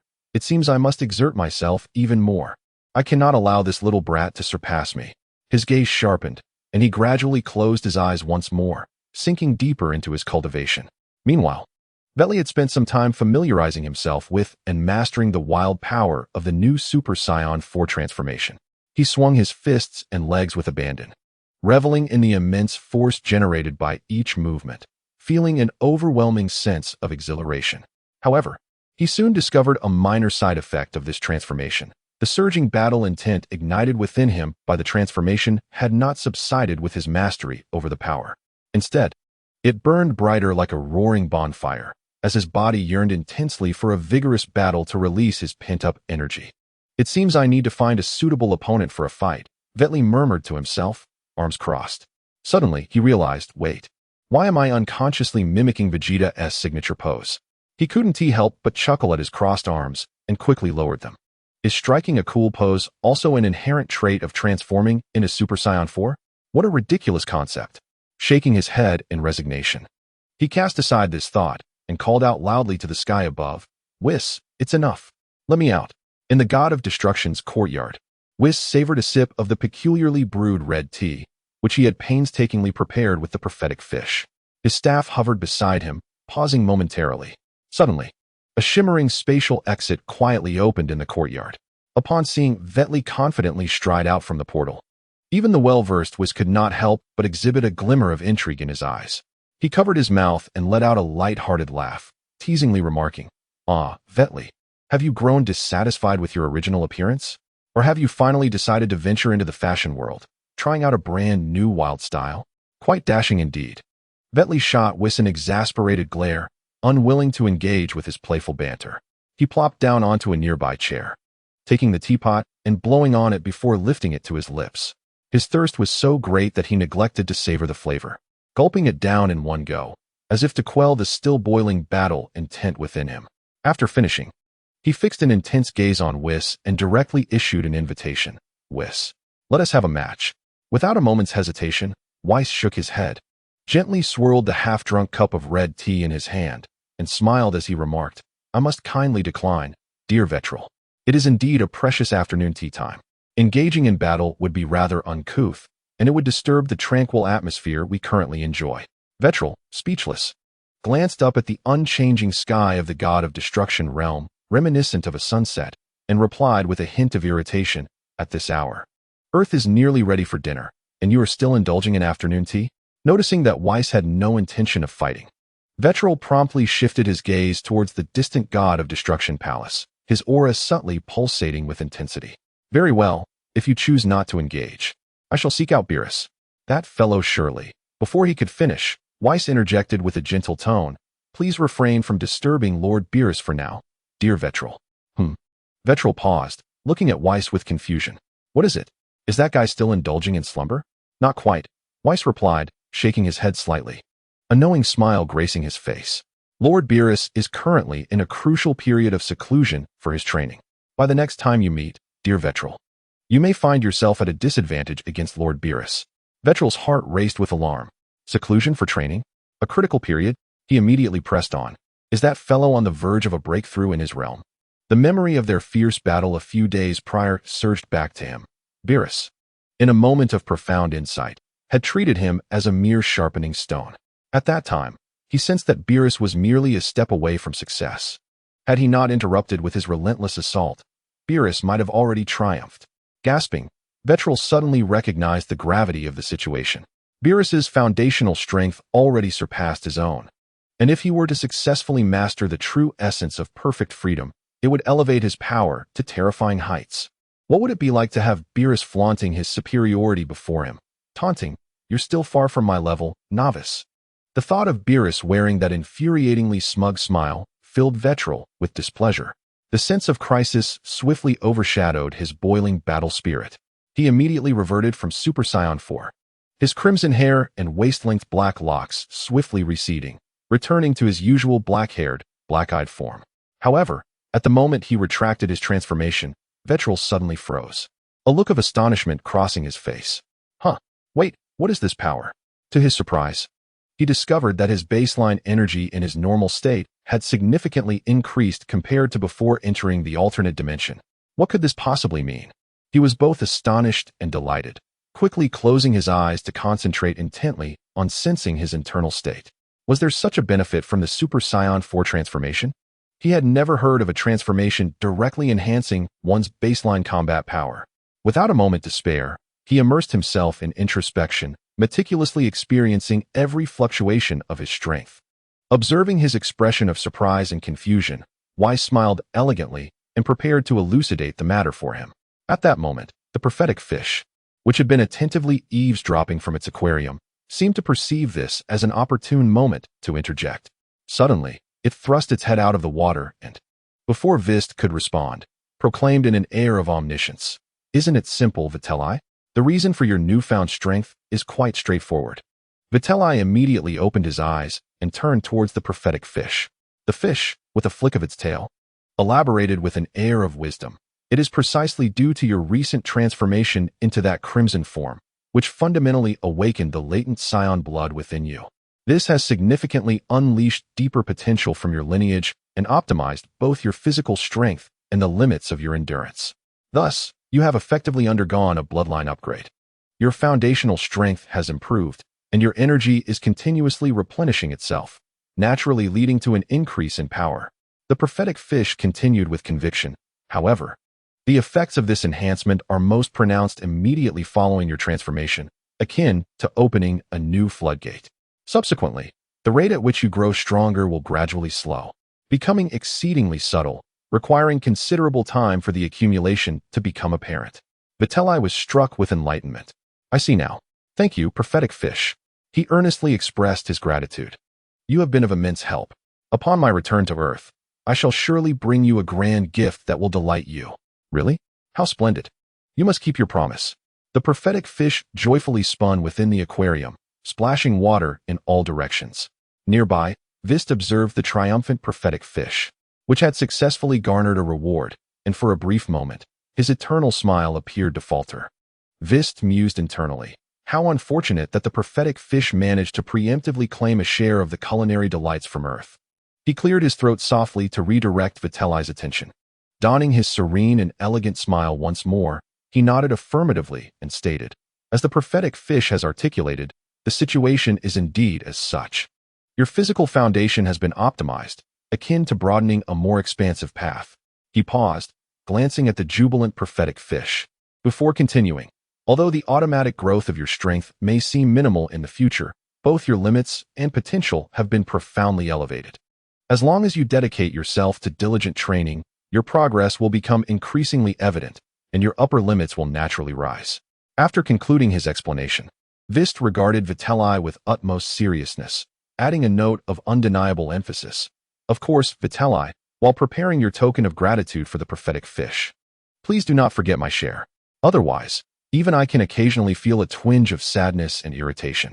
Vitri gazed at Vist, who was nonchalantly demanding gifts from his student while simultaneously vying for favor with a fish, and once again found himself at a loss for words. Truly, Vist's competition for gifts with a fish was rather absurd. Having successfully mastered the transformation into Super Saiyan 4 and comprehended the reasons behind his consistent enhancement, Vitri felt the surge of battle intent within his body, ignited by the transformation, temporarily subside. He resolved not to linger any longer in the realm of destruction. For the warmth of home-cooked meals and the embrace of his soft-hearted girlfriend awaited him on Earth, a far more comforting prospect. He waved farewell to Whis and the prophetic fish, stating, well, the matter has been settled. I shall return. I shall remember the gift. With that, he pressed his fingers together and lightly tapped his forehead. In an instant, Vitri's figure vanished from the realm of destruction. Once he confirmed that Vitri's presence had completely departed, Whis maintained his elegant smile. He slowly turned his gaze towards the fishbowl beside him, where the prophetic fish, bubbling with excitement over the promise of a gift, was fervently blowing bubbles. Whis' expression remained serene, a gentle smile gracing his lips. Suddenly, the prophetic fish sensed an indescribable malice enveloping it. It froze momentarily, cautiously rotating its eyes to meet Whis' gaze, which resembled that of one observing a delectable roasted fish. Whis-san, the fish stammered. Whis' smile grew ever more radiant, his tone casual as if discussing the weather. Pray tell, what commands do you have for me? Prophetic fish, is there some unfinished business you wish to convey? I would be most eager to listen. The prophetic fish was taken aback, its entire being stiff with fright. Yet, instinctively, it retorted, it was merely a slip of the tongue that might have cost you a meal of earthly delicacies. Surely, I cannot be dealt with so harshly. Can I, Whis-san? Whis smiled, affirmatively nodding, his voice still gentle. Indeed, for you have interrupted my enjoyment of instructing my disciples. Such a transgression carries considerable weight. Lord Beerus, save me. The prophetic fish, terrified, felt as though its very heart might leap from its chest. It could no longer concern itself with anything else. With a sudden burst of speed, it propelled the fishbowl towards the distant palace of destruction like a torpedo. Its desperate cries pierced the tranquil sky of the realm of destruction. This time, Whis did not intervene, merely remaining seated with an air of elegance. He lifted the cup of poorly brewed tea prepared by the prophetic fish and sipped delicately, grimacing slightly at its dreadful flavor, listening to the distant, irritated roars of Beerus. Disturbed from his meditation, alongside the increasingly pitiful wails of the prophetic fish, Whis' face betrayed no sympathy. Instead, a delightfully mischievous smile emerged. Oh dear, how unfortunate for you. Prophetic fish, he mused softly to himself, his tone brimming with an amusement that reveled in the unfolding chaos. Having been forewarned, It is indeed an inopportune moment to disturb Lord Beerus, especially as he approaches a critical juncture in his breakthrough. Setting down his teacup, Whis prepared to brew himself a fresh pot of red tea, musing aloud about how much of his long-hidden snacks the prophetic fish might have to offer to quell Lord Beerus's wrath. The anticipation was palpable. As he pondered this, the smile on Whis's face blossomed with joy and brilliance, envisioning the delightful scene of the prophetic fish's impending sacrifice. The realm of destruction remained tranquil today, save for the sorrowful wails of the prophetic fish and Beerus's irritable reprimands. Meanwhile, within the dining hall of the brief residence, a grand table was lavishly adorned with an array of mouth-watering dishes. Goku and Trunks sat at the edge of the table, their eyes eagerly fixed on the sumptuous feast before them. Their stomachs rumbled in unison, eagerly awaiting the moment when they could indulge. Just as the robotic butler presented the last main course, Goku and Trunks were poised to begin their meal when, without warning, the figure of Videl appeared beside his designated seat at the table. "Hey, you lot, dining at my home and daring to start without your host?" he exclaimed, his voice laced with dissatisfaction as he swiftly grabbed a wet towel offered by the robot to wipe his hands. Upon seeing Videl's return, Trunks instinctively set down the utensils he had just lifted, sitting up straight and waiting for Videl to commence the meal, a matter of basic etiquette for him. However, the moment Goku spotted Videl, his expression shifted dramatically. "Oh no, Trunks, eat quickly," he shouted, abandoning all notions of dining decorum. Like a starving specter reborn, he frantically scooped several plates of meat into his bowl, creating a veritable mountain of food before him. As he devoured his meal, Goku, with his mouth full, anxiously urged Trunks, "Hurry. If you don't eat now, there won't be anything left. Videl is far too strong. We can't compete with him."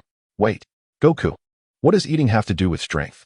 Trunks was left bewildered by Goku's frantic reaction, utterly perplexed, frozen with his utensils in hand. In the brief moment he was dazed, Videl had finished drying his hands and gracefully grasped his chopsticks. Thus, a fierce culinary battle erupted at the table.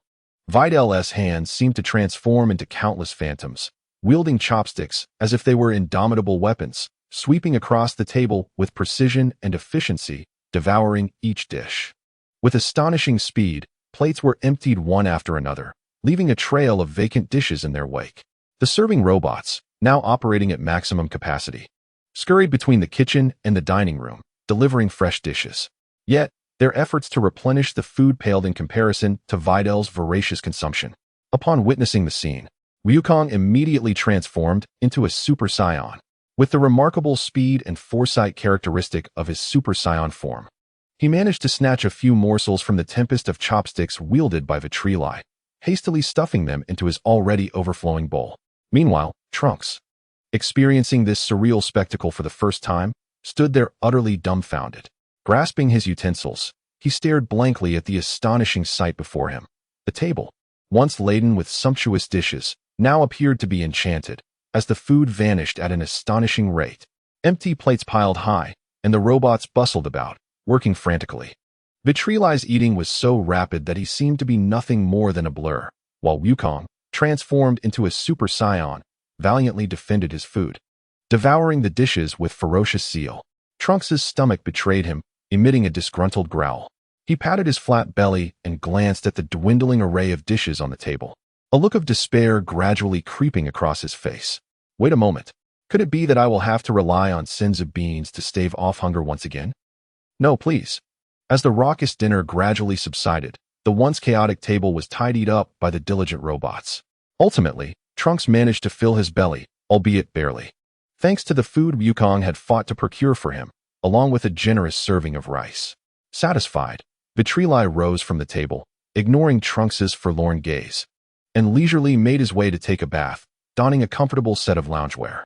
With his damp hair being toweled dry, he strolled into Bulma's laboratory, which was cluttered with an array of instruments. The room was serene, save for the low hum of machinery and the glow of screens.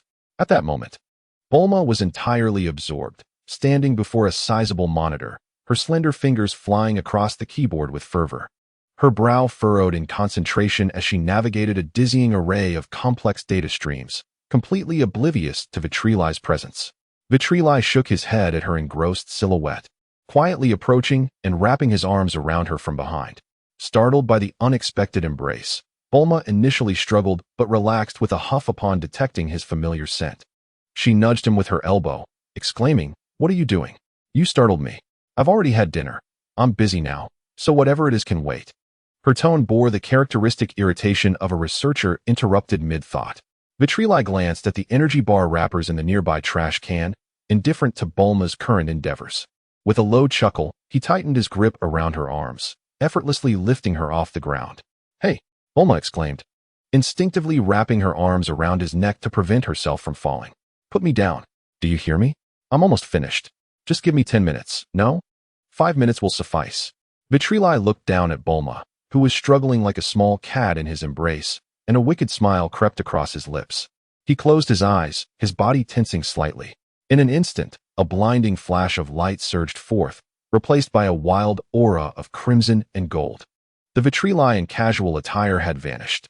In place of that, there stood the Super Saiyan 4 form, adorned in vibrant red fur, with hair cascading down to the waist. Eyes shadowed in crimson, and enveloped in a fiery aura of gold and red, to restrain his formidable power and ensure she remained unharmed. Vegeta exerted tremendous effort to confine his energy to a state of utmost restraint, merely revealing this wild and alluring visage. Bulma was momentarily stunned.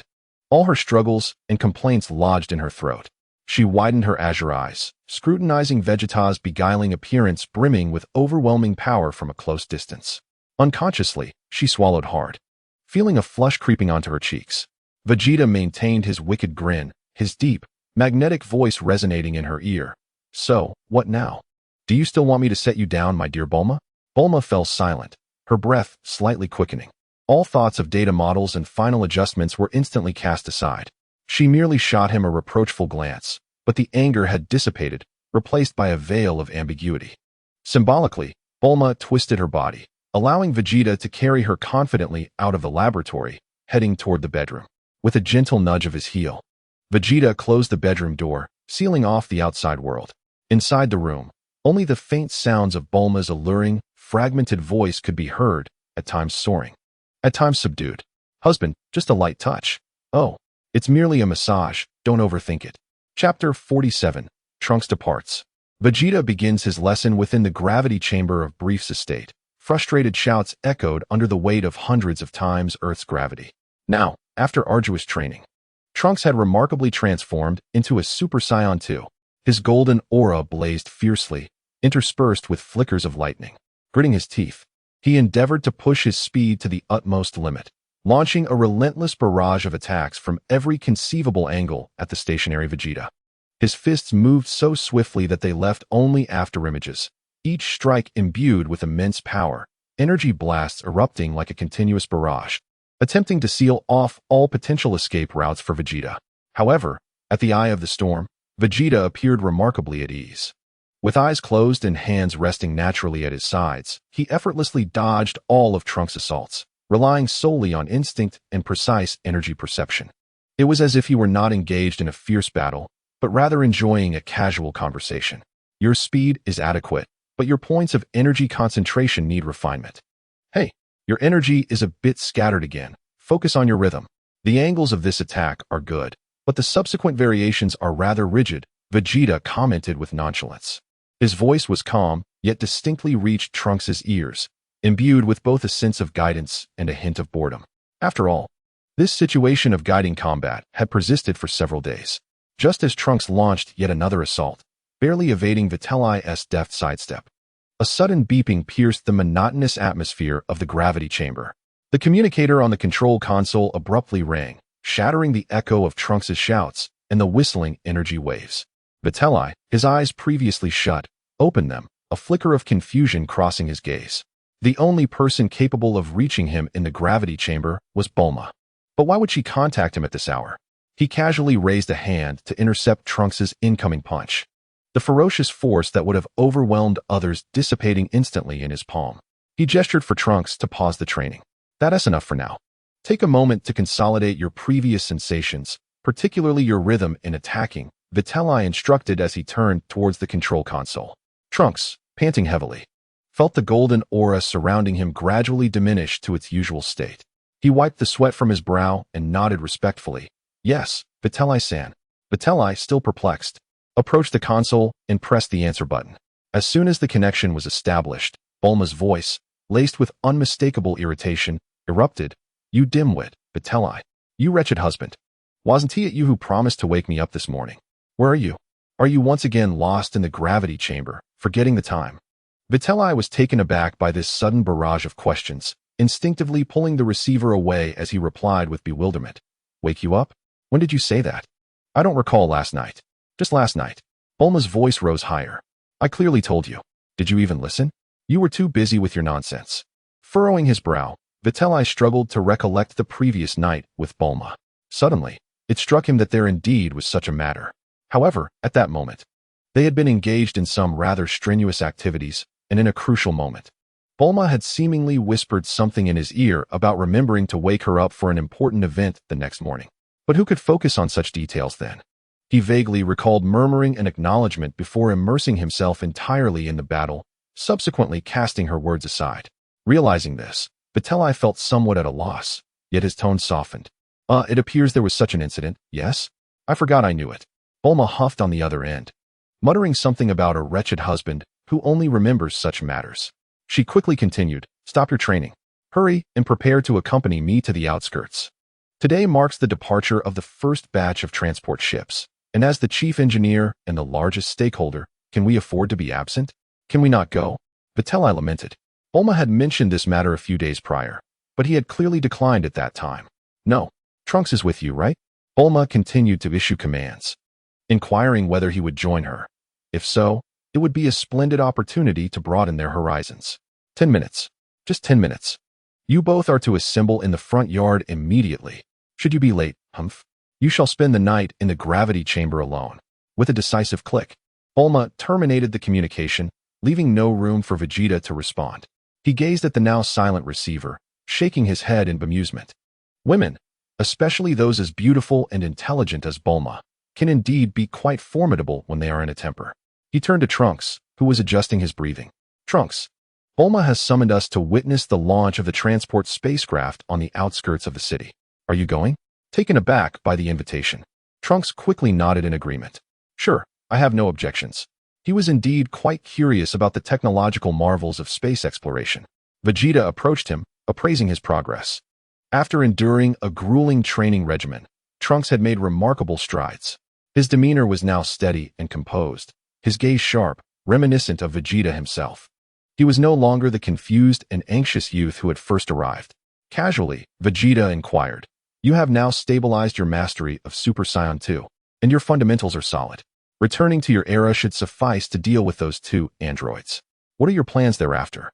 Upon hearing this, Trunks' expression transformed, his earlier fatigue dissipating, replaced by a fierce determination. He paused for a moment, as if to solidify his resolve, then declared with unwavering conviction, I will go back.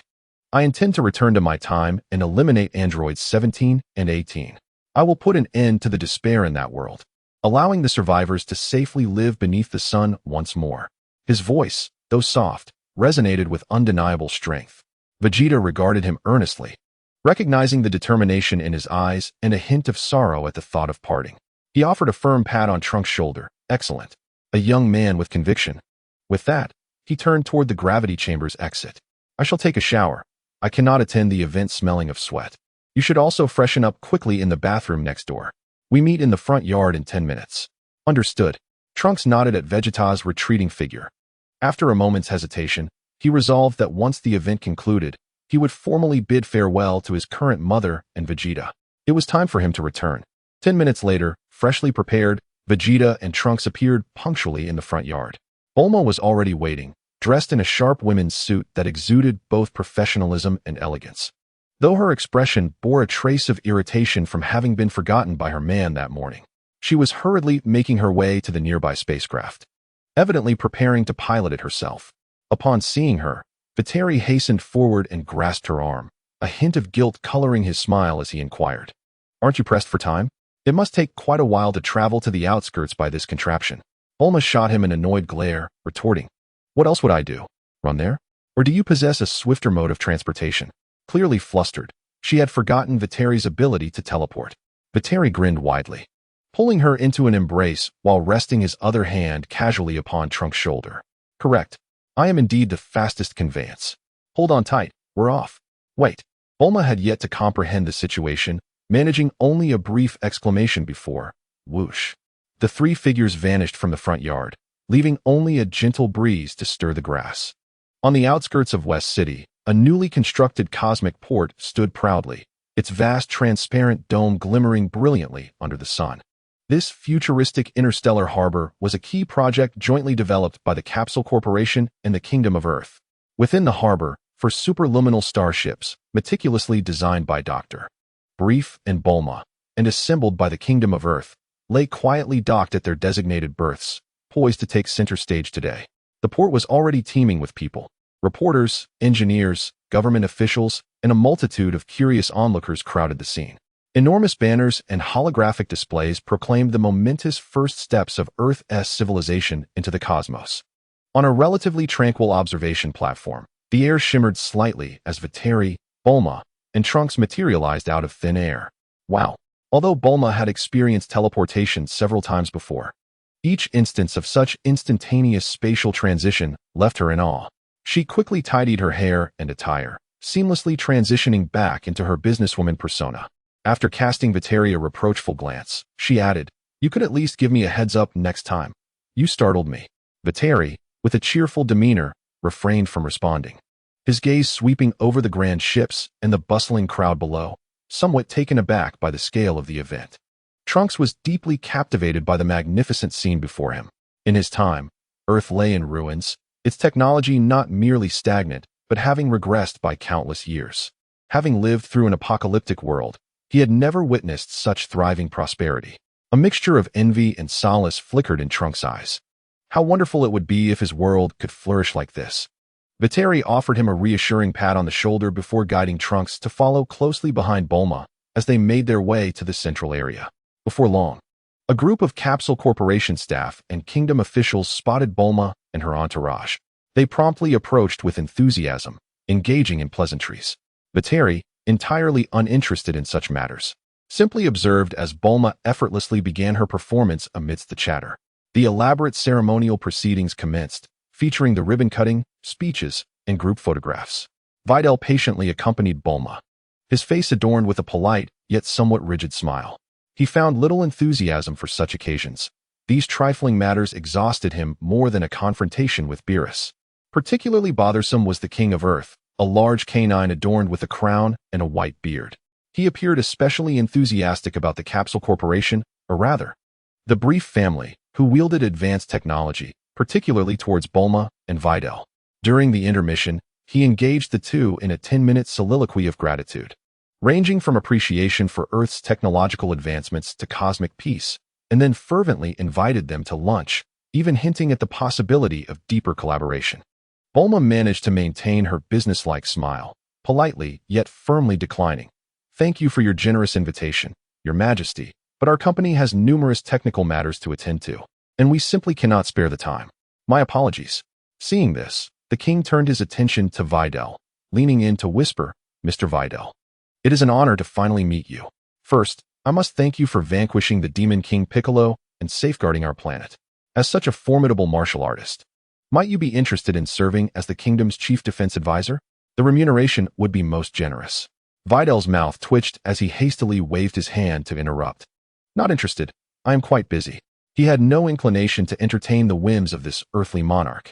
His priorities lay in training, dining, cherishing his wife, and occasionally ensuring the prosperity of the universe, not in serving as some king's enforcer. The king, undeterred, redirected his gaze towards the remarkably poised Trunks, who immediately feigned immense interest in the structure of the nearby spacecraft, carefully scrutinizing it to evade the king's attention. Videl inwardly rolled his eyes. Was this king devoid of other pursuits? He was as tenacious as chewing gum. Nevertheless, Videl took a deep breath and continued to endure the event for Bulma's sake. After all, this was her heartfelt endeavor. One must cater to the whims of one's chosen partner. Seizing a moment of respite, he quietly inquired of Bulma, "By the way, how have I become a shareholder in Capsule Corporation?" While signaling to an engineer in the distance to adjust a specific parameter, Bulma casually replied, without turning her head, "Oh, That, my father, mother, and I each transferred a portion of our shares to you, essentially having you hold them on our behalf. After all, we are family, so it matters not. Videl shrugged. He had little grasp of financial matters, as long as Bulma was content. His most significant enterprise, and what he cherished most was, and always would be, this woman by his side. After navigating through a series of tedious proceedings, the most exhilarating moment finally arrived. For transport ships sequentially ignited their engines. A resonant and powerful roar reverberating throughout the cosmic port.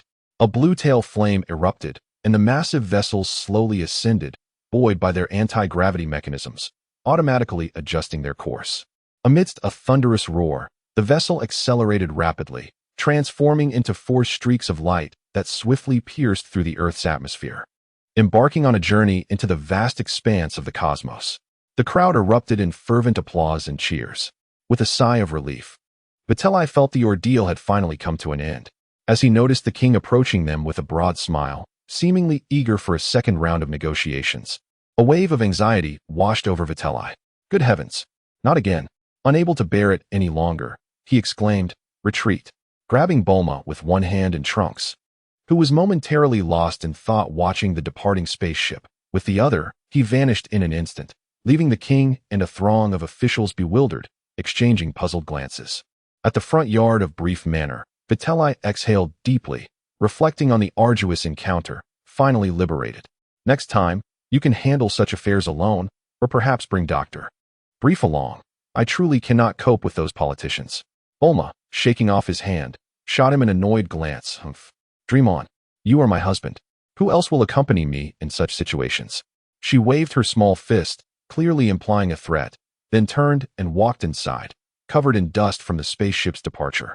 "I'm going to take a shower." With a resigned shrug, Vitri turned to Trunks and said, "Let us go. It's time for lunch. We should order something." A sumptuous meal concluded in a somewhat subdued atmosphere. After finishing, Trunks stood up and, with utmost seriousness, bowed slightly to Bulma and Vitri. "Thank you very much, Bulma-san and Vitri-san, for your care and guidance during my stay. I am preparing to depart." The radiant smile on Bulma's face faded. Although she had anticipated this moment, she still felt a pang of reluctance as it arrived. She quickly stood up and called out to Trunks, "Wait a moment." Then she hastened to her room. Moments later, she emerged holding a sizable metallic box, which she pressed into Trunks' arms. "Inside are some multi-purpose capsules I had prepared earlier. There is food, medicine, energy, housing, and even a compact medical pod I recently developed, along with some modes of transportation. Resources are scarce in your world. These should be of assistance. Stay a few more days, so I can help you prepare even further." Her tone carried a sense of pleading. Trunks, cradling the heavy box, felt a weight in his heart. Yet, he resolutely shook his head, bowing earnestly to Bulma, and expressed his gratitude loudly. "Thank you, Bulma-san. However, my mother in the other world is waiting for my return, and everyone there anticipates the arrival of Hope. I now possess the power to change everything. It is time to return and conclude this matter." Vitri approached, producing a small cloth pouch and handing it to Trunks. "Inside are senza beans. Use them sparingly, for they can be life-saving in critical moments." His expression grew serious as he continued, "Remember my words. Your future adversaries may extend beyond merely androids 17 and 18. Trunks received the magical beans and, upon hearing the words, was momentarily taken aback. "Not just them?" he inquired. "Indeed," replied Videl with a nod. "There exists another creature named Cell. It is the ultimate android designed by Dr. Gero, requiring the absorption of androids 17 and 18 to achieve its perfected form. Should it succeed, the threat it poses would far exceed that of the 2 androids. Therefore, upon your return, you must swiftly eliminate androids 17 and 18, ensuring that Cell cannot absorb them. Do you understand?" Trunks' expression turned grave as he etched the name Cell deeply into his memory. "I understand. Thank you for the warning, Videl. I will exercise caution." Carefully securing the items given by Bulma and Videl, Trunks retrieved a cherished capsule from his pocket and gently tossed it onto the ground. With a soft thud, the egg-shaped time machine materialized in the courtyard. Bulma gazed at the machine, a complex expression crossing her face as she beheld the embodiment of another self's tireless efforts. Her gaze was tinged with obsession, tinged with regret, yet predominantly filled with blessings for the version of herself in another timeline and for this, her half-child, before her. Trunks opened the hatch and seated himself inside, deftly fastening his seatbelt. He cast a final glance at the era that had bestowed upon him warmth, strength, and hope, as well as at these two figures who felt as dear as family. Bulma waved her hand vigorously, calling out, "Farewell, Trunks. Do take care. Once you've resolved matters over there, remember to return and let us know you're safe." Videl also waved, urging him, "Remember, do not overexert yourself. If you encounter insurmountable troubles, do not hesitate to seek our assistance. We are here for you." Trunks felt a swell of emotion, his eyes misty, as he nodded earnestly. His voice tinged with a slight quiver as he proclaimed, "I understand. Fear not, Mother, Bulma. Videl, I shall be cautious. Farewell." The door of the time machine gradually closed. The engine roared to life, emitting a low hum. The machine ascended slowly, and upon reaching a certain altitude, it suddenly erupted in a dazzling burst of light. A peculiar wave of energy swept through, elongating the time machine into a beam of light that vanished instantaneously into the azure sky, as if it had never existed. Bulma felt an inexplicable sense of loss, subconsciously tightening her grip on Videl's arm as she rested her head gently on her shoulder, murmuring, "I wonder if Trunks will succeed. It truly is a burden for the other me." Videl said nothing, simply wrapping her arms around Bulma's shoulders, offering silent solace. She understood the harsh realities of that future timeline. Goku, Vegeta, Piccolo, and Krillin, those formidable warriors, had fallen one after another, and even Gohan had ultimately sacrificed himself, leaving Trunks as the sole survivor alongside a mother desperately clinging to hope. Although Trunks now possessed sufficient power to overpower the two androids, Cell was notoriously cunning. One could only hope for Trunks' success. If all else failed, he could seek the assistance of Whis and the Supreme Kai. As afternoon settled in and the sun shone brightly, Videl reclined leisurely on a beach chair in the front yard, squinting her eyes in delight as she basked in the sunlight.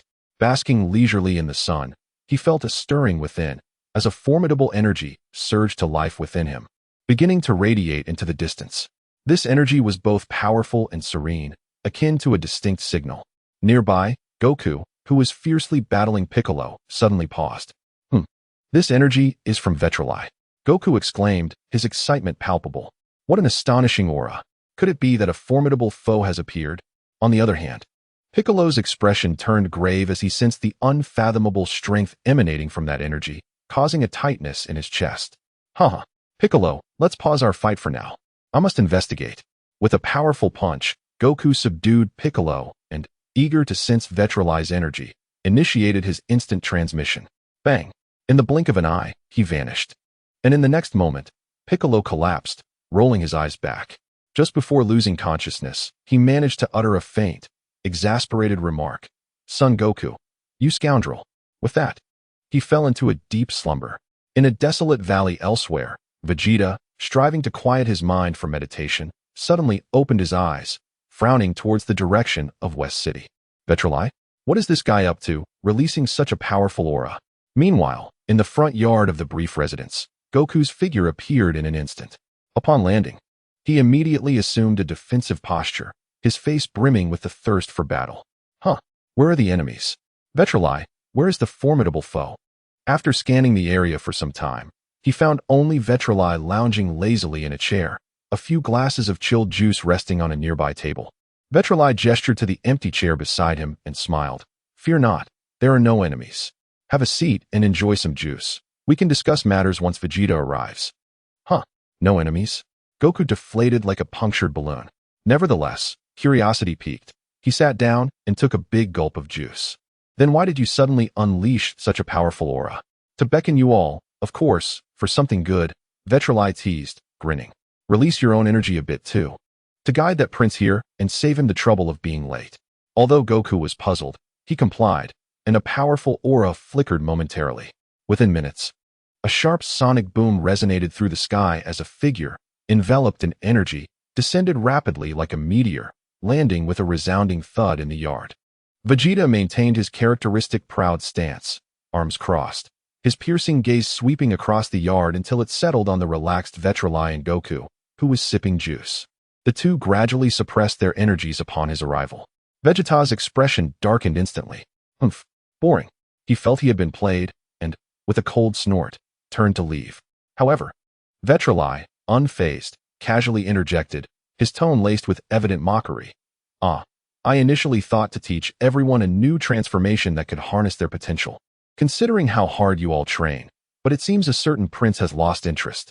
Enough, Vegeta said, turning to Goku, whose face lit up with excitement at the prospect of a new transformation. It seems you are the only one who will master it from now on.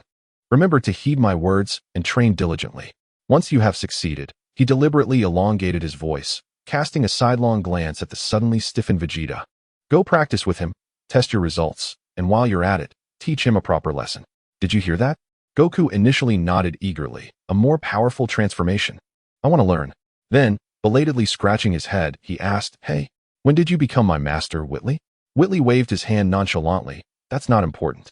His eyes twinkled with amusement as they fell upon Vegeta, who stood with his back to them, his body rigid and fists clenched.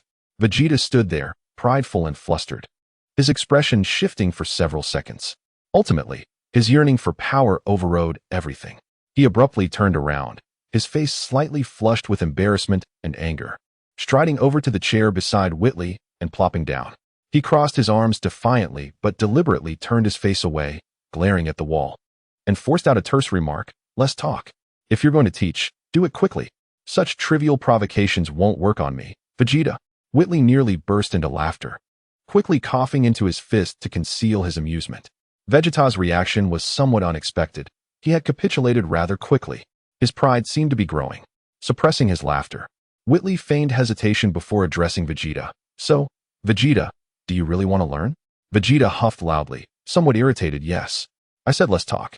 Just tell me what transformation it is. Witley clicked his tongue in astonishment, scrutinizing Vegeta from head to toe. Oh dear, how curious. When did you develop such a thick skin?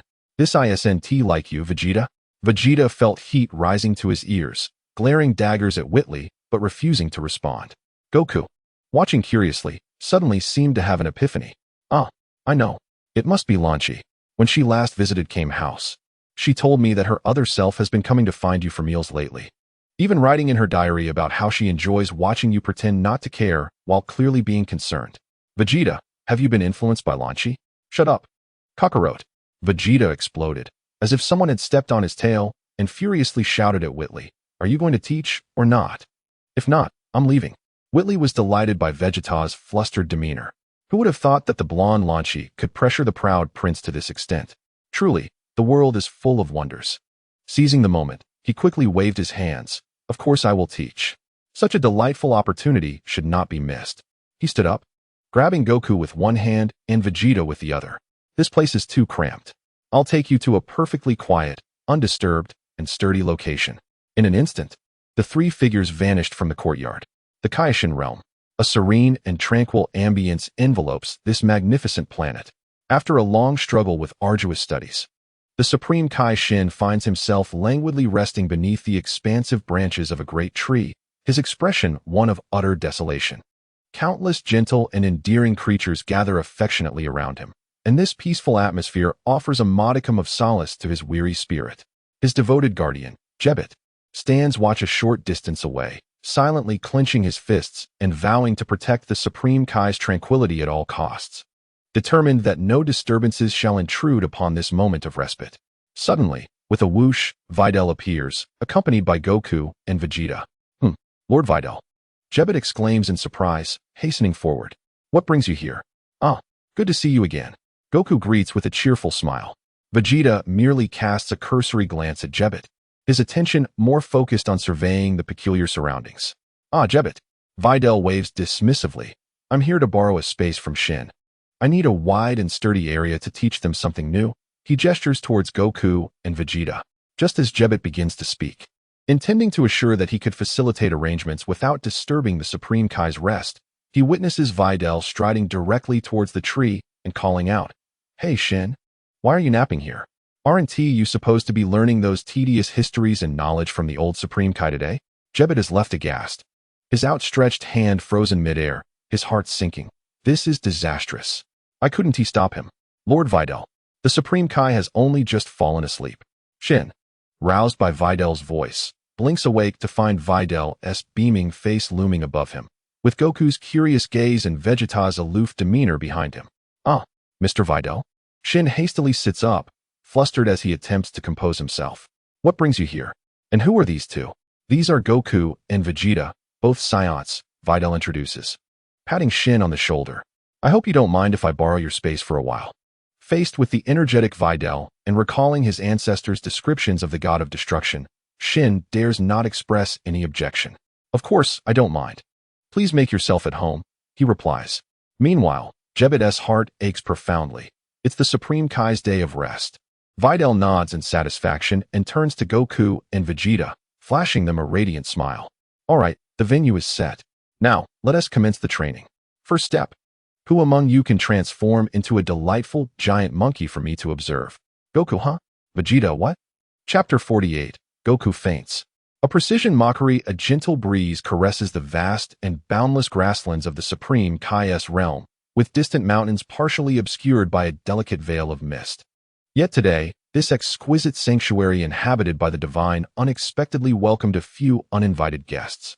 At this moment, Sun Wukong and Vegeta were locked in a gaze, their faces etched with confusion.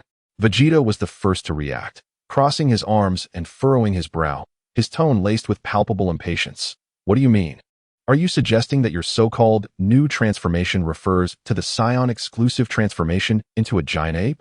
He, Vegeta, had personally experienced the transformation into a great ape multiple times, though it had been quite some time since.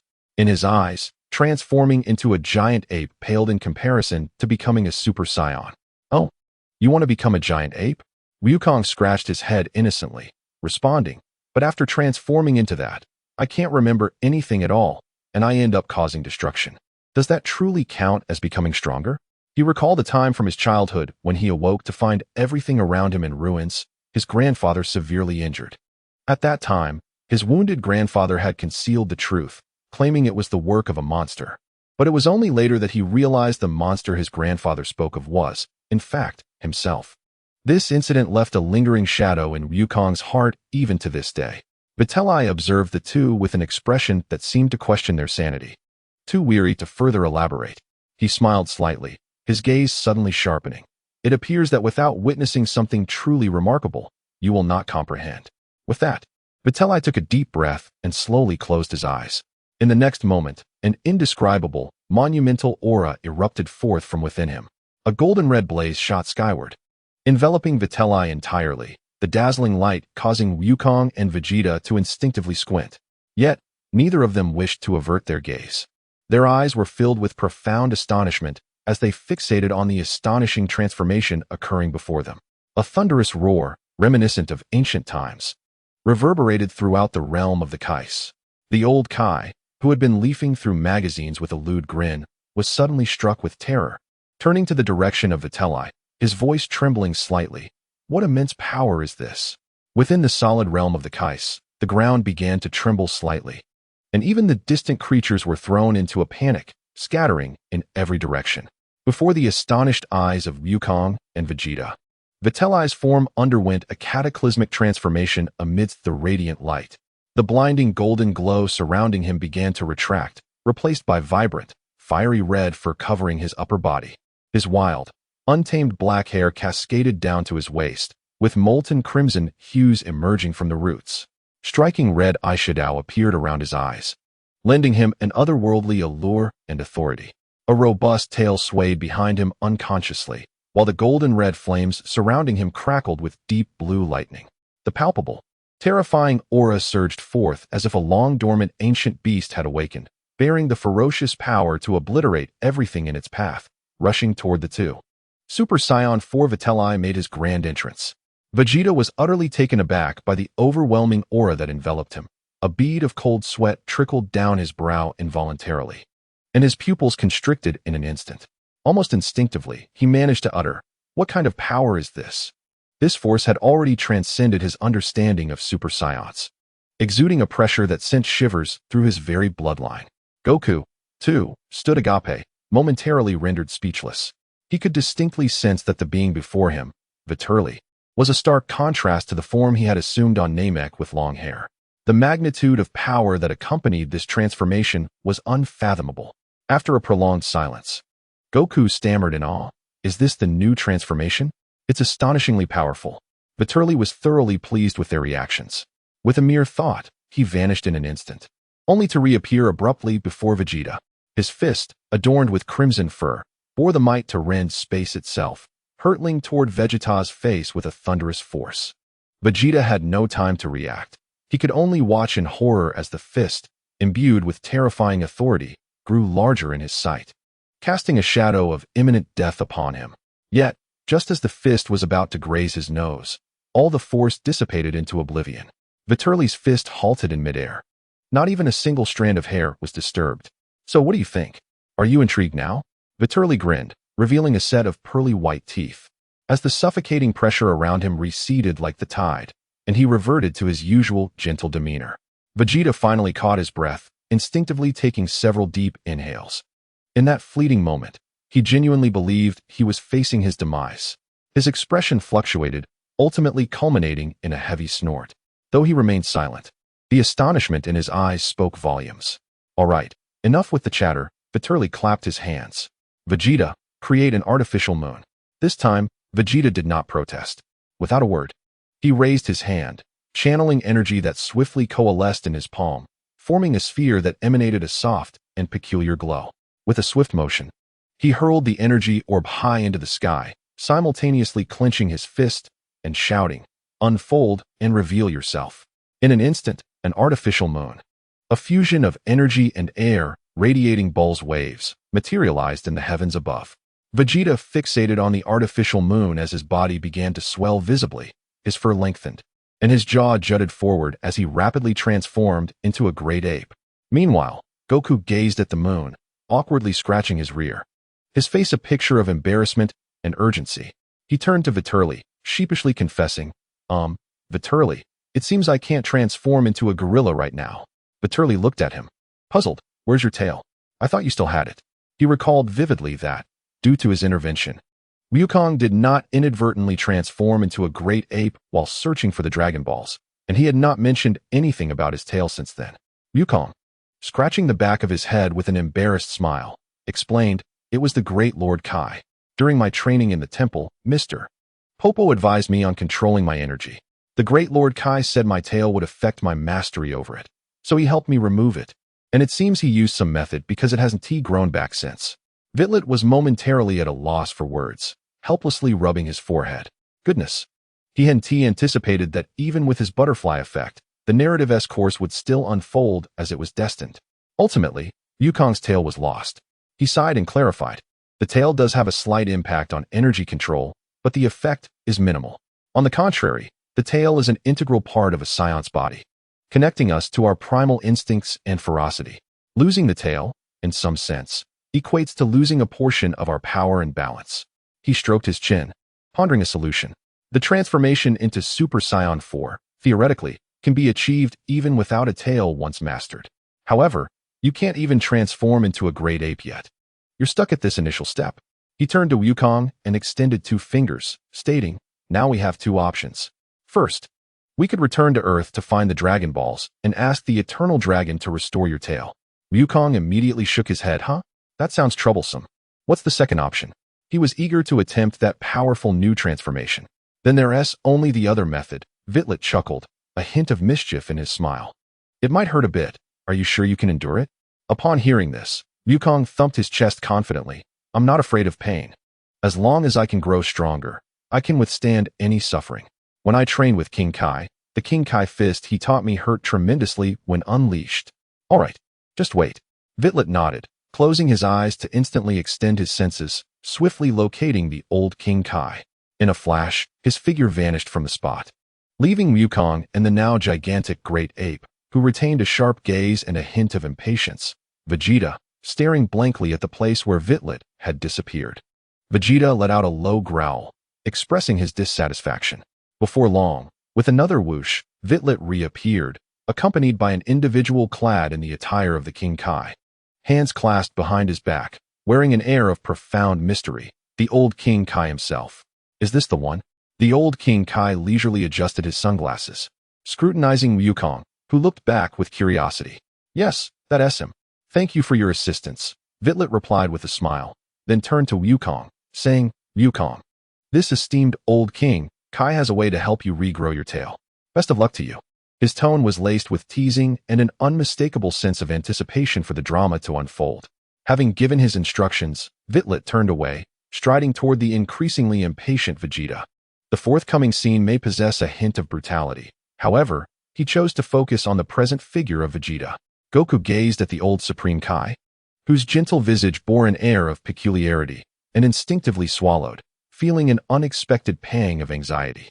The old Supreme Kai scrutinized Goku for a moment longer before beckoning him with a casual wave, stating in a monotonous tone, surprisingly decent foundation. You come with me.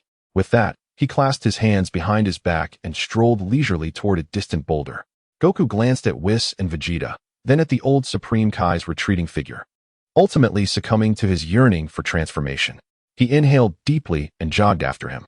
Meanwhile, the colossal ape form of Vegeta observed Whis approaching, impatiently thumping the ground with his massive claws, producing a resonant thud as he urged, "Hey, Whis, forget about that fool Kakarot, who has lost his tail. I, Vegeta, embody the royal blood of the Saiyan lineage. Maintaining reason in my ape form is a fundamental expectation. Speak of the next steps." His voice brimmed with pride in his heritage. Whis, noticing Vegeta's eagerness, decided to forego any further suspense, directly stating, "Very well, since you are so confident. Let us commence with the second step. Attempt to transform into a Super Saiyan while maintaining your ape form." Transforming into a Super Saiyan while in ape form? A flicker of surprise crossed Vegeta's immense crimson eyes, swiftly replaced by profound curiosity. Intriguing. This is a path I have never contemplated. Excellent. I shall demonstrate this at once. Without hesitation, Vegeta commenced his transformation. His titanic body slightly descended, and his enormous claws gradually drew together at his waist as he endeavored to summon deeper reservoirs of power within. An immense aura began to circulate throughout his mountainous physique.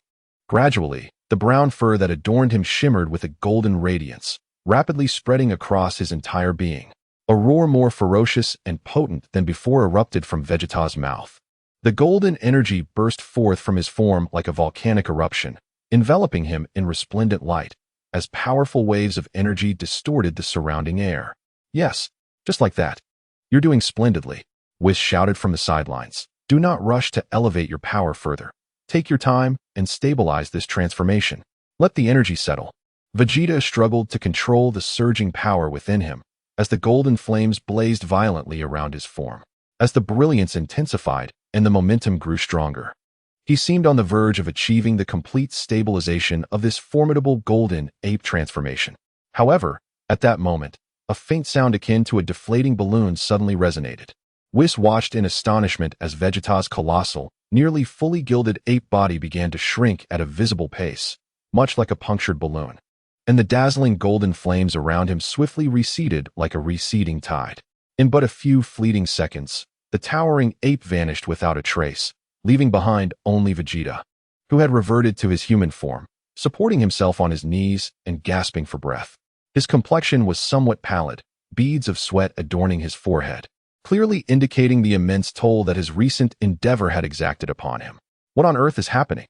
Vegeta exclaimed, lifting his head, his expression dark and foreboding, as he queried Whis in a tone laced with irritation. "Why did I suddenly feel my power falter at the critical moment? It was as if something had obstructed me." This was the first time Whis had encountered such a situation. He shrugged innocently, stating, "How would I know? My transformation was remarkably smooth. I instantly became a golden gorilla without any of the complications you've experienced." Upon hearing the term leak, a pronounced frown etched itself onto Vegeta's forehead. He glared at Whis with fierce intensity, suppressing his anger as he pressed for answers. "Enough with the nonsense. What is the cause of this?" Whis, sensing the gravity of the situation, abandoned his jesting demeanor and stroked his chin thoughtfully.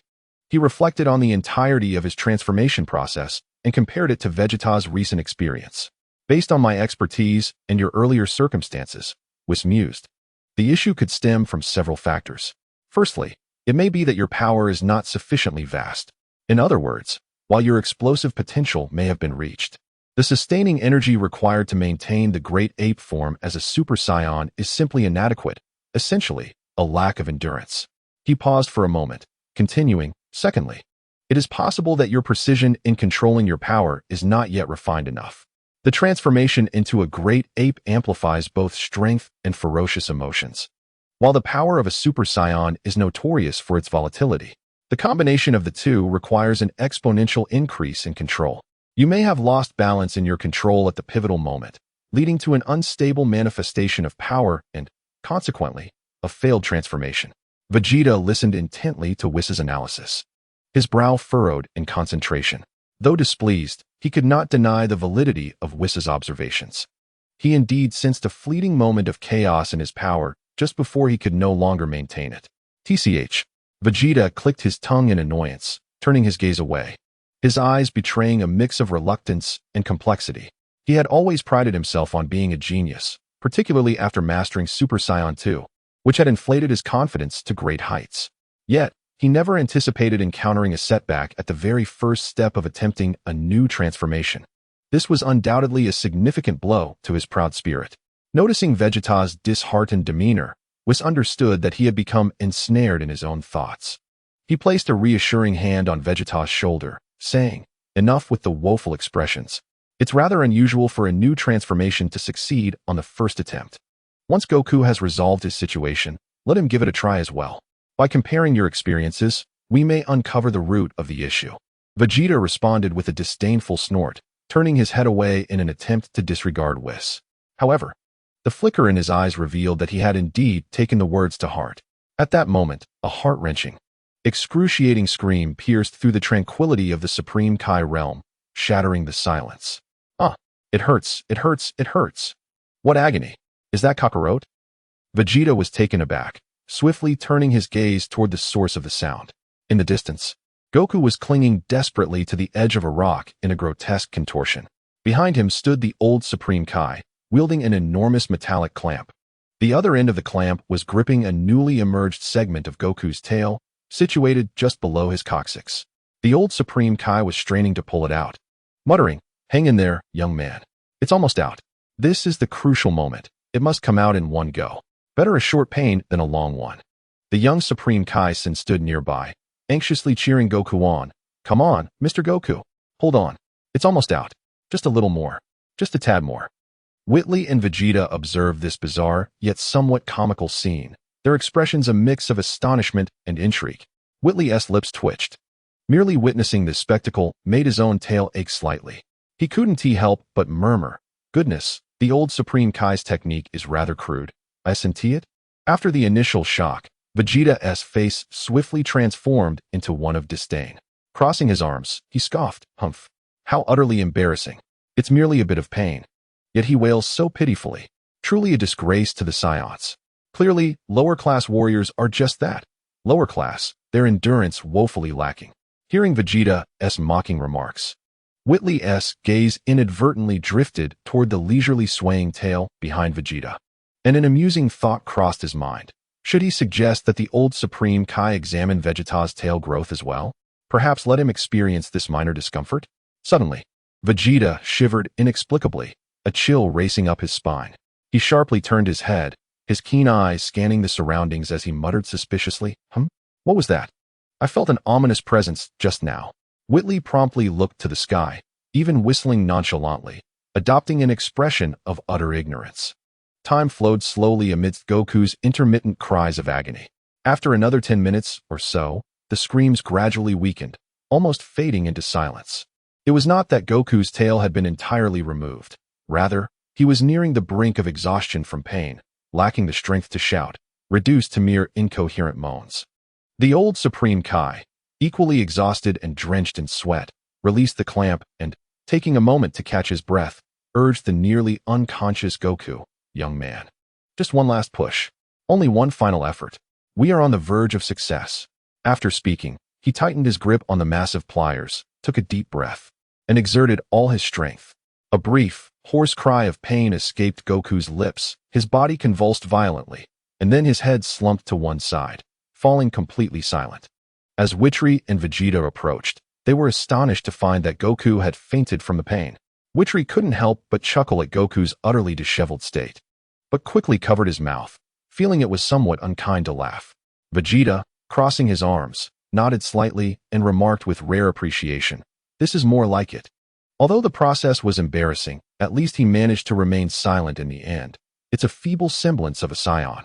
In his view, fainting was far more dignified than incessant screaming. Vitri shook his head and stepped forward, effortlessly lifting the unconscious Goku, as if he were a mere chick. Behind him, a freshly emerged tail dangled limply, slightly shorter than that of an ordinary Saiyan, yet undeniably a genuine tail.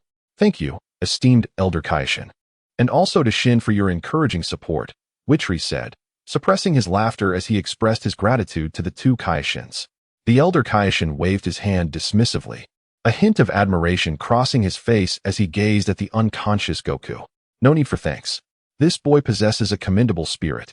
To endure such agony without breaking down is truly remarkable, far superior to that lazy lad who dozes off at the mere mention of books." He shot a pointed glance at Shin. Shin, who had just been smiling from helping others, suddenly looked crestfallen and murmured defensively, "Elder, why do you always mention me?" The Elder Kaishin shot him an irritated glare and began his usual reprimand. "Am I mistaken? I instructed you to diligently study the chronicles of the Kaishins. How far have you gotten? Have you memorized the annotations for Chapter 7 of the Era of Cosmic Birth? And what about a brief overview of galactic civilization evolution?" "Ah, Elder, Lord Vitri and the others need to train. We shouldn't disturb them," Shin exclaimed, fearing that the Elder would launch into another lengthy interrogation about his studies.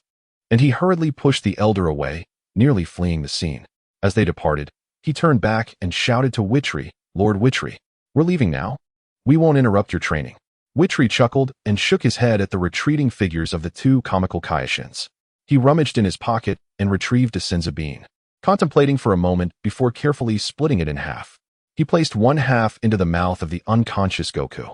The miraculous effects of the Senzu bean took hold immediately. Goku's pale complexion transformed to a healthy flush, and even the sweat on his brow vanished. He suddenly opened his eyes wide, nimbly flipped over, and jumped down from Vitri's grasp, landing steadily on the ground. "Hey, it doesn't hurt anymore." Goku, filled with surprise, stretched his body and instinctively reached behind him, his hand brushing against a familiar, yet unfamiliar sensation. Suddenly, he leapt up in exhilaration, exclaiming, "My tail! It's truly back! How wonderful!" Meanwhile, Videl handed the remaining half of a Senzu bean to Vegeta, saying, "Here, you should restore your energy too. The previous transformation attempt took quite a toll.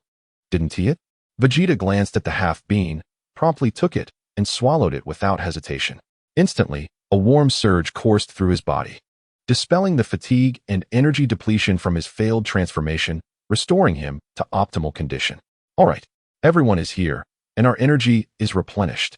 Videl clapped his hands, his gaze sweeping over the exuberant Goku, who had regrown his tail, and the composed, arms-crossed Vegeta.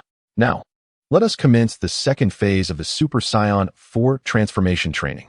He turned to Vegeta, commanding, "Create another artificial moon."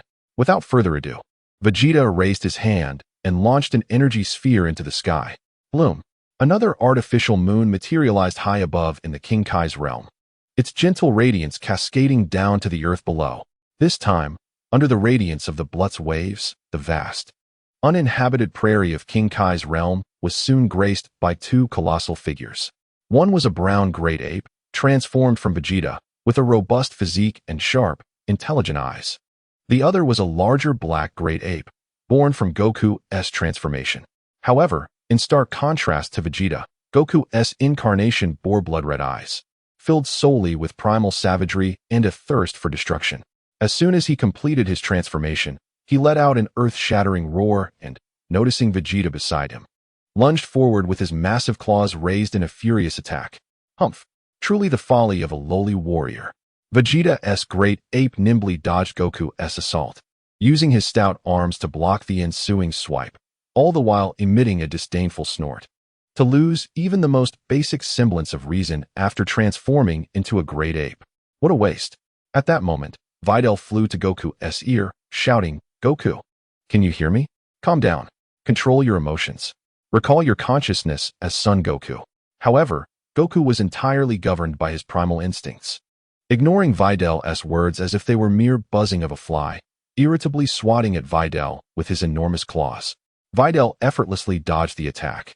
watching helplessly as Goku continued his rampage, even beginning to gather energy in his mouth to unleash chaotic energy blasts. No way, Goku. Are you serious? Have you truly gone mad? At this rate, it seemed a challenge not just to transform, but even to pacify him. It appeared that extraordinary measures were necessary.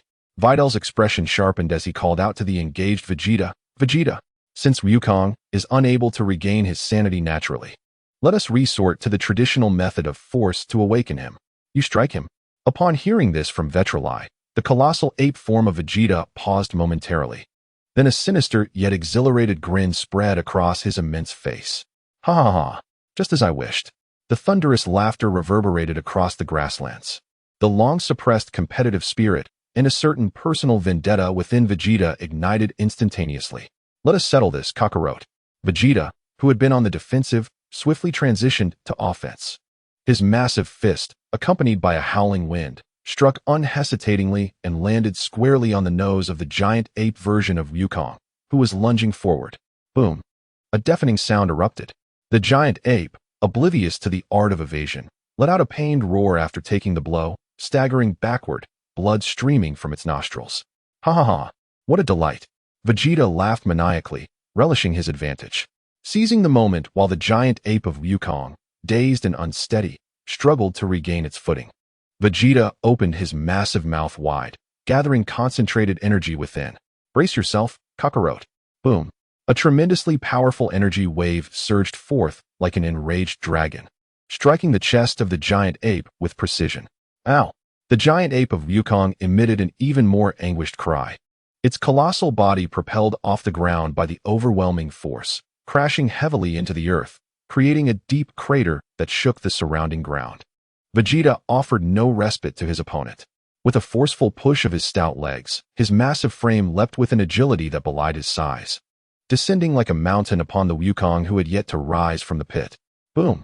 Another earth-shattering sound resonated. Vegeta landed squarely. Roar! From the bottom of the pit came Wukong's painful cries. Vegeta remained atop Wukong, refusing to relent, swinging his gigantic fists like a pile driver, mercilessly pummeling the face of the giant ape. Bang! Bang! Bang! The thudding sounds of flesh meeting flesh echoed like a war drum, interspersed with Vegeta's raucous laughter and mockery. Look at you now, Kakarot. You, who are usually so arrogant. Huh, taste the might of this prince's fists. Ha ha ha.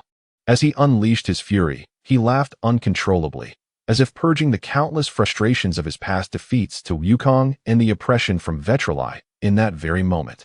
Vitri, observing from the sidelines, could not help but twitch his mouth in disbelief, exclaiming, "What a ruthless display! How deep must the animosity run?" The vendetta was not supposed to be this ruthless. As Goku, transformed into a colossal ape, emitted increasingly feeble cries, his struggles waned, and his gaze began to dull. Teetering on the brink of unconsciousness, Vegeta realized he could no longer allow the onslaught to continue. In a flash, he materialized before Vegeta, urgently interjecting, "Enough? Vegeta, cease this at once. If you continue, he will faint. Remember, you are here to train, not to unleash personal grievances. We must first find a way to awaken his senses." Caught up in his fervor, Vegeta halted his fist mid-air upon hearing the words. A sudden realization struck him. In his zeal to unleash his frustrations on Kakarot, he had nearly forgotten the matter at hand. Embarrassed, he withdrew his fist but still pressed down on Goku, preventing him from rising. Vegeta attempted to rouse Goku beneath him by shouting, "Hey, Kakarot, you worthless fool. Wake up. Do you hear me? Stop pretending to be dead." However, such crude exhortations proved ineffective against Goku, whose consciousness was ensnared in primal fury. The giant ape continued to thrash and roar mindlessly. Yelling your throat raw will not help, Vegeta sighed, shaking his head in resignation.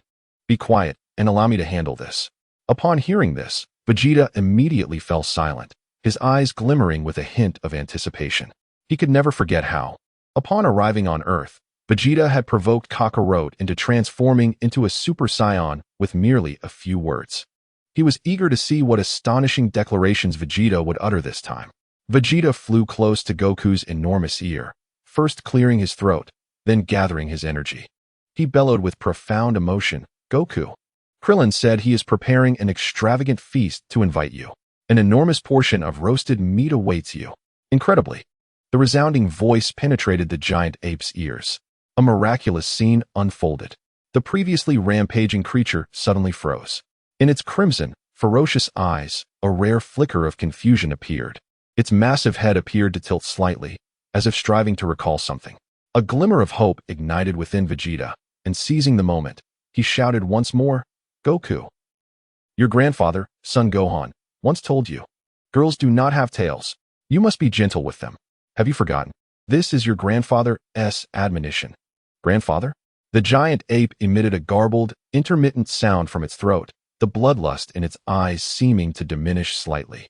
Seeing the effect take hold, Vegeta felt a surge of confidence and prepared to unleash his final gambit.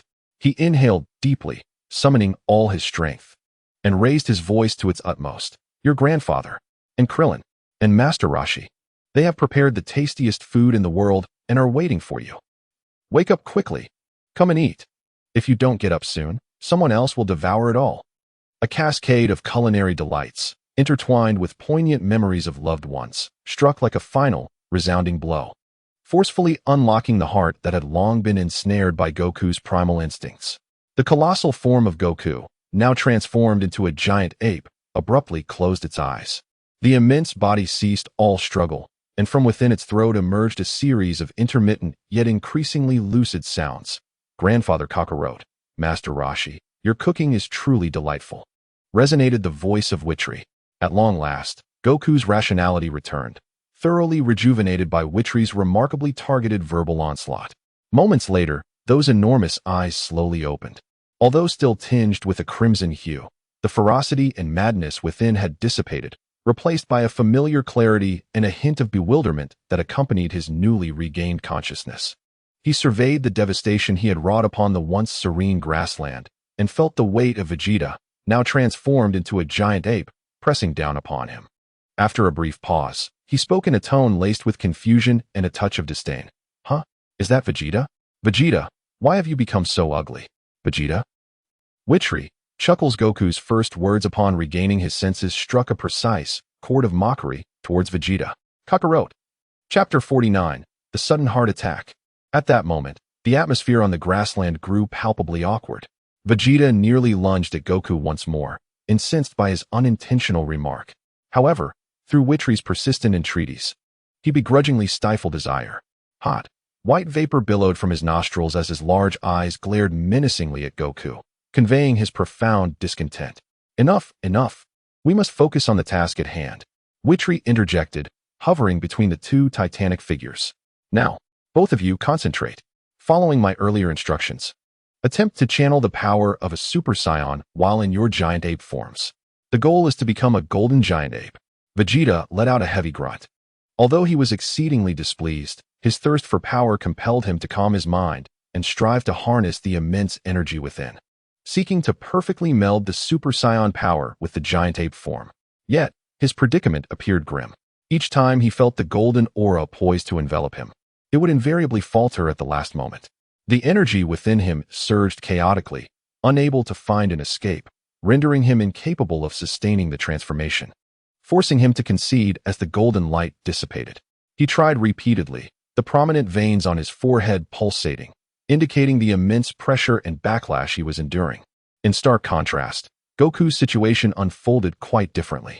Listening attentively to Vitri's guidance, he tilted his massive head, seemingly perplexed by the intricate principles at play, and simply responded with a cheerful, "Oh, okay, I'll give it a try." Then, as Vegeta once again failed, pounding his chest in frustration, Goku's giant ape form suddenly underwent a remarkable transformation. His formerly brown fur was unexpectedly enveloped in a brilliant golden sheen from head to toe. The process unfolded with an astonishing fluidity. As if everything fell into place effortlessly, he encountered no obstacles whatsoever. A golden aura burned gently and steadily around his body. Goku, filled with curiosity, raised his colossal golden claw to inspect it, chuckling in a deep voice. It seems I've succeeded? Is this it, Vitri?" Vitri remained silent. Meanwhile, Vegeta was momentarily taken aback, gazing incredulously at Goku, his voice rising in an urgent inquiry. "How on earth did you manage to succeed? Why do I fail every single time?" Goku stood still for a moment, contemplating, before bursting into laughter and scratching the back of his head. I have no idea how it happened. I just listened to Vitri's instructions, and then, poof, it worked. Vegeta's eyes widened in disbelief. His crimson gaze fixed intently on the radiant Goku, who seemed to emit his own luminous glow. His mouth slightly agape. He displayed an expression of utter astonishment. Poof. Vegeta's voice wavered with shock as he instinctively reiterated the word that left him feeling utterly frustrated. Exactly. Goku nodded his immense golden head, his tone nonchalant. It was just a poof. Quite simple, really. Vegeta was thoroughly demoralized by the casual simplicity of Goku's words. A wave of immense frustration and disbelief washed over him. Why? Why could this lower-class warrior, Kakarot, achieve what he had struggled for time and again with such ease? It was utterly impossible. He abruptly turned away, presenting the back of his head to Goku and Vitri, refusing to look at that infuriating golden figure. How could Kakarot possibly be ahead of him? What a joke. How could I, Vegeta, ever lose to him? Vitri, observing Goku's successful transformation, sighed contentedly and nodded in approval. Well done, Goku. I didn't expect you to possess such talent in this regard. You're a natural, aren't you? He flew closer to continue his guidance. Now that the first step is complete, let us see if you can compress your body while retaining this mighty great ape power, returning to a humanoid form. Remember, it's not about reverting to your normal state. It's about transforming into a humanoid great ape. Do you understand? Maintain this power, but take on a form resembling our usual selves. Goku, seemingly grasping the concept, responded with an "oh" and obediently closed his eyes to begin his attempt. As he focused his will, the powerful golden aura surrounding him began to gradually retract, and his immense presence diminished. Realizing the trend was unfavorable, Vitri quickly called out, "Fool! I didn't say to dissipate your strength and revert to your normal state. Compress it. Contain the great ape's power within a humanoid body. Change your form while retaining your strength. Make it even stronger. Do you understand?"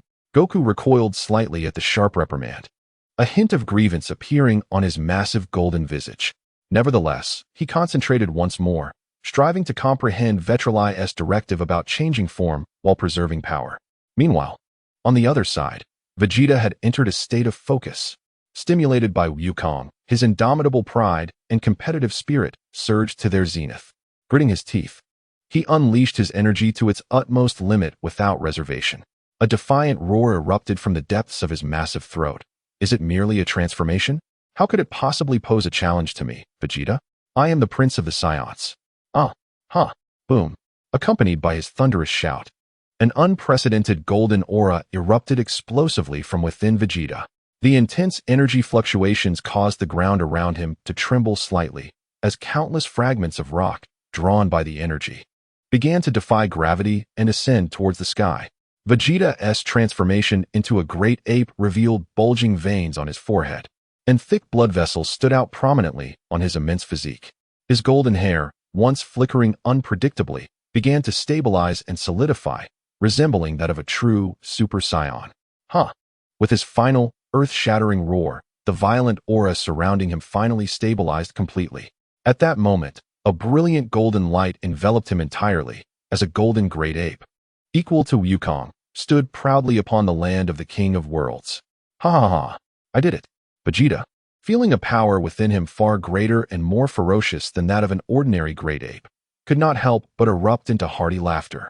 He abruptly turned to gaze at Wukong, who was still with his eyes closed in concentration, and proudly declared, "Did you see that, Kakarot? I, Vegeta, will never be cast aside by you." However, at this moment, Wukong appeared to enter a peculiar state. His eyes remained tightly shut, and the aura around him no longer fluctuated violently. Rather, it flowed with an unusual rhythm, as if he were striving to comprehend and condense the immense power within him. Completely oblivious to Vegeta's declaration, Vitri's attention was entirely captivated by Wukong. He keenly sensed an indescribable power subtly circulating around Wukong. Thud, thud, thud. The heavy and powerful heartbeat resonated from Wukong's chest, akin to the beating of war drums. A primal, untamed energy was gradually awakening from within him, spreading outward. Vitri's eyes widened in surprise. Could it be that this guy is on the verge of a breakthrough? Is success imminent? He couldn't help but draw a sharp breath. Incredulously murmuring, truly deserving of the protagonist title, This level of comprehension is unparalleled. Beside him, Vegeta ceased his laughter, fixated on Wukong, his heart similarly stirred by tumultuous waves. He could sense that Wukong was in an extraordinary state, seemingly teetering on the edge of a breakthrough. The feeling of being surpassed by Wukong once again pierced sharply into his proud ego. Then, just at that moment, an unforeseen change occurred. Just as Wukong's aura was steadily rising, as if on the brink of transformation, he suddenly opened his eyes wide. A flicker of anguish and confusion passed through his gaze, and the energy surrounding him became exceedingly unstable in an instant. A cry escaped him, neither a roar nor a simple shout, but rather a lamentation of pain, as if something had forcibly interrupted his transformation. The resplendent golden light enveloping him abruptly extinguished, akin to a power outage. Subsequently, his colossal golden ape form began to uncontrollably shrink, the golden fur fading away, and the immense strength within him receding like a tidal wave. In the blink of an eye, Goku reverted entirely to his normal state, collapsing to the ground as though all his energy had been siphoned away. What is happening? Witley reacted swiftly, darting forward to catch Goku just before he hit the ground. At that moment, Goku's complexion was as pallid as parchment, beads of cold sweat glistening on his forehead, and his breathing became alarmingly rapid and labored. One hand clutched his chest tightly, his mouth agape as if he were gasping for air, unable to utter a single word. "Hey, Kakarot!" Vegeta, witnessing this, unleashed a ki blast that shattered the artificial moon overhead. He immediately reverted to his human form and rushed over, crouching down to scrutinize Goku's condition. Although he typically found this individual insufferable, the sight of Goku in such a state elicited an involuntary hint of urgency in Vegeta's tone. Witley, observing Goku's agonized state, suddenly comprehended the gravity of the situation, his expression shifting dramatically. "Is it possible that you are experiencing a heart attack?" He recalled Goku's heart condition from the original story and smacked his forehead in frustration. Why now of all times? He hastily began to search Goku's person for the small vial of special medicine he had previously entrusted to him. Vegeta, too, recollected this detail and, in a moment of desperation, grabbed Goku by the collar and shouted into his ear, "Hey, Kakarot, you fool! Wake up! Where's the special medicine I gave you? Where did you put it? Speak up! Do you want to die?" However, Goku was now barely conscious, only able to emit painful gasps. Incapable of responding, Witley conducted a rapid search over Goku's body, but found nothing. His pockets were utterly empty. Where's the medicine? Did he forget to bring it? Witley's heart sank. At that moment, Goku, gasping for breath, seemed to muster the last remnants of his strength. Squeezing out a few, barely audible words, "Master Roshi." Witley's eyes brightened. "Of course, Master Roshi. Hold on, Goku." Witley immediately instructed Vegeta to keep an eye on him. Then, without hesitation, pressed his finger to his forehead, concentrating his mental energy to lock onto Master Roshi's location on Earth. In a flash, his figure vanished from the realm of the King Kai, leaving behind Goku, writhing in agony on the ground, and a stoic Vegeta, his expression tinged with urgency. On Earth, at Master Roshi's island, the sun shone brightly, the beach and waves exuding the same leisurely ambience that always enveloped this small isle.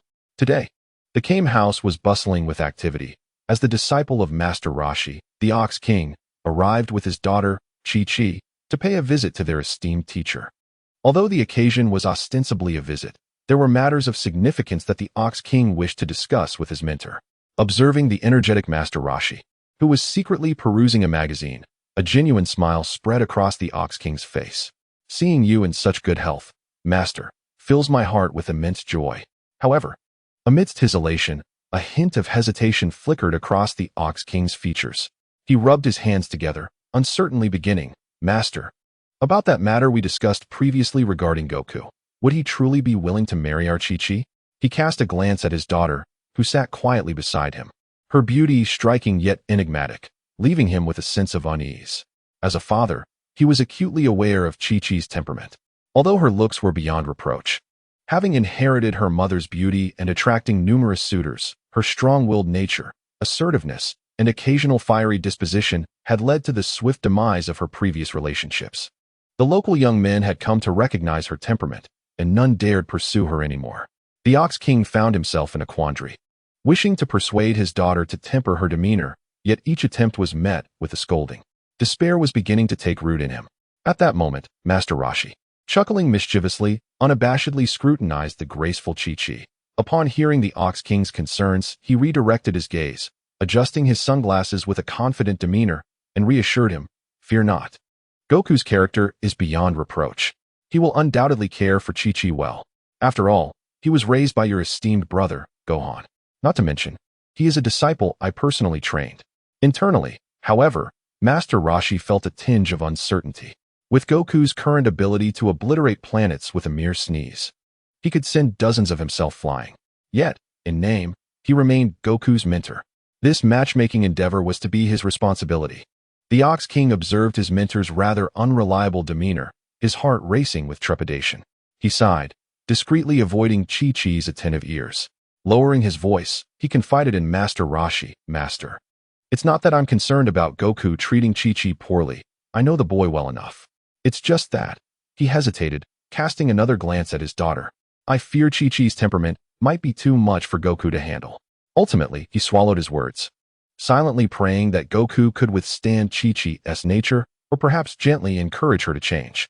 Chi-Chi, sensing her father's gaze, lifted her head in curiosity to observe them, then lowered it once more, continuing to sit quietly, lost in her thoughts. Just as the atmosphere grew subtly tense, a sudden flash heralded the unannounced arrival of Videl in the center of Kame House, startling the three occupants considerably. Master Roshi breathed a sigh of relief upon recognizing her. Just as I was about to inquire about his sudden arrival, Vitri, speaking at an astonishing pace and with an air of urgency, interjected, "To make a long story short, where is the miraculous heart medication for Wukong? Hurry." Wukong had suffered a sudden heart attack during his training and was on the brink of collapse. "What? Wukong is unwell?" Master Roshi exclaimed in shock, leaping from his chair. "The medicine." "Yes, the medicine." He instantly panicked, scurrying around the room like a headless chicken, rummaging through drawers and cabinets. "Not in this drawer. Not in this cabinet. Wait, isn't this the limited edition swimsuit photo album I've been searching for? So it was tucked away here." Bang! Vitri glared at the old lecher, infuriated that he could be distracted at such a critical moment, and delivered a punch to his bald head. "Focus. Find the medicine. You fool." Vitri was utterly speechless. Chi-Chi and the Bull Demon King, upon hearing of Wukong's dire condition, sprang into action to assist in the search. Mr. Wukong, Chi-Chi had heard tales of him from her father. A worried expression crossed her face as she swiftly began to inspect the bookshelf and cabinets. Meanwhile, the Bull Demon King took charge of sifting through the boxes piled in the corner. Master Roshi, nursing the bump on his head and grimacing in pain, recognized the urgency of the situation and promptly discarded the precious photo album to join the frantic search. The Turtle Hermit's home was in utter chaos as items were tossed about haphazardly. "Found it. Here." Ultimately, it was Chi-Chi who discovered the small vial labeled with the heart medication in the drawer of Lan Chi's desk. She quickly retrieved it and handed it to Vitri. He grasped the vial, a heavy weight finally lifted from his heart. Casting a glance at the worried faces of Master Roshi and the Bull Demon King, he nodded reassuringly. "Don't worry, now that I've got the medicine, everything will be fine. Wait for my news." With that, he pressed his fingers to his forehead. Whoosh! In an instant, he vanished, leaving behind the disarray of the Turtle Hermit's home and three anxious individuals. Master Roshi and the Bull Demon King exchanged glances. After a lengthy silence, Master Roshi sighed with concern and slowly returned to his chair. The Bull Demon King quickly reassured him, "Master, don't fret too much. Wukong is incredibly strong. He'll be all right." Master Roshi nodded but remained furrowed in worry. Nearby, Chi-Chi, who had been quietly tidying the disheveled room, suddenly froze, standing amidst the chaos with her head bowed, her hands tightly clasped. Her gaze was filled with complex emotions, care, worry, and perhaps a hint of unnoticeable determination. At this moment, a thought was rapidly turning in her mind. Chapter 50. With a swift sound, Vitri, having obtained the miraculous medication from the Turtle Hermit's abode, reappeared in the realm of the Supreme Kai. Fearing that Wukong would perish if he hesitated even for a moment, he quickly crouched down and carefully supported the nearly unconscious Wukong, hastily administering the heart medication he had brought from the Turtle Hermit's house into his mouth. As the potion entered his system, it almost instantaneously began to take effect. Witnessing Goku's once pallid face, marred by expressions of agony, gradually regained its rosy hue at a visible pace, was remarkable. His rapid, labored breaths soon settled into a steady and robust rhythm. Although his eyes remained closed, it was evident that he had narrowly escaped peril. Both Vegeta and Whis, who had been intently observing the situation, exhaled a sigh of relief in unison. Thankfully, they had arrived just in time. After a considerable pause, Goku's eyelids fluttered before he slowly opened his eyes. A hint of confusion lingered in his gaze as he instinctively touched his chest, murmuring in puzzlement, "Huh? It doesn't hurt anymore. I seem to have had a rather unpleasant dream." Seeing Goku's foolish demeanor, any remaining concern Vegeta harbored dissipated, replaced by his familiar impatience. He let out a cold huff and turned away, declaring, "What a troublesome fool. Now that Kakarot is fine, the training must continue. I, Vegeta, shall not allow such trivial interruptions to hinder my ascent to power." He promptly raised his hand, instinctively preparing to create an artificial moon once more. However, his movements abruptly halted. Just as he had resolved to resume training, a peculiar hesitation crossed his features. He cast a glance at Kakarot, still reclined on the ground, gradually rising after his near brush with death, and recalled the agonizing struggle he had just endured, which nearly cost him his life. Vegeta furrowed his brow, turning to Whis. An unusual tone of hesitation crept into his voice as he inquired, "Hey, if I continue to transform, will I also risk suffering the same fate as Kakarot did moments ago?" He referred specifically to the sudden heart ailment that had almost claimed Goku's life. Whis regarded Vegeta with surprise, seemingly taken aback that this battle-hungry warrior would exhibit doubt. A smirk graced his lips as he teased, "What's this? Are you frightened? If heart disease is truly a risk, are you prepared to abandon your pursuits?" Vegeta, irritated by Whis's teasing gaze, instinctively sought to retort. Yet, as the words hovered on the tip of his tongue, he paused, his gaze involuntarily drifting back to Goku, the harrowing scene flashing through his mind. It would be disingenuous to claim he was entirely unconcerned. This unforeseen crisis, arising from within his own body and beyond his control, genuinely instilled a sense of trepidation. However, this moment of hesitation lasted only a fleeting few seconds. When his gaze returned to Whis, the memory of the breathtaking, overwhelming power embodied in the Super Saiyan 4 form surged in his mind, especially that devastating punch, which had nearly shattered him. Brimming with terrifying strength, his momentary doubt was swiftly replaced by an intense longing and unwavering resolve. Power. It was the all-encompassing power he yearned for. How could he possibly retreat in the face of such potential risks? "Continue," Vegeta declared, nearly gritting his teeth as he uttered those two words with an unwavering conviction that surpassed any he had previously expressed. He no longer wavered, resolutely raising his hand to conjure an energy sphere and launching it skyward. Bloom. The new artificial moon once again hung high in the realm of the Supreme Kai. Vegeta's gaze was unwavering as he looked up without hesitation. His body swiftly began to transform into a gigantic ape, and then he concentrated all his spirit, commencing the daunting ascent into the awe-inspiring Super Saiyan 4 form. Vitri observed Vegeta's determined demeanor, nodding in appreciation before refraining from further comment. He cast a glance at Goku, who had just regained his composure and was seemingly trying to recollect the preceding events, and sighed in exasperation. This guy truly is a source of concern. He casually retrieved a senzu bean from his pocket and placed it in Goku's hand, saying, "Here, eat this to restore your energy."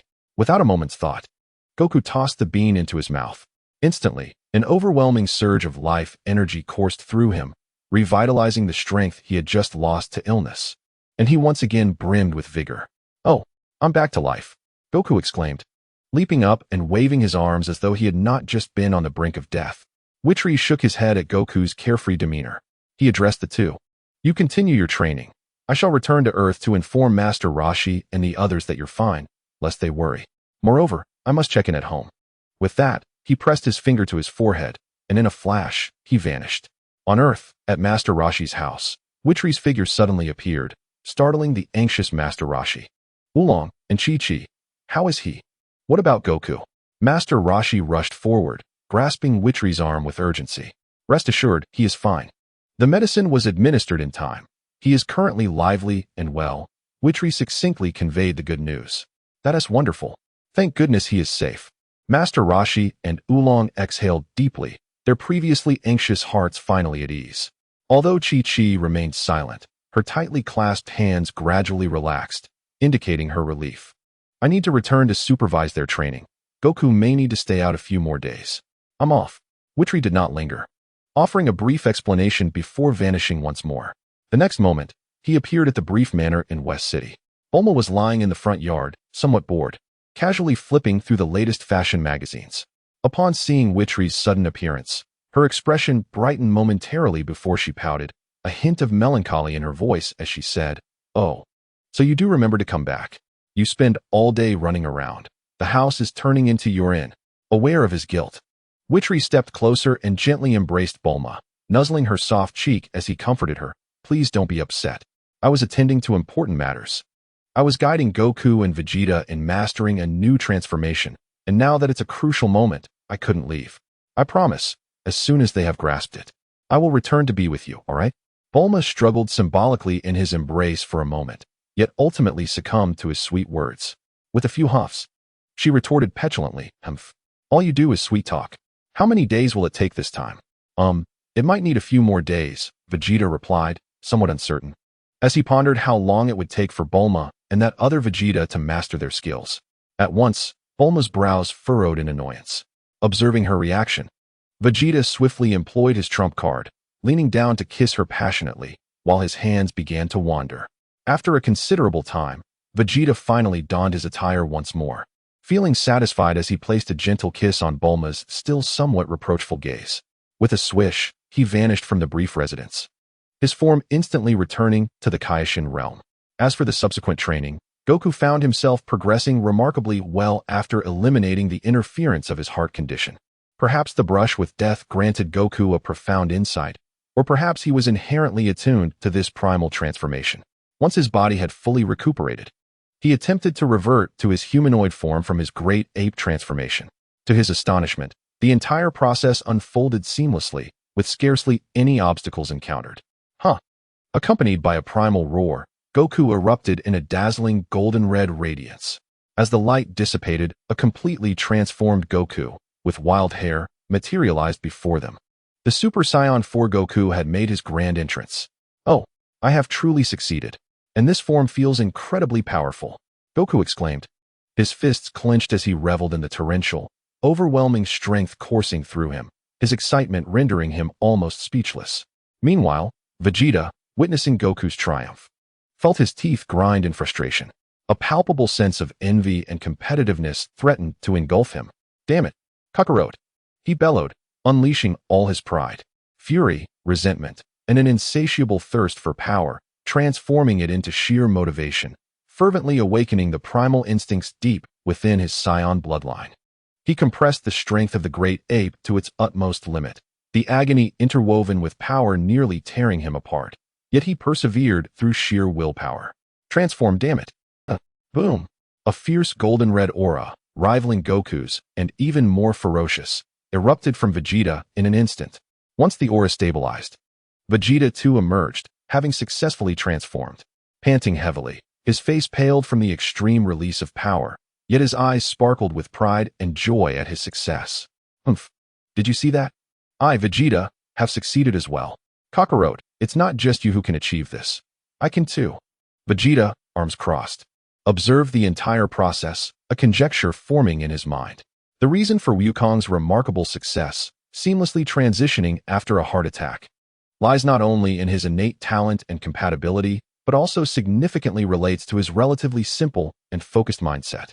In a distant memory from his previous life, he recalls encountering a theory on a forum suggesting that a Saiyans transformation is linked to a unique type of cell, and that a calm and pure spirit facilitates the production and activation of such cells. Although he is uncertain about the validity of this theory in this world, the current circumstances seem to align closely with it. Once Wukong fixates on a task, he effortlessly enters a state of mental clarity. When Videl shared this hypothesis with Vegeta, he was met with an utterly disdainful snort from the prince. "Hmph! What nonsense are you spouting? Kakarot merely enjoyed a stroke of luck. What need has a strong warrior for a tranquil mind? I, Vegeta, have transformed through sheer power alone." Videl merely chuckled at this and refrained from countering. The subsequent training naturally involved battle drills following their successful transformations, aimed at adapting to and mastering this newfound formidable strength. Videl opted to remain in his base form, choosing to face the combined assault of Vegeta and Wukong in their Super Saiyan 4 forms. Upon hearing his intention, both warriors momentarily stared in disbelief, but the next instant, their lips curled into mischievous grins. Without a hint of hesitation, Vegeta and Wukong unleashed their full might, launching a savage onslaught against Videl. In this exchange, Videl was immediately struck by an unprecedented pressure. The foundational combat prowess of Vegeta and Wukong in their Super Saiyan 4 forms far surpassed that of Videl's base state. Even without employing his ultimate technique, Videl's body instinctively sensed and reacted to evade. Yet, at times, his physical speed lagged behind his perceptual acuity. The immense disparity in their foundational combat power became glaringly evident. Vegeta laughed maniacally, unleashing a torrent of pent-up frustration and exhilaration from his recent transformation. Each strike aimed squarely at Videl's face. Ha ha ha, Videl, today is your day. You shall taste the might of my fists. Even the typically affable Wukong was ecstatic, finally able to land blows on Videl, exclaiming joyfully amidst the fray, "Wow, I actually hit you. Videl, you're incredible. You dodged most of it, but I still got you." Hee. Videl focused all his energy, pushing his base form to its limits, navigating through the gaps in their onslaught with great difficulty. Yet he found no opportunity to counterattack. He internally lamented, "Is it really necessary for you to? Was it so grievous when I occasionally bullied you before? Must you hold such a grudge and strike me squarely in the face?" The Super Saiyan 4 form truly embodies the essence of a warrior. The fusion of the immense strength of the great ape and the transcendent form of Super Saiyan has culminated in a qualitative leap in power. Both warriors are enveloped in a fiery aura of gold and crimson, with each successive attack intensifying in ferocity. As they relentlessly assault Vitri, their coordination becomes increasingly seamless. Vitri finds himself in perilous straits, narrowly evading devastating blows to his face on several occasions. There is no alternative. Gritting his teeth, Vitri realizes that he can no longer afford to underestimate his opponents. With a resounding cry, his energy surges dramatically. A golden aura envelopes him, and his hair transforms to a brilliant gold. He has assumed the ordinary Super Saiyan form, hoping to bolster his base combat power for a counterattack. Futile. Vitri. Vegeta laughs heartily, effortlessly blocking Vitri's powerful punch with his arm, cloaked in red fur. He senses the robust yet entirely manageable force upon his arm, and a wave of elation fills his heart. Finally, he can now withstand Vitri's onslaught head-on. This palpable sensation of strength nearly makes him tremble with excitement. Kakarot, let us join forces. Let him witness the might of the two of us. Vegeta's fighting spirit surges as he shouts to Goku. "Oh, certainly. Goku eagerly responds, his hands immediately gathering the blue energy of the Kamehameha. Vitri watches the two warriors spring into action, incredulous. Are you serious? Are you really going all out in a 2-on-1? He has no desire to be the target of their assault. Strategizing to incapacitate the most vociferous and aggressive one first, Vitri swiftly moves to Vegeta's side, launching a flurry of rapid strikes. In an instant, countless energy waves rain down upon Vegeta. Vegeta, with an air of disdain, retaliates with princely combat tactics. Simultaneously, he closes the distance, unleashing a tempest of punches and kicks upon Vitri. The golden Super Saiyan form collides violently with the gold and crimson Super Saiyan 4 form. Meanwhile, Goku remains in the background, perpetually searching for an opportunity, intermittently launching Kamehameha blasts that compel Vitri to divert his attention. The three engage in a chaotic melee. Their speed leaves only afterimages, and the explosive sounds of their energy clashes resonate like thunder, while terrifying shockwaves ripple outward like a tsunami. The entire realm of the Kaioshin begins to tremble violently. The ground emits mournful cries. The solid earth is effortlessly torn apart, as if it were mere paper, and enormous fissures spread in all directions. Even the distant mountains crumble to dust upon being struck by the residual energy waves. The very sky seems to be imbued with the colors of their tumultuous energy. This scene is nothing short of cataclysmic. In the distance, Shin and the old Kaioshin have already been alerted, hastily rushing toward the commotion. Yet, they dare not approach the heart of the battlefield, watching in pallid horror from afar. "Ancestor, what shall we do now?" Jebet was in a frenzy. akin to an ant on a hot pan, incessantly pacing in place as he beheld the devastation of his meticulously maintained divine realm. His heart ached as if it were bleeding. If this continued, the king of the universe's domain would surely be dismantled. The old king of the universe, gazing at the apocalyptic scene in the distance, stroked his beard, his brow furrowed in deep concern. His expression mirrored the gravity of the situation. It was indeed a formidable challenge. Sin, witnessing the destruction of his homeland, felt an urgency akin to a raging fire within. Yet, as the king of the universe of this generation, safeguarding his home was his solemn duty. Gritting his teeth, he swiftly addressed Jebbet. Jebbet, use your instant transmission to take me there. I shall stop them. Absolutely not, my lord. Jebbet exclaimed, panic-stricken and desperately trying to dissuade him. It is far too perilous. Their power is overwhelming. If you were to be inadvertently caught in the fray, the consequences would be dire. Sin's heart shattered further as he watched yet another mountain obliterated in an explosion. With unwavering resolve, he declared, there is no other choice. Take me there, Jebbet. I am the king of the universe. I cannot stand idly by. Suddenly, the old king of the universe interrupted Sin's fervent plea. With a heavy sigh and a visage that bore the weight of tragic valor, he spoke softly. You are still too young. You cannot grasp the magnitude of this situation. Very well, let this old body take charge. Before Sin and Jebbet could react, the old king of the universe vanished in an instant. The next moment, he appeared at the very heart of the battlefield, amidst the fierce clash of energies between Vitri, Goku, and Vegeta. At that moment, Vitri narrowly dodged a powerful punch from Vegeta while simultaneously countering Goku's advance. Goku had just unleashed a Kamehameha wave aimed at Vitri's previous position, while Vegeta launched an attack from the opposite side. The sudden appearance of the old king of the universe left the three combatants unable to halt their actions. They had not anticipated anyone emerging in such a critical location. Boom, bang, thud. The three sounds resonated almost simultaneously. Vitri's instinctive elbow strike, the residual energy from Goku's misdirected Kamehameha, and Vegeta's forceful sidekick all landed squarely upon the unexpectedly appeared old king of the universe. Alas, the old king of the universe could not utter even a proper cry of anguish before his form was propelled backward at an astonishing speed, transforming into a human projectile. With a thunderous crash, he struck the ground several kilometers away, sending a cloud of dust into the air. Afterward, there was silence. The battlefield fell into an eerie stillness. Vitri, Goku, and Vegeta froze, their movements as if paused by an unseen hand. Their expressions were locked in disbelief. Staring vacantly in the direction the old king of the universe had flown, their minds seemingly trembling. Vitri was utterly bewildered. In his perception, the once clear divine aura of the old king of the universe extinguished like a candle flickering in the wind at the moment of the attack. In the distance, the lifeless body lying motionless on the ground had utterly lost all signs of life. What on earth is happening? Did we inadvertently kill the old Kai? Vitali felt as if his insides were boiling, his mouth agape, unable to utter a single word. Ancestors above. The anguished cries of Xian and Jebbet echoed from afar, filled with terror and sorrow. The two transformed into streaks of light, recklessly rushing towards the spot where the old Kai had fallen. Vitali, Goku, and Vegeta were jolted awake by their cries, drenched in cold sweat.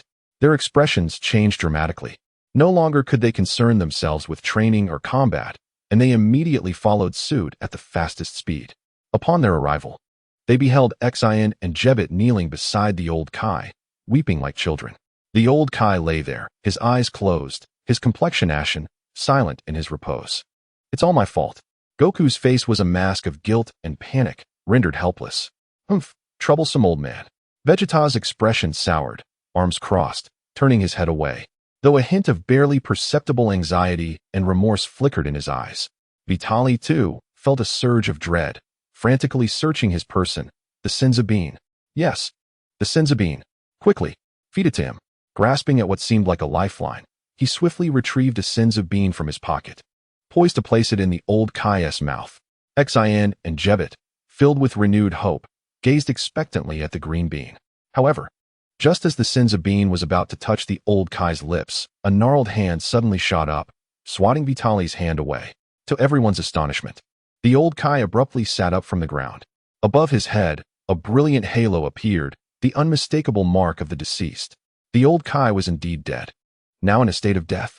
After sitting up, the old Kai first examined his unscathed soul body. Then, with indignation, he pointed an accusatory finger at the astonished Vitali, Goku, and Vegeta, launching into a tirade. Truly, you reckless youngsters. Are you satisfied?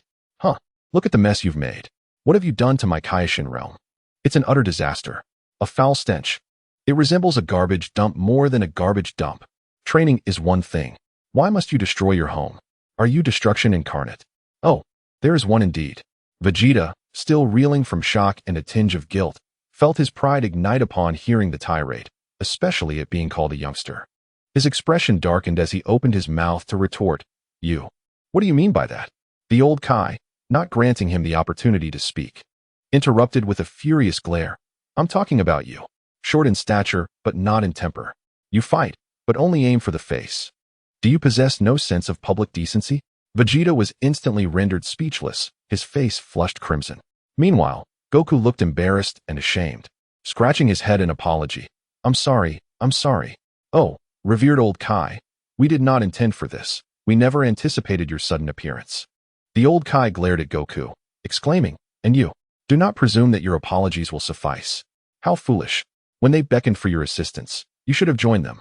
As for Vitri, after the initial shock and guilt subsided, he observed that although the old Kai had perished, he seemed to possess a newfound vigor. A spark ignited in his eyes, and in a moment of unexpected resolve, he made a decision that astonished everyone present. He abruptly stepped back, donning a visage of profound sorrow and self-reproach, and pointed an accusatory finger at Goku and Vegeta, proclaiming in a tone laden with grief, "This is all your fault. Goku, Vegeta, look at the calamity you have wrought. You have inadvertently slain the esteemed old Kai. Such a grave misdeed." Goku and Vegeta were left utterly perplexed, as were Xian and Jebet. Vitri swiftly altered his demeanor, turning towards the seated old Kai, who was equally bewildered by Vitri's antics, and presented a sincere expression. Oh, venerable old Kai, please feel free to reprimand those two. Do not hold back. Scold them fiercely. I shall immediately seek the Dragon Balls to resurrect you. I promise to return swiftly. No sooner had he finished speaking than, with a swift whoosh, Vitri's figure vanished without a trace. He had fled. All that remained were Goku and Vegeta, bewildered by the sudden blame thrust upon them, the irate old Kai, whose very essence seemed to simmer with indignation, and Xian and Jebet, whose worldviews had been profoundly shaken. Xian stood agape, his gaze fixated on the spot where Vitri had just disappeared, his mind racing with a singular thought. Is it truly possible to behave in such a manner? Chapter 51. Goku's wedding preparations and the misfortunes of Nappa. Ever since Vitri had strategically retreated from the Kai realm, commonly referred to as fleeing, he had enjoyed a few days of tranquility. He was unaware of how matters had concluded with the old Kai and had no intention of inquiring. With the Dragon Balls as his safeguard, he felt little concern.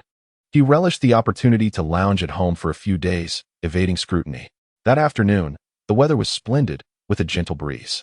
After concluding his daily training, Vitri indulged in a warm bath and donned a loose, comfortable outfit.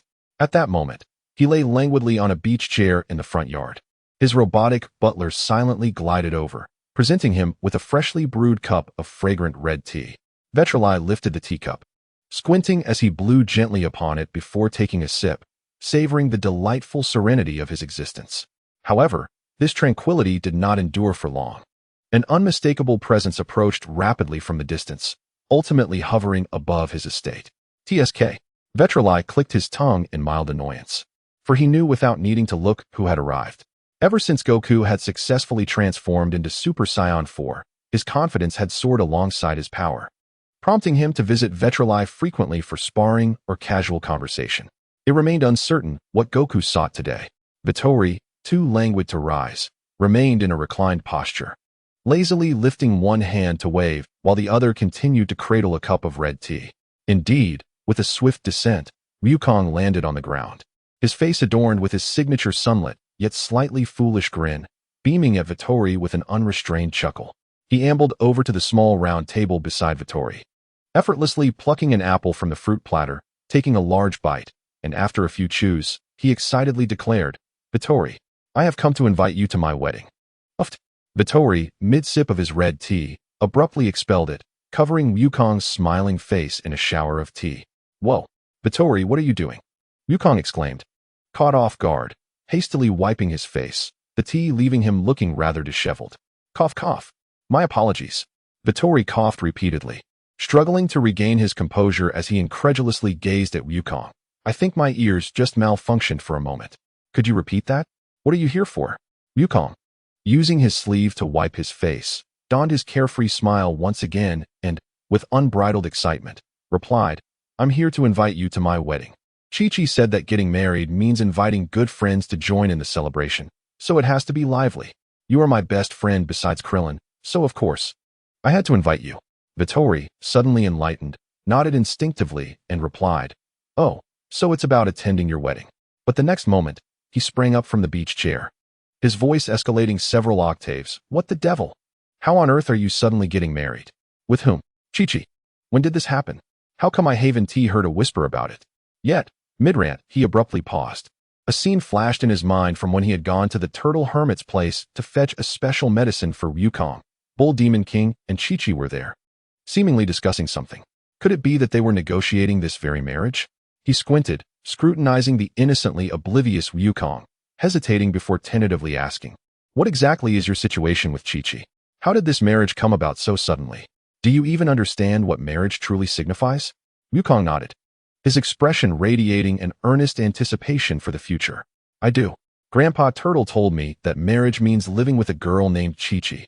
And Chi-Chi said she will cook for me, making lots and lots of delicious food. I won't have to grill meat every day anymore. His eyes sparkled with visions of an endless array of culinary delights. Hiss. Vittori inhaled sharply, instantly aware of the gravity of the situation. Oh, that turtle hermit. Wukong is utterly clueless about love. He doesn't understand a thing about marriage. Does your conscience not ache? He looked at Wukong, still lost in the bliss of being taken care of, cleared his throat, and shifted to a serious demeanor, determined to fulfill his duty as a friend. Wukong, you need to rein in your fantasies and listen to me. Marriage is not merely a simple union of a man and a woman cohabitating and occasionally preparing meals for one another. He raised his finger and began to enlighten Wukong. Marriage signifies that you must shoulder the responsibilities of a husband. You must cherish and protect her, ensuring she has no worries or sorrows regarding you. Furthermore, if you are blessed with children in the future, you must also embrace the duties of a father. You must earn a living to support the family, educate the children, and serve as their role model. This is not merely about being able to fight. It is arduous and immensely challenging. Are you truly prepared for this? Are you ready to bear such heavy responsibilities? After Vitali spoke, he fixed his gaze intently on Wukong's eyes, seeking to ascertain whether he was genuinely ready. Wukong furrowed his brow, appearing to contemplate the weight of Vitali's words earnestly. After a moment of silence, the innocence in his eyes gradually transformed into a resolute gleam. Finally, he lifted his head, laughed heartily, and patted his chest affirmatively, proclaiming, although I don't quite grasp much of what you've said. However, he paused, his gaze clear and determined. Ultimately, it's about protecting Chi-Chi and our future children, right? That, I can surely manage. I will use my strength to safeguard them. Observing the untainted and steadfast determination in Wukong's eyes, and feeling the genuine conviction in his words, Vitali found himself momentarily at a loss for further counsel. He paused slightly, then involuntarily allowed a smile of both resignation and contentment to grace his lips. Indeed, why ponder so much? This is Wukong. He may not comprehend the intricate emotions and societal conventions, yet he possesses the most genuine heart of guardianship. For him, the paramount responsibility is to protect those he holds dear and to ensure the happiness of his family. This sentiment is far more precious than any ostentatiously crafted promise.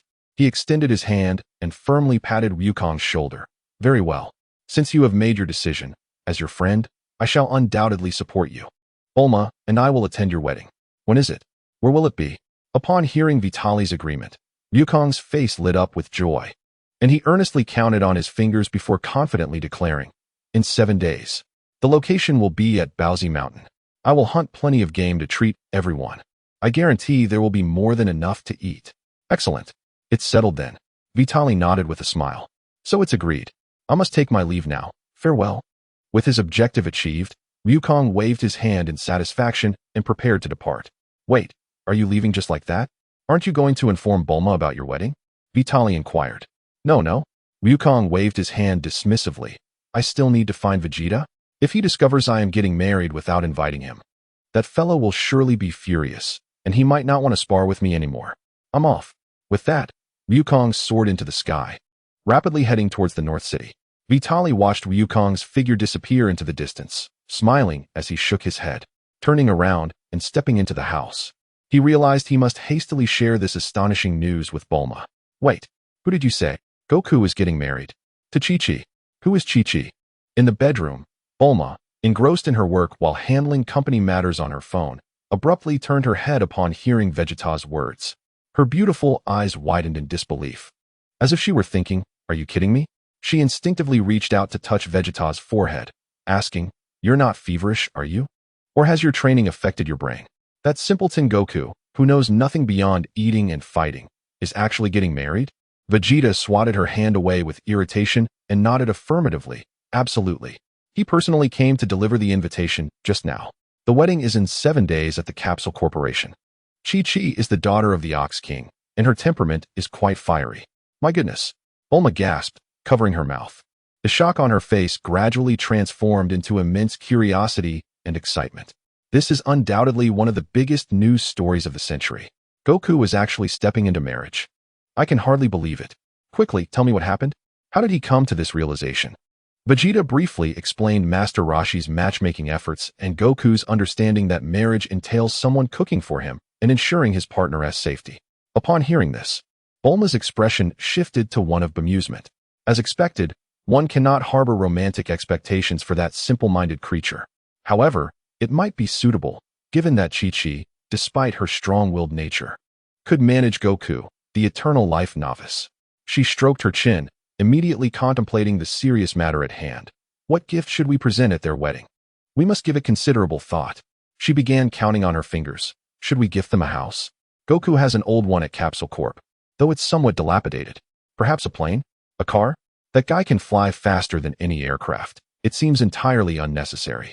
What about some gold, silver, or jewelry for Chi-Chi? Girls usually adore those, right? As her thoughts spiraled into indecision, she looked up at Vegeta, asking, Darling, what do you think would be appropriate? Vegeta, ever nonchalant, shrugged indifferently. If you ask me, simply giving them cash is the most practical solution. Let them decide what they need, buy whatever they desire, or build a house if they wish. It's far more convenient. Cash. How klitschdy.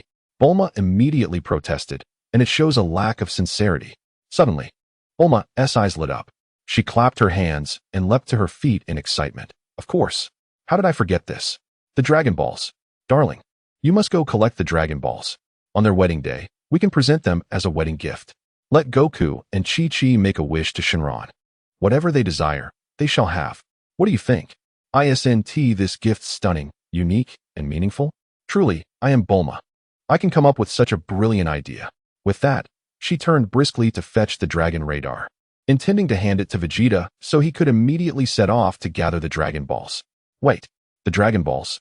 Upon hearing this, Videl was simultaneously amused and exasperated. She quickly grasped the overly excited hand of her wife, exclaiming, This gift is not merely shocking and unique. It is quite extraordinary. Setting aside the hassle of collecting Dragon Balls, can you imagine the scene? When Krillin and Master Roshi are present, witnessing us present the Dragon Balls as gifts. How will they feel about the mundane offerings they brought? It's simply one to-do. It truly one to-do. Bulma paused momentarily, contemplating the image, and indeed, it seemed somewhat exaggerated. The excitement on her face diminished, giving way to worry. Then what should we give? We can't merely wrap a large red envelope, can we? How dull would that be? Just money, Videl asserted decisively. After a moment of contemplation, she recalled a scene from the original story in her previous life, where Android 18 deliberately conceded in the World Martial Arts Tournament for the sake of the promised 10 million zeni for her family's livelihood. For those of them, pure martial artists, money can sometimes be the most tangible and necessary thing. She resolutely concluded, let us give 50 million. This way, Goku and Chi-Chi won't have to worry about daily expenses and can lead a stable life. This is far better than any extravagant gift. As for me, I shall decide later. Seeing her husband's unwavering stance, Bulma, while feeling that giving money was somewhat mundane, ultimately sighed in resignation and conceded, all right, I'll go along with you. Money it is. Honestly, you lack any romantic flair. Meanwhile, at the Saiyan camp near the North City, the blonde launch arrived yet again on her flashy motorcycle, roaring into the desolate encampment. Today, her spirits seemed particularly high, and as she entered, she called out loudly, "Hey, Vegeta, clean up a bit and accompany me to the city bank. I'm a bit short on funds lately. Let us find some working capital." As her words hung in the air, she spotted Goku, who had come to deliver an invitation. Instantly, the entire camp buzzed with excitement. Upon Goku announcing his impending marriage in 7 days, Vegeta merely emitted a habitual grunt, crossing his arms and muttering, "Humph. Boring. A waste of time." Yet, out of respect for their usual sparring camaraderie, he begrudgingly accepted the simple invitation. However, upon hearing the word marriage, Launch's eyes sparkled with enthusiasm. She immediately cast aside thoughts of visiting the bank, sticking to Vegeta like glue and chattering incessantly, "Marriage? Hey, Vegeta, did you hear that? Even Goku is getting married. What about you? When do you plan to marry me? Look, I cook for you every day, instant noodles, buy you new clothes, and even help your bald big friend find good work. I treat you so well. Don't you plan to show your appreciation? How about proposing to me?" As she spoke, she vigorously shook Vegeta's arm. He, being disturbed by her incessant chatter and shaking, felt a vain throb on his forehead, his expression darkening like the bottom of a pot. He had been diligently training, and now, not only was he interrupted by Kakarot, but this mad woman was also pestering him.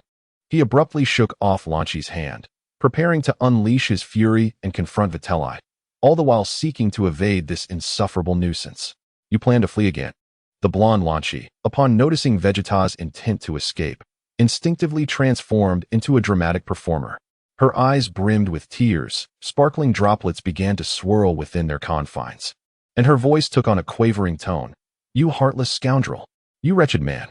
You think you can just run off after taking everything from me? I have invested so much in you, toiling like a beast, and yet you refuse to marry me. Vegeta, do you possess no heart? Woe is me." As she wept, she cautiously opened her eyes a crack to furtively gauge Vegeta's expression. Vegeta clenched his fists tightly, his temples throbbing with agitation. Nearby, Nappa nearly choked upon hearing Launchi mention introducing him to a job for that bald, towering friend of theirs. It was a veritable black mark on his history. Previously, when Launchi observed Nappa laboring tirelessly at the construction site, she deemed his earning potential far too meager. Thus, one day, she boldly approached him, declaring, "Hey, big guy, join me, and I'll lead you to fortune. You'll earn far more than hauling bricks." Upon hearing this, Nappa was taken aback. The prince's woman was offering him a job? While he found it somewhat dubious, he couldn't suppress a flicker of excitement and anticipation. After all, Vitri had strictly prohibited them from engaging in illicit activities, and he dared not defy that command. If Launchi claimed there was a good job available, perhaps it was indeed genuine? Consequently, upon hearing promises of wealth, Nappa eagerly followed Launchi. The outcome, however, was far from what he anticipated. He found himself outside a bank in the city center. Before he could comprehend what this good job entailed, a series of explosions and screams erupted from within. Then, the golden-haired Launchi burst forth, dragging several bulging bags emblazoned with symbols, rushing like a whirlwind and shouting at the dazed Nappa. "Hey, you fool, what are you dawdling for? Hurry up, I've struck gold." The bank behind them erupted in chaos, sirens blaring, and the distant wail of police sirens neared. As numerous vehicles approached with flashing lights, Nappa stood dumbfounded, gazing at the heavy bags behind Launchi. He recalled Vitri's chilling warning, and cold sweat trickled down his back. What kind of good job was this? This was clearly a matter of life and death for him. It was over. If Vitri learned of this, he would surely meet his demise. His immediate instinct was to abandon Launchi and flee. However, Launchi skillfully tossed several heavy bags onto his back, crouched behind him, and incessantly urged, "Run, you fool. What are you waiting for? Do you want to be caught? Take off." Back to the camp. Feeling the weight of the bags on his back and hearing the sirens draw nearer, Nappa cast a glance at the oblivious yet exhilarated woman behind him. After a moment of internal struggle, he sighed heavily, resigned to his fate, and summoned his energy. With a swift whoosh, he soared into the sky at a speed far surpassing that of any vehicle, vanishing into the horizon, leaving behind a throng of astonished citizens, their expressions a blend of confusion and disbelief. Nappa let out a heavy sigh, choosing to disregard Prince Vegeta's personal affairs and instead retreated to his room, where he listened to Raditz' incessant murmuring while cooking. He glanced at the pile of wages Lanchi had given him, feeling a twinge of uncertainty. He hoped that Videl would show him some leniency upon discovering this matter. The more Nappa pondered, the more agitated and apprehensive he became. Suddenly, he leaped from the sofa, striding to the door in a few swift steps.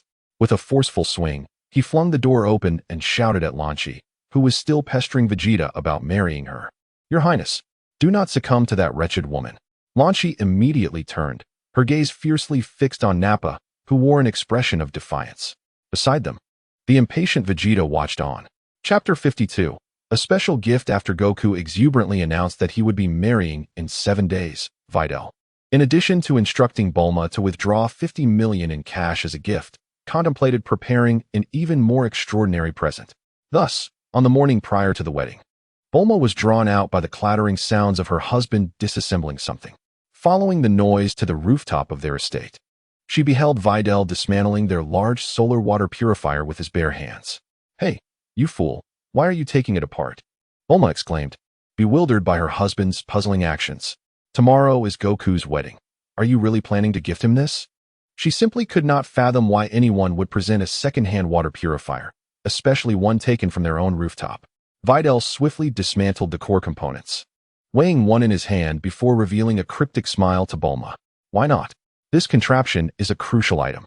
Without waiting for Bulma to inquire further, he placed a finger to his forehead and, with a whoosh, vanished with the disassembled water purifier, leaving Bulma staring in disbelief. "Really, what's with all the mystery?" She sighed, shaking her head in resignation, deciding it best to have breakfast and ignore her husband's eccentricities for the time being. In an instant, Videl reappeared on a lush lawn. Taking a deep breath of Namek's slightly sweet air, he quickly honed in on a powerful energy signature. He had found it, Naru. Utilizing instantaneous movement once more, he disappeared again. At that moment, Naru was engaged in rigorous training by a pristine lake, repeatedly undertaking intense physical drills, sweat cascading down his green skin. Since the invasion of the Frieza force, Planet Namek has endured immense turmoil.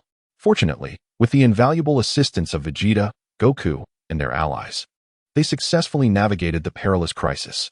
However, the profound sense of helplessness and fear of losing their home and being annihilated haunted the strongest warrior of Namek. He could scarcely fathom the fate that awaited his planet should a similar catastrophe strike, devoid of their support. He was at a loss for alternatives to safeguard his land and his kin, other than relentless training to bolster his strength. Just as he completed countless one-handed push-ups and prepared to take a brief respite, a soft sound broke the silence, and a figure appeared before him without warning. "Ah, long time no see, Nail. You've been training hard." Vegeta greeted with a smile. Nail was startled by the unexpected voice, but upon recognizing Vegeta, he swiftly sprang to his feet, his face illuminated with respect and surprise as he placed his right hand over his heart and bowed, saying, "Nail welcomes your arrival. Lord Vegeta, I did not expect your sudden visit. Is there something you require of me?"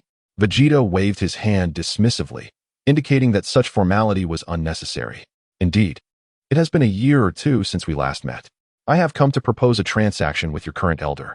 Before we proceed, may I inquire if your elder possesses the ability to unlock potential in others?" Nail, still maintaining his respectful demeanor, replied, "Yes, our elder indeed possesses this capability. However, if the subject is you, Lord Vegeta."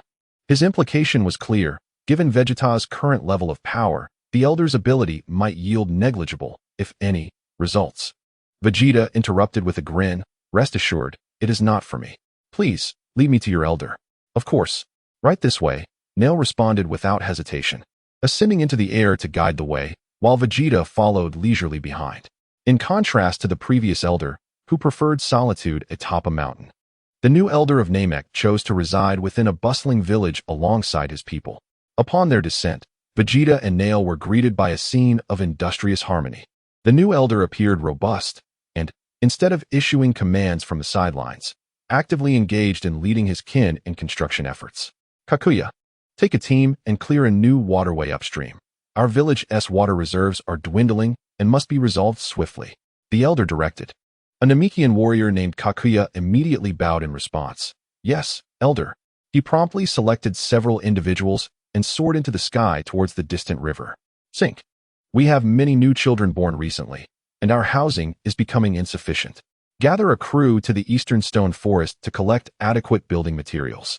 I shall handle the construction. The elder continued to assign tasks with unwavering authority. The Namekian named Sink promptly received his orders and hurriedly departed with another group of individuals. Meanwhile, the Grand Elder rolled up his sleeves and, alongside the remaining members of his clan, diligently began to solidify the foundation for the forthcoming dwellings. His movements both adept and vigorous. At that moment, Nairu descended with Vitri before him. Grand Elder, Lord Vitri has arrived, Nairu announced. Upon hearing this, the Grand Elder immediately set down his tools and approached briskly, his expression a blend of surprise and reverence. It is indeed an honor to see you again, Lord Vitri. Did you come to request the Dragon Balls? I shall have my people gather them for you at once. Vitri stepped forward, gently restraining the Grand Elder, who was about to bow in deference. There is no need for such trouble, Grand Elder. My visit is not for the Dragon Balls. Rather, I wish to propose a transaction. A transaction? The Grand Elder inquired, somewhat puzzled. Indeed, Vitri affirmed with a nod. I would like to request your assistance in unlocking the potential of 2 Earthlings. This was the unique wedding gift Vitri had envisioned, to have the Grand Elder of Namek enhance the abilities of the bride, Chi-Chi, granting her a measure of self-defense, thus enabling her to better coexist with Goku in the future. As for the other Earthling, that would be Bulma, albeit as a secondary consideration. After all, since he was present, why not? Moreover, with a bit of self-protection, he could feel more at ease when she ventured out occasionally. Upon hearing this, the Grand Elder promptly agreed. Ah, I see. Lord Vitri, your generosity towards our Namek is immeasurable. Such a small matter hardly necessitates a transaction. However, as he spoke, a hint of embarrassment and difficulty flickered across his visage. But, Lord Vitri, it is not that I wish to decline. It is simply that you, Mr. Goku, and that esteemed Mr. Vegeta possess such extraordinary power that I fear my abilities may be insufficient to assist you. His sentiment echoed that of Nairu, who shared a concern that his capabilities might be ineffective for Vitri. Nairu quickly interjected, Grand Elder, you misunderstand. Lord Vitri seeks to unlock the potential of others, not for himself or for Mr. Goku and his comrades. Vitri nodded in affirmation, a smile gracing his face. Rest assured, these are 2 very ordinary Earth women. Their combat prowess likely no more than 10 points. One is named Bulma.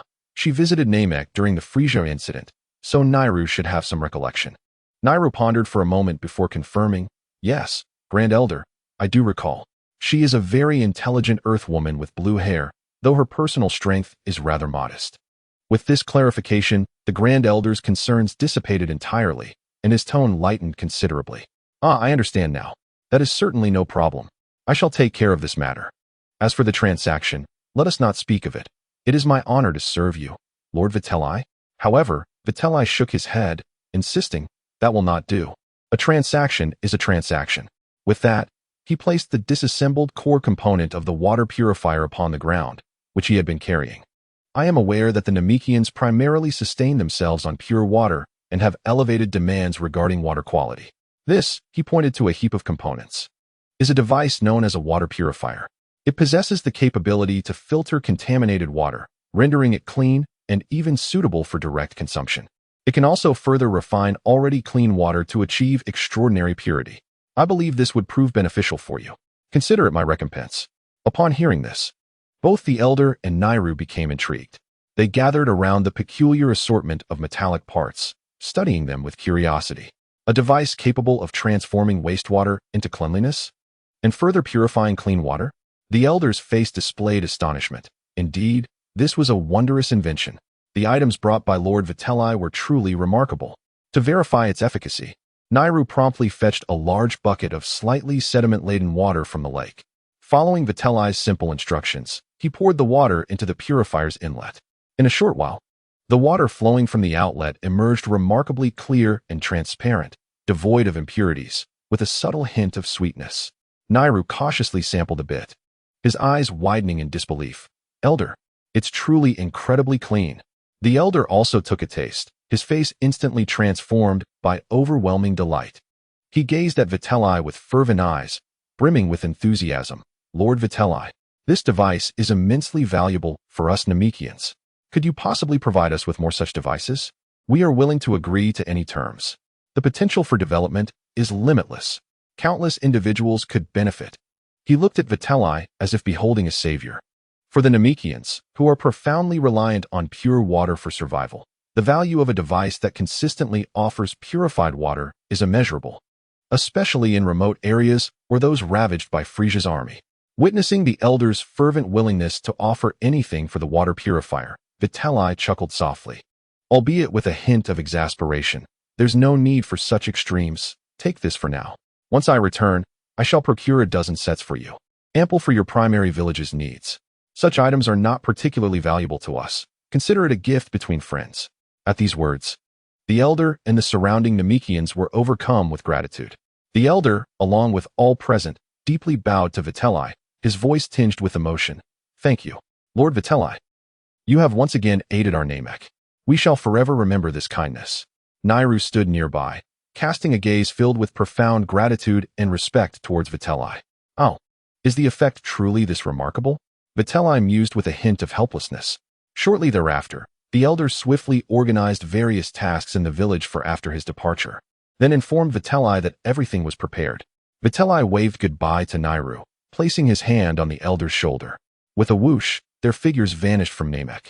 In the next moment, Vitri and the elder materialized in the front yard of Capsule Corporation. At this moment, Bulma was directing several robots in the front yard as they installed a new water purifier. When she turned around, she spotted Videl returning with a green-skinned Namekian. Initially taken aback, Bulma's expression quickly shifted as she conceived an utterly absurd idea.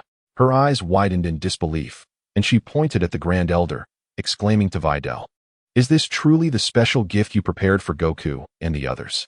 Videl, let me tell you, human trafficking is a crime, even if it involves aliens. It is unacceptable. How could you do this?" Videl was momentarily rendered speechless by his wife's peculiar thought process, nearly gasping for breath in exasperation. "You foolish woman. What on earth are you thinking about all day? How could I possibly engage in such despicable acts, you imbecile?" He helplessly pressed his forehead, bewildered by the nonsensical thoughts that occupied Bulma's mind. Upon hearing Videl call her a foolish woman again, Bulma's brows furrowed in irritation. With her hands on her hips, she glared at him. "You call me foolish? What about you, you dim-witted husband?" Videl could only placate her with resignation. "I am. Is that sufficient? The Grand Elder is here specifically to help you and Chi-Chi unlock your potential." Bulma huffed lightly, momentarily relenting. She curiously regarded the seemingly kind-hearted Namekian Grand Elder and inquired, "Unlock potential? What does that entail?" "It is a method to awaken the hidden powers within your body, enabling you to become stronger, at least to a level of self-defense." Videl explained succinctly. He then gestured to the Grand Elder. "You may begin now. Start with her." Turning back to Bulma, who still wore a disgruntled expression, he added, "All right. Save the anger for later. For now, relax your body and do not resist. It will be over quickly." Though still a bit miffed, Bulma complied. Her curiosity piqued as she observed the Grand Elder gently place his large palm upon her head. A soft, pure white light emanated from his hand. After a moment of concentration, he mused, "Miss Bulma, your potential is quite commendable. However, since you have not undergone any prior training, your foundation is rather weak, limiting the extent to which I can guide your development. I estimate that I can elevate your strength to approximately the level of a common soldier from Frieza's army, around 500 battle points. This is the utmost I can achieve at present." As his words settled in, the white light gradually enveloped Bulma's form. In the next instant, she felt a warm current surge through her entire being. An unprecedented sensation of power welled up from deep within her. She could distinctly sense her muscles, bones, and even every cell awakening, filling her with vitality. "Oh, is this what it feels like to be stronger?" Bulma marveled at her hands, instinctively clenching her fists. "I feel so powerful now." As the ceremony concluded and the Grand Elder retracted his hand, Bulma could scarcely contain her eagerness. She began by throwing a few punches and executing a few kicks into the air. Soon, her excitement surged, prompting her to instinctively leap upwards with all her might. Whoosh! Like a rocket, Bulma ascended instantaneously, soaring to an astonishing height of several thousand meters, transforming into a mere speck against the azure sky. Wow, honey. It was only when the momentum waned, and she began to feel the pull of gravity that Bulma snapped back to reality. Gazing down at the city below, which now appeared as a miniature model, she was struck with fear, letting out a terrified scream as she plummeted toward the ground, flailing her arms in panic. Witnessing this from the ground, Witley found himself torn between amusement and exasperation, shaking his head in disbelief. Instinctively, he exclaimed. Before his voice could fade, his figure vanished from sight. In the blink of an eye, he appeared beside the rapidly descending Bulma, effortlessly wrapping his arms around her waist to slow her fall, gently guiding her back to the earth. Once safely on solid ground, Bulma, still shaken, patted her chest and exhaled a sigh of relief. However, it was as if a sudden realization struck her, her eyes narrowing sharply, and her gaze slicing through Witley like a blade. With 2 fingers extended, she precisely targeted the soft flesh at Witley's waist, pinching and twisting with vigor. While it certainly did not inflict pain, it caught Witley off guard, leaving him bewildered as he stared at Bulma, who had unexpectedly turned aggressive. "Hey, what are you doing?" Bulma, with a smile that masked her true intentions, enunciated each word. "You called me a fool." "Huh, Witley. Oh no, I forgot this lady has grown stronger, and she actually heard my earlier words." The term fool was Bulma's most detested insult, and he had unwittingly tested her patience twice on the brink of danger today. As he beheld her seemingly benign smile, cold sweat trickled down Witley's forehead. He sensed that a formidable domestic crisis was brewing right before his eyes. "Witley, beware,"